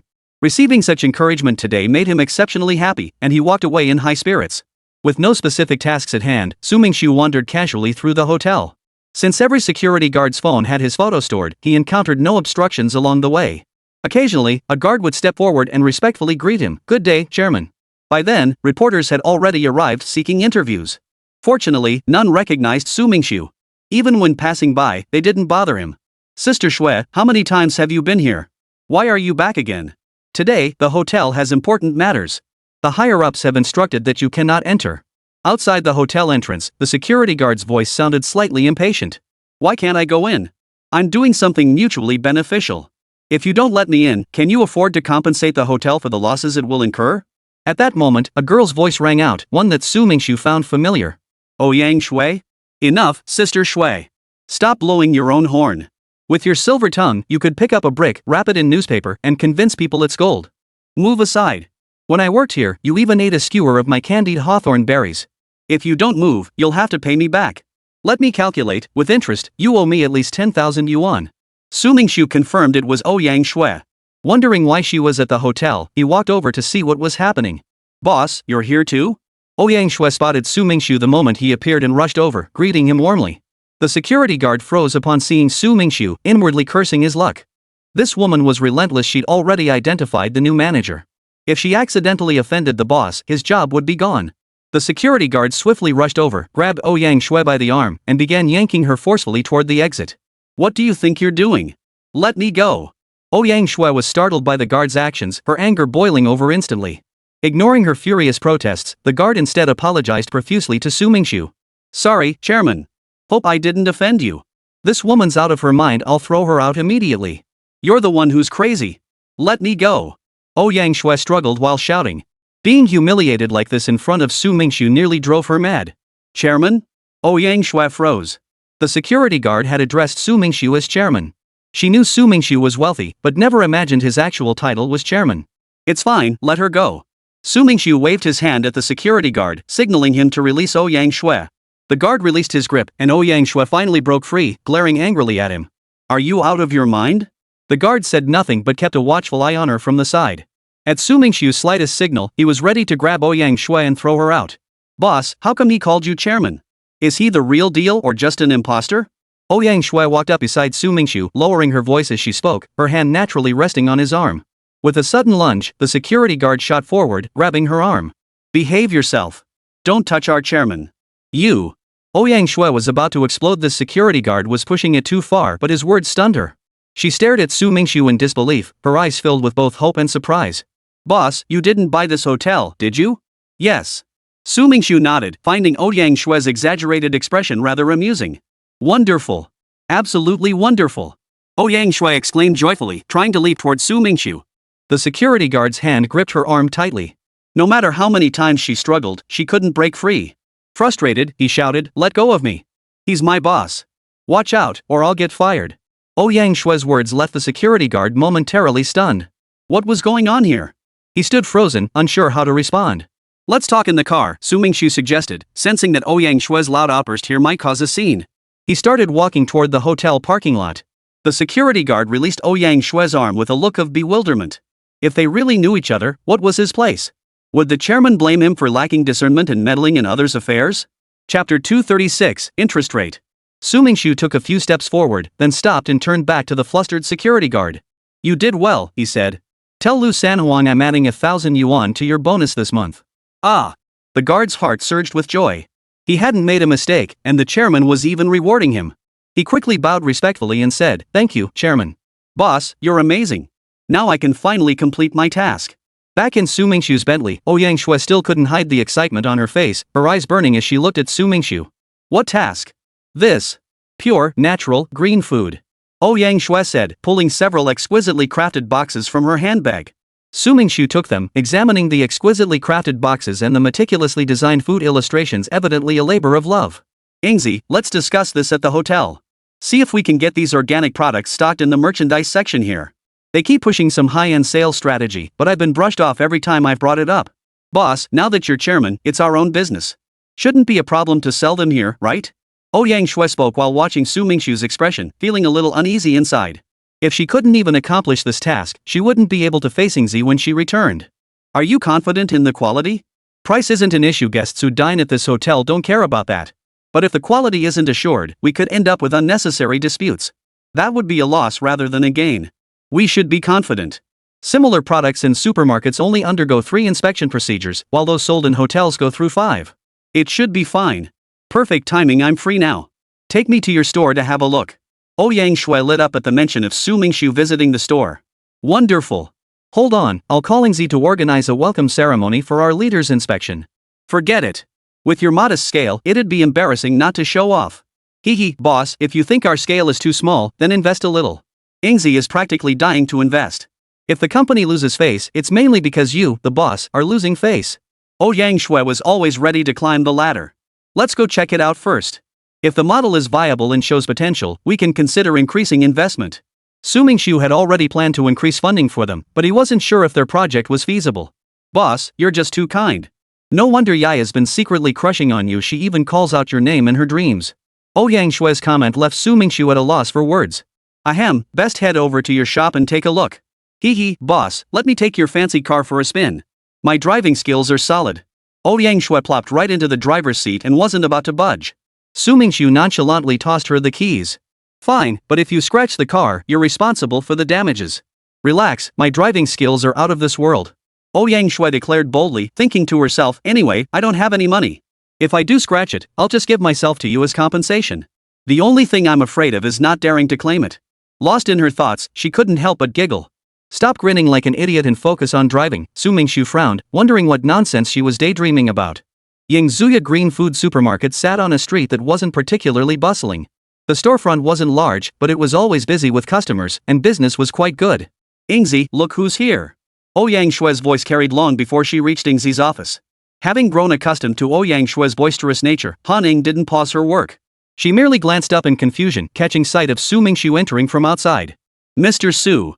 Caught off guard, Han Ing stared at Su Mingxu, frozen in place. Ouyang Shui waved her hand in front of Han Ying's face. "Ingzi, what are you staring at? You're not going to fall head over heels like Yaya, are you?" Han Ying's face flushed slightly.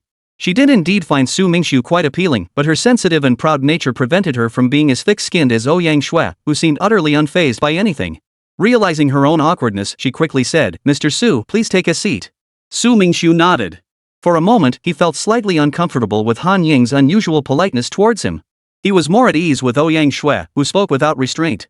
"Please don't call me Mr. Su," he said. "It feels awkward. Just call me Su Mingxu." "Yes, Mr. Su." Han Ing felt a bit flustered. The words Mr. Su slipped out before she could correct herself. Ouyang Shui leaned close to Han Ying's face, studying her with puzzled eyes. "Ingzi, something's off. I've never seen you this nervous around anyone before. Got something on your mind?" "Xiao Shui, what nonsense are you talking about? What could I possibly have on my mind?" "Heh, I bet you're just getting all flustered seeing the boss come over." Ouyang Shui's words made Han Ying's face flush instantly. "Ouyang Shui, you..." If Su Mingxu hadn't been there, she would have lunged at her to tear her mouth off. "So, tell me about the supermarket's operations." To ease Han Ying's embarrassment, Su Mingxu changed the subject. When it came to work, Han Ying's expression eased considerably. She printed out a company profit and loss statement from her computer and handed it to Su Mingxu. The data was categorized into 3 sections: physical stores, online stores, and even a few international orders.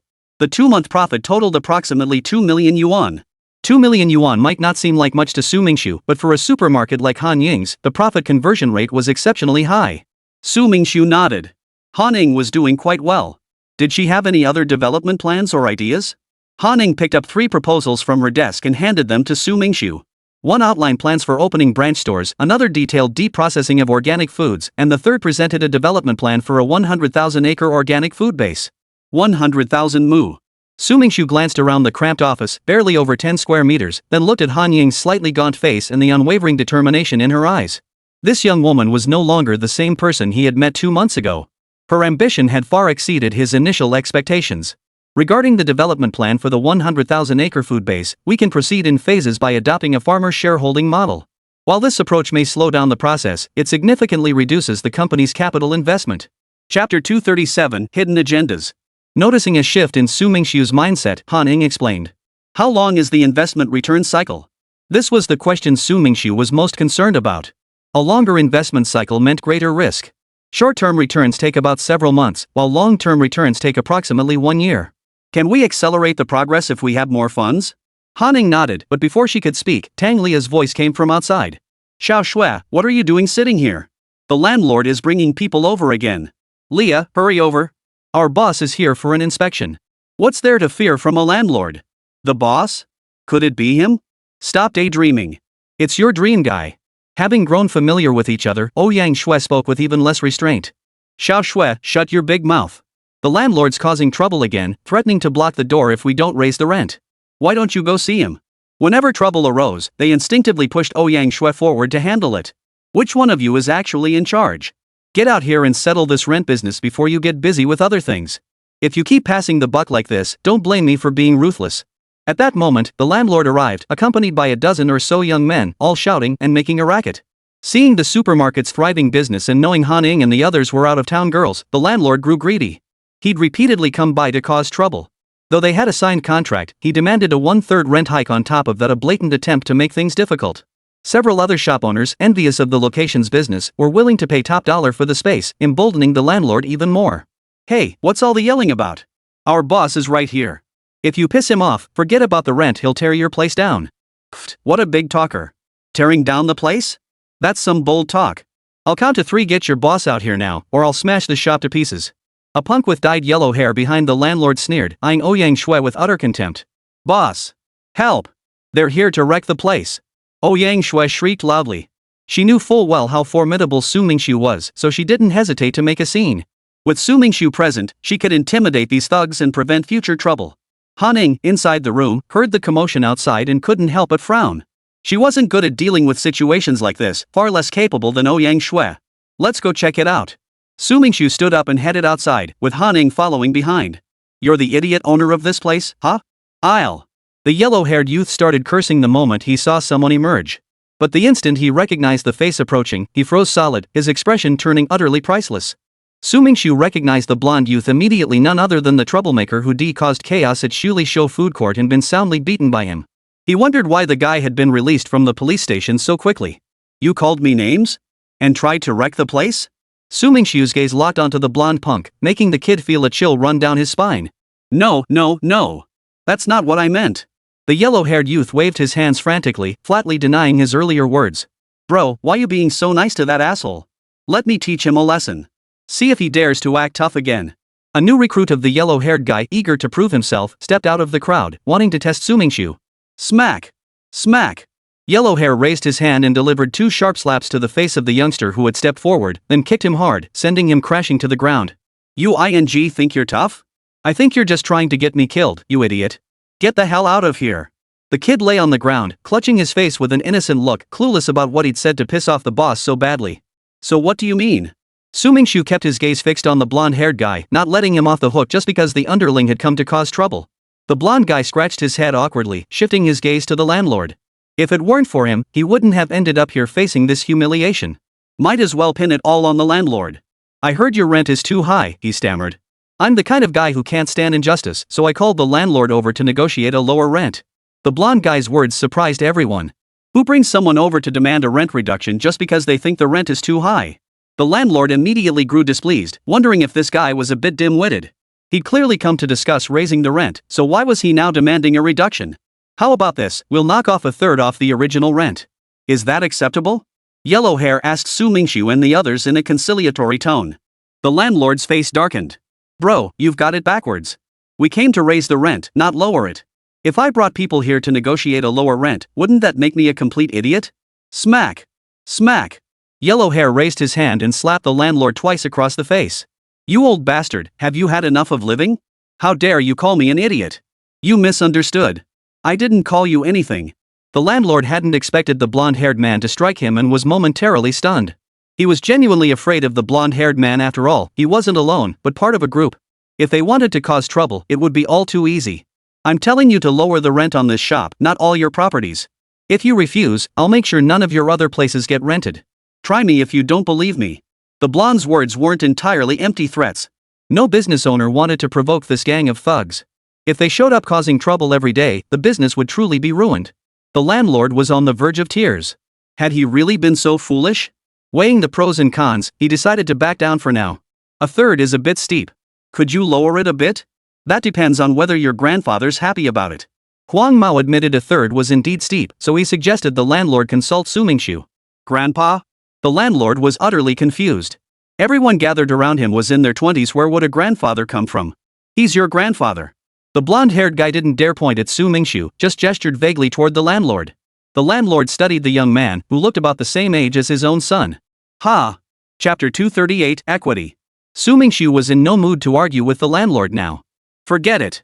We're not the type to chase after such petty money. Just stick to the rent in the contract. As long as you don't come causing trouble again, that's fine. Hearing Su Mingxu's words, the landlord finally exhaled in relief.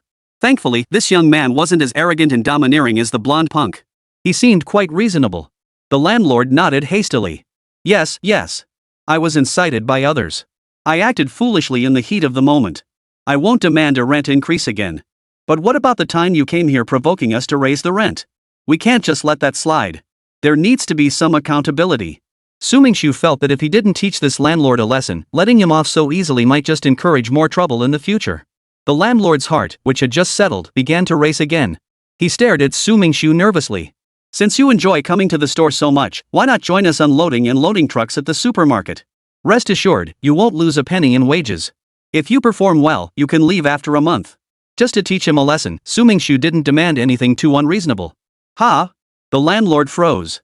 He was being asked to work as a loader? With over a dozen rental properties bringing in millions annually, he was practically a small-time boss. Working as a loader? What kind of nonsense was that? Never mind the exhaustion, what if acquaintances saw him? How would he explain it? He'd be laughed at for sure. What? Got a problem with it? Or is your health not up to the job? Seeing the landlord's hesitation, Su Mingxu pressed. If you genuinely can't do it for some reason, I won't force you. I don't mind finding something else for you, just won't let him off too easily. No objections. I can do it. I can do it. The landlord gritted his teeth. At least it was only for a month. He could think of it as exercise. Plus, he'd still get paid. That thought made him feel a lot better. All right, go prepare. Start work tomorrow. Hearing Su Mingxu's words, the landlord hurriedly turned to leave. The blonde-haired man glared at Su Mingxu, nodded, and also turned to follow. Not so fast. Su Mingxu's words made the blonde guy stiffen. He halted mid-step, standing there with a hint of fear, unsure what trouble Su Mingxu was looking for. The landlord, thinking Su Mingxu had changed his mind and was now blocking their exit, turned back in confusion to watch. He works here, so he needs expenses. Leave 5,000 yuan first as his first month's salary. Oh, it's about that, Wang Mao sighed in relief. A few thousand yuan was nothing to him. He pulled out a wad of cash from his pocket. I'm pretty busy sometimes and can't make it over. Here's 10,000. I'll pay you for 2 months up front.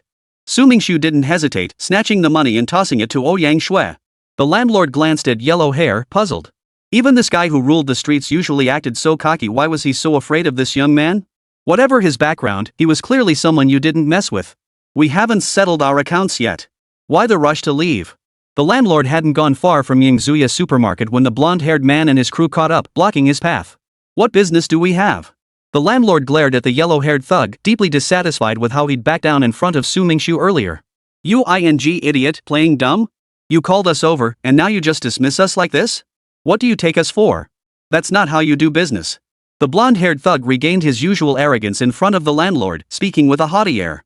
The landlord wanted to spit right in his face. What kind of jerk is this?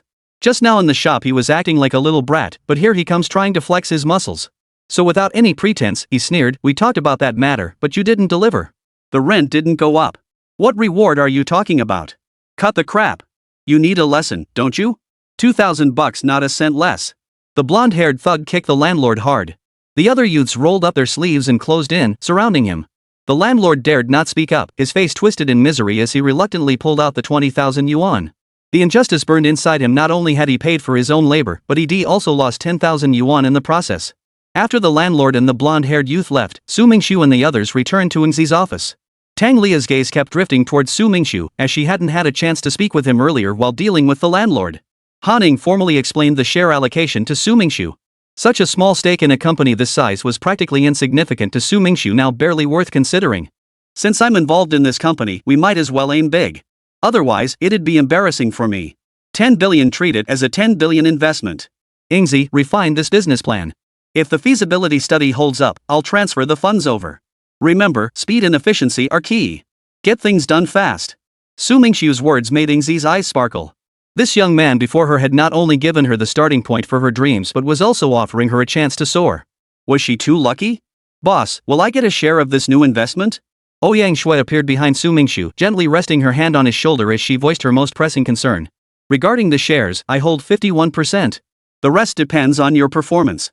Ngzi will decide how much equity each of you receives. Before Su Mingxu finished speaking, Ouyang Shui had already moved beside Han Ning. Ngzi, are you tired? Let me give you a massage to relax. The share percentage depends on your personal ability and contributions to the company. Flattery alone won't cut it. How's the Starlight Hotel matter progressing? If it's not resolved this month, your salary will be halved at month end. Han Ning addressed her earnestly, knowing that someone like Ouyang Shui needed pressure to unlock her full potential. Chapter 239, I don't think it's appropriate. Ngzi, aren't you being a bit harsh? Demanding half my salary like that, do you want me to starve? But I'll handle the Starlight Hotel matter today, provided the product quality is guaranteed. Ouyang Shui said triumphantly, glancing at Su Mingxu. I wonder if Ngzi and Yada would be shocked if they knew the boss bought that big hotel. Han Ning was taken aback.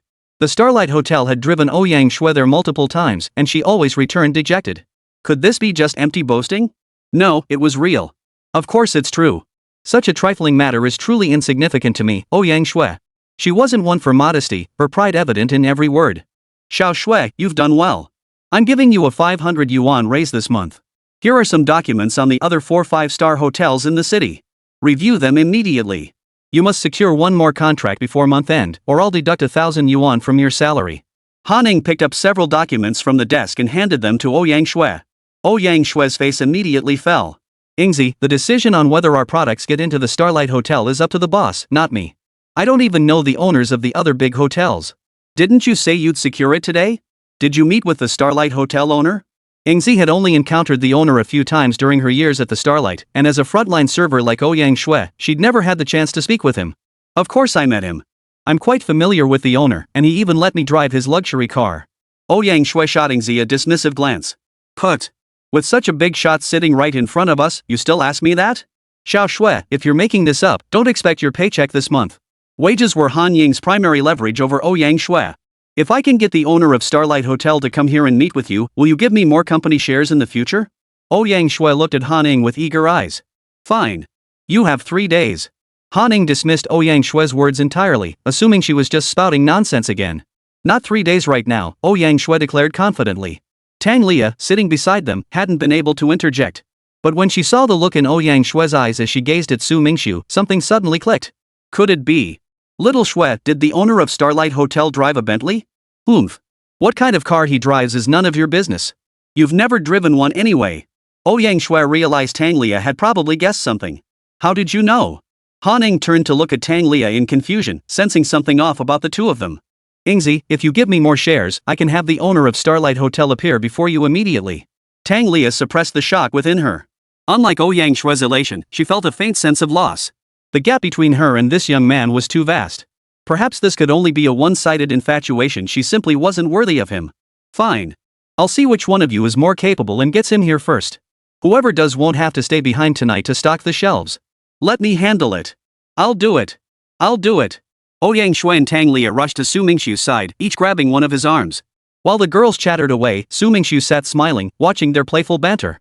He could tell from their slightly gaunt faces that they'd been working hard for the company. Such a rare moment of leisure prompted him to remain silent, simply observing quietly. Mr. Su. Han Ning stood up in surprise, staring at Su Mingxu before her.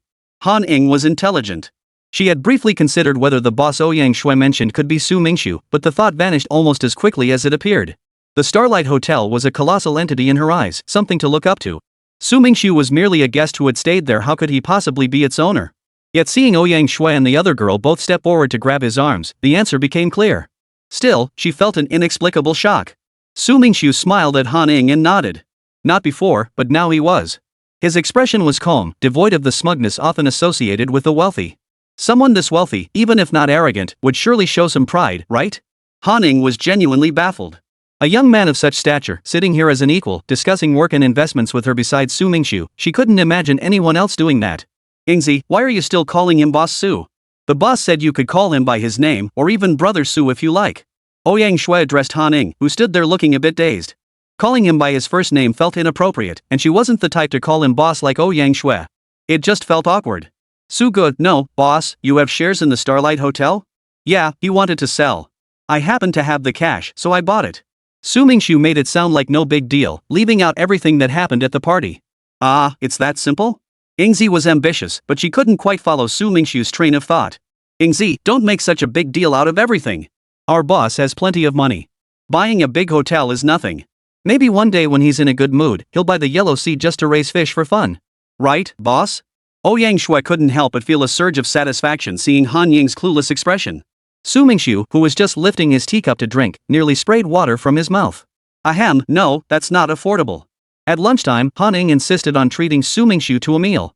Though she wasn't wealthy enough to afford a lavish feast, she wanted to show her appreciation. After all, he was a pivotal figure in her life. Su Mingxu didn't object and readily agreed. But where to eat? Han Ning had no clue. Her busy work schedule and frugal nature meant she rarely went to restaurants, let alone fancy ones. So she turned to Ouyang Shui for help. Boss, how about we go to Zuliuxia food court? That place just opened, and I hear the food is great plus they offer discounts. Ouyang Shui was always out and about, and though she hadn't personally dined at Zuliuxiu, she'd heard about it more than once. Alright, since that's the case, let's go there. Su Mingxu nodded in agreement. Since his family owned a restaurant, there was no need to dine elsewhere. Chapter 240, Back to Work. Great. If the food there is good, boss, why don't you just buy it out? Then we could eat there every day. Ouyang Shui jumped up beside Su Mingxu, speaking in a flattering tone. Su Mingxu paused. He didn't see the need to hide it from them. That food court didn't need buying, he owned it anyway. They could eat there daily, but it still cost money. Ah. The three girls froze, staring at Su Mingxu with astonished expressions. The Starlight Hotel, the Shuli Show food court, and now investing 10 billion in Han Ning. Just how wealthy was this boss? No need to look at me like that. With the right opportunities and some hard work, you might even do better than me someday. Su Mingxu said it casually, but the three girls understood his meaning. The opportunity was now right in front of them. What followed depended on their own efforts. Each silently resolved an investment chance like this wouldn't have come their way without sheer luck. They had to work hard, harder, and even harder. Su Mingxu dialed Sinyu's number, asking if she could join him for dinner at Shuli food court. Ugh, too busy to come over. Everyone's getting boxed lunches today, Sinyu hurriedly replied. Voices of others chattered in the background, as if discussing something. Before Su Mingxu could say anything else, she hung up. Su Mingxu stared at the phone, somewhat speechless. Encouraging a girl to pursue her career was both a blessing and a curse. She was so busy she couldn't even take a call.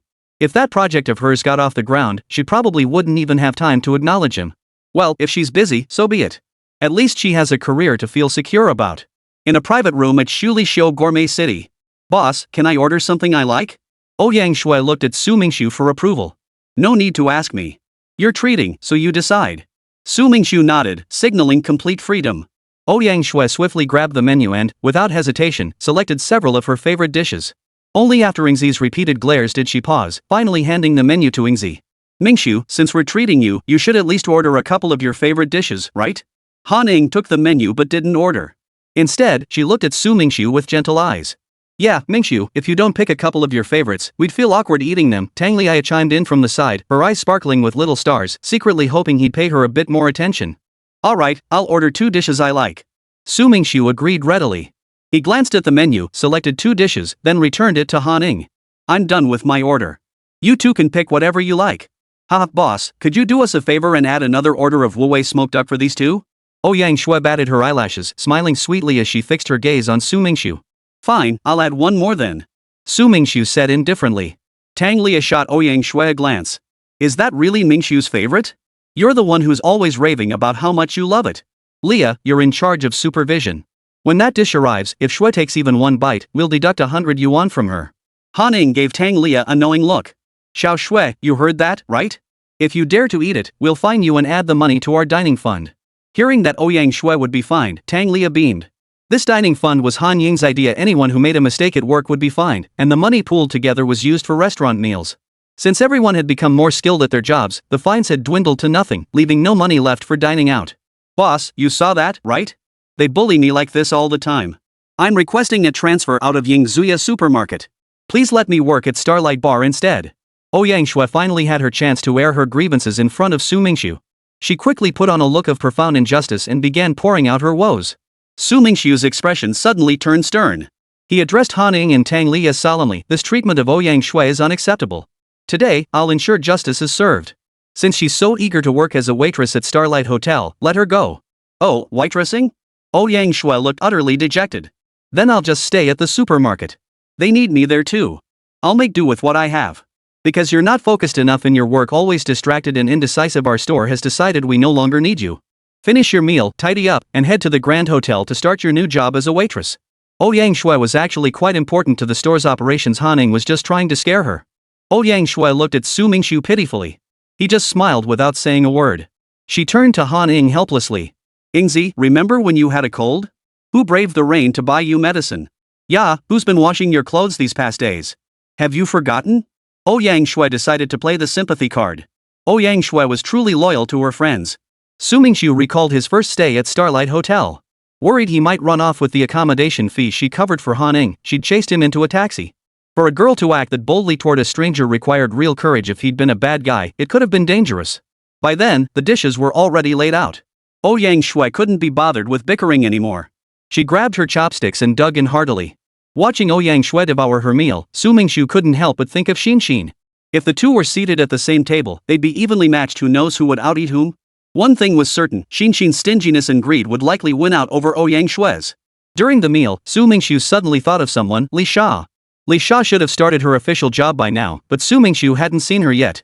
There was some friction between her and Ouyang Shui, and they were bound to cross paths more often in the future. Why not invite her over? It might help them reconcile. These were just minor disagreements. Talking it out could resolve them. After leaving Shuli Food Court yesterday, she first drove Shui Mei home before rushing to the bookstore. She bought several books on restaurant, catering, and supermarket operations, planning to hit the books and brush up on her skills. Today, Shui Mei took her mother for follow-up tests at the hospital and didn't come to work. Li Sha, however, arrived at the food court early, practically the first one there even before Zhuanzi. Alone in the office, she studied company operations manuals. Though Li Sha hadn't officially started yesterday, Zhuanzi had already briefed her on her responsibilities to get the merchandise department up and running quickly. Chapter 241, Penalty. Zhuanzi also told Li Sha that Su Mingxiu's demands were clear, fastest quality and efficiency were paramount. Though Jianzi's words gave Li Sha a slight headache, she accepted without hesitation. The excitement in her heart had already overshadowed any fear of tackling unfamiliar work. Su Mingxiu called Li Sha, asking her to drop by his private room when she had time. Having just finished lunch, Li Sha was preparing to rest briefly before diving back into work. After only half a day at the company, a mountain of tasks had already piled up, leaving her breathless. At that moment, Li Sha couldn't help but feel sympathy for Zhuanzi. She herself had only been there half a day and was already under such immense pressure. She couldn't imagine how Zhuanzi had managed to endure it all alone before she arrived. But then she remembered Zhuanzi was now a shareholder. Her own million-yuan annual salary was nothing to sneeze at, but compared to Zhuanzi's, it was like heaven and earth. Zhuanzi had it tough. She figured she'd have to work even harder if she ever hoped to become a shareholder herself. At the food court, she overheard Xiu Xiuxiu and Zhuanzi murmuring about Su Mingxiu acquiring the Starlight Hotel. The news stunned her, yet it only strengthened her resolve to follow Su Mingxiu forward. Li Sha now firmly believed her boss was no ordinary entrepreneur. Wealthy people were a dime a dozen, but someone as calm and composed as Su Mingxiu, who also possessed astonishing martial arts skills, was truly unheard of. Ouyang Shui, there's someone you know well. I'd like you to meet her. Tang Leah should remember you too. Su Mingxiu said to Ouyang Shui, wondering what expression she'd wear when she met Li Sha. Fine. Though I'm busy now, since the boss says so, I'll give him face and have her come over. I'll meet her. Ouyang Shui paused her chopsticks. An old acquaintance? She couldn't think of any old acquaintances who would know the boss. Ye knew him too, perhaps it was a colleague from the Starlight Hotel. When Li Sha pushed open the door, Ouyang Shui froze for a moment before abruptly standing up. She stared at Li Sha warily. What are you doing here? Li Sha felt a flicker of awkwardness but instantly understood Su Mingshue's purpose in sending her over to resolve the tension between herself and Ouyang Xue. Having already considered how to mend things, Li Sha recovered her composure after only a moment's surprise. A smile spread across Li Sha's face as she looked at Ouyang Xue and gave a slight nod. We had a little misunderstanding before. I'm here to apologize. They say no fight, no friendship. I hope you can forgive me. Su Mingshu nodded approvingly. Li Sha had handled this remarkably well. Though naturally proud and headstrong, she had humbled herself to ease the tension. Regardless of her inner thoughts, this was a clear demonstration of putting the greater good first. Ouyang Xue felt as if she'd seen a ghost. She knew firsthand how fiery Li Sha could be. They'd once pulled each other's hair and rolled on the floor fighting. Why did she suddenly seem like a different person today? Was there some hidden scheme at play? Su Mingshu motioned for Li Sha to sit down, then turned to Ouyang Xue. Li Sha no longer works at the auto mall. She's now employed at this food court. Though you're not at the same company, you're still colleagues. Any disagreements can be resolved through open communication. It's not a major issue. Ouyang Xue, what do you think? Li Sha had already made her stance clear on this matter, and there wasn't a trace of her usual stubbornness or unreasonable behavior. To achieve this level of restraint was quite remarkable. Now, Ouyang Xue needed to show her own stance as well. Han Ning, who was present, didn't know Li Sha. Hearing that Li Sha had come to work at the food court, both Ouyang Xue and Tang Lia were quite surprised. Tang Lia had witnessed Li Sha's fiery temper during her fight with Ouyang Xue and never imagined such a character would be hired by the boss for the food court. I, Ouyang Xue, am no petty person. I'm quite busy and had actually long forgotten that incident. Since you brought it up today, I'll state my position in front of the boss.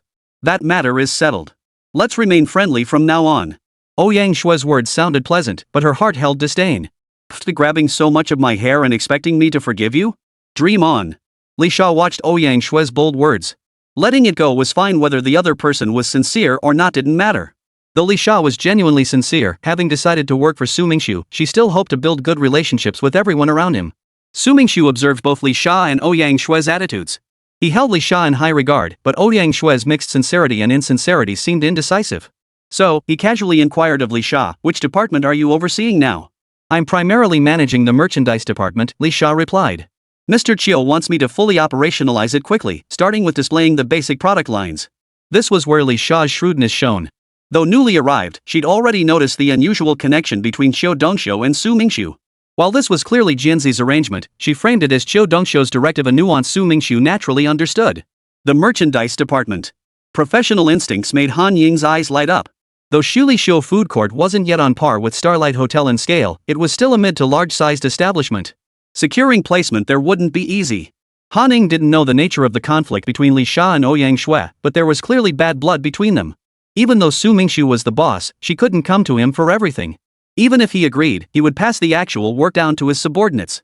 If their relationship soured, it would be a real headache. So, he kept giving Ouyang Xue meaningful glances. Su Mingshu noticed every little gesture. He casually asked Han Ning, Ingzi, if Ouyang Xue fails to meet the sales targets you set, will she really be fined? Facing so many people, Ingzi felt awkward admitting she'd instructed Ouyang Xue to build rapport with Li Sha. But Su Mingshu's question gave her the perfect opening. She straightened her posture and declared solemnly, of course there will be penalties. Every single one of us faces fines for failing to meet our targets. And the penalties will only get harsher going forward, otherwise, there'd be no motivation to work.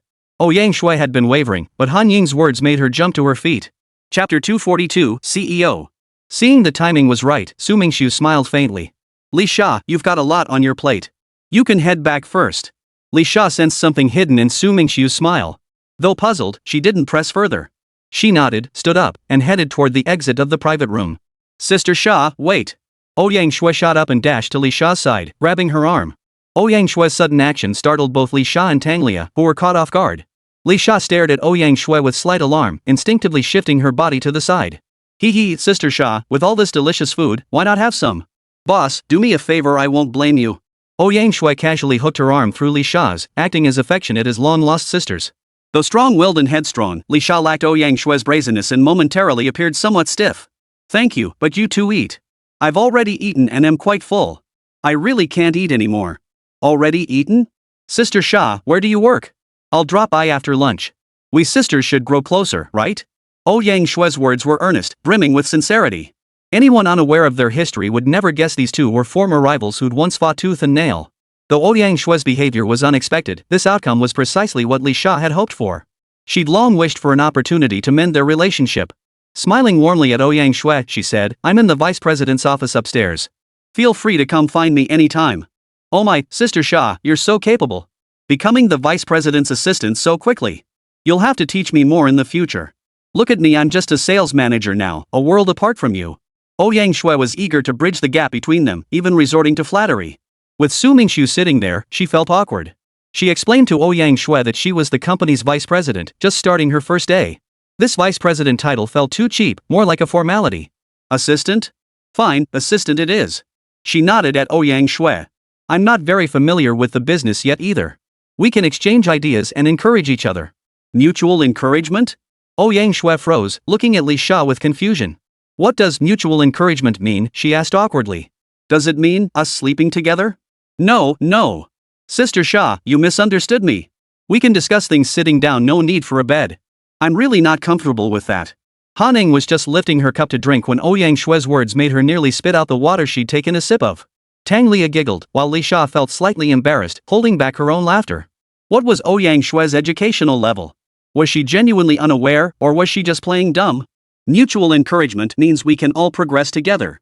We can all encourage each other and grow together. Su Mingxu felt Ouyang Shui's level of education really needed improvement. He'd have to ask Han Ning to supervise her and make sure she caught up properly. Sleeping together can lead to mutual progress? How incredibly subtle. Who knew that was possible? Ouyang Shui muttered under her breath before staring at Su Mingxu in shock. "Boss, when you said everyone can mutually encourage each other, did you mean the two of us can mutually encourage each other too?" "No way. Go home and write the characters for mutual encouragement 500 times. Once you truly grasp their meaning, then we can discuss mutual encouragement." Su Mingxu was utterly speechless at Ouyang Shui's suggestion. 500 times? So this mutual encouragement is that difficult? For Ouyang Shui, writing was more exhausting than doing any physical labor. When Su Mingxu noticed Tang Lia's slight frown as Ouyang Shui spoke, he asked curiously, "Wait, isn't Ouyang Shui the sales manager at your company?" Tang Lia glanced at Ouyang Shui and lowered her voice.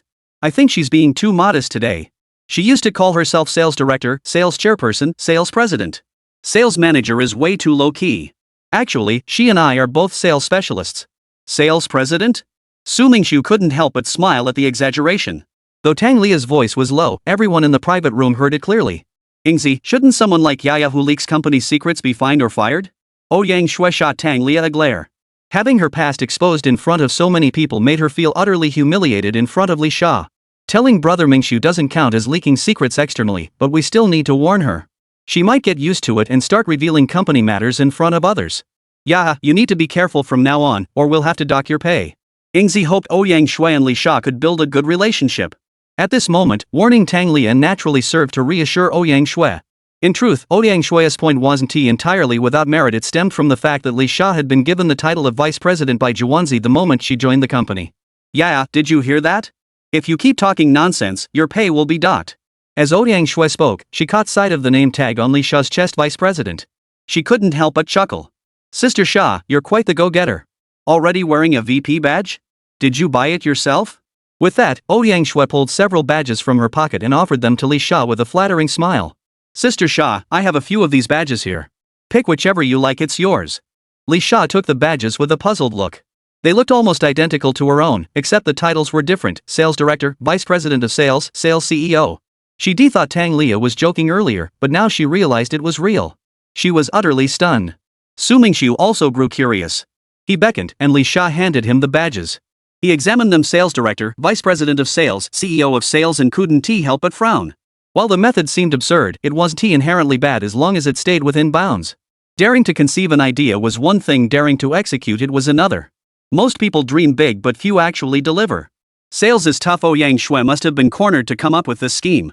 Ouyang Shui wore an unconcerned expression as she looked at Li Sha, suddenly feeling a kinship. "Sister Sha, see if there's anything you like? My craftsmanship is way better than yours." Chapter 243, Suspicion of Sowing Discord. Li Sha could only shake her head helplessly, offering a wry smile. "This isn't something I bought myself, it's company issued." "Sasha, no way." Ouyang Shui took a couple steps back, scrutinizing Li Sha from head to toe. "You wouldn't be the vice president of the food court now, would you?" After interacting with Ouyang Shui for a moment, Li Sha's impression of her shifted considerably. She now found her easygoing and approachable, nothing like the stubborn fighter from their earlier altercation. Ouyang Shui kept calling her Sister Sha, which subtly warmed their relationship and eased Li Sha's guard. With a hint of resignation, Li Sha replied, sorry, but that's my current position. The food court had only recently opened, and Ouyang Shui knew this.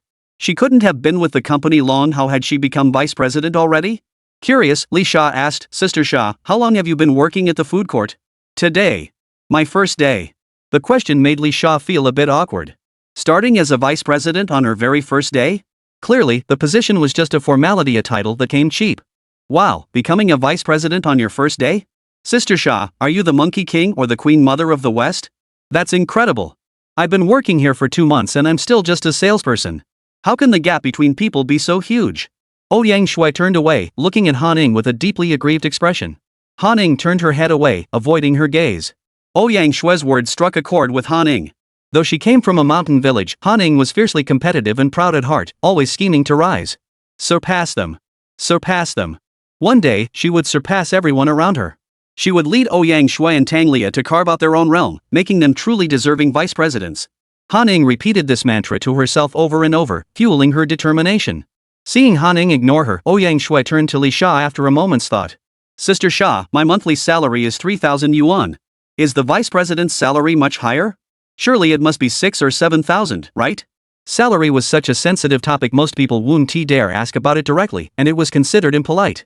But coming from Ouyang Shui's mouth, it sounded perfectly normal. No matter how awkward the question, it never seemed out of place when she spoke. Li Sha really didn't dare tell the truth about this. If Ouyang Shui found out she'd earned 1,000,000 yuan in her first year at the company, it might upset her and make her too distracted to work properly, which would be even more awkward. Truthfully, the vice president title was just a fancy label. My base salary is the same as yours, it's all about performance reviews and commissions. The exact amount isn't clear yet. To ease Ouyang Shui's concerns, Li Sha told a white lie. Ouyang Shui instantly brightened. Sales positions came with performance bonuses anyway. Since the salary was comparable, the vice president title was just a fancy label, nice to have, but not essential. After finishing her explanation, Li Sha prepared to leave. Ouyang Shui didn't stop her. It didn't matter if she left now, she could always go upstairs to find her later. Ouyang Shui, remember, go back and write the words mutual encouragement 500 times. I'll check your work when I have time. For every instance you skip, you'll have to make up 100 more. Su Mingxu reiterated his instructions to Ouyang Shui. Given her scatterbrained nature, she might forget everything the moment she stepped out of the room. Hearing Su Mingxu's words, Ouyang Shui paused, her eyes darting around. She approached Su Mingxu, leaned in mysteriously, and whispered, Boss, could you make the punishment a little less harsh? I know why Sha's company employees came to beat her up when we were fighting. Su Mingxu hadn't expected Ouyang Shui to dare approach him, using past events to blackmail him. But Li Sha was now his employee. Letting her know he'd once instigated others to attack her wouldn't be good. Though it had been to help Ouyang Shui back then, it had now become a lever she could use against him. Truthfully, Ouyang Shui wasn't entirely certain if Su Mingxu had been directly involved. She'd only glimpsed him approach an employee, exchange a few words, and then witness that person attack Li Sha. She suspected Su Mingxu must have played some role in it. Li Sha hadn't caught all of Ouyang Shui's words, but upon hearing her mention her name, she stopped in her tracks. Li Sha, hurry back, rest a bit, then get ready for work. Don't waste time here. Su Mingxu quickly dismissed Li Sha, unsure what trouble Ouyang Shui might be stirring up. Seeing Li Sha leave and her words fall on deaf ears, Ouyang Shui chuckled, returned to her seat, and picked up her chopsticks again. Ouyang Shui, you're suspected of stirring up trouble among employees and blackmailing the boss. 500 yuan will be deducted from your salary this month. This deduction is non-negotiable. Ingzi, you must keep a close eye on this matter.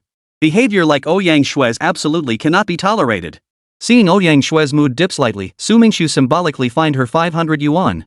Though Ingzi didn't know the specifics, Ouyang Shui had indeed whispered something mysterious, so she nodded. Xiao Shui, you heard that, right? You need to be more careful from now on. Otherwise, your salary won't last till the end of the month, it'll all be deducted. Ouyang Shui grimaced. Half my pay will be gone in a single day. Boss, can we change the punishment method? This will starve me to death. Besides, I didn't frame you, it was your doing anyway. Su Mingxu saw no need to deny it.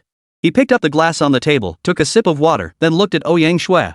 That incident, yes, I did it. I had my company's staff go over and beat her up. But wasn't it all for you? To give you a way to vent your anger? Now you're using this to blackmail me? Isn't that biting the hand that feeds you? Su Mingxu had always held a favorable impression of Ouyang Shui. His words carried a half-joking tone, though phrased as a reproach. His voice held no trace of anger. Ouyang Shui hadn't thought much of it earlier, but now, hearing Su Mingxu's words, her face flushed slightly. Yet it was only a flush. She shrugged indifferently, set down her chopsticks, and grinned at Su Mingxu. Boss, I wasn't blackmailing you at all. I was just curious to confirm if it was really you. Since you admitted it yourself, it shows you're a warm-hearted and honest person, someone I can rely on. I, Ouyang Shui, have decided I'm not going anywhere else in this life. From now on, I'll follow you wholeheartedly, boss. Chapter 244, Training. Ouyang Shui's words not only neatly retracted her earlier statement but also took the opportunity to praise Su Mingxu. This left Tang Lia, who had been about to speak up for Su Mingxu, with nothing left to say. Alright, since that's the case, I can offer you an alternative punishment. Spend your free time reading and writing. For every 10 characters you write, it'll offset 1 yuan. You should be able to figure out how many characters that amounts to. It doesn't require advanced education, but you should grasp basic knowledge. Otherwise, you might embarrass yourself or even cause trouble later. Su Mingxu came up with this compromise. It would help Ouyang Shui learn some culture while still punishing her. Ouyang Shui sensed resistance was futile and recognized Su Mingxu's intentions were for her own good. She struggled immensely with signing contracts for clients, so she steeled herself, nodded, and agreed. Ingzi, keep Ouyang Shui's salary unchanged but elevate her position. After all, when handling external affairs, one needs a certain level of status and standing. Perhaps give her a title like vice president of the company. Su Mingxu felt this adjustment required no salary increase yet could boost Ouyang Shui's morale. Why not? Ouyang Shui's eyes lit up. If she could truly be named vice president, even if it was just a title, it would make her external dealings much smoother. People were so status conscious these days, otherwise, she wouldn't have spent her own money on those little badges. Su Mingxu's suggestion mirrored Han Ying's own thoughts. Her busy schedule had led to an oversight regarding Ouyang Shui's status, so she readily agreed, confirming that from now on, Ouyang Shui would be the company's vice president. I'm the company's vice president now. Ouyang Shui beamed with excitement. Facing Li Sha, their positions were now equal, no longer needing to bow to her. She chattered gleefully, wonderful. Wonderful. I'm finally a vice president. Obama is the chief and I'm the deputy. I can finally call Obama my brother. Tang Lia, however, looked a bit displeased. With Ouyang Shui's promotion to vice president, she was the only one of the 3 who started together still stuck as a sales specialist. Feeling slightly resentful, she couldn't resist teasing Ouyang Shui. You're the vice president, not the vice president of the United States. Calling Obama your brother? Dream on. Ha! My deputy power far surpasses Obama's. He can't boss you around, but I can. Show this deputy some respect from now on, got it? Or else, humph. Ouyang Shui lifted her cup, took a big gulp of her drink, and declared triumphantly to Tang Lia. Humph, you're just blowing smoke. You're nothing but a deputy director. They gave you a fancy title, and now you think you're some kind of god. Tang Lia lowered her head, snorting disdainfully as she muttered under her breath. Lia, that's disrespectful to the vice president. In ancient times, this would be a capital offense punishable by beheading. But since I'm magnanimous, I'll show leniency. Tonight, go home and wash my 2 outfits first. Ouyang Shui was thoroughly displeased with Tang Lia's attitude and issued a warning. Truth be told, Ouyang Shui was usually quite helpful most of the time. She was the one who washed Tang Lia's clothes. I'm too busy. I have yoga tonight. Did you learn that yoga from gorillas on Animal Planet? It looks awful. Honestly, I worry that if you keep it up, you'll get arrested for impersonating a gorilla when you go out at night.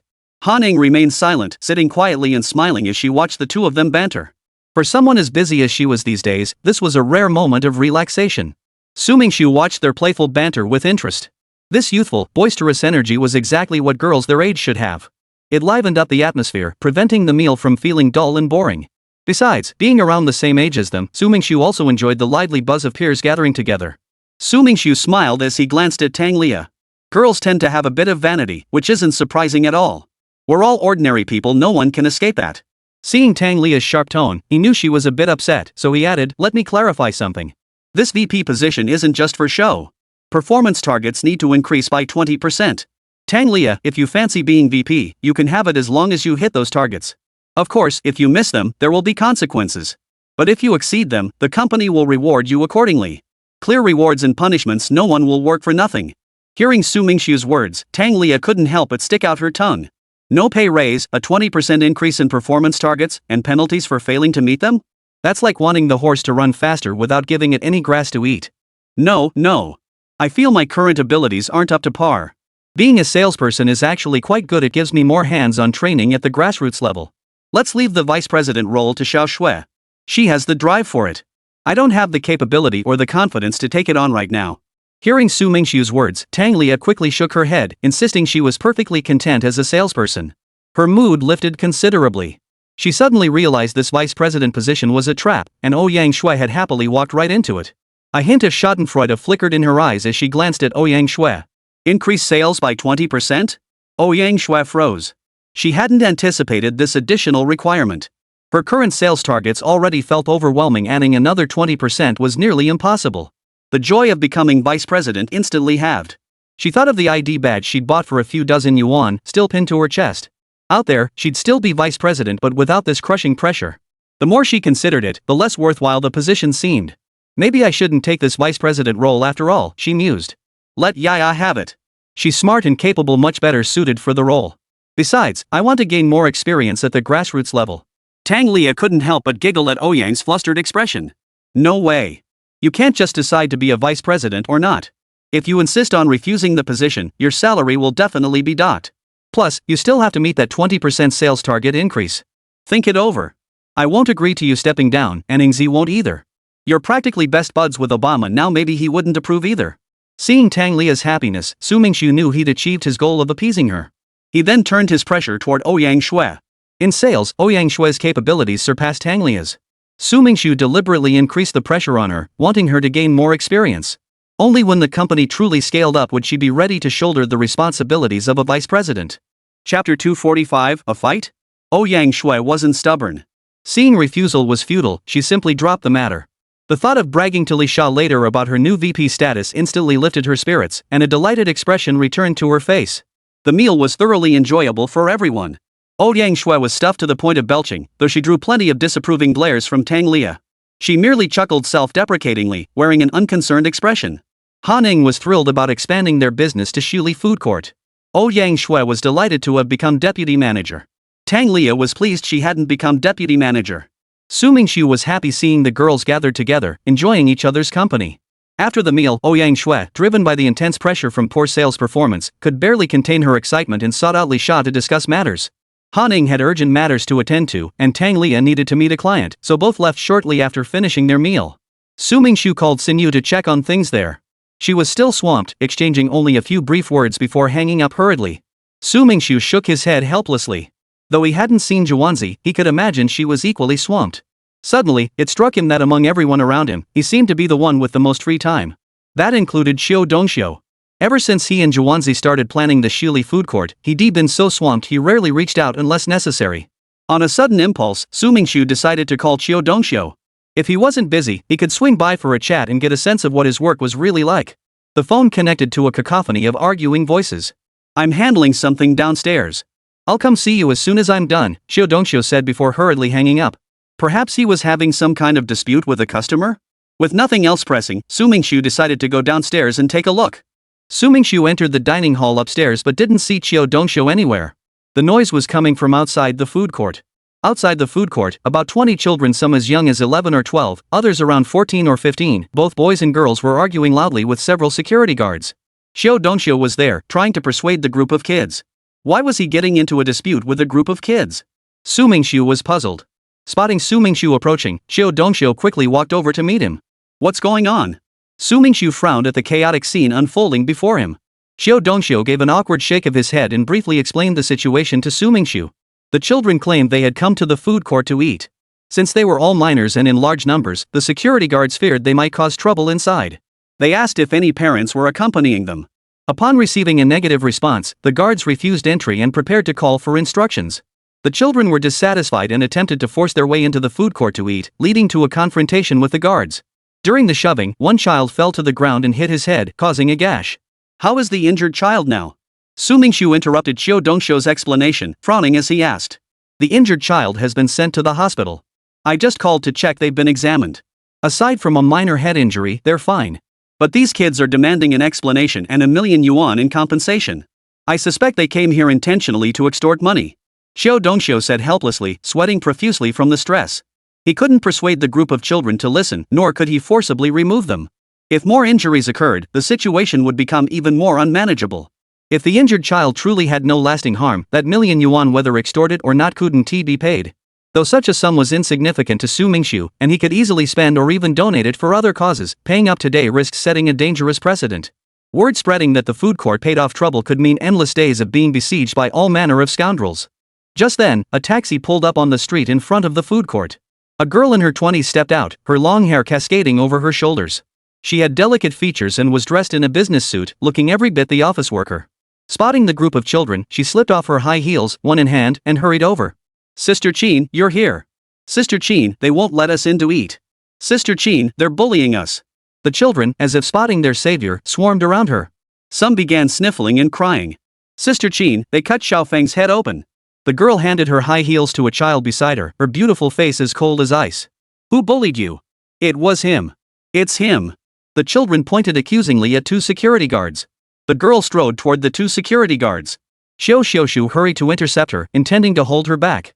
Miss, please listen to me. It's all a misunderstanding. The child was taken to the hospital and examined. Aside from a minor head injury, he's fine. Let me explain, okay? Get out of my way. The girl swung her arm, and despite Xiao Dongxiu's sturdy build, he was swept aside, crashing heavily to the ground. Xiao Dongxiu grunted in pain, lifting his head in stunned disbelief at the girl. Her slender frame and delicate arms made it hard to fathom that she had just swept him to the ground with a single swing. Su Mingxu thought to himself, wow, that girl has incredible strength. Even Xinshan probably couldn't match that kind of force in a single swing. The two security guards were also startled by the girl, instinctively trying to step back. She clearly had an angelic face, yet when she acted, she felt like a demon. Don't you dare touch us again, or I'll call the police. The two security guards stared at the girl fearfully, their warning lacking conviction. Suddenly, the girl lunged forward, grabbing one security guard by the collar with one hand. With a powerful heave, she lifted both guards off the ground. Let go of me. The guard's voice cracked with terror. A wave of gasps rippled through the crowd, while the group of kids cheered and clapped excitedly. With a flick of her wrists, she tossed both guards to the ground. A wave of boos washed over the crowd as they stared at her with disbelief. Even a young man wouldn't possess such strength. Chapter 246, The Drama Queen Su Mingxu. Su Mingxu had stood quietly watching the entire time, not intervening.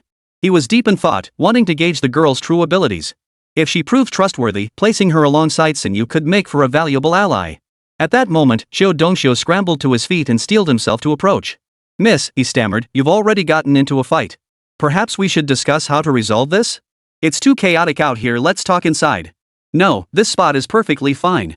The girl flatly rejected Xiao Dongxiu's suggestion, turning to face the gathering crowd. I just want an explanation. Is your restaurant only for the wealthy? Why won't you even let us in? We're not poor people trying to eat here for free. If you can't give me a reasonable explanation within an hour, I'll contact the newspapers and post this online. I'll let the media and the public help me get justice. Xiao Dongxiu was taken aback. How could such a minor incident escalate to matters of public opinion and morality? He grew even more certain this was an extortion attempt. Yet he also knew that if this truly reached the internet or media, regardless of whether his side was in the right, it would damage the food court's reputation. Miss, you're misinterpreting the situation. I've been trying to explain this is just a misunderstanding. The food court never barred those children from dining here. The security guard merely wanted to seek approval. The kids grew impatient and clashed with him. Xiao Dongxiu had a fiery temper too. Having worked as security himself, he understood their approach. If he'd been in their shoes, he might have handled it the same way. Though he tried to suppress it, his resentment was palpable. Misunderstanding? The girl gave a cold laugh. So when you go to other restaurants, do you also need security to ask permission before you can enter? Of course not. I'm different from them. I'm older, after all. If these kids were decked out in high-end designer labels, would you need security clearance to let them in? The girl's words were piercing. That's true, Xiao Dongxiu mused, stroking his chin. He paused. The real reason they weren't letting these kids in was the fear they wouldn't be able to pay the bill after eating. If these kids were genuinely decked out in designer labels, the security guards might actually be too intimidated to stop them. At that moment, Xiao Dongxiu caught sight of Su Mingxu standing nearby, seemingly watching the commotion. A sudden realization dawned on him. Handling this himself would be difficult, but wasn't there someone here who could handle it? Though troubling the chairman over such a minor matter was a sign of his own incompetence as a subordinate, given his relationship with Su Mingxu, he didn't need to worry about that. What's that? The girl frowned. Nothing. Since you won't listen to my explanation, I'll just speak to our boss myself. Xiao Dongxiu said, gesturing toward Su Mingxu standing nearby. Damn it. Su Mingxu had been about to speak up himself, but Xiao Dongxiu's gesture made him feel betrayed. This problem, unsolvable as it was, had just been dumped back on his head. The girl followed Xiao Dongxiu's gesture and saw a young man standing nearby, roughly her age. If Xiao Dongxiu hadn't said he was the boss, she wouldn't have guessed it at all. Walking down the street, he looked just like any ordinary young guy. So young and already the owner of a food court? He might be low-key on the surface, but he was probably just another rich second-generation heir from some wealthy family. Noticing the girl scrutinizing him, Su Mingxu stepped forward. His face hardened as he coldly declared, "This isn't the place for you to run wild. If you have any demands, state them quickly." Then get out of here. The girl froze at Su Mingxu's words. Hadn't she been holding the upper hand? Even the previous person had been rendered speechless by her questioning. How could this young man turn the tables with a single sentence, making her seem like the troublemaker who should be kicked out? This was clearly a move to play the victim and twist the narrative. Xiao watched from the sidelines, inwardly impressed. True to his reputation as their leader, one sentence from him instantly shifted the atmosphere. The girl's face flushed slightly with anger as she glared at Su Mingxu. Are you trying to be unreasonable now? I don't want to hear your nonsense. Su Mingxu remained unmoved by the girl's furious glare. The girl was momentarily speechless, her anger boiling over. Fine. Then let's settle this without words. With that, she swung her leg out, aiming a kick at Su Mingxu's back. Su Mingxu had anticipated this move. He used the opportunity to test her abilities, sidestepping her kick and grabbing her ankle mid-air. Her body flew upward from the momentum, and she swung her other leg towards Su Mingxu's midsection. Su Mingxu's best option was to jerk his arm and fling her away, but that would likely leave her vulnerable to injury. Taking the kick head-on wouldn't cause serious injury, but it would certainly be painful. With no other choice, Su Mingxu leaned back, propelling her upward as high as possible. The moment his body touched the ground, her form began to fall. He pushed out with both palms, absorbing some of her descent, but she still landed squarely on top of him. Su Mingxu felt two soft mounds press against his chest, sending a tingling sensation through him. Her face was almost pressed against his. Never before had she been this close to a man. Her heart raced wildly as she distinctly felt the warm breath of the man beneath her brush against her neck. Her face flushed crimson as she struggled to sit up. But when her gaze met Su Mingxu's face, a smirk that wasn't quite a smile, she flew into a rage. Lowering her head, she bit down hard on his shoulder. The pain made Su Mingxu wince. He pushed her body away and sprang to his feet. The girl knew the moment she clashed with Su Mingxu that she was no match for him. She also knew that if he hadn't held back, he could have easily thrown her aside just now. Her face flushed crimson as she glared at Su Mingxu. I'm calling reporters right now, she declared. I'll tell them how your restaurant is heartless and greedy, refusing to let poor kids eat here, then shoving and beating them until they end up hospitalized. Fine. I'll gladly tell the reporters how you suddenly launched a physical attack on me. And you're as heavy as a pig. When you fell, you nearly crushed me to death. Su Mingxu wore a completely indifferent expression, showing not the slightest hint of backing down. Chapter 247, one for each. You're such a jerk. The girl was so flustered by Su Mingxu's words she couldn't speak, then couldn't help but glance down at herself. As heavy as a pig? Really? Was she that fat? I suggest we talk inside. It's better that way, Su Mingxu said suddenly, his gaze turning teasingly playful as he looked at the girl.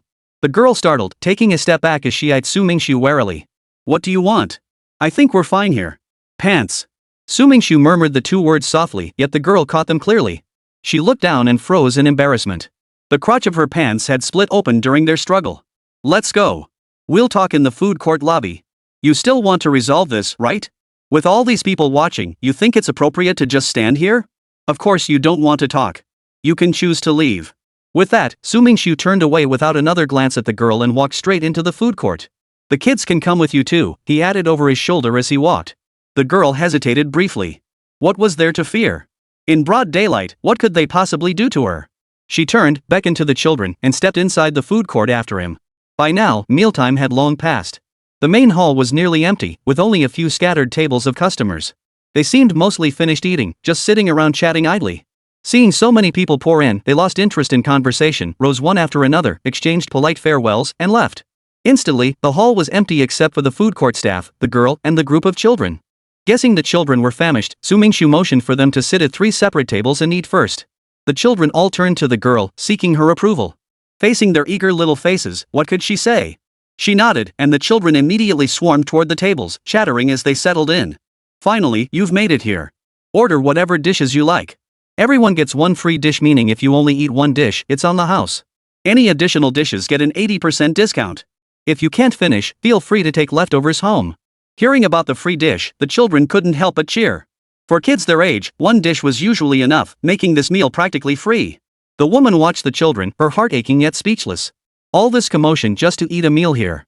But the children, free of such heavy burdens, ate happily, having long since cast the earlier conflict to the back of their minds. Su Mingxu kept checking in with the kids, asking if the food suited their taste. If they really didn't like something, he offered to swap it out for free. He'd occasionally compliment one of them, making their faces light up with joy. He even shared a couple of beers with the two older boys, patting one on the shoulder and teasing him about needing to practice his drinking. Before long, he was mingling with the children in perfect harmony. The children gradually shed their wariness and restraint around Su Mingxu. One particularly bold child couldn't contain his curiosity and asked, "Big brother, are you really the owner of this restaurant?" "Yes," Su Mingxu nodded. "Big brother, my sister graduated from normal university last year. Could she work here? Go home and tell your sister to bring her resume for an interview. We'll see if she's a good fit here." "Big brother, my brother also graduated from university. Could he come work here?" "Then have your brother bring his resume for an interview too." "Big brother, my mom didn't graduate from university. Can she find a job here?" "Big brother, my mom didn't graduate from university either. Can she work here?" For a moment, the scene grew a bit lively. Su Mingxu waved his hand to quiet everyone down. "Who among you has good handwriting?" "Big brother, I write well." A girl with two little pigtails raised her hand. "Alright, I can't remember all your names. Whoever in your family wants to apply for a job should come register with her. Then we'll all come for an interview to see if you're suitable for working here." Su Mingxu had never interfered with such routine hiring before. Back in China, he'd been a low-level employee himself and knew how hard it could be to find work. So today, he decided to make an exception and give everyone a chance to interview. Normally, some people wouldn't even get to the interview stage, they'd be weeded out by various requirements right away. "Xiao Ling, register me first." "Register me too." The children perked up at this, crowding around the young woman. She shrugged helplessly, no paper or pen in sight. Su Mingxu instructed the waitstaff to fetch paper and pen. For the chairman's needs, only the finest would do. The waitress quickly returned with an elegant notebook and a high-quality carbon pen. Su Mingxu handed the pen and notebook to the little girl. The girl didn't take them. "Big brother, a piece of paper is enough for me.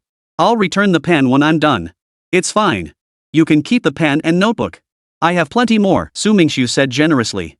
"Thank you, big brother," the girl said happily as she accepted the pen and notebook. The other children looked on with envious eyes. That's how kids are. If their parents actually bought them a notebook, they might not think much of it, but seeing someone else have one, they don't, makes them crave it intensely. "Do you guys like them too? Want one?"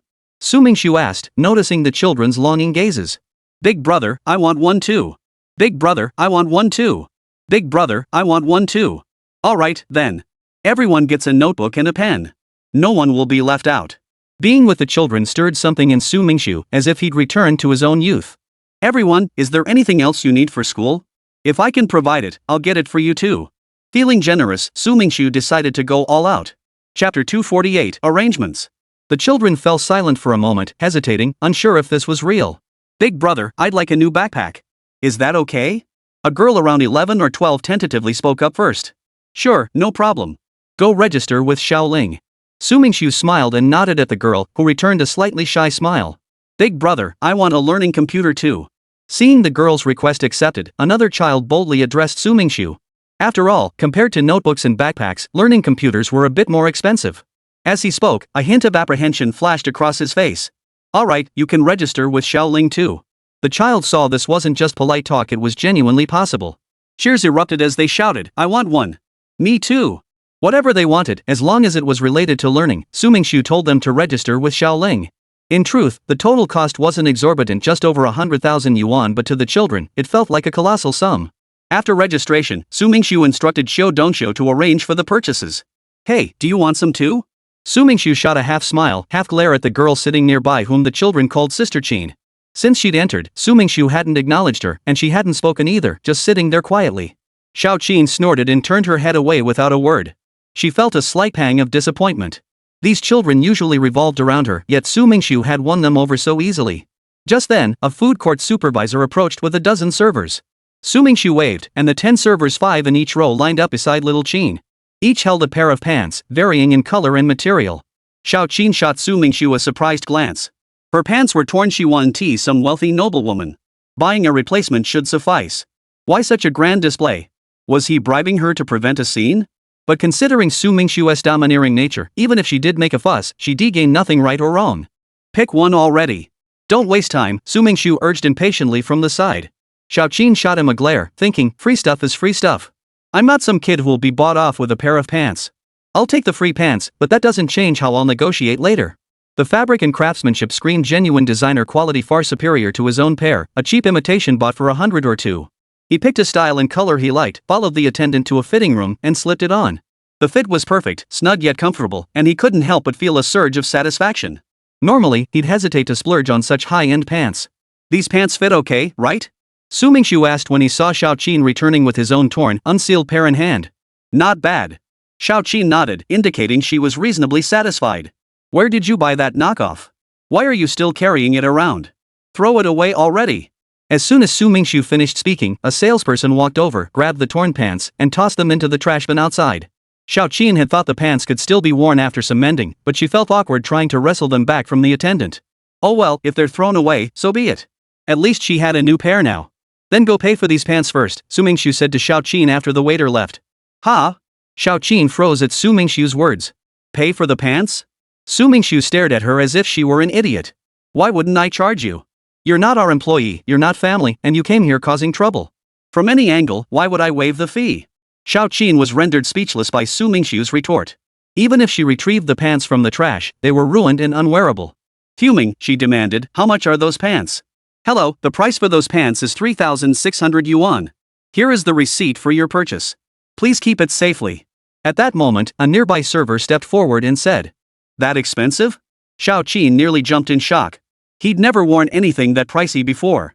Even though it was a legitimate brand, the effect when worn didn't feel much different from a knockoff. If the effect was similar, wasn't wearing this just a waste? It was Su Mingxu who had instructed the attendant to discard the pants. Xiao Qin felt he might have been tricked, but he couldn't very well take them off. He couldn't go without pants. So, he reluctantly pulled out his card. Can I pay by card? Qin realized his question was pointless. A restaurant this big definitely accepted cards. Thankfully, he'd brought his card because he'd come to eat with his child, otherwise, he would have made a fool of himself. Just then, the person Su Mingxu had sent out to buy things for the children returned. The children cheered and quickly gathered around, collecting items according to the list. Even the child who had gone to the hospital for a checkup received a portion, brought by someone else. Every child present now carried a brand new backpack. Inside each backpack was a learning device with touch-to-speak functionality, along with other school supplies. Having enjoyed a free meal of their favorite dishes and received so many free items they loved, the children's joy was palpable. Their attitude towards Su Mingxu grew increasingly friendly. Let me get this straight, Su Mingxu asked the group of children gathered around him. When you came for the meal, did the security guard stop you from entering? They didn't stop us, the children replied. The security guard just asked us to wait a moment while he called for instructions before letting us in. Yeah, that's right. It was Xiao Feng who egged us on, saying, if you're real men, just barge right in. I saw Xiao Feng slip and fall on his own. The security guard didn't push him. Xiao, standing nearby, couldn't help but admire them inwardly. The boss was the boss. This sugar-coated bullet was too powerful. If the boss hadn't happened to be on the scene today, who knows how bad things would have gotten. The kids were demanding 1,000,000 yuan in compensation right off the bat. Miss Qin grew visibly flustered. If the children's claims were true, what would that make her? Wouldn't she be seen as someone who came here to cause trouble for no reason? Chapter 249, Wild Imagination. This young man clearly disliked her from the start. If he proved himself right, he wouldn't let this go easily. Shut up! Miss Qin snapped, jumping to her feet and barking at the children. The children immediately fell silent, looking at Miss Qin timidly. She had always commanded great respect in their eyes, an idol they admired and looked up to. Seeing her occasionally lose her temper left them feeling a bit frightened. What are you doing? Intimidating the children to keep them from telling the truth? Su Mingxu turned to face Xiao Qin, his expression stern. Despicable, Xiao Qin couldn't help muttering under his breath, thinking this guy was about to start causing trouble. Sister Qin, we weren't lying. Everything we said is true. Sister Qin, Big Brother is really nice. Please don't be hard on him. Sister Qin, would you marry Big Brother? Then we could come eat here all the time. Miss Qin found herself both amused and exasperated by the children's words. Today, she truly shot herself in the foot. Hearing some child suggest she marry him made her cheeks flush slightly. She glanced up at Su Mingxu, thinking to herself, I'd gladly trade myself for your meal tickets, but he'd have to agree first. With all that money, what kind of girl could he not find? Why would he ever notice someone like me? Su Mingxu motioned for the waitstaff to bring the children fruit, candy, and pastries, instructing them to sit and eat without running off. He then turned to little Qin and said, I think it's time we had a talk. Talk about what? Xiao Qin's heart skipped a beat. She thought to herself, I knew he wouldn't let me off so easily. Here we go. The best strategy is to make a quick exit. She said, I have to get back to work. I'll be leaving now. Leaving? That might not be so simple. You came here looking for trouble, injured our security personnel, and made unprovoked personal attacks against me. If that were all, it might be manageable. But you incited children to cause a disturbance here, blocking our store entrance and damaging our hotel's business and reputation. I've roughly calculated that a one-time compensation of 3 million yuan would allow you to leave immediately. Su Mingxu's words made Xiao Qin, who had just lifted her buttocks to leave, sit back down. If the compensation demanded was truly that high, even if she left now, she couldn't escape it. Sitting back down, Xiaoqin felt a surge of resentment. 3 million? Why not just rob someone? She expected Su Mingxu to make things difficult, but never imagined he'd demand such an exorbitant sum. 3 million? She didn't even have 30,000. What gives you the right? You just decide how much I owe. Who do you think you are? Xiaoqin retorted angrily, though her confidence had visibly waned. Then we'll take legal action. We'll file a lawsuit against you in court and let the judge decide fairly. That way, you won't feel wronged. Seeing Xiaoqin's resolve crumble, Su Mingxu smirked inwardly and pressed his advantage. Who's afraid of who? Go ahead, sue me wherever you want. The court isn't your personal property. You can't just do whatever you please. Xiaoqin adopted an indifferent attitude, as if to say, whatever happens, happens. No matter where you sue or how the court rules, I don't have any money anyway. Su Mingxu paused briefly before adding, that's not all. I'm also going to your company. I'll have a serious talk with your boss and ask him why an employee like you is still allowed to work there. No, don't go to our company. Xiaoqin's heart skipped a beat. Finding a decent job wasn't easy, so she cherished this one dearly and didn't want to lose her livelihood so easily. She scrambled to her feet and pleaded with Su Mingxu. Su Mingxu gave Xiaoqin a cool glance. This was her weakness, he thought. Her flustered expression alone made things clear. I'm tired. I'll go upstairs for a cup of coffee to wake up. Then I'll pay your boss a visit. Tomorrow, I'll arrange for a lawyer to file a lawsuit against you. Su Mingxu spoke, preparing to leave. Smack! Xiaoqin slammed her hand on the table, leaping to her feet. Don't push your luck, she shouted. Don't think your money gives you the right to threaten people. Don't push me too far, I'm not someone to be trifled with. Seeing this, Su Mingxu couldn't help but chuckle. What? You're threatening me? With your half-baked skills, you couldn't even beat me in a fight. I can't imagine what you could possibly do to me. Hearing Su Mingxu's words, Xiaoqin felt deflated. Her skills might handle 10 ordinary people easily, but against this man, the gap was vast. Dealing with him seemed impossible. But what could she do? She couldn't just accept this and let him go find the boss. Su Mingxu glanced at her, said nothing more, and simply started walking away. As he walked, he kept an eye on her behind him. She should have called out to him. Was she still not quite ready? He hesitated, wondering if he should slow his pace. His judgment proved correct. Young Miss Qin, seeing him leave, genuinely panicked. If he walked away now, finding him again would be difficult. Whether she could even see him again was uncertain. If he really went to her boss, the consequences would be severe. She certainly wouldn't risk offending such a wealthy individual over him. She scurried up behind him, wrapping her arms around his waist. You can't leave, and you can't go find our boss. Ah! Miss Qin realized her actions were inappropriate. With 20 children still seated nearby, such behavior would invite misunderstanding. If word reached her family, it would be difficult to explain. She quickly released her arms from around Su Mingxu. Her reaction was exactly what Su Mingxu wanted. He stopped in his tracks and turned to face Xiaoqin. Actually, there's another solution. You wouldn't have to pay anything. I wonder if you're interested. If you are, let's go upstairs to a private room and talk. How shameless! Xiaoqin gasped, her eyes blazing with anger and shame as she glared at Su Mingxu. Don't think your money gives you the right to make lewd suggestions to anyone. You've got the wrong girl. I'm not a nightclub hostess, I wouldn't do such things. Su Mingxu froze at the rebuke, instantly realizing the misunderstanding. That line, used here, could indeed be misinterpreted. Chapter 250, One Question, One Meal. Don't get too full of yourself. I think you're reading too much into things. Su Mingxu waved his hand, trying to calm her down. Besides, you weigh more than a pig. If you rolled over, you'd probably crush someone. I'm not taking that risk. And where exactly did you get the idea I'm interested in you? My taste isn't that bad, you know. I'm not that heavy. You're the one who looks like a pig. Xiaoqin was furious, her fists clenched like balloons ready to burst. His words were outrageous, he was pushing her to her limit. If she could beat him, she'd have already pounced and given him a good thrashing. Well then, what's there to worry about? Finish your business and get out of here. I'm busy and don't have time to keep you company. With that, Su Mingxu turned and headed upstairs. Xiaoqin hesitated for a moment, then stomped angrily after him. Xiaoqin followed Su Mingxu into a private room upstairs. She glanced around. The room's decor was quite luxurious, clearly indicating that dining here wouldn't come cheap. Su Mingxu didn't immediately discuss any issues with Xiaoqin. Instead, he poured a cup of tea, sat down, and slowly sipped it. However, the expression on his face was much more relaxed than when he had faced Xiaoqin before. Xiaoqin hadn't had a drink since getting out of the taxi and was quite thirsty. Assuming the tea wouldn't cost extra, she ignored Su Mingxu's gaze and poured herself a cup. The tea was piping hot. She'd just taken a small sip when Su Mingxu's voice drifted over. This is premium tea, Guanyin. 888 yuan per cup. 888 yuan per cup? Xiaoqin nearly dropped the cup in shock. This was outrageous. A single cup of tea cost more than a regular meal at a restaurant. Was he pulling her leg? She glared at Su Mingxu. Why didn't you mention the price earlier? You waited until I drank it to spring this exorbitant price on me. This is fraudulent behavior typical of a rip-off joint. I can file a complaint against you with the Consumer Association. Su Mingxu remained unmoved by Xiao Qin's words, smiling at her. If I'd told you the price beforehand, you wouldn't have drunk it. Now that you've drunk it, you have to pay. You're being unreasonable. Xiao Qin stared at the tea on the table, then suddenly picked it up and downed it in one gulp. It was so hot it made her wince. After finishing, she tossed the cup aside and chuckled. Did I drink your tea? No, I don't think so. I don't feel like I drank it. Su Mingxu held up his phone. This phone has recordings of everything you did in the private room. You can't deny it.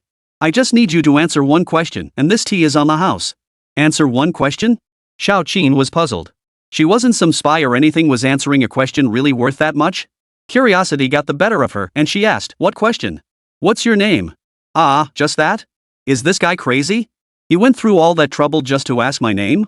Even if I don't say it, he can find out from the kids below, and all he wanted was my name? Even if I didn't say it, he could just ask the kids below. So he casually replied, Qin Hanyu. Qin is in Qin Shi Huang and Han Wudi. When our ancestors unified the 6 states, yours were still fishing and farming somewhere. So don't get all cocky just because you're loaded. In a few years, you might end up back tending cattle if you can't make it. Xiao Qin finished in one breath and exhaled. This young man had been taunting and attacking him with words time and again, but now he finally found an opening to fire back. His mood lifted considerably. He didn't need to wait years. Just 2 months ago, while abroad, he'd been running a cattle ranch. Had it not been for this mission bringing him back to China, he'd still be tending those cattle overseas. The thought made Su Mingxu sigh softly. Life was like a cup of tea. You had to savor it while it was hot. Once it cooled and you lifted it to your lips, its original flavor was lost.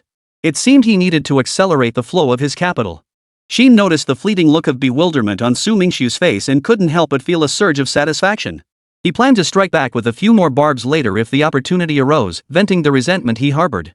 Just then, a waiter pushed open the door, carrying a tray with 4 dishes and a soup.